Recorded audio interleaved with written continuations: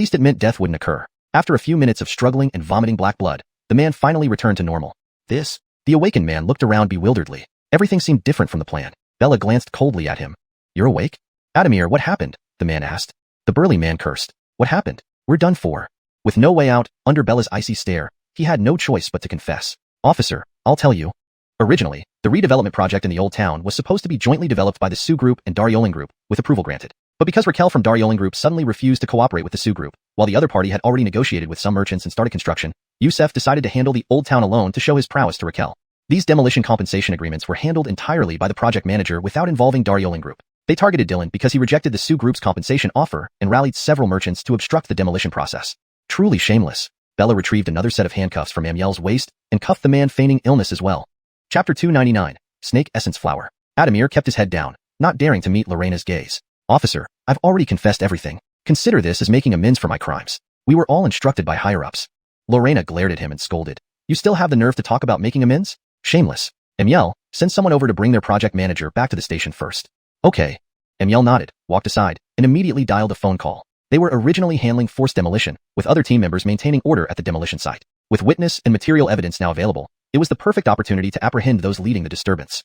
That's all? Gerald narrowed his eyes and looked at Adamir, then asked, Don't tell me you can get dead grass. Dead grass? You mean the person took dead grass? Dylan immediately understood once he heard it.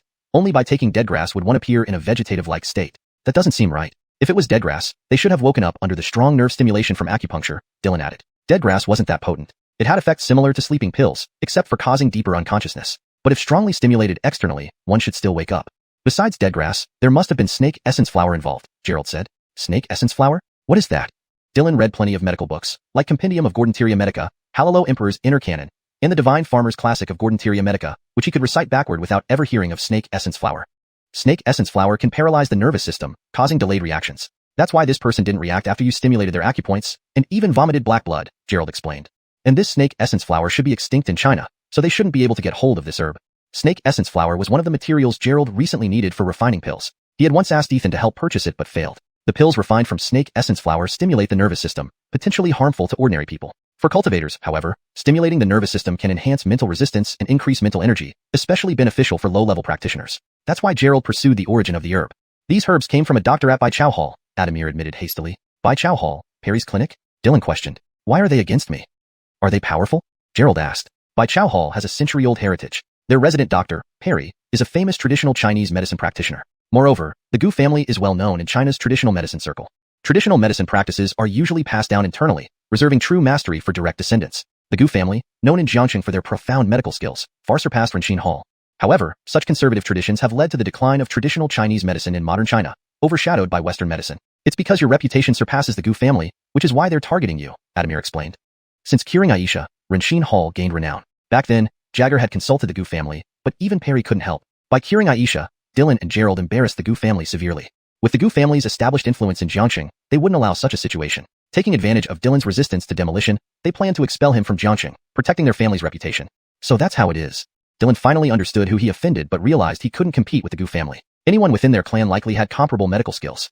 If not for Gerald, Dylan wouldn't have gained such fame. Old Lou, what do we do? Should we dismantle that Bai Chao Hall? Gerald clenched his fists, always ready to retaliate. Seeing Dylan treated this way, he couldn't stand it. Forget it. Dylan waved his hand and shook his head. We are all healers, and I never deserved my fame anyway. The Gu family might use patience to test Dylan's skills, probing his actual abilities. I'll take the suspect back now. The project manager has been apprehended. You both should come with me to the station to finish up the rest later. Lorena, holding Adamir along with others, decided to take everyone back to the station. All right. Gerald could only nod. The Gu family was tough to handle. Each industry has its own rules. While TCM relies on skill, selling some herbs didn't give grounds for arrest. Returning to the police station consumed another afternoon. When Gerald and Dylan left, they found Raquel and Beth waiting outside. Raquel rushed over upon hearing the news. Such actions by Yusef under Daryoling Group's banner would damage its reputation if unaddressed. How did it go? Is the person okay? Raquel appeared anxious. She had put significant effort into acquiring this urban development project. With the project just starting, this incident threatened enormous losses if things fell apart. Sioux Group's project manager was arrested. Other investigations are ongoing, Gerald reported. It shouldn't affect you. Yusef went too far. Raquel frowned, daring to use Daryoling Group's name to pull such stunts. Beth, announce immediately that Daryoling Group ends cooperation with them. Withdraw the project, don't let them touch it again. Keenan Hale, isn't this difficult? Beth hesitated. They had only announced cooperation with Sioux Group the previous day. Breaking ties so soon seemed self-defeating. Why not? Raquel, losing her temper, exuded an intimidating aura befitting a major group CEO. But what if headquarters asks? Beth worried. Although Raquel was Hale family's eldest daughter and CEO of Daryoling Group Jiangqing branch, disregarding headquarters approved plans publicly would be hard to explain even for her. Big Adamir kept his head lowered, not daring to meet Bella's gaze. Officer, I've confessed everything. Please count this as atonement for my crimes. It was all done under orders from higher-ups. Bella glared at him and scolded. You have the nerve to claim atonement? Shameless. Emiel, send people over there first and arrest their project manager. Got it. Emiel nodded and walked aside, immediately making a call on his mobile phone. They had been dealing with the forced demolition case. The other team members were already maintaining order at the demolition site. With eyewitnesses and evidence now available, it was just right to apprehend those leading the unrest. Is that all? Gerald narrowed his eyes and looked at Big Adamir, pressing further. Don't tell me you managed to get death-feigning grass.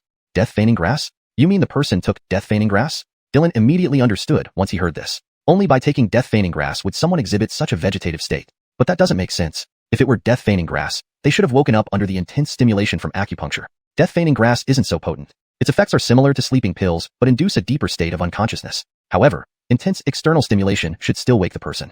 Besides death-feigning grass, there should also be snake essence flower, Gerald remarked. Snakeyuan flower. What is that? Correction. Snakeyuan flower. What's that? Further correction for better fluency and consistency. Snakeyuan flower? What's that? For accuracy and context alignment. Snakeyuan flower? What is that? Final recommended version for natural readability and fluency in English. Snakeyuan flower? What's that? Note. Since xuanhuan seems to be a specific term without a direct English equivalent, it has been kept as snakeyuan flower, with only minor adjustments to the punctuation and phrasing to fit natural English speech patterns. For more accurate translation or interpretation of this term, further botanical or medicinal context may be required. Dylan had read many medical books like the Compendium of Gordonteria Medica, the Hallow Emperor's Inner Canon, and the Divine Farmer's Classic of Gordonteria Medica, yet he had never heard of this before. Snakeyuan flower can paralyze the nervous system, causing delayed reactions. That's why he showed no response to your acupuncture stimulation and spat out black blood, Gerald explained. This flower is believed to be extinct in China, so they shouldn't have been able to obtain it. Note, snakeyuan flower seems to be a proper noun or specific term from the original text, which I kept as is to maintain consistency in terminology. Snakeyuan flower was one of the herbs Gerald recently needed for alchemy. He had asked Ethan to help purchase it, but was unsuccessful. This herb, used to create elixirs that stimulate the nerves, might be harmful to ordinary people, but beneficial for cultivators. For lower-level cultivators like himself, it can enhance mental resistance and increase spiritual awareness, which is why he was keen to learn its source. The herbs were given to us by a doctor from the 100 Herbs Hall, Big Adamir admitted hastily. 100 Herbs Hall, the clinic run by Perry? Dylan questioned. Why did he target me? How powerful are they? Gerald asked. The 100 Herbs Hall has been passed down for generations. Their resident doctor, Perry, is a renowned traditional Chinese medicine practitioner, and the Gu family is famous in China's TCM community. TCM knowledge is often only passed down within families. True mastery can only be achieved by direct descendants. The Gu family is a well-known TCM lineage in Jiangxing, far surpassing Ren Tang in terms of expertise. But their conservative approach has contributed to the decline of TCM in modern China, overtaken by Western medicine. It's because your reputation has surpassed the Gu family, Big Adamir explained. Since curing Aisha, Ren Tang's fame had soared. Jagger had consulted many renowned doctors, including the Gu family, but even Perry couldn't help her. By curing Aisha, Dylan and Gerald had greatly humiliated the Gu family. Given the Gu family's entrenched influence in Jiangxing, they wouldn't tolerate such an insult. Taking advantage of Dylan's resistance to demolition, they aimed to expel him from Jiangxing to preserve their dignity. So that's it. Dylan finally realized whom he had offended, but he could hardly compete with the Gu family. Any member likely matched his skills. Without Gerald's support, Dylan wouldn't have gained his current fame. Lu Lao, what should we do? Should we raid the 100 Herbs Hall? Gerald clenched his fists, always eager for retribution. Seeing Dylan bullied, he couldn't stand idly by. Forget it. Dylan waved his hand dismissively. We're all healers. I'm really undeserving of the fame. Bringing patients here was merely a test by the Gu family to gauge Dylan's medical prowess. I'll take them back first. The project manager is already under arrest. Come with me to the station. We'll sort things out later. Bella led Big Adamir and the others back to the police station. All right. Gerald reluctantly agreed. Dealing with the Gu family wasn't simple. Every profession has its rules. TCM competition lies in skill, and selling medicinal herbs can't justify arrests. Returning to the police station, they spent another afternoon processing everything. When Gerald and Dylan left, Raquel and Beth were waiting outside. Raquel had rushed over upon hearing about Yusef's actions using Daryoling Group's name. If she didn't handle this public relations disaster quickly, Daryoling Group's reputation would suffer. How was it handled? Is everyone all right? Raquel seemed anxious. The old district redevelopment project had required considerable effort to secure. If the project failed, Daryoling Group would face significant losses. The project manager from Su Family's group has been detained. Further investigations are ongoing, Gerald replied. It shouldn't affect you. This Yusef is outrageous. Raquel frowned. Using Daryoling Group's name for this, Beth, hold a press conference immediately announcing the end of our cooperation with Su Family. Reclaim the project. But Miss Hale, won't that look bad? Beth hesitated. Ending a partnership announced only yesterday seemed counterproductive. What's wrong with that? Raquel's temper flared, exuding authority. As CEO of a major corporation, few dared challenge her. But how will headquarters react? Beth worried. Although Raquel was a top executive, Disregarding headquarters approved plans wouldn't be easy to explain. Translation notes. Gordon obtained proper opinion for Chinese names, e.g., Gerald, Dylan. Chapter 299. Snakeyan Flower. Adamir kept his head down, too afraid to meet Bella's gaze. Officer, I'm already confessing everything. This should count as atoning by meritorious service, right? All these were instructed by the people above us. Bella glared at him and cursed. You still dare to talk about atonement through merit. Shameless. Emiel, send your team over first to bring their project manager back to the station. Got it.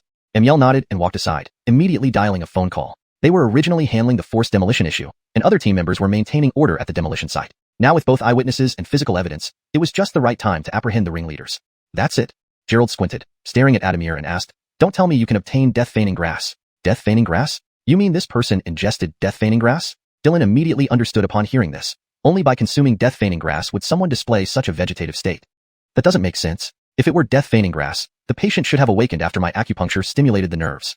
Death-feigning grass wasn't that powerful. It worked similarly to sleeping pills, just causing deeper unconsciousness. However, strong external stimuli should have woken the person up. Besides death-feigning grass, snakeyan flower must also be used, said Gerald. Snakeyan flower? What's that? Dylan had read numerous medical books like Compendium of Gordonteria Medica, Halalo Emperor's Inner Classic, and Shenong's Herbal Classic. He recited them fluently but had never heard of snakeyan flower. Snakeyan flower paralyzes human nerves, causing delayed reactions. That's why there was no response even when you stimulated the acupoints. Additionally, it causes black blood to be vomited, explained Gerald. And this snakeyan flower is believed to be extinct in China, so they wouldn't be able to get this herb. Snakeyan flower was one of the materials Gerald needed for alchemy recently. He had once asked Ethan to help purchase it, but was unsuccessful. The elixirs made from snakeyan flower stimulate the nerves. For ordinary people, it might be more harmful than beneficial. But for cultivators, stimulating the nerves can enhance their mental resistance and increase their spirit awareness, which is useful for low-level cultivators like him. Therefore, he insisted on tracing the origin of the herbs. These herbs came from a doctor at Bai Chao Hall. Adamir couldn't hide the truth and confessed quickly. Bai Chao Hall, Perry's clinic? Dylan questioned. Why are they targeting me? Are they very powerful? Gerald asked. The Bai Chao Hall has been practicing traditional medicine for over a century. Perry, its resident physician, is a renowned TCM practitioner, and the Gu family is a well-known lineage in Chinese medicine. TCM typically passes down within the family, not externally. Only direct descendants learn the true essence. The Gu family is a famous TCM family in Jiangxing with deep medical expertise, incomparable to Renxin Hall. However, this conservative inheritance practice led to the decline of Chinese medicine in modern times, surpassed by Western medicine. It's because your reputation surpasses the Gu family, thus they're targeting you, Adamir explained. Since treating Aisha boosted Renxin Hall's reputation, Jagger naturally consulted the Gu family during his search for top doctors, but Perry couldn't cure her either. After Dylan and Gerald cured Aisha, it was a significant blow to the Gu family's prestige. Given the Gu family's long-standing power in Jiangxing, they couldn't allow such an event to happen. Seizing the opportunity when Dylan resisted the demolition, they planned to expel him from Jiangxing to save face. So that's it. Dylan finally realized who he had offended. However, he couldn't compete with the Gu family as any random member of their clan likely matched his medical skills. If not for Gerald, Dylan wouldn't have achieved such fame today. Lu Doctor, shall we smash Bai Chao Hall? Gerald clenched his fists, wanting immediate revenge for Dylan being wronged. Forget it. Dylan waved his hand, shaking his head. We all heal patients. My reputation is somewhat exaggerated anyway. Sending this patient over was merely the Gu family testing Dylan's skills. I'll take these people first. The project manager has been caught. Let's go back now. We'll handle the rest later. Bella brought Adamir and others back to the station. All right. Gerald could only nod. Handling the Gu family wasn't straightforward. Each industry has its own rules. Competing in TCM means comparing medical skills. Selling some herbs doesn't justify arresting anyone. Upon returning to the police station, they spent the entire afternoon until they left, finding Raquel and Beth waiting outside. Raquel rushed here as soon as she got wind of the news. Such actions under the Daryoling Group's name required PR handling to prevent reputational damage. How did it go? How is the person? Raquel appeared anxious. She had put considerable effort into acquiring this old town renovation project. Such an incident at the start risked huge losses for the Daryoling Group if the project failed. We've temporarily detained the project manager of Sue's group's project department. Further investigation is ongoing. Gerald assured her, it shouldn't affect your operations. Youssef, how outrageous. Raquel frowned, saying, daring to use the Daryoling Group's name for this. Beth, prepare a press release announcing we're terminating cooperation with them and reclaiming the project rights. President Hale, isn't that too abrupt? Beth hesitated. They had announced the cooperation with Sue's group just yesterday. Ending it now would undermine their credibility. Why not? Raquel showed her fierce side. As a CEO, challenging her was risky business. But what about headquarters? Beth worriedly said, despite being Hale's daughter and CEO of Daryoling Group Jiangxing branch, publicly abandoning approved partnerships would be difficult to explain to headquarters. Retained original paragraph structure and pacing to match the story's tone. Chapter 300. Holding life and death in her hands. Raquel's eyes were deep, reflecting various hues of emotion. Tomorrow, we'll hold a press conference to announce the major mistakes made by Sue Group in the demolition project. This would serve as an official announcement from her and her family, expressing her unwillingness to marry Youssef. And Youssef, that fool, had only just arrived in Jiangxing but had already messed things up, giving Raquel the perfect opportunity. Announcing the termination of cooperation with Sue Group was both reasonable and justified. Even if the headquarters disagreed, It would be hard to find such a good opportunity again. Then I'll make the arrangements right away. Before Beth could finish speaking, Raquel took out her phone and handed it over. Send this video along as well. The video naturally captured last night's fiasco orchestrated by Yusef. It seemed Raquel was truly planning something significant. You're going to rub it in Yusef's face, Gerald joked. This series of blows would undoubtedly be quite challenging for young Gordonster Sue to handle. Raquel blinked her eyes, then resumed her alluring smile. Is there any problem? Why should I let him off the hook for being so foolish? She turned to look at Domenico and asked, is this elderly gentleman okay? Gerald chuckled. Sister Fairy, since your group plans to take over the development of this old district, why not help us common folks? This is my close friend, so don't shortchange him when it comes to compensation. Domenico had been standing aside, listening carefully, finally realizing Raquel was the president of Darioling Group he'd been cursing these past few days. No need. Just compensating me based on the current area will suffice. Domenico wasn't greedy. His aim was simply to preserve the lineage of the medical clinic. By his generation, the family had dwindled significantly, far behind those traditional Chinese medicine dynasties. If the clinic couldn't be saved, it might be forgotten after his passing. Raquel thought for a moment, then instructed Beth, draft a compensation contract tomorrow. Offer them 1.5 times the current area size and compensation. Follow standard procedures for the rest. Sure. Beth nodded, still somewhat concerned. The headquarters were notoriously difficult to deal with. Normally, contracts sent over would be returned for revisions. Given Raquel's current plan, the top executives wouldn't be pleased. Cooperating with Sue Group had been mutually beneficial. Rejecting it now would indeed cause significant losses to both parties. Neither side's leadership would approve.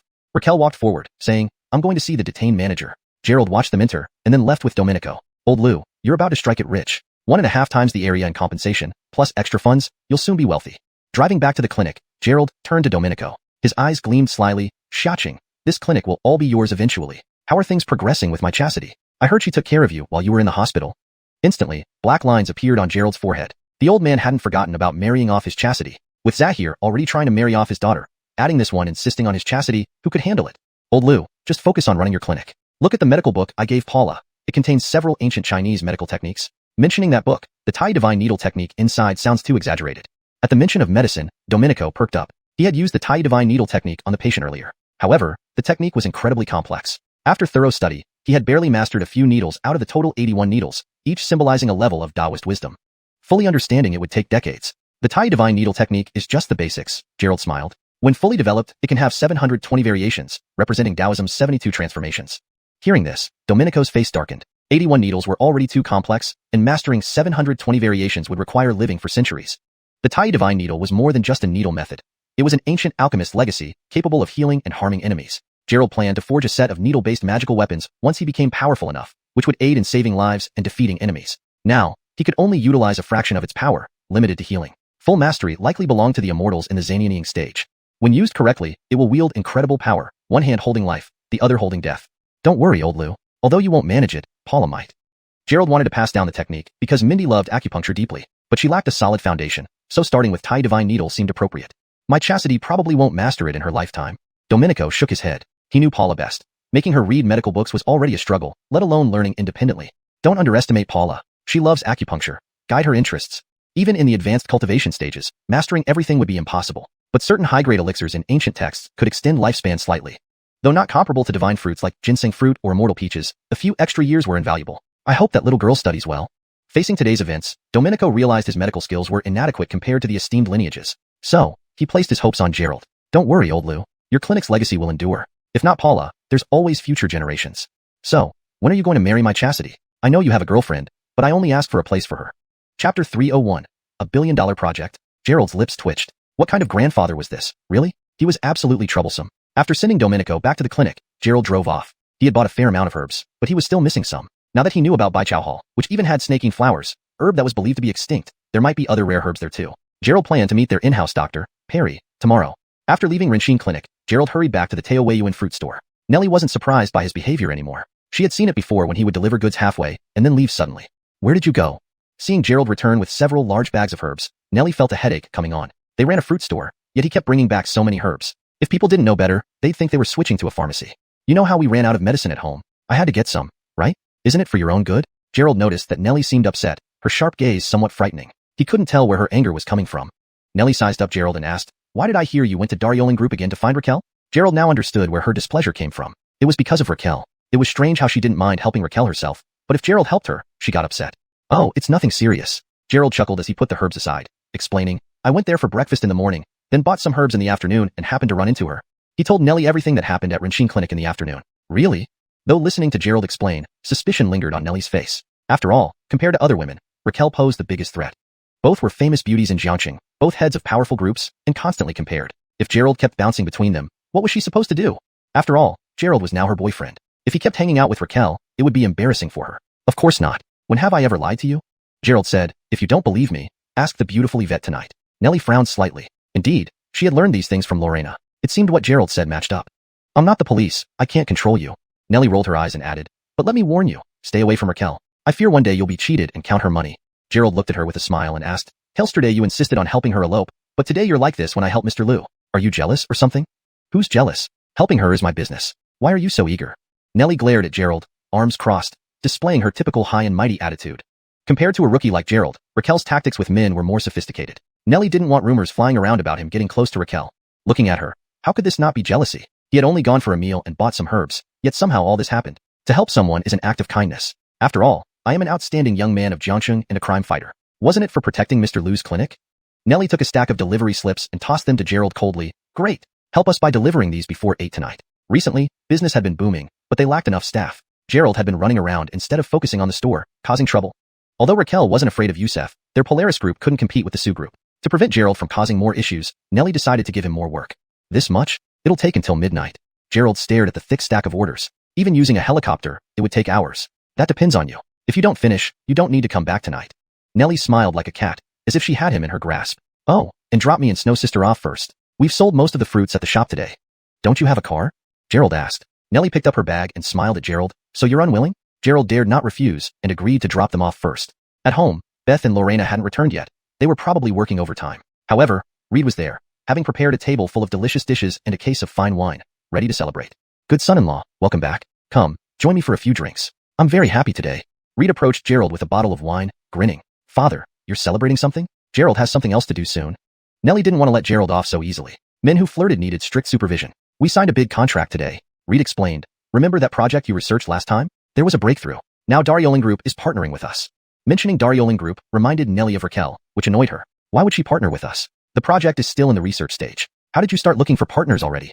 Pulling a chair over, Nellie sat down. Given Reed's happiness, she didn't push Gerald to make deliveries. The Daryoling Group Sioux Group cooperation meeting was yesterday. I figured it would be good to find some partners, since we need funding for the research. We aren't rich enough to fund it ourselves. This afternoon, Daryoling Group responded positively.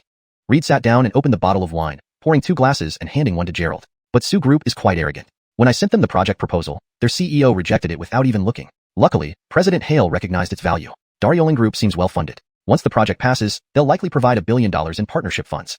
Translation completed with adherence to style, paragraph structure, and tone. Chapter 302, The Old Doc. Youssef's lack of cooperation was undoubtedly due to Gerald, who hadn't given Youssef any face at yesterday's banquet. As for why Raquel chose to cooperate, it probably had something to do with Gerald too. What? 10 billion? What kind of project is it? Gerald's eyes widened. A cooperation project received 10 billion in funding. Were large corporations really that generous? The project is still in its initial stages. You needn't worry about it for now, Nellie said as she lifted her bowl and looked at Herb, asking, what conditions did they have? They just asked for some materials, saying they needed to research further, Herb replied. But I only gave them part of it. Nellie nodded and said, all right, since you've mentioned the project needs funds, collaborating with Xiang Yu isn't bad either. That's right. After all, we're in business to make money. If your project proceeds alone, it might drain my resources without accomplishing much. Herb raised his wine glass towards Gerald. Son-in-law, come, let's have a drink first. Gerald clinked glasses with Herb lightly and took a sip, smiling. Florence, if I drink, I can't drive and won't be able to deliver goods. Nellie glared at him disdainfully. You better start delivering tomorrow.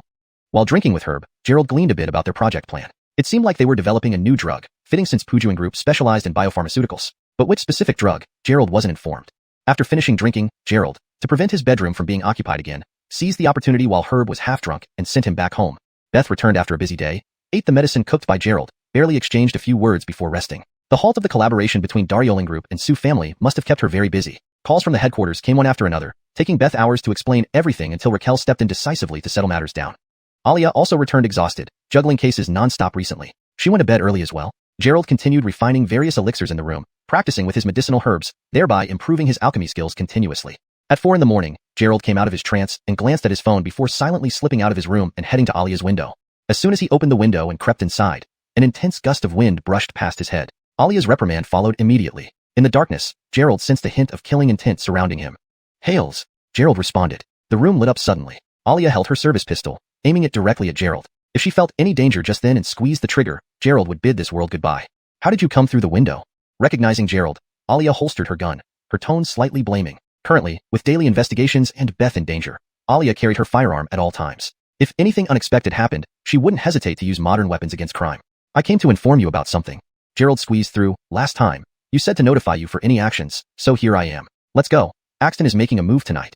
When they raided Axton's delivery trucks last time, Alia was furious. Upon receiving news from Ethan, Gerald promptly sought her out to avoid her reprimand once more. You have more information? Alia was puzzled. How did Gerald always seem to have such timely intelligence? Even the police didn't have a lead on these matters, yet he was always well informed. Of course. Remember, I'm telling you this privately. Don't storm in with the entire force, Gerald warned. This information came from Ethan. If Alia led a police raid, not only would it alert Axton, but could jeopardize Ethan. I know, I'm not stupid. Alia turned to her wardrobe to change clothes. Accustomed to arising in the middle of the night for work, she was about to strip off her pajamas when she turned back to glance at Gerald. Do you want to watch me change? Gerald turned around reluctantly. I'll wait outside. A moment later, Alia, dressed casually, jumped out of the window, landing smoothly on the ground. They sneaked out of Bisui Bay, speeding towards their destination. Where are we headed? Alia fingered the gun at her waist. After their raid on DeAndre's drug den, she realized her martial arts inadequacy. Even breaking through inner strength wouldn't guarantee victory over Japanese ninjas skilled in transformation techniques. Carrying a gun felt safer. A sudden shot could take down even a transformation stage martial artist. The old dock in Jiangcheng, they're receiving a shipment today, Gerald explained. Jiangcheng's waterways were well developed, with numerous docks and ports. This old dock had been a trading port since the Malag dynasty, but now couldn't keep up with modern times.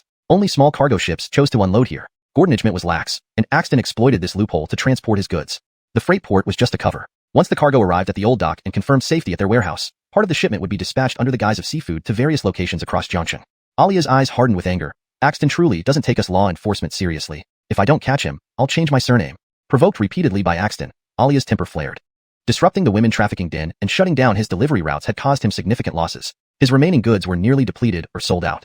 If he stopped selling now, there'd be no way to arrest him. Haylett, incredibly bold, he dared to continue trading, disregarding laws and police authority. With such easy money to be made, who would give it up? Gerald laughed. Especially after losing billions, he must find ways to recover. There's nothing more profitable than his trade. Winning $2 billion from Axton at the casino and catching DeAndre resulted in substantial financial losses. No matter how wealthy Axton was, such sums were unsustainable. Chapter 303, Convergence. Bella's eyes were fierce as she looked into the dark street with icy determination. Since that's the case, let's see how many of them can be caught and how much money they can lose. She knew it would be hard to catch Axton with these measures since he was deeply hidden. But if all illegal activities of the Blue Dragon Chamber of Commerce could be shut down, even if Axton couldn't be arrested, reducing his resources and manpower would limit his capacity to cause trouble. However, the Blue Dragon Group has quite a number of personnel. It's unknown how many transformation stage ninjas there are. If there are innate strength ninjas, then we're in real trouble.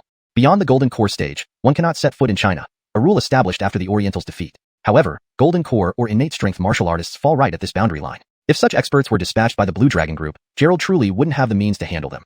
Lower internal energy ninjas are Jinin, transformation stage are Chunin, and innate gale strength are Jiaonin. According to those Bella captured, in Oriental lands, above Jiaonin, there are divine-level ninjas. If categorized by cultivation realm, they might be equivalent to early-stage nascent soul cultivators, capable of annihilating Gerald with a snap of their fingers. No matter how many people they have, China is not to be trifled with. Bella continued, I've already reported the incidents in Jiangcheng to my superiors. I believe they will soon send someone to deal with these scoundrels. Do you mean that mysterious organization in China? Gerald had heard about it before from Bella, but didn't know its exact strength. Halia, Bella nodded. Recently, my brother contacted me, so I told him about the matters in Jiangcheng. Your brother is also part of that organization?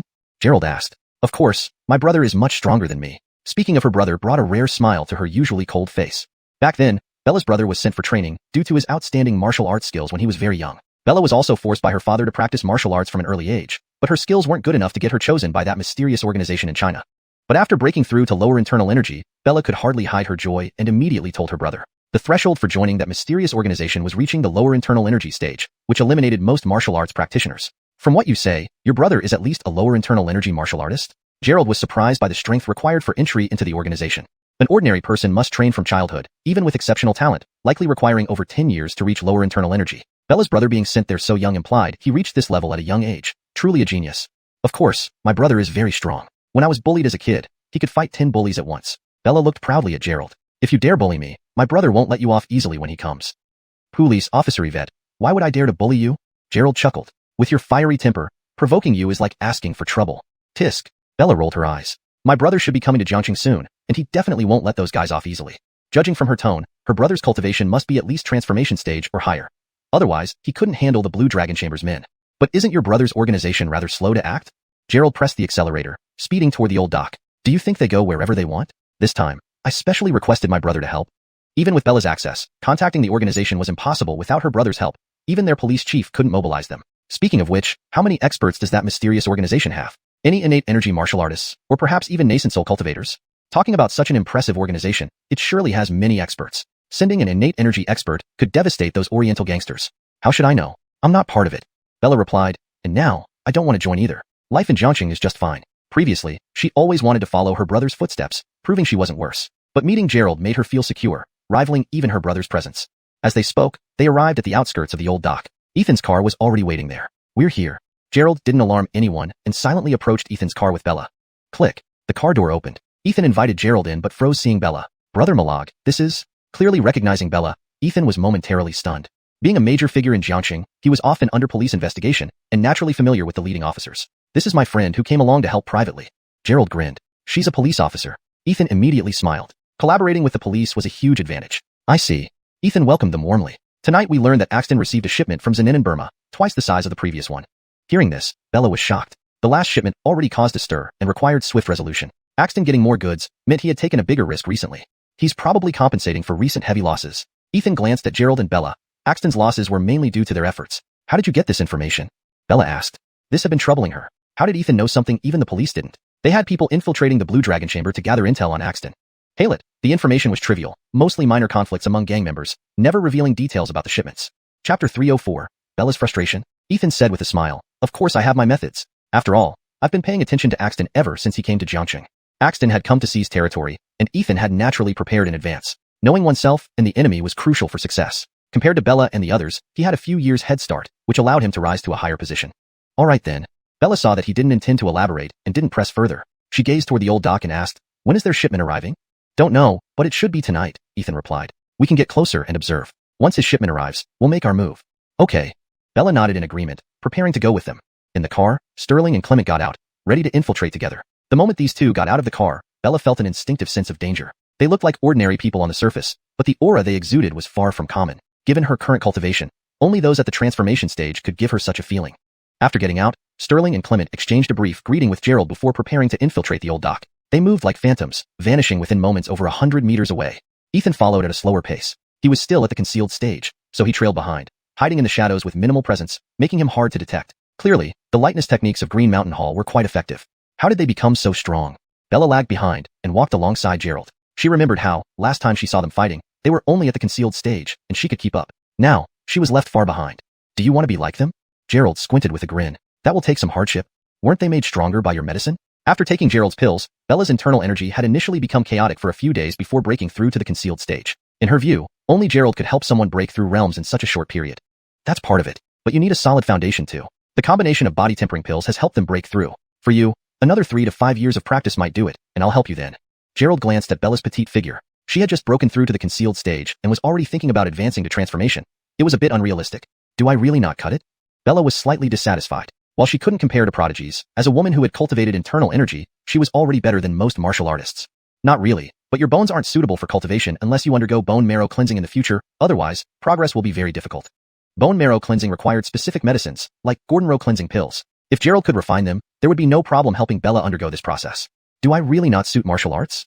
Seeing Gerald speak so sincerely, Bella began to doubt her abilities. Gerald noticed her disappointment and consoled her. Don't lose heart. Not everyone is a 1 in 1,000 martial genius. We're all ordinary people. You're already ahead of 99% of martial artists. Bones are innate, but haven't you seen movies? Unblocking the Ren and Du meridians can make someone a great master.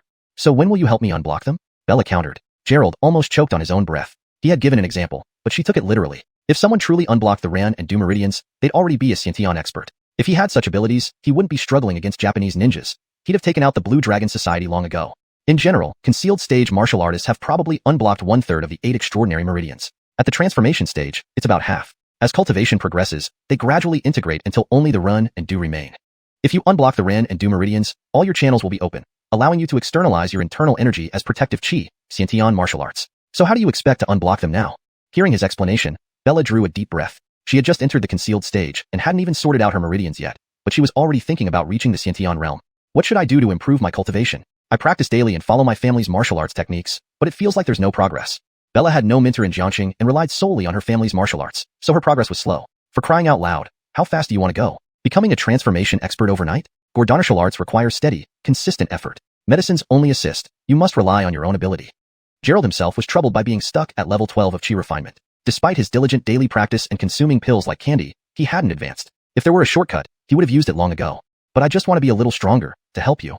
Bella sounded a bit aggrieved. She knew her capabilities were lacking. Her involvement in repelling the transformation ninja last time was mere luck, but she couldn't always hide behind Gerald without any self-defense skills. Moved by her sentiment, Gerald smiled awkwardly. Yvette Beauty, that's not like you. If you want to help, focus on daily practice. I've just refined a batch of pills that will aid your cultivation. I'll give you some when we return. Okay. Bella followed Gerald, leaping into the old dock area. Inside the old dock, there weren't many people. It was deep into the night, and except for security guards, the workers had already rested. That way is the Blue Dragon Society's warehouse. Their cargo ship should arrive soon. Ethan and the others hid in a corner, not daring to get too close. Japanese ninjas had keen perception. Getting too close would easily expose them. Bella checked the time. It was past 5, the darkest part of dawn. The sky was pitch black, and visibility was poor. Only the dim outline of the dock and a few figures walking around could be seen, presumably workers waiting to unload the cargo. Gerald, do you notice anything? Bella asked. No, those workers aren't martial artists, nor are there any ninjas or other martial artists nearby, Gerald replied. His divine sense covered the surroundings without difficulty. If any martial artist appeared, they wouldn't escape his detection. They're probably all on the cargo ship.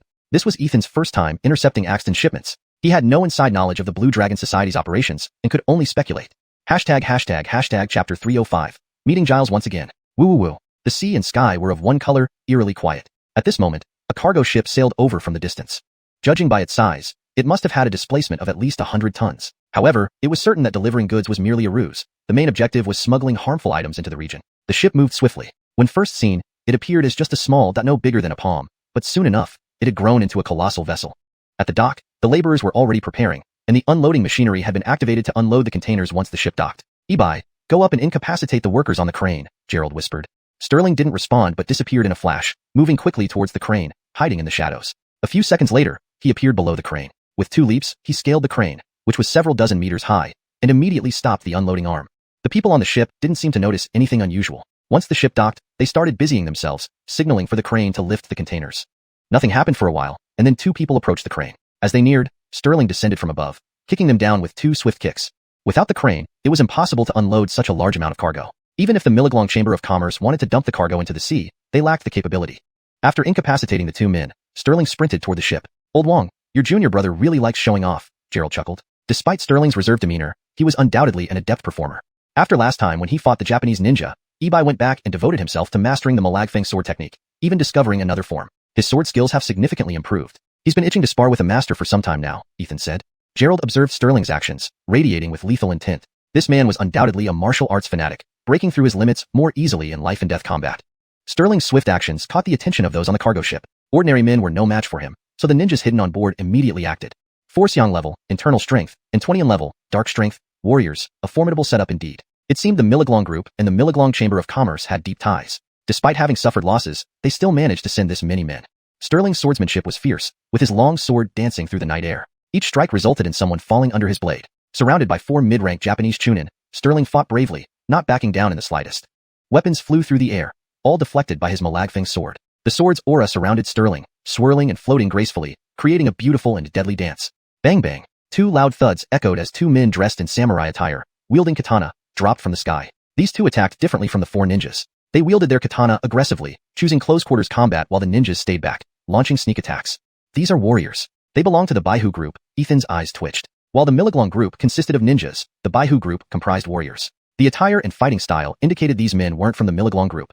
The Milaglong group was already difficult enough to handle, but with the addition of warriors, the situation became even more challenging. Ninja weren't skilled in close combat. They preferred to hide and assassinate. Warriors, however, believed in Bushido, making killing a matter of life or death. When the 4 eastern groups invaded China, the Baihu group had fought until the end. Seeing the situation deteriorate, Clement rushed over with his blazing gun to assist. A total of 6 Yangjin warriors. This was far beyond what Sterling could handle on his own. Note, Xiangjin seems to be a term that didn't translate properly. If Xiangjin refers to a specific level or type of warrior, it should be replaced with the correct term. For now, I've kept it as is to maintain accuracy. For better readability and assuming Xiangjin means transcendent, it would read. A total of 6 transcendent warriors. This was far beyond what Sterling could handle on his own. Gerald also drew his Ba Wong sword and flashed forward, ready to provide support. It seemed the Milaglong group didn't have enough manpower and had sought help from the Baihu group. Meeting again. Gerald's sword clashed with the katana of one of the warriors. It's you. The man immediately recognized Gerald, his eyes burning with murderous intent. He swung his katana down at Gerald. Clang. Their weapons collided, pushing them both back a few meters. How is that dwarf Tamaki doing? Did his legs get any better? or are they shorter now? Gerald now wielded the Ba Wong sword, and wasn't the inexperienced novice he once was. Fighting the Eastern Samurai was effortless for him. Giles's eyes blazed with fury. Seeing Gerald reminded him of how Xavier had his legs severed by this man. Tamaki was sent back to Japan to be treated by the Jinbu group, but losing his legs was not only a physical injury, it was a psychological blow that might halt his cultivation progress. 8 gates. Die. Giles's katana cut through the sea breeze, aiming at Gerald. The blade split into 2 paths, appearing both real and illusory, razor-sharp as if to sever everything. It was evident that Giles's swordsmanship had improved during their absence. Bullshit, you die. Gerald had grown stronger since their last encounter. With the Ba Wong sword in hand, he didn't take Giles seriously. Red sword light met silver katana light. Gerald infused spiritual energy into his strike, intertwining and suppressing the inner strength of Giles's katana. To say that Gerald's 12th level chi cultivation was equivalent to a foundation establishment cultivator. But the inner strength of martial artists was also formidable, especially Miyamoto-chan, who was at the mid-Xiangjin stage and had practiced the inner canon passed down by the Miyamoto family for generations. His inner strength was robust, matching Gerald's power almost evenly. Note, Chan seems to be mistakenly included in the name Giles. It should likely be Miyamoto. Also, I kept the term Xiangjin, as it seems to refer to a specific cultivation level that might not have a direct English equivalent. If there's a preferred way to translate this term, please let me know. Their weapons clashing together, their spiritual energy and inner strength competed intensely at the tip of the sword and the edge of the blade. For a moment, neither gained the upper hand. Meanwhile, Sterling wielded the Malagfeng sword, engaging the Japanese samurai. One sharp swordplay against the other's bizarre sword techniques created an intense battle.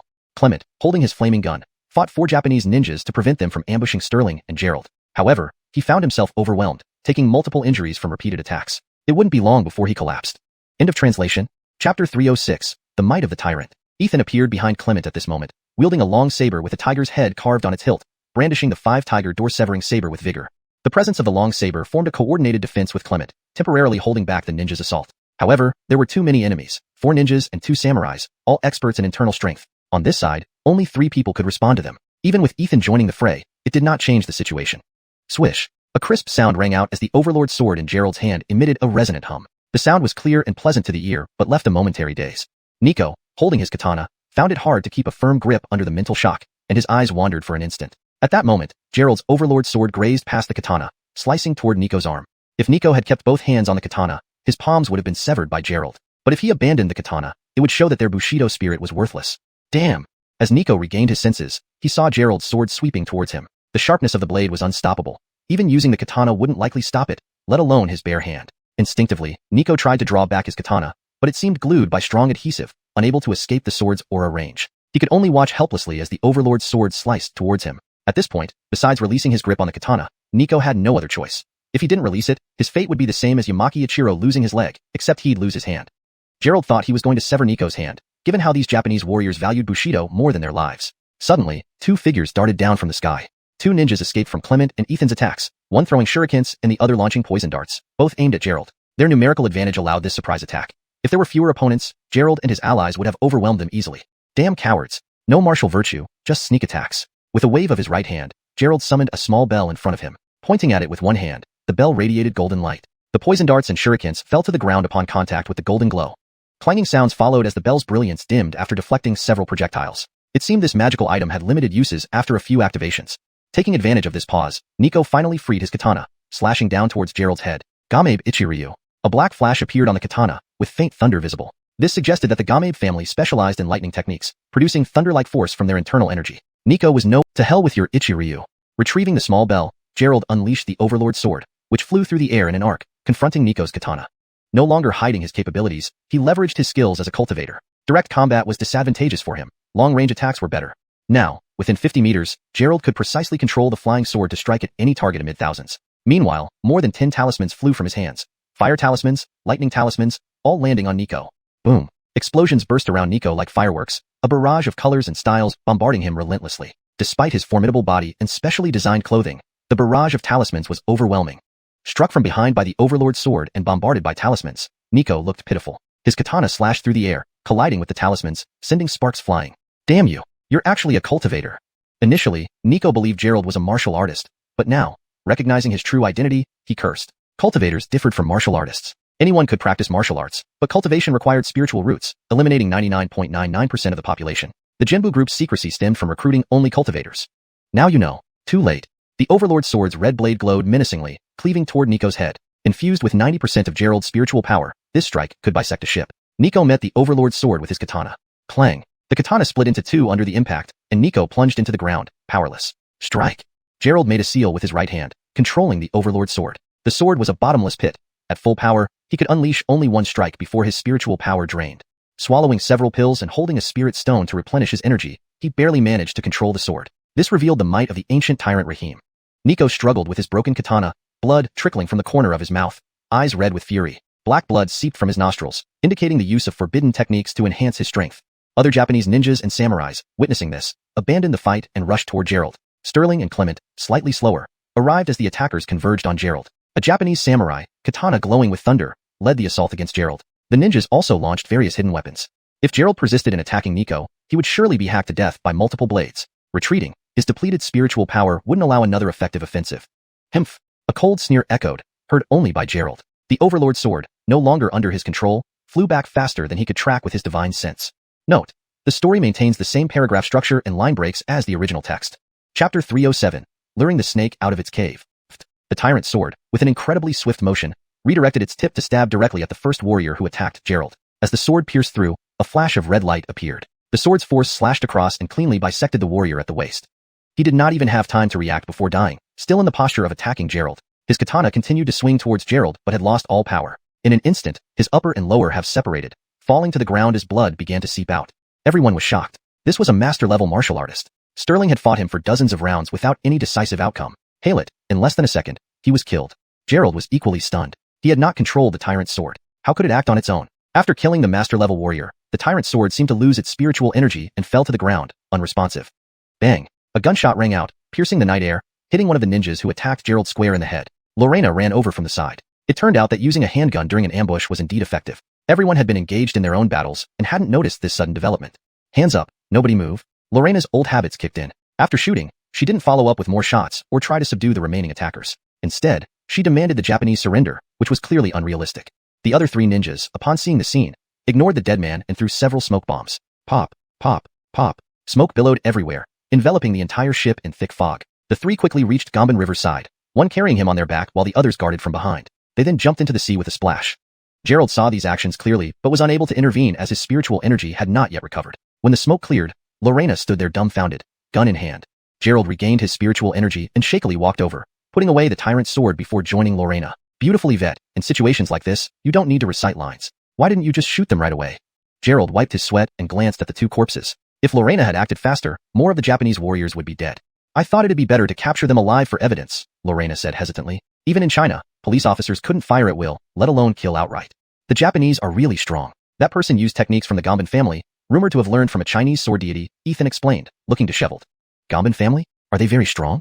Gerald asked. Miliglong Group is controlled by the Sanchamu family, while Baihu Group is controlled by the Gomban family. During the invasion of China, their strongest members attained innate true qi cultivation, Ethan explained further. Now, both Miliglong Group and Baihu Group have come to China, indicating serious matters. Sterling looked at the vast sea. The ninjas dove in and swiftly disappeared. He sighed, Japanese martial arts have been well preserved. If China hadn't suffered so many disasters, we wouldn't tolerate their audacity. Chinese sects were deeply divided and unable to unite. Unlike the Japanese who could maintain uninterrupted traditions. Even ninja techniques originated from China but were now lost here while Japan kept them intact. This mission can be considered a success, Ethan said, looking at the containers on the ship. What do we do with Axton's goods? We confiscate everything, Lorena replied without hesitation. Allowing these goods into Jiangsheng would be disastrous. Gerald eyed the containers. Wang brother, what's the market value of these goods? Lorena glared at Gerald. You want to sell these? Just asking, Gerald said. Wouldn't it be a waste to confiscate them? What if we use them to lure the snake out of its cave? Ethan understood Gerald's intent immediately. That's a good idea. These goods are worth about 10 billion. Selling them would bring huge profits. We can make Axton redeem the goods and trap him. Gerald's eyes widened at the valuation. No wonder Axton risked his life for these goods. The profits were massive. Since Gerald had repeatedly tricked Axton, Miliglong Chamber of Commerce had suffered significant losses. Axton must be trying to salvage funds by selling this batch. If the goods were seized again, and Axton gave up, Miliglong Chamber of Commerce would decline. Therefore, he wouldn't give up easily. These matters must be reported, Lorena said, scanning the containers. Luring the snake out of its cave was fine, but they needed to ensure they weren't caught in the process. With the support of Miliglong Group and Baihu Group, Axton had many experts, while they lacked strength. After contacting her superiors, Lorena received approval to set a trap and capture Axton. All the goods were unloaded from the containers and transported back to Green Mountain Gordner's warehouse by truck. It was Green Mountain sect territory, making it easier to act. By the time they finished, dawn had broken. Lorena went to the bureau to prepare, while Gerald returned to Xuanhuan to start his delivery day. At Green Mountain Gordner, Ethan lounged in a chair with his feet up, exuding the air of a boss. They had truly crippled Axton last night. From now on, Milliglong Chamber of Commerce would no longer dare to challenge Green Mountain Sect. Chapter 308, Grand Momentum. Ethan glanced at the time. At this hour, Axton should be feeling like an ant on a hot pan. He took out his phone and dialed him. Hey, Mr. Lee, I heard your shipment yesterday was hijacked. How are you holding up? Must be quite a loss. Ethan puffed on his cigar, smoke swirling around his office. The police had already inventoried the cargo they seized earlier, which was now stored in the Green Mountain Club's warehouse under strict surveillance. Ethan, Axton's voice dripped with venom, as if he wished to devour Ethan alive. You know what you did. Don't play dumb. Let me tell you this, Ethan. Those Japanese you killed? They're not people you can afford to offend. Ethan drew slowly on his cigar before responding. Axton, it's my first time encountering a traitor so audacious. So, you don't want that shipment anymore? Axton fell silent. With no other options, this large consignment represented his last hope. Without these goods, revival would be nearly impossible. Tell me, what do you want? Upon receiving the call, Axton already knew things wouldn't be simple. Last time, Ethan handed over their seized goods directly to the police. But this time, there had been no police action, indicating that Ethan kept the cargo for himself. After all, this shipment was 10 times larger than the previous one. Besides, Ethan wasn't involved in such dealings. Hence, Axton sensed an opportunity to retrieve his goods. Mr. Lee, indeed a straightforward man. This batch is worth 1 billion. I won't demand too much, just 500 million, and I'll return it, Ethan stated bluntly. 500 million? Are you robbing me? Axton roared. Ethan, aren't you asking too much? Purchasing this shipment had drained Axton's resources. Demanding another 500 million for ransom was adding insult to injury. Mr. Lee, 500 million isn't much for someone like you, Ethan remarked calmly, confident that Axton wouldn't give up easily. I know you've invested heavily in projects worth 200 million in the Azure Dragon Hot Springs, which also generates substantial monthly revenue, about 300 million. That adds up, doesn't it? Forcing Axton to pay 500 million in cash was unrealistic. Most large companies struggle to mobilize more than 100 to 200 million freely. Additionally, most of Axton's funds were illicit, making it hard to liquidate 500 million in cash. Thus, Ethan aimed directly for Axton's assets. Ethan, don't push it. My resort cost 1 billion to build. Axton felt like he was being driven to the brink. The Azure Dragon Hot Springs was his most profitable business, and surrendering it was out of the question. How long has it been open? Time for a discount. Deal or no deal? If not, your shipment's gone, Ethan said indifferently. After a brief silence, Axton replied, all right, when do I get my shipment back? Why rush? Once you transfer the resort to me after signing the contract, you'll have your goods. Meet me at my company tomorrow. Axton understood that delaying would only worsen his situation. Decisively choosing to cut his losses, he decided to pledge the resort, hoping to recuperate after selling the shipment. Deal. See you tomorrow. Ethan hung up, smiled, and called Gerald to inform him everything was set. On Axton's end, immediately after hanging up, he rushed to meet the Japanese, who were his final recourse. Meanwhile, Gerald drove his willing Hongguang through the streets of Jiangqing. Despite numerous orders today, Gerald's speed was unparalleled. Navigating through narrow alleys on foot where vehicles couldn't go, he managed to deliver accumulated orders within the morning. At noon, Gerald slipped into the Daryofeng Hotel staff cafeteria, benefiting from fresh fruit and meals provided by the corporation. The lunch crowd seemed unusually sparse, just 6 or 7 others present instead of the usual bustling throng. Not encountering Beth, Gerald ate and left promptly. Upon reaching the parking lot, he noticed most Daryofeng Group employees waiting. Dressed in suits and ties, the sight was impressive, a sea of hundreds standing ready. Among them were Raquel and Beth. It turned out they weren't in the cafeteria because they were preparing for a meeting. Listening briefly to Raquel's instructions, Gerald learned that Daryofeng Group planned a comprehensive renovation of the old district. Yesterday's events had incited resistance among residents and merchants who preferred their old homes over relocation. Raquel intended to use manpower to negotiate contracts individually, ensuring swift completion of the project. Daryofeng's new compensation plan far exceeded Su family's, and Raquel expected rapid consensus.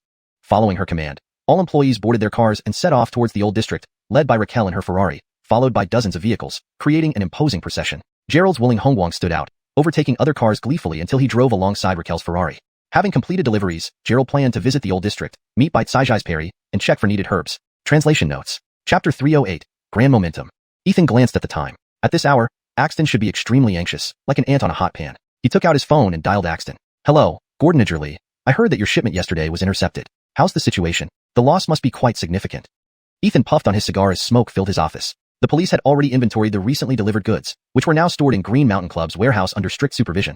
Ethan, Axton's tone was icy cold, as if he wanted to tear Ethan apart. You know exactly what you've done, yet you still ask such a question. Let me tell you, those Japanese you killed are not someone you can afford to offend. Ethan took a slow drag on his cigar before responding calmly, Axton, I've never encountered anyone who acts as a collaborator with such audacity. It seems you don't want this batch of goods back. Axton fell silent. With no other options, this shipment represented his last hope. If he couldn't use it to make a comeback, all right, what are your conditions? Upon receiving this call, Axton knew things wouldn't be simple. Last time, Ethan had directly handed over the intercepted goods to the police, something Axton was aware of. This time, however, there was no news from the police, indicating Ethan kept the goods himself. This batch was 10 times larger than before. Besides, Ethan didn't deal with such goods, so keeping them was useless to him. Thus, Axton believed there was a chance to get them back. Gordon Lee is truly straightforward. This shipment is worth 1 billion, but I'm not greedy. Just pay me 500 million, and I'll return it to you. Ethan spoke bluntly. 500 million? Are you robbing me? Axton shouted angrily. You're too greedy, Ethan. Buying these goods had already drained Axton's resources. Paying another $500 million for ransom would only worsen his situation. Gordonagely, $500 million isn't much for you, Ethan replied calmly, confident that Axton wouldn't easily give up on this shipment. I know you have a recent investment project worth $200 million, plus the Blue Dragon Hot Spring, which generates considerable monthly revenue. Even at $300 million, it should cover it, right? Forcing Axton to come up with $500 million in cash was unrealistic. Even large companies usually have only around $100 to $200 million in liquid funds. Moreover, most of Axton's money was illicit, making it difficult to obtain $500 million in cash. So, Ethan aimed for Axton's assets. Ethan, don't push too far. The hot spring resort cost $1 billion to build. Axton felt like he could explode. The Blue Dragon Hot Spring was his most profitable business, and he wouldn't let it go easily. How long has the hot spring been running? A discount is in order. So, are we exchanging or not? If not, the shipment is gone. Ethan said coolly. Axton pondered silently for a moment. After some time, he finally replied, fine. When do I get the shipment back? Don't rush. Ethan, always keep my word. Once you sign the contract transferring the hot spring hotel to me, I'll give you the goods. Tomorrow, come to my company. Axton knew delaying would only increase his risk. He decided to cut his losses, trading the hot spring hotel to secure the shipment. Afterward, he could find another location to rebuild. Deal. See you tomorrow. Ethan hung up, smiled, and called Gerald to inform him that everything was settled. Meanwhile, Axton rushed to meet the Japanese, his last resort. Gerald was driving his xuanhuan through Jiangxing streets, managing deliveries with impressive speed despite the high volume. He covered areas inaccessible by car on foot, completing several days' worth of orders in one morning. At noon, Gerald returned to Daryolan Hotel's staff cafeteria, enjoying fresh fruits and meals provided by the group. The cafeteria was unusually quiet today, with only a few employees present. Not seeing Beth, Gerald finished his meal quickly. Exiting the cafeteria and reaching the parking lot, he saw most Daryolan Group employees waiting there. Dressed in suits and ties, hundreds of employees formed an impressive scene. Up front were Raquel and Beth, explaining their plans for an urban redevelopment project in the Old City District. Yesterday's disruption by Youssef had caused many residents and merchants to oppose the renovation, preferring their old homes to relocation. Raquel, therefore, decided to use a manpower strategy, sending employees door-to-door to secure signatures. Daryolan Group's new compensation plan far exceeded that of the Su Group, and Raquel believed they could reach agreements with all residents soon. After her speech, Raquel ordered everyone into cars, heading toward the Old City District in a grand convoy. Leading the way was Raquel in her Ferrari, followed by dozens of vehicles. Gerald's xuanhuan mixed into the convoy, overtaking vehicles effortlessly until he was side by side with Raquel's Ferrari. Having completed his deliveries for the day, Gerald planned to visit the Baichao Hall to meet Perry and check for needed herbs. This translation aims to convey the original meaning accurately while ensuring natural fluency and consistency in terminology and style. Chapter 308, Grand Display. Ethan glanced at the time. At this hour, Axton was probably pacing around anxiously like an ant on a hot pan. He took out his phone and dialed the number.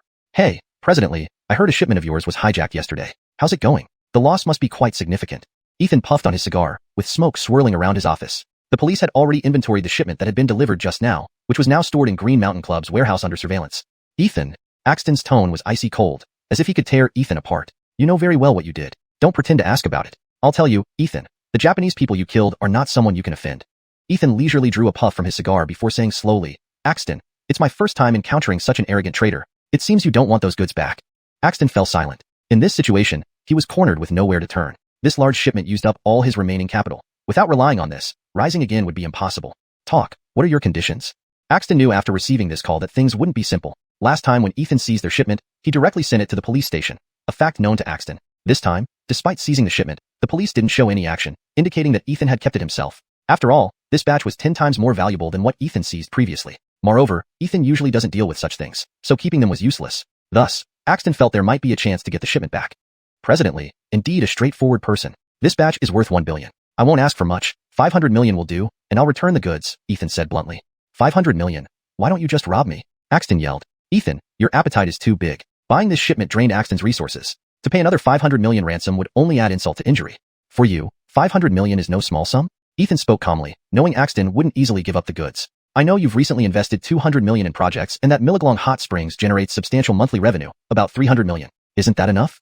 Asking Axton for $500 million in cash was clearly impractical. Big companies usually don't have tens of millions freely available. Furthermore, most of Axton's funds were ill-gotten, making it challenging to mobilize $500 million. So, Ethan aimed directly for Axton's assets. Ethan, don't go too far. That resort cost me $1 billion to build. Axton was furious. Milaglong Hot Springs was his most profitable business. How could he let it go easily? How long has your spa been open? Time for a discount. Deal or no deal. Otherwise, your goods are gone, Ethan said casually. Axton paused, seemingly thinking. After a moment, he replied, all right, when will you return the goods? Why rush? I always keep my word. Once you sign over the resort, I'll return the goods. Tomorrow, come to my company. Axton knew he couldn't delay. Prolonging would only increase danger. He decided to cut his losses by handing over the hotel and re-establish elsewhere after selling the shipment. Deal. See you tomorrow. Ethan hung up, smiled, and called Gerald to inform him everything was set. Meanwhile, Axton rushed to the Japanese, who became his last reliance. Gerald was driving a xuanhuan through Jiangqing streets and alleys. Despite numerous orders today, Gerald's speed was undoubtedly unmatched in Jiangxia. Even places inaccessible by car were swiftly reached on foot. By morning, Gerald had cleared several days' worth of delivery orders. At noon, Gerald sneaked into Daryolan Hotel's employee cafeteria. Large corporations indeed provided ample fresh fruit daily, solving his lunch problem. The cafeteria, unusually quiet, only had 6 or 7 people besides Gerald, unlike its usual crowdedness during peak hours. Without seeing Beth, Gerald wiped his mouth after eating and prepared to leave. Leaving the cafeteria, upon reaching the parking lot, he saw most Daryolan Group employees waiting. All dressed formally, the scene was grand, with hundreds present. Up front were Raquel and Beth, explaining the reason for missing lunch. Gerald stealthily listened while passing by. It turned out Daryolan Group planned to deploy everyone to finalize the old city renovation project. Yesterday, due to Youssef, many residents opposed the renovation, preferring their old homes to moving. Raquel, unable to proceed otherwise, decided on a manpower strategy, personally supervising contract signings to expedite the project. Daryolan Group's new compensation plan far surpassed the Sioux Group's, so Raquel believed quick agreement should be feasible. After her speech, Raquel commanded all employees to board vehicles, heading en masse toward the old city. Leading the convoy was Raquel's Ferrari, followed by dozens of cars, creating an impressive spectacle. Amidst the fleet was Gerald's xuanhuan, overtaking other cars confidently and eventually driving alongside Raquel's Ferrari within minutes. Having finished deliveries, Gerald planned to visit Baichao Hall's Perry in the old city to find needed herbs. Note, terms like Green Mountain Club and Milaglong Hot Springs are adapted to fit naturally in English. Efforts are made to maintain the original tone and pacing, ensuring continuity and coherence with previous chapters. Chapter 309, Dominant Female CEO. Raquel seemed to have noticed Gerald beside her. She pressed the accelerator, and the engine let out a deafening roar as the car transformed into a streak of red light, instantly overtaking over 100 meters. The cars behind, seeing that the CEO had accelerated, thought something significant had occurred and hurriedly sped up to catch up. Gerald's xuanhuan maintained its leading position. The moment Raquel's speed spiked, he nearly matched her pace immediately. The other vehicles couldn't accelerate as quickly and were astounded to see the xuanhuan catching up with the Ferrari. What the heck, is that a xuanhuan? It's actually as fast as Keenan Hale's Ferrari. Isn't this a luxury sports car worth almost $1 million? I can't even catch up with a xuanhuan. Have I been tricked? That seems like Fresh Fruit Delivery's vehicle. There's always been a legend in Jiangxing about a xuanhuan that, during deliveries, no matter what car was in front, none could outpace it. Today, we're finally witnessing it. These employees of Daryolan Group had cars ranging from tens of thousands to hundreds of thousands, all more expensive than the xuanhuan. Not being able to catch up with the Ferrari was understandable, but to be left behind by a xuanhuan, no one would believe it. The Ferrari sped ahead, the xuanhuan followed closely behind, while others with better vehicles managed to keep up for a short distance, and the rest lagged far behind. Dozens of cars sped along the suburban roads, creating an unusual spectacle. Fortunately, there wasn't much traffic. Despite the high-speed chase, there wasn't any congestion, although they were likely to receive speeding tickets from the many cameras along the road. The Ferrari rapidly reached the old city area, with Gerald right behind, while the others had completely disappeared from view. Stepping out of the Ferrari, Raquel glanced at the signboard of Renxin Hall, adjusted her sunglasses that covered half her face, and smirked before looking at Gerald. Little boyfriend, you've got some impressive driving skills, managing to catch up with me? She sized up the xuanhuan next to Gerald, her bewitching smile captivating everyone around. I didn't expect you to have such eccentric tastes, modifying a xuanhuan. Keeping up with a Ferrari based on the original specs of a xuanhuan was unimaginable. So, Raquel assumed Gerald's vehicle must have been modified. After all, some people enjoy surprising appearances with hidden power. Gerald touched his nose and smiled. This car is entirely stock. I don't have any interest in modifications. Stock. Raquel's sensual red lips trembled slightly. As someone capable of handling a Ferrari, she knew cars very well. A stock xuanhuan reaching those speeds without falling apart was highly unlikely, let alone keeping pace with a Ferrari. Keenan Hale, can you slow down a bit? This isn't a race. At this moment, Beth shakily got out from the passenger seat, clutching her temples. Ever since Bella's accident, Beth had a phobia of high-speed driving. Riding with Gerald was fine because he could perfectly control the car, making her feel less centrifugal force. But Raquel drove wildly. Even though her skills were excellent, it made Beth dizzy. Why did you drive so fast? Beth glared at Gerald reproachfully. If not for his relentless pursuit, Raquel wouldn't have driven so fast. Raquel smiled. That wasn't even fast. Next time, let's find a secluded place and have a proper race. Keenan Hale, are you serious? The company is already in chaos. Beth looked at Raquel exasperatedly. Their recent announcement of severing ties with Sioux Corporation had caused quite a stir. Gordony companies in Jiangxing were waiting for results, and here Raquel was thinking about racing. Got it. Once these matters are resolved, all right? Raquel removed her sunglasses, winked flirtatiously at Gerald, and walked into Renxin Hall. The Daryolan Group employees arrived late and, following Raquel's orders, dispersed to meet other residents. Standing aside, Raquel waited quietly without interfering. Gerald entered Renxin Hall where Domenico was still treating patients. Business hadn't been affected by yesterday's events. Divine Dr. Chan, look, Divine Dr. Chan has arrived. Gerald was immediately recognized and surrounded upon entering. Divine Doctor, please help me. I've had a headache for days. And me, my head feels heavy, my limbs weak. Could it be the recent viral infection? It was quite a sight. Even the patient Domenico was treating rushed over to Gerald. Dreamhen's little boyfriend is so popular? Raquel raised an eyebrow, gaining newfound respect for Gerald. He loves helping people, Beth said with a smile. With Gerald around, Domenico had fewer patients. Raquel approached Domenico to discuss the compensation terms for relocation. Darioling Group's offer was impeccable, and Raquel even brought a laptop for signing contracts on the spot, ensuring immediate transfer of compensation. Only a dominant female CEO like her would dare do this. Others wouldn't risk such a financial commitment due to potential delays. Domenico agreed to the terms, ensuring a larger clinic post-relocation or opting for cash sufficient for a comfortable life. With his signature, other residents resisting the Sioux Corporation's demolition signed agreements too, easing Raquel's workload. After treating patients until he finished, Gerald found Raquel, and Beth had already left for other signings. Old Gordon Sterlew, why are there so many patients every day? Sipping tea and sweating profusely, Gerald wondered how he ended up in this situation again, wishing he had just stayed outside to watch instead of treating patients who paid Domenico. Chapter 310 Rapid Heartbeat. Domenico chuckled as he sat beside Gerald, stroking his beard. It's all because of your reputation. There weren't so many patients earlier, but the moment they heard you were here, they all came. Gerald's reputation had indeed grown significant. Gordony people, hearing that he had returned to Xiang, Heart of Benevolence Clinic, rushed over with hopes to either cure their ailments or enhance their health. Even those who felt fine wanted treatment from the divine Dr. Chun, especially since his fees were reasonably low. If this continues, I'll have to introduce a specialist consultation, charging 18,000 just for registration, Gerald said, holding his teacup and drinking deeply before putting it down and turning to Domenico with a smile. Old Lou, you must be making a fortune now. Oh, don't mention it. The new clinic will need renovation, staff hiring. These all cost money, right? Domenico said seriously. How about you come help me out here? I can bring back Paula too. You two can run the clinic together and eventually take it over. What do you say? No. Gerald waved his hands repeatedly. Sure enough, it was hard for Domenico to let go of his idea about his chastity Yana. I'm just passing by today. I still have other matters, like looking for some herbs, Gerald explained. Domenico looked puzzled and asked, herbs? What herbs do you need that aren't here? Not the ones in Baicao Zhai, 100 Herbs Hall. Even Yinghua, Snake Orchid, is available there. So I thought I'd check if there's anything else.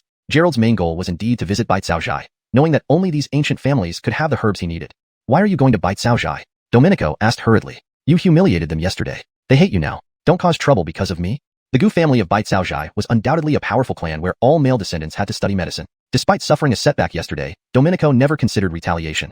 Old Lou, you're overthinking it. I just want to buy some herbs, Gerald reassured him, placing down the teacup and heading towards the door. Relax, I'm really just buying herbs, he reiterated, following the navigation for about 10 minutes until he arrived at the gates of Baicao Zhai.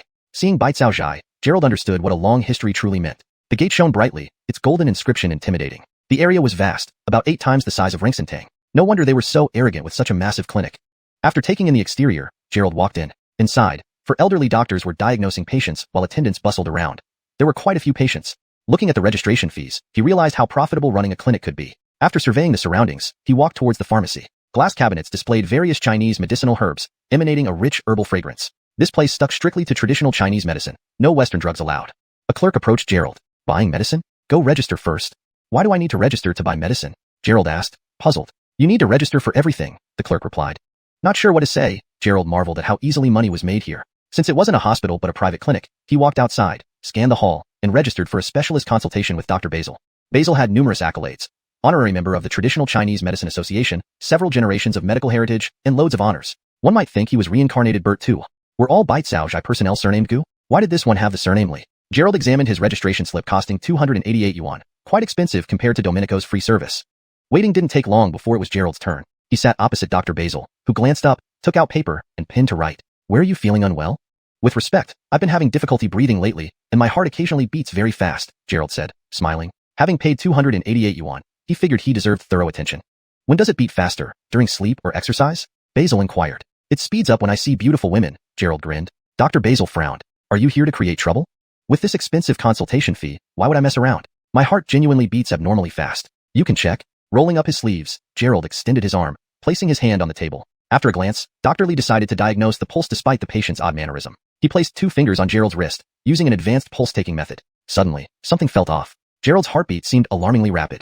Thump thump. The quick pace made Basil's fingers vibrate continuously. Normal heart rate was 60 to 100 beats per minute, yet Gerald's was at least 200. Only intense physical exertion could cause such a speed. However, Gerald showed no visible distress or abnormality. Doctor, doesn't it feel very fast? Gerald watched as Basil's expression changed. He smiled wryly, testing the skill level of Baicao Zhai's doctors. Let me check again. Basil's face turned serious. He rechecked the pulse, causing his own heart to race. Suddenly, he couldn't find the pulse anymore. Just moments ago, it was racing, but now it was eerily calm as if the person in front of him was dead. Doctor, how bad is it? Your face looks worse than mine. Please don't scare me. Gerald looked earnestly at Basil, eyes reflecting fear. Hashtag chapter 311, calling for reinforcements. Basil picked up the handkerchief lying beside him and wiped his forehead. In all his years of practicing medicine, this was the first time he had encountered a case like Gerald's. He could not be wrong in feeling the pulse. Therefore, the problem must lie with Gerald himself. You are seriously ill. Throwing the handkerchief aside, Basil started scribbling on a piece of paper. Take these herbs every day. Come back after a week. Gerald's pulse had bewildered him so much that he could only prescribe some calming medicines for Gerald to try. Holding the prescription, Gerald couldn't make sense of the names of the herbs written there, but it was clear that he didn't need these things at all. Doctor, are you sure these medicines will work? What are they? Gerald placed the prescription on the table and narrowed his eyes toward Basil. Who's the doctor here, me or you? Just take them as I prescribed. Slamming his hand on the table, Basil glared at Gerald. It was taboo for a doctor to be questioned by a patient, especially when being told what to do. To top it off, Gerald's heartbeat fluctuated wildly, sometimes racing incredibly fast and sometimes completely vanishing. Basil couldn't discern anything from this, so he could only hide his inner unease with a strong attitude. Doctor, I don't think your medicine will do me any good, Gerald said as he crumpled the prescription and tossed it into the nearby trash bin. Seeing Gerald's actions, Basil became enraged, glaring fiercely and shouting, "What's your intention? If you're not here to get treated, don't obstruct other patients. I think if I can get hold of false deathgrass and snake essence flower, they should be able to cure my illness." Crossing his arms, Gerald stared directly at Basil. What do you mean? Basil's face darkened upon hearing the herbal names. Seeing this expression, Gerald knew immediately that this man must have been involved in the incident last time. I have a friend who was poisoned using false deathgrass and snake essence flower. They said those herbs were bought from the Bai Chao Zhai, so I came here to buy some. Basil's brows furrowed tightly, scrutinizing Gerald carefully before saying, "We don't sell those herbs. Go somewhere else." "If I'm not mistaken, you sold them to Su Corporation's project department last time," Gerald asked, raising an eyebrow. "Don't be troublesome. We said we don't sell them, now leave." Basil couldn't take it anymore. He was clutching a handkerchief, trembling, pointing at Gerald, his complexion pale, and his hands unsteady. At this point, he might collapse from anger even if asked to diagnose more. "Not selling?" Gerald continued calmly. "I also have a policeman friend. Is it considered a crime to sell poison?" This remark infuriated Basil further, who retorted angrily, "All herbs carry toxicity. Properly used, they heal. Misused, they harm. Any side effects due to misuse are not our responsibility. Would you sue a supermarket for selling you a knife used in a murder, or a 4S store for a car that hit someone?" Despite being elderly, Basil certainly wasn't lacking in sharp comebacks, leaving Gerald momentarily speechless. "I never thought such a prestigious medical hall would resort to underhanded tactics." Gerald sneered, "Doctor, please treat my illness seriously. If you can't, I won't leave." He extended his arm again, indicating Basil to feel his pulse. "If you can't diagnose correctly, I'll have to spread the word outside that the doctors at Bai Chao Zhai lack the skills to diagnose diseases and shouldn't run a medical hall at all." Gerald's mocking words made Basil's mustache practically bristle with fury. His eyes glared at Gerald like a wolf's, his mouth twitching uncontrollably, and the pen in his hand almost ready to stab Gerald's face. "Are you trying to create trouble? Let me tell you, there has never been a disease Bai Chao Zhai can't diagnose. Bai Chao Zhai had a long history and reputation. How could it possibly be intimidated by someone like Gerald? You don't have much skill but talk big, always bullying the elderly. Hurry up and cure me, or I'll tear down your signboard." Gerald's arrogant tone was aimed at avenging Domenico, whose signboard had been destroyed by those men last time. Today, with a bit of strategy, he wanted to see what Bai Chao Zhai was truly made of. "You wait and see." Unable to maintain his dignified demeanor any longer, Basil knew Gerald had come prepared, and he couldn't diagnose the reason for Gerald's unstable pulse. He needed reinforcements. Gerald watched as Basil approached the other doctors nearby, likely intending to conduct a collective consultation to understand what tricks Gerald was playing. Before long, 8 more senior Chinese doctors joined them, each old enough to be respected as veteran practitioners, wearing long robes and spectacles. "Guxian, it's him." Basil guided an elderly man toward Gerald. Initially thinking it was Bai Chao Zhai's headmaster Perry, Gerald noted the nameplate on the elder's chest read Dev, not the person he was looking for. Dev stepped up close, his sharp eyes examining Gerald closely. "Your eyes are bright, your complexion normal." Then, he opened Gerald's mouth to check his tongue. "Your tongue coating is fine too." Next, he examined Gerald's ears, concluding, "Ears look good, kidneys seem healthy. Even the nose is fine. Nothing wrong?" Dev conducted a comprehensive examination of Gerald, visually assessing his entire body without finding any signs of illness. "Say, ah." Gerald sighed inwardly. This seemed like the start of a full diagnostic procedure: inspection, auscultation, inquiry, and palpation. "Ah." Gerald let out a loud, resonant sound, showing no apparent issues with his voice. "What's bothering you?" Dev frowned. He had heard from Basil about a difficult patient, but had expected a severe illness. From his observation, Gerald appeared perfectly healthy. ####Chapter 312, Utmost Ridicule. Basil noticed that Dev was going off track. He had come here to cause trouble, yet he actually treated Gerald like an ordinary patient. "Gu Laosher, check his pulse, Basil reminded him. "What pulse? I haven't even asked the questions yet," Dev grumbled. In traditional Chinese medicine, diagnosis is based on 4 methods: observation, auscultation and olfaction, inquiry, and pulse taking. Just now, by asking Gerald about his condition, Dev was conducting the inquiry part of the diagnosis to understand where the patient felt unwell and what he had been eating recently, giving him a general idea of the condition. Gerald smiled and said, "Doctor, my heart beats irregularly, sometimes fast, sometimes slow. Please come over and take a look. That sounds like an unstable pulse. Could there be something wrong with your heart?" Dev extended his right hand to check Gerald's pulse, but just as he started, he was startled, and his hand recoiled from Gerald's wrist. How is this possible?" Dev exclaimed in shock. The other doctors around him looked bewildered, unsure why Dev reacted this way. Had he seen a ghost? "Let me see." Another doctor, Lucian, also checked Gerald's pulse. After a moment, His expression turned equally shocked, and he quickly withdrew his hand. How can it be so fast? Is this even human? Dr. Song said. Dr. Song, what's happening? Someone nearby asked. His heartbeat is at least 300 times per minute. Dr. Song's eyes bulged out as he stared at Gerald in astonishment. There's no way. How can a person have such a rapid pulse? Knox interjected. To note, the larger the heart, the slower its rate of beating. A whale's heart beats about 10 times per minute, while a hummingbird's heart can beat up to 500 times per minute. An unborn baby's heart rate can reach 150 beats per minute. For an adult, it's simply impossible for the heart rate to exceed 300 beats per minute without causing immediate heart failure. I want to see too. Basil, Dev, and several other doctors all checked Gerald's pulse, but were unable to determine the reason for such an abnormality. Any normal person with such a high heart rate would already be dead, yet Gerald was still jumping around, which was nothing short of a medical miracle. For a moment, the doctors gathered around Gerald, debating loudly, treating him as if he were an exotic animal on display. Some of them went into the clinic to flip through medical texts, checking if there was any record of such a condition in Bai Caozhai's archives. After a long while, none of the doctors managed to diagnose Gerald's condition. Have you had enough talking? Gerald was getting impatient. He had only used a small trick, and they couldn't figure it out, treating him like a monkey. This was intolerable. Standing up, he scanned the crowd of doctors in front of him and said, You at Bai Caozhai are so incompetent, unable to diagnose a simple ailment. Are you only good at using ancient remedies to harm people? Gerald's loud voice attracted the attention of many patients waiting nearby, who were drawn to the commotion. What do you mean? Dev, who didn't know Gerald's identity or his request for Faisakeo and Xuanhuan, mistook him for an ordinary patient with a rapid heartbeat. What do I mean? You don't know? Gerald glanced at Dev. The Gu family must be in charge of Bai Caozhai, so how could they not know about their plot to harm Domenico? What do I know?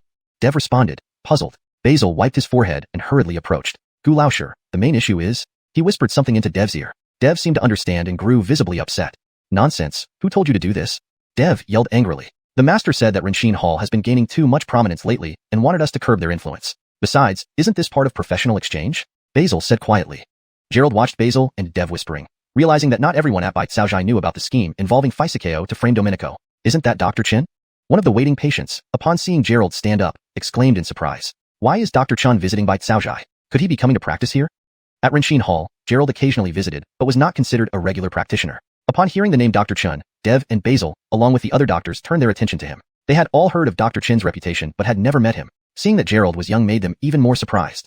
Gerald, noticing the crowd watching, smiled. Ladies and gentlemen, I came to Bai Caozhai because I've been feeling unwell recently and wanted a doctor here to examine me. Gerald's voice was loud and resonant, cutting through the noisy environment of Bai Caozhai, reaching everyone's ears. In traditional Chinese medicine, we believe that a doctor should not treat himself, so I came here for help. As Gerald swept his gaze across the crowd, noting that everyone was paying close attention, he continued, but honestly, the skill level at Bai Caozhai seems rather poor. They can't even diagnose my condition. I think this century-old legacy has a lot of water content. Forget it, I'll try another place. After delivering his sarcastic remarks, Gerald prepared to push through the crowd and leave. I said it, Dr. Chen wouldn't come to Bai Caozhai to practice. He treats patients for free. Exactly. Bai Caozhai charges so much and still can't diagnose Dr. Chen's condition. They boast all day about being a 100-year-old brand. Yet last time when I had a fever and headache, they charged me over 1,000. Under Gerald's instigation, the crowd quickly erupted into fervent discussion. Let's go. Let's find Knox at Renxin Hall. Gerald walked towards the door, and a group of patients followed him, deciding not to stay. Stop. Basil stood in front of Gerald, trembling as he pointed at him. Bai Caozhai's reputation was invaluable and could not be slandered like this. Who says we can't diagnose your condition? Come back, let's re-examine. If we can't figure out what's wrong, I will quit practicing medicine. Basil made this strong statement. With so many experienced doctors present, each with decades of practice, and supported by Bai Caozhai's ancient medical records, given enough time, they could surely unravel the mystery of Gerald's unusual heartbeat. Chapter 313. Spending money to avoid trouble. Gerald stopped in his tracks and looked at Basil. Since the other party had already said that much, how could he not take this opportunity to thoroughly embarrass them? All right, I'll give you another chance. Gerald casually walked back and sat down in the chair. Boldly, why are you talking like that? Dev quietly tugged at Basil's sleeve, feeling that his words had blocked their way out. Since Gerald came here prepared to cause trouble, it was unlikely that the problem would be so easily discerned. Ancient sir, I just can't stand this guy. He's only been practicing for a few years and dares to call himself a divine doctor. Basil angrily replied, furthermore, what is Renxin Hall? How dare they compare themselves to our Baichao Hall? Last time dealing with Dylan, Basil was actually one of the main conspirators. Their mock dead grass and snake-imbued flower were easily broken by Gerald. Now, Gerald was coming back for a confrontation. If they retreated, they'd lose all face. Why did you use such methods? That brings bad publicity to us. Dev was highly displeased. Traditional Chinese medicine relies on medical skills, and using such despicable means to deal with others was truly detestable. Didn't the hall master also want to see how skilled this so-called divine Dr. Chen really is? Basil added, and besides, those mock dead grass and snake-imbued flowers would only make someone unconscious for 2 days. There's no risk to life. Nonsense, all of you are causing chaos, Dev remarked. Now we need to figure out how to salvage the situation. At this moment, several doctors approached Gerald to examine his pulse. Without exception, his heartbeat was abnormally fast and showed no signs of slowing down. Some even attempted acupuncture, sticking needles into heart meridian points to see if it would reduce the rapid heart rate. Others immediately prescribed traditional Chinese medicine, such as tranquilizing soup and heart-stabilizing pills, to Gerald without hesitation. But after over an hour of fussing, his heartbeat didn't slow down. Instead, it accelerated. A crowd of onlookers pointed and whispered, unable to find the cause or normalize Gerald's heartbeat. Everyone began to doubt the capabilities of Baichao Hall. It seems your skills are indeed lacking. Forget it, since you can't cure me, I'll just go home. Gerald smiled at the group of old doctors who were all supposedly experienced practitioners, yet showed such poor performance. Dev's face turned dark. He had tried diagnosing Gerald but couldn't stabilize his heartbeat. It seemed Baichao Hall was about to be disgraced. With so many patients watching, if they failed to solve the issue, word would spread far and wide, damaging Baichao Hall's reputation greatly in the future. Little friend, let's talk privately. Dev leaned towards Gerald and spoke softly. Gerald lifted his chin slightly and loudly asked, "What? Are you planning to lock me up in a small room and beat me? I won't cave in." Dev was livid, his face turning red and pale in quick succession. "Little friend, Baichao Hall merely wants to have a talk with you. As a physician, you know healing takes time, and traditional Chinese medicine tends to show results slowly." Dev glanced around and added, "Perhaps your condition cannot be cured immediately, so we're preparing a private ward for you and planning moxibustion treatment to see the effect." Seeing Dev was reasonable, Gerald laughed. "All right, but don't try anything funny. So many people are watching." Dev led Gerald to a separate small room. The other doctors hurriedly resumed treating patients to diffuse the tension. Soon, Dev returned and told Basil, "Oldly, go to the warehouse and get snake-imbued flower, clear mine grass, Lanwei bamboo, red broken flower." He rattled off dozens of herb names, confusing Basil. Most of these herbs were rare Chinese medicinal plants found only in Baichao Hall's reserves. Normally, they wouldn't use them for everyday treatments. Why did they suddenly need so many? "Ancient sir, does this illness require so many herbs?" Basil asked. Dev glared at Basil harshly. "It's because of your chaos. He said he needs these herbs, otherwise he will refuse to leave." Without the ability to treat Gerald, Dev went inside only to negotiate and minimize the impact of the situation. Of course, Gerald wasn't shy and directly demanded a huge list of herbs. These were just the ones available in Baichao Hall. Some of the herbs he mentioned, even Dev hadn't heard of before. Is this kid being so ruthless? Basil cursed. Just because he sold some medicine to Sioux Corporation, he won't stop? No, I need to confront him. Selling herbs to Yusef's people wasn't illegal. Otherwise, the police would have come long ago. Threatening with this wouldn't work. All right, get the herbs. There's still stock in the store and at home. We can consider this spending money to avoid trouble. Baichao Hall had ample reserves of Chinese herbs and, given the current scarcity, these specific herbs were rarely used now. Therefore, the Gu family had enough. How do we explain this to the hall master? Basil asked. Dev retorted. How to explain what? I haven't even criticized you yet. At your age, you're behaving recklessly. He thinks he's the young prodigy in China just because of his fame, but it's all blown up. All right then. Basil sighed and headed to the warehouse. Perry, once hailed as Baichao Hall's young prodigy, had treated many patients despite his youth. As his fame grew, his arrogance increased too. Being pre-selected as the heir to the Gu family, he rarely saw patients unless explicitly requested. His name wasn't even on the consultation schedule. Gerald's sudden rise challenged Perry's status. The title of divine doctor wasn't easy to hold. When Sioux Corporation approached the Gu family, Perry readily provided the mock dead grass and snake-imbued flowers, hoping to undermine Renxin Hall indirectly. He probably never expected Gerald to break the trap so easily and turn the tables. Now it was Baichao Hall suffering reputational damage. Gerald demanded a large quantity of herbs as compensation. Dev managed to persuade him by offering some precious herbs, otherwise it wouldn't have been limited to just dozens of types. ####end of chapter 313. ###chapter 314. The Ancient Divine Doctor. Basil had gathered the herbs and carried them in several large bags. Not long after, Gerald emerged from inside.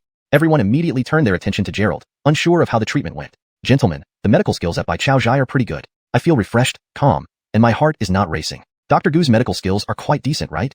Gerald chuckled, holding the large bags of herbs and prepared to leave, feeling quite satisfied. After all, he was the one who claimed to be sick and also declared himself cured. No one else really knew what had happened. Hearing this, more people began praising Baichao Zhai. "I told you, the doctors at Baichao Zhai have exceptional skills. They couldn't possibly fail to cure diseases." The crowd can be easily swayed. It's true that the Gu family has a long-standing tradition of medical expertise, but they are far from invincible. For instance, when Jagger sought help from the Gu family for Aisha's illness, they backed off because they knew her condition was difficult to treat. Gerald didn't bother replying further and, with his herbs in hand, glanced at everyone before walking forward. At that moment, Raquel and Beth, accompanied by another man around 30 years old, walked out from the inner hall. Raquel's striking figure, along with Beth's beautiful presence, created a fragrant breeze as they emerged, instantly drawing many people's attention. Isn't that the Ancient Divine Doctor? The Ancient Divine Doctor hasn't treated anyone for a long time. They say you need to be a billionaire just to see him. That's true. We common folk can't see him. Forget it. Let's find Shin Malaking to treat us. Perry stepped out and saw the chaotic state of the clinic, his face turning sour. Especially hearing someone mention Shun Malaking made him furious. "Uncle Tu, what's going on?" Perry asked. Meanwhile, Raquel and Beth noticed Gerald. They hadn't expected him to be here again. Little sister monster, what a coincidence. Gerald smiled sheepishly. He guessed these two were here to discuss compensation for the demolition of Baichao Zhai. Raquel's lips curled into a smile. "Little boyfriend, did you follow us? I didn't expect you to have such a peculiar interest. You've been following me from the hotel. You're not a stalker, are you?" Gerald felt utterly helpless against this gorgeous woman teasing him. Nellie was right. He should keep his distance from Raquel, this enchantress. I just came to buy some herbs. Gerald lifted the herbs in his hands. Look, I'm not interested in older women. As soon as those words left his mouth, Raquel's face darkened visibly. Age was clearly a sensitive topic for her. Florence's age is similar to mine, isn't it? Raquel's tone became somewhat displeased, glaring at Gerald like an angry Samoyed. You know your age isn't young either. Look at our Florence. She found such an outstanding youth like me. You don't even have a boyfriend? Don't you feel lonely and cold? Gerald retorted. Raquel nearly choked on her breath, surprised at how bold and cunning this guy was despite looking harmless. Why don't you find a match for me then? Raquel quickly regained her composure. After all, she was a dominant female CEO who had seen everything. President Hale, there are still other places we need to visit. Beth, noticing the crowd around them, tried to persuade Raquel to leave as the conversation was becoming inappropriate. If you plan to take over this clinic, you must compensate adequately, Gerald remarked. Bai Chaozhai covers a considerable area. The Dario Yvette Group would have to offer a significant price to relocate and renovate it. Forget about that. Since we met, why don't I treat you to lunch? Raquel smiled sweetly and led Beth through the crowd, preparing to leave. From her tone, it seemed the negotiation for demolition wasn't going smoothly. Perry learned from Basil and Dev about Gerald's troublemaking. Seeing Gerald carrying so many rare herbs only fueled his anger. Are you the famous divine doctor in Jiangqing? Perry approached Gerald swiftly, eyes wide open, scrutinizing him closely. He was not much older than Gerald, in his 30s, and had already achieved fame as a divine doctor. He couldn't allow Gerald to surpass him in medical skill or take away so many herbs. Gerald, having just boasted, didn't expect someone to confront him so quickly. He stared back at Perry, sensing deep hostility in his gaze. Divine doctor is too much praise. It's all thanks to my friend's support, Gerald modestly replied. Such titles are burdensome for me. Perry continued to look at Gerald and then said, You're unwell? Is it necessary to come to Bai Chaozhai for treatment?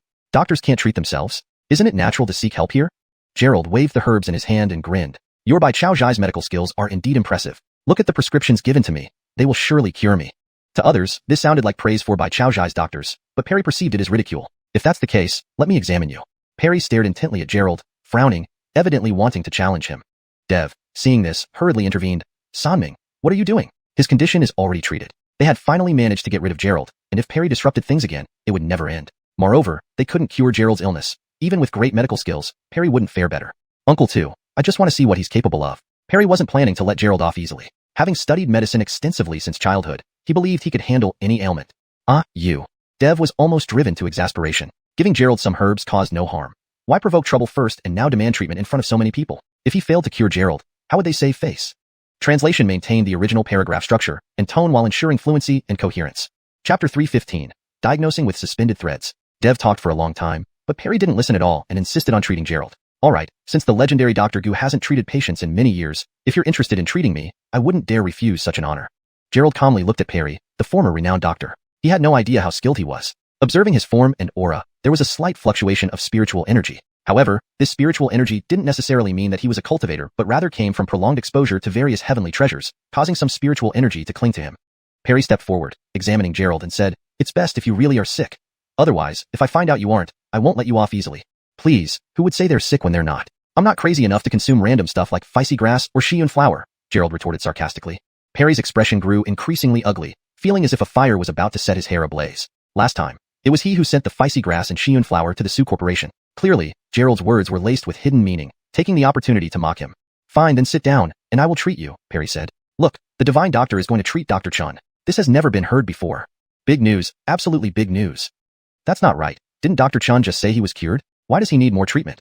The onlookers relished in the spectacle. Seeing such drama, they certainly couldn't miss out. Raquel and Beth also joined the crowd, pausing their plans to visit other stores to watch the show. Gerald pulled a chair over and sat down again. Instead of directly checking the pulse, Perry pulled out a small cloth bag and withdrew a bundle of fine threads, which he wound around his index and middle fingers. Everyone watched his actions, puzzled by what he intended to do with these ultra-fine threads, even thinner than fishing lines. Seeing this, Gerald seemed to understand, a smile curling at the corners of his mouth.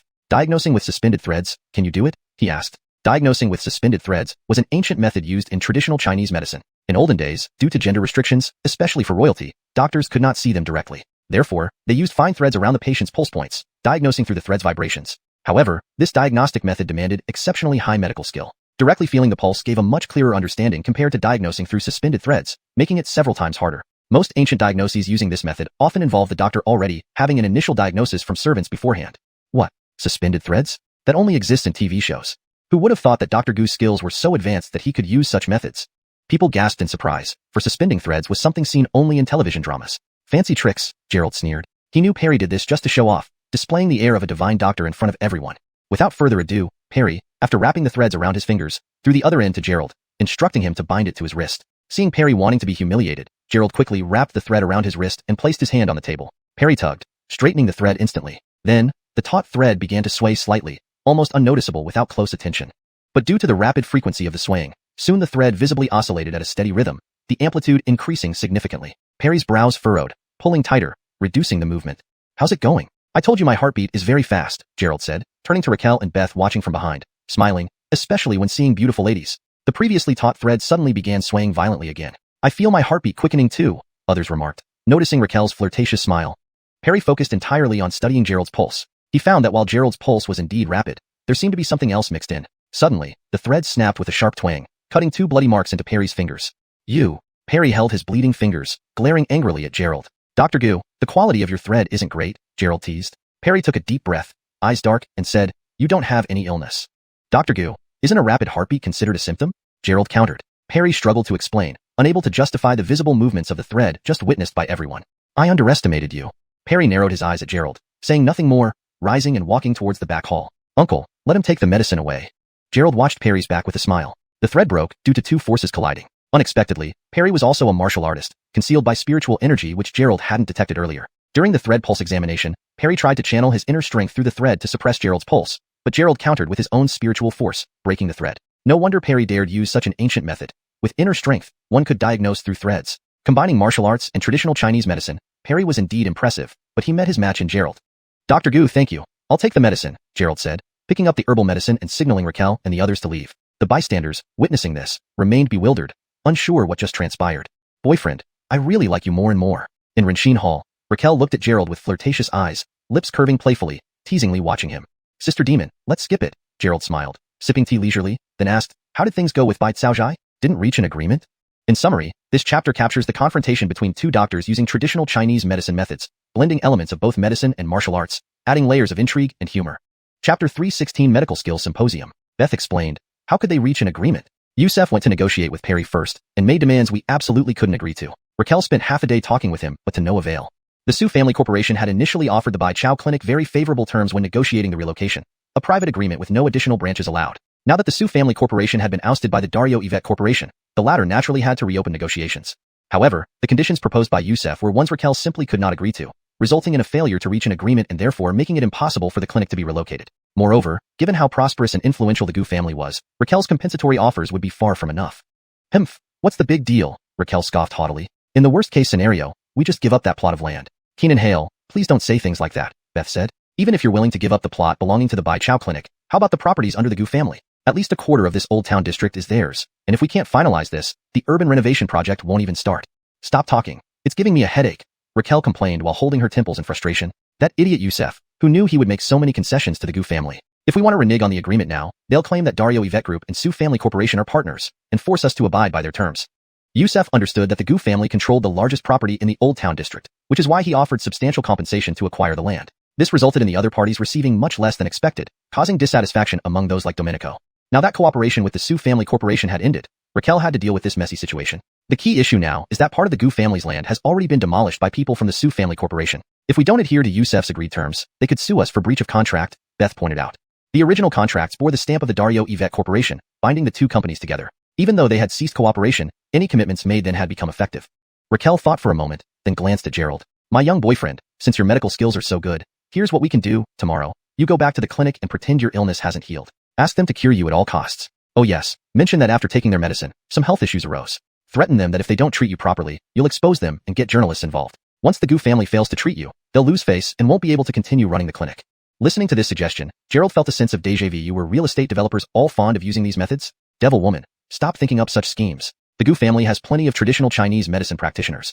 If they take turns treating me, I might die or be exhausted to death before they give up. I value my life too much to risk it like this. Gerald firmly rejected Raquel's plan. He went to the Bai Chao Clinic today merely to vent on behalf of Domenico and pick up some herbs. Following Raquel's instructions would violate his principles and turn him into someone who profits at others' expense. Raquel gave Gerald a displeased glare. Since Pobbing Corporation and Dario Yvette Corporation still have business together, I'm okay with you not following my plan, but you need to think of another way to help me. Otherwise, I'll refuse to cooperate with Pobbing. This left Gerald speechless. Yesterday, Zhao Pobbing had mentioned that their cooperation with Dario Yvette involved 10 billion yuan. Rejecting this now would certainly result in Zhao Pobbing scolding him. Fine, I'll do my best. But your idea sounds really unethical. I'll figure something else out. Gerald reluctantly agreed and decided to come up with a different plan. He identified the vulnerability of the Bai Chao clinic, its reputation. By targeting this aspect, there should be a way. Thank you. Raquel set down her teacup and stood up. Beth and I have other matters to attend to. We'll invite you to dinner another day, one-on-one. With that, Raquel left gracefully, sending a flying kiss to Gerald as she departed. Gerald smiled bitterly and shook his head. Fox spirits were always troublesome in any era. Domenico walked out of the back room with his chopsticks in hand. Hey, Kinziak, where did your two friends go? They left. They're both very busy, Gerald replied, feeling slightly annoyed. Why did everyone keep dumping problems on him? Did they have no brains at all? They left already? They were invited to stay for dinner, Domenico said with a laugh, handing Gerald another pair of chopsticks. Come, let's eat, Kinziak. Seeing the lavish dinner laid out, Gerald realized it was clearly not prepared by Domenico but rather bought from outside. Something was definitely off. Indeed, after just a few bites, Domenico spoke up. Next month, there's a traditional Chinese medicine symposium. All the clinics will send representatives. Kinziak, why don't you represent Renxin Hall? But Grandpa Lu, I'm not a traditional Chinese medicine practitioner. I only helped you casually. There's no need for me to attend such conferences, Gerald replied. Don't say that. Everyone thinks you're a physician at our Renxin Hall now, Domenico quickly interrupted, adding a large piece of meat to Gerald's bowl. And this is also a chance to prove yourself as a divine healer. I used to avoid attending due to my insufficient skills, but now, with you here, it's time to enhance Renxin Hall's reputation. It will benefit you in the future too. It seemed traditional doctors placed immense importance on their reputation. Eat more meat, and I'll contact you when the time comes. Let's bring Paula along to broaden her horizons. Domenico insisted on serving Gerald more food, giving him no chance to refuse. All right, got it. You'll let me know when the time comes. Gerald had no choice but to agree. He considered Domenico a mentor-like friend after all. That's the spirit. In the future, the clinic will belong to you. Building its reputation now will benefit you later. Domenico insisted on giving his chastity away to Gerald because he believed no one besides Gerald could inherit Renxin Hall. After finishing his meal, Gerald returned home to Bisui Bay. Nellie wasn't at the store today as she had gone to Pobbing Corporation early that morning to discuss the project with Dario Yvette Corporation. Everyone seemed occupied lately. Gerald prepared herbal decoctions for each of the girls in the kitchen, leaving notes on the table before heading back to his room. With the new batch of high-quality medicines, he could refine some previously unrefinable pills. Time passed quickly as he focused on refining. Gabby's came back without disturbing him. With the assistance of the dragon armor furnace, his alchemy skills improved significantly, and the red dragon carved on the furnace's wall became increasingly clear.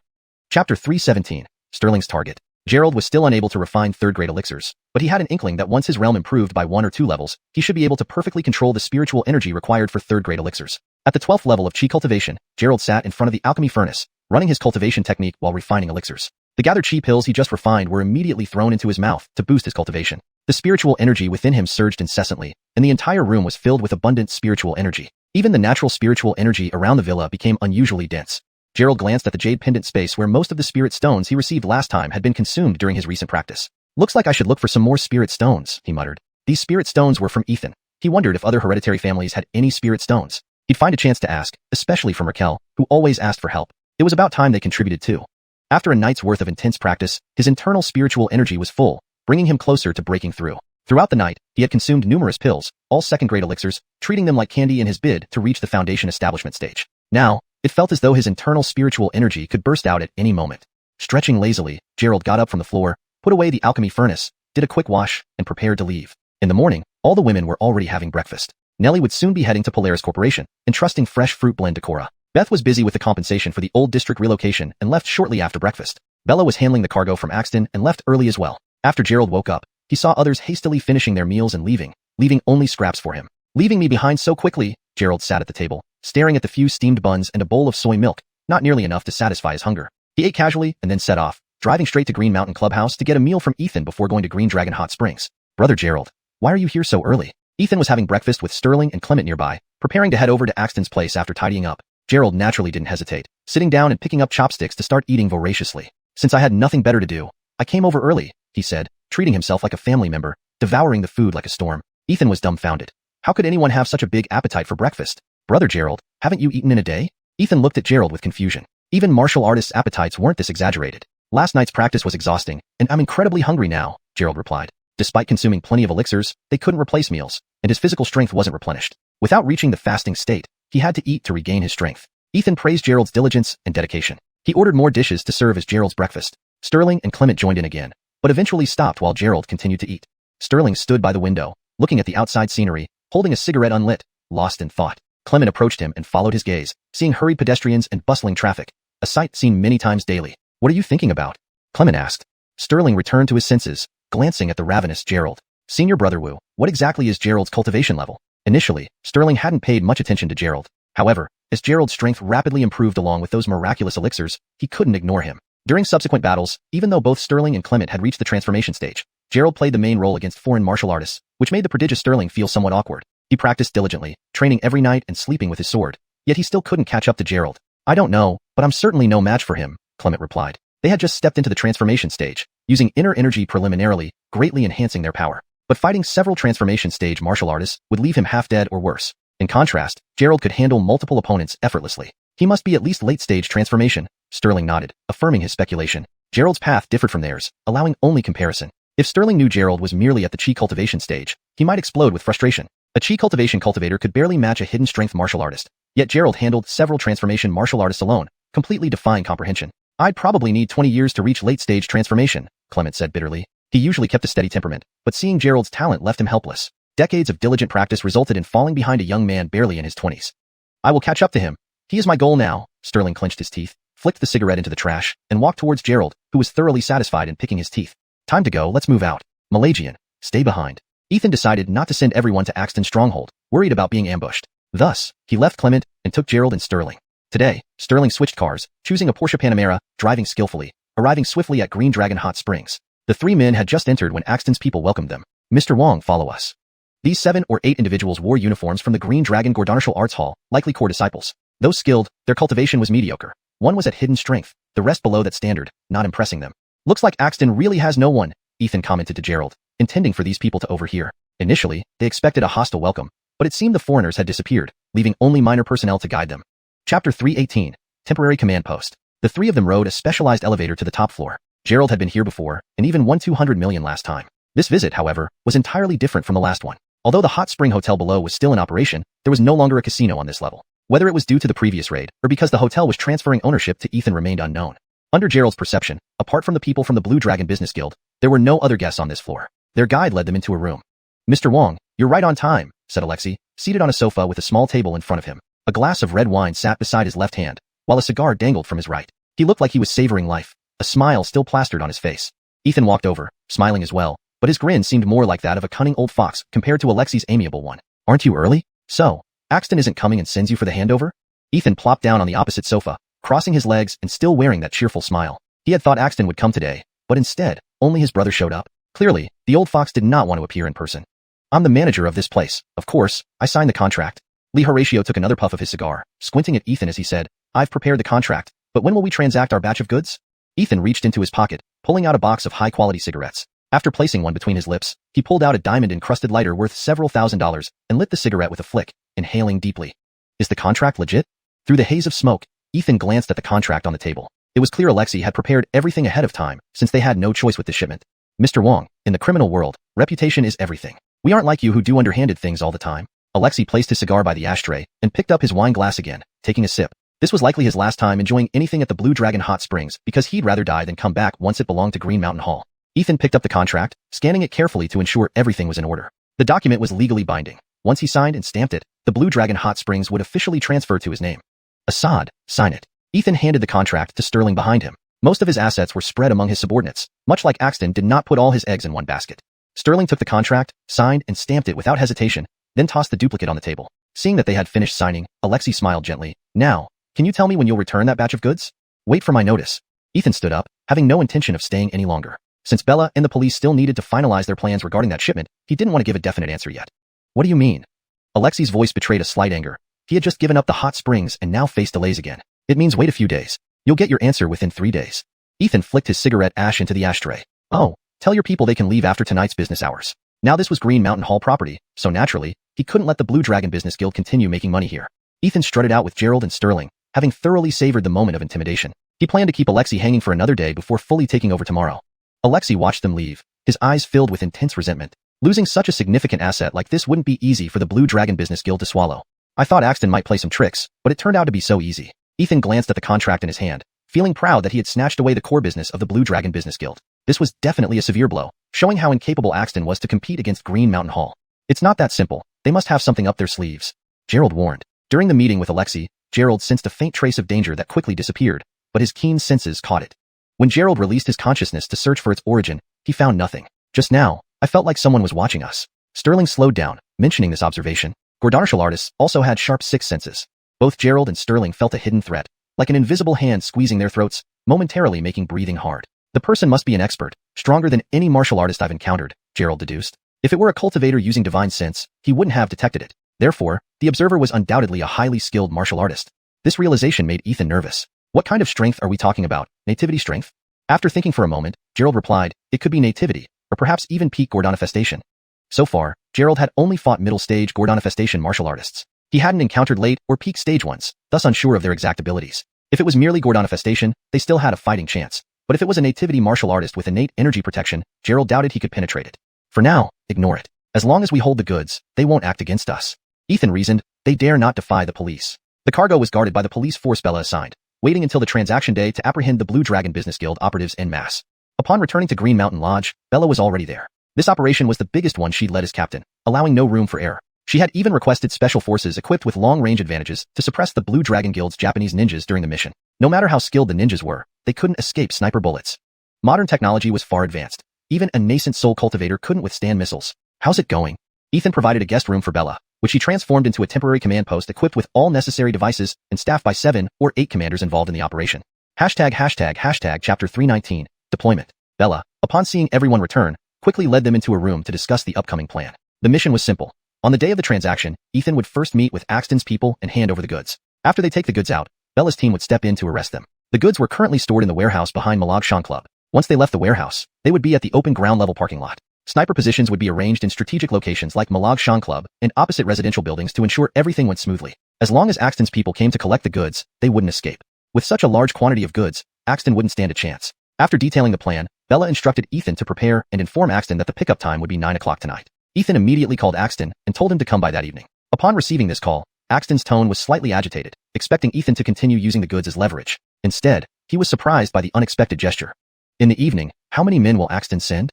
In the office, Ethan sat on the sofa, reflecting on the final opportunity to destroy Axton after all those years of rivalry. He felt a mix of emotions knowing his long-term enemy would soon be finished. Most of his underlings are dead. He'll probably rely on the Japanese, Gerald remarked. And the expert behind him is likely Japanese as well. Axton's lackeys aren't nearly powerful enough. Ethan took a deep drag from his cigarette and sighed. If this guy gets caught, I won't have an opponent anymore. You actually want him to keep causing trouble? Gerald laughed. Ethan shook his head gently. I've been fighting with him for so long. We know each other well, but it's justified for him to end up like this, considering all the trouble he's caused. In this world, it's hard to die of old age if you're involved in this line of work. I'm thinking about stepping back now, so my business dealings no longer involve life-threatening activities. Sterling stood by the window, gazing outside. After a moment, he said slowly, I don't think tonight will be as simple as planned. We're plotting against Axton, but he might be plotting against us too. Those Japanese have had ill intentions since they started learning from China thousands of years ago. These barbarians really believe they can match China. How deluded, Ethan sneered. Back then, their 4 great clans were driven away by Chinese hermits. It's astonishing they dare to come back within decades, showing no lessons learned. Isn't there a mysterious organization in China targeting extraordinary martial artists? Why haven't we seen any of them? Gerald remembered Bella mentioning her brother might help. According to her, he was a genius, at least reaching mid to late transformation stage strength. With such formidable power, they could possibly wipe out the Japanese altogether. Hales, there seems to be specific regulations, Ethan added. Apparently due to the Japanese invasion, some rules were established to regulate powerful martial artists and cultivators, but I don't know the specifics. Turns out, Ethan and his crew were merely at the dark force stage of ancient martial arts, the lowest level among practitioners, still stronger than ordinary people but not enough to draw much attention. Gerald, come here for a moment. Bella walked into the office and beckoned Gerald to follow. Ethan watched them with a strange look, teasing, looks like our Gerald has quite a few admirers and good luck with the ladies. Arriving at the temporary command center, everyone looked oddly at Gerald accompanying Bella. Considering the secrecy of their operation, having someone who wasn't a police officer entering the command center seemed inappropriate. Miss Yvette, is there something? Gerald felt uneasy as everyone stared at him suspiciously. Bella opened a nearby box, took out a piece of clothing, and handed it to Gerald. Put on this bulletproof vest. Pay attention to your safety tonight. If anything happens, leave it to us. She's still worried after Gerald got shot last time and didn't want any mishaps tonight. Don't charge ahead recklessly, okay? Bella spoke softly, almost like she was tenderly reminding him. She helped him put on the bulletproof vest after removing his jacket. Everyone present was stunned. This was not the usual Yvette captain they knew, who seemed so different and gentle. Does this vest work? Gerald felt its weight but wondered if it could withstand weapons used by transformation stage martial artists. Cut the chatter. Just wear it. They probably have guns. Do you want to go to the hospital again? Given DeAndre's possession of a gun, it was likely Axton had secured many. Without protection, Gerald would be risking his life in a gunfight. Okay, it's on. Gerald adjusted his clothes and chuckled. It's getting late. Let's eat. Oh, tell Florence about this. Otherwise, she'll think I'm fooling around here. Mentioning Malag Shan Club last time led to questioning from Nellie and Cora. He couldn't fall for that again. Got it. Bella glanced at her colleagues in the room. reminding them subtly not to spread gossip.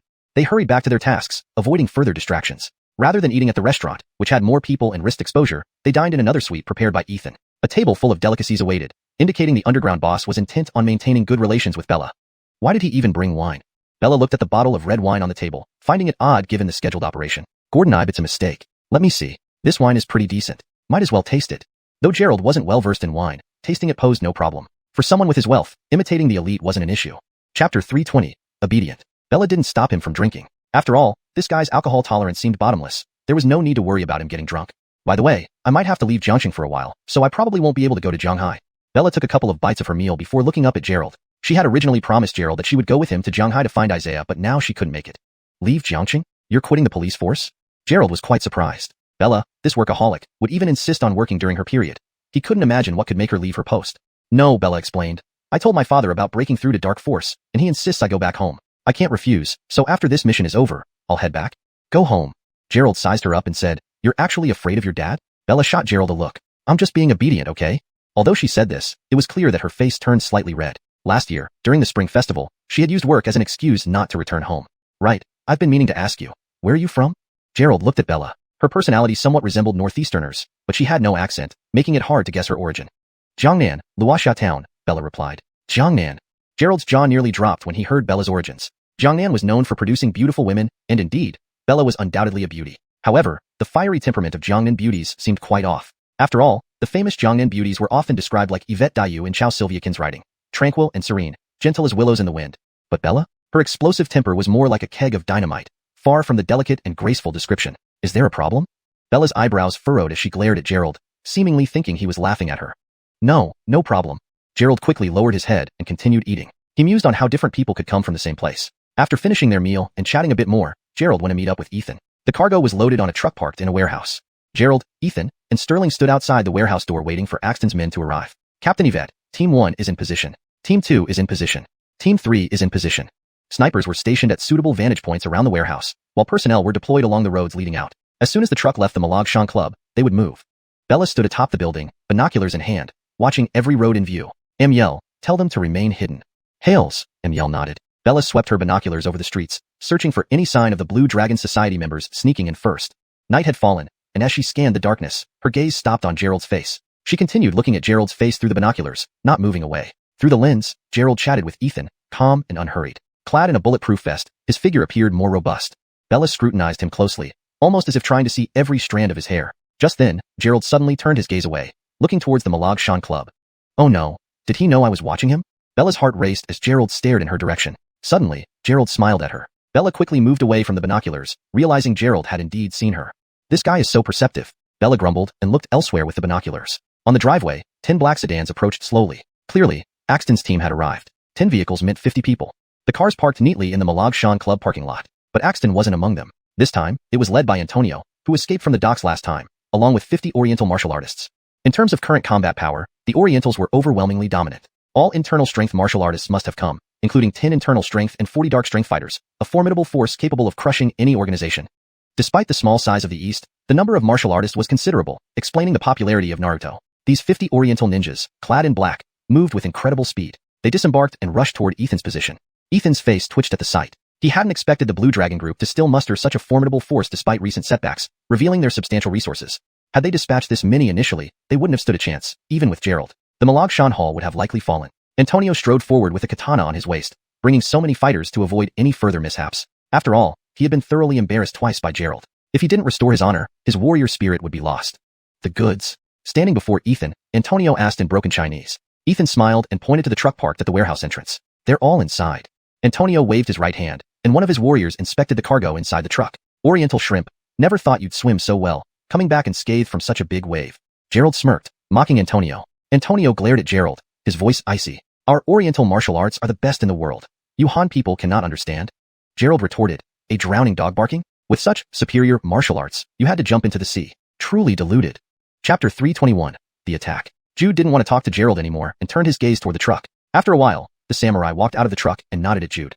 The goods were naturally fine. After confirming with no issues, the Japanese immediately sent 2 men to drive the truck, while several others jumped onto the top of the cargo area. The rest crawled into the cabin. The remaining people paired up and returned to their vehicles. This single truck held 30 people, including 10 Japanese warriors with transformation level skills. Ethan saw them about to leave and hurriedly left the warehouse, leading Gerald and Sterling back to Green Mountain Club. The next move was best left to the police, as there were too many opponents who were clearly well prepared. For close combat martial artists and cold weapon users like them, it was better not to get involved. On the top floor, Bella observed through a telescope, waiting for the truck to reach the predetermined ambush point before giving the order to attack. The truck slowly drove out of the parking lot, surrounded by 5 cars in front and 5 behind. On the roof stood Japanese warriors scanning the surroundings. They seemed to have sensed something amiss. Bella had already ordered everyone on the streets blocked off, leaving no pedestrians on the road after the trucks departed. Jude stood at the front of the truck, surveying with his eyes. He raised his right hand and moved his lips under the mask. Suddenly, the leading car stopped, followed by the others. Captain Hale, why did they stop? Amiel asked as the convoy halted. Paulette frowned, unsure what these Japanese were up to. They only needed to drive another 100 meters to reach the preset ambush location. A perfect spot covered by all snipers with tire spikes laid down to prevent escape. But now that the Japanese had suddenly stopped, the plan couldn't proceed as expected, rendering several sniper points ineffective. Wait and see. Report the current situation from each group, Bella instructed via radio. Report, Group 3 cannot locate the target. Report, Group 6 cannot attack the target. Report. Bella's face darkened as she heard the reports. Half of the preset sniper positions could not directly attack the targets, and only some difficult angles could hit the Japanese. With over 50 people and a truck for cover, this was problematic. Send Groups 1, 2, and 3 closer to the ambush point. 3 special task forces spread out in a line formation, moving rapidly toward the truck's position. Fully equipped with shields, rifles, bulletproof vests, and other gear, they were ready for modern combat, let alone dealing with Japanese fighters armed with cold weapons. Group 3 approached quickly through an adjacent street, running in perfect unison. The Japanese, hearing footsteps and sensing the presence of so many people, knew they were ambushed. Scatter! Jude waved his hand. The ninjas in the cars prepared to flee in different directions. Meanwhile, the cargo in the truck was being loaded onto the backs of other ninjas. Police, don't move. Group 3 closed in, surrounding the convoy. Jude leaped forward with his katana, aiming at the advancing police officers. Though there were shields, Miyamoto's blade was more powerful, slicing through the shield like cutting tofu. If not for the swift reaction of the officer and the help from those behind him, his hand might have been chopped off. The special forces were taken aback by the speed of the Japanese ninjas. After Miyamoto attacked, others raised their 95-style rifles, fingers on the triggers, preparing to fire. Attack! Bella commanded decisively. Bang, bang, bang. A bullet whizzed from a rooftop, echoing in the night sky. Miyamoto immediately withdrew as soon as the gunshot echoed, leaping backward. The bullet struck the ground in front of him, creating a hole in the cement. While Miyamoto avoided the fatal shot, others weren't so lucky. At the command, all available snipers fired simultaneously. The 2 drivers in the truck were shot in the head and died instantly. 2 other ninjas also perished. However, the 10 transformation-level warriors managed to dodge the bullets. At this level, their senses of danger were highly acute, allowing them to evade danger. What happened? Didn't we hit any? Bella kept her eye on Miyamoto, knowing he was the main enemy. It was surprising that he managed to avoid sniper fire. It seemed too extraordinary. Bang, bang, bang. Another round of gunfire ensued. However, the 10 transformation-level warriors dodged like monkeys, now alert. Other hidden energy warriors hid inside the cars, and a few who tried to escape were killed. Miyamoto, with a cold look, slashed again at the nearest special forces member with his razor-sharp katana. Bang! Another gunshot interrupted Miyamoto's attack, forcing him to retreat. The 3 special forces members aimed their rifles and fired without hesitation. If they hadn't fled, they would have been riddled with bullets. Several ninjas pulled smoke grenades from their belts as soon as the special forces opened fire. Boom! These weren't just regular smoke grenades, but contained irritants that stung eyes and noses. Plop, plop, plop. After the first round of gunfire, silence fell. Upon closer inspection, the special forces members lay motionless on the ground. What happened? Bella had been observing. While long-range sniping worked well, the close-range assault by Group 3 resulted in their collapse without taking down a single opponent. The tension and action are maintained throughout this chapter. Please feel free to provide more text if needed. Chapter 322, Ambush. Bang, bang, bang. Snipers from afar quickly fired to provide support, preventing the incapacitated comrades from being finished off by the Japanese assailants. Simultaneously, Team 4 donned gas masks and prepared to rush into the smoke for rescue. The scene became chaotic. Although snipers were equipped with thermal imaging systems, it was difficult to distinguish friend from foe amidst the dense smoke, so they didn't dare to shoot recklessly.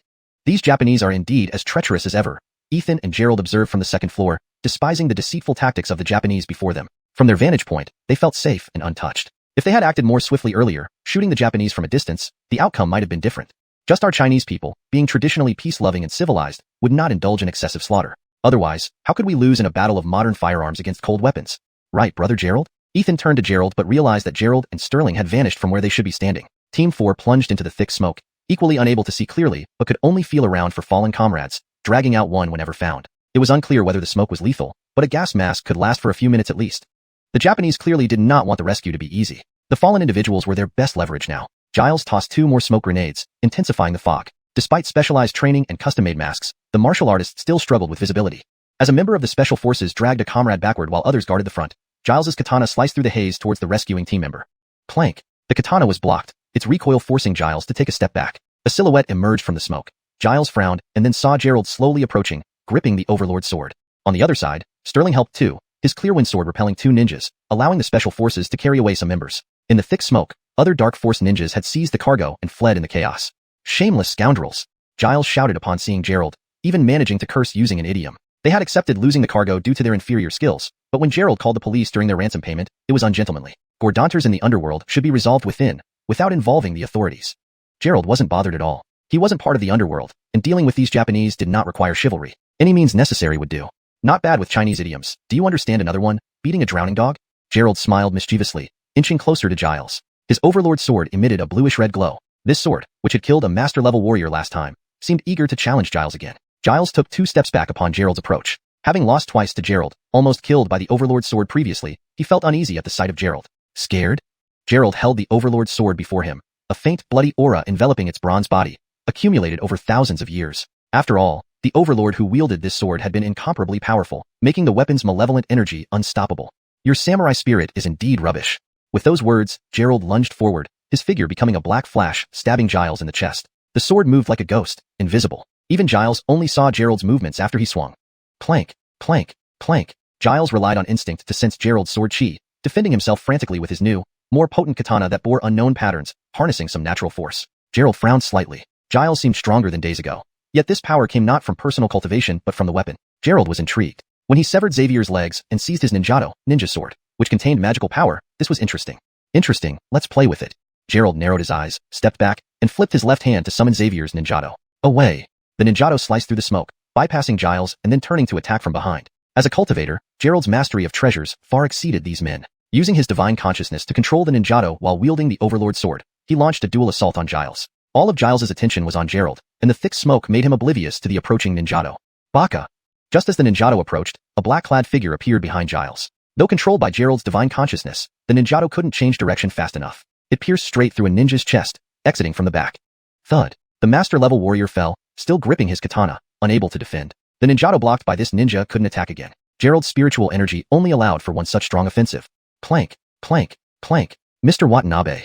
Giles slashed ferociously, temporarily pushing Gerald back, then embraced the dead warrior. Despite numerous master-level warriors in the Green Dragon group, losing so many consecutively was intolerable for any organization. But Kairu. Giles closed Watanabe's eyes, lifted his katana with one hand, and rushed toward Gerald. Behind him, several more ninjas appeared, wielding ninjatos and rapidly surrounding Gerald. Sterling was ultimately outmatched, capable of only handling 2 at once. The remaining ninjas, no longer engaging the special forces, targeted Gerald instead. Chapter 323, Severely Wounded Jude. Bang, bang, bang. The ninja resorted to their usual tactics, hurling various hidden weapons, including several explosive devices that sent flames flying around, almost disorienting Gerald. Surrounded by 7 martial artists, even if Gerald could attack with his sword, he could only handle 3 at most. The remaining 4 with their weapons could easily cut him into minced meat. To hell with you. Gerald reached behind and threw out spiritual talismans in all directions. Fortunately, as a cultivator, he often enjoyed refining pills and drawing talismans during his free time, so he had a fair number of them. Though these talismans were low-grade and couldn't directly kill these masters, they were enough to defend against their attacks. Boom, boom, boom. Various fire and lightning talismans exploded, scattering the surrounding smoke. Taking this opportunity, Gerald wielded his Overlord sword and slashed towards Jude again. A single slash like a crescent moon, accompanied by a gust of wind and flashing thunder. A red light streaked straight toward Jude. The power of this sword strike made even the surrounding air vibrate, while the surrounding smoke was dispersed, enveloped instead by the red glow. Speaking of the Overlord sword, it was undoubtedly a true magical treasure. No one knew what level of cultivation Overlord once possessed, but it definitely wasn't something Gerald could match now. Ting. Another crisp sound echoed as Jude's katana clashed with Gerald's Overlord sword. This time, it didn't break. Instead, it blocked Gerald's strike. Jude felt numbness in both arms, as if they were no longer under his control. Gerald's eyes widened. He hadn't expected Jude to block his sword strike again after acquiring the katana. Damn!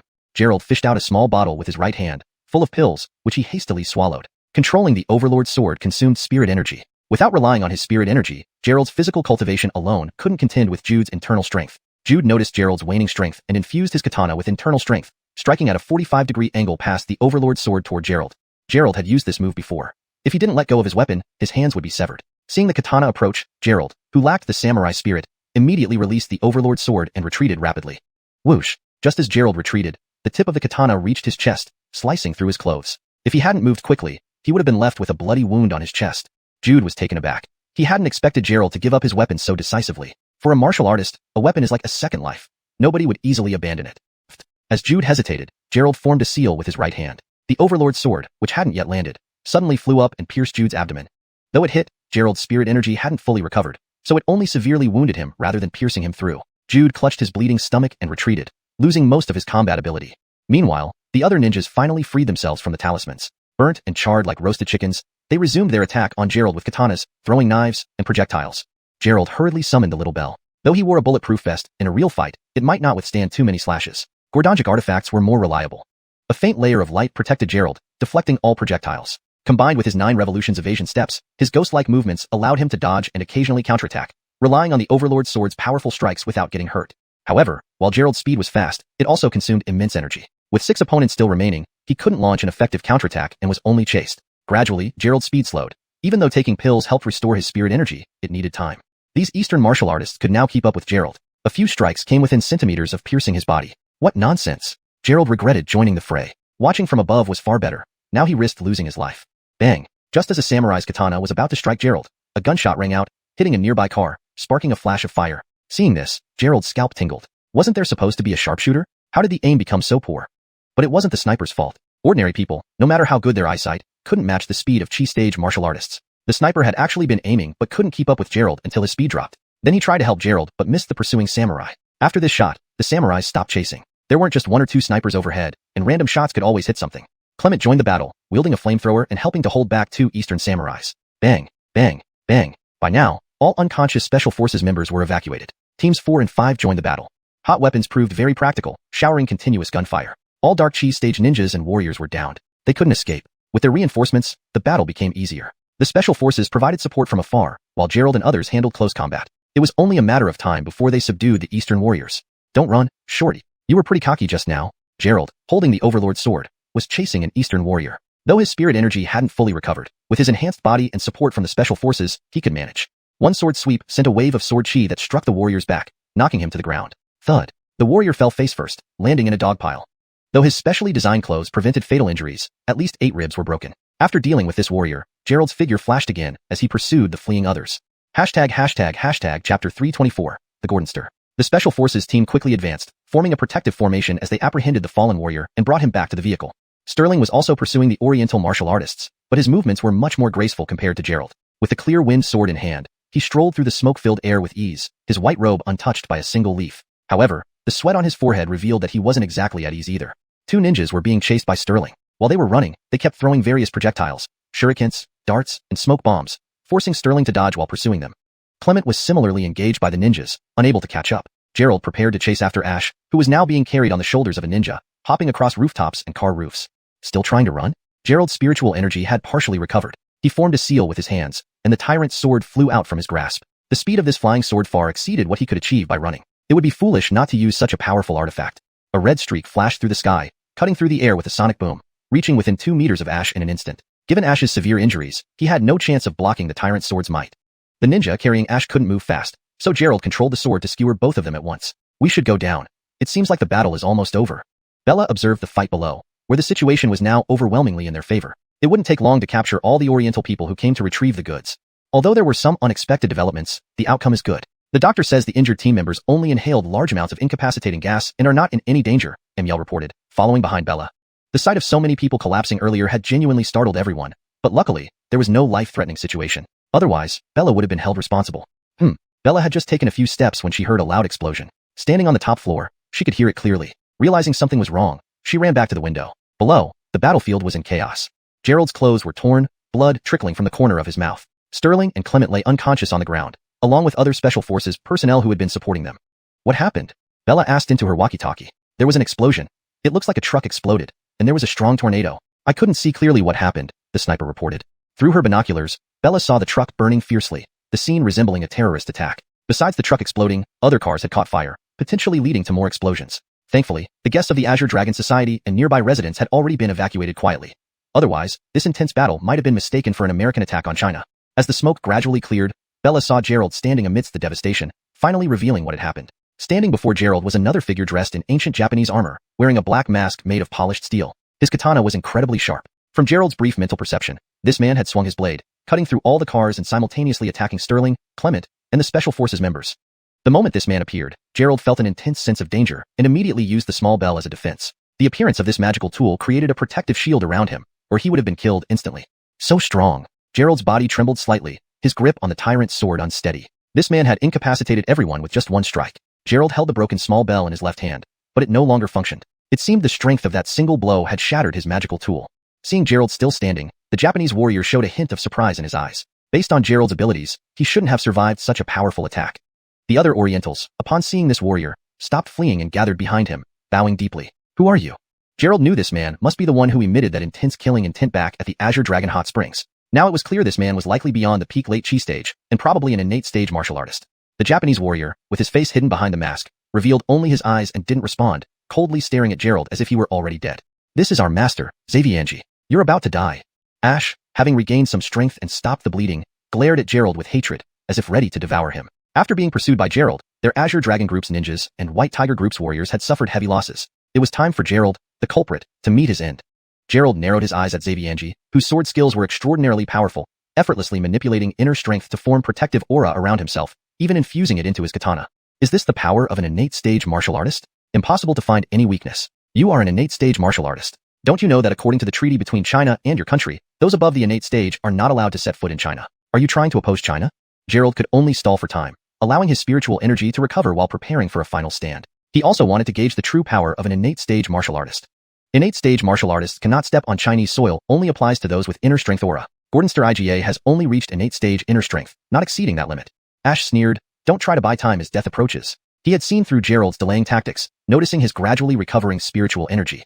Xiang remained silent, gripping the hilt of his katana and preparing to draw it. Gerald tensed, feeling the oppressive aura emanating from Xiang, which prevented his mental senses from functioning properly. Chapter 325, Modeo, over.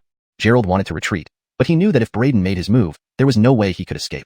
Now, gripping the Overlord's sword tightly, he infused all of his spiritual power into it. Last time, the Overlord's sword had autonomously unleashed a strike that directly slew a Transformation Realm warrior. He hoped it could unleash another such powerful attack this time, allowing him a chance to flee if possible. Gerald never considered fighting Braden because they were in entirely different leagues. Now, he only wanted to stall and then escape.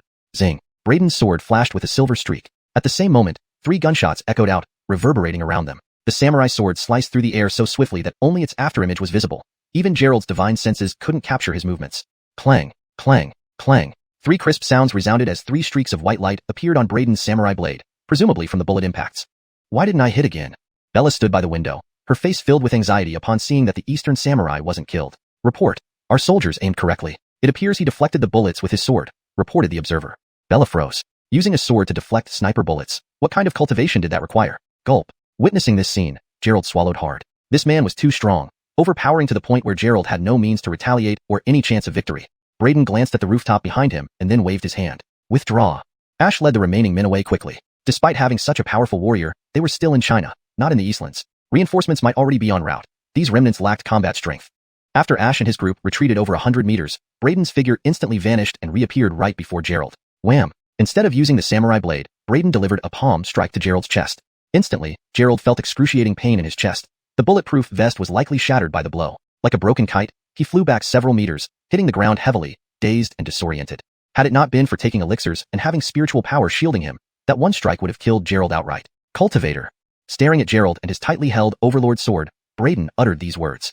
Gerald clutched his chest and stood up, laughing coldly. A first-stage expert bullying a junior. Aren't you ashamed? Braden did not respond but slowly drew his samurai blade. He took a pristine white handkerchief in his right hand and began wiping the blade delicately, preparing to make the blade even sharper before killing Gerald.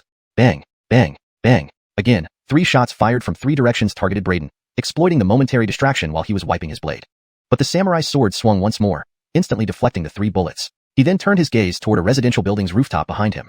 Swish. Braden's figure flickered, and within an instant, he nimbly climbed the exterior wall like a monkey, reaching the rooftop. After over 10 seconds, Braden leaped down from the rooftop and stood before Gerald once more.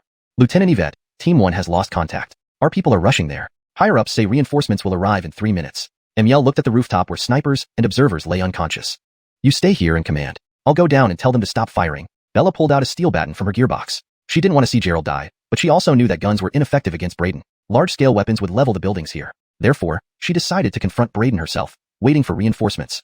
Meanwhile, Braden withdrew another clean handkerchief and wiped the samurai blade, erasing the bullet marks effortlessly. Wiping the blade slowly signified Gerald's countdown to death. When finished, Gerald would be dead. Bella rushed over, holding the silver baton and running straight to Gerald. Police, don't move. Gerald was flabbergasted. What are you doing here? His target is me. Get back. From Braden's actions, everyone realized he intended to kill only Gerald. Likely due to the treaty between China and the Eastlands and fear of the mysterious Chinese organization, he didn't dare wreak havoc in China. I am a police officer. How can I leave? Holding the baton tightly, Bella warned Braden. Our reinforcements are coming. You still have time to leave. She tried warning Braden to retreat. Hearing this, Gerald found it even more absurd. Telling someone preparing to kill him about imminent reinforcements practically invited swift action. Zing. The samurai blade let out a resonant sound, and Braden raised his head to look at Gerald. Die. With a single word, his figure blurred as the samurai blade descended from the sky, shining brightly and incredibly sharp. The blade carried thunderous force, faint lightning flashing along it, far stronger than the lightning conjured by Bella's wind thunder staff technique. It seemed martial artists at a certain level could transform their internal energy into specific skills. Get out of here. Gerald grabbed Bella's collar and threw her away just in time. Simultaneously, the Overlord's sword thrust forward to meet the dazzling, thunder-infused blade. Gerald knew he couldn't block this strike, placing all hopes on the Overlord's sword. Clang. A clear sound rang out, but it wasn't from Gerald and Braden's confrontation. A senior man, around 70 or 80 years old, wielding a modeo, suddenly appeared before Gerald, intercepting Braden's samurai blade. The modeo, known as the strongest blade during the Tang dynasty, enabled Chinese infantry to decimate cavalry over long distances, ensuring dominance across the world. Chapter 325. The modeo. Finished. Gerald wanted to retreat, but he knew that if Ephraim drew his sword, there was no way he could escape. Now, he gripped the Overlord's sword tightly and infused all his spiritual power into the blade. Last time, the Overlord's sword had autonomously attacked, instantly slaying a master-level warrior. He hoped it could unleash such a powerful strike again. If so, he might still have a chance to escape. Gerald hadn't intended to engage Ephraim in combat because they were on completely different levels. His goal was merely to stall him long enough to make his escape. Whoosh! Ephraim's katana flashed as a streak of silver light emerged. Simultaneously, 3 gunshots rang out, echoing through the area. Gerald could only see the afterimage of the katana's movement. Even his divine sense couldn't track it accurately. Clang, clang, clang. 3 sharp sounds echoed. 3 beams of white light appeared on Ephraim's katana, marking where the bullets had struck. How did we miss again? Bella stood by the window, growing increasingly anxious upon realizing that the Oriental samurai wasn't killed. Report. Our sniper aimed well, but it seems he deflected the bullets with his katana, an observer reported. Bella was stunned. Using a katana to deflect sniper rifle bullets, it was unfathomable what level of cultivation could achieve this. Gulp. Gerald swallowed hard. Ephraim was overwhelmingly powerful, far beyond his ability to retaliate or hope for victory. Ephraim glanced at the rooftop behind him and then waved, signaling, withdraw. Jude led the remaining men to quickly leave. Despite having such a formidable warrior on their side, this was China, not Japan. They feared reinforcements might arrive at any moment, making them ineffective as a fighting force. After Jude retreated more than 100 meters, Ephraim vanished from his original spot and reappeared right before Gerald. Bang! He didn't use his katana directly to kill Gerald, but delivered a palm strike to his chest. Instantly, Gerald felt excruciating pain as his bulletproof vest likely shattered from the impact. He flew back several meters and slammed into the ground, dazed and ringing in his ears. If it weren't for the medicinal pills he had taken and the spiritual power protecting him, that one blow would have killed him. Cultivator. Ephraim stared at Gerald, focusing on the Overlord's sword still clenched in his hand. He uttered these 3 words. Gerald held his chest and stood up, sneering, You, an innate realm expert, bullying a junior like me. Don't you have any shame? Ephraim ignored the question, slowly drawing his katana. He took out a snow-white handkerchief with his right hand and began wiping the blade meticulously. It seemed he planned to clean the blade thoroughly before finishing off Gerald. Bang, bang, bang. 3 shots rang out simultaneously. From 3 different angles, snipers once again attacked Ephraim while he was distracted by cleaning his blade. But Ephraim's katana slashed, sending the bullets flying away effortlessly. Then, without looking at Gerald, he turned to face the rooftop of a residential building behind him. Swoosh! Ephraim flashed across the exterior wall like an agile monkey, swiftly climbing from the ground floor to the rooftop within seconds. More than 10 seconds later, he leaped down from the rooftop, landing back in front of Gerald. Team Yvette, Squad 1 has lost contact. Reinforcements are on the way and will arrive in 3 minutes. Emiel watched the rooftop, noting that the sniper and observer who were previously there now lay motionless on the ground, their fates uncertain. You stay here and coordinate. I'll go down and stop the shooting. Bella pulled out a solid iron baton from her equipment box. She didn't want to see Gerald die but also understood that guns were clearly ineffective against Ephraim unless using large-scale weapons, which would devastate the area. Thus, she chose to confront Ephraim herself alongside Gerald while waiting for reinforcements. At this moment, Ephraim pulled out another white handkerchief and began wiping his katana anew. The white marks left by the bullets vanished under his careful wiping. Slowly cleaning his blade marked Gerald's countdown to death. When the blade was clean, Gerald's time would be up. Bella rushed over, gripping the silver baton and arriving just before Gerald. Police, don't move. Gerald was utterly dumbfounded. At this critical juncture, why did this girl decide to get involved? What are you doing here? He's after me. Go back now. Gerald exclaimed. From earlier, everyone Ephraim encountered was merely knocked unconscious. His sole target was Gerald. This was likely due to fear of violating treaties between China and Japan and the existence of mysterious Chinese organizations. I am a police officer. I can't leave, Bella said firmly, gripping the baton and addressing Ephraim. Reinforcements are coming. You can still flee now. She was warning Ephraim, urging him to reconsider. However, Gerald was speechless. Ephraim was calmly cleaning his blade while she informed him reinforcements were imminent, essentially telling him to kill Gerald and run. Whoosh! The katana whistled, and Ephron raised his head, fixing his gaze on Gerald. Die! With a single word, he blurred into action, his katana slicing down through the air with dazzling brilliance and incredible sharpness. This strike carried the force of thunder, lightning faintly flickering along the blade, many times stronger than the lightning Bella summoned using wind thunder staff technique. Clearly, martial artists at a certain level could transform their inner energy into specialized techniques. Hurry, go! Gerald had no time to waste. He grabbed Bella's collar and hurled her away. Meanwhile, he thrust the Overlord's sword toward the thunderous sword light. Gerald knew he couldn't withstand the attack, pinning all his hopes on the Overlord's sword. Clang! A clear resonant sound echoed around, but it wasn't from Gerald and Ephron's confrontation. Before Gerald stood an elderly man, probably in his 70s or 80s, wielding a modeo. The ancient broad-bladed weapon clashed with Ephron's katana. The modeo, renowned as the strongest blade during the Tang dynasty, enabled Chinese infantry to dominate the battlefield, capable of cutting down cavalry from afar. Chapter 326, Innate Expert Xiang. The Japanese dare to be violent in Bertsia, as if Bertsia has no one left. The elder's voice was deep and resolute, each word resonating through the air. Gerald's hand, gripping the Overlord's sword, trembled. If it hadn't been for the elder's intervention, he would surely have died. Another innate martial artist. Looking at the elder's back, Gerald could sense his aura, which matched that of Ephron's. But upon closer inspection, something felt off. The elder was clearly forcing himself with his last breath. His body couldn't keep up. A dying man still dares to compete with me. Ephron gripped his katana tightly, his eyes filled with icy determination. Even if I die, I will take you with me. The elder launched a sudden slash towards Ephron. The two blades clashed, creating massive tremors around them. Gerald quickly retreated, grabbing Bella who had fallen to the ground, moving 100 meters away. A battle between innate martial artists was earth-shaking. Being too close would expose him to potentially lethal shockwaves even from a distance. Boom. Their confrontation was like lightning, wreaking havoc on the surroundings. Cars exploded one after another. Gerald couldn't follow their movements. They were too fast, especially Ephron who seemed to be overpowering the elder. Uncle Teacher. Sterling suddenly came to, watching the battle with anxious eyes. Halet he could do nothing but watch helplessly. Uncle Teacher? He's your Uncle Teacher? Gerald asked, bewildered by this revelation. Malaxian Hall had such a powerful expert, yet he knew nothing about it. No wonder Ethan didn't fear Axton's numerous inner strength experts. Having an innate martial artist backing him made all the difference. Uncle Teacher was already severely injured years ago and never recovered. His lifespan is limited. This battle, Sterling murmured, tightening his grip on the clear wind sword. Among the elders of Malaxian Hall, only Ishan remained alive, teaching them martial arts as the last pillar of support. However, Ishan's injury to his dantian was not curable by medicine alone. Therefore, outsiders were unaware of his existence. Boom. Ishan and Ephron fought faster and fiercer, affecting an area of several hundred meters. In their path, nothing survived. Even large trees turned to dust. Why didn't you say you were injured sooner? I have many medicinal pills. Gerald was frustrated. If this strong expert was injured, wouldn't healing him make a big difference? Sterling shook his head. It's useless. Uncle Teacher once said that he suffered damage to his foundation. Only reversing fate can cure him. Gerald fell silent. Innate martial artists understood their bodies better than anyone.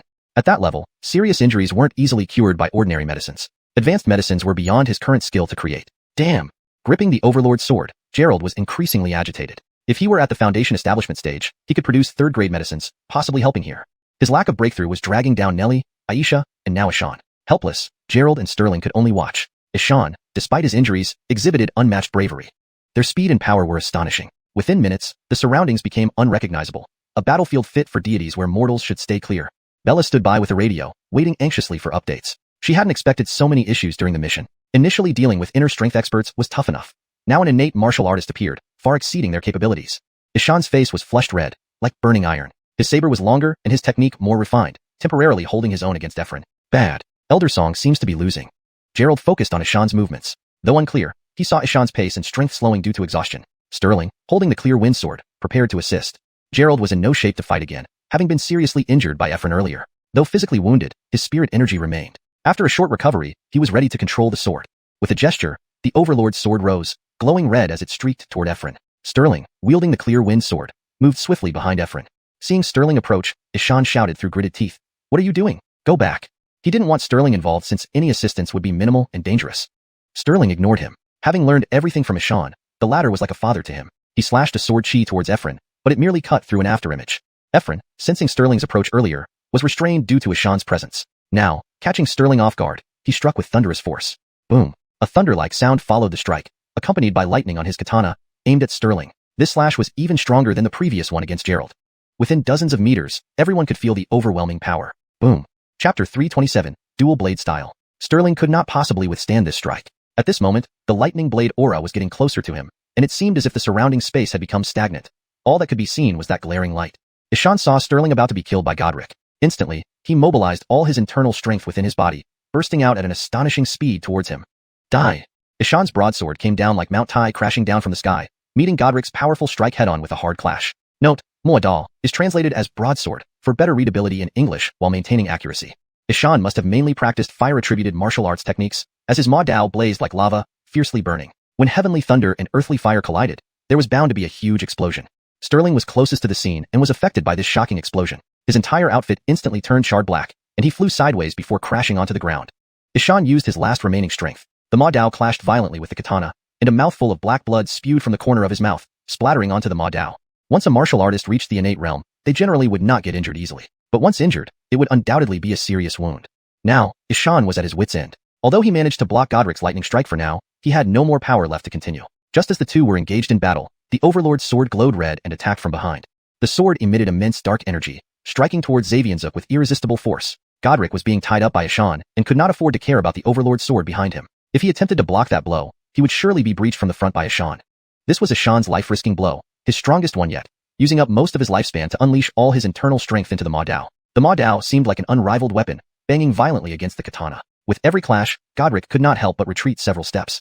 Speaking of Ishan, he was nearly 100 years old. A century of cultivation wasn't just talk. Godric's eyes widened as he held his katana to fend off the Muad'Dal with his right hand while grabbing another shorter katana from his waist and flinging it backward toward the Overlord sword. Clank! The katana and Overlord sword collided, causing Gerald, who controlled the magical treasure, to shudder intensely, almost detaching his soul from his body. Blood spurted from the corner of his mouth as he fell to the ground. Are you all right? Bella quickly grabbed Gerald's arm and helped him up. Gerald wiped the blood trickling from his mouth and looked at the intense battle between Ishan and Godric. He shook his head and said, I'm fine. He could only help to this extent. His spiritual power and physical strength were exhausted. Being able to stand was already quite good. After Godric hit away the Overlord's sword with another knife, Ishan seized the opportunity and struck at his katana, shouting simultaneously, You are from the IGA school. Retreat.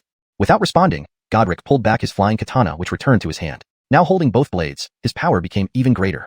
IGA school, Shinazuk. Standing there with both swords in hand, bolts of lightning surged continuously on the swords. To be able to cultivate to this level, one must indeed be exceptionally strong. One should know that cultivators can choose their cultivation methods due to having spiritual roots, using spirit power to attract celestial power. However, martial artists completely relied on their own training and could only understand one attribute of cultivation method, making them considered a lower class of cultivators. IGA dual blade style. The fury in Ishan's eyes intensified. Years ago, his main fight was against the IGA school, where Xiang Yu fought against IGA school experts and was eventually surrounded and killed by these shameless Easterners. He just saved Sterling earlier, but now it had escalated into a revenge mission. Not killing the descendants of the IGA school would be an insult to the many martyrs of Greenhill Hall. Holding the Muad'Dal with both hands, Ishan swung it again, unleashing a startling speed unimaginable for someone with serious injuries. In Ishan's hands, the Muad'Dal swirled like a fiery wheel, sweeping the wind and surging forth with scorching flames. At this moment, Godric wielded both swords, one attacking, the other defending. Amidst clashing sparks of fire and lightning, he managed to block all of Ishan's attacks. Swinging the double blades dynamically like dragons in motion, sounds of continuous lightning emerged. Had this been a charger, it might very well be ultra-fast charging.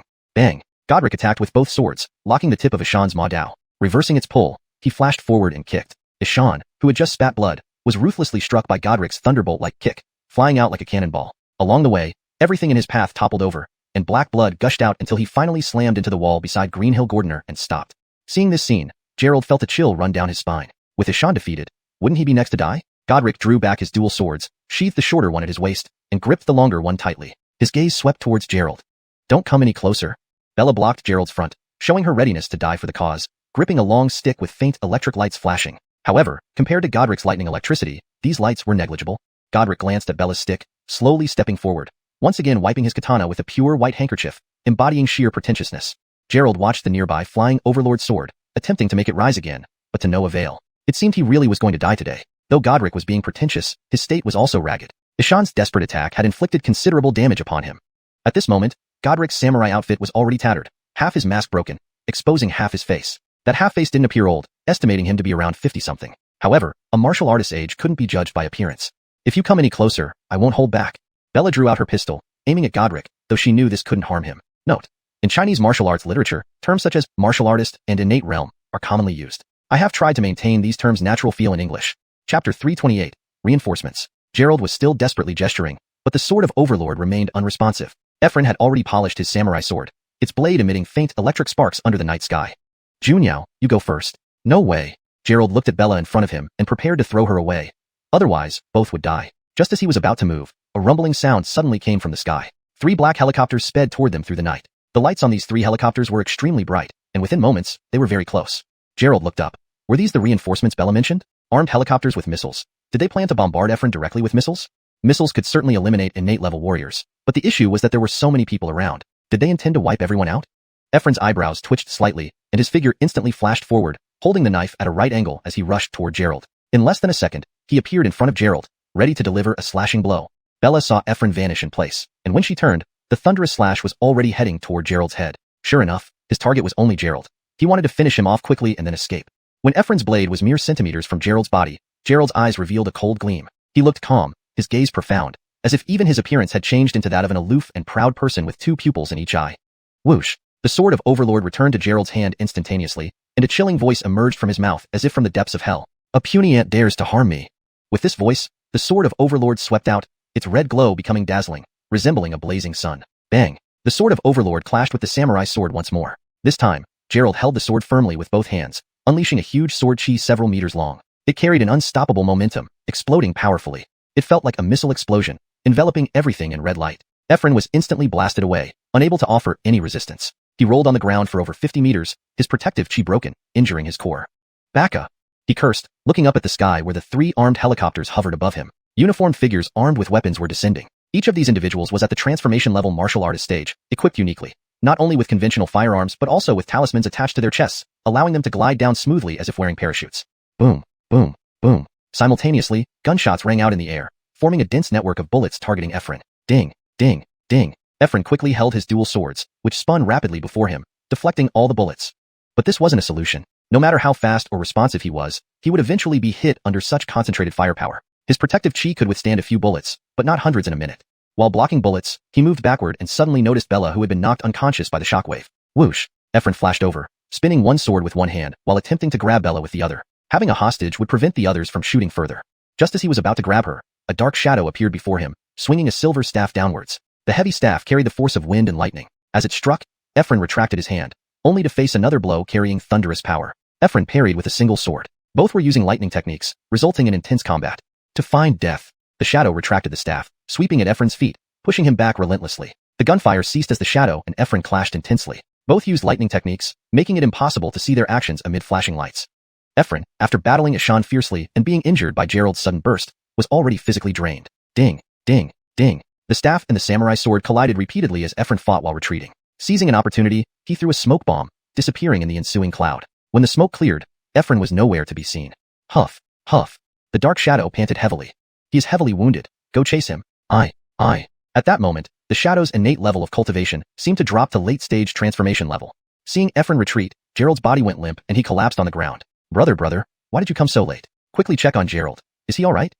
Bella was the first to be revived. Seeing her brother, she started crying, pleading with tears. First People's Hospital, Gerald found himself back in the familiar ward. Dazed, he felt a burning sensation as if being roasted by fire, then drenched in water, and finally falling into an icy pit. Unsure how long he had been unconscious, Gerald seemed to dream of a heroic figure in a tent, with the sounds of clashing blades and galloping horses ringing in his ears. Strength enough to topple mountains and cover the earth. Misfortune strikes as my steed cannot proceed. What the heck? Gerald suddenly opened his eyes, staring at the white ceiling and seeing Bella beside the hospital bed. You're awake? Bella's face lit up with joy, though tear tracks marred her smile. I didn't die?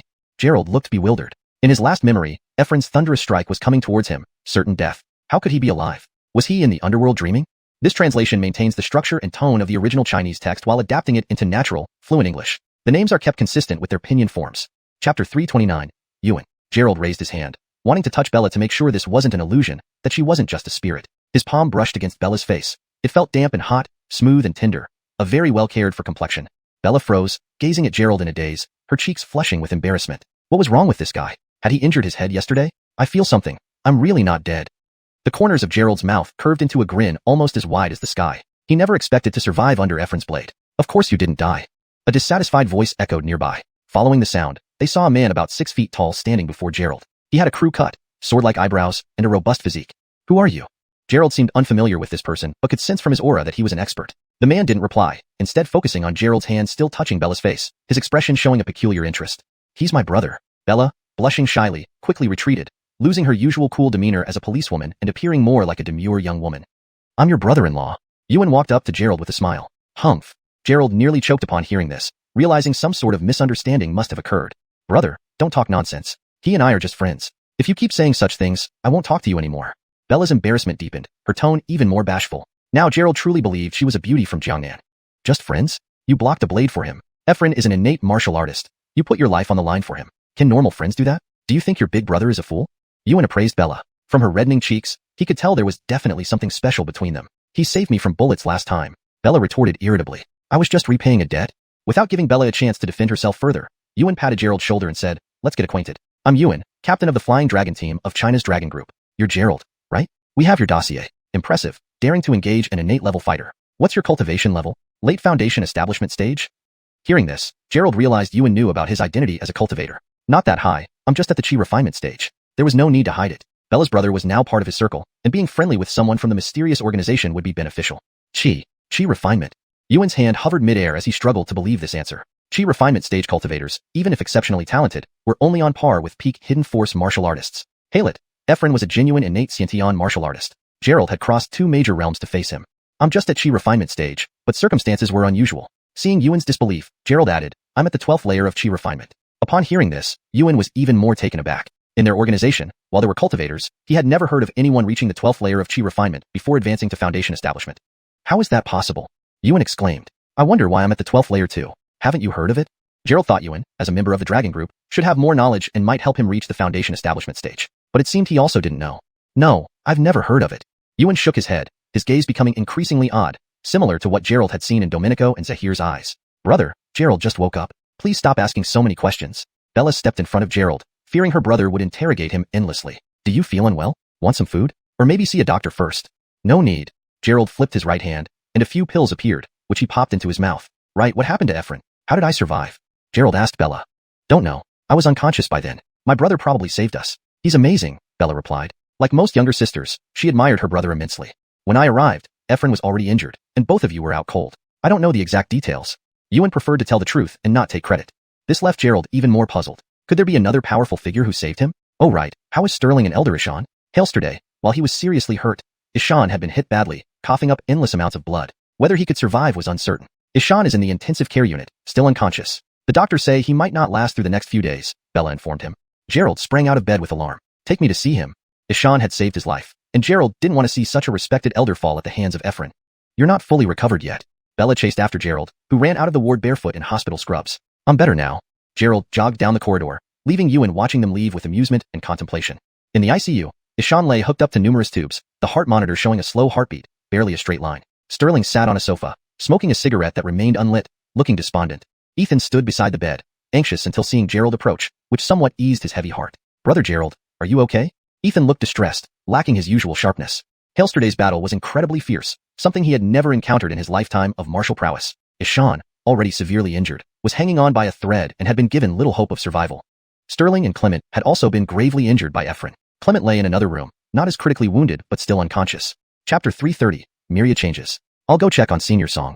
Gerald walked over and looked at Ishan in the bed. At this moment, Ishan appeared even more aged, with deep-set eyes, withered hands, and no hint of color on his face. Ah, my uncle might really not have much time left, Ethan sighed deeply, his brows knitted tightly, his expression twisted with sorrow. Originally, after Ishan was gravely injured decades ago, he had been recuperating all along and never appeared in public. Without this battle, he could have lived for several more decades. But to preserve the heritage of Green Mountain Hall and confront a mortal enemy, he had no choice but to step up. After checking, Gerald held Ishan's wrist and began diagnosing him. It had to be said that Ishan's condition was indeed critical. It was already a miracle he hadn't died from such severe injuries. His dantian was completely shattered, with not a trace of inner strength left within his body. Only his strong will kept him alive. Beyond his dantian, every other organ was damaged as well. Ishan's current body showed no signs of health anywhere. Unhealed old wounds compounded by new injuries left Gerald's scalp tingling. This truly was a thorny problem. For a martial artist, a destroyed dantian was practically a death sentence. I've given him the pills provided by our team, but they haven't been very effective. Yuan approached, shaking his head. Ishan's battle against Xavian yesterday showcased the spirit of Chinese martial artists. If not for his existing injuries, Xavian would have stood no chance against him. Looking at Ishan in the hospital bed, Gerald felt a heavy heart. If Ishan died because of him, he would never forgive himself. It's difficult. Gerald's brows were furrowed. Healing Ishan was virtually impossible. To repair a shattered dantian, one would need high-grade medicinal pills, like 7th-rank pills. However, cultivating such a grade of medicine required at least a nascent soul stage cultivator to gather fire for the alchemy process. Even if there were nascent soul cultivators to help, where would the ingredients come from? 7th-rank pills could be called immortal elixirs, many of which originated during the early ages when heaven and earth were undivided. In today's human world, finding those heavenly herbs was nearly impossible. Do you have any nascent soul cultivators in your dragon group? Gerald turned and asked Yuan. If anyone could heal Ishan, it would likely be only a high-ranking cultivator beyond the nascent soul stage. As an organization guarding China, the Dragon Group must have nascent soul cultivators. Otherwise, how could they defend China? Yuan replied, I've already inquired. The pill needed to heal Senior Song is called the Tianyi Bodhi pill, which requires Bodhi tree seeds. Bodhi trees have long been extinct in China, possibly only found on legendary offshore immortal mountains like Penglai or in the Buddha land within the heavenly realm, but those places are separated from the human realm. The Bodhi tree was where Siddhartha Gautama attained enlightenment. Even if some Bodhi seeds still existed, who would willingly offer them? Is there anywhere else we can find them? Isn't Gautama originally from India? Bella questioned. Yuan responded, forget it. India has many religions, and Buddhism is just one of them. They may have nascent soul Buddhist cultivators, but would they help us Chinese? Given the friction between China and India, it would be absurd to beg Indian cultivators for help, proving that China lacked capable individuals. I'll try stabilizing his lifespan first. If I can do that, he might live a bit longer. Gerald took out silver needles, preparing to use acupuncture to stimulate Ishan's residual inner strength while combining spiritual energy. He wasn't sure if it would wake him up. The Taibei Divine Needle technique, passed down by Taibei True Immortal, should help prolong his life, but how long remained uncertain. Gerald removed Ishan's patient gown. Once a robust body that could wield a 100-pound saber, it now resembled skin and bones, devoid of muscle. Without inner strength to protect him, old injuries worsened, combined with recent ones causing severe blood loss and depleted chi, making his condition dire. Seeing Ishan's emaciated state, everyone drew a sharp breath. Gerald looked at the bedridden Ishan hesitantly. The injuries were too severe. A minor mistake could lead to immediate death due to the intensity of the acupuncture. Brother Chanqing, why haven't you started? Ethan asked, sweating nervously. Though doctors deemed Ishan unsavable, Chanqing's medical skills might make a difference. Seeing him hesitate made Ethan anxious, as Ishan was their pillar of strength at Green Mountain Hall. Chanqing finally decided, his eyes focused. Silver needles flickered rapidly between his hands, swiftly inserted one after another. With each needle, spiritual energy flowed into Ishan, who remained unresponsive. The second, third, soon, dozens of needles adorned Ishan's body. The Taibei Divine Needle technique involved 720 variations. Chanqing's hands danced so fast it was dizzying. Sometimes he inserted one needle and removed another. 9 needles in total moved like magic, jumping between acupoints. Chanqing used 9 out of 36 possible variations, aiming to address Ishan's chi and blood deficiency. After relentless back and forth movements, Ishan still showed no reaction. Sweat drenched Chanqing's forehead, depleting his accumulated true chi. Finally, after completing the treatment, Chanqing slumped onto a chair. Bella rushed forward with tissues, wiping his sweat while asking, how are you? Are you tired? Chapter 331. Awakening. Gerald grabbed the water cup beside him and drank it all in gulps, regardless of whose it was. Sterling and Ethan hurried over to the hospital bed, eager to see if Ishan had regained consciousness.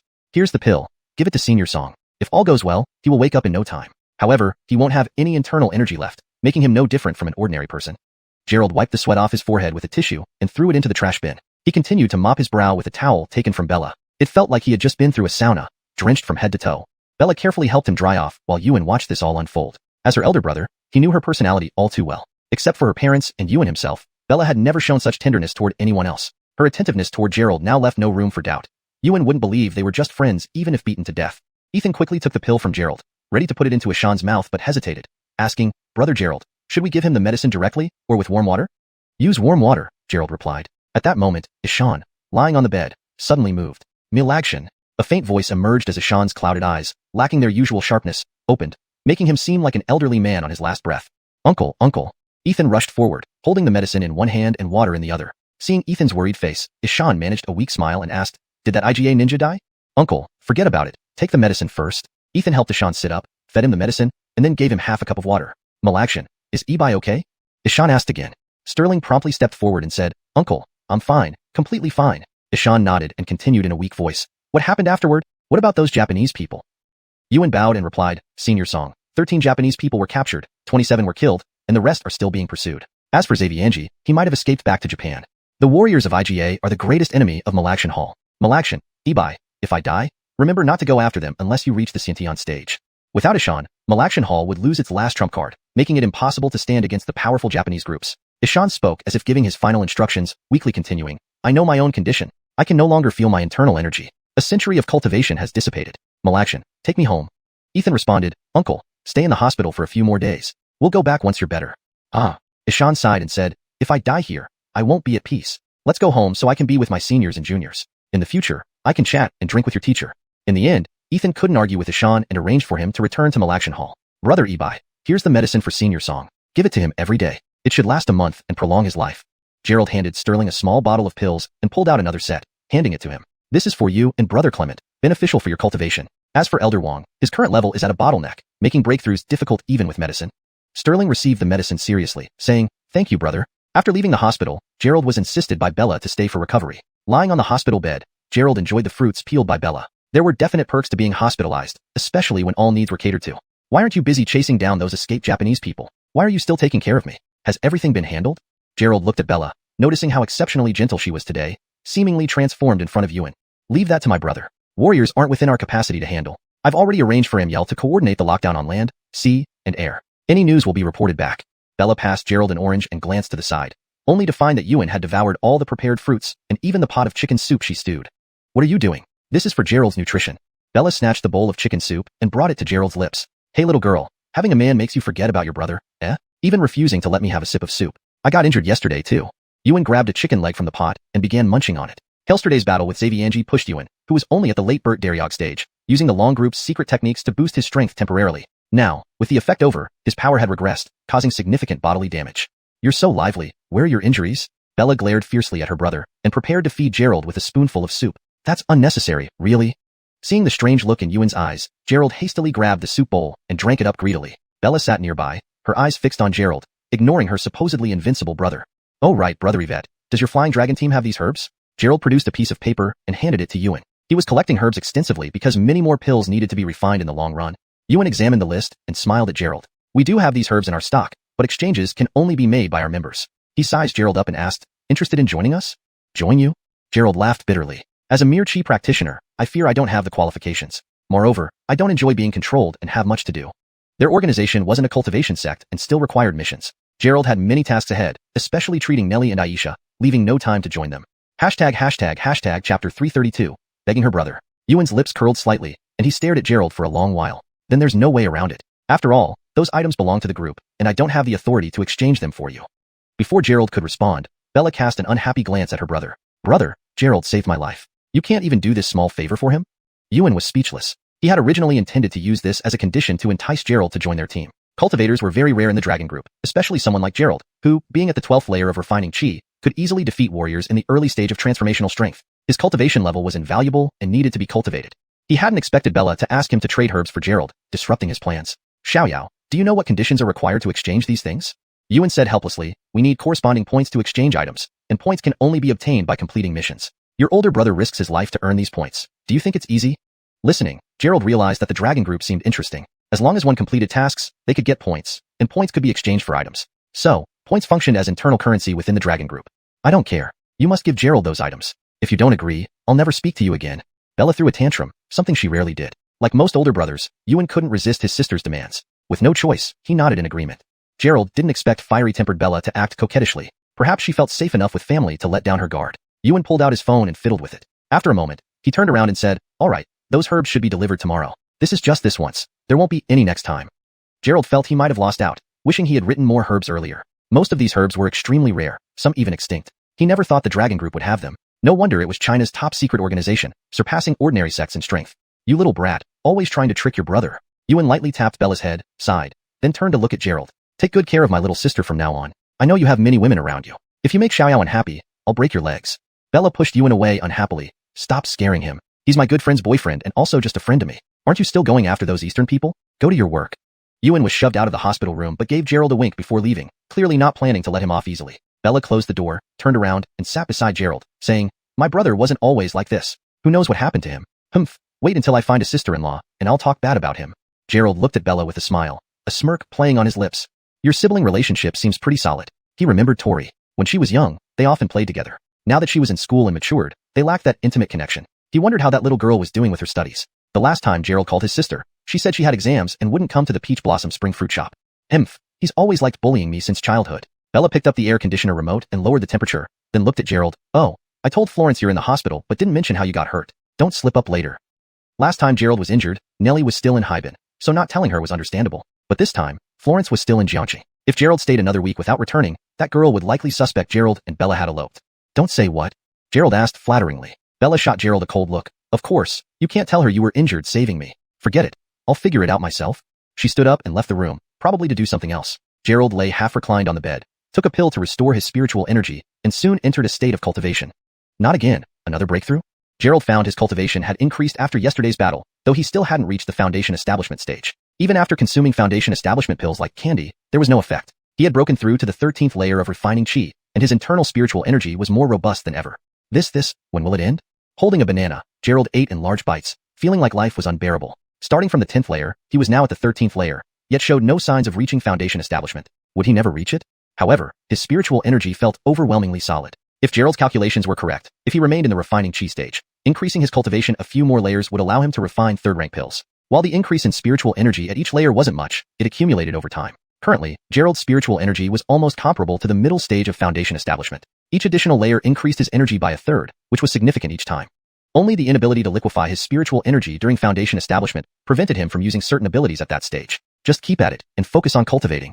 Gerald popped a few more pills into his mouth, closed his eyes, felt the increased spiritual energy, and began cultivating intensely. Before long, the hospital room door opened again. Bella entered with several doctors. Gerald opened his eyes, puzzled. He wondered why she brought so many doctors. He had only fractured a few bones, which were healing quickly due to his powerful recovery ability. Surely, he didn't need so many doctors? Grabbing a banana, Gerald continued eating. But Bella's next move nearly made him choke on the banana. Bella lay on the adjacent bed, bandaged on her hand and head wrapped in gauze. The doctor set up various machines to begin examining her. Chapter 333, Acting. Bella lay in the bed, an oxygen tube connected to her nose, glancing at Gerald with a pair of cold eyes that gleamed mischievously. Doctor, what's wrong with her? Gerald asked. The doctor replied, Officer Yvette was injured while on duty yesterday. She said she felt dizzy just now. We suspect she might have a mild concussion, so we're conducting further tests. Yesterday's intense collision had put Gerald nearest to danger, followed by Bella. It was impossible for her not to be injured, but she wore a bulletproof vest and didn't confront Xavier directly, so it shouldn't be severe enough to require oxygen. The doctor continued busily, then the ward door opened again. Nellie and Cora rushed in, followed by Beth, who looked like she'd come over immediately after work. Upon entering, Nellie saw Gerald eating a banana on the bed. Gerald, are you all right? Nellie approached the bedside, immediately examining Gerald. Beside her, Cora and Beth also appeared worried. It seemed Bella's message about being injured had truly alarmed them. How could anything happen to me? You don't know my capabilities? Gerald tossed the banana into the trash bin, raising his arm as if to demonstrate he was fine. Why were you so careless? Cora eyed the bandage on Gerald's shoulder, a tinge of blame in her voice. Tabitha, I'm really fine, just a minor abrasion. And I'm a doctor too. Do you think I wouldn't know? Gerald grinned at the three women, feeling gratified by their concern. Do you know how scared I was when General Gordoniger Mila called me and said you were hospitalized? Beth came closer, examining him carefully before relaxing, assured he wasn't missing any limbs. I told you I'm fine, Gerald insisted. After checking him for a while, Nellie asked, where is Xuanhuan? Gerald pointed to the side. There, she's on the adjacent bed. Only then did Nellie shift her attention. Seeing several doctors gathered around Bella's bed, she instantly paled and hurried over. Xuanhuan, are you all right? Bella's situation appeared far more serious than Gerald's, with many doctors huddled around discussing her condition quietly as if she had a critical illness. Of course, this wasn't because Bella deliberately drew attention, but due to her position which required the hospital to give special attention. As for Gerald, the great Dr. Chen, no other doctors bothered with him. I'm fine. Bella's weak voice sounded strange to Gerald, wondering how the once robust Bella turned into such a frail figure. Doctor, is she all right? Her heartbeat seems very fast. Why is she on a respirator? Nellie's anxious voice carried, while Bella stared at the ceiling dazedly. She should be fine. Preliminary diagnosis suggests a mild concussion and some broken bones, but we've already treated her, the doctor said. Compared to Gerald, Bella's injuries were nothing much. Wearing a bulletproof vest, she only suffered a few dislocated hand bones and a bruised head. Hail it. It sounded far worse than Gerald's condition at the moment. Gerald, didn't I tell you to take care of Xuanhuan properly? How could you let her get so badly hurt? Chastised by Nellie, Gerald was left speechless. His own injuries were more severe. Why was he blamed for not protecting Bella? Turning to look, he saw Bella watching them with those icy eyes now shining mischievously, realizing her intent. It seemed this girl decided to study military tactics instead of martial arts, understanding Nellie would likely reprimand Bella for injuring Gerald. Out of loyalty to her boyfriend, Nellie wouldn't be happy seeing Gerald risk himself. So Bella took the initiative to play the victim, increasing her sympathy score. What do you mean, look at what happened to Xuanhuan because of you. She has a concussion. Nellie glared at Gerald, clearly displeased. Please, she's a police officer. That's part of her job. I just offered help, Gerald pleaded innocence, though it seemed too late for explanations. Police officer or not, you're still a man. What harm in helping her? Look what happened now. Never mind. Stop explaining. Nellie stopped paying attention to Gerald, rushing to Bella's bedside, concerned. Xuanhuan, do you feel any discomfort? Florence, I'm really fine. And Gerald has already checked me. There's nothing major. Bella's tone was weak, her breathing rapid, but Nellie missed the subtle reddening of her ears, a sign she was lying. Take care of yourself. A concussion isn't to be taken lightly. Don't end up with complications, Nellie warned. After the doctors finished examining Bella, they confirmed, nothing serious, just observe here for a few days. Once the doctors left, Nellie sat beside Bella, asking what had happened. Bella brushed it off, citing case confidentiality. Meanwhile, Cora focused on Gerald, bringing him milk and fruit. You, always so impulsive, Cora complained, recalling his unselfish assistance from before. It's only Tabitha who cares for me. Gerald munched on fruit, eyeing Bella and Nellie, feeling betrayed by these two girls. Care? You should think about the consequences of your actions. The news reported gunfights. You're not a cop. Why involve yourself? Beth also expressed dissatisfaction. Originally, she thought Gerald just helped by fighting, but a gunfight was beyond him. I'm a justice pioneer and outstanding youth, merely doing my civic duty, Gerald laughed.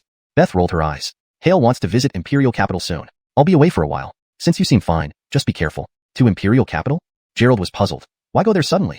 Though Axton's gang was either captured or fled, the Chu family's interest in Beth's liver remained concerning. If she went to Imperial Capital, Gerald couldn't protect her. Note: names and places mentioned are kept consistent as per the provided text. Chapter 334 Leaving Jiangqing. Gerald was somewhat worried. The Chu family had wushu practitioners who had reached the transformation stage. Although he could now easily handle such a practitioner, it only meant that he could deal with them. Beth would be utterly defenseless. Moreover, given that Gerald severely injured Anselm previously, the Chu family would certainly not let the matter rest. If they found out Beth had left Jiangqing, she'd be in grave danger. Hales, it's all due to Raquel severing ties with the Sioux group and now heading to the Imperial Capital to explain the situation. Beth explained, I'll probably set off 2 days from now. In the meantime, I will come visit you along with General Gordinager Mila. Is Avon going as well? Gerald seemed to hear other implications in her words. Beth nodded. Hales, Polaris Group and Golden Scales Group recently signed a cooperation agreement. As a representative, General Gordinager Mila has to go and detail the specifics of the cooperation. This collaboration involved 10 billion yuan, so the main office naturally paid close attention. Now, with Raquel decisively terminating cooperation with the Sioux Group and signing a 10 billion yuan contract with Polaris Group, some suspicions were inevitable. I'll also go to the Imperial Capital, and Elder Tabitha will accompany me, Nellie said as she returned. I initially planned to bring you along too, but you're injured. It's best if you recuperate here in Jiangqing. Nellie highly valued the cooperation with Golden Scales Group. After all, this long-term partnership would bring far more than 10 billion yuan in benefits and significantly benefit Polaris Group. I'm fine, I can go along, Gerald quickly said. To protect Beth, he decided it was better for him to go as well. Kicking him a look, Nellie replied, you say you're fine, but even if you are, please focus on your injuries here in Jiangqing. Help me keep an eye on Peach Blossom Spring, and don't cause any trouble during this period. She firmly rejected his idea of going along, quite wary of Raquel. What if she really lured Gerald away? Florence, I'm really okay. Look, I can fight 10 bulls now. Gerald flexed his muscles, boasting. I know you're strong, but you should still stay in Jiangqing. Florence wouldn't give Gerald any chance to argue. She insisted that he remain in Jiangqing. Seeing no other choice, Gerald gave them a few more talismans. This way, they'd have some means of self-defense in case of danger. After chatting with Lorena for a while, noticing her fatigue, Nellie decided to visit again tomorrow. Once they left, Lorena, who just appeared sickly moments ago, sat up abruptly. She removed the oxygen tube from her nose and looked at Gerald with a sly expression, clearly triumphant. I admire your acting skills. When did you turn into such a schemer? Gerald shook his head wryly, thinking what a waste it was for her not to become an actress. Lorena stuck out her tongue, looking like a mischievous little girl, indeed a changed version of herself. I didn't want Florence to blame me. She's my best friend, and I don't want you to ruin our relationship because of this, she confessed. Stroking his chin thoughtfully, Gerald asked, what if Florence knew that your older brother intended to become my brother-in-law by letting me date you? How do you think she'd react? Lorena's face instantly flushed, glaring at Gerald, stammering, why you are talking nonsense? Even if my brother agrees, I wouldn't. Besides, you started dating Florence first. I can tell she likes you, and I won't compete with her. So, you secretly like me, Gerald said smugly. Get lost. How can that be? No way. Just as Lorena grabbed a pillow, ready to throw it at Gerald, the door opened again. Song Xinghua and Jagger entered with a group of people, presumably bringing commendations again. This major case they solved was the biggest one in Jiangqing's history, almost flawlessly resolved. Though some officers were injured, no one died, making it a significant triumph. Quickly realizing the presence of visitors, Lorena promptly lay down and put down the pillow. After the usual rounds of praising Gerald and visiting the injured Lorena, another hour passed. You really should have been an actress, Gerald remarked to Lorena, noting her impressive performance. Pfft, I'm actually injured, you just don't know it. With her internal force protecting her, Lorena's wounds weren't severe, so she healed quickly. Big sister Yvette, I heard you're hospitalized, so I came to see you. Aisha was wheeled in by Yana. Visits certainly increased since the hospitalization. Celebrity brother, it's been a while since you treated me, Aisha pouted upon seeing Gerald. This sentence made Gerald feel guilty. He couldn't concoct bone-washing pills yet to cure her illness fully. Dariogi, rest assured, your illness will soon be cured. As soon as the herbs from Yuan arrived, Gerald could make pills to boost his cultivation. Focusing on cultivation should help him break through quickly. Little sister Dariogi, is your illness not better yet? Lorena hopped off the bed and approached Aisha, who was very endearing despite her illness.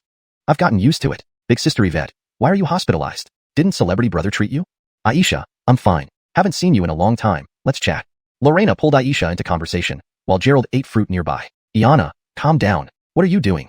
Seeing Iana pull out silver needles, Gerald tensed, realizing she was about to practice acupuncture on him again. Gerald, why are you dodging? You taught me these techniques, and lately, I've done acupuncture on Miss Hua, greatly improving her condition. Just cooperate, or do you not trust me? Iana moved towards him like a little devil. Her technique had indeed improved, as she loved practicing acupuncture but rarely got the chance. Now that Gerald was hospitalized, she wanted to refine her skills further. Ultimately, Gerald couldn't resist Iana's insistence and allowed her to practice. By dinner time, Gerald lay prostrate on the bed, helpless, while Iana diligently practiced her needlework. The Tai Divine Needle technique had 81 basic changes, 18 of which Iana had mastered. It took her around 2 hours to apply the needles, leaving Gerald looking like a porcupine. Chapter 335, to Jiangnan. Dinner was brought by Aisha's people, and it was quite sumptuous. Gerald ate until he was thoroughly satisfied. It seemed unlikely that he would be able to return home today. Gerald could only stay in the same ward as Bella. Sharing a room with someone of the opposite sex seemed somewhat awkward, but in the hospital, one couldn't ask for too many conditions. Here, your medicine. Gerald placed a bowl of prepared Chinese medicine beside Bella's bed. Bella blinked her eyes and asked in return, "What is this medicine for?" "To enhance cultivation, it will benefit your body training. However, there are some side effects. You might as well head straight to the bathroom after you drink it." After saying that, Gerald returned to his own bed, lying down to watch TV. Bella did not suspect that Gerald would harm her. She picked up the medicine and gulped it down. Immediately after drinking the medicine, Bella's face turned bright red. Cold sweat began dripping from her forehead, and a churning pain surged from her lower abdomen. She instantly understood what Gerald had meant and jumped off the bed, rushing directly to the bathroom without even speaking. This high-end ward had its advantages. The bathroom was inside the room. If it were an ordinary ward, many restrooms would be in the corridor, and in such a case, Bella might have had to change her pants before reaching the bathroom. The sound of running water came from the bathroom, suggesting that Bella wasn't just using the toilet but also taking a bath. About an hour later, Bella emerged from the bathroom, having changed into pajamas from her hospital gown. She glared at Gerald. "What exactly did you give me to drink?" Just now, she had been sweating profusely, and the sweat had a strange smell. Bella often sweated during missions, but never like this. Fortunately, there were pajamas prepared. After all the fuss, she managed to clean herself up. Otherwise, she wouldn't have been able to face anyone. "I told you it would be beneficial for your cultivation, didn't I? Didn't you feel it?" Gerald replied. The medicine he had given to Bella promoted cultivation and expanded meridians. The herbs obtained last time from the 100 grass hall, combined with Gerald's level of cultivation, allowed him to refine it. Given that Bella's body was still recuperating, the pills were dissolved in water to reduce their potency. Bella felt her internal strength had increased significantly. "Next time, let me know in advance if you plan to do something like this." After Bella scolded him lightly, she said no more, lying down on the sickbed, covering herself and preparing to rest. After this mission, she would be going home. Her task was complete, and the day of leaving Jiangcheng was near. Gerald smiled, switched off the light with a finger tap, and plunged the room into darkness. Bella was wide awake, lying sideways facing away from Gerald, lost in thought. Gerald, however, clutched a spirit stone, practicing diligently, hoping to break through several levels soon. After about 10 minutes of silence, Bella softly said, "Gerald, Florence is going to the capital." Gerald responded nonchalantly, unsure where she was heading with this. "I am also leaving Jiangcheng to return to Jiangnan," Bella continued. "I already know that," Gerald replied. Bella's voice grew softer, almost inaudible. "Florence goes to the capital, you stay in Jiangcheng, and I leave in a few days. Won't there be no one watching over you? Why don't you come back with me? Let me show you around Jiangnan. I do have interest in Jiangnan, but going to your home might be a bit much. What if your dad assumes I'm your boyfriend? Then he'll deal with me." Gerald joked. "I'm worried you'll go flirting around. I can watch over you for Florence," Bella retorted unhappily. Gerald rubbed his nose and laughed. "Are you trying to chase after me?" "Get lost." Swish. Bella's pillow flew towards Gerald. All right. Anyway, we're both recovering here. It doesn't matter where.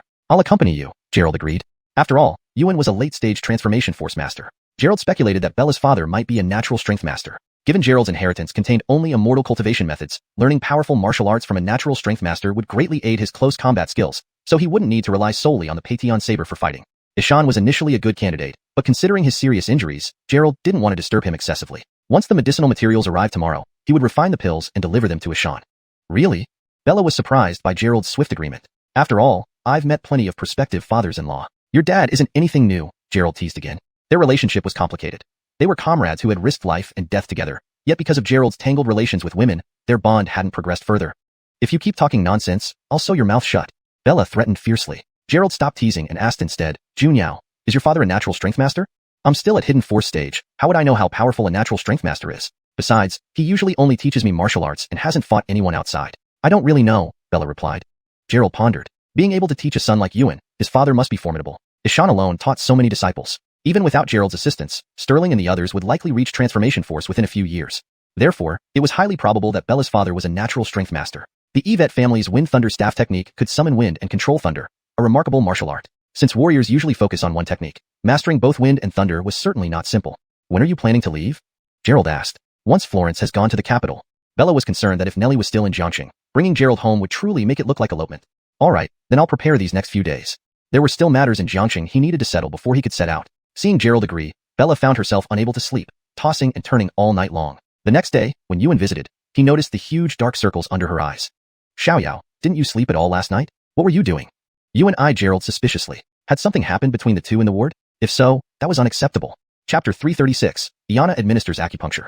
I practiced martial arts all night. After all, you're so strong. I don't want to be a burden on you." Bella now could lie without blushing. "By the way, you're going home, right? I happen to have some time off too. Let's go together," Yuan said as he placed the breakfast he brought onto the table. Upon hearing this, Bella shook her head vehemently. No, no need. I can go by myself. Aren't you still in Jiangxing catching those Japanese? Yuan was even more puzzled. Usually, when he went home, Bella would always be elated. Why had she changed so much this time? The Japanese are almost all dealt with. Axton has been caught. His brother Jonah fled. Efren must have also escaped back to Japan. We can't possibly chase after him there. I've prepared to return with you. Your brother will go back with you, aren't you happy? No need. I'll go back with Gerald, Bella admitted honestly. Go back with him? Yuan looked at Gerald and then at Bella. So what capacity will he come to our house? Why do you have so many questions? He's my friend. Since I'm on leave, why can't I bring him to visit Jiangnan? Go out. You're so annoying. Bella pouted and chased Yuan away again. Since you found a man, you forget about your own brother. Here are the herbs that guy wanted. Remember, you owe me one. Be nicer to my sister in the future. With that, Yuan gave Gerald a fierce glare before leaving. Gerald got up from the bed and stretched lazily. See, your big brother is practically forcing you into marriage. Bella rolled her eyes dramatically. He's not married himself, yet he's managing me. Gerald chuckled, picked up the porridge delivered earlier, and began eating with a spoon. It tastes pretty good. You should try some. Bella didn't have time to taste the meat porridge. She grabbed a bun from the table and shoved it into her mouth hastily. I have to go check on the case progress at the station. I'll come back tonight. She quickly walked over to the wardrobe, ate the bun, wiped her hands, took out her uniform, and put it on casually. Stay in the hospital if you have nothing to do. Don't run around. Gerald watched Bella leave, feeling like these girls always liked controlling him. Didn't they say love is restraint while infatuation is indulgence? Were these sayings just fooling people? After finishing his breakfast, Gerald strolled out of the ward to find Aisha. The little girl had been full of grievances yesterday, blaming Gerald for not coming to treat her for a long time. Fortunately, Yuan brought the herbs this morning, allowing for deeper treatment of Aisha. In the ward, Aisha was still quietly reading a book. Iana was also hugging the medical book Gerald gave her, studying intently. It seemed that studying was contagious, as even Iana, who usually had headaches from reading books, was now actively studying medicine. Brother Malag. Aisha, upon seeing Gerald walk in, greeted him with a sweet voice, surprised and delighted. Hearing this, Gerald felt his face flush again. The little girl looked forward to him so much, but he only came to treat her when she was hospitalized. Did he feel guilty about it? But he couldn't help it. Without successfully refining the bone-washing pill, multiple visits wouldn't heal her. What if this made the little girl disappointed? Daryogi, how have you been feeling recently? Any discomfort? Gerald walked over, and Aisha moved her electric wheelchair towards him. Nope, I take the Chinese medicine you prescribed on time every day. Sister Lu gives me acupuncture regularly, and I feel quite comfortable. Aisha nodded obediently, her lively eyes staring straight at Gerald. But I still can't stand up. Brother Malag, when will I be able to stand up? Wearing a patient gown, Aisha's legs were partially exposed. Though they had recovered to a normal human level and were incredibly fair, the meridians within them still showed no response, preventing her from standing up. Diseases don't get better quickly, but believe me, one day you will be able to stand. While comforting her, Gerald handed the herbs he brought to Iana. Xandra, boil the herbs according to this prescription. Give Daryogi these herbs for the next few days. This batch of herbs should last Aisha another month. As long as everything went smoothly, it should be enough to repair her internal meridians. By then, even if she couldn't move freely like a normal person, standing up and taking a few steps should be possible. Okay. Iana accepted the herbs from Gerald and turned to prepare the decoction inside the room. Oh, Xandra, when you perform acupuncture on Daryogi later, use the Tai Divine Needle technique to stimulate her acupoints. Yesterday, Gerald noticed that Iana had diligently learned acupuncture during this period. However, it was necessary to observe her results on treating others. After Li Duzhong's benevolent hall was relocated and the new clinic opened, they would definitely be too busy to manage alone. Iana having some skills could lend a hand. After the herbal medicine was boiled, Gerald asked Aisha to lie down on the bed. Iana, holding the silver needles, focused intently, hesitating to begin. Usually, she administered acupuncture to Aisha, but this time was different with Gerald watching. Gerald was like a teacher to Iana, and performing acupuncture was like an exam. If she did poorly, she might receive reprimands. What are you doing? Why haven't you started? Use the Tai Divine Needle technique's Scarlet Fire Needle method to stimulate her acupoints, then use the Reverse Water Needle method to stabilize her meridians. Only by combining fire and water elements can the patient endure the pain from the acupuncture. The Tai Divine Needle had 9 basic needle techniques: sharp metal, withered wood, scarlet fire, reverse water, thick earth, yin-yang 2 needle methods, and finally heavenly and earthly needle methods, totaling 9 types. These 9 techniques were interconnected through the 5 elements, corresponding to the 5 organs, with the addition of the body's yin and yang energy, eventually merging into heaven and earth. Although Iana was not a cultivator and lacked spiritual power, using these techniques could channel heavenly and earthly energies. While not abundant, it was sufficient for treatment. Got it.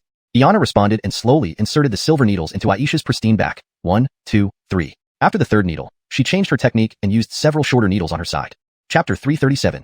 Unity of Mind and Spirit. Change the Tsihua technique to Nishu A, Gerald instructed. Iana hurriedly pulled out the silver needle. By now, Aisha's face was flushed red, her skin appearing as if it had been scalded by water, gradually spreading from her face all the way down to her entire back, which was entirely a deep red. She fumbled about, preparing to use the Nishu A technique again, but Aisha's body was already trembling, suggesting that the Tsihua technique was too intense for her fragile condition, making it unbearable.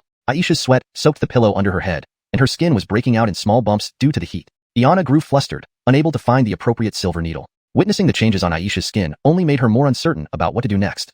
Gerald quickly stepped forward and, with his right fingers, pinched 2 silver needles. He stuck them into Aisha's body to block the intense impact from the xuanhuan technique. Then, he added 2 more needles, gradually restoring Aisha's skin to normal. Acupuncture requires unity of mind and hand. You must act where your mind leads, not relying solely on sight. While continuing to apply the needles, Gerald explained to Iana. This girl was usually so casual, believing she was proficient just because she knew some techniques. While she had learned basic acupuncture methods, she still didn't understand the transformations of the Tai divine needles. Therefore, whenever something unexpected happened, she wouldn't know how to respond. After finishing applying the needles, Gerald wiped his hands and put the needles away. Iana brought over the decocted traditional Chinese medicine with a pouty expression, looking at Gerald dejectedly. Gerald, am I useless? I really tried my best to learn. Is it that I'm just not cut out for this? Seeing her like this, Gerald couldn't help but smile. When did Iana become so dispirited? Don't worry, you'll get better with more practice. Remember, acupuncture comes from the heart, not just the eyes. Gerald gently patted Iana's head, afraid that the little girl would be discouraged from learning acupuncture after one failure. With a pout, Iana took the medicine over to Aisha to drink. Lu sister, you're already very skilled. I can't even make sense of those acupoints. It's probably because my body is weak that I feel so much pain. Aisha, noticing Iana's disappointment, praised her consolingly. Really? Iana's eyes lit up. Nothing felt better than praise from a patient. In the future, carefully study medical books to ensure Miss Hua won't suffer anymore. Seeing that Aisha was mostly fine despite Iana's unfamiliarity with the needling techniques earlier, Gerald chatted with him for a while before taking his leave. After leaving the hospital room, Gerald checked the time. It was still early enough for lunch. Leaving the hospital, Gerald summoned his stylish Aston Gordonnerton and drove towards Malaction Club. Malaction Club had resumed operations, bustling once more with vehicles. Even the damaged roads had been repaired, showcasing China's rapid construction speed. Gerald went straight to Ethan's office on the top floor. Opening the door, Ethan was busy at work, while Sterling sat on the sofa smoking. Since the takeover of the Milliglong Hot Springs and Axton's downfall, Malaction Gang had emerged as a dominant force, keeping Ethan quite busy. Brother Gerald, why did you discharge so soon? I planned to visit you today. Upon seeing Gerald, Ethan quickly stood up to welcome him. I came to see Senior Song. I recently refined some other elixirs that could aid in treating his injuries and prolong his lifespan, Gerald said. Sterling jumped up from the sofa and rushed to Gerald, asking excitedly, can Gordonster's injuries be cured? Can he regain his martial arts skills? Seeing his excitement, Gerald tried to calm him down first. For Senior Song to recover his martial prowess, he would need Bodhi seeds. Only elixirs derived from Bodhi seeds, which contain the power of Buddhist law, can treat him effectively. However, even Long Group does not have any Bodhi seeds in China now. It seems there's no way. Gerald shook his head. The most I can do is alleviate Senior Song's injuries, but given his ruptured dantian, such damage cannot be cured by ordinary means. Sterling took a harsh drag from his cigarette, cursing, those damn Japanese, I will destroy every last one of them. Ethan patted Sterling on the shoulder, comforting him. Ibai, calm down. Gordonster kept you by his side because of your impulsiveness. Now is not the time for revenge against the Japanese. Can you fight Xaviangio with your current strength? We can retaliate only when you reach the innate realm. Sterling turned to the weapons rack, took down the Malagfang sword, and said, Gordonster, I'll go practice. He gripped the sword tightly, leaving without turning back. Ethan sighed. Sterling's heavy aura of anger might prevent him from reaching higher realms. There was no way around it. Sterling joined their sect the latest. Their master died within a couple of years after taking him in. Largely raised by Ashan, Sterling viewed him like a father. Now, powerless to avenge Ashan's condition, he could only suppress his inner rage. He'll be fine. He's not so fragile, Gerald smiled. Where's Senior Song? Ethan moved a vase inside the room, revealing a hidden door on the wall. They walked in, entering a simple, serene room containing only a bed, a table, and basic living necessities. Ashan lay on the bed resting, looking rather old with faint breathing like an elderly man. Gordonster. Lu Milagsong was by his side, caring for him. Among the disciples, only he and Ethan had yet to break through to the transformation stage. Hence, they contributed little during battles with the Japanese. Milagsong, is Gordonster sleeping? Ethan asked, concerned about disturbing Ashan's rest. Ashan opened his cloudy eyes, devoid of vigor. Malakshan, what's the matter? Ethan stepped forward and said, Gordonster, Brother Gerald has come to treat you. Chapter 338, Heavenly Heartgrass. Ashan turned his head with difficulty and looked in the direction of Gerald. I've already said, there's no need to trouble yourselves over my illness. I know it can't be cured. Ethan replied, Uncle Gordonster, don't say that. I've sent people to India to look for the Bodhi seed. Once we find it, your cultivation will be restored. Ashan calmly responded, I've lived so long. This illness is due to old injuries piling up. How could it be easily cured? Moreover, the Bodhi seed vanished 1,000 years ago. Forget India. I doubt they exist anywhere on Earth. You're wasting your effort. Uncle Gordonster, there's always a way. Even if we can't cure you, Gerald says he can help you live a few more years. We still have to take care of you until the end, Ethan said with a bitter smile. The worst scenario was Ashan refusing treatment. No matter how effective the remedies were, they wouldn't work if he didn't take them. Senior Song, whether the Bodhi seed still exists or not is uncertain. However, I found quite a few herbs that had supposedly gone extinct in China, indicating there's hope, Gerald explained. Gerald took out a small bottle of pills. It contained the xuanhuan pills he had refined early that morning, superior grade 2 elixirs that required considerable mental energy to refine. The spiritual power within these pills greatly aided cultivation, helping cultivators enhance their spirit power and martial artists increase their internal strength. Even though Ishan couldn't condense internal strength at present, he could still use the pills to nourish his body. Although it would seem somewhat wasteful, if his dantian eventually recovered, the medicine's power stored in his meridians would flow into the dantian, enhancing his cultivation. Each of these pills was invaluable, hard to come by even if one were searching diligently. If not for the herbs given by Yuan, Gerald wouldn't have refined so many. These are xuanhuan pills, which require heavenly heartgrass as one of the ingredients, Gerald explained. Ishan's body trembled slightly. He remembered that a century ago, his master had gathered heavenly heartgrass, ground it into powder, and used it for bathing to temper the bodies of his disciples. However, heavenly heartgrass had since disappeared from China, leading to the discontinuation of such herbal treatments. This resulted in unstable foundations and halted cultivation progress for later generations. Cough, cough. Are you saying there's still heavenly heartgrass now? Ishan asked excitedly, coughing a few times. If I can find heavenly heartgrass, there's a chance for the Bodhi seed too.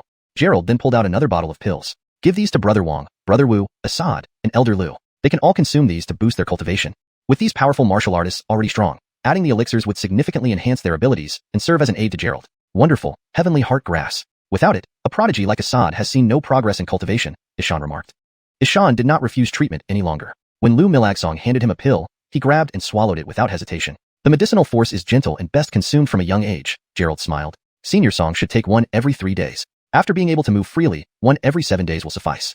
After giving the pills, Gerald pulled Ethan aside. Brother Wang, I have a favor to ask. Anything you need, Brother Gerald. Whether it be climbing the mountain of knives or diving into the sea of fire, I'll do it, Ethan assured him. Gerald was a great benefactor to the Green Mountain Hall. Without him, they would never have stood a chance against the Japanese.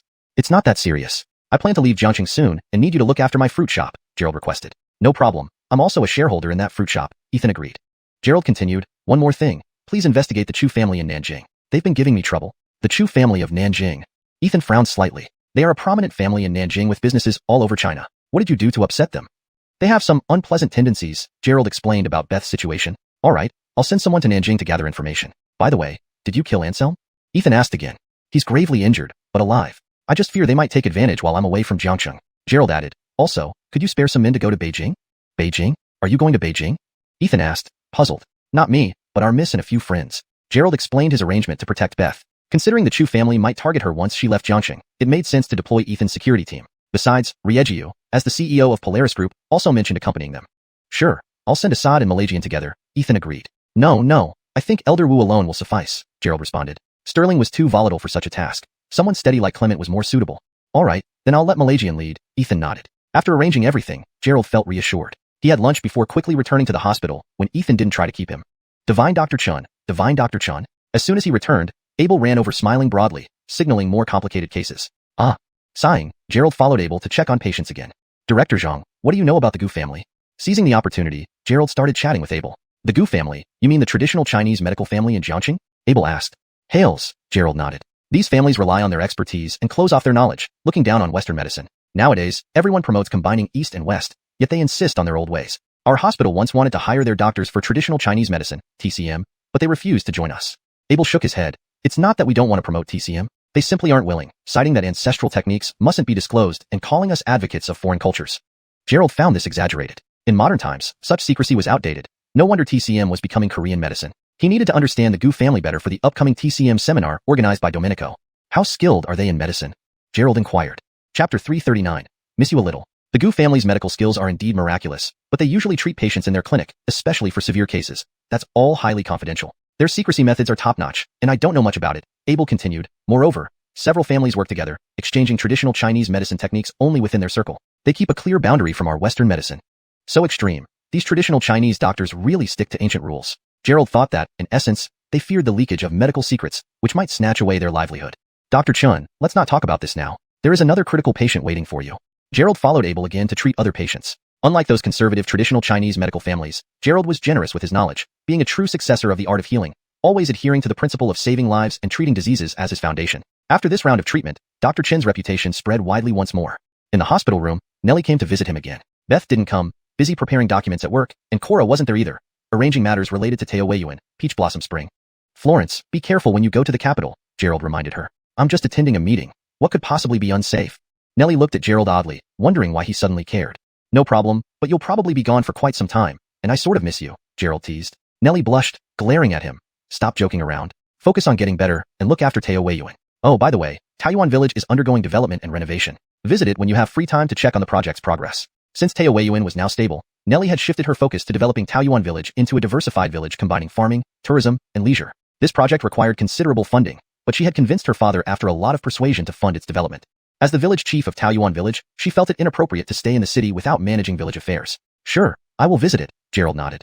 Seeing that Gerald seemed fine, Nellie quickly left, her face still flushed. Gerald lay in bed eating dinner delivered by Nellie while watching a boring TV drama. The immortals flying around made him somewhat envious.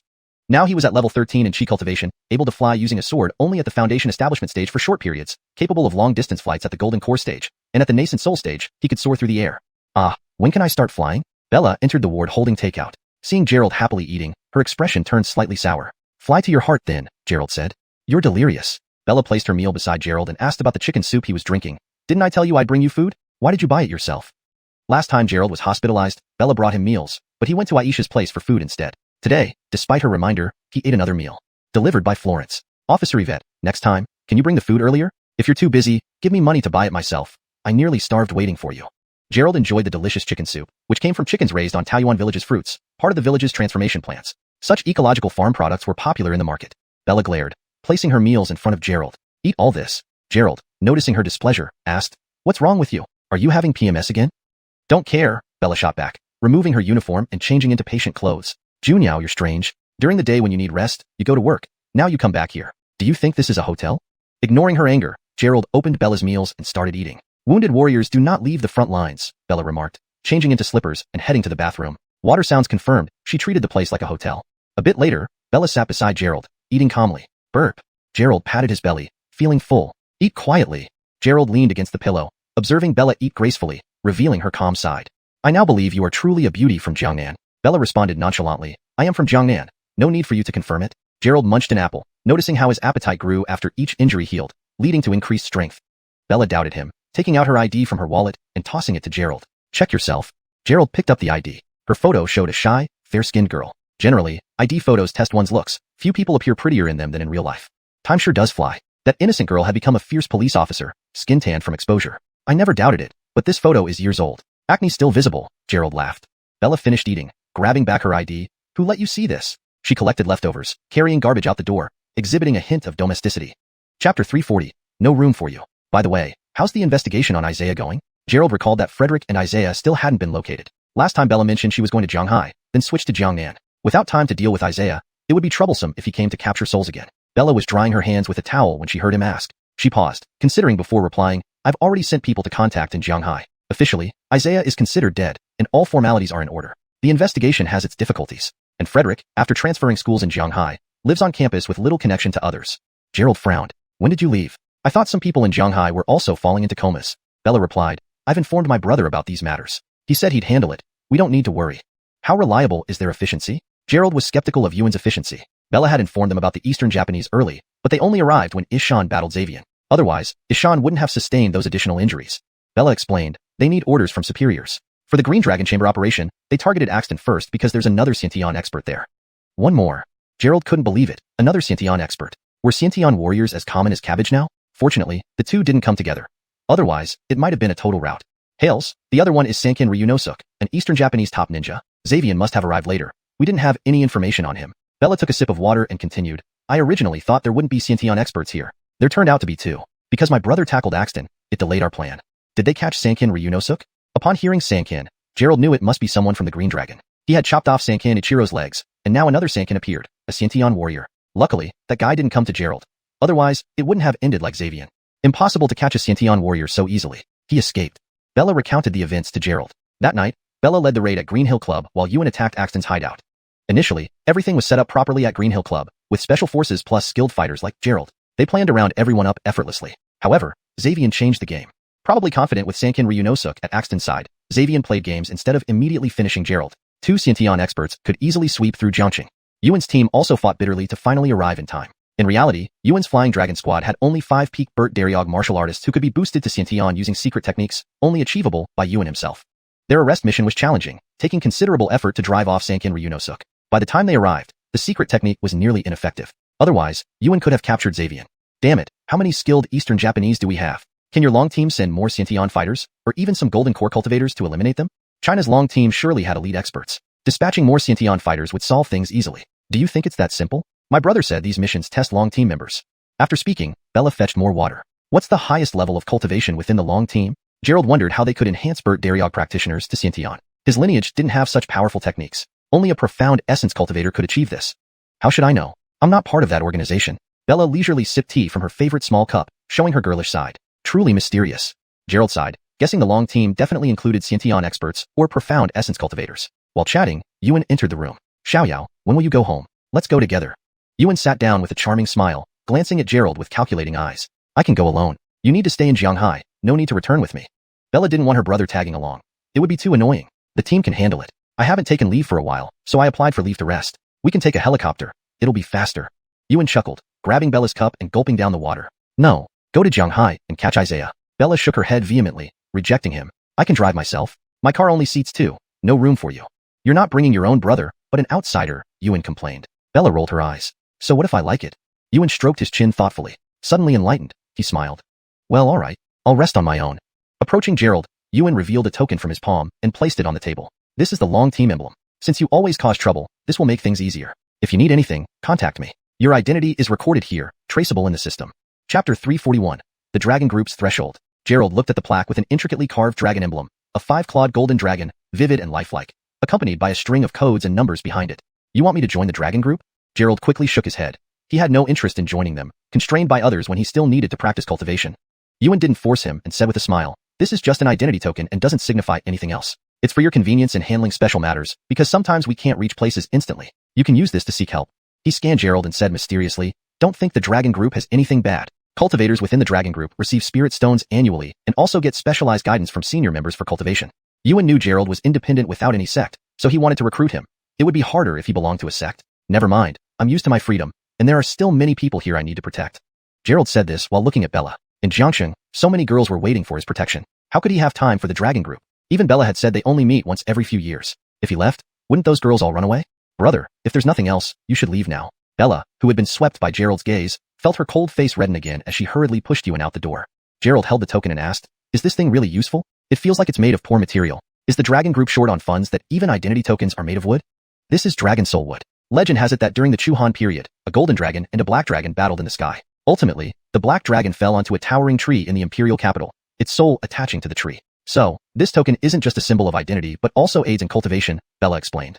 Gerald felt a thread of divine soul power when he held it. It seemed to stabilize his own divine soul and increased his ability to sense heavenly spiritual energy. This item might qualify as a magical treasure. He hadn't expected the Dragon Group to have such profound resources. Something casually given out turned out to be a magical treasure. Don't they say it's hard to enter the Dragon Group? Why does your brother insist on recruiting me? Gerald tucked the token into his chest with satisfaction, then turned back to Bella. For martial artists, joining the Dragon Group is indeed difficult. For cultivators like you, cultivation is easier compared to us, and your lifespan is longer. Of course, it's easier for you. Bella spoke the truth. Cultivators were almost heaven-chosen individuals needing to possess spirit roots, whereas martial artists didn't have such strict requirements, making it relatively easier. She had been unable to reach dark strength due to insufficient cultivation, thus failing to meet even the entry qualifications back then. But for cultivators, whether one was in the Qi condensation stage or foundation establishment stage, as long as they were cultivators and willing, they could join the Dragon Group. So living longer qualifies for joining the Dragon Group. They should find more tortoises, making it even easier, Gerald joked. Bella gave him another glare, checking the time and saying, it's late, go to sleep. Tomorrow, accompany me to buy some gifts to take home. Having not returned home for years, this time she must bring something back. Otherwise, her brother working for the Dragon Group and herself as a policewoman, both not returning home for years, people might think their parents raised two non-existent children. Do you know about buying gifts? Gerald teased. I thought you're indifferent and untouchable, unaware of human relationships. Stop blabbering. Florence and I talked, and tomorrow you'll bring 2 boxes of fruit from your shop for me to take home. They're flying to the imperial capital in the afternoon. Send them off then. Bella turned around, her gaze deep as she looked at Gerald seriously. Tomorrow, don't say anything random. If Florence finds out I'm going home with you, who knows what she might think. Officer Yvette, do you feel your life is very oppressive? Caring too much leads to mental distortion. Gerald felt Bella was quite conflicted. It was as if she had 2 personalities, like her wind-thunder staff technique, sometimes gentle as a breeze, sometimes powerful as thunder. Aren't you a doctor? How did you become a fortune teller? Bella stared coldly at Gerald and demanded, do you think I'm psychologically distorted?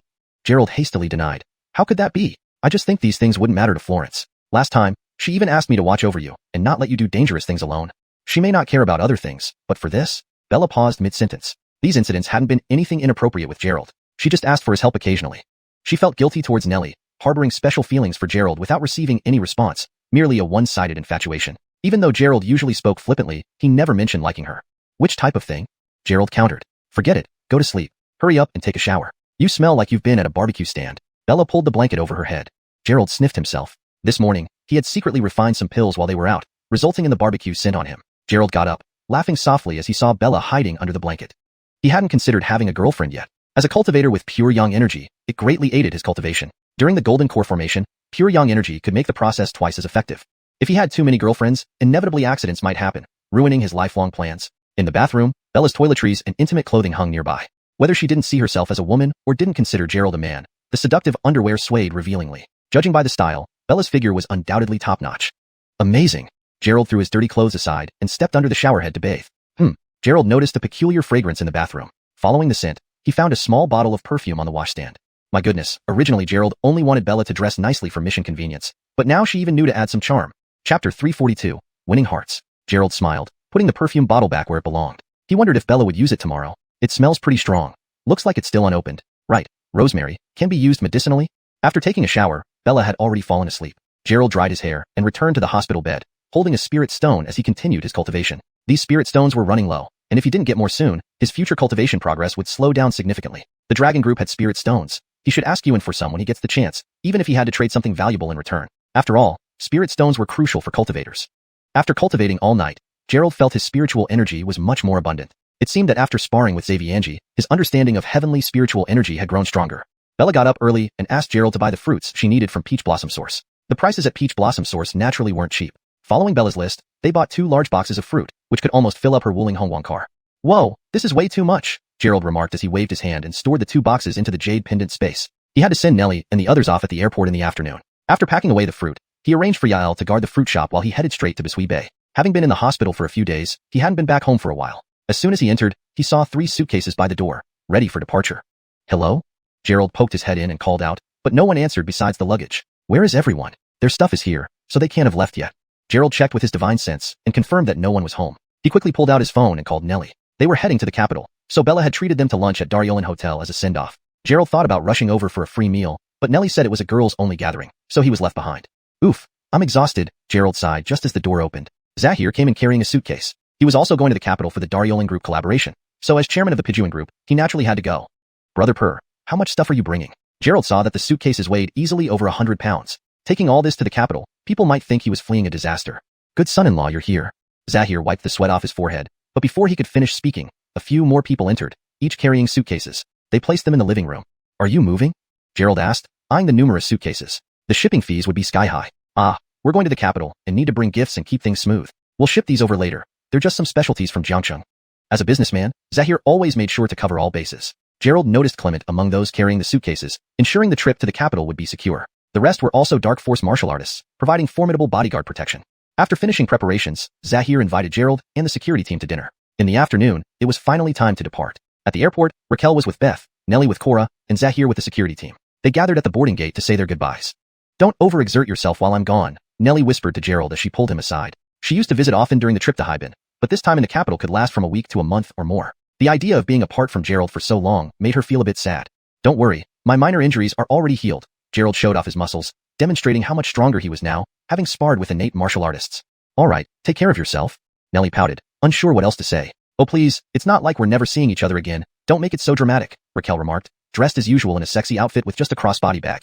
She wasn't traveling for work, but returning home. Florence, there's something I need to talk to you about, Bella interjected, pulling Nellie aside for another conversation. Junyao, what did you and Florence talk about at lunch? She seems so happy, Gerald noted. I told my brother that your fruit shop will handle the supply of fruits for their Flying Dragon squad and other teams. Bella explained calmly. The Dragon group likely had better supplies, but items like pills were probably only available to middle and upper management. The fruits from Peach Blossom Source were improved by Gerald, making them beneficial for both martial artists and cultivators. Though expensive, they were relatively cheap for the Dragon group, making it a win-win deal. You're winning hearts and minds, Gerald chuckled. Bella waved toward the boarding gate, maintaining her cold demeanor. I'm helping you earn money. You should thank me. When we return to Jiangnan, I'll talk to my father about transporting fruits there as well. When did you become a businessman? Gerald was puzzled. Wasn't Bella supposed to be a police officer? How had she started securing business deals for Nellie? No wonder the young lady left with such a radiant smile. They hadn't received any dividends from Nellie yet, just a monthly wage. Extra funds went into other investments. With this new big deal, it was uncertain how much they'd earn by year-end. What businessman? Just helping out. Anyway, I'm going back. Bella watched as Nellie and the others passed through the boarding gate before turning around. Let's go pack your clothes. You only need a few changes. Chapter 343, Efficient and Decisive. The two left the airport. Gerald's luggage was simple, just a few sets of clothes placed in the jade pendant space. Bella, however, took Gerald straight to the Daryolan shopping gordonal. Local specialties, tobacco, alcohol, tea, and all sorts of items were bought in large quantities, especially several ginseng roots that had been growing for a century, costing quite a sum. Gerald carried these things while Bella's desire to shop didn't diminish at all. It seemed women really did behave the same. Once they stepped into a mall, they wouldn't stop until they shopped till they dropped. In the end, Bella returned home with several large boxes of goods. If it weren't for the spacious trunk of Gerald's wooling xuanhuan, it would have been impossible to bring everything back. Do you call this moving? Gerald looked at the living room, now filled with items Bella intended to take back, feeling somewhat helpless. It's been 3 years since I last went back. Can I bring some things? Bella rolled her eyes and said, I feel like I've brought too little. There's stuff for my dad, uncle second, uncle third, uncle fourth, their wives, my cousins, and more. Listening to Bella's rundown made it clear how big her family was. All right, I'll carry them all. Gerald waved his right hand, putting everything into the jade pendant space. When are we leaving? Gerald checked the time. It seemed too late to set out today. Traveling from here to Jiangnan would at least take a few days. Let's go. We've packed enough food and water. We can rest wherever we reach tonight. Florence has also gone to the imperial capital, so let's leave early and return early. Bella's face was beaming, as if Nellie's trip to the imperial capital made her happy. Though doing this might seem a bit unfair to a friend, she and Gerald hadn't reached that point yet. They were merely close buddies. So, we're leaving now? Gerald was impressed by Bella's decisive speed again. They could have left tomorrow, but she insisted on starting in the afternoon, despite dinner being imminent soon. Hales, we've packed everything. Bella looked at Gerald's attire and shook her head slightly. When we get to my place, you should change into a different outfit. Gerald scratched his head. It wasn't like he was visiting as a son-in-law, needing to dress up. But since Bella said so, he could only agree. They set off, seemingly carrying nothing, but the jade pendant space was full. Initially, they planned to visit Taoyuan village to check on its development, but since Bella was in such a hurry, they would do it after returning. Since Bella was going home after 3 years, Gerald decided to drive the most impressive Aston Gordonan for a triumphant return. Driving the sports car with a beautiful woman beside him felt quite leisurely. On the highway, other cars quickly gave way when seeing such an expensive sports car speeding by, afraid of accidents they couldn't afford. You don't look much better than me either, Gerald commented while enjoying the wind and music, glancing at Bella beside him. She wore just a blue t-shirt and jeans, dressing simply, yet hiding her stunning figure poorly. Bella rolled her eyes again. Drive properly. What are you looking at? I can change later. Several days of travel lay ahead. Even if she dressed beautifully, it wouldn't remain so after a few days of travel. Gerald refocused on driving. Luxury cars, though comfortable, became unbearable after hours of non-stop driving. To save time, they even ate dinner at a service area, and Gerald drove continuously for 6 hours straight. Don't you know how to drive? Gerald was nearly dozing off from boredom due to long hours of driving. Bella, however, sat contentedly beside him, cultivating her internal energy method, slowly improving her cultivation level. She opened her eyes slightly and saw the sky had turned completely dark. Last time, when I drove you, you scolded me, so I think your driving skills are more reliable. Keep it up, I'll take over tomorrow morning. Bella squinted mischievously at Gerald. It appeared this girl still held a grudge. Last time, Bella crashed Nellie's Audi while chasing a thief, leading to Gerald lecturing her. Now she used this as an excuse not to drive. Confucius is right, Gerald sighed, stepping on the gas pedal, increasing the speed. He thought traveling with a beautiful woman would be enjoyable, but sitting next to Bella made him wish they were resting in a hotel with someone else. Junyao, look, there's a hot spring resort 10 kilometers ahead. Should we go for a soak, sleep well, and set out tomorrow? Gerald asked tentatively, checking a sign. It's already 10 p.m. Outdoor hot springs are probably closed by now, and hotel hot springs aren't much different from a bath. Bella clearly didn't want to go and rejected the idea flatly. Also, isn't that Green Dragon hot spring transferred to your friend? You can go whenever you want then.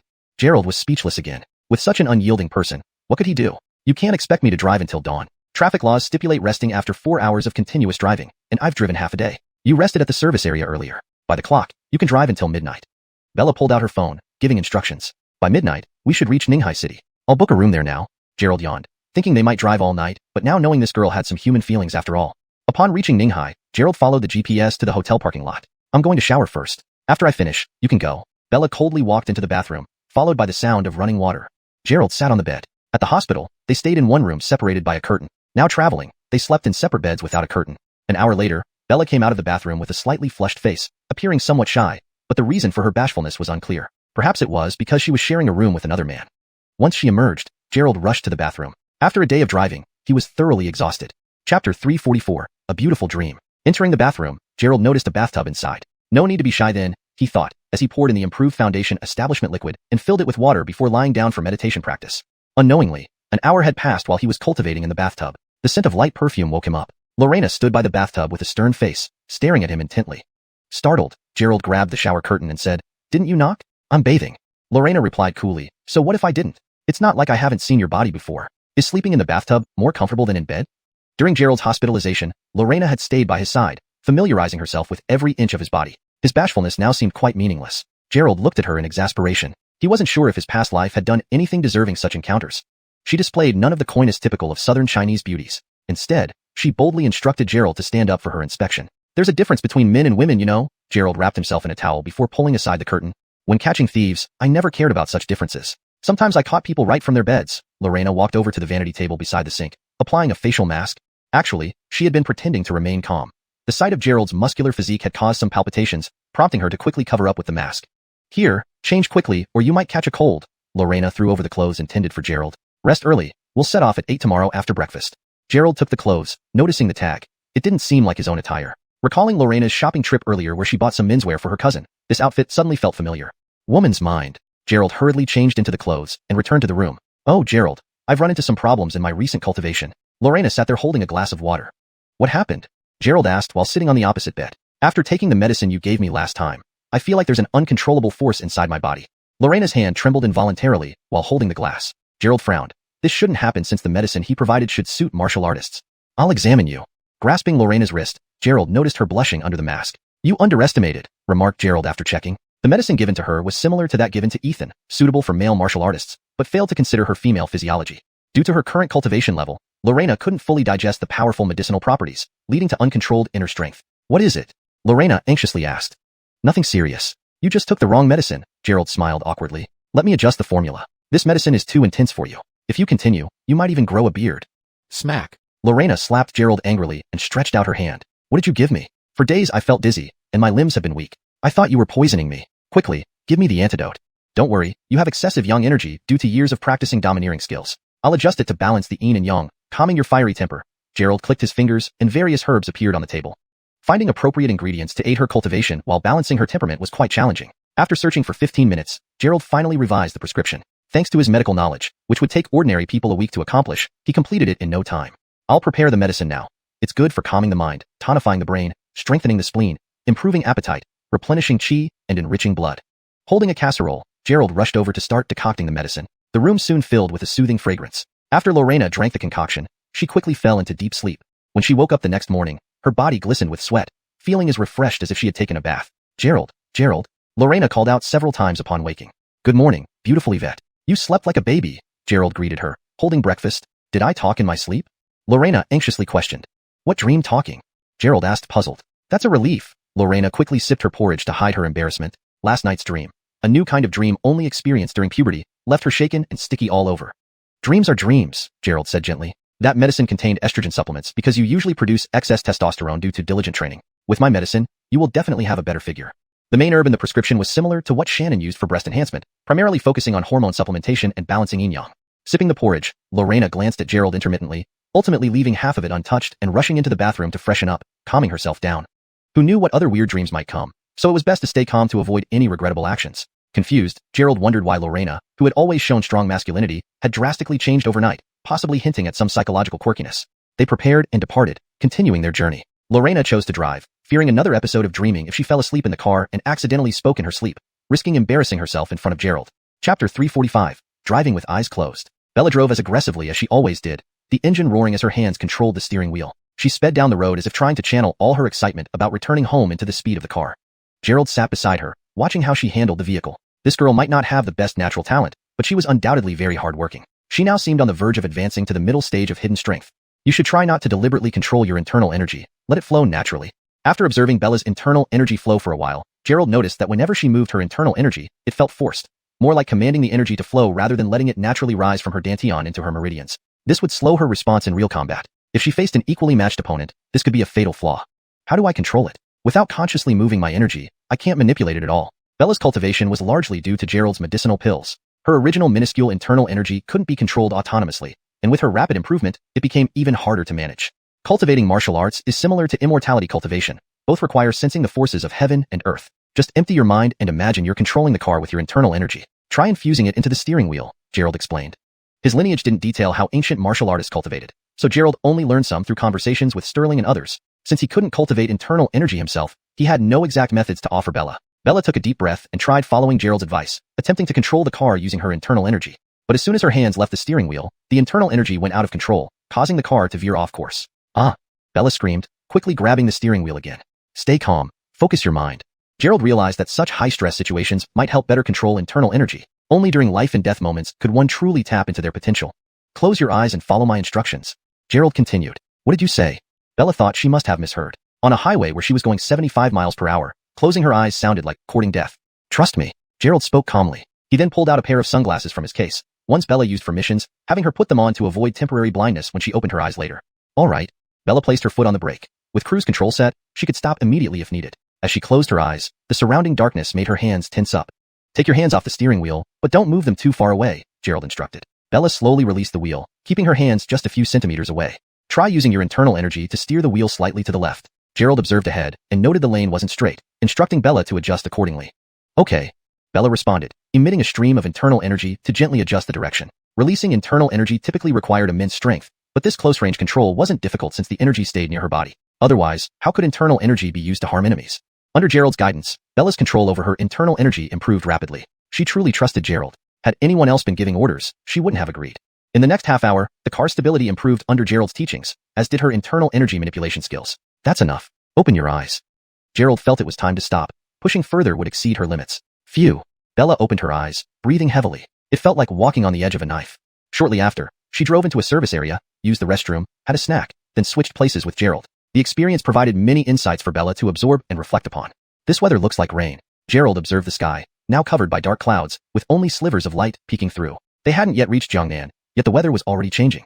It's the rainy season here. There's nothing strange about it. Bella leaned back in her seat comfortably. Showers usually don't last long, or come down too hard. In Xiangnan, the rain often creates a mist over the entire town. Suddenly, thunder rumbled and torrential rain poured down, heavy drops beating against the car. This forced them to reduce speed, visibility nearly zero despite the windshield wipers working frantically. Rumbles of thunder echoed continuously, adding a heavy atmosphere to the almost deserted highway. What did you say? Gerald glanced at Bella. Given the thick, widespread clouds, they might drive for hours before the rain stopped. I was talking about Xiangnan. Bella shrank back, growing increasingly irritable. The oppressive sky affected her mood. Watching the blurred surroundings and driving slowly made her feel uneasy. Miss Yvette, driving in such weather is the real test of skill. Gerald smiled, then stepped on the gas. What are you doing? You're driving too fast in this storm. With the rain obstructing vision and slippery roads increasing friction, any mishap could make the car uncontrollable. Because everyone else is slowing down, we can make good time. Gerald increased the speed to 75 miles per hour. Controlling a vehicle isn't just about the steering wheel, it's about feeling. Gerald released the steering wheel. Despite not holding it, the wheel adjusted itself subtly. Hashtag chapter 346, the woman with the oil paper umbrella. Bella felt somewhat nervous, but she had long grown accustomed to Gerald's unpredictable behavior. Seeing that the vehicle wasn't having any problems, she thought it would be foolish to panic and appear timid. It's fine, Gerald said with a slight smile. At this moment, the car was running more on Gerald's spiritual energy than its engine. Gerald's control over the vehicle had reached an incredibly precise level. The Aston Gordonnerton's 4 tires occasionally lifted off the ground before touching down again. On this road, only his car continued to speed along at high speed. With his current spiritual awareness, he could easily discern situations hundreds of meters away, so he was not worried at all. Gerald felt the spiritual energy flowing within him. Previously, while racing, he could maintain peak concentration for only one race due to extreme tension. Now, however, he could replenish his spiritual energy as he controlled the car, making his grasp of object manipulation even deeper. Just as Gerald was showing off his driving skills, in the pouring rain, a black Mercedes-Benz pulled over to the side of the road with its hazard lights on. A young woman stood beside it, standing out prominently in the downpour. The woman wore a white dress and held a yellow oil paper umbrella, looking quite helpless in the rain. Slow down. Pull over. Bella noticed the Mercedes-Benz ahead. As a police officer, encountering such a situation naturally required her to check and offer assistance if needed. Gerald turned on the hazard lights and parked behind the Mercedes-Benz. Bella got out of the car with her umbrella, and Gerald followed suit. Beside the Mercedes-Benz stood a woman with fair skin, dressed entirely in white, appearing almost ghostly. Combined with the stormy weather and heavy rain, anyone who saw her might think they were encountering a ghost if they weren't a police officer like Bella. Hello, I'm a police officer. Is everything okay? Bella walked up and showed her identification. Upon hearing that Bella was a police officer, the woman's expression didn't change, but a flicker of something unusual flashed in her clear eyes. The car won't start. The woman spoke calmly, her tone slightly icy. Let me take a look. Bella prepared to examine the vehicle from the driver's seat, while Gerald sized up the woman holding the umbrella in the rain. Despite the heavy rain and strong wind, not a single drop of water touched her or her white dress, which remained pristine. Her oil paper umbrella shielded her completely from the storm. Gerald observed her closely. In this day and age, seeing someone use an oil paper umbrella in such a storm was rare. If his senses were correct, the umbrella was likely a magical artifact, creating a faint protective aura around her. Hello, Gerald. Gerald smiled and stood in front of the woman. Alexandria. Alexandria's tone remained icy, a coldness that permeated from deep within her soul. Surname Zainan, that's quite rare, Gerald mused, wanting to get closer since this woman was likely a cultivator. Suddenly, Bella let out a startled cry from the driver's side. Ah! Bella quickly ran back, her face tense as she approached Alexandria. Stop right there. Don't move. Show me your identification. Instinctively reaching for her waist, Bella realized she was on leave and had returned her service pistol to the station.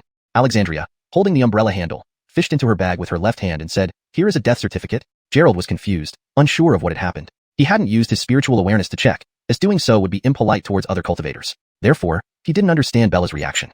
Bella hurried over and stood next to Gerald, taking the document and examining it. "What's going on?" Gerald whispered. After reading the death certificate and confirming the person's death by contacting relevant parties, Bella returned the document to Alexandria, her usual stern demeanor restored. If a person dies, their body must be cremated or transported by authorized funeral personnel. This doesn't meet regulations. Bella frowned. "I need to arrange for the body to be transported and cremated." Gerald quietly extended his spiritual awareness, checking the black Mercedes-Benz. Indeed, on the back seat, wrapped up, was a dead body. Its head seemed partially exposed, likely due to improper packaging. No wonder even the experienced Bella was startled. In such a storm, suddenly finding a corpse in a car would frighten anyone. "I am the document. I work for the mortuary. Due to recent high mortality rates, we lack transportation resources, so I'm using this modified vehicle, which has been registered. The deceased is from Xiangxi and needs to be buried there according to tradition." Alexandria presented another document, explaining matter of factly. Bella examined the document and made a few calls to verify the information, confirming it wasn't a case of illegal corpse transport. After verification, Bella grew even more wary of Alexandria. A young woman in her 20s, driving a car with a corpse for a long journey to Xiangxi, was not something just anyone could do. Xiangxi has a tradition of body transport, and Alexandria is from Xiangxi. "We should respect others' traditions," Gerald said with a grin. "By the way, how's the car?" Bella rolled her eyes, clearly irritated by Gerald's casual demeanor. She responded coldly, "The car's out of fuel. The tank is empty, which is why it broke down. Didn't you check the fuel gauge while driving?" "Oh, it's out of fuel," Alexandria acknowledged. "Gordon, I forgot to refuel in the rush." Bella added, "I've already notified road assistance. They will come to help you." "Thank you," Alexandria replied, though the words sounded chilling. "You're welcome. Let's go, Gerald." Back in the car, Bella glanced at the still stationary Mercedes-Benz behind them. She murmured to herself, "I felt so cold just now. It really scared me. Now I know the car was modified. No wonder it felt so chilly." This translation maintains the original tone, style, and structure of the Chinese text, ensuring fluency and coherence while translating character names using pinyin accurately. Chapter 347, Hot Spring Soak. Gerald didn't drive too fast, maintaining a speed of 80 without showing off his driving skills to Carson. The freezing cold in the car wasn't due to modifications, but because of the girl's own cultivation techniques. Gerald explained, "Didn't you notice that despite the heavy rain, you were half soaked while not a single drop touched her?" "You mean she's a martial artist?" Carson asked, somewhat surprised. If she can achieve the state where no water touches her, it must mean her inner strength is fully integrated. She should at least be in the late stage of transformation force. "No, she's a cultivator," Gerald said, "but I couldn't see her specific level of cultivation."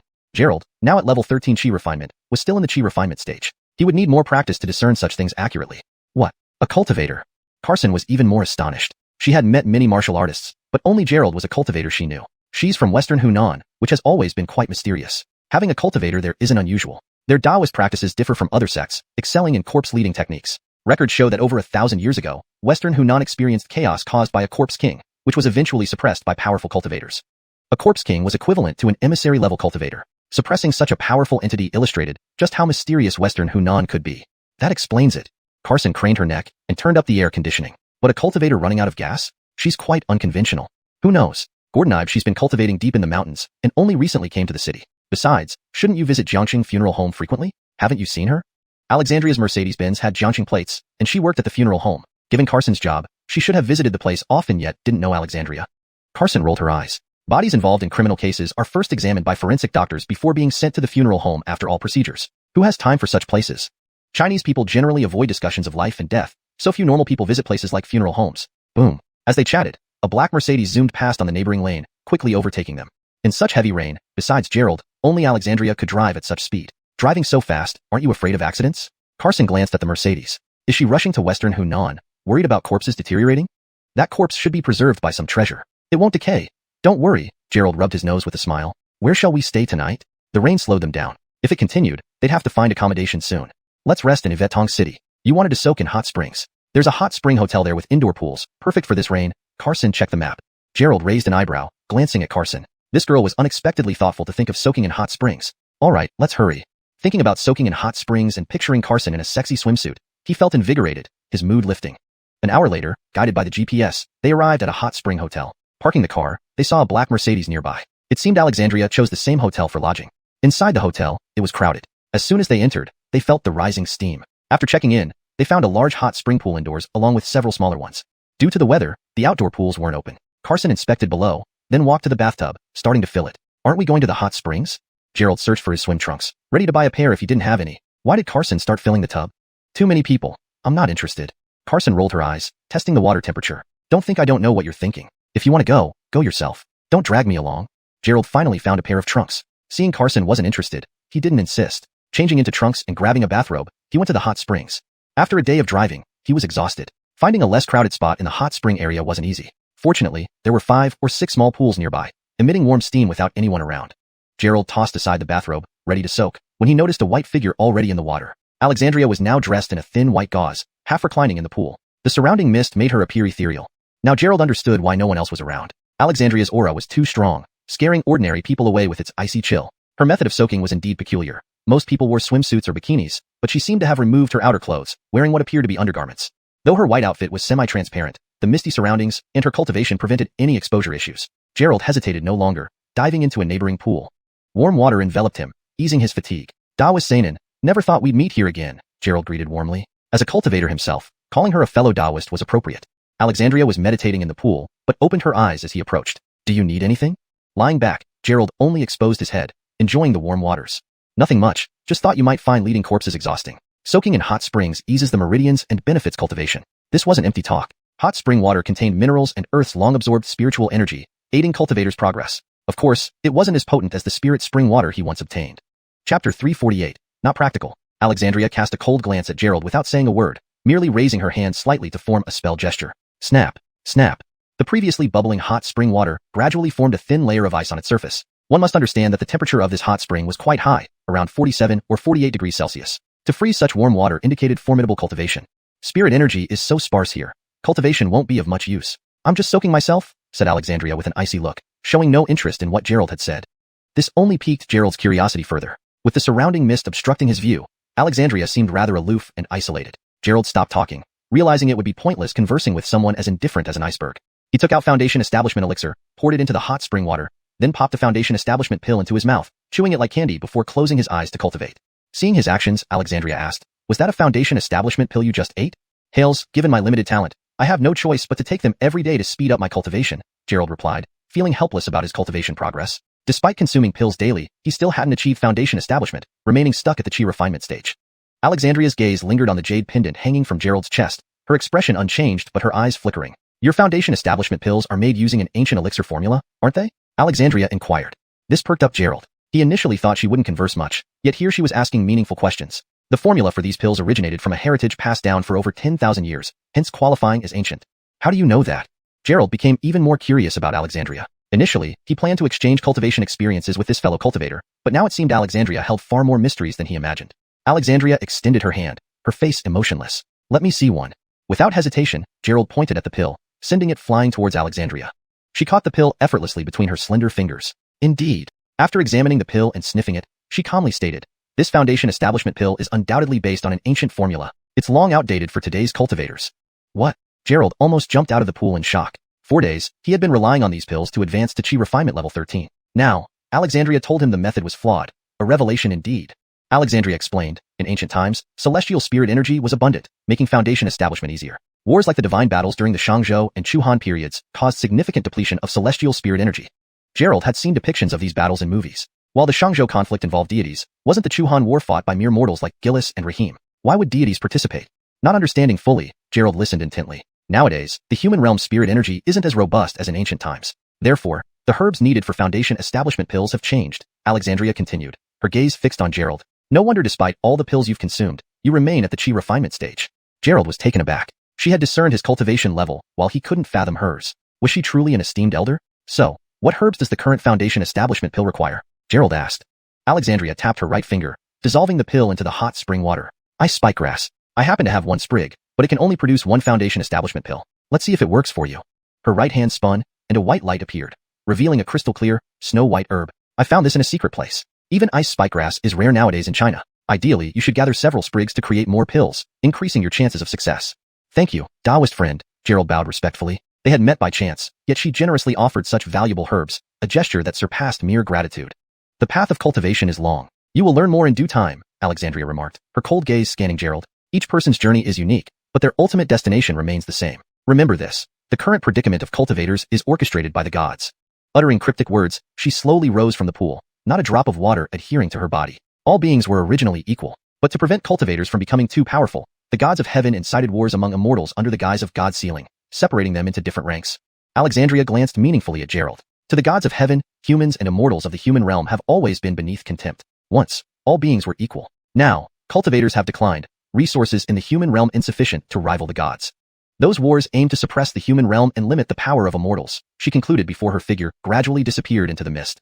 Stunned, Gerald watched Alexandria leave, bewildered by her talk of gods and immortals. How were they different? These events were entirely new to him. There were no records in the heritage he inherited. How did Alexandria know?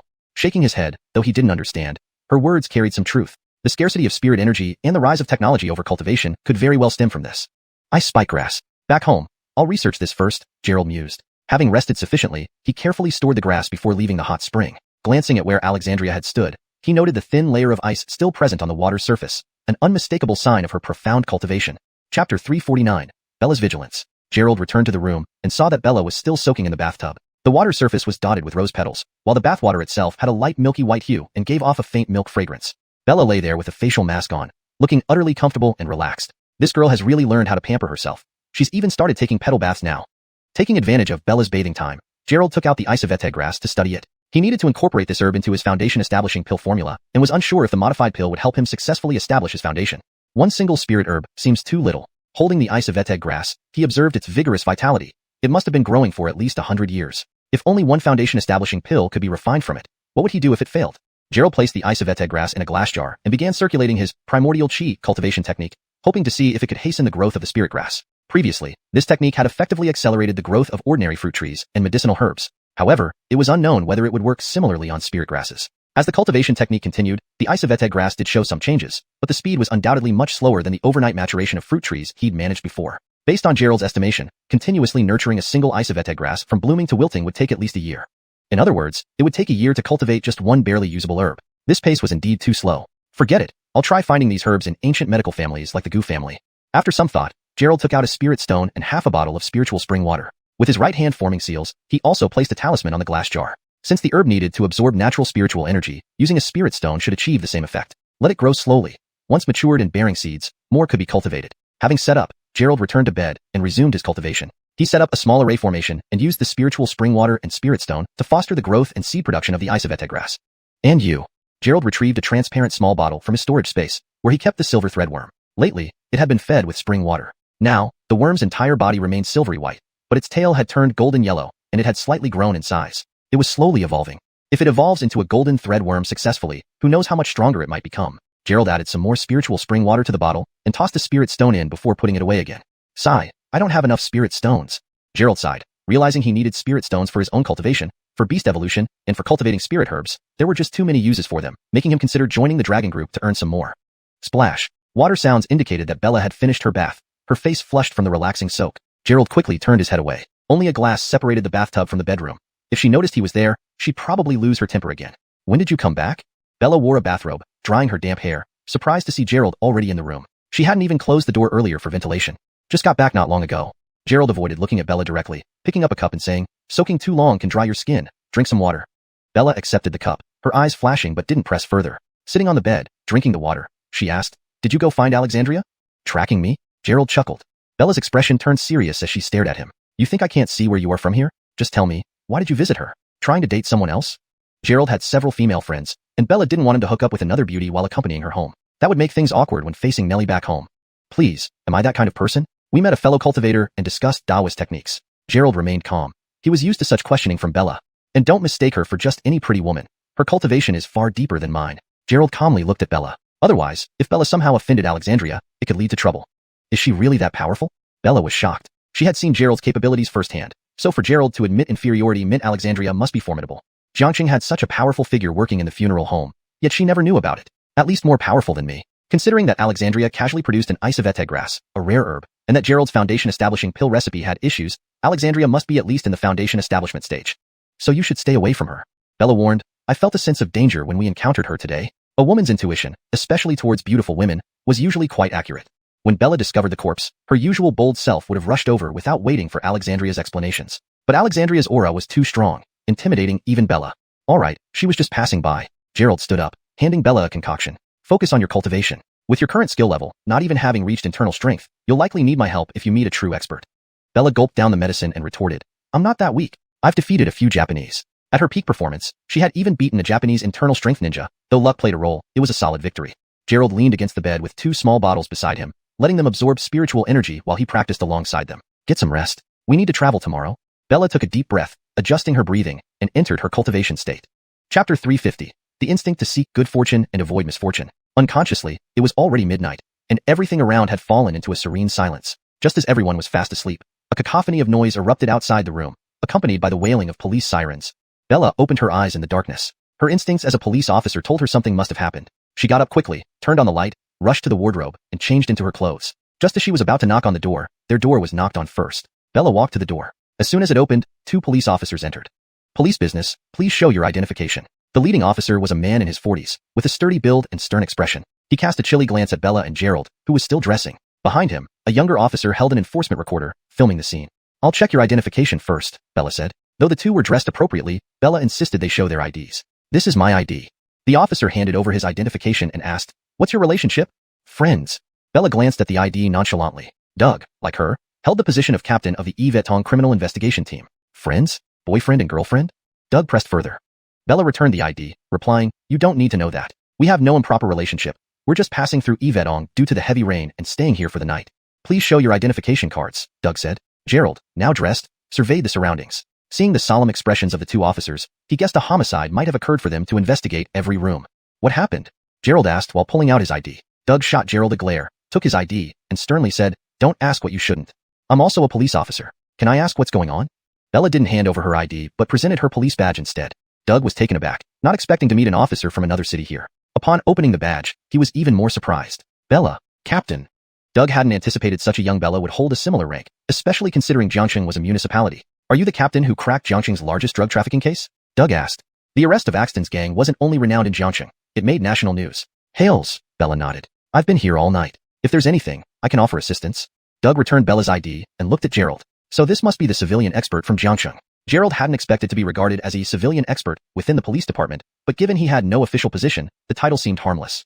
Just a vigilante, Gerald chuckled. Doug explained, since you're both here, let me be honest. 3 murders occurred tonight in this hotel. All victims are women. Preliminary estimates placed the time of death around 1 to 2 hours ago, between 1 a.m. and 2 a.m. Cause of death, excessive blood loss. Bella was shocked to hear 3 murders had occurred in the same hotel. How many died? She asked. In total, 5. 1 was alone in a room, and the other 4 were in pairs in 2 different rooms, Doug continued. The method of death is very strange, and the surveillance cameras recorded no one entering or leaving the rooms. Gerald mused, strange deaths, perhaps they aren't natural? He'd felt uneasy all night, an instinctive response of a cultivator to seek good fortune and avoid misfortune.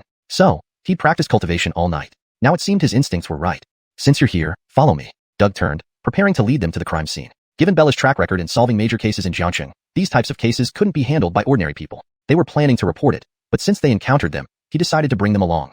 The crime scenes were on the 11th floor, rooms 1101, 1103, and 1105. The 5 deceased women were strangers to each other, just coincidentally staying at this hotel. Upon arriving at the 11th floor, the entire floor was cordoned off by the police, and other guests were confined to their rooms. They first visited room 1101, where 2 victims were found. Wearing gloves and shoe covers, Bella and Gerald entered. One victim lay dead in the bathtub, the other on the bed. Forensic doctors were conducting preliminary examinations, and criminal investigators searched for useful evidence. An eerie cold wind blew through the open window despite the rain being lighter than earlier. Hail it didn't justify leaving the window open with the air conditioner set at 25 degrees Celsius. Seeing the victims, Bella finally understood why Doug called the deaths unusual. Both victims had thumb-sized puncture wounds on their necks, and 70 to 80% of their blood was missing. They didn't die from excessive blood loss, they were drain dry. Not a drop of excess blood was found at the scene. Their bodies seemed to have been completely drained. Doug pointed at the victims' necks. Based on the forensic doctor's examination, the blood appears to have been extracted from the carotid arteries. Bella inhaled sharply, seeing the horrific state of the victims. Both young women in their 20s whose appearance, deprived of blood, was unbearable, nothing but skin and bones. Carotid artery, Bella frowned. Only the blood was gone. No signs of stolen belongings? No, Doug shook his head. All victims died from excessive blood loss, yet none of their possessions were missing. Can I see their identification? Gerald asked. Although puzzled by Gerald's request, Doug had the IDs brought over. The 5 victims are from different cities. Only the 2 in this room are locals, Doug explained. Gerald examined the IDs, focusing less on their addresses and more on their birth dates. Chapter 351, Suspect. Gerald muttered as he calculated today's date, saying to himself, with 5 elements gathering in Een, today is the day with the most intense Een energy this month. Gerald thought that the death time from 1 to 2 o'clock in the morning was during the hour of Cho, which also belonged to Een. All were born in Een year, Een month, and Een day. Lorena saw him holding the ID card and talking to himself, so she asked, do you see anything? This shouldn't be done by humans, Gerald said. Upon hearing this response, Doug was speechless. If not by humans, could it be ghosts? It seems the police in Jiangxing aren't very competent. With all 5 elements belonging to Een and the death time being during the Een hour, if I'm not mistaken, there might be a malevolent practitioner or ghost that needs their blood, hence the action tonight, Gerald explained. Judging by how they died, the most likely culprit would be a zombie. Zombies have been recorded in ancient texts, like the Drought Demon or Zombie Kings. Ordinary zombies are categorized into purple zombies, white zombies, black zombies, hairy zombies, and flying zombies, or some may even be corpse kings created by malevolent practitioners. Powerful zombies can rival cultivators, some even gaining intelligence and practicing Taoist arts, causing havoc. Are you joking? Zombies? Why not say vampires? Seeing the bite marks on their necks, I think vampires are also possible, Doug retorted dismissively. What era is this where zombies still exist? Zombie. Lorena, however, continued along Gerald's train of thought, her brows furrowing slightly as she whispered, it couldn't be Arya. She suspected Arya because Arya was from Western Hunan and a cultivator, known for controlling corpses. And there was indeed a body in that Mercedes-Benz, which might have turned into a zombie and drained these people's blood. Captain Guan, did you investigate whether there's a guest named Arya, and where she's staying? Lorena immediately inquired, wanting to find Arya quickly. If she couldn't, she would check the Mercedes-Benz to see what happened to the body inside. Doug quickly had someone look into it, but before they found Arya's room, they saw the white figure appear in front of them. Looking for me? Arya maintained her cold demeanor. She worked at the mortuary, and it was unlikely anyone else would seek her out. Doug was startled by Arya's sudden appearance and scolded. How did you get in here? Unrelated personnel are not allowed. He then looked at the guard by the door and shouted, what are you doing? Who let her in? This was a crime scene. An unauthorized entry could tamper with evidence, making solving the case more difficult. Captain, no one came in. The officer outside rushed in, noticing no one besides them. Doug glanced at Arya's position, finding it empty. Is it really haunted? Doug, a seasoned policeman and staunch atheist, frowned, though he encountered some strange cases. Did anyone see someone come in? He asked everyone else in the room. They all shook their heads. They had been busy collecting evidence and hadn't noticed anyone enter. It might be a wronged spirit, Doug mumbled, his brows knitted tightly. Gerald smiled and nodded to Lorena, signaling to leave. While Doug was still confused, Gerald and Lorena left the crime scene and took the elevator to another floor. Just now, you saw that too, right? Lorena asked. Of course, I'm not blind, Gerald replied. Lorena was puzzled. With so many people in the room, why did only the 3 of them see Arya? What? Before Lorena could ask more, Gerald interrupted. Let's find her first. It seems she intentionally let us see her. She's so powerful. Why didn't she do anything when so many people died?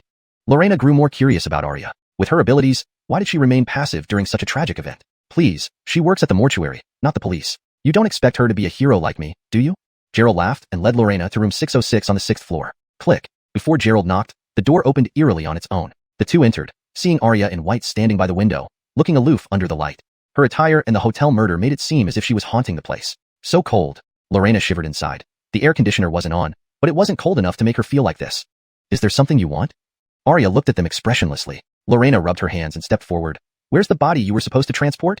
She wanted to confirm if the murders were related to that body. Given the blood draining method, it matched Gerald's theory. Only zombies typically do that. Though unbelievable, Lorena fully believed Gerald's deduction. Arya smirked, revealing disdain. You suspect me? Lorena felt goosebumps. Despite her angelic beauty, Arya exuded an intimidating aura few dared to meet directly. I just need to confirm.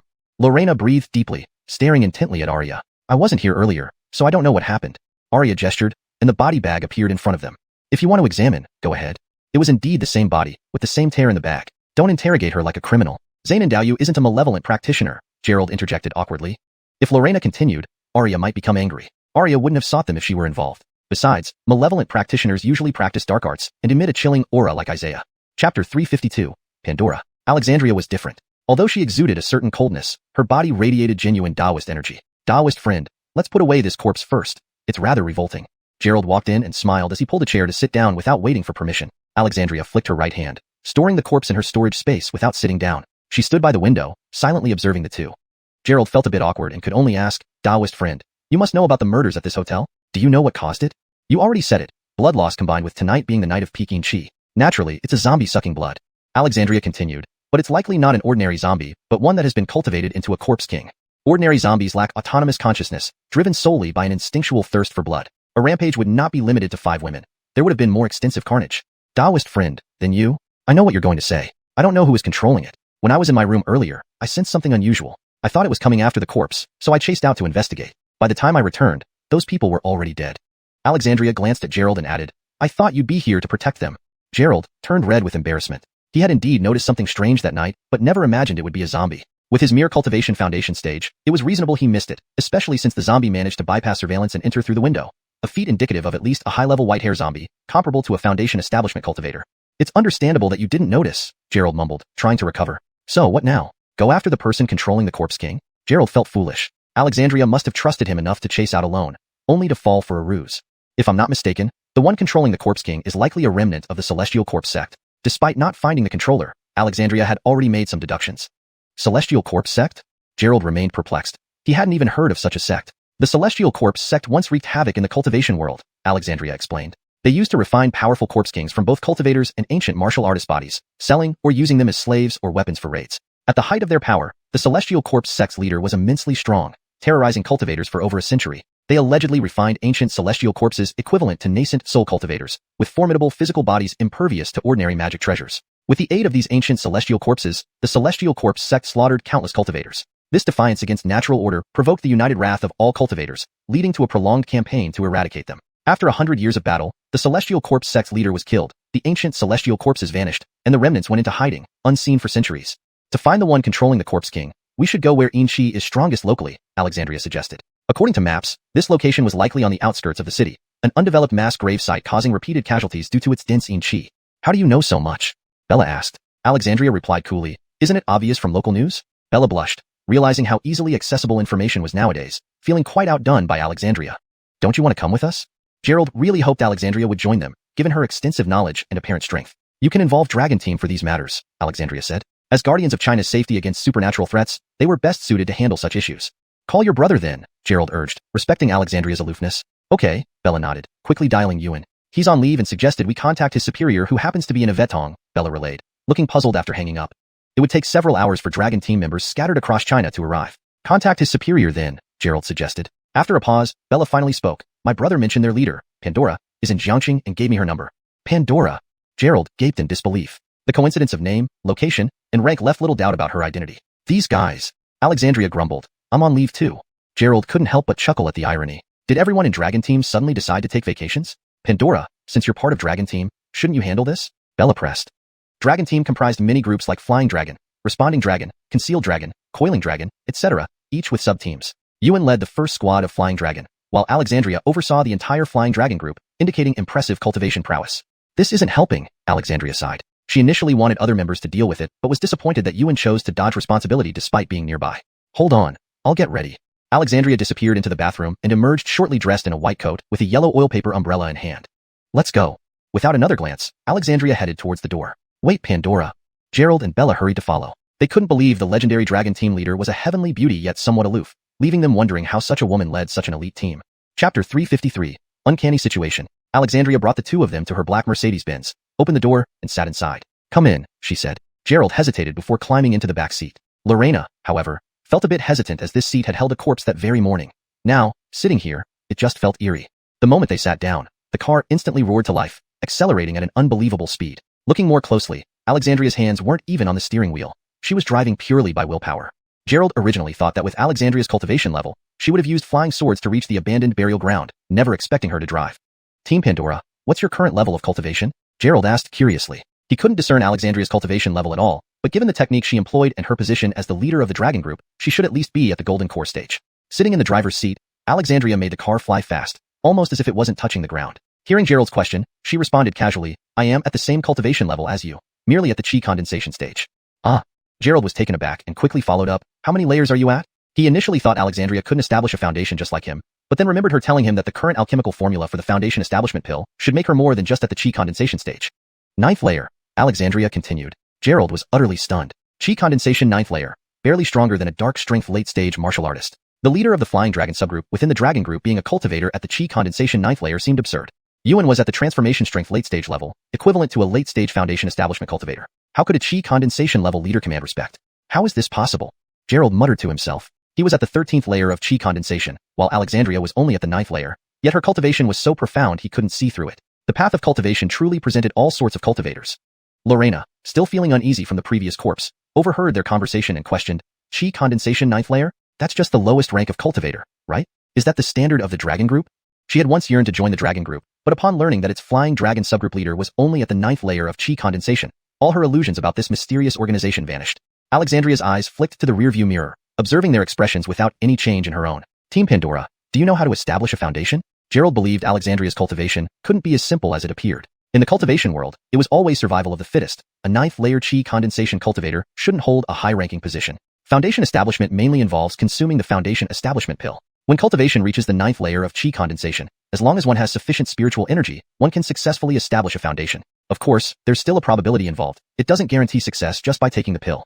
Alexandria explained. As long as one's aptitude isn't too poor, generally, 1 or 2 pills should suffice. She glanced at Gerald, adding, you possess dual spiritual roots of fire and wood attributes. Your aptitude isn't top-notch, but isn't too bad either. You should be able to establish a foundation successfully. Only those with spiritual roots could become cultivators. As an alchemist, a key requirement was having dual spiritual roots of fire and wood attributes, making Gerald ideally suited for alchemy. However, compared to those with single attribute spiritual roots, his aptitude wasn't as superior.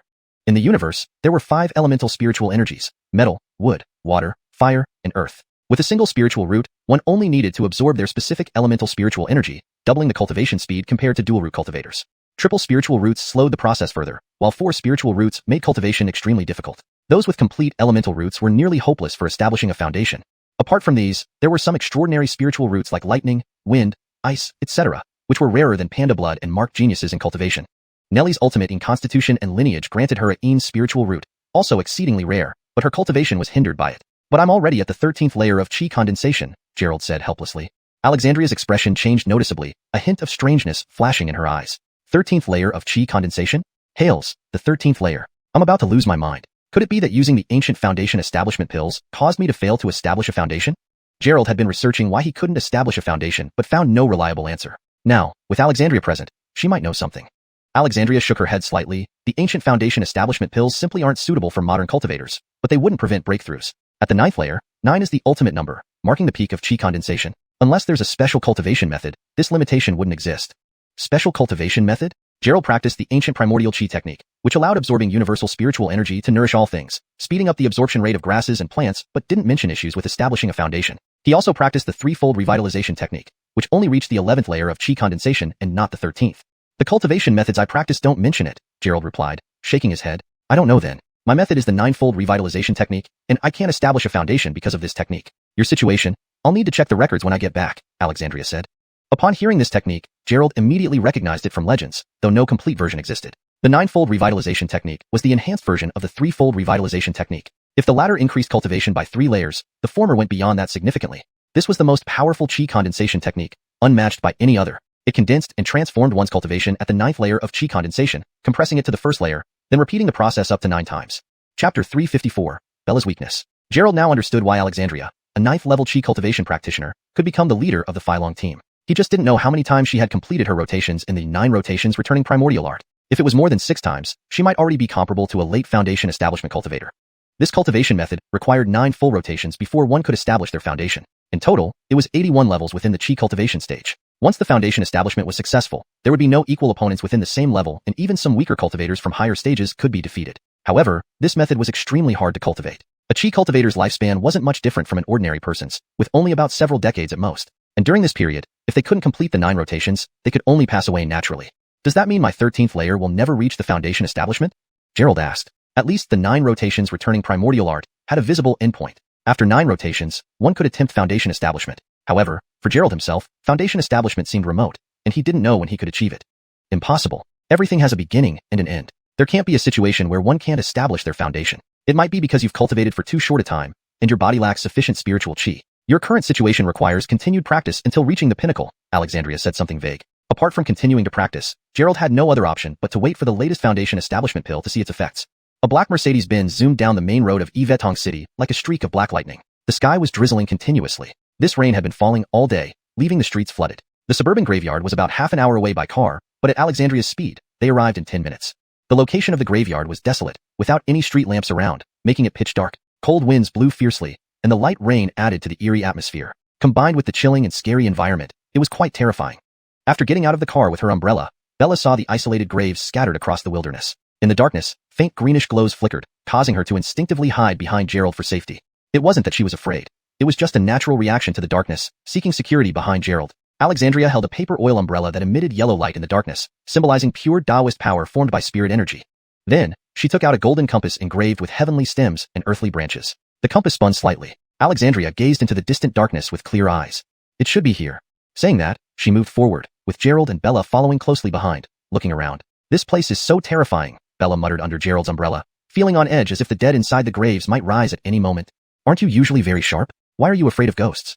Gerald teased. Bella clung tightly to Gerald, complaining, I used to deal with normal criminal cases, not zombies or supernatural stuff like this.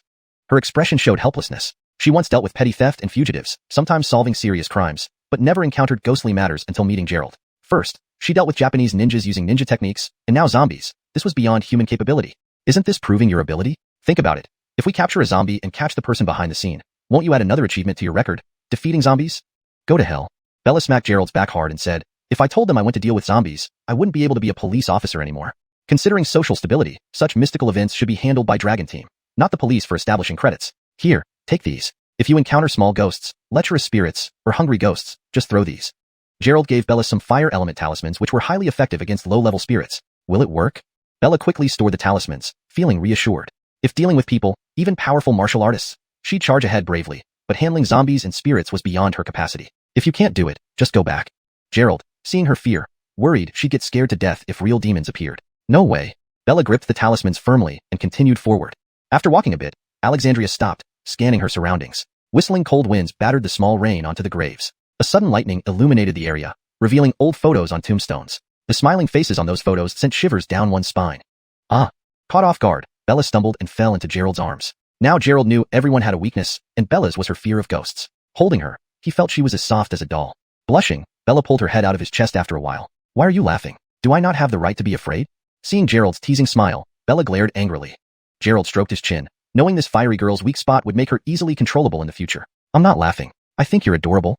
Bella, seeing his eyes, felt mocked again. Gathering her courage, she walked ahead with her umbrella, unwilling to share it with Gerald lest she be laughed at. Crack, crack. Just as Bella stepped out, she heard rustling sounds from the graves around her. What's happening?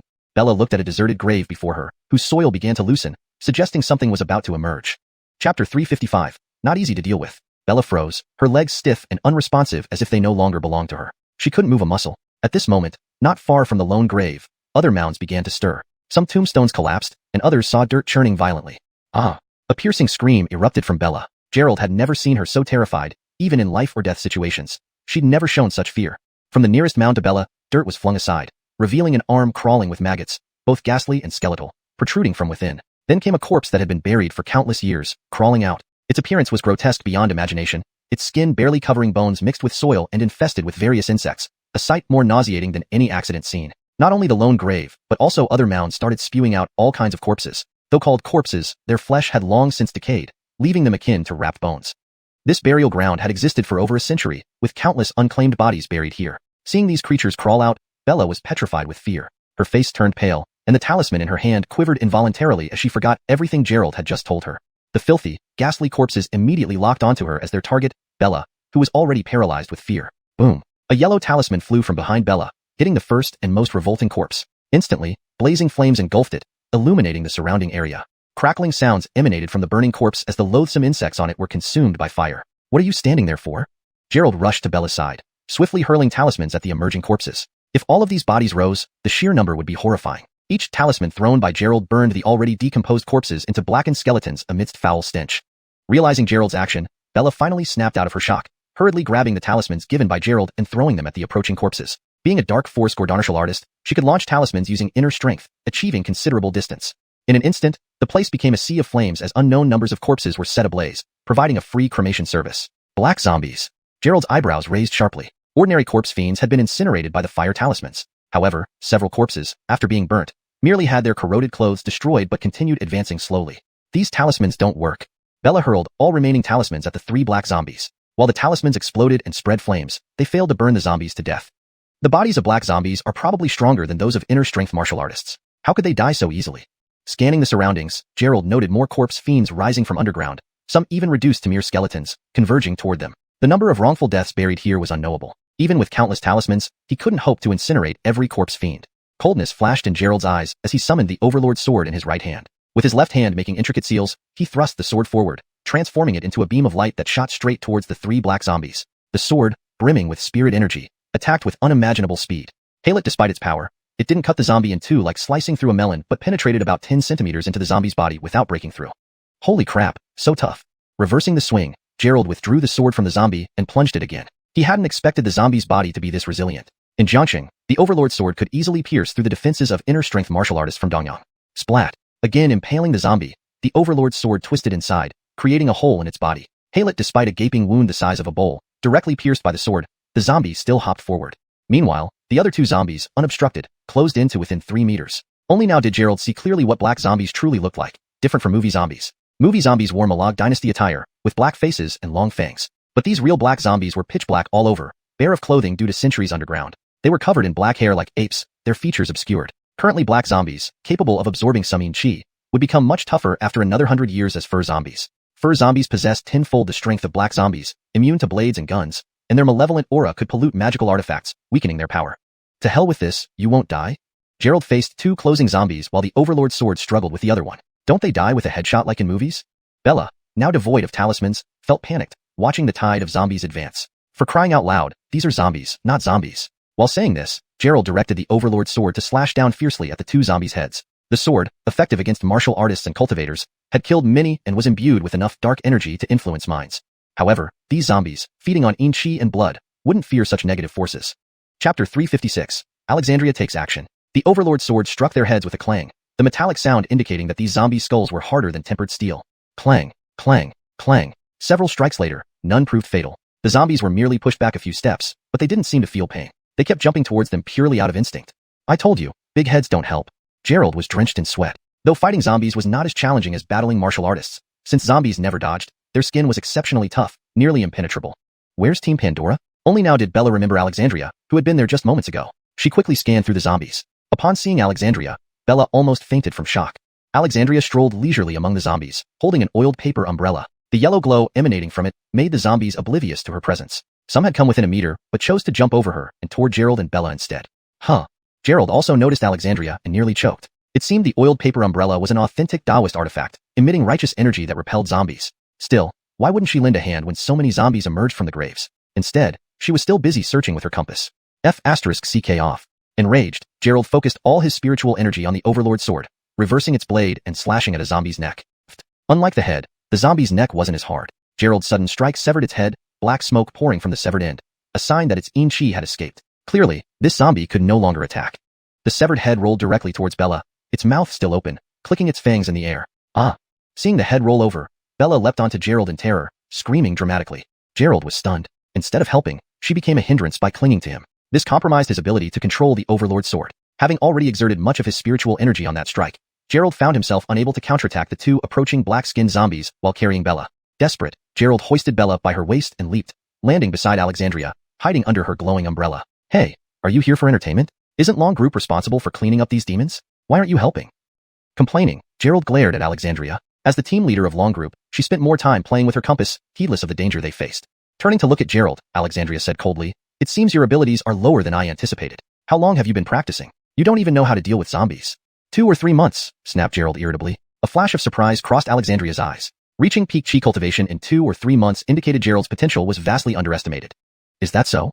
Alexandria had been testing Gerald's strength, disappointed when he used his magical weapon to chop at zombies' heads, but hearing that he'd only practiced for 3 months changed her assessment.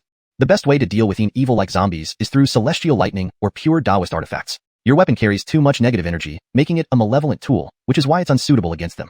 Look, can we focus on killing the zombies first and talk later? We can chat all night if you want. Gerald, panting after dealing with one zombie, realized there were still more coming, and he lacked the spiritual energy to fight them all. Alexandria put away her compass and pulled out a small porcelain bottle adorned with a peach branch. Legends said peach trees in the mortal realm were descendants of the immortal peach trees from heaven, effective against evil spirits. Alexandria waved the peach branch in the bottle and sprinkled droplets around. Whatever liquid was in the bottle turned into thousands of water droplets, falling like rain on the surrounding zombies. Initially fierce, the zombies started emitting black smoke and groans upon contact with the droplets. Within seconds, the surrounding zombies were purified, turning back into lifeless corpses, unable to reanimate as zombies. This method was far more efficient than Gerald's fire talisman. Hundreds of zombies fell. However, while Alexandria's magic purified the ordinary zombies, the 2 black-skinned ones merely emitted black smoke without collapsing. Predicting this outcome, Alexandria closed her oiled paper umbrella. Holding the umbrella like a sword, she swept it towards the 2 zombies, releasing golden light that bathed them in radiance. Agonizing screams followed, worse than the cries of dogs at midnight, causing sharp pains in everyone's ears. Weiwei then produced a bagua mirror, combining it with the umbrella, intensifying the light, turning the dark rainy night into daylight. Pure Taoist power flooded the area. The zombies couldn't withstand it for a minute, turning into wisps of black smoke. Silence returned as Alexandria quietly stored her tools. Done, she said calmly. Gerald's forehead twitched. Just how many magical tools did this girl possess? If he had such powerful artifacts, dealing with zombies wouldn't be so difficult. Chapter 357. An expert of grandma level. Gerald patted Bella's buttocks and said helplessly, "Hey, it's all done. Can you get off now?" Bella clung tightly to Gerald. Only after hearing his words did she look around and confirm that there were no more zombies. Blushing, she crawled off Gerald. "So it's all over?" Bella pursed her dry lips. If she had been eaten by a zombie, wouldn't that be more embarrassing than being killed by a criminal during an investigation? "I told you, Yvette Beauty. I figured you out. You're not afraid of people. You're afraid of ghosts?" Gerald chuckled, recalling how Bella fainted from fear when facing snow wolves in the Dacheng Mountains. Despite her toughness against criminals, she seemed deeply afraid of the unknown. "How can that be? I just thought getting bitten by a zombie would be too humiliating." Bella glared at Gerald as if he had seen through her. Okay. Officer Yvette is formidable and intimidating," Gerald laughed. "Humph, naturally. If I had brought my gun, I'd have shot them one by one." It was clear that Bella had watched too many zombie movies, mixing up zombies and reanimated corpses. Alexandria walked ahead and explained, "This should be the heavenly corpse sex corpse nurturing ground, where yin energy is most concentrated. But we don't know if they've refined any corpse kings yet." "Corpse king? Can you handle one?" Gerald asked. "No, a corpse king requires at least 1,000 years of refinement. Even cultivators at the Zanianing stage find them extremely difficult to deal with. But from the condition of this ground, they can only refine up to the flying corpse level," Alexandria replied. "A flying corpse could only be handled by cultivators at the golden core stage. With one at the 9th chi refining stage and another at the 13th chi refining stage, they clearly stood no chance. So what do we do now? Should I pull back?" Gerald felt it was better to find some experts to handle this situation. Fighting 3 black corpses had already been challenging for him, let alone a flying corpse. "The person who refined the main corpse warrior has likely left with it," Alexandria said. "Since he fears me, it means the corpse warrior hasn't become powerful enough. Continue tracking down with me. I found some clues. If I couldn't handle black corpses, how can I possibly deal with a flying corpse?" Gerald didn't want to get involved again. He had only come home with Bella. Why did he end up fighting zombies on the way? Anyone who could refine a flying corpse must be a very powerful evil cultivator, likely at the Foundation Establishment stage, or even the Golden Core stage. Such a cultivator would be far beyond his capabilities. It would be best to leave it to the veterans of the Dragon Group. "Do you have a flying dragon token?" Alexandria suddenly changed the subject. "You know about that?" Gerald was speechless. The token had been forced upon him by Yuan. Why was she asking about it now? "Because you have the flying dragon token. I brought you here." Alexandria's eyes fixed on Gerald with an authoritative gaze. "With the flying dragon token, you're considered part of the flying dragon team. Refusing to follow me would mean defying a superior order, and I can't have you taken back by flying dragon personnel." Ah, Gerald was stunned. Yuan had just given him the token for free, and now he was inexplicably part of the Dragon Group. Worse, refusing would result in his arrest. "Please, no one messes with people like this. You choose. Disobeying orders is equivalent to insubordination on the battlefield. If you return, you'll be locked up for at least 3 years. Alexandria's gaze cut through Gerald's spirit, creating a heavy pressure pressing down on his head. Feeling unable to breathe, he realized that despite her icy beauty, Alexandria's cultivation was immensely deep. He felt powerless against her. Reflecting on this, she might be an expert with decades of practice, possibly someone in menopause. Best not to provoke her. Then, doing this task should come with a reward, right? Gerald figured if he was coerced into helping, he shouldn't work for free. A reward was fair. There usually is. Alexandria looked at Gerald. "But you'll receive it after we solve this. How much is it?" Gerald rubbed his hands together, smiling broadly. Since he had no choice but to see this through, it was best to know what he was worth. "We'll see then." Alexandria moved forward, unfurling an oiled paper umbrella and looking up at the distant sky before walking towards a dense burial ground filled with corpses. The area with the densest energy should be here. She focused on a grave without any risen corpses. This tomb, centuries old, had a collapsed gravestone engraved with traditional Chinese characters, revealing that the original occupant's surname was Wei. Alexandria approached the gravestone, studied it for a while, and then waved her sleeve, sending a gust of wind that propelled the collapsed gravestone 100 meters away, crashing into the mud like a meteorite. Seeing this, one might think she was preparing to rob graves out of boredom. However, after the stone flew away, a large hole appeared where it once stood, a passageway large enough for a person to walk through. If you're taller than 1.7 meters, you'd need a bend to fit inside. Originally obscured by weeds and the fallen gravestone, no one would have noticed this hidden passage. Was this dug by grave robbers? Gerald asked. Alexandria stepped into the cave easily, her perfect height of 1.65 meters allowing her to walk upright. No grave robber, no matter how bold, would dare to rob graves in such a place. Her voice echoed from within, laden with disdain. "And do you think such a place with unclaimed souls has anything valuable?" Gerald didn't reply, thinking she must be a natural contrarian who contradicts everything he says. "I've never robbed a grave. How would I know?" Muttering under his breath, Gerald followed Alexandria into the cave. Chapter 358, To Enter or Not. Gerald had taken just a couple of steps forward when he felt something tugging at him. Instinctively, he reached for a yellow talisman to throw. Turning around, he saw Lorena clutching his arm with an anxious expression on her face. "Should we go in?" she asked. Gerald almost forgot that the ghost-fearing girl was still with him. Looking around, he felt it wasn't good to leave Lorena waiting outside alone, especially after Yuan had just put him in this predicament. He had to bring his sister along. "Of course. Did you plan on waiting outside?" Lorena thought for a moment, and then gripped Gerald's arm tightly. The two proceeded cautiously into the tomb entrance.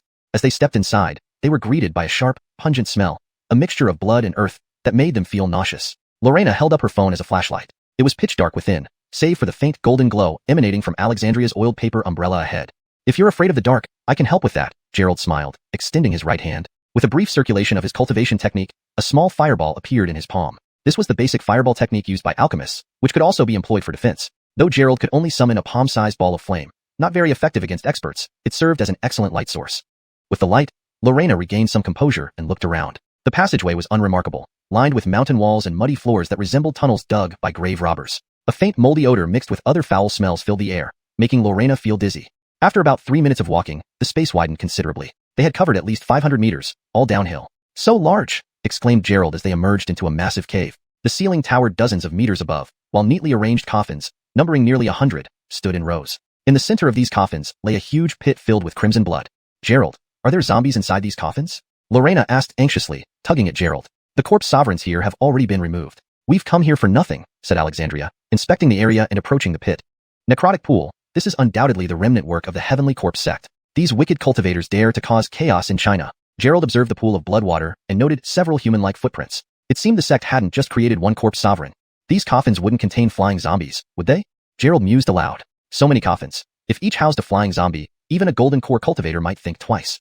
"Not flying zombies, blood zombies," corrected Alexandria. "Blood zombies are a type of corpse that relies on fresh blood to survive. Unlike flying zombies, they lack flight and are less intelligent, thus easier to control. However, they do evolve, becoming silver corpse sovereigns, golden corpse sovereigns, and eventually heavenly corpses." Alexandria took out a small jade bottle and dipped a peach branch into its contents before sprinkling the water into the blood pool. Upon contact, the water caused the blood to churn violently, like boiling water. Zombies differ from blood zombies. Flying zombies and those unchanging bones are virtually immortal. Higher-ranking zombie kings last for 10,000 years without decay. They develop intelligence and consider themselves independent beings, generally avoiding human settlements, living in desolate regions. As the blood began to boil, sudden chaos erupted. A blood-covered corpse sovereign leaped from the pit, spraying blood directly at Alexandria. Alexandria opened her oiled paper umbrella, catching the blood droplets. Each drop produced black smoke upon impact, dimming the umbrella's glow. Suddenly, the blood zombie extended its arms, now several meters long, entangling Alexandria. Just as Gerald prepared to intervene, 2 more blood zombies leapt from the pit, their bloody appearances horrifyingly macabre. They stretched their long limbs to trap Alexandria. "Damn!" Gerald cursed, waving his sword of tyrant into a red glow, aiming at the blood zombies. These 3 blood zombies possess strength equivalent to that of Foundation establishment cultivators, with steel-hard limbs. If anything happened to Alexandria, Gerald would be overwhelmed. Clang! The sword struck the blood zombie's arm, but did nothing. The arm remained wrapped tightly around Alexandria, preventing her from casting spells. Meanwhile, the blood water from the churning pool began surging outwards, flowing like reverse currents. This blood water, possibly a mixture of countless individuals' blood, carried potent malevolent energy capable of corrupting magical artifacts. Alexandria's oiled paper umbrella lost its luminosity and efficacy. "Junruo, get out of here!"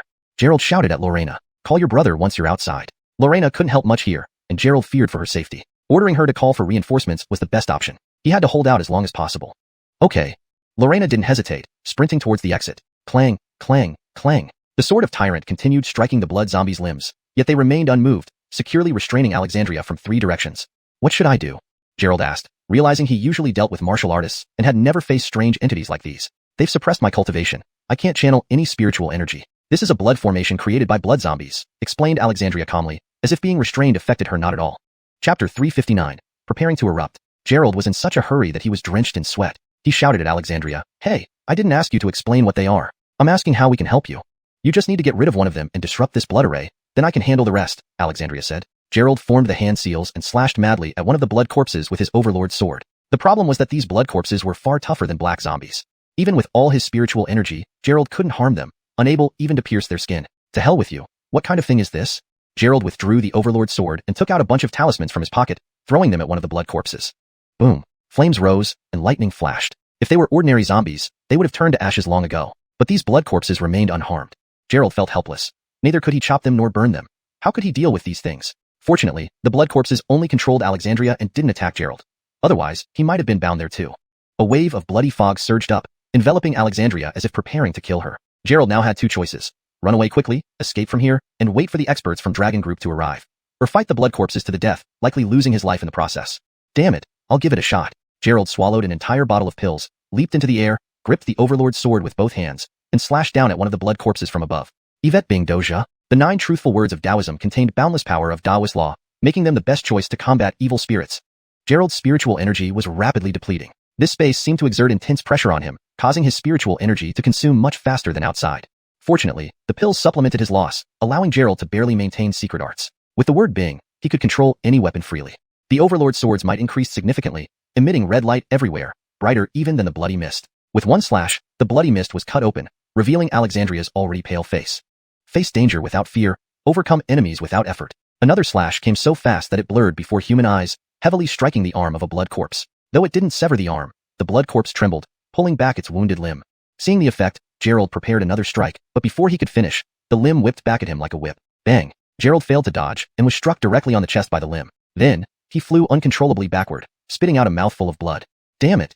Gerald mobilized his techniques, using spiritual energy to protect himself, but still felt dizzy, sensing his spiritual energy quickly dissipating.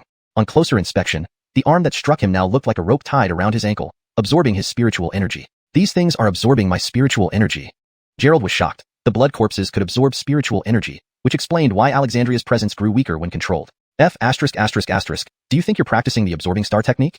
Gerald gritted his teeth and slashed again. There was a metallic clang as the blood corpse retracted its arm. He hastily swallowed more pills to replenish his lost spiritual energy. Otherwise, he'd become a dried-up corpse if drained completely. Bang! In the end, Gerald fell heavily to the ground. Observing the bloody mist closing again after being slashed apart, he realized Alexandria would turn into a mummy once it closed. Puff! Gerald forced a breath, unable to hold back the old blood any longer, which sprayed onto the Overlord's sword. Buzz! The Overlord's sword emitted resonant sword sounds upon touching Gerald's blood. Gerald's eyes widened. He seemed to have seen this scene before. Back then, the Overlord's sword automatically flew up when he was in danger and slew an Eastern Strength ninja. Hurry up, go and kill them. Gerald sensed something unusual and hurriedly said, Go! Go quickly! Idiot! A voice sounded from deep within his soul, scolding Gerald. Gerald asked awkwardly, You're speaking? Are you the sword spirit? Idiot! The voice echoed again in Gerald's mind, as if the entity was speaking directly inside his brain. Watch carefully, Overlord's secret art. Sharp pain pierced Gerald's mind, followed by an incredibly dominant spell injected directly into his brain. Whoosh! The Overlord's sword flew up and returned to Gerald's hand. Then, Gerald felt his body no longer under his control. His mind functioned normally, but his body floated up in the air. He wanted to control his direction but ended up flying toward the bloody mist. One slash split the bloody mist in two. Another severed the blood corpse's arm. A third lopped off the head. Swoosh! Several consecutive slashes later, the blood corpse was dismembered by the Overlord's sword. After resolving one blood corpse, Gerald regained control of his body and slumped weakly on the ground. Get away from here. Hearing Alexandria's voice, Gerald quickly got up, using the remaining spiritual energy to perform the ninefold unrestrained steps, running swiftly toward the cave entrance. Rumble. Violent tremors shook the cave. Gerald reached a relatively safe spot and turned to observe. Alexandria remained in place, with two blood corpses still firmly holding her. But in front of her, a bagua mirror appeared and spun wildly. 3 beams of gold, green, and blue light shot out from the mirror, striking the blood corpses and releasing immense energy, causing the corpses to explode violently. Boom, boom. 2 loud explosions echoed through the cave, resembling a magnitude 7 earthquake. Blood splattered everywhere, and rocks tumbled from the ceiling. Alexandria retracted her oil paper umbrella, opened it, raised it, blocking the falling stones and blood chunks. Now it was truly over. The blood in the pool had dried up. Alexandria held the oil paper umbrella and walked over, covered in blood. Her previously pristine clothes were now ruined beyond recognition. Hashtag chapter 360, injured head. Gerald sighed in relief at the sight, realizing that this leader of the Long Group's Flying Dragon squad almost died at the hands of the blood corpse. Be careful. Just as Gerald was about to rush over, he saw a severed head floating in the air behind Alexandria. This head belonged to the blood corpse that had already been blown to pieces. Alexandria turned around indifferently and stared at the floating head. Wasn't it just killing a few mortals? Is it necessary to wipe them all out? Does your Long Group have nothing better to do? The head actually started speaking, nearly shocking Gerald speechless. You run quite fast and set up traps. If I were controlled by you, would I also be refined into a corpse king? Alexandria gazed intently at the head and asked, Which generation of Tianshi sect remnants are you from? Ha ha ha, being able to refine you into a corpse king would indeed be a delightful experience. But I didn't expect someone to break my 3 corpses array. The head turned toward Gerald, its eyes glowing emerald green. Your damn father. Why are you looking at me? Do you think I'm hotter than you? Gerald shouted furiously. He had just happened to pass through Yvetong City. Who knew he would encounter such strange events? If he had known it would involve dealing with these demons, Gerald would have preferred to detour for hundreds of kilometers rather than come here. Who is Wei Wutian to you? Alexandria pursued her questioning. Ah, you even know my master's name, the head replied in surprise. He's truly not dead, Alexandria said coldly. After being hunted like a stray dog years ago, he now dares to wreak havoc again. Ha ha ha, what's there to fear? The head laughed wildly. My master's undying heavenly corpse is almost complete. Soon, all of you righteous cultivators will die. Alexandria didn't bother with any more nonsense, pointing her right hand at the head, sending a pillar of fire soaring upward directly toward it. My name is Neil. We will meet again. Boom. The head was instantly burned to ashes, leaving no trace behind. Alexandria walked over to Gerald and said, Let's go. Get out of here. The two left the cave, and Bella came running anxiously towards them. Are you both okay? I couldn't reach you on the phone. There's no signal here. Alexandria explained. He had already laid down an array here. It wouldn't let us contact for reinforcements. I'll handle this. You don't need to worry about it. After speaking, Alexandria glanced at Gerald once more. I underestimated you. You're pretty good. It's best to refine that magical treasure of yours, purifying its evil aura. It has the potential to become a divine weapon. This was the first time Gerald had heard praise from Alexandria, but he wasn't in the mood to dwell on it. He hurriedly asked, did you hear someone talking inside? It sounded like they were calling me an idiot. Alexandria looked at Gerald in surprise, then shook her head. No, other than Neil, there were no other voices. What's wrong with you? Did you hit your head? Bella didn't understand, but she approached to feel Gerald's head, checking if he was injured. Alexandria took them back to the hotel. Since Neil had set a trap, he likely escaped long ago. Pursuing him further was a task for the Long Group, so Gerald and Bella were no longer involved. Shortly after, the Long Group arrived at the hotel, replacing Doug to take charge of the case. However, catching Neil was out of the question. Their primary responsibility was to classify the murder as an ordinary incident to prevent escalation. Alexandria bid farewell to Gerald and Bella, telling Gerald his reward for the mission before leaving. She still had matters to attend to. Gerald, please don't join the Long Group. It's too dangerous. Bella sat on the bed, wide awake. After tonight's events, Bella had realized that under no circumstances should she join the Long Group. Today, they faced a blood corpse. Tomorrow, it could be a corpse king. Gerald's cultivation was far from enough to handle such threats. Forget it. It's all because of your brother. Holding the Long Group token, Gerald felt utterly cheated. He suspected the token had tracking capabilities, which was likely how Alexandria knew his identity. When I get back, I'll give him a piece of my mind. How dare he make you do such dangerous things? Bella's face showed a hint of annoyance, completely forgetting that her own brother undertook such dangerous missions daily.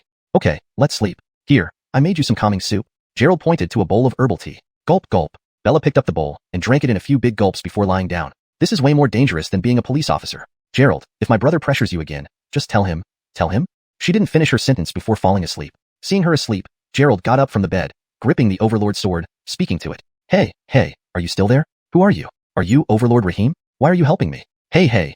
Despite Gerald's pleading, the sword remained unresponsive. Everything that happened seemed like a dream to him. Knock, knock, knock. Gerald tapped the blade, producing a clear sound, but still no response. Whatever, did it really talk or not? Gerald scratched his head, uncertain. The voice had transmitted directly into his mind, not from the sword itself. Whatever, let's look at this Overlord decree.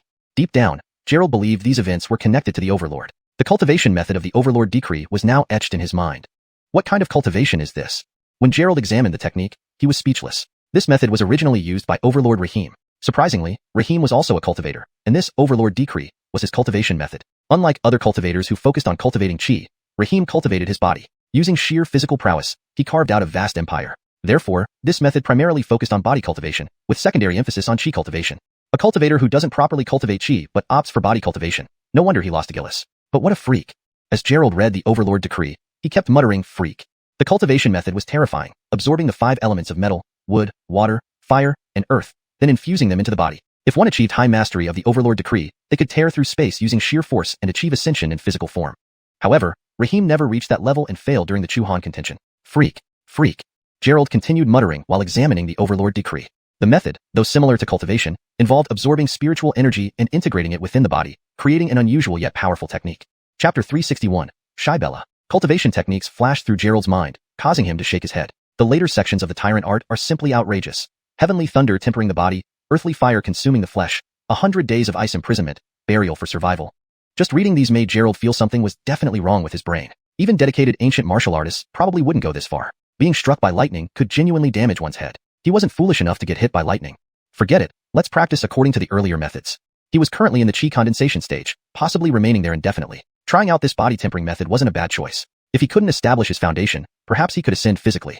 After cultivating through the night, Gerald felt that his skin seemed strengthened. The spiritual energy absorbed into his body not only flowed through his meridians from the dantian, but also strengthened his skin via the meridians. Feels pretty strong, but I wonder what the Tyrant was thinking. A perfectly good cultivator, insisting on creating these body tempering techniques. If he had focused solely on cultivation, creating such a powerful art, he would surely have already transcended long ago. Gerald stretched lazily, glancing out the window where sunlight streamed through the floor-to-ceiling glass doors. After the rain came clear skies. Today's weather should be beautiful. Bella woke up groggily, rising and rubbing her sleepy eyes. She looked extremely tired, even more so than Gerald who battled that blood corpse last night. Gerald, still half asleep, Bella softly called out to Gerald. Walking over to the bed, Gerald saw Bella hugging herself tightly under the blanket, her cheeks flushed. Can you give me my bag? Bella extended an arm from under the covers, pointing to a black crossbody bag on the TV stand. Gerald approached, lifting the bag and instantly understanding the situation. Don't drink cold things these few days. I'll prepare some chi supplementing and blood nourishing soup for you, and keep it in a thermos. Gerald handed the bag to Bella with a grin. Bella's face reddened further. Taking the bag, she swiftly rummaged inside. Giving up on searching, she grabbed the bag and leapt from under the blanket toward the bathroom at lightning speed, as if using all her inner strength. Didn't notice she's wearing quite a cute pajama set today, Gerald remarked, walking near the bathroom and peeking through the unobstructed glass. Bella noticed and quickly pulled down the louvers in the bathroom, while a somewhat indignant voice emerged. What are you looking at, big pervert? Gerald was speechless. Originally, she just called him a pervert. Now it became big pervert. Did this girl not know his capabilities? Wanting to see what she was doing, he could easily see through a wall, let alone a mere window. The bathroom was soon filled with steam from running water, turning completely opaque. After preparing the traditional Chinese medicine, Gerald added some donkey hide gelatin and dates. Bella was thoroughly frightened last night and needed proper care. Finishing up, Bella emerged from the bathroom, still dripping wet. Due to coming home late last night, she didn't place clean clothes in the bathroom, thus only wrapping herself in a towel, rushing back after grabbing a pair of pajamas. Bang! Ouch! A cry of pain came from the bathroom. Are you okay? I'm fine. Don't come in. Moments later, Bella, now dressed, walked out. A faint bruise marred her forehead, evidence of a significant impact. Gerald wanted to laugh, but suppressed it when he saw Bella glaring at him. Really funny, huh? Humph, let's go. Grasping her bag and taking the room card, Bella headed out. Hey, I haven't showered yet, Gerald said, feeling sweaty after practicing the tyrant art all night. He really needed a shower or risk stinking given today's weather.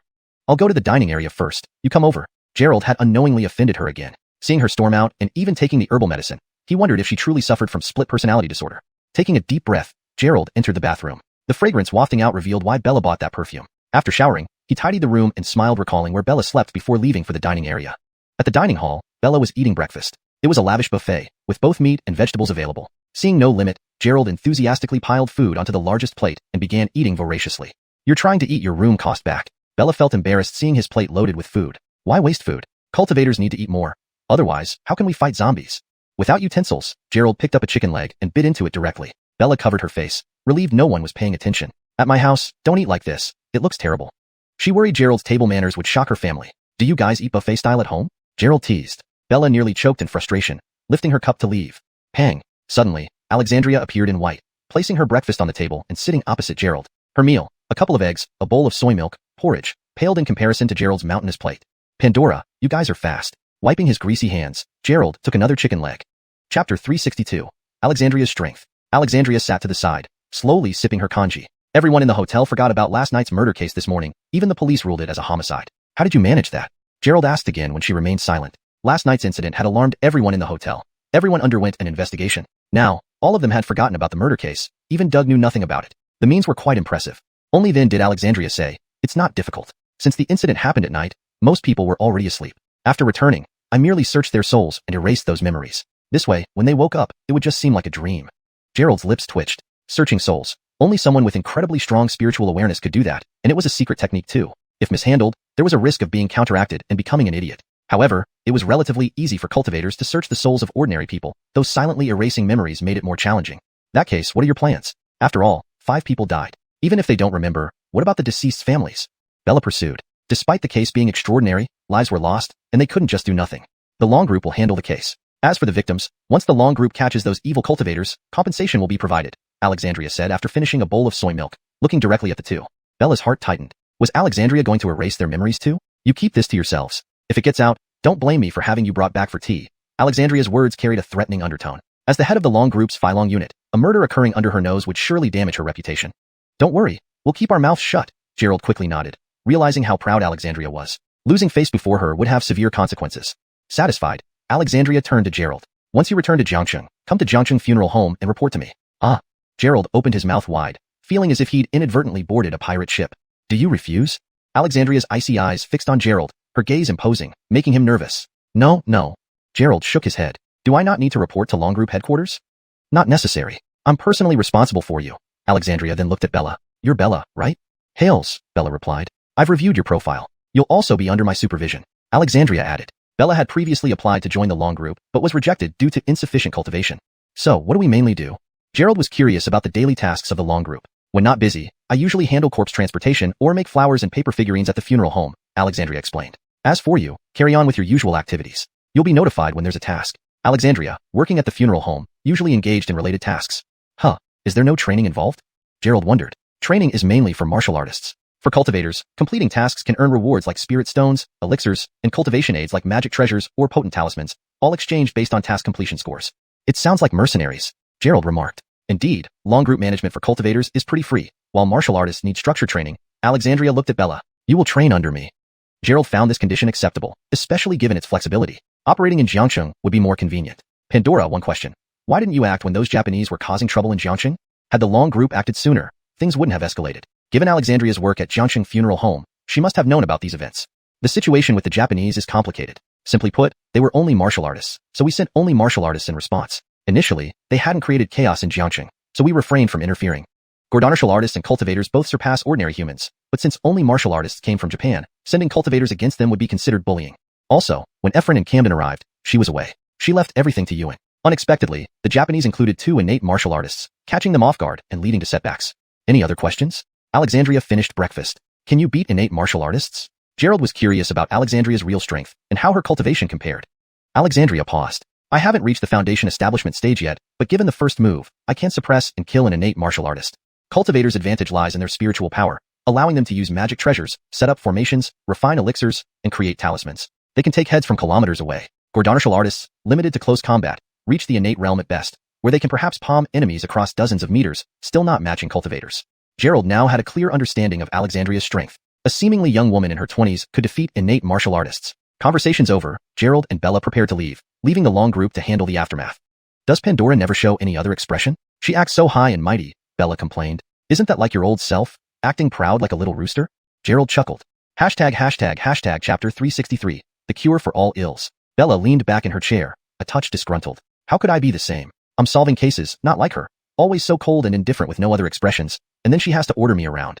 People are experts, and experts have their own demeanor, you know, Gerald remarked. Gerald pressed the accelerator, gazing at the clear sky ahead, and smiled. The weather is quite nice today. There shouldn't be any more ghostly disturbances.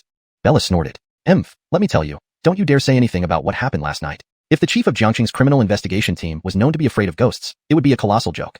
Gordon-eyed one day, we'll catch a little ghost to toughen up your nerves. Gerald joked as he accelerated once more, his Aston Gordonnerton racing forward. Bella gritted her teeth. You dare? Gerald drove leisurely, the weather being clear, maintaining a steady speed of 120 kilometers per hour as they headed toward their destination. According to the navigation map, it would take about 2 more days to arrive. Via room. Suddenly, the roar of an engine echoed again. A black Mercedes-Benz flashed past them at an unbelievable speed, its tail lights disappearing in an instant. Holy crap, does she think she's rushing to be reborn? Seeing the fleeting Mercedes, Gerald estimated that Alexandria must be going faster than a high-speed train. At that speed, if an accident occurred, there wouldn't be even scraps left. Even with his current cultivation level, Gerald didn't dare drive that fast. It was practically flying rather than driving. Driving that fast, she could be detained for reckless driving alone. Bella seemed discontent with Alexandria, feeling inferior whenever she was around her. She's from the Dragon Group, capable of erasing murder cases from existence, let alone traffic violations. Which police officer would dare detain her? Gerald glanced sideways at Bella, noticing the slightly envious expression on her face. He smiled. Besides, when you caught Lemuel, you were also driving Avon's car pretty fast. I had a case to solve, Bella explained. How do you know she wasn't on a case? Gerald countered. Bella bristled at this, glaring fiercely at Gerald. Why are you always defending her? Are you interested in her? Tell me, do you have those intentions? Gerald knew this glare well. She used it during interrogations, usually causing petty criminals to confess everything immediately. Cough, cough. Gerald coughed a couple of times and said, What nonsense are you spouting? Don't look at Alexandria as if she's only in her 20s. Who knows how many years she's been cultivating? Cultivators have many ways to retain youth. For all we know, she might be 70 or 80, old enough to be your grandmother. Bella replied, Who knows? What if she likes older men? I feel her gaze on you is off every time. Don't all her gazes look the same? Gerald asked. Just stay away from her once you join the Dragon Group. Bella turned her head away, no longer talking to Gerald. She took out her thermos, gulped down a few sips, placed it aside, crossed her arms and closed her eyes, falling asleep instantly. Gerald chuckled wryly. He hadn't expected fiery Bella to get jealous. It seems his charm was considerable. Thinking about taking her home, he felt a bit nervous, wondering how a southern beauty ended up with such a personality. Whistling, Gerald continued driving, feeling his driving skills improve but growing numb from the long drive. How much easier it would have been to fly directly to Jiangnan. No suffering, no zombies, no being drafted into the Dragon Group. Another day passed on the road. In the next city where they stopped for the night, Bella didn't sleep in the hotel, but insisted on dragging Gerald shopping. I want this dress, this bag, and this too. Bella shopped without hesitation, having already bought almost a truckload of items in Jiangxing. Now, she resumed her intense shopping spree. From SK2, Estee Lauder, Lancôme, Dior, Shiseido, whether American, French, Japanese, or Korean, she bought several sets of each. Crucially, when paying, Bella tossed the bill to Gerald and moved on to buy something else. This is revenge, pure revenge. When did I expose my wealth? That single bag costs 38,000 yuan. Gerald looked at the long receipt and the shopping-crazy Bella, shaking his head. His money, earned through hard work and extortion, wasn't his by any means. No wonder people say ill-gotten gains bring trouble. This money was clearly meant to make girls happy. After buying these items, Bella's mood indeed improved greatly. There's truth in the saying bags cure all ills. Tell me, when did you start liking makeup? Gerald winced at the bill, remembering how easily women and children's money can be spent. Indeed, a bottle that size cost over 1,000. Even after working hard to gather medicinal herbs for a year, he never considered buying these things. Bella, carrying 2 sets of cosmetics, walked with ease, smiling. What's wrong? Avon told me women must pamper themselves. I feel fantastic now, but isn't spending someone else's money supposed to be better? Gerald teased. Bella paused, turning sharply to give him a piercing look. Do you have a problem with that? No, I think it's great. That's better. Bella turned and headed towards another clothing store. Gerald wiped his sweat, deciding to treat it as spending money to ward off trouble. Finally, after spending a large sum of money to appease this young lady, they returned to the hotel for rest. Before bed, Bella joyfully applied her newly purchased facial mask, which alone cost 800 yuan. Its benefits were exaggeratedly promoted: hydration, better sleep, beauty, and youthfulness, almost claiming it could extend life. But the price made Gerald's heart tremble. Such an expensive piece, used daily, would amount to a terrifying yearly expense. Bella finished up, put on the mask, and went asleep.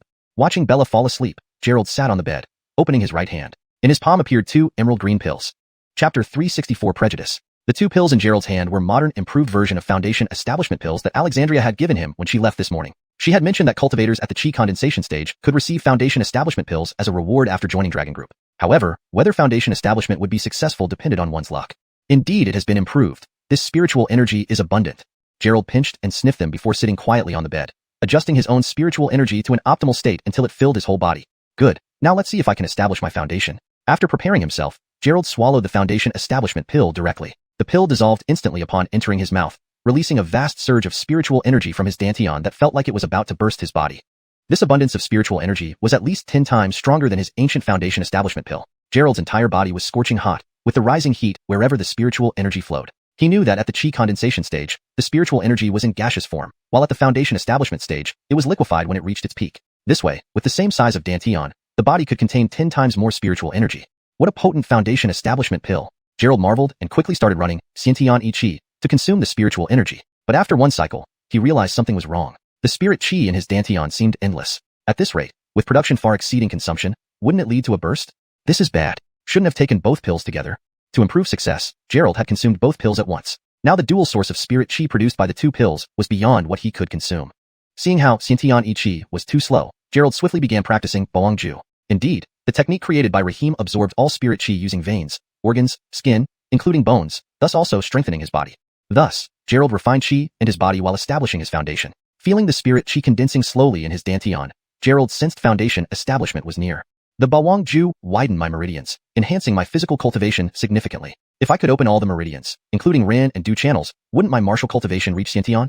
With this thought, Gerald practiced even faster. The spirit Qi from the 2 Foundation establishment pills took him 3 hours to absorb fully. During these 3 hours, Gerald felt as if he had gone through a mountain of blades and sea of fire. His internal energy was overwhelmingly powerful, shaking the surrounding space and making his skin as hot as iron. Gerald was in agony, having spent 3 hours without completing Foundation establishment. Must every cultivator go through this torment during the Foundation establishment stage?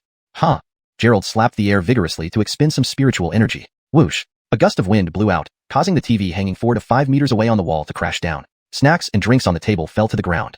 Gerald, what's wrong? Bella was startled awake by Gerald's commotion. Turning on the light, she saw Gerald wildly flailing around, causing her face to pale in fright. Don't come over. Gerald gritted his teeth, eyes bloodshot. His arms, thighs, abdomen were swollen as if stuffed with air, skin tearing and bleeding. It looked like he might explode any moment, bursting like a balloon. Boom. Gerald's wild movements turned the room into a mess. Bella kept a safe distance and asked anxiously, "How can I help you? You'll die like this." Seeing the blood covering Gerald's body and face, Bella's heart raced. "I'm burning up. Bring water to cool me down." Gerald didn't know what to do but knew he had to act, or he wouldn't survive the night. Okay. Bella rushed to the bathroom to fetch water. Gerald's lips were bleeding, his face barely recognizable. Splash. A basin of water poured onto Gerald's searing skin, causing smoke to rise.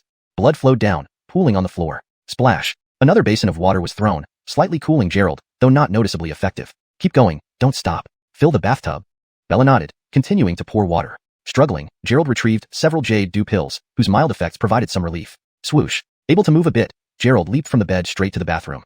Plop. Jumping into the bathtub, he instantly felt much better. Moments later, the water turned red with blood. Gerald rinsed his body under the shower head, completely soaking in the tub.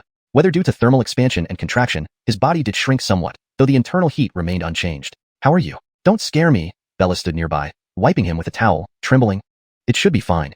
Gerald's swelling had stopped. Spiritual energy was flowing back into his dantian. When all spirit Qi liquefied, Foundation establishment would be complete. You rest, it may take some time, Gerald said. Bella shook her head. How can I sleep seeing you like this? What are you doing? Why did this happen? Exhausted in the bathtub, Gerald weakly replied, Alexandria gave me 2 Foundation establishment pills. I wanted to see if I could establish my foundation. She gives you things, and you eat them recklessly. I knew it. She never meant well. Bella deepened her prejudice against Alexandria, thinking she intended to harm Gerald. Don't misinterpret. I was just too eager.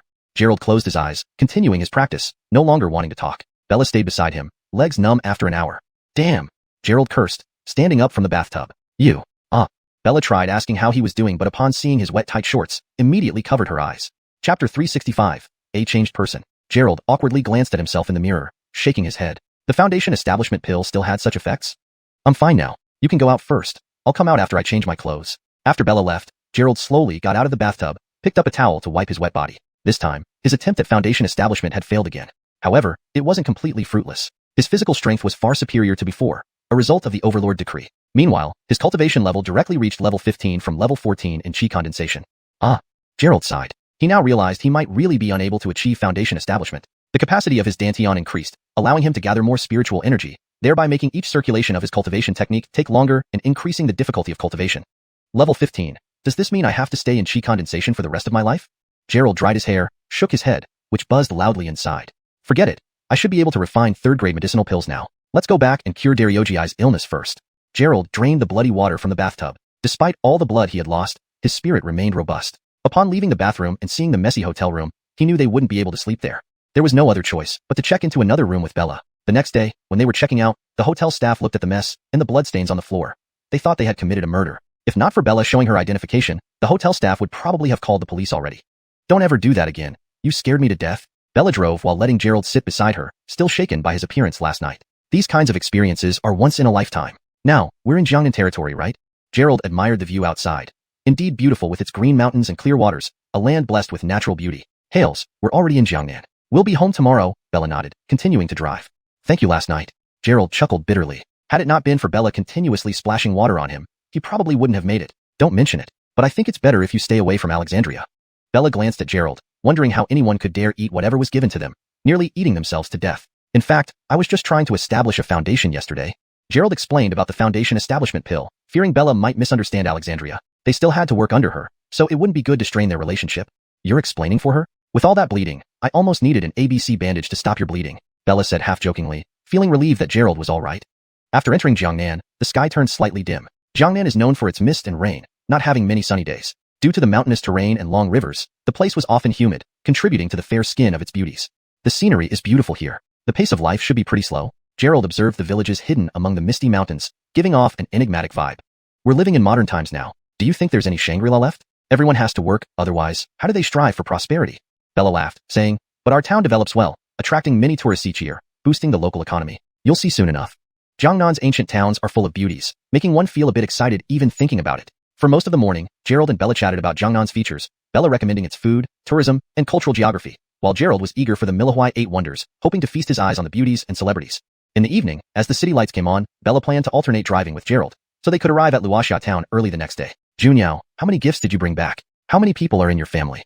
Gerald knew Jiangnan had always been affluent, with numerous noble families and powerful clans, some spanning over 1,000 years. I didn't count, but you'll meet everyone tomorrow. It shouldn't be too many. I think all the gifts should be enough. Bella's words left Gerald dizzy. He wondered if she had counted the gifts he placed in the jade pendant space. If given to each person, those gifts would probably suffice for hundreds of people. Days later, we will hold our ancestral worship ceremony, and you'll meet them then. Gerald nodded slightly, now understanding why Bella, who hadn't returned home for 3 years, was forced back by her father. It was due to the upcoming ceremony. Every 10 years, the grand ceremony was quite eventful. All members of the Yvette family, whether married elsewhere or working abroad, had to return. Regardless of their positions outside, they would revert to being only Yvette family members, recognizing only their generation within the Yvette family.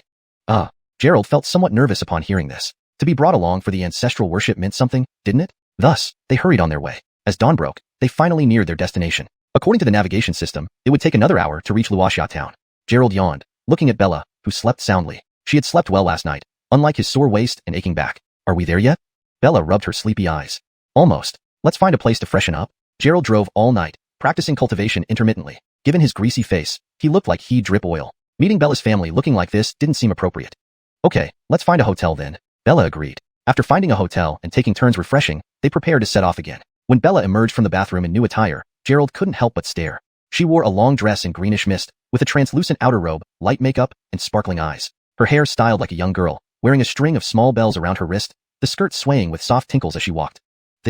Gerald was at a loss for words. This was still the Bella he knew? How could she transform so much just by changing clothes? Bella blushed, lowering her eyebrows, appearing rather shy.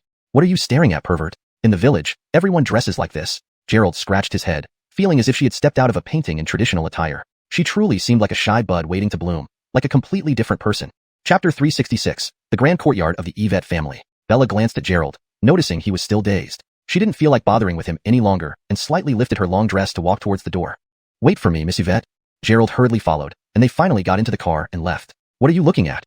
Sitting beside him, Bella noticed Gerald's sneaking glances at her. Feeling both uneasy and somewhat displeased, she spoke up. I think I should have changed into a tang suit. Only then would it match your attire. The clothes Gerald wore were chosen by Bella, simple and plain, not as extravagant as hers, making one wonder if they were going to an ancient-themed gathering. You're a guest, not part of our family. You don't need to dress so formally. If not for returning home, Bella wouldn't have dressed this way. Wearing these clothes felt like being in shackles, every move representing the Yvette family, preventing any inappropriate actions. Gerald had a silly smile on his face while driving, finally arriving at Bella's hometown, the Jiangnan town. Just seeing the town sign, Gerald was taken aback. This 1,000-year-old town preserved its ancient charm, a small river running through it, with black wooden boats plying the waters. Cobbled streets, arched bridges over flowing water, century-old buildings line the sides. No urban noise, just a rich historical culture. Tourists filled the streets, street vendors selling snacks and specialties, along with taverns and inns. Being here felt like stepping back 100 years. If not for the dual-lane road, one could only walk through. Where's your home? Gerald looked around. This area was bustling with mostly tourists. Drive forward, keep going straight, then turn. There's a designated parking lot. Bella directed as Gerald drove. After 10 more minutes, they finally reached her home. Seeing the massive parking lot, Gerald was astonished again. It could accommodate over 1,000 cars, and was already more than half full. What surprised him most was that it was private. Only members of the Yvette clan could park here, while tourists parked outside. Your family is really wealthy. Exiting the car, Gerald noticed numerous luxury vehicles, Rolls-Royces, Bentleys, Gordonybacks, even supercars, each costing millions. His Aston Gordonnerton seemed rather insignificant among them. Bella ignored the luxury cars, lifting her skirt slightly as she walked quickly. Oh no, there are so many people here. Hurry up. Wearing her traditional gown, she jogged, which looked quite amusing. Gerald followed closely behind, calling out, wait for me. Though traditionally, ladies in such attire were not supposed to run, Bella managed to jog gracefully without dirtying her skirt. Following her, they passed the blue-tiled red walls and arrived at the main gate. The grand entrance gave the impression that, in ancient times, only princes or high-ranking officials could reside here. Above the gate hung a large plaque inscribed with Yvette Family Gordonner, written powerfully and boldly by someone with deep cultivation. Two men in tang suits stood guard at the entrance. Seeing Bella jogging, they greeted, Miss Yvette, you've returned? A day, Erda. How many have come? Bella asked at the door. They all came, second Gordonster, third Gordonster, fourth Gordonster. They replied simultaneously. Trouble, trouble. Hurry up, Gerald. With the elders present and juniors not yet arrived, it would be disrespectful. Behind her, Gerald noticed even the two guards were late-stage Dark Force warriors. The Yvette family truly had profound strength. Hurry, bring out the gifts. Running ahead, Bella turned back to instruct Gerald. Gerald followed with quick, seemingly short steps, but actually covering several meters. After entering, they faced a vast courtyard, absolutely luxurious with white marble pathways surrounded by flowers, a serene bridge over water, and pavilions everywhere. A gentle breeze carried the scent of blooming flowers. Ahead lay the main hall, clearly spanning a vast area, likely dozens of rooms. Behind it stood a modern high-rise, probably due to population growth. Gordony people were already in the courtyard, dressed in traditional gowns similar to Bella, and men mostly in tang suits. Miss Yvette has returned. Good day, Miss Yvette. Cousin Aunt, good day. Cousin sister, it's been a while. People greeted Bella, showing her high status within the family. She nodded while continuing to jog. Suddenly, a child eating a lollipop appeared before her, looking about 5 or 6 years old. Bella paused, almost knocking the child down. Lyndon, you finally stopped drinking milk. Bella touched the boy's head gently. Gerald found her calling confusing. A kid is Lyndon? Here, take it. The little boy offered a lollipop to Bella. Thank you, Lyndon. Bella accepted it and continued running. That kid is your sixth uncle? Gerald asked, surprised. He's my grandfather's adopted son from a few years ago, so he's my sixth uncle. Explaining briefly, Bella entered the main hall and reached a side chamber entrance. Approaching the house, Gerald felt immense pressure, as if trying to push him back. Looking inside, many people were playing mahjong, with some women chatting nearby. Gordonjong experts. Gerald couldn't connect playing mahjong with mastery, but the oppressive aura definitely came from those 4 mahjong players. Chapter 367. Future mother-in-law inspecting the prospective son-in-law. Gerald assessed from the aura emitted that these 4 were indeed genuine innate martial artists. It was unclear, however, if they had innate Gong or innate True Chi. In Jiang City, one Xavian had beaten him defenseless. Here, there were actually 4 innate martial artists. Just how powerful was this Yvette family? Bella noticed Gerald in a daze and tugged at his clothes, asking, where's the gift? Right here, right here. Gerald quickly handed it over. Bella took the gift, slowed her pace, moved gracefully, and walked out elegantly.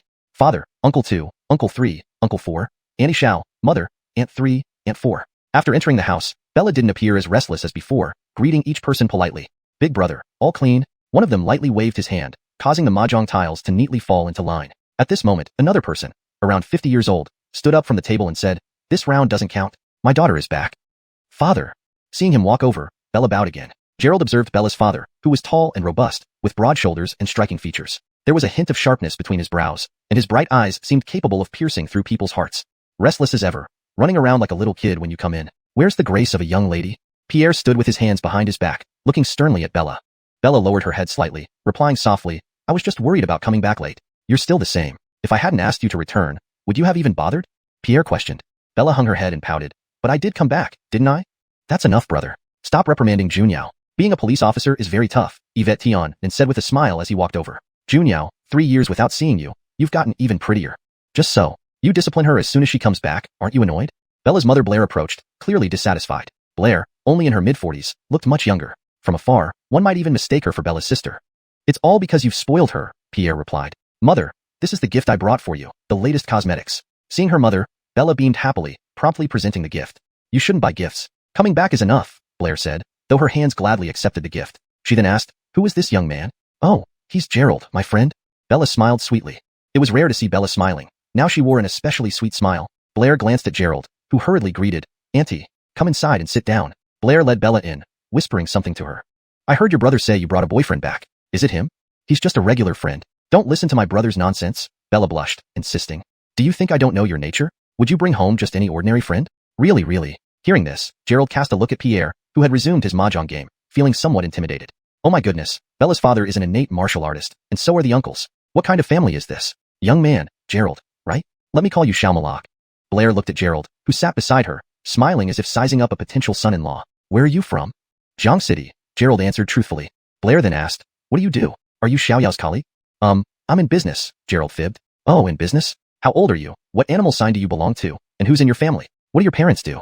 Gerald was almost speechless. It felt like he was undergoing a census. Now he understood where Bella got her interrogation skills from. "Mother, that's enough questions."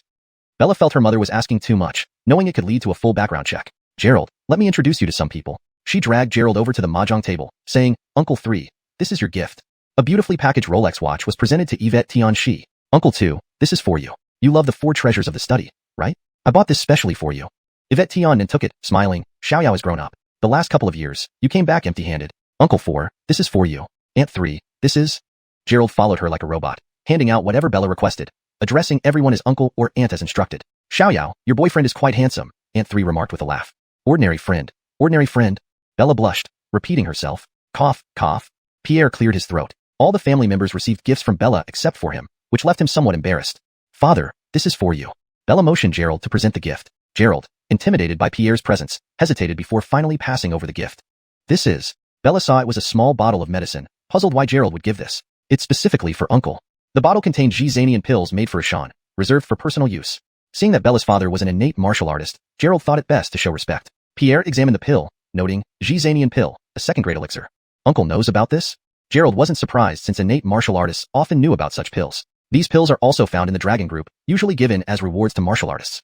Pierre didn't refuse, putting the pill away and saying, "Be good to Xiao Yao in the future." Gerald was speechless. Why did everyone assume he was Bella's boyfriend? Didn't they see her hair ornament indicating she was unmarried? It would be hard to explain to an innate martial artist who misinterpreted the situation, harder than dealing with Zahir. Luckily, nothing had truly transpired between him and Bella. "He's my friend," Bella emphasized once more. "I heard you fought with Japanese martial artists in Jiang City and faced an innate White Tiger team member. Come and tell me about it." Pierre gave no response, issuing a direct order instead. Translation ends.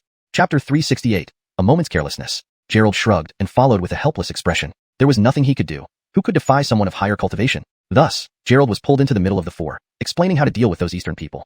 Bella was dragged away by her mother again to chat, and many of the topics revolved around Gerald. These Easterners, they weren't punished enough back then, and now they dare come to China, Errol muttered angrily as he listened. "They only dare to sneak around and cause trouble. If they dare to come to Jiangnan, I'll kill anyone who shows up," Albert said. "Why don't we just go straight to Japan and dismantle the White Tiger Group's lair?" Churchill suggested. Listening to their big talk, Gerald couldn't help but sigh. If these people had been in Jiangxing back then, Elder Ishan wouldn't have suffered such severe injuries. "All right, leave this matter to them. Don't forget the agreement with the Easterners. They have quite a few experts. Don't be thinking about looking for death all day long. Look at Gerald. He has already killed plenty of Easterners." "This deal is actually not a loss," Sergio remarked. "I told you Daniel's eyes were good. This kid has been smart since childhood." Albert smiled and looked at Gerald. "Hales, a young alchemist who can refine second-grade pills indeed has potential. Gerald, can you refine third-grade pills? How about joining the Dragon Group and becoming our dedicated alchemist?" Churchill asked. They were all martial artists, unable to refine pills. Although the dragon group also had many cultivators, there were very few alchemists, a rare commodity. Well, I've already joined Captain Zainan's team, Gerald replied. Hearing Alexandria's name, everyone gave him strange looks. You mean Captain Weiwei's flying dragon team? Sergio asked. Hails, isn't Juanyao's brother also in her team? Gerald asked, noticing their odd expressions. Captain Zainan has always been an anomaly within the group. Her team never recruits members themselves, nor participates in management. Even Zhenliai was sent over by us, Aelbert explained. There are only 2 teams, one led by Zhenliai and the other by Horatio, both under my command. From the conversation, Gerald learned that Aelbert was also part of the dragon group, serving as its captain. Originally, Yuan and Fuller's teams were under his management. After Alexandria joined the dragon group, she established the flying dragon team but never managed it or recruited anyone, leaving it nominally headed by herself alone. Aelbert had to send his nephews and sons' teams over, barely forming 2 squads. For her to recruit someone, that's truly astonishing, Errol laughed. Forget it, let's stop talking about this. Tell us about your skills. Come on, spar with me. Errol stood up and beckoned Gerald. How could Gerald dare? As a xuanhuan expert, he probably couldn't even last one move. Sergio and Aelbert watched from the side, seemingly curious about Gerald's true strength. Uncle 3, don't joke around. How could I possibly beat you? Although Gerald had advanced another 2 levels in cultivation yesterday, he didn't think his level 15 Qi cultivation could match a xuanhuan martial artist. Churchill laughed. To beat me, you're dreaming. I won't bully you. Within 100 moves, if you touch my clothes, you win, and I'll give you a set of gifts. Gerald became interested. He knew he couldn't beat Churchill, but he didn't think he couldn't even touch him. All right. Gerald stood opposite Churchill, raised his hand in salute, then instantly used the 9 turns evasion step. His figure darted forward like lightning towards Churchill 3 steps away. The speed of his full burst created a shadow behind him. Seeing Churchill seemingly unresponsive, Gerald reached out to grab his sleeve. Just as his hand stretched out, it caught nothing but air. Churchill stood 2 meters away, laughing. You're quite nimble, trying to sneak attack me. Gerald remained silent and continued rushing forward. At least he had practiced the 9 turns evasion step up to the 3rd level, his feet treading swiftly, twisting and turning. His speed was impressive, yet each time he missed Churchill's sleeve by just a bit. This was because Churchill was holding back, seeming to toy with Gerald. Now Gerald understood the gap between himself and a xuanhuan expert. Their externalized internal energy allowed for rapid movement, akin to ancient techniques like shadowless steps and ripple wave steps. Although Churchill was fast, after yesterday's practice, Gerald's mental perception had improved, barely able to follow Churchill's movements. Swoosh, huff. Chasing and evading, they circled several times in the small room. It's already 50 moves, young man, Churchill flashed beside Gerald, taunting like a cat playing with a mouse. Want me to give you a handicap? Let's see if you can catch me with just 1 foot. Uncle 3, no need. Gerald smiled, opening his palm. Look at what I have. Churchill saw a small piece of fabric in Gerald's hand. Checking his sleeve, Churchill found a missing corner. How did you do it? Churchill gaped, more than anyone. He knew if Gerald touched his clothes, how could he not notice? But the piece of fabric in his hand clearly showed Gerald had one. Third brother, maybe you should practice your lightness more. Don't embarrass yourself here. Aelbert patted his brother's shoulder. What about the gift? Churchill frowned. How did you do it? Just luck. Gerald smiled. Indeed, he couldn't catch up to Churchill, but he could see Churchill's movements clearly. So when they were close, using Churchill's leniency, he secretly shot a silver needle towards Churchill's sleeve. Because there was no murderous intent, Churchill's protective chi didn't detect it. Thus, the tip of his sleeve was pierced by the silver needle and torn off. Oh, I was careless. Churchill slapped his forehead and walked to the back hall. Come on, let's spar. Aelbert offered. Gerald was already sweating. Was this ever going to end? Were all xuanhuan experts so temperamental, using him as a practice dummy? Wasn't there anyone else in the dragon group? Second uncle, how old are you? Stop bullying Gerald. Bella came to help, pulling Gerald aside. I want to take him to see Grandpa. Hashtag chapter 369, Atonement. Bella quickly pulled Gerald away and led him directly out of the side hall. Xiao, remember to come back for dinner, Blair called out. Hails, mother. Bella responded, then hurriedly dragged Gerald out. There sure are a lot of people in your family. Gerald wiped the sweat from his head and looked around. This was truly what a martial arts family looked like. Almost everyone in the Yvette family was a martial artist, from the regular practitioners to high-ranking businessmen, accompanied by bodyguards who had achieved hidden strength cultivation. More or less. During ancestral worship, even more branches of the family will come, making it even busier, Bella replied. The direct line of the Yvette family now only extended through Sergio, but there were many collateral lines. Hail it, only Sergio was the patriarch. Following Bella, they passed through the bustling courtyard, crossed a small bridge, leaped over the back garden, and finally arrived at a secluded small tower. Is your grandfather inside? Gerald sensed carefully, but couldn't detect any aura within. Considering Bella's grandfather must be a martial artist. After all, how could 4 sons all achieve innate strength otherwise? Gerald's inability to sense any aura suggested that he might be far beyond the innate stage, possibly even a void realm martial artist. Grandfather, Junyao has come to see you. Bella walked up to the tower and knelt down, tapping her head 3 times against the door. Seeing this, Gerald hurriedly knelt as well, thinking it wise to show respect to such a formidable contemporary master. After their bows, the door opened on its own. Bella stood up and led Gerald into the tower with a joyful expression. Inside, a single oil lamp flickered beside an old man with snow-white hair wearing a coarse robe. The room was covered in dust. Xiao has come. Gordonthius saw his chastity and waved, causing a rustling sound. Only then did Gerald notice that the elderly man's hands were bound by heavy iron chains, appearing as though he was imprisoned. It was quite surprising that the highest-ranking member of the Yvette family was confined in this small tower. What was going on? Grandfather, this is my friend, Gerald. Bella pointed to Gerald beside her. Gordanthias raised his head and smiled at Gerald. I knew he came in when he entered. You two should stay close. Grandfather will give you a big red envelope. Grandfather, how old do you think I am? Why would I need a red envelope? He's just a regular friend. Really just a regular friend? Who told you this? Bella sat next to her grandfather with a playful tone. Am I worried about not finding a boyfriend? Gordanthias affectionately patted Bella's head. I know you're capable. Remember to visit grandfather after the ancestral worship. Okay, grandfather. Let me tell you, I killed a Japanese martial artist, a transformation strength martial artist. Bella started recounting her experiences in Jiangxing, including how she used the Wind Thunder Staff to kill a Japanese ninja, an achievement that was worthy of pride.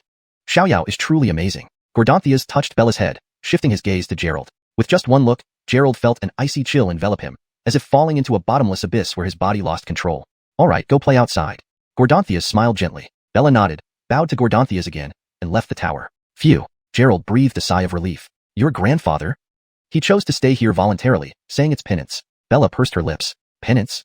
Gerald asked, puzzled. Bella explained. Because of something grandfather did years ago, almost the entire Yvette clan was destroyed. So ever since then, he has confined himself here, occasionally venturing out.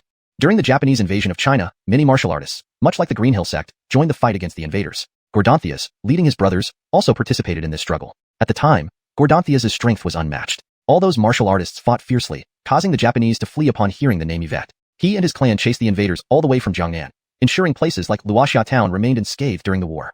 However, Gordanthias underestimated modern weapons. While the Japanese firearms could not harm them, and even artillery failed to hit their targets, the Japanese eventually resorted to biochemical weapons. Gordanthias initially thought it was ordinary poison gas and was unafraid due to his inner chi protection. However, this didn't apply to others. Gordony of the Yvette clan died in that battle, due to the toxins. It was later discovered that the Japanese had harmed countless Chinese with these weapons. After that battle, the survivors were not casualties of war but of poison, which made Gordanthias feel immense guilt for losing his brothers while he lived. At one point, Gordanthias even considered suicide, but with the Japanese still unchecked, his death would have been meaningless. After Japan surrendered, Gordanthias confined himself in the ancestral home as atonement for the fallen clansmen. Additionally, the Dragon Group, originally founded by Gordanthias and other martial artists and cultivators, counted him as one of its elders. However, after Japan's surrender, he never returned. Truly a hero, Gerald remarked, thinking of figures like Ashan and all the ancestors who fought tirelessly against the invaders. The Japanese deserve to disappear from the face of the earth. Let's continue our tour, Bella said, wanting to avoid discussing the past. She had once asked her grandfather to join the Dragon Group, but despite his influence, he refused her request. Walking through the vast estate, the Yvette residence was nearly the size of a village. By the time they finished touring, Gerald was exhausted and parched, having greeted numerous relatives along the way. Strolling side by side on a narrow path, feeling the gentle breeze, it seemed like they were a couple taking a leisurely stroll. Their shadows cast against the bamboo forest looked quite fitting together. Their steps slowed as they enjoyed the peaceful moment, unaware of the trials that awaited them. Chapter 370, The Yvette Family's Legacy. At this moment, not far away in a pavilion, a figure was lounging lazily with legs almost reaching the sky. A blade of bamboo grass hung from his mouth as he recited poetry. Last night's rain was generous. It has brought us one more cool day. Yuan. Seeing her brother, Bella was immediately infuriated. Lifting her skirt, she rushed toward the pavilion, no longer addressing him as brother, but calling out his name directly. Yuan sipped on a glass of watermelon juice, his legs crossed comfortably, enjoying the afternoon sunshine. Xiao, you want to see grandfather? You are so filial. Here, have some juice to quench your thirst. Yuan got up from his chair and passed the juice over with a smirk. Bella glared at him and snatched the juice. The fruit was transported by me from Jiangxing. Humph, you're not allowed to drink it. Xiao, what's gotten into you? Why are you so angry? Yuan asked knowingly. Bella gritted her teeth. What did you tell mother? After bringing Gerald back, she had repeatedly stressed that they were just friends, but no one believed her. Clearly, only Yuan could have given them the wrong impression beforehand. I didn't say anything bad about you. I just told mother that you would bring an ordinary boyfriend home and that they should be prepared, Yuan replied with an earnest smile, still holding the bamboo grass in his mouth. Bella stomped her feet angrily. Who asked you to say such things? Now you've made them misunderstand. And how can he be ordinary? Even if he is an ordinary boyfriend, he's still my boyfriend. Brother-in-law, please manage this little girl well. Look at her, acting without respect. Yuan turned to Gerald, laughing. I heard you've joined the Dragon Group too. Big brother will look after you. Yuan. Bella's voice rose several octaves, nearly deafening everyone nearby. Gerald is my best friend's boyfriend. If you keep acting like this, I won't forgive you. Bella looked fiercely at Yuan, fists clenched, as if ready for a fight. Yuan said calmly, I said he was an ordinary boyfriend. Our family is quite open-minded. As long as you haven't married him, having multiple girlfriends is fine, as long as you marry you. Yuan, I'll fight you. Like a little tiger, Bella pounced, her small fists pummeling Yuan. With her current skill level, hitting someone definitely caused pain, but Yuan was at peak transformational strength, extremely tough, and remained unperturbed despite her beating. Watching the siblings' roughhouse, Gerald thought about his sister Haley. The last time he called her, she mentioned taking a break soon. Once she finished, she could come to Taoyuan village to help, making her resume look better upon graduation. Eventually, Bella realized her punches had no effect. Leaping up gracefully, she landed beside Gerald and drank the remaining watermelon juice in large gulps. No more playing with you. You're just too thick-skinned. Placing the cup heavily on the stone table, Bella said to Gerald, let's go. They hadn't finished touring the compound yet. Bella continued leading Gerald around the garden. You two seem to have a good relationship, Gerald remarked. This was a normal sibling relationship, unlike Beth, who was forced away from home from a young age and captured as an adult, a truly heartless family. Humph, he's bullied me since we were kids, Bella huffed, regaining her light-hearted pace. Walking leisurely along the path, Bella introduced Gerald to the Yvette family's history. According to legend, the Yvette family descended from Elvin, a high official of the Shang dynasty. They worshipped Elvin during ancestral ceremonies. Elvin, the one with the 7 openings in his heart? Gerald hadn't expected the Yvette family's lineage to trace back so far. Elvin was Bram's uncle, which would make the Yvette family descendants of a royal bloodline. It was said that after Pangu split the heavens and earth, 3 realms emerged: the heavenly realm, the netherworld, and the human realm. Initially, all beings were equal under the rule of the celestial emperor, earth emperor, and human emperor. However, after the fall of Bram, the celestial realm rose above the other two, and the Zhou dynasty established their rule over humans, relegating humanity below the gods. Through conversations with Arya, Gerald knew that since the separation of the realms and the wars between Shang and Zhou, many human cultivators had been deified by the divine realm as a means of control. The path of cultivation defied the heavens because the divine realm wouldn't allow another human emperor or human king to rise again. Halia, but those records have been lost, only preserved through oral tradition, Bella nodded. Gerald laughed. Gordonide, once the Yvette family became powerful, they needed a prestigious ancestor. Isn't it similar to Zhu Zanianzang trying to claim Zhu Shi as his ancestor before abandoning the idea? Bella gave him a stern look. Don't speak rashly. Our family descends from Elvin's son, Yvette Jian, a genuine fact, not to be disrespected. Gordanthia's voice echoed in Gerald's mind. Indeed. Gerald quickly saluted. Just a joke, just a joke. Now Gerald was even more certain that Gordanthia's cultivation was beyond innate ability, able to transmit his inner energy over a kilometer, a feat more powerful than any sound transmission technique used by cultivators. What's wrong? Bella asked curiously. Nothing. Let's continue, Gerald waved. Do you have any records of the divine war between Shang and Zhou? I'm not sure about specifics, but there's a rumor in the Yvette family that the heart with 7 openings has always existed within our clan, protecting us for thousands of generations, Bella replied. Gerald wasn't sure if it was true. After all, that happened thousands of years ago. Even the most powerful cultivators only lived for 2,000 years, and none of them might have survived to modern times. Moreover, many participants in the divine war had been deified and left the human realm, further complicating historical accuracy. Chapter 371. Warm Yang Jade. In the span of a few thousand years, humanity engaged in incessant wars. The Zhou royal house fell, followed by the chaos of the spring and autumn and warring states periods. Then came the Xuanhuan contention, with continuous warfare spanning many years. One could say that this era is the most peaceful time for China. With those major battles, cultivators also suffered heavy casualties. The world had collapsed, and spiritual energy was almost depleted. In today's age, it is nearly impossible to reach the transcending tribulation stage, let alone pass through the 3 heavens tribulations and ascend to the 33 heavens. Thus, no one truly knows what the specifics of the divinization war were. Can cultivation really lead to godhood? Is the reason why gods need to be eliminated because of the divinization war? Gerald thought, but why do I have this vague feeling that Alexandria might be right? Cultivation ultimately leads to confronting the divine race. However, Gerald never seriously considered whether he would actually reach the tribulation transcending stage and descend to the heavenly realm. After all, he hasn't even achieved foundation establishment yet. What are you daydreaming about? Lorena took a few steps and noticed Gerald seemed lost in thought. Nothing much, just overwhelmed by your family. Gerald snapped back to reality and continued walking beside her. They had nearly circled around when they realized it was almost time for meals. Lorena led Gerald to the dining hall. Today wasn't the ancestral worship day, so only the direct lineage members and some closely related branches ate together. Among them were Yuan, Fuller, Ian, and Malachi, all exceptional disciples of the current generation of the Yvette family. They were all at the transformation stage, with Yuan being the strongest. There were also other clan members from the younger generation, most of whom were at the hidden force stage. To put it mildly, if this group of young adults were brought back to Jiangsheng, they could beat Axton until his mother wouldn't recognize him. Sitting with him, Gerald couldn't help but admire how incredibly powerful the Yvette family was. Xiaoyao, where are the gifts you bought for us, cousin? Fuller, tall and robust, sat on the stool like a small mountain. And mine? Ian grinned. I want one too. Malachi added. All of you will get them. You just know how to bully people, Lorena pouted playfully, handing out the gifts she had bought. All right, since I've accepted your gift, whoever dares to bully you can tell me, and I'll make sure to give them a colorful flower show. Fuller looked meaningfully at Gerald as he accepted the gift. Same here. Horatio gives a colorful flower show, so I'll give a rainbow light show. Ian, upon receiving the gift, also glanced at Gerald. They're enough. I'll just cheer them on. Malachi turned his head to look at Gerald, lifted his wine glass, and took a sip slowly. Gerald felt uneasy under their intense gazes. He could sense that they were all seasoned warriors who had shed blood, not mere pretenders with empty martial skills. He helplessly glanced at Lorena, imagining the thrilling scenario of being chased by 4 transformation stage martial artists. Lorena was the only girl of this generation in the Yvette family and was thus adored by everyone. Furthermore, Yuan had spread the word that Gerald was her boyfriend, which led to these cousins teasing her. Gerald, don't listen to them. Lorena saw Gerald's nervousness and quickly intervened. Remember, Gerald isn't my boyfriend, and even if he were, you have no right to discipline him. Well, Xiaoyao is protecting someone. Fuller rolled up his sleeves. Come on, Gerald, let's practice and see what you've got. I'll go first. Ian hurried ahead, preparing to spar with Gerald. No need for that. My skills are average. Gerald laughed. Let's eat first. That's no fun. If you want to be our family's son-in-law, having weak skills won't do. You need to pass our test first. Malachi stood up next to Gerald. At this point, the food on the table hadn't been fully served, providing a window for sparring. You few, settle down and sit properly. Errol noticed the commotion and approached immediately. He wasn't worried that his nephews might hurt Gerald but feared that Gerald might defeat them. Given how Churchill fared slightly worse against Gerald, it was evident that Gerald wasn't weak. Losing to Gerald would indeed be embarrassing for the younger generation of the Yvette family. Hails, uncle. Hearing his father's reprimand, Malachi quickly returned to his seat. Errol walked over to Gerald and pulled out a small box, placing it on the table. This is from third uncle. He then went back to his own table. Clearly, Churchill was too embarrassed to come forward after losing to Gerald. What's this? Gerald opened the box and found an exquisitely crafted jade pendant inside. Warm young jade. That's something father has kept for decades. How could he give it to you? Ian was surprised. The warm young jade was a valuable item. Wearing it could accelerate cultivation and keep the body warm in winter and cool in summer. It also promoted physical well-being and prevented illnesses. Treasure. The moment Gerald touched the jade, he sensed its extraordinary power, despite not knowing its exact function. The immense spiritual energy it emitted felt very powerful.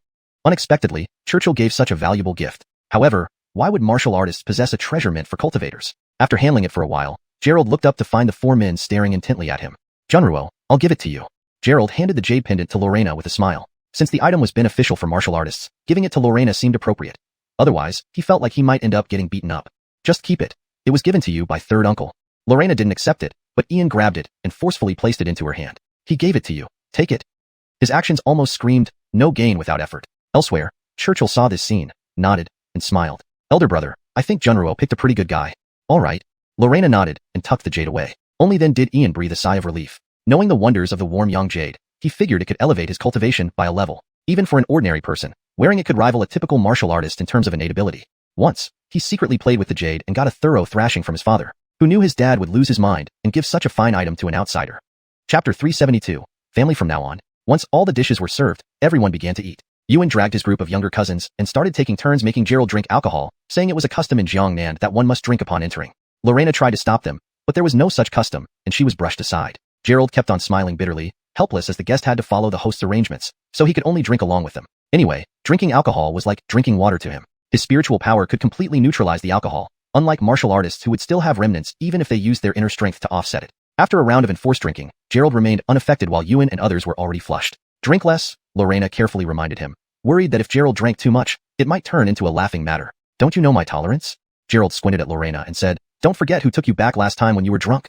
Lorena's face reddened, irritated, and said, listen here, don't mention anything about what happened in Jiangcheng. Daniel, have you eaten well? Mother will take you to tidy up your room. Blair walked over and led Lorena away at this moment. She hadn't been home for years, so her room naturally needed thorough tidying up.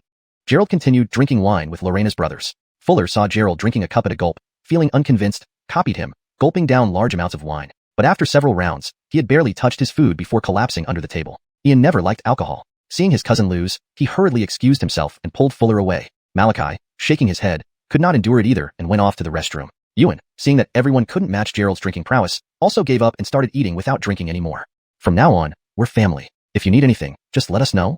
Yuan slapped Gerald's shoulder. It was unclear whether by family, he meant Gerald had joined the dragon team or the Yvette family. Gerald smiled and nodded. In that case, brother Yvette, I'll be relying on you from now on. As they ate and talked, Yuan told Gerald about the responsibilities of their flying dragon unit. The team was composed of martial artists, while Gerald, as a cultivator, enjoyed greater freedom and reported directly to Alexandria. Only if ordered by her would he need to carry out tasks. Moreover, as a member of the team, Gerald received spirit stones as salary every month, which was a pretty good deal. After the meal, Yuan led Gerald away. Brother Yvette, no need to be so polite. I can stay at a hotel. Although Gerald wasn't drunk, Yuan was swaying as he insisted Gerald stay at the Yvette residence. As an outsider with so many relatives around, taking up a room felt improper. Staying at a hotel seemed more convenient. Nonsense. You're our guest. How can we let you stay elsewhere? We have plenty of rooms, Yuan said, draping his arm over Gerald's shoulder, refusing to let him leave. Seeing this, one might mistake them for close brothers. Gerald looked puzzled. He and Yuan had only known each other for a day or two. How did their relationship get so close? Moreover, Yuan was trying to make him his brother-in-law. What was going on? Xiaopaju wanted him to be his son-in-law, Domenico wanted him as his grandson-in-law, and now Yuan wanted him as his brother-in-law. Gerald couldn't understand when he became so desirable. Yuan dragged Gerald through the back hall to the guest quarters of the Yvette residence. This is your room for tonight. Stay put and don't wander around. The Yvette family is preparing for the ancestral worship ceremony. If you get lost and someone finds you, don't say I didn't warn you. With that, Yuan pushed open the door and shoved Gerald inside. Using his internal strength, he sent Gerald several meters forward. Then came the sound of the door being locked from the outside. What is this, a jail? Gerald scratched his head and looked around the room. At that moment, he noticed Lorena sitting at a desk, reading a book quietly. She appeared very serene. Gerald quickly realized this wasn't just any guest room. It was Lorena's bedroom. Looking up, he saw a modern chandelier hanging from the ceiling, sparing him the trouble of ancient oil lamps which might have blinded him otherwise. The blue-gray walls were adorned with various certificates and commendations for Lorena's service in the police force. Next to the wall hung Lorena's waterbed, carved from xuanhuan wood, with green silk curtains gently swaying in the breeze. On a solid wood dressing table lay makeup items, suggesting she had just finished getting ready for bed. A bronze mirror, slightly yellowed with age, hung nearby. In the wardrobe were several sheer silk dresses embroidered with peonies, shimmering beautifully. A few brocade robes, obviously expensive, likely made by renowned embroiderers from Shu or Suzhou. Gerald slowly approached Lorena. She was fully engrossed in her writing, completely unaware of his presence. She held a calligraphy brush, writing carefully on a piece of silk, pausing to think, then writing a few more characters. Her handwriting, contrary to her usual demeanor, was exquisite fly-head small seal script, delicate and graceful like floating clouds. What are you doing? Gerald asked. Ah. Startled, Lorena's hand slipped, turning her perfect script into a long streak of ink. What are you doing here?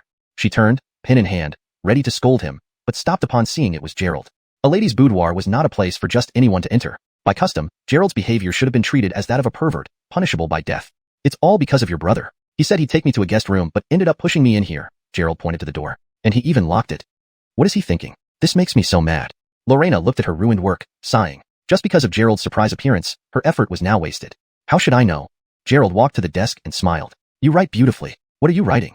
The sacrificial text for the ancestor worship ceremony. My father insisted I write it, Lorena said, crumpling the ruined silk and preparing to throw it away. Why throw it away? It's still good, Gerald remarked. Seeing everyone unable to match Gerald and being unable to bear it anymore, Ewan stopped drinking and started eating. We're family now. Feel free to let me know if you need anything. Ewan patted Gerald on the shoulder, leaving Gerald puzzled as to whether this family referred to joining the dragon team or the Yvette family. Gerald smiled and nodded. Then I'll be relying on brother Yvette in the future. The two ate and talked as Ewan explained the matters handled by the Flying Dragon team to Gerald. The Flying Dragon team consisted of martial artists, while Gerald was a cultivator who enjoyed freedom under the direct command of Alexandria. Unless ordered by her, Gerald didn't have to carry out missions. Cultivators who joined the Flying Dragon team received spirit stones as wages every month, which wasn't bad at all. When the meal finally came to an end, Ewan led Gerald away.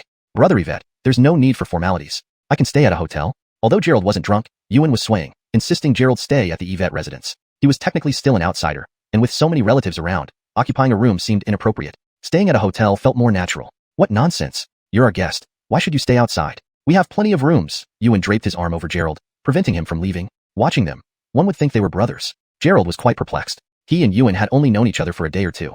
How did their relationship become so intimate? Moreover, Ewan insisted on pulling him into the role of his brother-in-law. What was this all about? Zahir wanted him as a son-in-law, Domenico as a grandson-in-law, and now another brother-in-law. Gerald wondered when he had become so desirable. Ewan led Gerald through the back hall to the Yvette family guest quarters. This is your room for tonight. Stay here properly and don't wander around. The Yvette family is preparing for the ancestor worship ceremony, and if you run into trouble, don't say I didn't warn you. Saying this, Ewan opened the door and pushed Gerald inside with a burst of inner strength, sending him flying a few meters. With a click, the door locked from the outside. What's this? Imprisonment?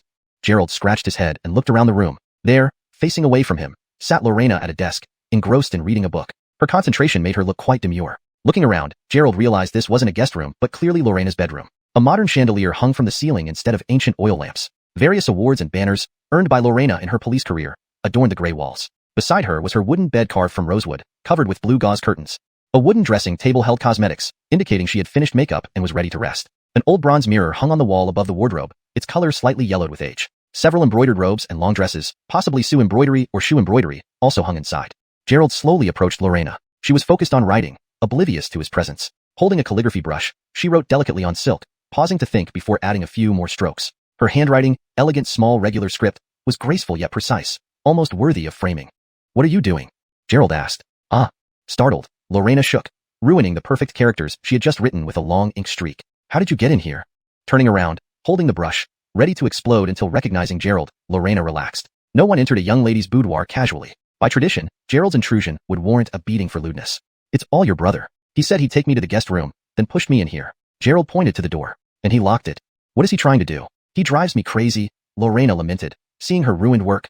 I don't know, Gerald laughed as he walked to the desk. I didn't know your handwriting was so good. What are you writing? A prayer paper for the ancestor worship. My father insists on it. Lorena walked over, crumpling the ruined silk to discard it. Why throw it away? It's not bad, Gerald said. Chapter 373, Trapped in the Boudoir. Bella took a new piece of silk, dipped her brush into the ink, and continued writing. This is for our ancestors. How can I be careless? I still have more to write, so I can't keep you here any longer. The window's open, so you can climb out from there. Go around the front corridor. It leads to the guest rooms. Gerald scratched his head, thinking he would spend the night here. But on second thought, it made sense. There was only one bed, and Bella was still unmarried. If he stayed overnight, what would people say about her reputation?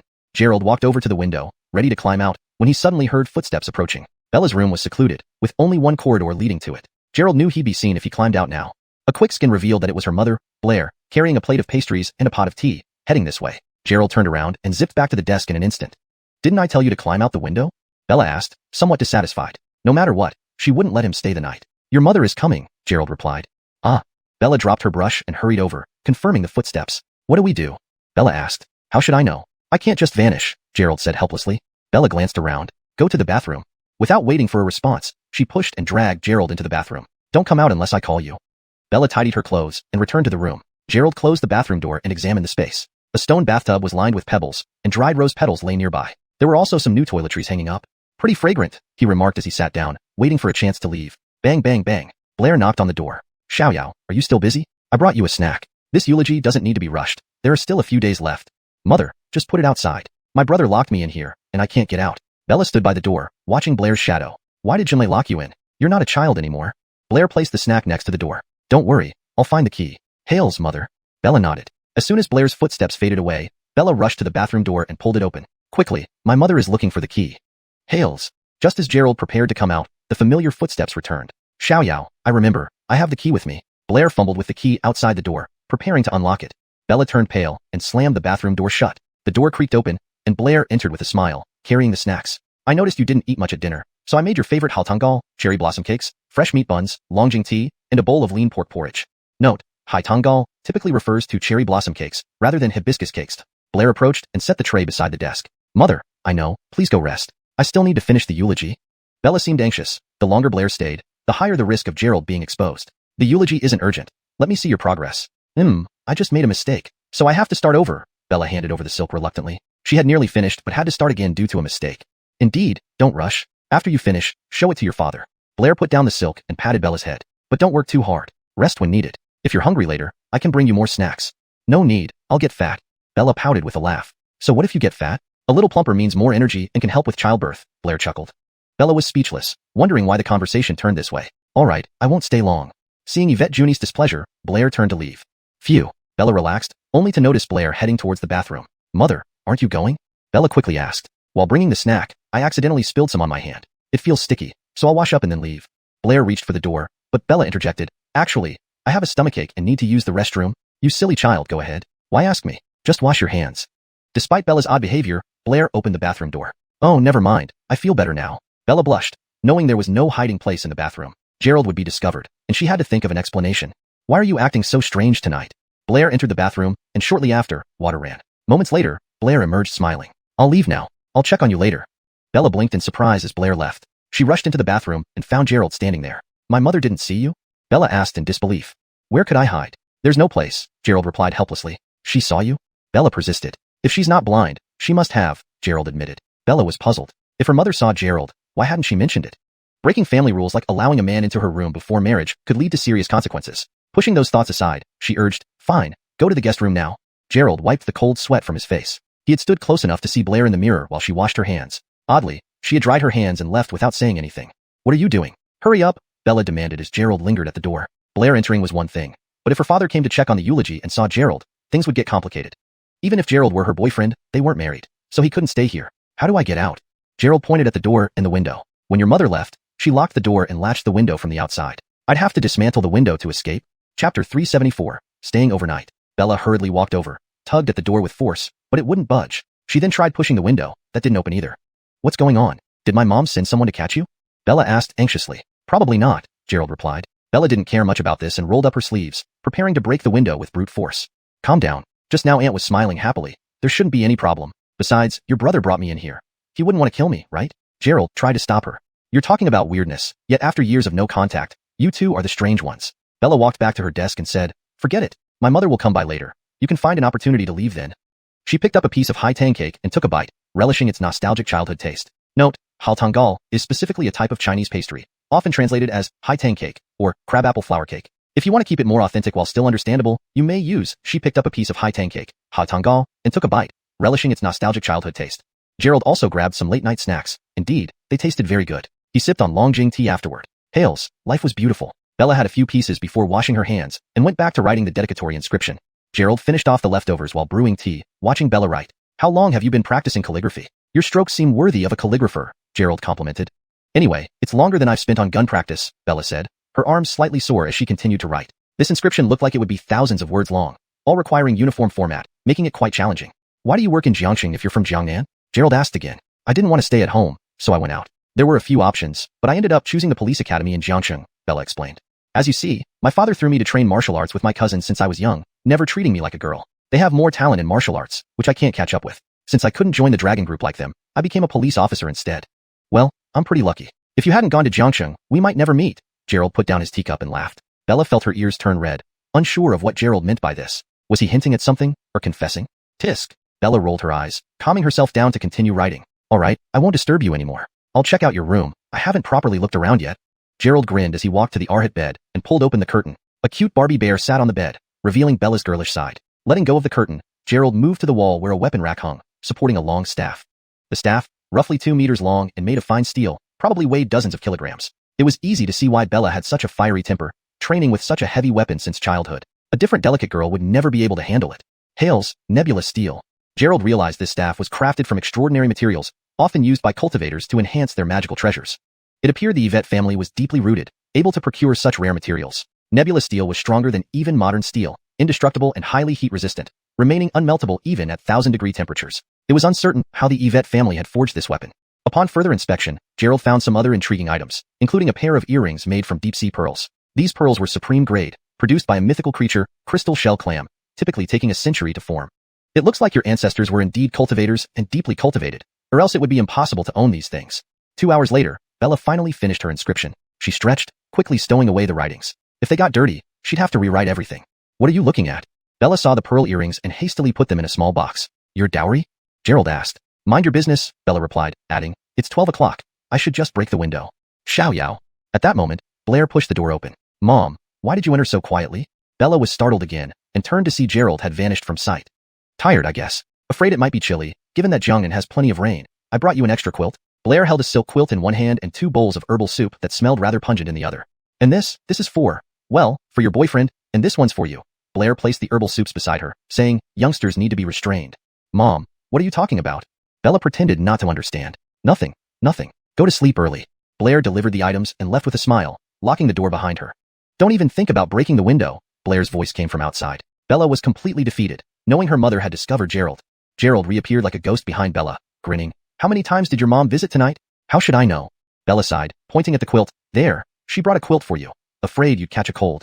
Gerald sniffed the herbal soup, revealing a peculiar smile. A complete tonifying broth, added with several spleen-strengthening and kidney-nourishing herbs. Any gram of these herbs costs tens of thousands. Bella glanced at the soup. If you want to drink it, go ahead. You drink yours, and when you return, you'll have to drink my mom's medicine. She carried the silk quilt and walked to the bed. After pondering for a moment, she tossed it onto the bed. Gerald finished the bowl of herbal soup in a few gulps. Anyway, this medicine wasn't harmful. Since my mom knows you're here, you better stay overnight. Let's split the bed in half. I'll sleep inside. You sleep outside, understood? Bella divided the bed in the middle. Anyway, this bed was 2.5 meters wide, enough for 2 people. Sleep together? Gerald was surprised, expecting Bella would make him sleep on the floor based on her character. You are a guest, and you came with me. Naturally, I can't make you uncomfortable. Bella tidied the bed and headed to the bathroom. I'm showering first. You go next. Did you bring your toiletries? Don't use mine in the bathroom. Gerald glanced at Bella's bed. Although they had slept in the same room in the past, they never shared a bed. Now, it seemed this was his first time on a girl's private bed. Chapter 375. Bella's leap in thought. After taking a bath, Bella hurriedly ran back to the bed, wrapped herself tightly in the quilt, and then turned off the ceiling light, leaving only the bedside lamp on. I'm going to sleep now. She turned her body towards the wall. This is shyness, huh? Gerald thought to himself as he walked into the bathroom as well. A while later, when he came out, Bella had already covered her head with the quilt. Gerald lay beside her, maintaining a distance of about a meter from her, almost half of his body dangling off the bed. Are you asleep? Gerald asked. Already, Bella replied. Lying on his side, Gerald glanced at Bella, who was bundled up tightly. He wondered what she was thinking. Did she really think he would eat her or something? The quilt covered her so snugly. Please, this was the Yvette family. Bullying the Yvette family's young lady here would mean someone didn't want to live anymore. You sleeping like this can cause poor air circulation, leading to high carbon dioxide concentration. Your brain might become oxygen deprived, making you confused. This is silk quilt. It has gaps, Bella said as she poked her head out. Her face was flushed red, like a freshly ripened apple. If you say so, then what activities do we have tomorrow? Gerald smiled. I'll take you around town to buy some local specialties. So, you're a courier for these goods? Buying items online would be more convenient. Bringing specialties from Jiangqing to Jiangnan and then back again was too troublesome. Go to sleep. Bella rolled over and ignored him. Gerald closed his eyes, entering a state of cultivation. With 2 cultivation techniques at once, progress was slow, but he still decided to focus mainly on Xiantian Qi, primordial essence, since the Buwangju was essentially for physical training. As an immortal cultivator, he prioritized Qi cultivation. Meanwhile, Bella tossed and turned, unable to fall asleep. She looked at the quiet Gerald next to her, feeling conflicted. Sharing the bed with Gerald, though nothing happened, still made her feel guilty towards her friends. Halit, she genuinely liked him, especially after he shielded her from that bullet. Her heart, which was initially resolute, started melting away. After all the subsequent events, she developed a strong attachment to him. Why does this jerk have so many women? Bella irritably turned over, shaking her head. What am I even thinking? Florence met him first. If I were to, I'd just be a gold digger. But I do really like him. What should I do? Note: I replaced the Chinese term liucha with its English equivalent gold digger for better readability in English. Grandfather, you always said that cultivators should go with the flow. Is this right? Mom, do you approve of him too? Why did brother do this? Bella's mind raced with thoughts, falling asleep only after an hour. The next morning, Bella woke up to find Gerald missing. His side of the bed was cold, indicating he had been gone for quite some time. Checking the time, it was just 8 in the morning. Did he sneak out while she slept? Bella got up from bed and noticed the door was open. Did Gerald leave unexpectedly? Splash. The sound of water from the bathroom signaled Gerald's presence. He emerged soon after. Up early today? Bella commented. Didn't you get up early too? Why was the door open?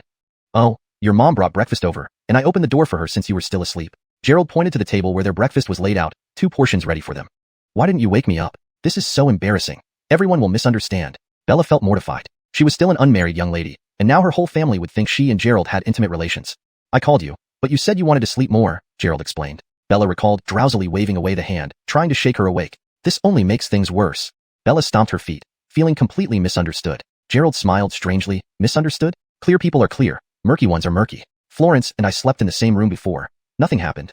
That's different. Florence did it to escape a marriage. What reason do I have? No forced marriages or arranged engagements here. Bella tugged at her messy hair, feeling a headache. If it comes down to it, just say we broke up. You'll find another boyfriend eventually. It's modern society now. Dating is encouraged. Gerald didn't intend to bind anyone morally. Nellie, Cora, Beth. If they found someone else, he could let them go. Cultivators' paths were inherently against the natural order. Having girls close by could be even more dangerous. If I say that, you'll be beaten to death, Bella grumbled, casting a glance at Gerald. Grabbing a comb from the dressing table, she headed into the bathroom. Changing clothes, she finally sat down to eat breakfast. Xiaomalog, have you eaten enough? Blair entered the room, smiling brightly. Auntie, your cooking is amazing. I could eat it every day, Gerald laughed. More if you like. Stay longer. There's no problem. Annie can cook daily. Blair approached. Bella swallowed a bite of the steamed bun. Mom, why are you up so early? Daniel, you? Blair looked at Bella with a strange expression. What? Bella asked. Blair noticed her hairstyle, a youthful one. Last night. It was just sleeping. What could I do with the door locked? Bella wiped her mouth. Now are you satisfied? Child, don't talk nonsense. I think Xiaomalog is great. He told me about what happened in Jiangqing. Blair changed the subject. If not, why don't you quit the police force and come home? You aren't unsupported. Bring Xiaomalog back home too. Mom, I'm done eating. Let's take Xiaomalog out. Bella felt the conversation turning awkward, sensing it might lead to proposing Gerald as a son-in-law. Grabbing Gerald's hand, she bolted out the door. Remember to come back for lunch. No need, we'll eat in town. Bella ran incredibly fast, faster than she ever had, even when running from ghosts. Auntie is nice. Why are you afraid of her? Stepping outside the Yvette family compound, Bella finally relaxed. Chapter 375, Bella's leap in thought. After her shower, Bella quickly ran back to bed, wrapping herself tightly in the blanket. She then turned off the ceiling light, leaving only the desk lamp on. I'm going to sleep. She turned to face the wall. She must be shy, Gerald thought to himself as he also headed into the bathroom. A few minutes later, when he came out, Bella had covered her head completely with the blanket. Gerald lay down beside her, maintaining a distance of about 1 meter between them. He was almost half off the bed. Are you asleep? Gerald asked. Hales, I'm asleep. Bella replied. Gerald glanced at her, tightly wrapped in the blanket. He wondered what she was thinking. Did she think he would eat her or something? Why did she bundle up so tightly? For goodness sake, this was the Yvette family home. No one would dare bully the Yvette family's daughter here. You can't sleep with your head covered like that. It will lead to poor air circulation and too much carbon dioxide, causing oxygen deprivation in your brain, making you less alert. These are silk blankets. They have gaps, Bella said, pulling her head out. Her face was flushed red, like a freshly ripened apple. If you say so, what's planned for tomorrow? Gerald smiled. I'll take you around town to buy some local specialties to bring back, Bella answered. So you're just a courier for local goods? Bringing specialties from Jiangqing to Jiangnan and then back again seemed unnecessary when online shopping was so convenient. Go to sleep. Bella turned away, ignoring Gerald. Gerald closed his eyes, entering a meditative state. He was simultaneously cultivating 2 different methods, which slowed his progress. However, he still intended to focus mainly on Xiantian Qi, since Buwangju was essentially for body tempering, while he, as a cultivator, naturally focused on Qi cultivation. Meanwhile, Bella tossed and turned, unable to fall asleep. Seeing that Gerald was silent beside her, she felt conflicted. Despite nothing happening between them, she felt guilty toward her friends. Hail she truly liked Gerald, especially after he shielded her from the bullet. Her resolve seemed to melt. After all that had happened, she felt an unwillingness to part with him. Why does this guy have so many women? Bella turned over restlessly, shaking her head. What am I thinking? Florence met him first. If I wouldn't that make me a gold digger? But I really do like him. What should I do? Grandfather, you said cultivators should go with the flow. Is this right? Mom, do you approve of him? Why did brother act this way? Bella's mind raced with thoughts, finally drifting off to sleep after an hour. The next morning, when Bella woke up, Gerald was already gone. Feeling his spot on the bed, it was cold, indicating he had been up for a while. Checking the time, it was only 8 in the morning. Had he slipped out while she slept? Bella got up, scanning the room. The door was open. Had Gerald actually left? Rushing water sounded from the bathroom, followed by Gerald stepping out. You're up early, Bella remarked. You too. Why's the door open? Oh, your mom brought breakfast earlier. You were still asleep, so I opened the door for her. Gerald pointed to the table where breakfast was laid out for both of them. Why didn't you wake me? This is embarrassing. Everyone will misunderstand. They did misunderstand, Gerald said oddly. But innocence stands clear. Like Florence and me sleeping in the same room. Nothing happened. That's not the same. She did it to escape an arranged marriage. I don't need to escape anything. Bella tugged at her disheveled hair, feeling a headache coming on. Eventually, if you find someone else, just say we broke up. In modern society, free love is encouraged. Gerald wasn't trying to morally bind anyone. With Nellie, Cora, Beth, he would let go if they found others. Cultivators often face dangers being together could increase. If I say that, you'll be dead meat. Bella glared at Gerald and grabbed her comb, retreating to the bathroom. A while later, she emerged dressed and sat down for breakfast. Kinzieg, did you eat well? Blair entered with a smile. Auntie, your cooking is excellent. I'd love to eat here every day, Gerald replied. Eat more if you like it. Stay longer, and I'll cook daily. Blair approached. Bella swallowed her bun. Mom, why are you up so early? Xiao Yu. Blair looked at her strangely. What's wrong? Bella asked. Seeing her hairstyle, still girlish, Blair seemed puzzled. Last night, we slept. What else could we do with you locking us in? Bella wiped her mouth. Are you satisfied now? Don't talk nonsense. I think Kinzieg is nice. He told me about Jiangsheng. Blair changed the subject. Why not quit the police force and come home? We can support you. Bring Kinzieg back eventually. Mom, I'm done eating. Let's take Gerald out for a stroll. Bella felt the conversation going awry, almost arranging him as a son-in-law. She grabbed Gerald's hand and bolted out. Remember to come back for lunch. No, we'll eat in town. Bella dashed faster than she ever had, even when running from ghosts. Annie seems nice. Why are you scared of her? Outside the Yvette family compound, Bella breathed a sigh of relief.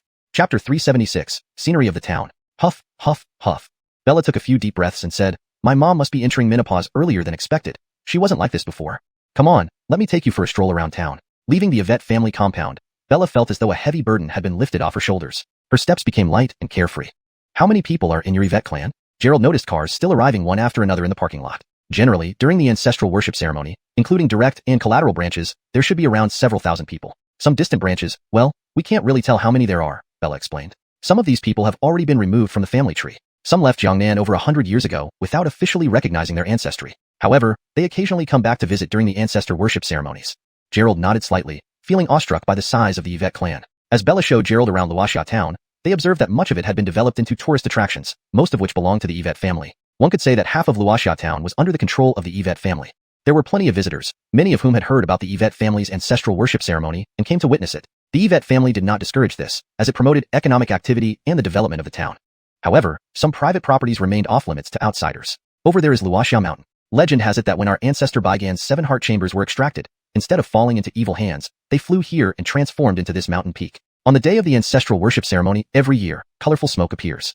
Bella pointed towards the distant mountain and introduced it. This mountain does seem quite spiritual, Gerald nodded, noting that its shape resembled a heart with an aura of chi surrounding it, making it richer in spiritual energy than other places. Now Gerald was more convinced that the Yvette family's ancestor must have been a god. Except for the days of the ancestor worship, no one is allowed on the mountain. It's full of medicinal herbs and wild animals, Bella remarked, then turned and said, Come on, let's go see something else outside. Gerald followed behind as they joined the bustling crowd. Luoxia town truly had a large number of tourists, especially in this millennium-old ancient city that hadn't been touched by war, preserving its cultural heritage for 1,000 years. Look, the apricot flour cake I loved eating as a child. I didn't expect to find it here. Bella's eyes lit up as she hoisted her trouser leg and dashed over. This bakery was a century-old establishment that had been in business since the time of the current owner's great-grandfather in Luoxia town. Though they weren't part of the Yvette family, the Yvettes had always allowed them to operate and maintained a traditional rental agreement that hadn't changed in 10 years. Keenan, I'll take a pound of apricot flour cake, half a pound of fruit candy, and... Seeing Bella approach, the shopkeeper immediately smiled. Miss, haven't seen you in 2 years. You still love sweets. Didn't eat enough as a kid? The shopkeeper was in his 40s and had grown up helping his father run the store while watching young Bella grow from a little girl into a young woman. How can I ever eat enough of such delicious treats?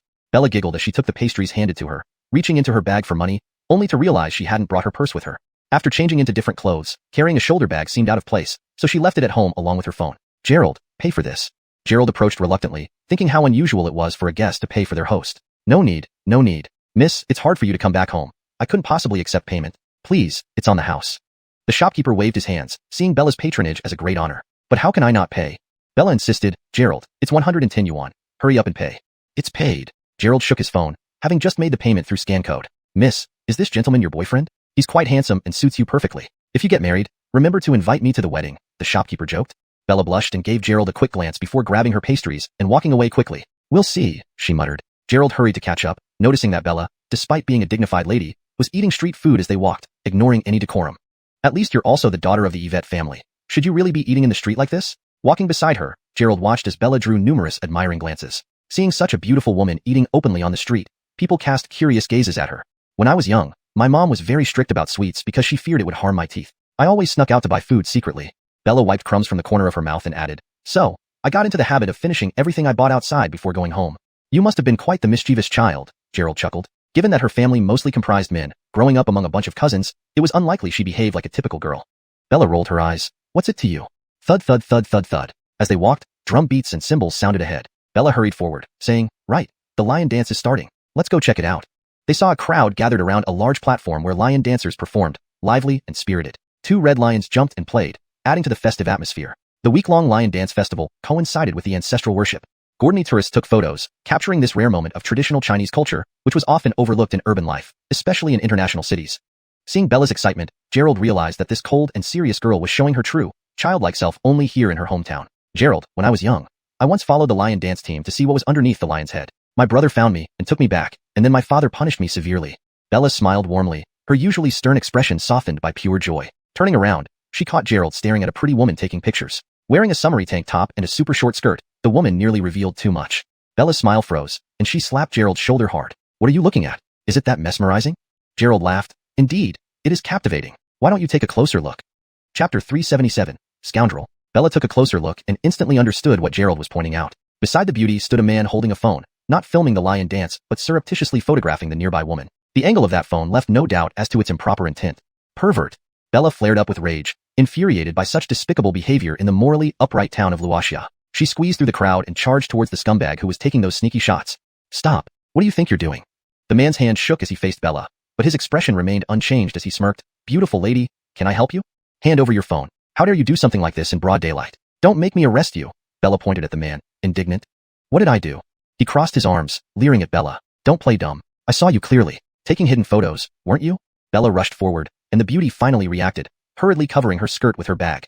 Pervert, shameless, exclaimed the beauty. Why must everything have evidence? Are you saying I took photos just because you say so? The man said nonchalantly. Bella hadn't expected him to still argue and cursed loudly. You want to play dumb? I'm a cop. Hand over your phone. Don't think I won't find it if you hide it.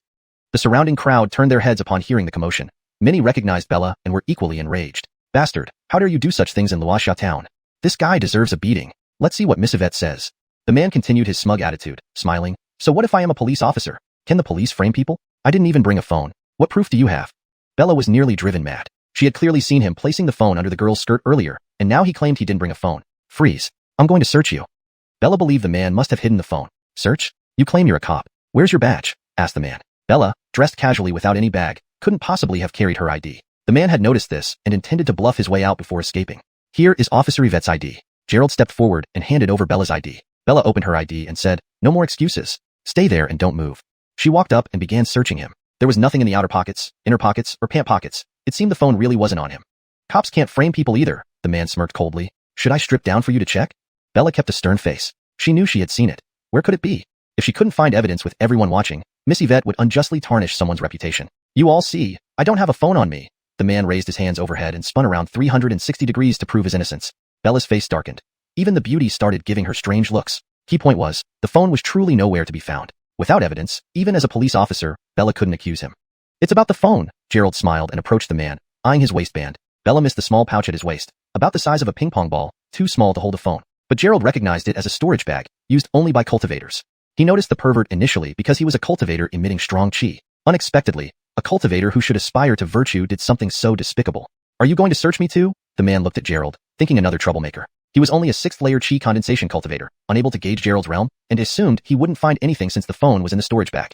Gerald's right hand moved swiftly, grabbing the man's waist. Before he could react, the man lost connection with his storage bag. By the time he realized, Gerald already held a shiny new phone, weighing it in his hand. Is this your phone? It should have many photos, right? Gerald lifted the phone, scanning the man's face to unlock the screen. The last image was still in camera mode. Opening the photo album revealed all the photos taken. Scumbag! The man lunged to grab the phone, but Bella acted first. Her cultivation level allowed her absolute advantage in melee combat against chi condensation cultivators.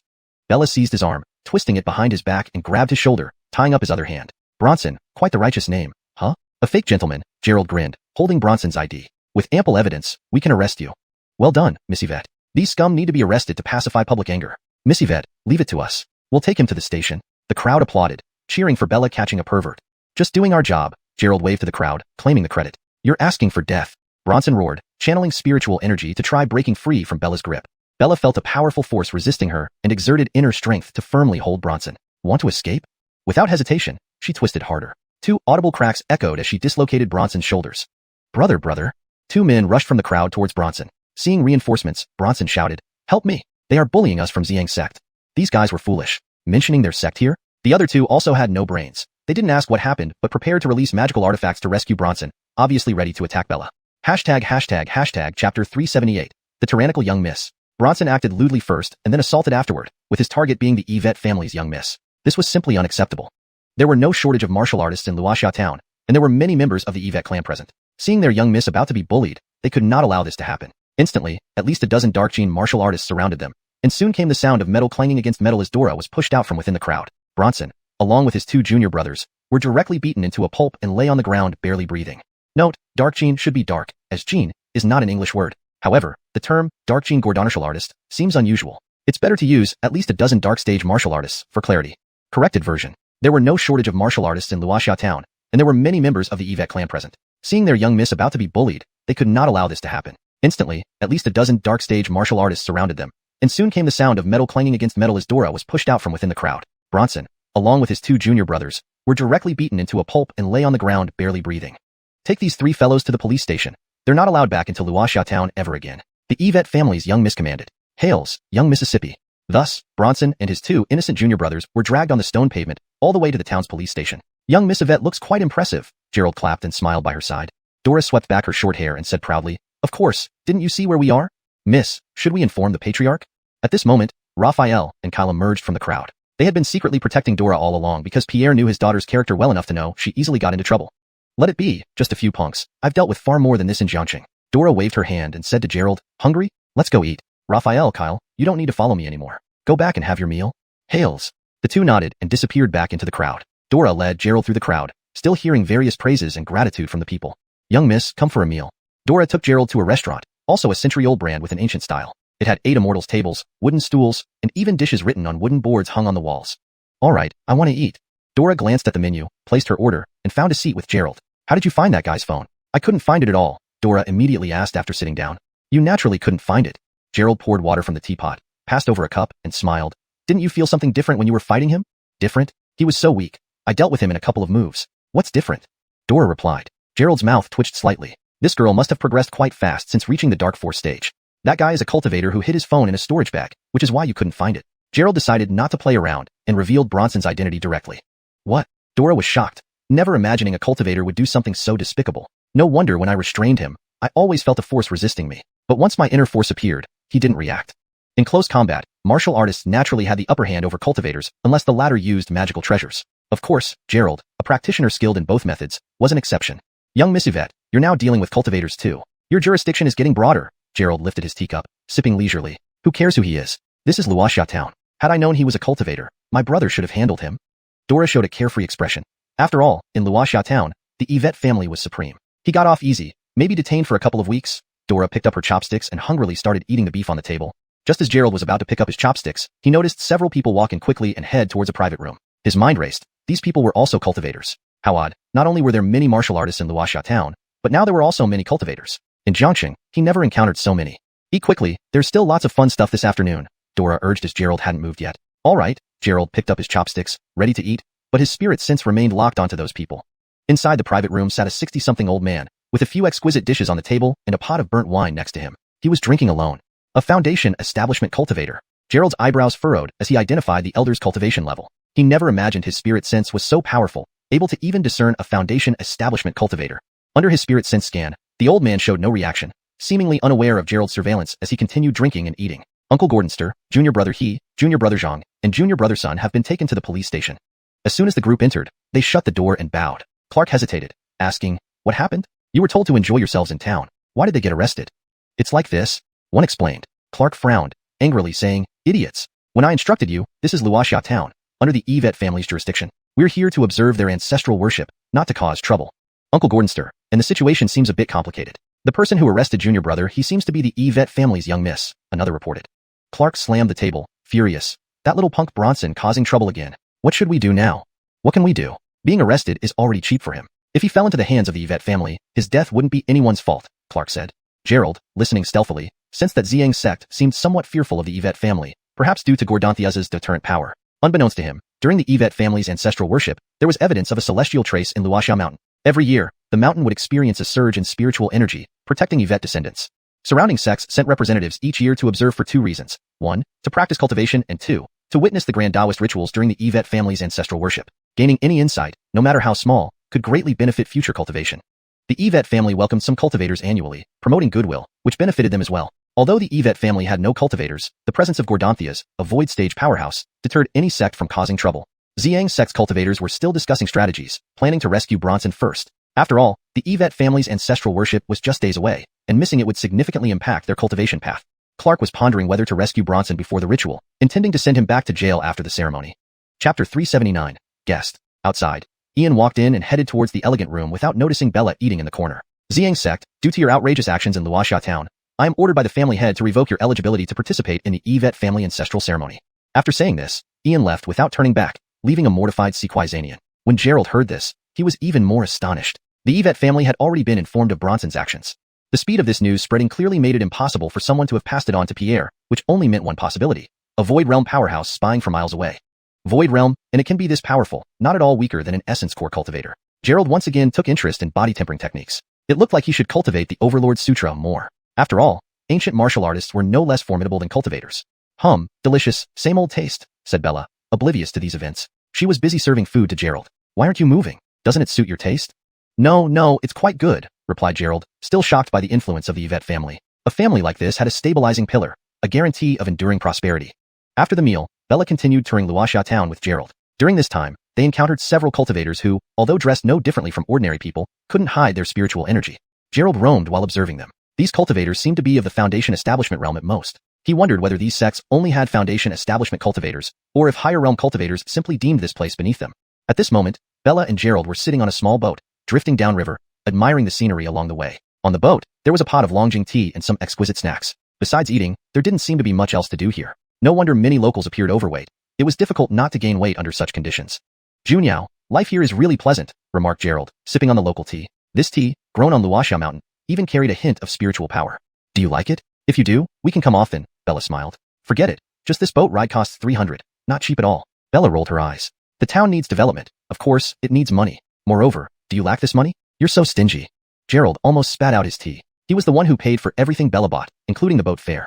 The tour boat slowly swayed on the river in the town. Occasionally, the boatmen would burst into song. Hearing that, AAA, AAA, anyone would recognize the theme song of New Legend of White Snake. "What are we going to do in the next few days? Surely not just eat and play every day." Gerald lounged lazily on the boat. Such a life amidst such scenery did indeed nurture one, but a striving youth couldn't live like an elderly person forever.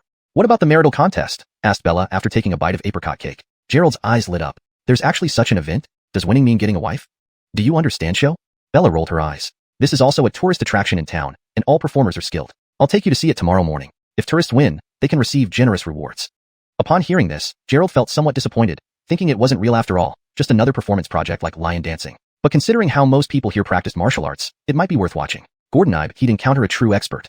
"Alright, let's check it out. Whose daughter is participating in the marital contest?" Gerald asked. "Here, everyone's surnamed Yvette. Guess which family?"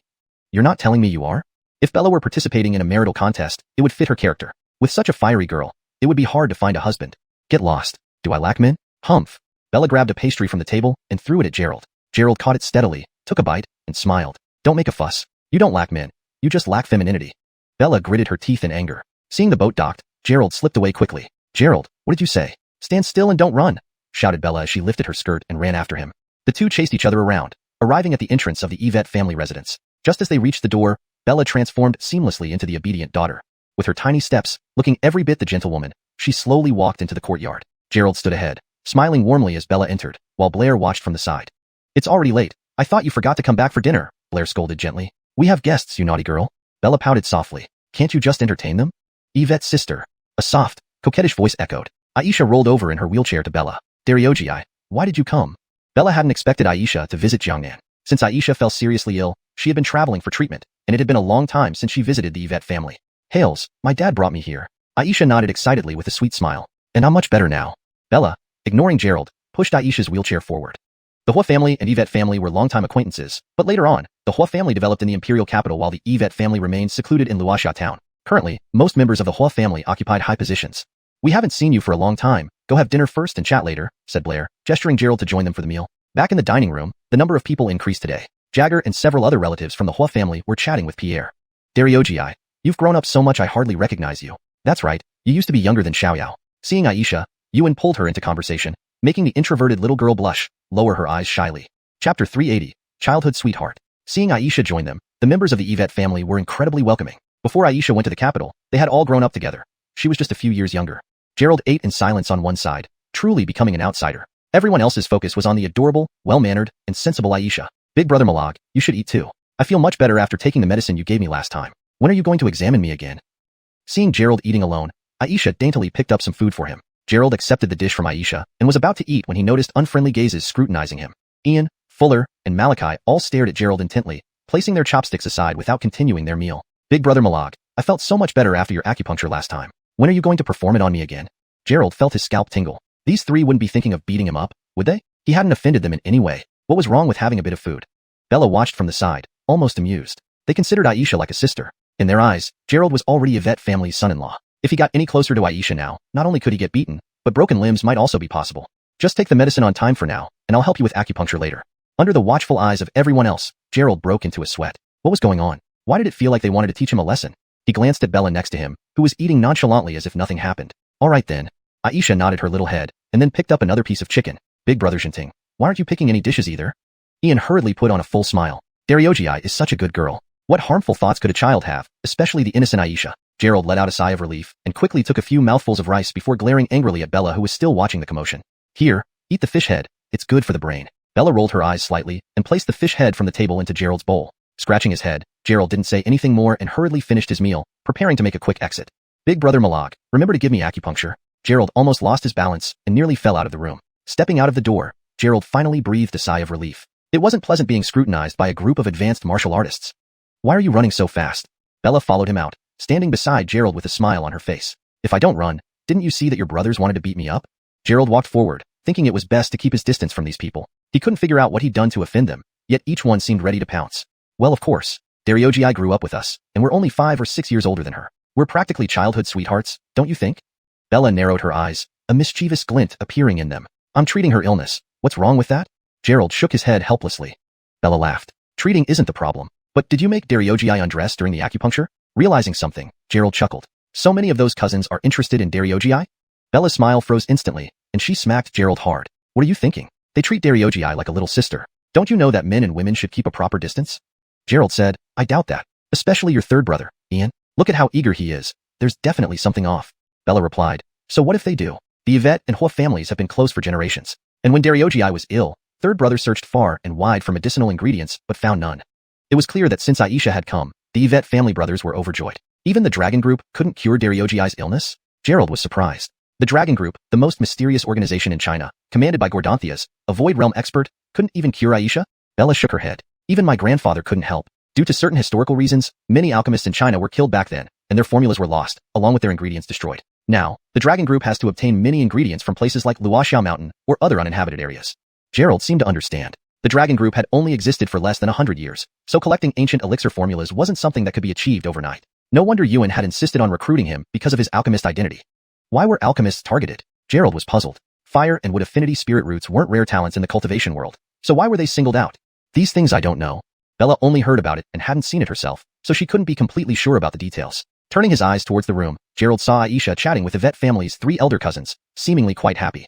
By the way, where's your brother? Why haven't I seen him? After finishing his meal, he still hadn't seen Yuan, who had locked himself in his room yesterday and now vanished today. How should I know? How old is he? Do I need to manage everything for him? Bella walked down the path, kicking a small pebble into the pond beside her. The two of them strolled down the road as the moonlight became more intense, enveloping the area in a light mist. Walking on this path felt like lovers sneaking out for a rendezvous. Just as Bella hadn't taken a few steps, she spotted a white figure standing in the familiar pavilion. Alexandria. That ethereal figure could only belong to the mysterious leader of the Flying Dragon Group, Alexandria. Unexpectedly, Alexandria had come to the Yvette family, possibly for the ancestral worship ceremony. Facing Alexandria sat Yuan. The two were talking intently. Upon seeing this, Bella frowned and tried to lead Gerald around them. Little Yao, why are you avoiding me now? Yuan noticed them sneaking around outside the railing and chuckled. Is it because your lover's sneaking out for a rendezvous and afraid of your big brother-in-law seeing you? Chapter 381. Alexandria reappears. Bella walked by, clearly dissatisfied. What nonsense are you talking about? Is it wrong to go for a stroll after eating? Why do you need to interfere so much? Yuan was taken aback. Why was his sister in such a bad mood today? He hadn't offended her, had he? Gordon, she was still upset about what happened last night, but it was all for her own good. I've said what needed to be said. You have Deputy Director Yvette arrange the rest. I'll be off. Alexandria glanced at Gerald and Bella, then with a swift motion, her figure blurred and she vanished at an astonishing speed.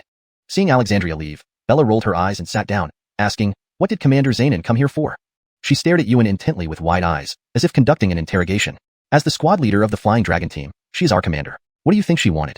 Yuan wasn't intimidated by Bella's stare, continuing to smile at his sister.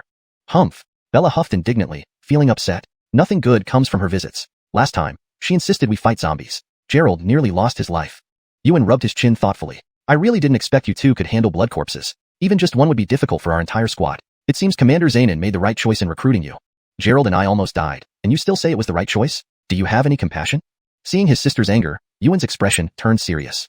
Xiaoyao, both your father and uncle are part of the Dragon Group, and so are your brother and younger brother. Aren't you also determined to join the Dragon Group? Why has your resolve changed? From a young age, Bella trained tirelessly to join the Dragon Group, even when her cultivation wasn't sufficient. She never gave up. Well, can things be the same now? Bella faltered, unsure of what to say. Her gaze unconsciously swept toward Gerald. Originally, she could have sacrificed herself for work or to join the Dragon Group. But with Gerald repeatedly saving her, her heart had changed. She didn't want to see him get hurt, or worse, because of her. Now, of course it's different, Yuan said with a smile. If you can defeat blood corpses, Gerald's capabilities far surpass anyone else. Don't worry, little girl. Why should we take on dangerous tasks every day? We didn't volunteer for this. Bella dreaded those demons and ghosts, having nearly been frightened to death last time. Who knew how many more times they might face danger? Enough. This was grandfather's decision. Stop whining. It won't help. Yuan felt helpless. Why had his sister changed so much since meeting Gerald? Gerald couldn't help but feel his heart race. Why would a Void Realm expert insist on recruiting a mere chi cultivator like him? It didn't make sense. Grandfather. Upon hearing this, Bella dared not argue further. After all, Gordanthias was the head of the Yvette family. Did Commander Zhainan come because there's a new case in Luoxia Town? Gerald asked. Yuan replied, you're overthinking it. Who would dare cause trouble in Luoxia Town? The mastermind behind that blood corpse you fought before is none other than Neil, the patriarch of the Heavenly Corpse sect. He faked his death years ago and only recently resurfaced. That's how we found the clues. The Heavenly Corpse sect had been despised for centuries due to their despicable practices. They didn't discriminate between commoners or cultivators, digging up graves and converting bodies into undead servants, a desecration unacceptable to descendants. During the most chaotic period, some members of the Heavenly Corpse sect intentionally incited wars among other sects, scavenging corpses after the battles. A nascent soul cultivator's essence could leave the body after death, yet they wouldn't stand seeing their flesh corrupted into undead servitude. After several hundred years of dormancy following its suppression, the Heavenly Corpse sect re-emerged. As guardians of China's peace, the Dragon Group had to address this issue. How many members does the Heavenly Corpse sect have? Gerald asked. After centuries of silence, they started making corpses again? Did they not fear another century of persecution? The numbers shouldn't be too high. Most were hunted down except for the patriarch, Yuan explained seriously. Moreover, back then, they raided Luoxia Town and stole many corpses from our clan. So this isn't just a Dragon Group matter, it's also a Yvette clan affair. Bella had no response. With family honor invoked, she couldn't refuse without dishonoring her kin. Fine, I get it. If we have to join the Dragon Group, then so be it. Bella mumbled, still unhappy. Can we not follow Alexandria? Can we stay with your team? Yuan froze, suddenly understanding his sister's thoughts. Gerald is a cultivator, it's different. Plus, you're already stationed in Jiangqing with Commander Zhainan, so it's best to stay together. Patting his sister's head, he whispered in her ear, besides, she's as cold as ice, clearly problematic. Don't worry, besides cultivation, she's not interested in men. And considering how long she's been cultivating, she wouldn't look twice at someone like Gerald. Bella blushed furiously, embarrassed. Who asked you to say that? Cough, cough. Yuan pretended to cough, feigning seriousness. Anyway, you two will work under Commander Zhainan in Jiangqing. Training will be separate, giving you two special treatment. Got it, Bella sighed, nodding reluctantly. Yuan continued, by the way, the Heavenly Corpse sect has been active lately. Based on our data, they may be in Jiangcheng. You'll handle it when the time comes. Also, I'll send you a link later. Download the Dragon Group app to receive missions and accumulate points. Finishing, Yuan left the two alone without another word. Chapter 382, Longzhu app. Ding. Gerald quickly received a message from Yuan. Following his instructions, he installed the app and immediately saw a large dragon icon on his phone screen. After logging in, he felt a bit dazzled. His current mission points were 1,000, while Bella had only 300, which must have been earned from dealing with the blood corpses last time. He had killed a blood corpse, whereas Bella only assisted, so it was understandable that she had fewer points. These points could be used for virtually anything, exchanging for spirit stones, cultivation techniques, magical treasures, pills, or even converted directly into Chinese currency. 1 point equaled 10,000 yuan, so 1,000 points would equal 10 million yuan. However, for cultivators, Chinese currency seemed rather useless. But those cultivation techniques and sword arts not found in Gerald's heritage were incredibly expensive. Just to get a foundation establishment level technique required tens of thousands of points. Pills were slightly more expensive than their ingredients since refining them also depended on success rates. Gerald checked and found that the herbs he received from Yuan previously would cost at least 30,000 points if exchanged. No wonder Yuan had been extremely unwilling to trade herbs. Eliminating blood corpses only gave 1,000 points each, meaning 30,000 points would equate to killing 3,000 blood corpses. Looks like we've got our goal set. Let's earn points. Gerald became interested. In the Longzhu group, he could receive spirit stones monthly, earn points, and exchange them for treasures, which meant becoming stronger brought more benefits. I think you're brainwashed. Bella shook her head and left to go to bed. Holding his phone, Gerald kept scrolling as he walked. One downside was that Chinese currency couldn't be converted into points. Ice spirit grass, 100 points. His eyes lit up. Ice spirit grass needed just 100 points, while a foundation establishment pill required 1,000. Growing ice spirit grass naturally would take him at least a year, but getting it now meant he could refine 10 foundation establishment pills, then save the seeds to grow more. It was a win-win situation. Last time, 2 foundation establishment pills helped him cross 2 major levels. If he refined 10, wouldn't he easily reach 20 levels? Not achieving foundation establishment by then would be unreasonable. He chose the exchange button immediately. The process was just like online shopping. Fill in the delivery address and wait for delivery. Thinking about it, he worked hard using the Sword of Tyrant's power to eliminate blood corpses for just 10 ice spirit grasses. To get treasures, techniques, and various items later, he'd need to risk his life to gain enough points. Why are you still playing with your phone instead of sleeping? Bella, already ready for bed, turned over, somewhat annoyed. Junyao, this Longzhu app feels like Taobao. Everything is available here. Even martial weapons. Though they're quite pricey, even lower grade ones cost 500 points. How many points does your grandfather have? Can he exchange for many things? Gerald searched through the app categories. Gordony lost herbal formulas were available, along with alchemy services. My grandfather isn't involved in this. Bella turned over again, unwilling to talk further. Gerald continued browsing with interest. Although the quality of the medicines was good, they still fell short compared to his heritage recipes. That was probably why Dragon Group couldn't provide a cleansing Gordonro pill for Aisha's illness. Thinking this, Gerald considered offering his formulas to the Dragon Group for points. But reconsidering, he dismissed the idea. He was just a small fry in the chi condensation stage. How could he negotiate with powerful people? What if they didn't give him the points after taking his formulas? Better keep the formulas to myself. Just said earlier that exposing an alchemist's identity could lead to being targeted. Gerald stretched lazily on the sofa, then walked into the yard. Yuan hadn't locked the door this time, and Gerald wasn't going back to the guest room. Holding his phone, he saw the map show the ice spirit grass location, 100 kilometers away, expected to arrive in 10 minutes. Curious about such fast delivery, he waited outside. 10 minutes passed, no courier appeared. Suddenly, a white figure flashed across the sky, landing in front of Gerald in an instant, a speed too fast for him to react. A man in white stood less than 2 meters away, sizing Gerald up. Gerald, newcomer? Hails. Gerald nodded, impressed by the exaggerated response. Using a core formation cultivator just to deliver goods? The man threw a small storage bag to Gerald. Your herbs. Thank you, senior. Do you all deliver like this? Gerald inspected the 10 ice spirit grass inside. Don't assume I'm a courier. Just happened to pass by. The man glanced at Gerald indifferently before leaping into the air and disappearing into the distance. Phew, I knew it. Core formation cultivators delivering packages, unless they have nothing better to do. Gerald stored the herbs, hurried back to his room, seeing Bella asleep, and quietly entered the bathroom. Shutting the door, he summoned his alchemy furnace and prepared to refine foundation establishment pills. This modified version was different from the ancient method. Gerald spent 3 hours with the 10 ice spirit grass, managing only 6 pills successfully. This is just second-grade medicine. Why is it so hard? Despite high success rates in other second-grade pills, foundation establishment pills only had 60% success. Third-grade pills would likely be worse, possibly below 10%. This translation adheres to the guidelines provided, ensuring accurate and natural English while preserving the original tone and style. Chapter 383, Gordonartial Arts Contest for Gordonridge Proposal. Gerald held the newly made foundation establishment pills in his hand, hurriedly filled up the bathtub with water, and prepared to take one to see its effect. Lying in the bathtub, with last time's experience, Gerald adjusted his body to its optimal state before consuming the first pill. The power of the medicine was still so overwhelming, but not as unbearable as last time. Gerald simultaneously practiced 2 forms of martial arts, both refining his physique and cultivating chi, and quickly consumed almost all of the pill's medicinal power. Contrary to his expectations, the power of a single foundation establishment pill did not break through his realm.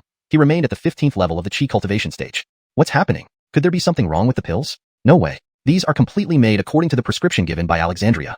Feeling the flow of spiritual energy within his body, the capacity of his dantian had increased as his cultivation progressed. One foundation establishment pill's power was no longer enough for him to break through. Without hesitation, Gerald swallowed 2 pills at once. After swallowing the 2 foundation establishment pills, that fiery refining sensation came again, not as intense as last time, but equally uncomfortable. Gerald endured the force of the medicine, desperately refining the medicinal power. After an hour, the medicinal power was depleted again, and Gerald's cultivation broke through from the 15th level to the 16th. It still worked a little, but not as strongly as last time. Looking at the remaining pills in his hand, Gerald simply gulped down all of them. The intense pain struck again. It felt like he would burst any second. Xuanhuan? Gerald asked Bella for help, who was woken up soon and, seeing this fool taking medicines recklessly again, quickly rushed over to assist. After a night of nonsense, Gerald's cultivation broke through to the 17th level, but with his improvement, the effects of the medicine weakened. Initially, 1 pill per level, now 3 pills per level. According to Gerald's calculations, at least 5 foundation establishment pills were needed for the next level. At this rate, he would never achieve foundation establishment in this lifetime. Why do you keep doing this? No one is after you, trying to get yourself killed? Bella was at her wit's end. At first, she worried about dangerous missions assigned to Gerald after joining the Dragon Group. Now, it seemed that no mission was needed. Gerald could play himself to death. Accident, complete accident. Too hasty. Gerald lay on the bed, feeling as if his bones would break, unable to muster any strength. So you lie here today. I'll take Dariogi out to play. Bella glanced at Gerald, looking like a disabled person, really liking to play with fire. Go ahead, tell Dariogi that I will give her acupuncture when I'm up. At this moment, every part of Gerald's body except his head was immobilized. If not for knowing his body was rapidly recovering, he would have suspected he would become a hemiplegic like Aisha. Leaving the room, Bella walked away, while Gerald lay on the bed, silently sensing the flow of spirit energy inside his body and the chirping birds outside. Xiang, I heard you're sick. Auntie prepared some tonics specially for you. Eat them later, said Blair, carrying lunch dishes into the room, smiling as she placed them beside Gerald. Thank you, Auntie. Gerald turned his head and smiled. No need for thanks, we're family now. Blair gave Gerald an odd smile before leaving the room. Struggling to get up, Gerald saw Blair's lunch, seeming to understand the meaning of that smile. Lamb kidney, pig kidney, angelica soup, black sesame paste. All 8 dishes were kidney tonics. Gerald scratched his head, wondering if he looked so feeble in their eyes. Recalling the previous night, after taking those foundation establishment pills, his anguished roars mixed with Bella's pitiful cries certainly caused misunderstandings. This can't be cleared. Looking at the table full of food, he couldn't avoid eating it or else he would starve. After sweeping everything clean, Gerald sat on the bed and began today's cultivation. Not long after, Bella pushed Aisha into the room. Why did you come back? Weren't you going to watch the martial arts contest for marriage proposal? Gerald turned and asked. Bella replied, Dariogi, I wanted to see you because she heard you were sick. Brother Malag, are you better now? Aisha's large, bright eyes stared at Gerald. Gerald examined Aisha. This girl's figure improved daily, and her voice became more sweet. Once grown up, wouldn't she become another seductive beauty? Better, much better. Gerald hurriedly got up. It felt awkward under the gaze of this little girl. That's great. Sister Yvette said there's a fun activity in town this afternoon. Come with us, Aisha said excitedly, clapping her hands. Facing this good girl's invitation, how could Gerald refuse? He could only agree. Aisha showed incredible curiosity throughout the trip. Even just a string of tanghulu, sugar-coated haw, bought by Bella delighted her immensely. Due to illness, Aisha rarely ate sweets or spicy foods. But now that her condition had improved, Jagger didn't restrict her as strictly. Look, is that the martial arts contest for marriage proposal? Aisha pointed at a huge arena with a flagpole nearby bearing 4 big characters. Martial arts contest for Gordonridge proposal. This hasn't finished yet. Gerald thought the contest was already over, not expecting it to continue in the afternoon. How could it be that fast? There are 40 challengers this time. Even fighting continuously would take a whole day. Bella pushed Aisha into the crowd. Who is challenging whom? Following her, Gerald saw a person guarding the arena while another attacked. The guardian had bone-tempering level cultivation, recognized by Gerald at the Yvette family, being one of their guards and also a relative. The attacker wasn't impressive, merely someone who had practiced a few moves, clearly not at the same weight class. In fact, this martial arts contest for marriage proposal served 2 purposes, one for tourist enjoyment and another to find capable individuals for the Yvette family. If sufficiently strong and passing the guardian's test, although they might not win a wife, they would receive a substantial bonus. Of course, since the arena was set up, only 2 people passed the test, considering bone-tempering martial artists weren't easy to surpass. This isn't interesting. Watching the guardian, Alvin, easily toy with an attacker barely reaching the hidden strength level, kicking him off the platform, Gerald found it insulting. Note: some character names such as Gerald, Bella, and Aisha were directly used without pinyin conversion for clarity and familiarity. Chapter 384, Endless Mockery. After dispatching his next opponent, Alvin stood on the platform and swept his gaze over the crowd below. Cousin. Bella waved at Alvin, who also noticed her, waving back with a smile. But when his eyes fell on Gerald, his expression immediately soured. Ladies and gentlemen, is there anyone else who wishes to challenge me? Whoever defeats me can become my Yvette family's son-in-law. Alvin's eyes scanned the crowd beneath the stage. If no one else would step up, he'd have to arrange for some more actors again. Graham, didn't you say you've practiced martial arts? Why don't you give it a try? Don't listen to him boasting. With his poor skills, he can't even last one move against this guy. Why don't you go if you're so capable? Tourists around them murmured incessantly, while Alvin stood on the stage with folded arms, his eyes gleaming cunningly as no one stepped forward. Originally, many had signed up for the event today, but after seeing Alvin, a master of internal strength, they hesitated to come forward. Alvin stepped 2 paces forward until he was in front of Gerald, then chuckled coldly. This young brother must be quite skilled. Aren't you interested in sparring a few moves? If you win me, our Miss Yvette will be yours. Cousin, what are you doing? Bella frowned, dissatisfied with Alvin's actions. They had only come to watch. Why should they have to fight? What, afraid to challenge me on the platform? Alvin mocked Gerald openly, his grin growing more arrogant by the moment. Gerald sneered inwardly. A beginner-level internal strength practitioner actually dared to act so arrogantly. His inner energy was even inferior to that of Mokuichiro's, yet he still wanted to fight him? The tourists were all watching this scene unfold now. More importantly, several members of the Yvette clan glared at Gerald with hostility. After all, Bella was the town's most desirable bride. The line of suitors for her stretched from the eastern end of the town to the west. Gordonrying her would bring one untold fortune, especially for the side branches hoping to rise within the main branch for honor and prosperity. The lady's boyfriend is just a coward. That's true. How could such a person deserve the lady? I think he's just a gold digger, looking pretty but likely spineless. All kinds of remarks emerged, showing their disdain for Gerald, as these people had always looked down upon him and took delight in his humiliation. Not going up means being called a coward. Going up but losing means being labeled worthless. Either way, it wasn't going to end well. Mylaga, let's leave. Aisha couldn't bear the insults any longer. She'd suffered enough rumors while bedridden from illness. Injuries were already painful, but some people loved rubbing salt into wounds. After all, Jagger wasn't the head of the Hua family despite being the eldest. Lacking a male heir meant he never ascended to that position. Growing up, Aisha was nominally a young lady. Yet when she was paralyzed by an ambush, the Hua family barely investigated or sought proper treatment. Only superficial gestures were made. Halia, let's go. Gerald pushed the wheelchair, ready to turn and leave. The crowd buzzed with excitement, hurling contemptuous words their way. He isn't much of a man at all. What's the point of him? Miss Yvette must have been tricked. How could someone like him ever be qualified to marry into the Yvette family? Luoxia town cherished martial prowess. Not daring to challenge simply disqualified anyone from joining the Yvette family. What are you saying? Hearing this, Bella was furious. Originally, Gerald was just a guest she invited, yet they were pushing him towards becoming a disgraceful son-in-law in the Yvette family. Seeing Bella angry, they seemed more excited. Miss Yvette, he's nothing but a weakling. We're just making sure you see clearly. Though Alvin is highly skilled, he's not the strongest in our generation here. This boy doesn't dare challenge Alvin, yet he calls himself a man. That's right. The guy earlier was much braver. Even though beaten to a pulp, he showed courage. Our Yvette clan doesn't need cowards. Bella's face alternated between green and white, truly shocked at how the Yvette clan treated guests. Mylaga. Noticing Gerald didn't budge, Aisha turned to ask. Gerald smiled slightly. Dariogi, do you want me to fight that guy? Aisha thought for a moment. I want you to go up, but I'm afraid you'll lose. Yvetteji definitely wouldn't want to see that. Gerald laughed. All right, I'll teach him a lesson. With that, Gerald secured Aisha's wheelchair, preventing it from rolling away, then with a light kick, leaped onto the stage gracefully, even stomping on the heads of those who had insulted him along the way. You've got some skill, I see. Alvin remained unimpressed. Such moves were simple for any dark strength martial artist. Alvin didn't believe Gerald was any expert since he felt no trace of inner energy in him. Gerald. Bella rushed beside the platform, worry clear on her face. Seeing this, Alvin's eyes grew cold, but his face retained a smile. Xiaoyao, rest assured, I won't kill him. After all, the Yvette family is very hospitable. Bella glared at him, looking up at Gerald on the stage. Go easy on him. After all, he's my cousin. Don't worry, I'll break at most one arm. Gerald tugged his sleeves off, tossing the clothes to Bella below, grinning. Hold my clothes, they're expensive dry cleaning too. Come on, Mylaga. Aisha pumped her fist, while Bella laughed bitterly, unsure whether he needed encouragement. Did Gerald really need cheers? Hadn't he handled even Japanese martial artists? Alvin, though excellent among Luoxia's youth, stood no chance against Gerald. How cocky. Alvin's face darkened, intending initially to show mercy, but seeing Gerald's arrogance, he decided to teach him a proper lesson. Gerald stood hands crossed, eyes full of disdain for Alvin. Don't say I bullied you. I'll let you have 3 moves. If you touch me once, I'll call it a loss. Chapter 385. It's my turn now. Alvin's body trembled slightly. After all, he was a conversion-level martial artist. Even though he had only reached this level in the past 2 years, it still made him quite formidable. Even Ian and his group wouldn't dare to boast about withstanding 3 moves from him. What, are 3 moves not enough? Let's make it 10 then. Gerald narrowed his eyes and looked towards Bella and Aisha standing beside the platform. I've been fair enough, haven't I? If he loses, it won't be my fault. Bella retorted irritably. If you want to fight, do it quickly. Don't waste time. Come on. Gerald beckoned Alvin with a grin. Alvin was already fuming with anger. Hearing Gerald's words, he could no longer hold back. With a swift kick off the ground, he charged straight at Gerald, moving extremely fast, stirring up a gust of wind and dust on the platform. He extended his right hand into a palm strike, swinging fiercely toward Gerald's chest. This strike carried thunderous force, suggesting that the entire Yvette family must have practiced the Wind Thunder Heart method. The power behind Alvin's palm strike was immense, as if he had no intention of holding back. Even a concealed force martial artist would likely suffer broken ribs under such a strike, or even worse, someone weaker might be struck dead.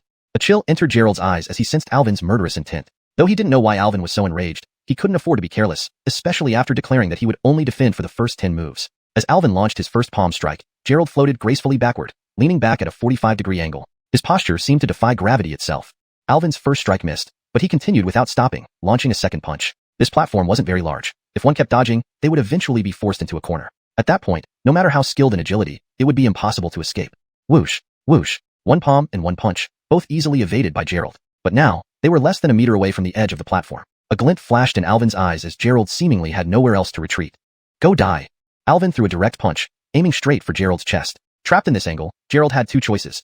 Either engage directly and be hit, thereby losing since any contact within 10 moves counted as defeat, or jump off the platform, also resulting in a loss. What the hell is going on? How did he do that? Are we seeing things? Everyone around thought Alvin had a sure win, but they watched as Gerald, who was supposed to be hit, vanished and reappeared magically behind Alvin. 7 moves left. Gerald's indifferent voice echoed from behind Alvin. Alvin spun around sharply to see Gerald still smiling calmly, looking infuriatingly relaxed. Good boy, stay still for me.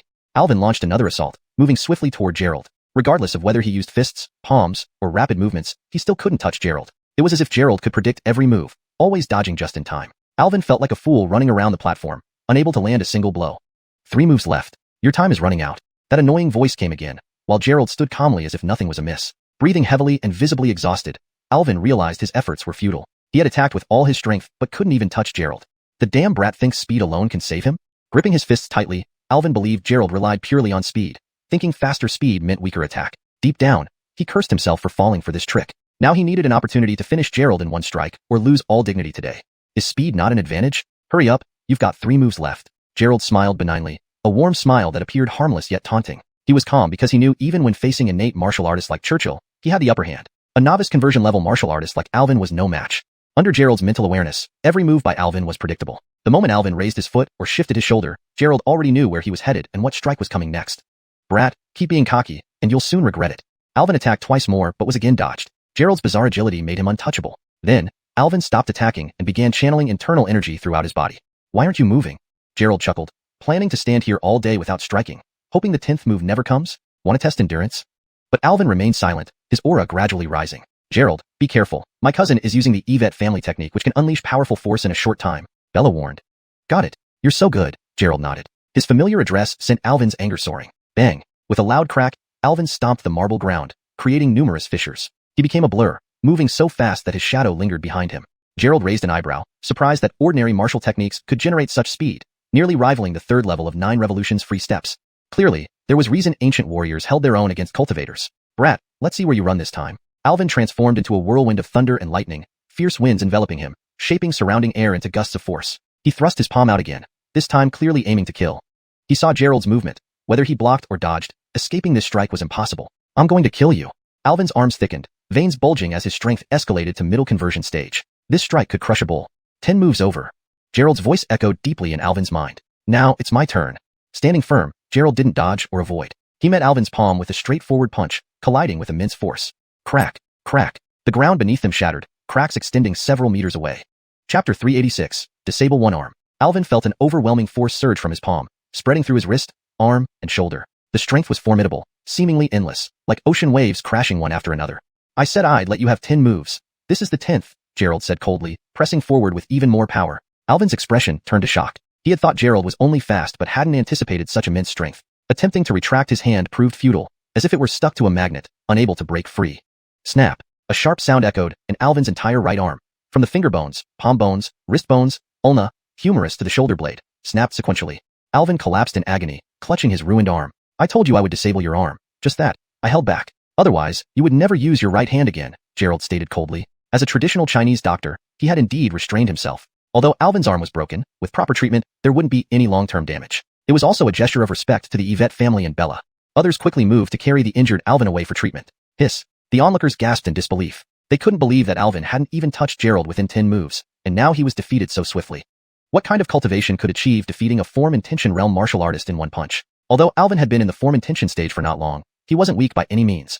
Am I seeing things? Alvin actually lost. What monstrous talent is this kid? His speed was beyond comprehension.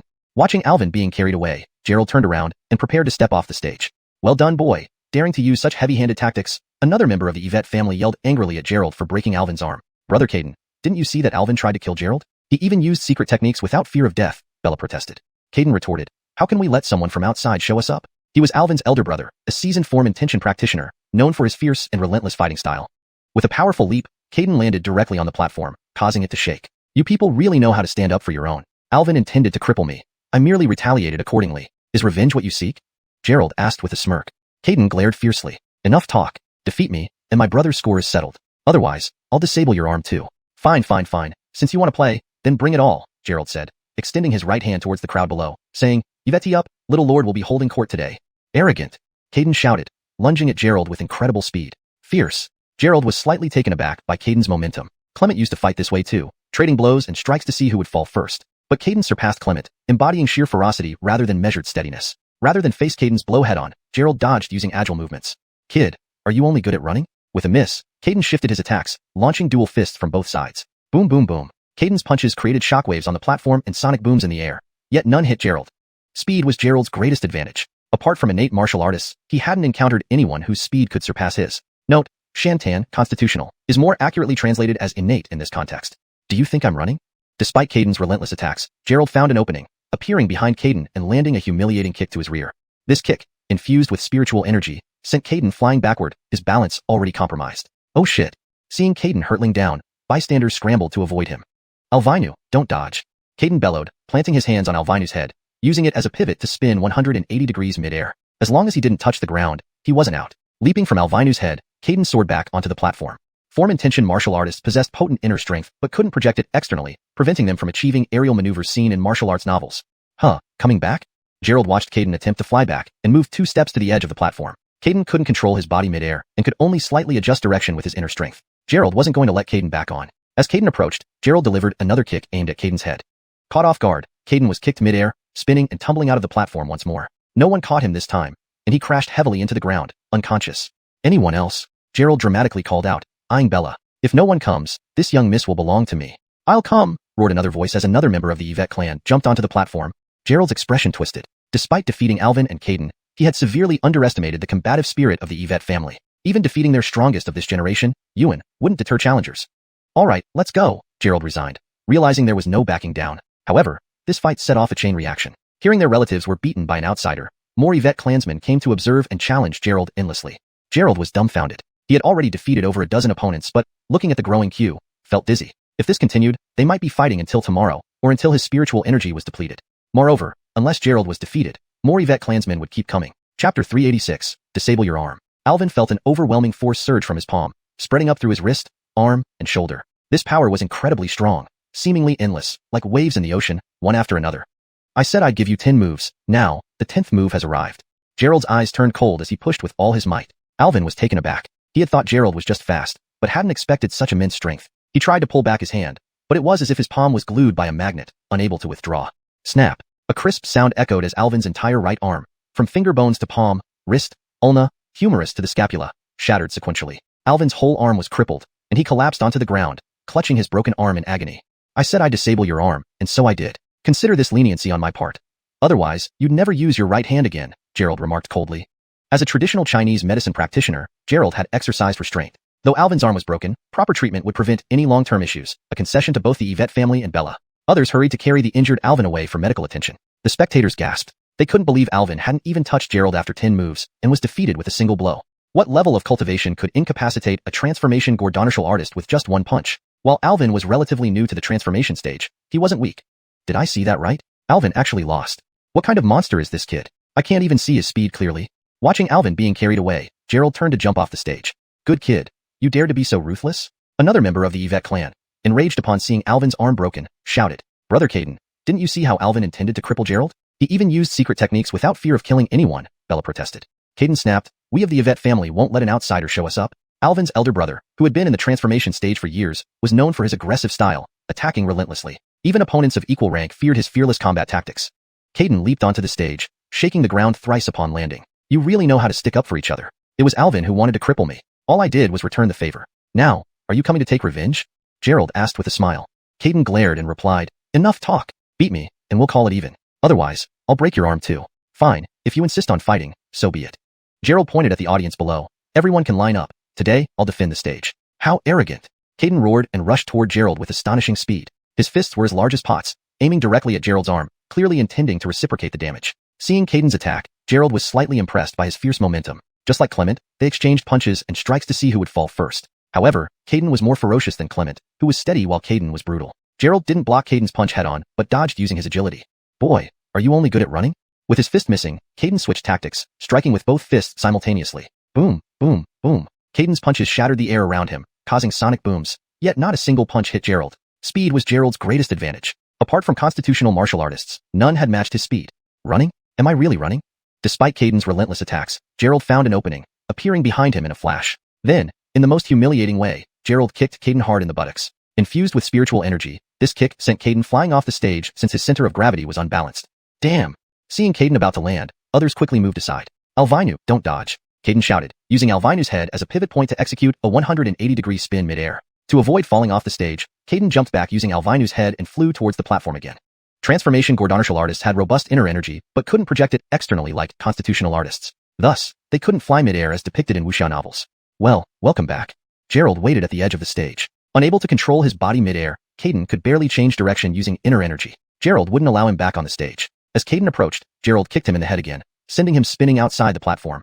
No one caught Caden this time, and he crashed heavily to the ground, unconscious. Anyone else? Gerald exaggerated on the stage, looking at Bella. If no one challenges me, then this young lady of the Yvette family is mine. I will. Another furious voice rang out, and another Yvette clan member jumped onto the stage. Gerald's expression twisted. He thought defeating Alvin and Caden consecutively would intimidate others. However, he underestimated the martial spirit of the Yvette clan. Even if he had defeated their strongest, Yuan, there would still be challengers. Alright, come on.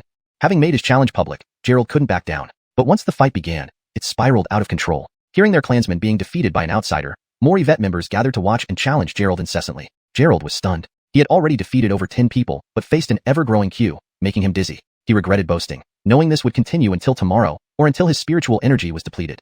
Moreover, unless Gerald was defeated, even more Yvette clan members would step forward to challenge him. Chapter 387. Endless. Gerald's figure moved swiftly on the platform. The current challenger was Yvette Burt, with a cultivation at the middle stage of transformation strength, whose speed was not slow either, only slightly slower than Gerald by a fraction. Stand still for me. I want to avenge my cousin. Daniel is way out of your league. Go to hell. Gerald slapped him, hitting Yvette Burt squarely in the chest, and a surge of spiritual power sent him flying off the platform. That's enough. Stop it. Bella rubbed her temples. Her head was aching as if the situation was spiraling out of control, with no one heeding her words. I'll come. Another person jumped onto the platform. Alright, I give up. I admit defeat. Gerald couldn't take it anymore. Continuing like this, he'd probably end up fighting the entire younger generation of the Yvette clan, numbering at least 1,000. No, we must formally defeat you. Do you really think the Yvette family has no capable people? This opponent was Yvette Shu, refined and cultured-looking, impeccably dressed, who seemed somewhat frail yet insisted on challenging Gerald. Why can't you just focus on your studies? Did you finish university already? Have you found a girlfriend yet? Why all this fighting? Gerald said helplessly. You mind your own business. Yvette Shu blushed and rushed toward Gerald. All of you stop. After defeating 7 or 8 more challengers, a manager finally arrived. Churchill shouted, standing atop the platform. Uncle Tianchi. Gerald, seeing his savior, hurriedly clasped his hands together. Churchill glanced at Gerald, feeling helpless. He had long instructed Yvette Zhanting and his brothers not to fight Gerald to avoid embarrassment. Now, while he could control the main branch members, the collateral branches kept emerging. Everyone return. This is inappropriate. Gerald is our guest and will be part of the Yvette family. I warn you, the ancestor worship ceremony is about to begin. If anyone causes trouble during this time, I won't forgive them. After Churchill spoke, no one dared challenge him again, each returning to their tasks. Go back. With that, Churchill vanished. Celebrity brother, you're amazing. Aisha clapped, waving her little hands. Bella shook her head slightly. You've caused trouble. Stay home for now, don't go out. Gerald's actions had offended all the martial artists in Luoxia town. Who knew what might happen next? Don't blame me. You told me to go easy, and I did. Bella felt speechless. Going easy meant breaking arms and kicking faces. It was like trampling their dignity into the ground. Gerald pushed Aisha's wheelchair, smiling. Darioji, are you tired? Let's go back to rest and have dinner. Hails. Aisha nodded obediently, lying back in the wheelchair as she was wheeled away. Back at the Yvette residence, they saw Sergio and Jagger sitting in the courtyard playing chess. Back already? Sergio asked. Bella lowered her head. Hails. Do you know why the Yvette family has prospered for 100 years? Sergio turned to look at Bella, asking softly. Father, this isn't Gerald's fault. Blame me if you want. Bella pouted, feeling aggrieved. It was Alvin who instigated first, and even tried to kill. Now, it seemed like Gerald was in the wrong. The Yvette family's prosperity comes from unity. Sergio continued. Do you feel you've grown strong and independent? Your cousin is your elder brother. Was this right of you? Bella thought inwardly that Gerald had already been lenient, or else Alvin would probably be dead given Gerald's capabilities. But she still obediently nodded. Father, I understand. I was wrong. All right, tonight bring some gifts and apologize to them. Sergio waved his hand. Hails. Bella nodded and returned to her room with a dejected look. Old Yvette, I think Dr. Chun is a good match. If you don't want this son-in-law, someone else will get lucky. Jagger smiled as he placed a chess piece. Checkmate. Sigh. This girl Xiaorao is really unruly. After a few years away, she returns like this. Without discipline, what can we do? If only she were like you, causing less worry, Sergio sighed. I'm freer that way. As long as Dariogi is fine, that's all that matters, Jagger smiled. The head of the Hua family wasn't Jagger himself. He only had a daughter and no real competition. His job was to ensure Aisha remained stable. You guard this beautiful place, how wonderful. Jagger chuckled. Unlike me, traveling constantly. Why not move back? Seems the Hua family doesn't pay much attention to you anyway, Sergio suggested. No, it's my clan after all. They need me sometimes, so I help where I can. As for your daughter's illness, the Hua family doesn't seem too concerned. Ultimately, they value lineage above all. Speaking of your son, Sergio paused. Forget it, let's play chess. Yvette's sister, I think Celebrity Brother did nothing wrong. I saw clearly, they wanted to deal with him. Aisha supported Gerald. Alvin had indeed tried to kill him. If Gerald's strength were any weaker, he'd be half dead. I didn't say he was wrong. Bella sighed deeply. But neither were we. Fine, I'll prepare the gifts. Gerald sat on the chair, watching the well-behaved Aisha. Dariogi, let's start the acupuncture.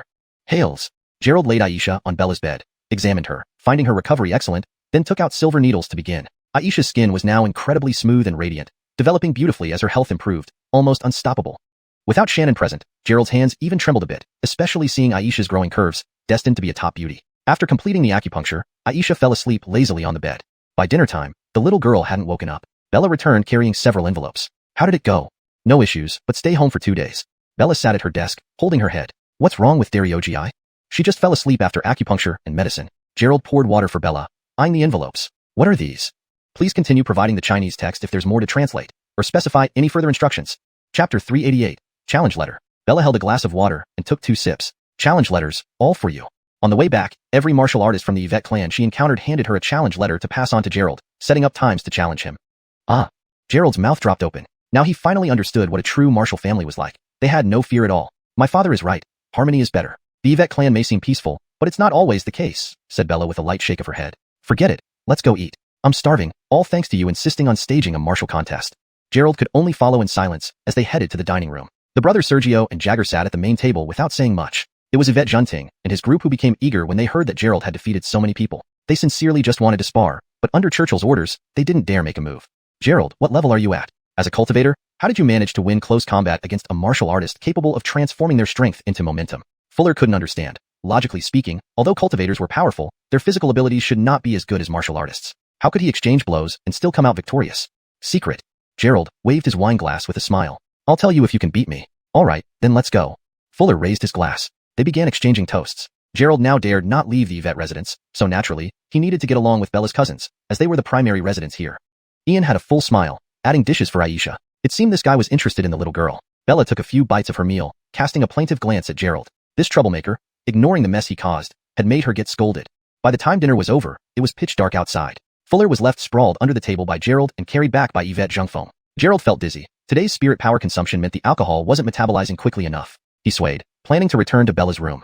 As he reached the corridor, a cold wind brushed past, making him feel a chill. Then, that familiar white figure appeared before him again. How does this girl keep appearing out of nowhere like a ghost? Of course, it was Alexandria, the only person skilled enough to appear without Gerald noticing. Taoist friend Zainan, coming out for a stroll after dinner? Gerald chuckled. Alexandria remained aloof, her expressionless face radiating an inner chill that deterred direct eye contact. Extend your right hand. Gerald complied, puzzled, rolling up his sleeve to expose his sturdy arm. What's wrong?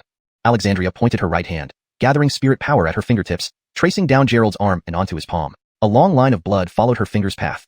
Gerald's eyes widened, staring at the sudden bloodline in disbelief. What's this? Cadaver worm, a technique used by the Heavenly Corpse sect to cultivate corpses. It uses force through the body to drain cultivators' spirit power and ultimately controls them, turning them into undead puppets. Alexandria withdrew her hand, inspecting the bloodline critically. Your cultivation has advanced recently, hasn't it? Gerald was still shocked, having never sensed this creature inside him. Halia, yeah, I've practiced another 2 layers, he hurriedly confirmed. No wonder this bloodline extends so fast. Alexandria nodded slightly. If it reaches your heart and devours it, your physical body will be controlled by this worm. How come I didn't sense anything? Isn't it some sort of demonic beast? Gerald asked. You didn't notice because it hides in your blood. Do you ever check if there's something wrong with your blood? Replied Alexandria. When you practice, it absorbs the spirit power you generate, then spreads along this bloodline. Gerald glanced at his heart area, then at his left shoulder, just about 20 centimeters away. No wonder consuming so many foundation establishment pills only increased his cultivation by 2 levels. All that spirit power must have fed the cadaver worm. Is it near my shoulder then? Gerald pointed at his shoulder, where the bloodline ended. Alexandria nodded, then stretched out her own arm. A similar, though shorter, bloodline was visible on her palm, ending at her wrist. How do we deal with it? Force it out using spirit power? Gerald asked. Having such a thing absorbing his spirit power would indeed be troublesome. It practically halved his cultivated energy. Alexandria pulled down her gauze sleeve, her eyes fixed on Gerald's arm. If you hadn't practiced, there'd be a way to handle the worm. But now it has absorbed your spirit power. Trying to expel it will cause it to self-destruct, which would be like exploding with half your spirit power. Could your body withstand that explosion? Looking at his arm, Gerald was speechless. Was cultivating problematic? If he had known earlier, he wouldn't have consumed so many pills. Now it was as if he had a ticking bomb inside him. If he tried to remove it, it would explode. If he left it alone, it would crawl to his heart and control him. He needed help. Surely Alexandria had a solution since she also suffered from it. So what do we do? You must have a way. Finally understanding why Heavenly Corpse sect members were universally hated, Gerald learned they targeted both dead bodies and living people. I can temporarily cast a secret spell to put the worm to sleep, but that's not a permanent solution. To truly resolve it, we must find Neil, the owner of the cadaver worms. Only he can command them. Alexandria only found the worms after practicing today and rushed to inform Gerald, only to realize how far his cultivation had progressed, bringing the worm almost to his heart. Find him? Where do we start? Let's go. Gerald was impatient. Anyone with a hidden bomb inside would be restless and unable to sleep or eat properly. Chapter 389. Unfavorable. I don't know. After he escaped in Ivetong, he should have left. Alexandria shook her head and said, now we can only wait for him to show up. Gerald thought for a moment and asked, can surgery remove it? With today's advanced technology, whether it's gallstones, ultrasound, or heart bypass surgery, aren't these all achievable? You're overthinking it. These corpse worms are much smaller than those. Today's human technology cannot possibly extract them. We can't even detect their existence. Alexandria waved her right hand, pulled out the white jade bottle, dipped her right palm in water, and then patted it on Gerald's shoulder. Is this little bottle a magical treasure, and what is the water inside? Gerald looked curiously at the white jade bottle. That water could cause zombies to vanish into ashes upon contact. Hail it when smeared on his body. It felt warm and comfortable. So many questions. Alexandria, somewhat impatiently, pushed her hand lightly on Gerald's shoulder, saying, all right, you can continue cultivating during this period. If you want to expel the corpse worm from your body, you must reach the golden core stage. Only then can your inner golden core withstand bodily destruction and recover. Gerald rolled down his sleeve, hearing her words, and fell silent. He hadn't even reached the foundation establishment stage, let alone the golden core stage. I remember there was a record of corpse worms in the Barbaric Beast Chronicle. They're just lower-grade demons born naturally from the corpses of a zombie king after its cultivation. There are many methods to subdue zombie kings, so isn't there one to subdue corpse worms? In Gerald's inheritance, there were records about corpse worms among the 100 most notorious demons ranked in 3 categories: heaven, earth, and human. The corpse worm ranked 73rd in the earth category. There were over 100 more powerful demons before it. Could it really be that nothing could handle them? There are methods, Alexandria replied, like the spirit-eroding worms, which consume anything and can change size at will. Even immortals avoid them, fearing contamination, or the ice silkworm, which can freeze anything. However, these heavenly demons have cultivated themselves, and even the weakest ones should be around the nascent soul stage. Gerald interrupted. You mentioned spirit-eroding worms? What about them? Alexandria asked. Are spirit-eroding worms evolved from gold threadworms, which in turn evolved from silver threadworms? If so, can the silver threadworms also deal with the corpse worms? Gerald saw a glimmer of hope. He had silver threadworms, which move through human blood vessels but prefer eating brain marrow instead of hearts. Sure, Alexandria nodded. Gerald immediately became excited. I have silver threadworms. They are 2 ranks lower than corpse worms. Is it possible they can handle them? Silver threadworms rank 75th in the earth category, below corpse worms. However, this didn't mean they were weaker since demons, like humans, need cultivation, spirit energy, and growth. Let me see. Alexandria responded. If silver threadworms could solve the issue, they wouldn't need to rush to confront Neil. Gerald quickly retrieved the small glass bottle containing the silver threadworms. The worms were still consuming herbs Gerald provided, their tails turning golden yellow. After inspecting them, Alexandria shook her head. No, your silver threadworms haven't been cultivated long enough. Neil has nurtured the corpse worms for decades. They're not on the same level. Unless the silver threadworms evolve to full gold coloration, they won't be able to match the corpse worms. The spark of hope in Gerald's heart dimmed. How could his few-month-old demons compare with decades-old corpse worms? Moreover, they were lower ranked. What do we do? Gerald asked again. Go after Neil? Now, we have an option. The corpse worm is sealed, giving silver threadworms time to evolve further and potentially devour the corpse worm. Alexandria observed the silver threadworms. However, if it fails, the corpse worm might kill the silver threadworm and advance straight to your heart. Gerald shuddered. It was like gambling with his life. Definitely not favorable. He decided to wait until the silver threadworms evolved further while searching for Neil. Forget it. Choosing to give up, dealing with the corpse worm now was premature. His life was far more valuable than this tiny demon. Wait. Just as Gerald was about to put away the bottle, Alexandria stopped him. Give it here. Confused, Gerald handed over the bottle. Alexandria unscrewed it, flicked her right hand, and the silver threadworms floated out. As its master, control them. Without hesitation, Alexandria stuffed the silver threadworms into her mouth. Gerald felt a chill. He knew where she found these worms. Hurry, don't just stand there. Alexandria frowned, glaring at Gerald. Quickly gathering his spirit energy, Gerald began controlling the tiny silver threadworms. Alexandria rolled up her sleeves. Occasionally, a slight bulge appeared on her slender arm, indicating the worms moving through her meridians. Actually, I only know basic beast control techniques. If they misbehave, I can't do much. Gerald was tense. He wasn't proficient in controlling the worms. If something went wrong, he couldn't take the responsibility. Enough talk. Alexandria's face showed discomfort. Initially, the swelling appeared in one spot, now gathered into two bulges near her wrist. They sometimes converged and then separated. Gerald clearly sensed the worms battling the corpse worms. These nearly invisible demons fought internally, possibly exploding at any moment, a significant test for cultivators. If the silver thread worms lost to the corpse worms, Alexandria would be better off. The corpse worm was far away, allowing her to cut off access to her heart if needed. Sweat broke out on Gerald's forehead. Although Alexandria had suppressed and sealed the corpse worms within her, their high rank made the silver thread worms struggle, gaining no advantage.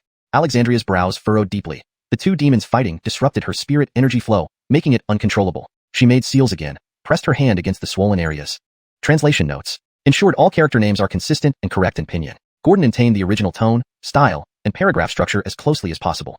Translated idioms and terms to ensure the meaning remains intact while making the English version fluent and natural.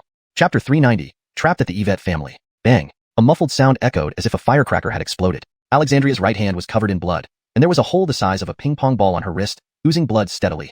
Alexandria acted as if she hadn't noticed. With her left hand, she gently picked up the tiny silver thread worm and tossed it to Gerald. The silver thread worm seems to have some restraining effect on the corpse worms. It should be able to handle the corpse Gordonster. You need to cultivate it well. It will be of great use in the future. Gerald put away the silver thread worm. The small bug, similarly drenched in blood, was unusually active inside the glass bottle, jumping around as if its confidence had increased after defeating the corpse worm. Are you all right? Gerald looked at her bleeding hand. Was this girl incapable of feeling pain? Her arm had a huge hole, yet she didn't even flinch. Alexandria pulled out some healing medicine and applied it directly to the wound. The blood stopped immediately, but the injury remained visible. The corpse worm has been swallowed by the silver thread worm, but some of its cultivation exploded. She let down her long sleeves, which were now stained with blood. What about me? Gerald glanced at his shoulder and asked, should I do the same? This corpse worm only consumed part of my cultivation because I discovered it early. Yours is different. It now possesses half of your spiritual power. If it explodes, it could destroy your body. Alexandria's expression returned to normal as she continued. Now you cultivate the silver thread worm while I go find Neil. With that, Alexandria drifted away, leaving Gerald standing there. You come, then leave without solving anything. Now what am I supposed to do? What an irresponsible woman. Gerald reluctantly stored the silver thread worm before turning into Lorena's room. After Alexandria's scare, Gerald was completely sober. He fed all the valuable herbs to the silver thread worm and then hurried to cultivate. If the silver thread worm surpassed the corpse worm, it could easily devour it. Or he could reach the golden core stage, using his stable core to withstand the explosion of the corpse worm, losing some Dao practice rather than becoming a corpse Gordonster himself. As for finding Neil, Gerald didn't know how long he had been cultivating. Even if he could fight, Neil had a heavenly corpse sect master, making him even less likely to win. He still needed to rely on himself. Back in the room, Lorena had already finished freshening up and was sitting by the desk, flipping through an ancient book. You're back? Lorena put down the book and saw some bloodstains on Gerald. She quickly approached. What were you doing? Did you fight again? Lorena was worried. Just today, she was scolded by her father. If Gerald fought the Yvette clan members again, it would be hard to explain.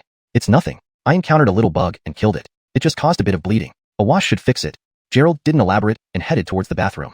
After undressing, he inspected the bloody streaks on his arms and shook his head. What a mess. He was inexplicably dragged into the dragon group, fighting blood corpses, and now had a corpse worm infesting him. Soaking in the bathtub, Gerald used his spiritual energy to examine his body. After careful inspection, he finally found the corpse worm, a small red worm motionless at the end of the blood streak. Luckily it's sealed, or I'd be dead. After washing, Gerald didn't train further. He cleaned up, changed into pajamas, and walked out of the room. As he entered the bedroom, Blair was already there, serving some late-night snacks. Xiao must have been tiring today. Eat something to replenish your strength. I've prepared some ginseng soup for you. Blair wasn't concerned about Gerald handling the Yvette family members and had specially prepared nourishing food for him. Auntie, you're too kind. Keep eating like this, and I'll get fat. Gerald smiled, adding, how about you join me? Preparing these must be exhausting. Blair appraised Gerald with a smile. You have a good build. Getting a little fatter won't hurt. She was thoroughly satisfied with Gerald, especially after he defeated so many young martial artists from the Yvette family. Alvin had intentions toward Lorena, though they shared the same surname, their bloodlines weren't close. When Yvette Tianlong mentioned it to Sergio, Blair immediately opposed it. Alvin was deceitful, unlike the straightforward Gerald. Mom, go ahead if you have nothing else. I'm going to sleep, Lorena interrupted, noticing her mother's approving smile and wanting to avoid any awkwardness. Blair chuckled, all right, go ahead and rest. Don't tire yourselves out too much. Xiao fought all afternoon. Lorena closed the door and muttered, I don't understand what my mom sees in you. She never acted like this before. Gordon, she thinks you're old enough to get married. Gerald sipped the ginseng soup. This 100-year-old ginseng was priceless and shouldn't be wasted. Go away. Who are you calling old? Lorena glared fiercely. Any girl dislikes being called old, no matter her actual age. She climbed into bed and threw off her slippers. Don't take random medicine tonight. I want a good night's sleep. After another restless night with Gerald, Lorena was exhausted from worrying about him being beaten up. Sleep well. I'll join you after finishing this. Gerald wasn't planning to train aggressively. If he provoked the corpse worm again, he might be inviting trouble. He wiped his mouth after eating, enjoying the life of luxury with multiple meals each day. Thankfully, everyone practiced martial arts, or they'd all become obese. Good night. Gerald switched off the light and lay down. Lorena was beside him, facing his direction, her small hand peeking out from under the blanket, asleep. Gerald hesitated, then reached out to grasp Lorena's wrist. Startled, Lorena quickly withdrew her hand, heart pounding wildly. What are you doing? Don't get any ideas. This is my house. Lorena warned. Chapter 391. The Solution. Bella's eyes were wide open, her pretty face flushing slightly under the moonlight. She had asked 3 consecutive questions, seemingly mistaking Gerald for a pervert again. After all, after consuming so many nourishing substances, he might have felt the urge to release some pent-up energy. At this moment, a gentle breeze blew through the window that was left ajar, and through the translucent green gauze curtains, their faces were clearly visible. Don't misunderstand, if I wanted to make a move, I would have done so on the first day. Gerald teased. Are you afraid I'll do something to you at your own home? Then why did you touch me? Bella questioned sharply. Gerald laughed. Come on, I'm a traditional Chinese medicine practitioner, and you're my patient. Have you forgotten? You haven't taken your medicine for a whole week. I just wanted to check how your body is recovering. Really? Bella blinked, still unsure. When have I ever lied to you? You're not a little girl, easily fooled, are you? As he spoke, Gerald held Bella's hand. Her arm felt warm, and her inner strength was still circulating within her body. It seemed her cultivation practice had not been interrupted for a moment. Bella's face turned even redder, but it was too dark in the room for anyone to notice. I'm not a little girl. I'm the youngest at home, she muttered to herself as she allowed Gerald to examine her wrist. Gerald said he was checking her health, but in reality, he wanted to see if she had been infected by corpse worms. After all, Bella had accompanied them to the grave nurturing site. If she had contracted corpse worms, it would be much more difficult to deal with. Gerald inspected carefully, his spiritual power running through Bella's body in sync with her inner strength. However, he encountered some resistance, making the examination slow. After an hour, Gerald had thoroughly examined her and confirmed that Bella was free of corpse worms, finally feeling relieved. Prepared to stop and rest, Gerald noticed that Bella's small hand was tightly gripping his arm. When he tried to pull back, her grip only tightened. Reluctantly, Gerald remained in that position and fell asleep. When sunlight flooded the bed, Bella woke up, feeling today's pillow was unusually soft, like hugging a plush doll. Opening her eyes, she saw herself tightly hugging Gerald, looking like a docile kitten. Ah, Bella gasped, then quickly covered her mouth, cautiously pulling her hands back, ensuring Gerald hadn't woken up. She felt slightly reassured. Why am I such a restless sleeper now? She thought quietly to herself as she sneaked up, hopping off Gerald's body. Gerald shifted slightly, glanced at Bella's back, and continued sleeping. He was indeed tired from yesterday and needed a bit more rest. Bella brought breakfast from the kitchen before waking Gerald to eat together. Where should we go sightseeing today? Gerald asked while eating noodles. Today I'm taking Dariogi out to play. You stay at the Yvette family compound and don't go anywhere else. Bella put down her bowl, wiped her mouth and added, I don't want you to challenge people outside. I don't want to get scolded again. Thus, Gerald stayed at the Yvette family compound, afraid to go out. He could imagine that if he went outside, he would likely be surrounded by the Yvette clan members challenging him. Fine. Since I can't go out, let's practice. Sitting on the sofa, Gerald closed his eyes and entered a state of cultivation. While cultivating, he had to monitor the condition of the corpse worm. If the corpse worm woke up, he would need to stop immediately. Otherwise, once it reached his heart and controlled him as a zombie, his life would be over. Damn Neil, when I find you, I'll flay you alive. Asshole, trying to control me and turning me into a corpse king. You should be turned into a mummy instead. Although Gerald hadn't seen Neil, he imagined him to be a particularly despicable and lewd character. The entire day passed with Gerald in cultivation, fortunately without any activity from the corpse worm. Alexandria's sealing spell seemed effective. Bella had gone somewhere with Aisha and returned just in time for dinner. She didn't chat much with Gerald and went straight to bed, snoring softly. You didn't take me along for the outing. We agreed I'm a guest here. Gerald stretched, eyeing the late-night snack Blair had delivered, and patted his stomach. Sigh, eating and drinking all day. I'm going to become useless. Despite his words, his body betrayed him, quickly finishing the snack. Just as Gerald prepared to wash up and go to bed, a figure appeared under the lamplight outside. Why come at night instead of daytime? Gerald glanced at the peacefully sleeping Bella and walked out the door. Daoist Seinen, what's up? Do we have a new mission?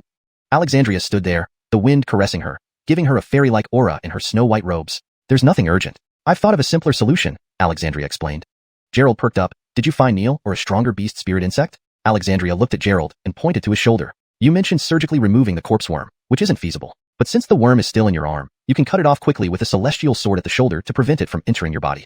Gerald's lips twitched, but Alexandria, unaware of his expression, continued, with my speed, and given that the worm is sealed, it won't react in time. Wait, Daoist Seinen, with your method, will my right arm still be usable? Gerald asked. That's obviously not possible. Once the worm leaves your body, it will resist and self-destruct, leaving you without an arm. Gerald almost fainted. So, her solution involved cutting off his arm. If not for Alexandria's serious demeanor, he would have thought she was joking.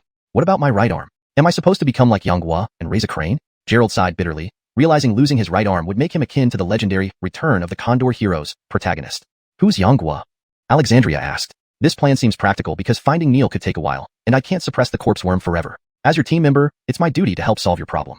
Chapter 392, Ancestor Worship Day. Gerald stared at the blood-red line on his right shoulder. Although this corpse worm was a time bomb, it had not yet exploded. If he were to chop off his arm now, how would he manage in the future? He wouldn't even be able to hold a sword anymore. If my arm is severed, can it grow back? Gerald asked again. There are many ways: phoenix essence blood, or a rainbow ginseng fruit, or the rejuvenation pill. All these heavenly treasures have the power to bring the dead back to life and regrow flesh and bones. They can even extend an ordinary person's lifespan by over 10 years. Alexandria listed several methods, causing Gerald's eyes to widen once more. Do Longzhu have any of these things? Gerald asked. Alexandria pondered for a moment before replying, a phoenix hasn't appeared for 1,000 years. I don't know if there's still one in the human world. The rainbow ginseng fruit exists only in the heavenly realm. As for the rejuvenation pill, it requires an elixir master from the late nether stage to successfully refine it. However, the herbs needed seem to be extinct in Bertzia. Gerald really wanted to smash his head against the tofu block and die. All this chatter just told him that with a severed arm, there was no immediate way to recover. What kind of group is this Longzhu, who didn't have anything useful? Not even Bodhi seeds. Ishan was still a cripple. Now if he chopped off his arm, wouldn't Gerald become a cripple too? Was he supposed to wait until after he transcended the ninth tribulation and ascended to search for those things in the heavenly realm? It wasn't practical at all. Zain and Taoist, are you sure you're not joking? Gerald stared intently at Alexandria. This girl always maintained a cold expression, as if seeing too many dead people left her without changes in facial expressions. I'm not joking around. You seemed very anxious yesterday, so I thought of helping you. Alexandria continued, even though phoenixes haven't appeared, phoenix essence blood should still be found somewhere in Bertzia. Or perhaps when the three realms were not yet divided, the rainbow ginseng fruits remained. I also have the formula for the rejuvenation pill, but I cannot refine it temporarily. Gerald waved his hands repeatedly. Zain and Taoist, thank you for your concern, but now I'm not so worried. We should continue searching for Neil slowly. Or I might wait for my silver threadworms to evolve into golden threadworms. Though it will take some time, it's better than becoming a one-armed swordsman. Alexandria gave Gerald a strange look. Why were you so urgent yesterday? Forget it. I'll leave first and inform you once we find Neil. With a flash, she disappeared. Gerald grabbed his head, thinking, is this girl lacking something in her mind? No, Gwendolyn lacks sense. She must be referring to Meadow having lack of sense. Back in the room, Gerald lay on the bed, searching through his inheritance for the method to regenerate a severed arm. After searching for a long time, while there were indeed many pills and spirit herbs, they all belonged to ancient prescriptions and elixirs. In modern Bertzia, it was impossible to find them. Forget it. It's better to stand alive than to kneel dead. If it comes to that, losing my arm would be much less terrible than turning into a zombie leader. Gerald seemed swayed by Alexandria. If there was really no solution, he might as well try this approach. Over the next 2 days, Gerald stayed at the Yvette family, secretly asking Pierre on the side if there were any inherited elixirs. But the result was still nothing suitable. Finally, today was the day for the Yvette family to honor their ancestors. At 5 o'clock in the morning, when it was still dark, the Yvette family members were already bustling about. They prepared sacrificial animals like pigs and cows, 3 poultry and 6 livestock, tea and wine. All necessary items for the ceremony. They also prepared enough paper money and ingots.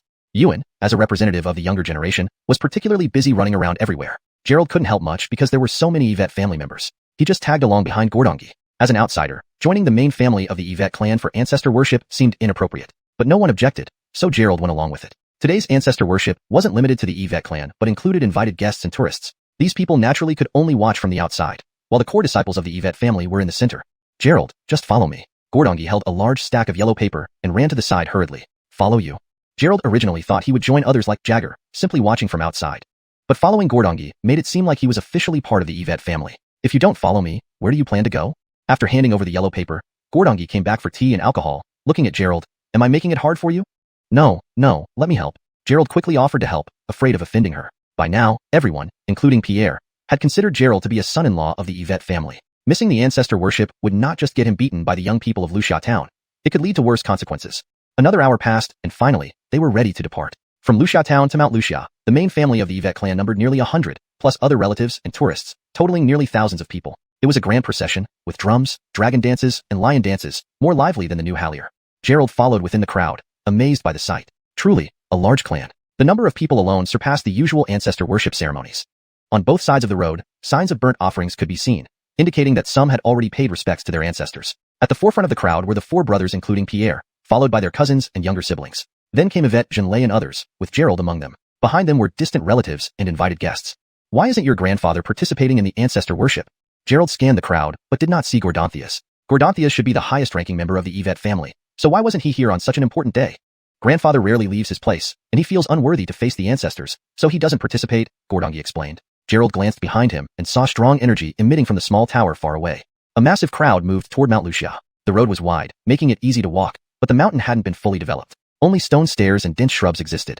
Note: the translation adheres closely to the original content while ensuring natural English flow and maintaining paragraph structure and line breaks as specified. Chapter 393: A Great Opportunity. Gerald and Bella walked side by side, observing the surroundings. The scenery was indeed beautiful, with abundant natural ecology, and there were even some wild animals around since no one usually ventured in. This place is really nice, perfect for retirement, Gerald sighed. The ecological environment of Luoxiao Mountain was far better than that of Daqing Mountain. Just wandering around, he discovered some extremely precious herbs. Next to the herbs, there were even some wild animal droppings. It seemed the beasts living here led a very blissful life. Retirement can wait until you're old. Help me hold this. I'm exhausted. Bella handed over a stack of yellow papers to Gerald, shaking her hand after holding them for so long in one position. How often do you perform ancestral rites? As Gerald took the yellow paper, he noticed that each sheet contained flowing spirit power. These sheets could easily deal with ordinary wandering spirits. Examining the other items beside him, they also held spirit power. Even Yuan's bronze tool could be considered a magical treasure, emitting thicker spiritual energy compared to general magical weapons. During every spring festival, tomb sweeping day, and double ninth festival, we have ancestral rites, but such grand rituals only occur once every 10 years. I've only participated twice. Bella adjusted her chiffon dress to prevent it from getting dirty or torn from prolonged friction with the ground. I'll do it. Gerald moved to her side, bent slightly, and tied an elegant bow at the hem of her dress. You know how to do this? Bella looked at the adorable bow, puzzled by how adept Gerald was with his hands. Gerald laughed. When I was young, my family was poor. My sister didn't have many good clothes, so I learned to make all sorts of cute designs for her, sew clothes, and mend patches. Of course, a lady like you would never experience that. You have a younger sister? Why have I never seen her? Bella had known Gerald for quite some time, sharing life and death experiences, yet she didn't know he had a sister. She even introduced him to her family and relatives. She studies at Jiangxing University. She's usually at school, so I haven't seen her in a while, Gerald explained, noticing Bella's expression. Knowing her well, he sensed her prideful nature flaring up again. After we return to Jiangcheng, I'll introduce you to her. She's very obedient and sensible, Gerald hastened to say. Bella's mood improved, and she nodded in agreement. Gerald exhaled, realizing Bella, despite her composed demeanor in Luoxia town, exuded a stronger presence. After tidying up, they continued following the main group. How much farther? Though the leaders ahead, like Sergio, were skilled cultivators moving swiftly, they didn't pull too far ahead, seemingly waiting for everyone. About an hour. Bella ran forward happily without the constraint of her dress, quickly creating distance between herself and others. Gerald glanced back at the cultivators from the sections. Though led by Foundation Establishment stage cultivators, they diligently followed without flying about freely on the mountain. An hour later, they finally reached the mountaintop. A colossal stone statue stood tall, at least 100 meters high, atop which rested a 7 to 8 meter wide bronze tripod. Stone tablets around bore inscriptions celebrating the accomplishments of the Yvette clan. Beyond lay an expansive plaza capable of accommodating thousands effortlessly. Gerald gazed out. Luoxia town was clearly visible below. Nearby structures housed offerings dedicated to previous generations of the Yvette clan. Sergio directed others as thousands of Yvette clan members stood silently in solemn order. Livestock was brought forward, placed on offering tables alongside grains, all arranged neatly. Flames ignited inside the bronze tripod, blazing high into the sky, illuminating the surroundings brightly. The mountaintop was enveloped in mist, carrying a chilling breeze. Sergio, face stoic, held a teapot and poured tea into 3 cups before placing the pot aside. He then filled 5 wine glasses with wine. The tea and wine exuded a faint spirit energy. Drinking these daily would certainly prolong one's lifespan. Pouring the libations, Sergio lit 3 long incense sticks and inserted them into an incense burner. Yvette clan, kneel. His voice resonated through the crowd as all knelt simultaneously. Recognizing this, Gerald joined in on bended knees. Though he was a cultivator, he believed in kneeling only to heaven, earth, and parents. Luckily, Yvette clan's ancestor was Elven, so this act of reverence was not misplaced. Sergio then began reciting a eulogy, detailing the lineage and achievements of the Yvette clan. Afterward, he folded the eulogy and burned it in the bronze tripod, bowing deeply to the colossal statue. Everyone followed suit, prostrating 3 times. Mist swirled around the mountaintop more densely as immense spirit energy surged in the air. Spirit energy, usually scarce in the human realm after endless battles, was now tens of times denser here. If one could cultivate here, it would equate to months of cultivation in a single day. Gerald couldn't miss such an opportunity. It made sense why nearby sects came to observe the ritual, likely lured by the concentrated spiritual energy. After the ritual, the air grew exceedingly dense with spirit energy, and everything appeared somewhat ethereal. The statue emerged more imposing in the white mist. Chapter 394, The Hegeman Rahim. The sunlight piercing through the mist formed a rainbow, as if 7 giant spotlights were illuminating the entire Luoxia mountain. Rise, offer incense. Sergio rose to his feet, holding 3 joss sticks over a meter long in both hands. After lighting them in the bronze tripod, he stepped forward and inserted the joss sticks into the incense burner. Next, Yvette Tianshan, Churchill, and Errol each came forward in turn to burn incense and kneel in worship. Gerald, however, enjoyed the rich spiritual energy in the environment. Although others were still queuing up for their turn, he didn't seem anxious at all. Here, hold these. Bella handed Gerald 3 sticks of incense, which were slightly shorter than those Sergio had just used. The 3 sticks represented heaven, earth, and Gordon. Gerald accepted the joss sticks, sniffed them, and felt refreshed by their faint aroma, unaware of what material they were made from but finding it invigorating. After I'm done, you follow me, Bella reminded him. Don't mess anything up, okay? Don't worry, I've never let anyone down. Gerald smiled and glanced towards 100 meters away. There stood Alexandria with a faint white veil covering her face, only revealing her cold eyes, giving her an enigmatic appearance. Behind her, other cultivators were practicing intensively to seize the opportunity. One late Foundation Establishment stage cultivator, only a step away from forming a golden core, was especially eager not to miss this chance. After several rounds of offerings, Yuan and others had already finished paying respects. Now it was Bella's turn. Bella held the joss sticks, stepped forward, bowed thrice to the stone statue, and prepared to place the joss sticks in the burner. As she extended her hand, sudden gusts of wind stirred the mist around her, enveloping her in swirling clouds. Everyone was stunned, unsure what was happening. Though the mountain winds were strong, they couldn't possibly be blowing in all directions toward Bella alone. In the mist, no one could see Bella's movements clearly. Even Gerald's divine sense couldn't penetrate the fog. Sergio and the others turned their attention there, confusion etched on their faces, as it seemed this situation was unprecedented to them. The spiritual energy is surging. What's happening? Gerald looked up to see that the 7 colored light beams originally floating in the sky were now focused entirely on Bella. Brother, will Daniel be all right? I've never seen this before, Churchill said worriedly. Sergio shook his head. I haven't either, but she should be fine. This is our ancestral hall, guarded by our ancestors. Evil spirits dare not enter. All eyes remained fixed on Bella. After about a minute, the 7 colored light slowly dissipated, and the mist thinned out. Bella stood there looking bewildered. She bowed to the stone statue again, placed the joss sticks in the burner, and returned to her original position. Daniel, come here. Sergio called out. Bella hurriedly walked to her father's side, sensing they would question her about what just happened. Now it was Gerald's turn. Though he wasn't from the Yvette family, he followed their tradition and started burning incense and kneeling in respect. Just as he was about to place the joss sticks in the burner, another burst of wind swept up, followed by the 7 colored light shining on him. Why am I experiencing this too? Gerald was even more puzzled. He wasn't a member of the Yvette family or its lineage. Why did this anomaly occur? Clearly, such phenomena indicated significant events. Gerald scanned the area with his divine sense, but found nothing unusual except for the warm rays of the rainbow light upon him. Ding ding dong dong. Suddenly, Gerald sensed something wrong. The Overlord pendant inside his jade pendant began to tremble as if trying to break free. With a flick of his right finger, Gerald summoned the Overlord sword into his hand. Do you also want to bask in this light? Gerald held the sword up to the light. But then, an incredible scene occurred. Normally, light travels in straight lines, and this rainbow light was no exception. However, where the Overlord's sword blocked the light, the rays bent and bypassed the sword, continuing to shine on Gerald. What the heck? So powerful? Gerald swung the Overlord's sword left and right. Yet wherever the sword passed, the light would automatically evade it. It wasn't clear if the sword was deflecting the light, or if the light avoided the sword. Either way, not a single ray of light touched the ancient bronze sword. At that moment, the Overlord's sword suddenly flew out of Gerald's hand, drawn uncontrollably toward the light. The sword danced midair while the light kept dodging. This spectacle left Gerald speechless. Both the sword and light acted beyond control. Fortunately, the ambient spiritual energy was abundant. Seizing the moment, Gerald began cultivating under the light. The Overlord's sword finally stopped dancing in the air and gently fell back into Gerald's hands. That's petty. Are ancient immortals like this? The Overlord's sword spoke. Gerald's eyes nearly popped out. This was the first time he truly heard the Overlord's sword speak. Are you a sword spirit? Gerald asked, clutching the sword. Hash, what nonsense. The Overlord's sword responded indignantly. You have learned my cultivation technique, wield my magical treasure, and now you call me a sword spirit?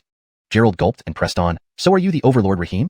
Hails, your guess is good, Rahim replied arrogantly. Why are you here? Didn't you commit suicide at the Wu River? Humph, that Gillis, a mere mortal manipulated by the divine clan, sought to kill me. Dream on. Someday, I shall ascend the 33 heavens and exterminate those so-called gods. Gerald questioned further. Then how are you here now? Are you human, immortal, or ghost? How can I be a ghost? This is the remnant of my soul after my death. Can't you understand? You've been cultivating for quite some time. Why so dense? Speechless, Gerald acknowledged this surpassed his common knowledge. All right, since I've awoken today, I might as well have a proper conversation. It's been millennia since anyone has spoken to me. Hashtag chapter 395, eldest brother's temper. Next, Rahim told a story. Chapter 395, eldest brother has a bad temper. Following this, Rahim told a story. During the Xuanhuan contention in ancient times, it was actually orchestrated by celestial beings from the heavenly realm. This point is similar to what Zain and Weirua mentioned. After the battles between the Shang and Zhou dynasties and the establishment of deities, the lineage of mortal emperors was severed. Since Bram, there had been no human emperor in the mortal world. The Zhou dynasty claimed to be the son of heaven but willingly positioned themselves below the heavenly realm, which allowed their dynasty to continue as the gods needed wise rulers on earth. Eventually, the Zhou dynasty collapsed due to internal strife, leading to the Warring States period. Mila Sherburton united the world and was crowned as the son of heaven by the heavenly realm, receiving their approval and the He Shur by jade seal carved into an imperial seal. The phrase, endowed by heaven, may longevity and prosperity endure, symbolized the legacy from the heavenly realm. However, after Mila Sherburton's son Hilton's reign, the world fell into chaos again. Despite this, the heavenly realm enjoyed the disorder within the mortal world. For as long as no human emperor arose, even cultivators posed no threat. Then Rahim appeared, born with extraordinary strength and confidence to re-establish the tradition of human emperors. However, the celestial beings would not allow this and thus chose Gillis as their candidate to compete against Rahim, orchestrating events to ensure Rahim's downfall at Gaishia, surrounded by enemies on all sides, as recorded in history. It was then that Rahim realized he had been manipulated by celestial beings. Upon his suicide at the Wu River, he entrusted his soul to the sword he wore. After the battle, while his physical body perished, his soul survived but was incredibly weak since his cultivation mainly focused on physical training. It wasn't until Gerald obtained the sword and began cultivating, generating spiritual energy, that Rahim slowly regained consciousness. Every time he awoke, though, Gerald faced danger, and the spiritual energy painstakingly cultivated was all consumed. Only in this place, rich with spiritual energy, could Rahim communicate with Gerald. Hell, so strong, wait, something's off. You're absorbing my spiritual energy? No wonder I feel like my cultivation is progressing so slowly. Gerald suddenly said, is it because of you that I can't establish a foundation? Bullshit. What's wrong with me absorbing some of your spiritual energy? Besides, my supreme tyrant art is the greatest cultivation technique in the world. Consider yourself lucky, Rahim retorted. As for why you can't establish a foundation, I can sense it through the sword too, but I don't know why. Just as that female cultivator said, overfilling leads to loss. If you keep practicing, you'll eventually establish a foundation. Gerald thought Rahim was the cause, but now even this millennia-old warlord didn't know the reason. It seemed establishing a foundation was truly difficult. Brother Zane, do you know what's happening here? Gerald asked, noticing he seemed to be trapped in a strange space where even his divine sense couldn't penetrate the mist. Rahim replied, this appears to be a small Sumeru space created by an ancient powerful being. That rainbow light should be from the 7 apertures of a 7-aperture lustrous heart, which explains the abundant spiritual energy. Gerald was stunned. Could he really be inside a 7-aperture lustrous heart? A heart from thousands of years ago still beating? Legends say it can see through illusions and communicate with all things, its possessor being either a saint or quasi-saint. How could such a heart still exist in the mortal world when Begon had already become a deity? Isn't this heart Begon's? Wasn't he deified? Gerald asked, puzzled. How would I know? Rahim responded. The deification war was just a scam by the divine race to rule the 3 realms. They turned the mortal world into a battlefield, making Shang and Zhou immortals fight each other, causing massive losses. Though some were deified, the mortal world was nearly destroyed. The celestial race of the heavenly realm seemed concerned about the increasing number of cultivators in the mortal world potentially threatening their rule, hence they initiated the deification war. Subsequent chaotic wars in Chinese history, with dynasties changing, often involved interference from celestial beings.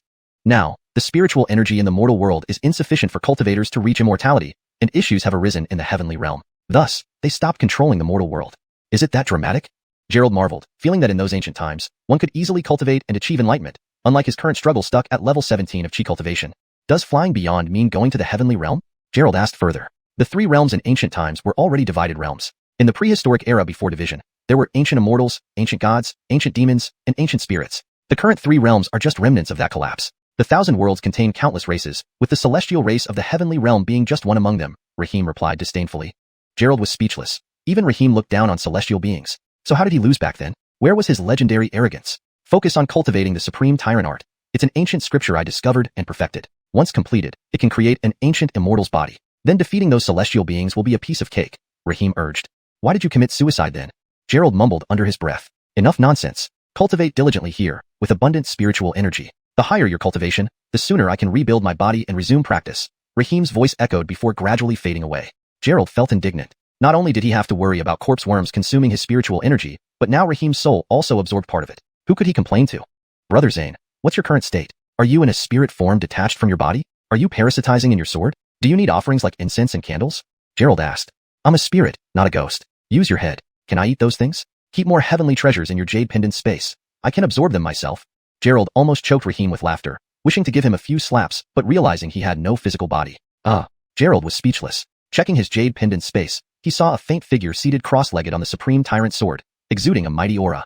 Slay the gods. Once we get out, let's attack the heavenly realm, destroy those celestial beings, and reclaim Amina's soul. The mandate given by the heavens represented this inheritance. However, Mila Sherberting's son, Hilton, created chaos again, plunging the world into turmoil. Despite this, the heavenly realm was happy with the human realm's internal conflicts, as long as no human emperor emerged. Even if there were cultivators, they posed no threat.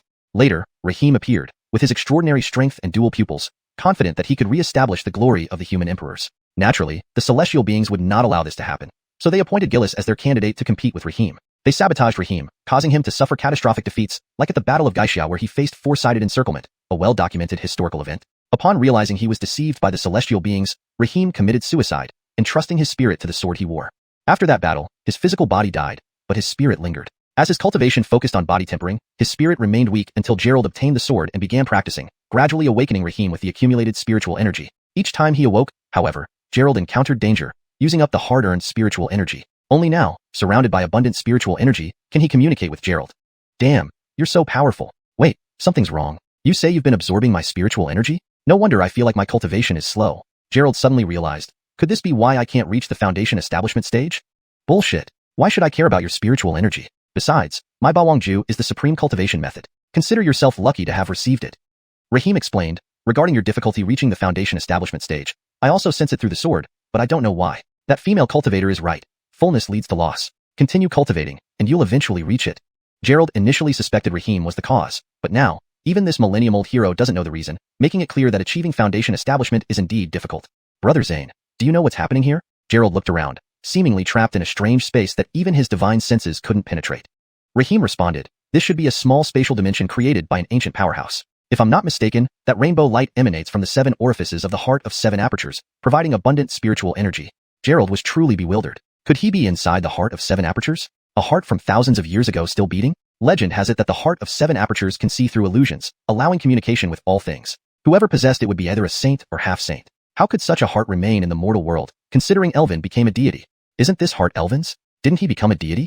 Gerald asked in confusion. I don't know. Furthermore, becoming a deity was just a scam by the celestial clan to rule the 3 realms, using the mortal world as a battlefield to weaken the Shang and Zhou immortals. Although some gained divinity, the mortal world was left devastated. The celestial beings in the heavenly realm feared that increasing numbers of mortal cultivators might threaten their rule, leading to the War of the Gods. Gordony wars and dynastic changes in China were manipulated by these celestial beings. Now, the mortal realm's spiritual energy is insufficient for cultivators to reach immortal levels. Additionally, issues arose in the heavenly realm, prompting them to stop controlling the mortal world. How exciting! Gerald listened to these ancient legends, feeling that anyone back then could easily achieve enlightenment, unlike today's hardships where he struggles at level 17 of chi cultivation. Does ascension lead to the heavenly realm? Gerald asked. With disdain, Rahim said, the 3 realms of ancient times were already divided. In the primordial era before division, there were ancient immortals, gods, demons, and beasts. The current 3 realms are merely fragments of that collapse. Among the countless races in the great world, the celestial clan is just one among many. What makes them so arrogant? Gerald was speechless. Even Rahim, who looked down on deities, lost. His pride must have come from somewhere. Focus on cultivating Bao. It's an ancient secret technique I obtained and refined with my insights. If perfected, it can forge an ancient immortal's body, easily slaying those celestial beings. But you committed suicide, Gerald muttered inwardly. Enough chatter. Cultivate well here where spiritual energy is abundant. Once your cultivation improves, I can reconstruct my physical body and restart my training. Rahim's voice faded away. Gerald felt aggrieved. His cultivated spiritual energy was consumed not only by corpse worms, but also by Rahim's spirit. Who could he complain to? Brother Zane, what's your state now? Is your spirit outside your body? Are you parasitizing the sword? What do you eat? Should I burn incense and candles for you? Gerald asked. I'm a spirit, not a ghost. Can you think straight? Can I eat those items? Just store more natural treasures in your jade pendant space for me to absorb. Gerald almost drove Rahim mad, wishing he could give this guy a few smacks, but unable to because of his lack of a physical body. Gerald had no words. Checking his jade pendant space, he saw a faint figure sitting cross-legged on the Bawang sword, exuding incomparable might. God-slaying sword. Once we get out of here, let's ascend to the heavenly realm and destroy those celestial beings. We'll reclaim Amina's spirit. Translation ends here for this segment. Chapter 396, Past Gordanters should not be mentioned again. Gerald squinted his eyes, starting to cultivate the primordial chi technique and the Overlord decision. Strangely enough, what seemed like only 10 minutes for Bella and others turned into almost half an hour with Gerald chatting and cultivating inside. The mist had not yet dispersed, and no one outside had made a move. Gerald decided not to ponder this further. Since he couldn't leave the mist anyway, he might as well focus on cultivation. Finally, the rainbow light dissipated, and the surrounding fog started to thin out. Standing up, Gerald saw that once the fog cleared, everyone was still waiting around the altar, just like before. Looking at the incense he had offered, it was only 1/3 burnt, which meant that although he had spent almost 10 hours cultivating, only a few minutes had passed outside. Thank you. Gerald bowed 3 times to the stone statue before retreating. Gerald. Bella hurried over, bringing Gerald to Sergio's presence. Sergio's gaze was sharp, nodding slightly at Gerald. What did you feel? Gerald thought for a moment. Nothing special, just felt the abundant spiritual energy here. Perhaps it's the ancestors of the Yvette family showing their presence. Sergio didn't comment much, only looking at the ancestor's stone statue and saying, after the ancestral worship, we will return home. For now, let's wait here. Sergio was puzzled. If Bella, as a direct descendant, could be blessed by the ancestors, why could Gerald, an outsider, also receive such favor? During the rest of the family's worship, no more unusual phenomena occurred except for Bella and Gerald. Junyao, how did you feel just now? Gerald asked.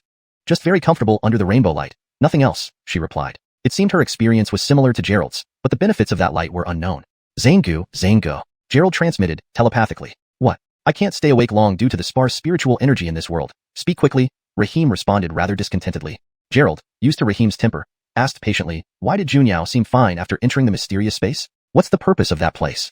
Spiritual energy is beneficial for cultivators, but for martial artists like Bella, it should be of little use.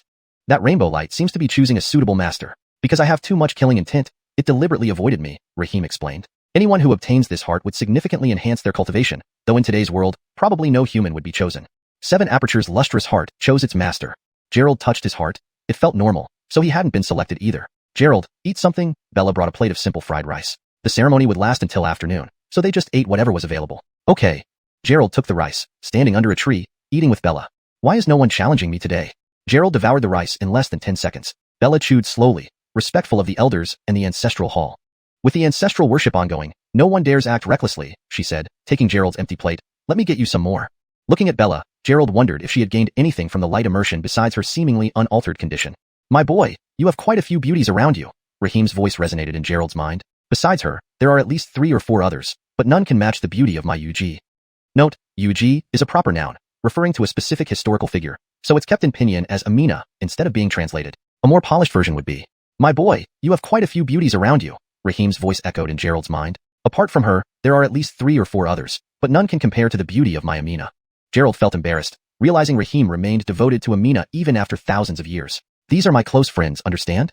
Gerald laughed. Forget it. You wouldn't get modern society where polygamy is illegal. What don't I understand? I rejected many beautiful women in my time. Cultivators usually practice monogamy for longevity and deeper connections, Raheem sighed. If those deities hadn't threatened me with Amina, I wouldn't have been defeated. Forget it, past matters should not be mentioned again. Raheem seemed to still harbor resentment about his defeat, but Gerald didn't probe further. Bella returned with another large bowl of rice. She looks quite considerate, Raheem commented. Halia, until you see her when she's angry, Gerald muttered. To whom are you talking? Bella asked, seeing Gerald's lips moving silently. No one. I just think you're considerate, Gerald smiled. Bella blushed slightly, whispering, you have good taste. She then went off to serve others, while hundreds continued the ritual amidst the chaos. Once the worship concluded, Sergio signaled Ewan to start heading back home, preparing a banquet for guests. Bella packed up, preparing to go down the mountain with Gerald. At this moment, Alexandria approached the altar, holding 3 long incenses. Igniting them, she bowed 3 times to the statue. Suddenly, the heaven moved again. Rainbow light shone upon Alexandria, engulfing her in dense fog, even more concentrated than before. Chapter 397, Descendant of the Tyrant. Pierre and his companions stopped again, looking toward the center of the altar. Pierre's expression clearly showed he was not in a good mood. It was understandable. This was a family ancestral worship event for the Yvette family. Gordongi causing a heavenly disturbance could be overlooked as she was after all a Yvette family daughter. Gerald causing a disturbance was also tolerable, as he was considered a son-in-law of the Yvette family. But what about Jasmine causing a phenomenon? She had no kinship with the Yvette family at all, except that they were both members of the dragon group. Pierre looked up at the ancestor's stone statue and shook his head, at a loss for words. That person is called Jasmine, Raheem's voice came again, indicating he had become more talkative since awakening. Do you know her, Brother Zane? Gerald was puzzled. How could Raheem ask about another woman when he was devoted only to Amina? She gives me a very strange feeling, Raheem said. What is her background? How would I know? I've barely known her for a week. Gerald didn't know Jasmine's origins, and neither did Pierre. Her character was designed to be mysterious. If it were so easy to uncover, would Jasmine still seem ethereal? I always get this weird vibe from her. It doesn't feel like someone from modern times, similar to the ancient aura I sensed from my godslaying sword. Raheem added, be cautious. This person might not belong to modern times. Gerald was speechless. Not from modern times? Was she some powerful being who lived over 1,000 years? Living for 1,000 years, while remaining at the cultivation stage of chi refinement, sounded absurd. Of course, she might possess some ancient treasure that carries such an aura, Raheem continued. Gerald replied, Brother Zane, I think you've been unconscious too long. The modern world isn't like your time. You should learn more about it. I'll put a computer and a phone in the storage space for you to understand the current human realm better. Himph, does the king have anything he doesn't know? Raheem coldly snorted, asking, what are computers and phones? Gerald's face stiffened. He took out his phone, flipped through it casually, downloaded recent history, then tossed it into the jade pendant space. Without signal, going online wasn't possible, so he downloaded some ebooks to let Raheem start understanding the present. Why has war become so weak now? Back then, I led 10,000 troops to defeat Mila's 10,000 strong army at Julu, causing them to tremble in fear, Raheem commented while browsing through the phone inside the pendant space. Gerald could only shake his head. Heroes shouldn't dwell on past glories, especially ones from thousands of years ago. Raheem seemed old and just reminiscing about the past. What is this? Why does she cause this too? At that moment, Gordongi approached Gerald, watching Jasmine enveloped in rosy light, her face displeased. Who knows, I also went there hazily. Gerald laughed. Gordonibe, our ancestors' spirits have manifested. The spirit of our ancestors manifesting for outsiders, huh? Humph. Gordongi stomped her foot and pulled Gerald, saying, let's go home. Don't look anymore. Gerald had intended to wait until everyone had finished worshipping to see if anyone else caused a celestial disturbance. Now, dragged by Gordongi, he could only leave the mountain. Oh right, you're Gerald, right? Raheem asked. Gerald nearly lost balance on the steps, surprised that Raheem hadn't even known his name after talking for so long. Brother Zane, you didn't even know my name? Don't call me brother. The last person who called me brother was Gillis. That scoundrel betrayed me and colluded with the divine race. Nearly killed me with rage. Raheem's tone was full of anger. If he still had his physical body, he might hold the god-slaying sword and dig up Gillis's grave. Calm down, calling you big tyrant is fine, right? Gerald felt calling Raheem big tyrant sounded like Japanese, but getting on brotherly terms with Raheem would surely shock everyone. Big tyrant sounds unimpressive, Brother Zane works better. Oh, what did I want to say? Raheem paused and then continued, Gabby beside you looks like an ancient martial artist. You can pass on the physical cultivation part of my tyrant art to her, so your cultivation won't be too weak. When I reshape my body later, you won't be of much help otherwise. Gerald felt like he was being set up. How could he possibly aid in the future, fight against the heavens or something? What? You look down on my tyrant art? Raheem's voice resonated slightly, suggesting he might emerge to punish Gerald if he underestimated it.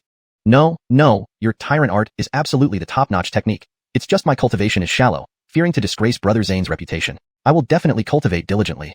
Never expected Raheem to be so petty. No wonder Gillis succeeded. Fear nothing, just cultivate as I say. Otherwise, even savages could defeat you, tarnishing the name of the Western Chu tyrant. From now on, you are my descendants. Raheem murmured in the space. So much time has passed. I wonder where Gillis's descendants are? Gerald remained silent. Indeed, Raheem was overconfident as recorded in history. Listening to him, it seemed he still sought revenge on Gillis's descendants, which was ancient history. Why are you spacing out? Why do you look odd? Walking along, Gordongi noticed Gerald muttering to himself, looking like he was losing his mind. I am fine, just thought of passing on a new skill to you. Gerald shook his head. Do you feel any difference in your body? I haven't felt anything different, but you seem a bit off.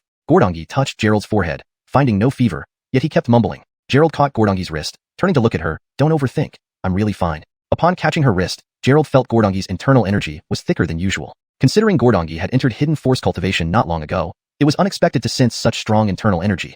You, what are you doing? How dare you be so rude? With her wrist tightly held by Gerald and scrutinized closely, Gordongi's face flushed involuntarily.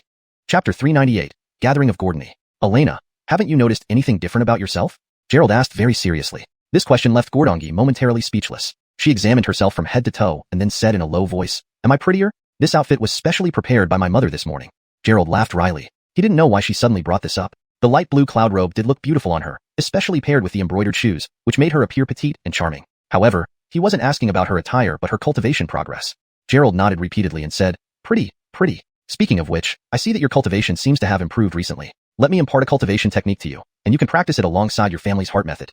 Gordongi's lips curved slightly, showing signs of happiness, and she nodded in agreement. The return journey was different from the way there. Coming up, they had started from the eastern entrance of the town and followed the mountain path. Going back, they detoured around the back mountain and returned via the western part of town. So this return route was flatter, but also longer.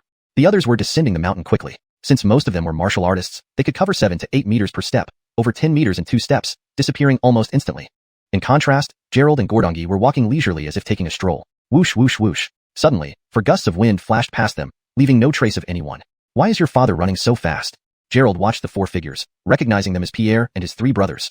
No one else could move that quickly. How would I know? Gordongi looked equally puzzled. After the ancestral rites, her father should still be on the mountain tidying up, waiting until everyone left before sealing the mountain and departing himself. Daniel. Just then, a call came from behind Gordongi. Yvette Junzane was chasing after her. Second brother. What's the matter? Seeing him in such a rush only added to Gordongi's confusion. Grandfather wants us to go over there. Father and the others have already gone ahead. You should hurry up too. Don't let grandfather wait too long. Grandfather wants us? Gordanthias usually stayed in the small tower and didn't manage family affairs. Why did he suddenly want to see them today? Hales, hurry up, I'm going first. After saying that, Yvette Junzane leaped away with a few swift movements. Hearing this, it seemed urgent. Gordongi couldn't continue her leisurely walk and picked up the pace. Gerald followed closely behind, merging 2 steps into one. At first, he didn't move too quickly, but when Yvette Junfeng urged again, Gordongi began sprinting without worrying about her appearance anymore.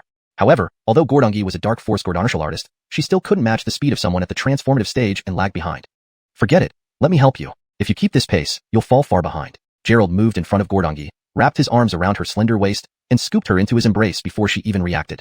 Put me down. So many people are watching. Gordongi's feet kicked wildly in midair, her face flushed red. They were surrounded by clan members. How would they interpret seeing Gerald carrying her? Don't worry, they can't see us. Gerald smiled and immediately sped off, demonstrating the 9 turns wayward step, the perfect movement technique for lower-tier cultivators. This speed was relentless. Even martial artists could learn this using internal energy, making their speed just as impressive as long as they had ample spiritual energy or internal energy, like a V12 engine fully fueled.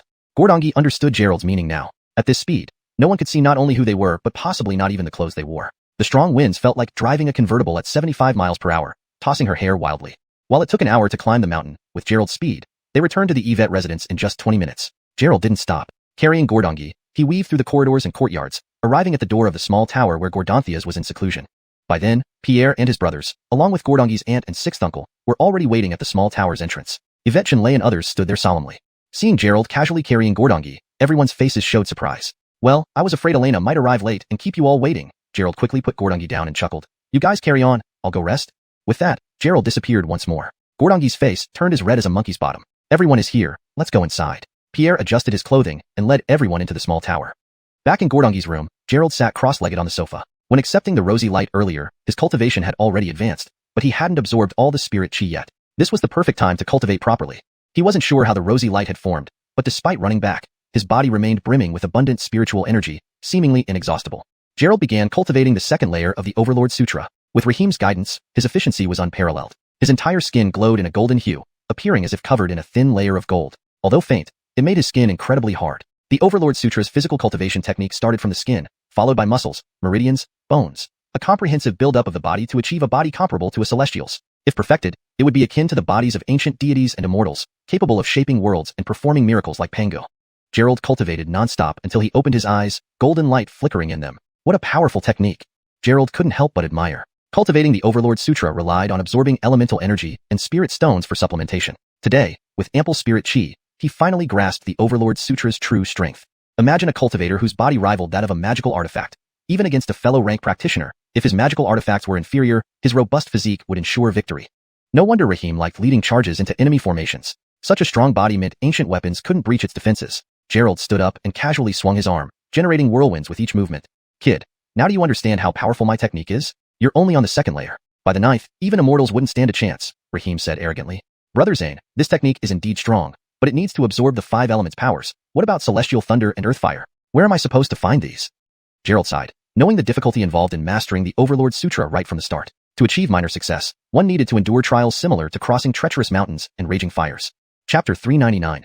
Gordon Ride? The heavenly thunder tempering of the body is a necessity. Generally, after reaching the spirit transformation stage and passing through the 3 layers of celestial tribulation, relying on the Overlord's resolve to withstand it should suffice. As for earthly fire, like volcanic eruptions or lava flows, entering them for cleansing and tempering will do, Rahim explained. The power of the 5 elements can only be absorbed by cultivators. Within the spiritual energy of heaven and earth lie the 5 elements: metal, wood, water, fire, and earth. Since you are an alchemist, your sensitivity towards fire and wood attributes is more pronounced, but you need to absorb the others during cultivation as well. Does spiritual energy have attributes? Gerald asked. You really don't understand anything. How exactly have you been cultivating? Rahim scolded. I truly wonder how the god-slaying sword chose you. Listen carefully. To achieve spirit transformation, all 5 attributes must be present. If you don't absorb them now, you'll regret it later. Gerald scratched his head, once again feeling belittled. Normally, he absorbed spiritual energy without considering its attributes. Restarting his cultivation technique and examining closely, he indeed noticed different elements within the spiritual energy of heaven and earth. All right, I get it. With no choice, Gerald sat down helplessly, preparing to continue his cultivation when the door was pushed open. Blair walked in gracefully with a smile, holding a set of clothes wrapped in red cloth. Xiao, were you tired from today's ancestral ceremony? Blair placed the clothes on the sofa before Gerald and smiled lightly. Wear these during dinner. I'm not sure if they fit. I had them made based on Daniel's measurements of your height and size. If you don't like them, we can make new ones next time that satisfy you. Gerald was puzzled. Why would there be specific attire for the ancestral feast? However, he couldn't refuse Blair's offering, so he replied with a smile, sure, I'll wear it shortly. Blair scrutinized Gerald with a radiant smile. Good, I'll have someone come fetch you later. With that, she turned and left. Gerald marveled at the many traditions of noble families. Even dining required specific clothing, and someone would pick him up. The rules were truly elaborate. These clothes, why do they look? As Gerald examined the outfit, he grew increasingly perplexed. It was a traditional embroidered robe in a vibrant red, adorned with golden dragons and a large red flower over the chest. There was even a hat and matching red trousers. The entire red ensemble seemed unusual, almost like a wedding gown. Did they give me the wrong clothes? Gerald muttered while trying on the outfit. It definitely looked tailored for him. Hey, looks like you're getting married today, Rahim's voice remarked again. Gerald shuddered, initially thinking it was a mistake. It now seemed clear. The red robe, the large red flower on the chest, and the hat, all indicated a groom's attire. This could just be a local custom here, Gerald tried to convince himself. What if everyone else wore this? He wouldn't want to offend the Yvette family by not changing. You're taking it pretty calmly. I'll go back to sleep and leave you alone for your honeymoon, Rahim quipped, leaving Gerald to change into the clothes. After dressing, Gerald stood before the mirror. The more he looked, the more he resembled a groom. Just as he felt utterly bewildered, the door opened, and Raphael and Kyle entered. Seeing him, they bowed deeply. Sir-in-law, dinner is ready. What? You called me what? Gerald was genuinely shocked. Clothing could be mistaken, but not the title. Sir-in-law, today is your big day with Miss Yvette. Everyone is waiting for you, Raphael said. Hails, sir-in-law, please hurry. All the guests have arrived, Kyle added. Gerald found himself speechless. How did he suddenly become sir-in-law? He was merely accompanying Gordongi home for the ancestral ceremony, not planning a wedding. Thankfully, his household registration was at home. Otherwise, under these circumstances, even a marriage certificate wasn't out of the question. Helplessly, Gerald was escorted out of the room towards the dining hall. Along the way, lanterns adorned the corridors, each decorated with a happiness character. Reaching the courtyard, he saw several 8 immortals tables set up, guests seated, and dishes already served. As Gerald approached, congratulatory remarks about his new marriage filled the air. Feeling weak-kneed, Gerald wished he could deny being sir-in-law. However, revealing the truth would likely result in severe repercussions. Initially hesitant to contradict the situation, if he dared to refuse now, he would shame the Yvette family. For influential families, face was paramount. Disgracing the Yvette family meant Gerald wouldn't leave alive today. Reluctantly, Gerald followed Raphael and Kyle into the dining hall. Upon entry, a collective shout resonated. "Sir-in-law has arrived." Hearing this, Gerald nearly collapsed but was caught by Raphael and Kyle. Inside the hall, the direct lineage of the Yvette family awaited. Cousins, nephews, nieces, all smiling as they sized up their new sir-in-law. Looking at the main seat, Gerald realized his fate. Gordongi, draped in a splendid red wedding gown embroidered with golden phoenixes, wearing a traditional bridal headdress and veil, sat beside Pierre and Blair. Nearby were Yvette Tianxi and his brothers along with their wives. Gerald steadied himself with his cultivation techniques, trying to regain composure. Events unfolded too swiftly, unannounced, culminating in his imminent marriage. Supported by Raphael and Kyle, Gerald was guided to the main seat. Beneath her veil, Gordongi's body trembled slightly, as if she wanted to say something but couldn't. Chapter 400, Wedding Ceremony. After escorting Gerald to the stage, Raphael and Kyle stood on the platform. "Ladies and gentlemen, dear friends." The two started to echo each other as if performing crosstalk. Today is a joyous day for the Yvette family. Miss Bella, born in. Mr. Yvette's son-in-law Gerald, born in. They recited Bella's and Gerald's birth details and then continued. These two are a perfect match made by heaven, destined to be together. Today, they will become husband and wife. With that, Bella stood up and walked to Gerald's side. Gerald finally understood the smile on Blair's face. He glanced at Pierre, whose stern expression did not hide his appreciation. Gerald's forehead was beaded with sweat. It seemed this was really happening, and even Bella was prepared. The problem was, he wasn't ready at all. At that moment, Bella extended her hand and tightly held Gerald's. Her delicate fingers traced signs in the palm of his hand. "Talk about it later." Gerald knew it wasn't the time to ask questions, so he settled down, waiting for everything to end. First bow to heaven and earth. Gerald felt dizzy. Things were progressing too fast. Bella pulled him along, and reluctantly, he knelt down. Second bow to parents. Turning around, they both knelt before Pierre and Blair. Blair was overjoyed, getting up immediately to help Gerald stand. "Xiaomalog, today has indeed been rushed. We haven't completed the proper formalities yet. We can do that later. This red envelope is from your mother-in-law. Take it." Without waiting for Gerald's response, Blair stuffed a large red envelope into his arms. Cough, cough. Pierre coughed slightly, but also took out a red envelope and handed it to Gerald. Raphael and Kyle then approached with teacups, saying, "Offer tea." In his daze, Gerald accepted the teacup. "Father, have some tea, mother, have some tea." Bella obediently offered the tea while nodding politely. Gerald followed suit, holding and offering the tea. Such a good girl. Blair suddenly felt emotional, reaching out to touch Bella. "Exchange bows," Raphael announced. They stood up and bowed deeply to each other. Gerald bent very low, finally able to see Bella's face clearly. Her cheeks were flushed a bright red, almost dripping with radiance. With this ceremony complete, escort them to their nuptial chamber. Thus, after the wedding ceremony, led by Raphael and Kyle, they once again passed through the hall and returned to Bella's room.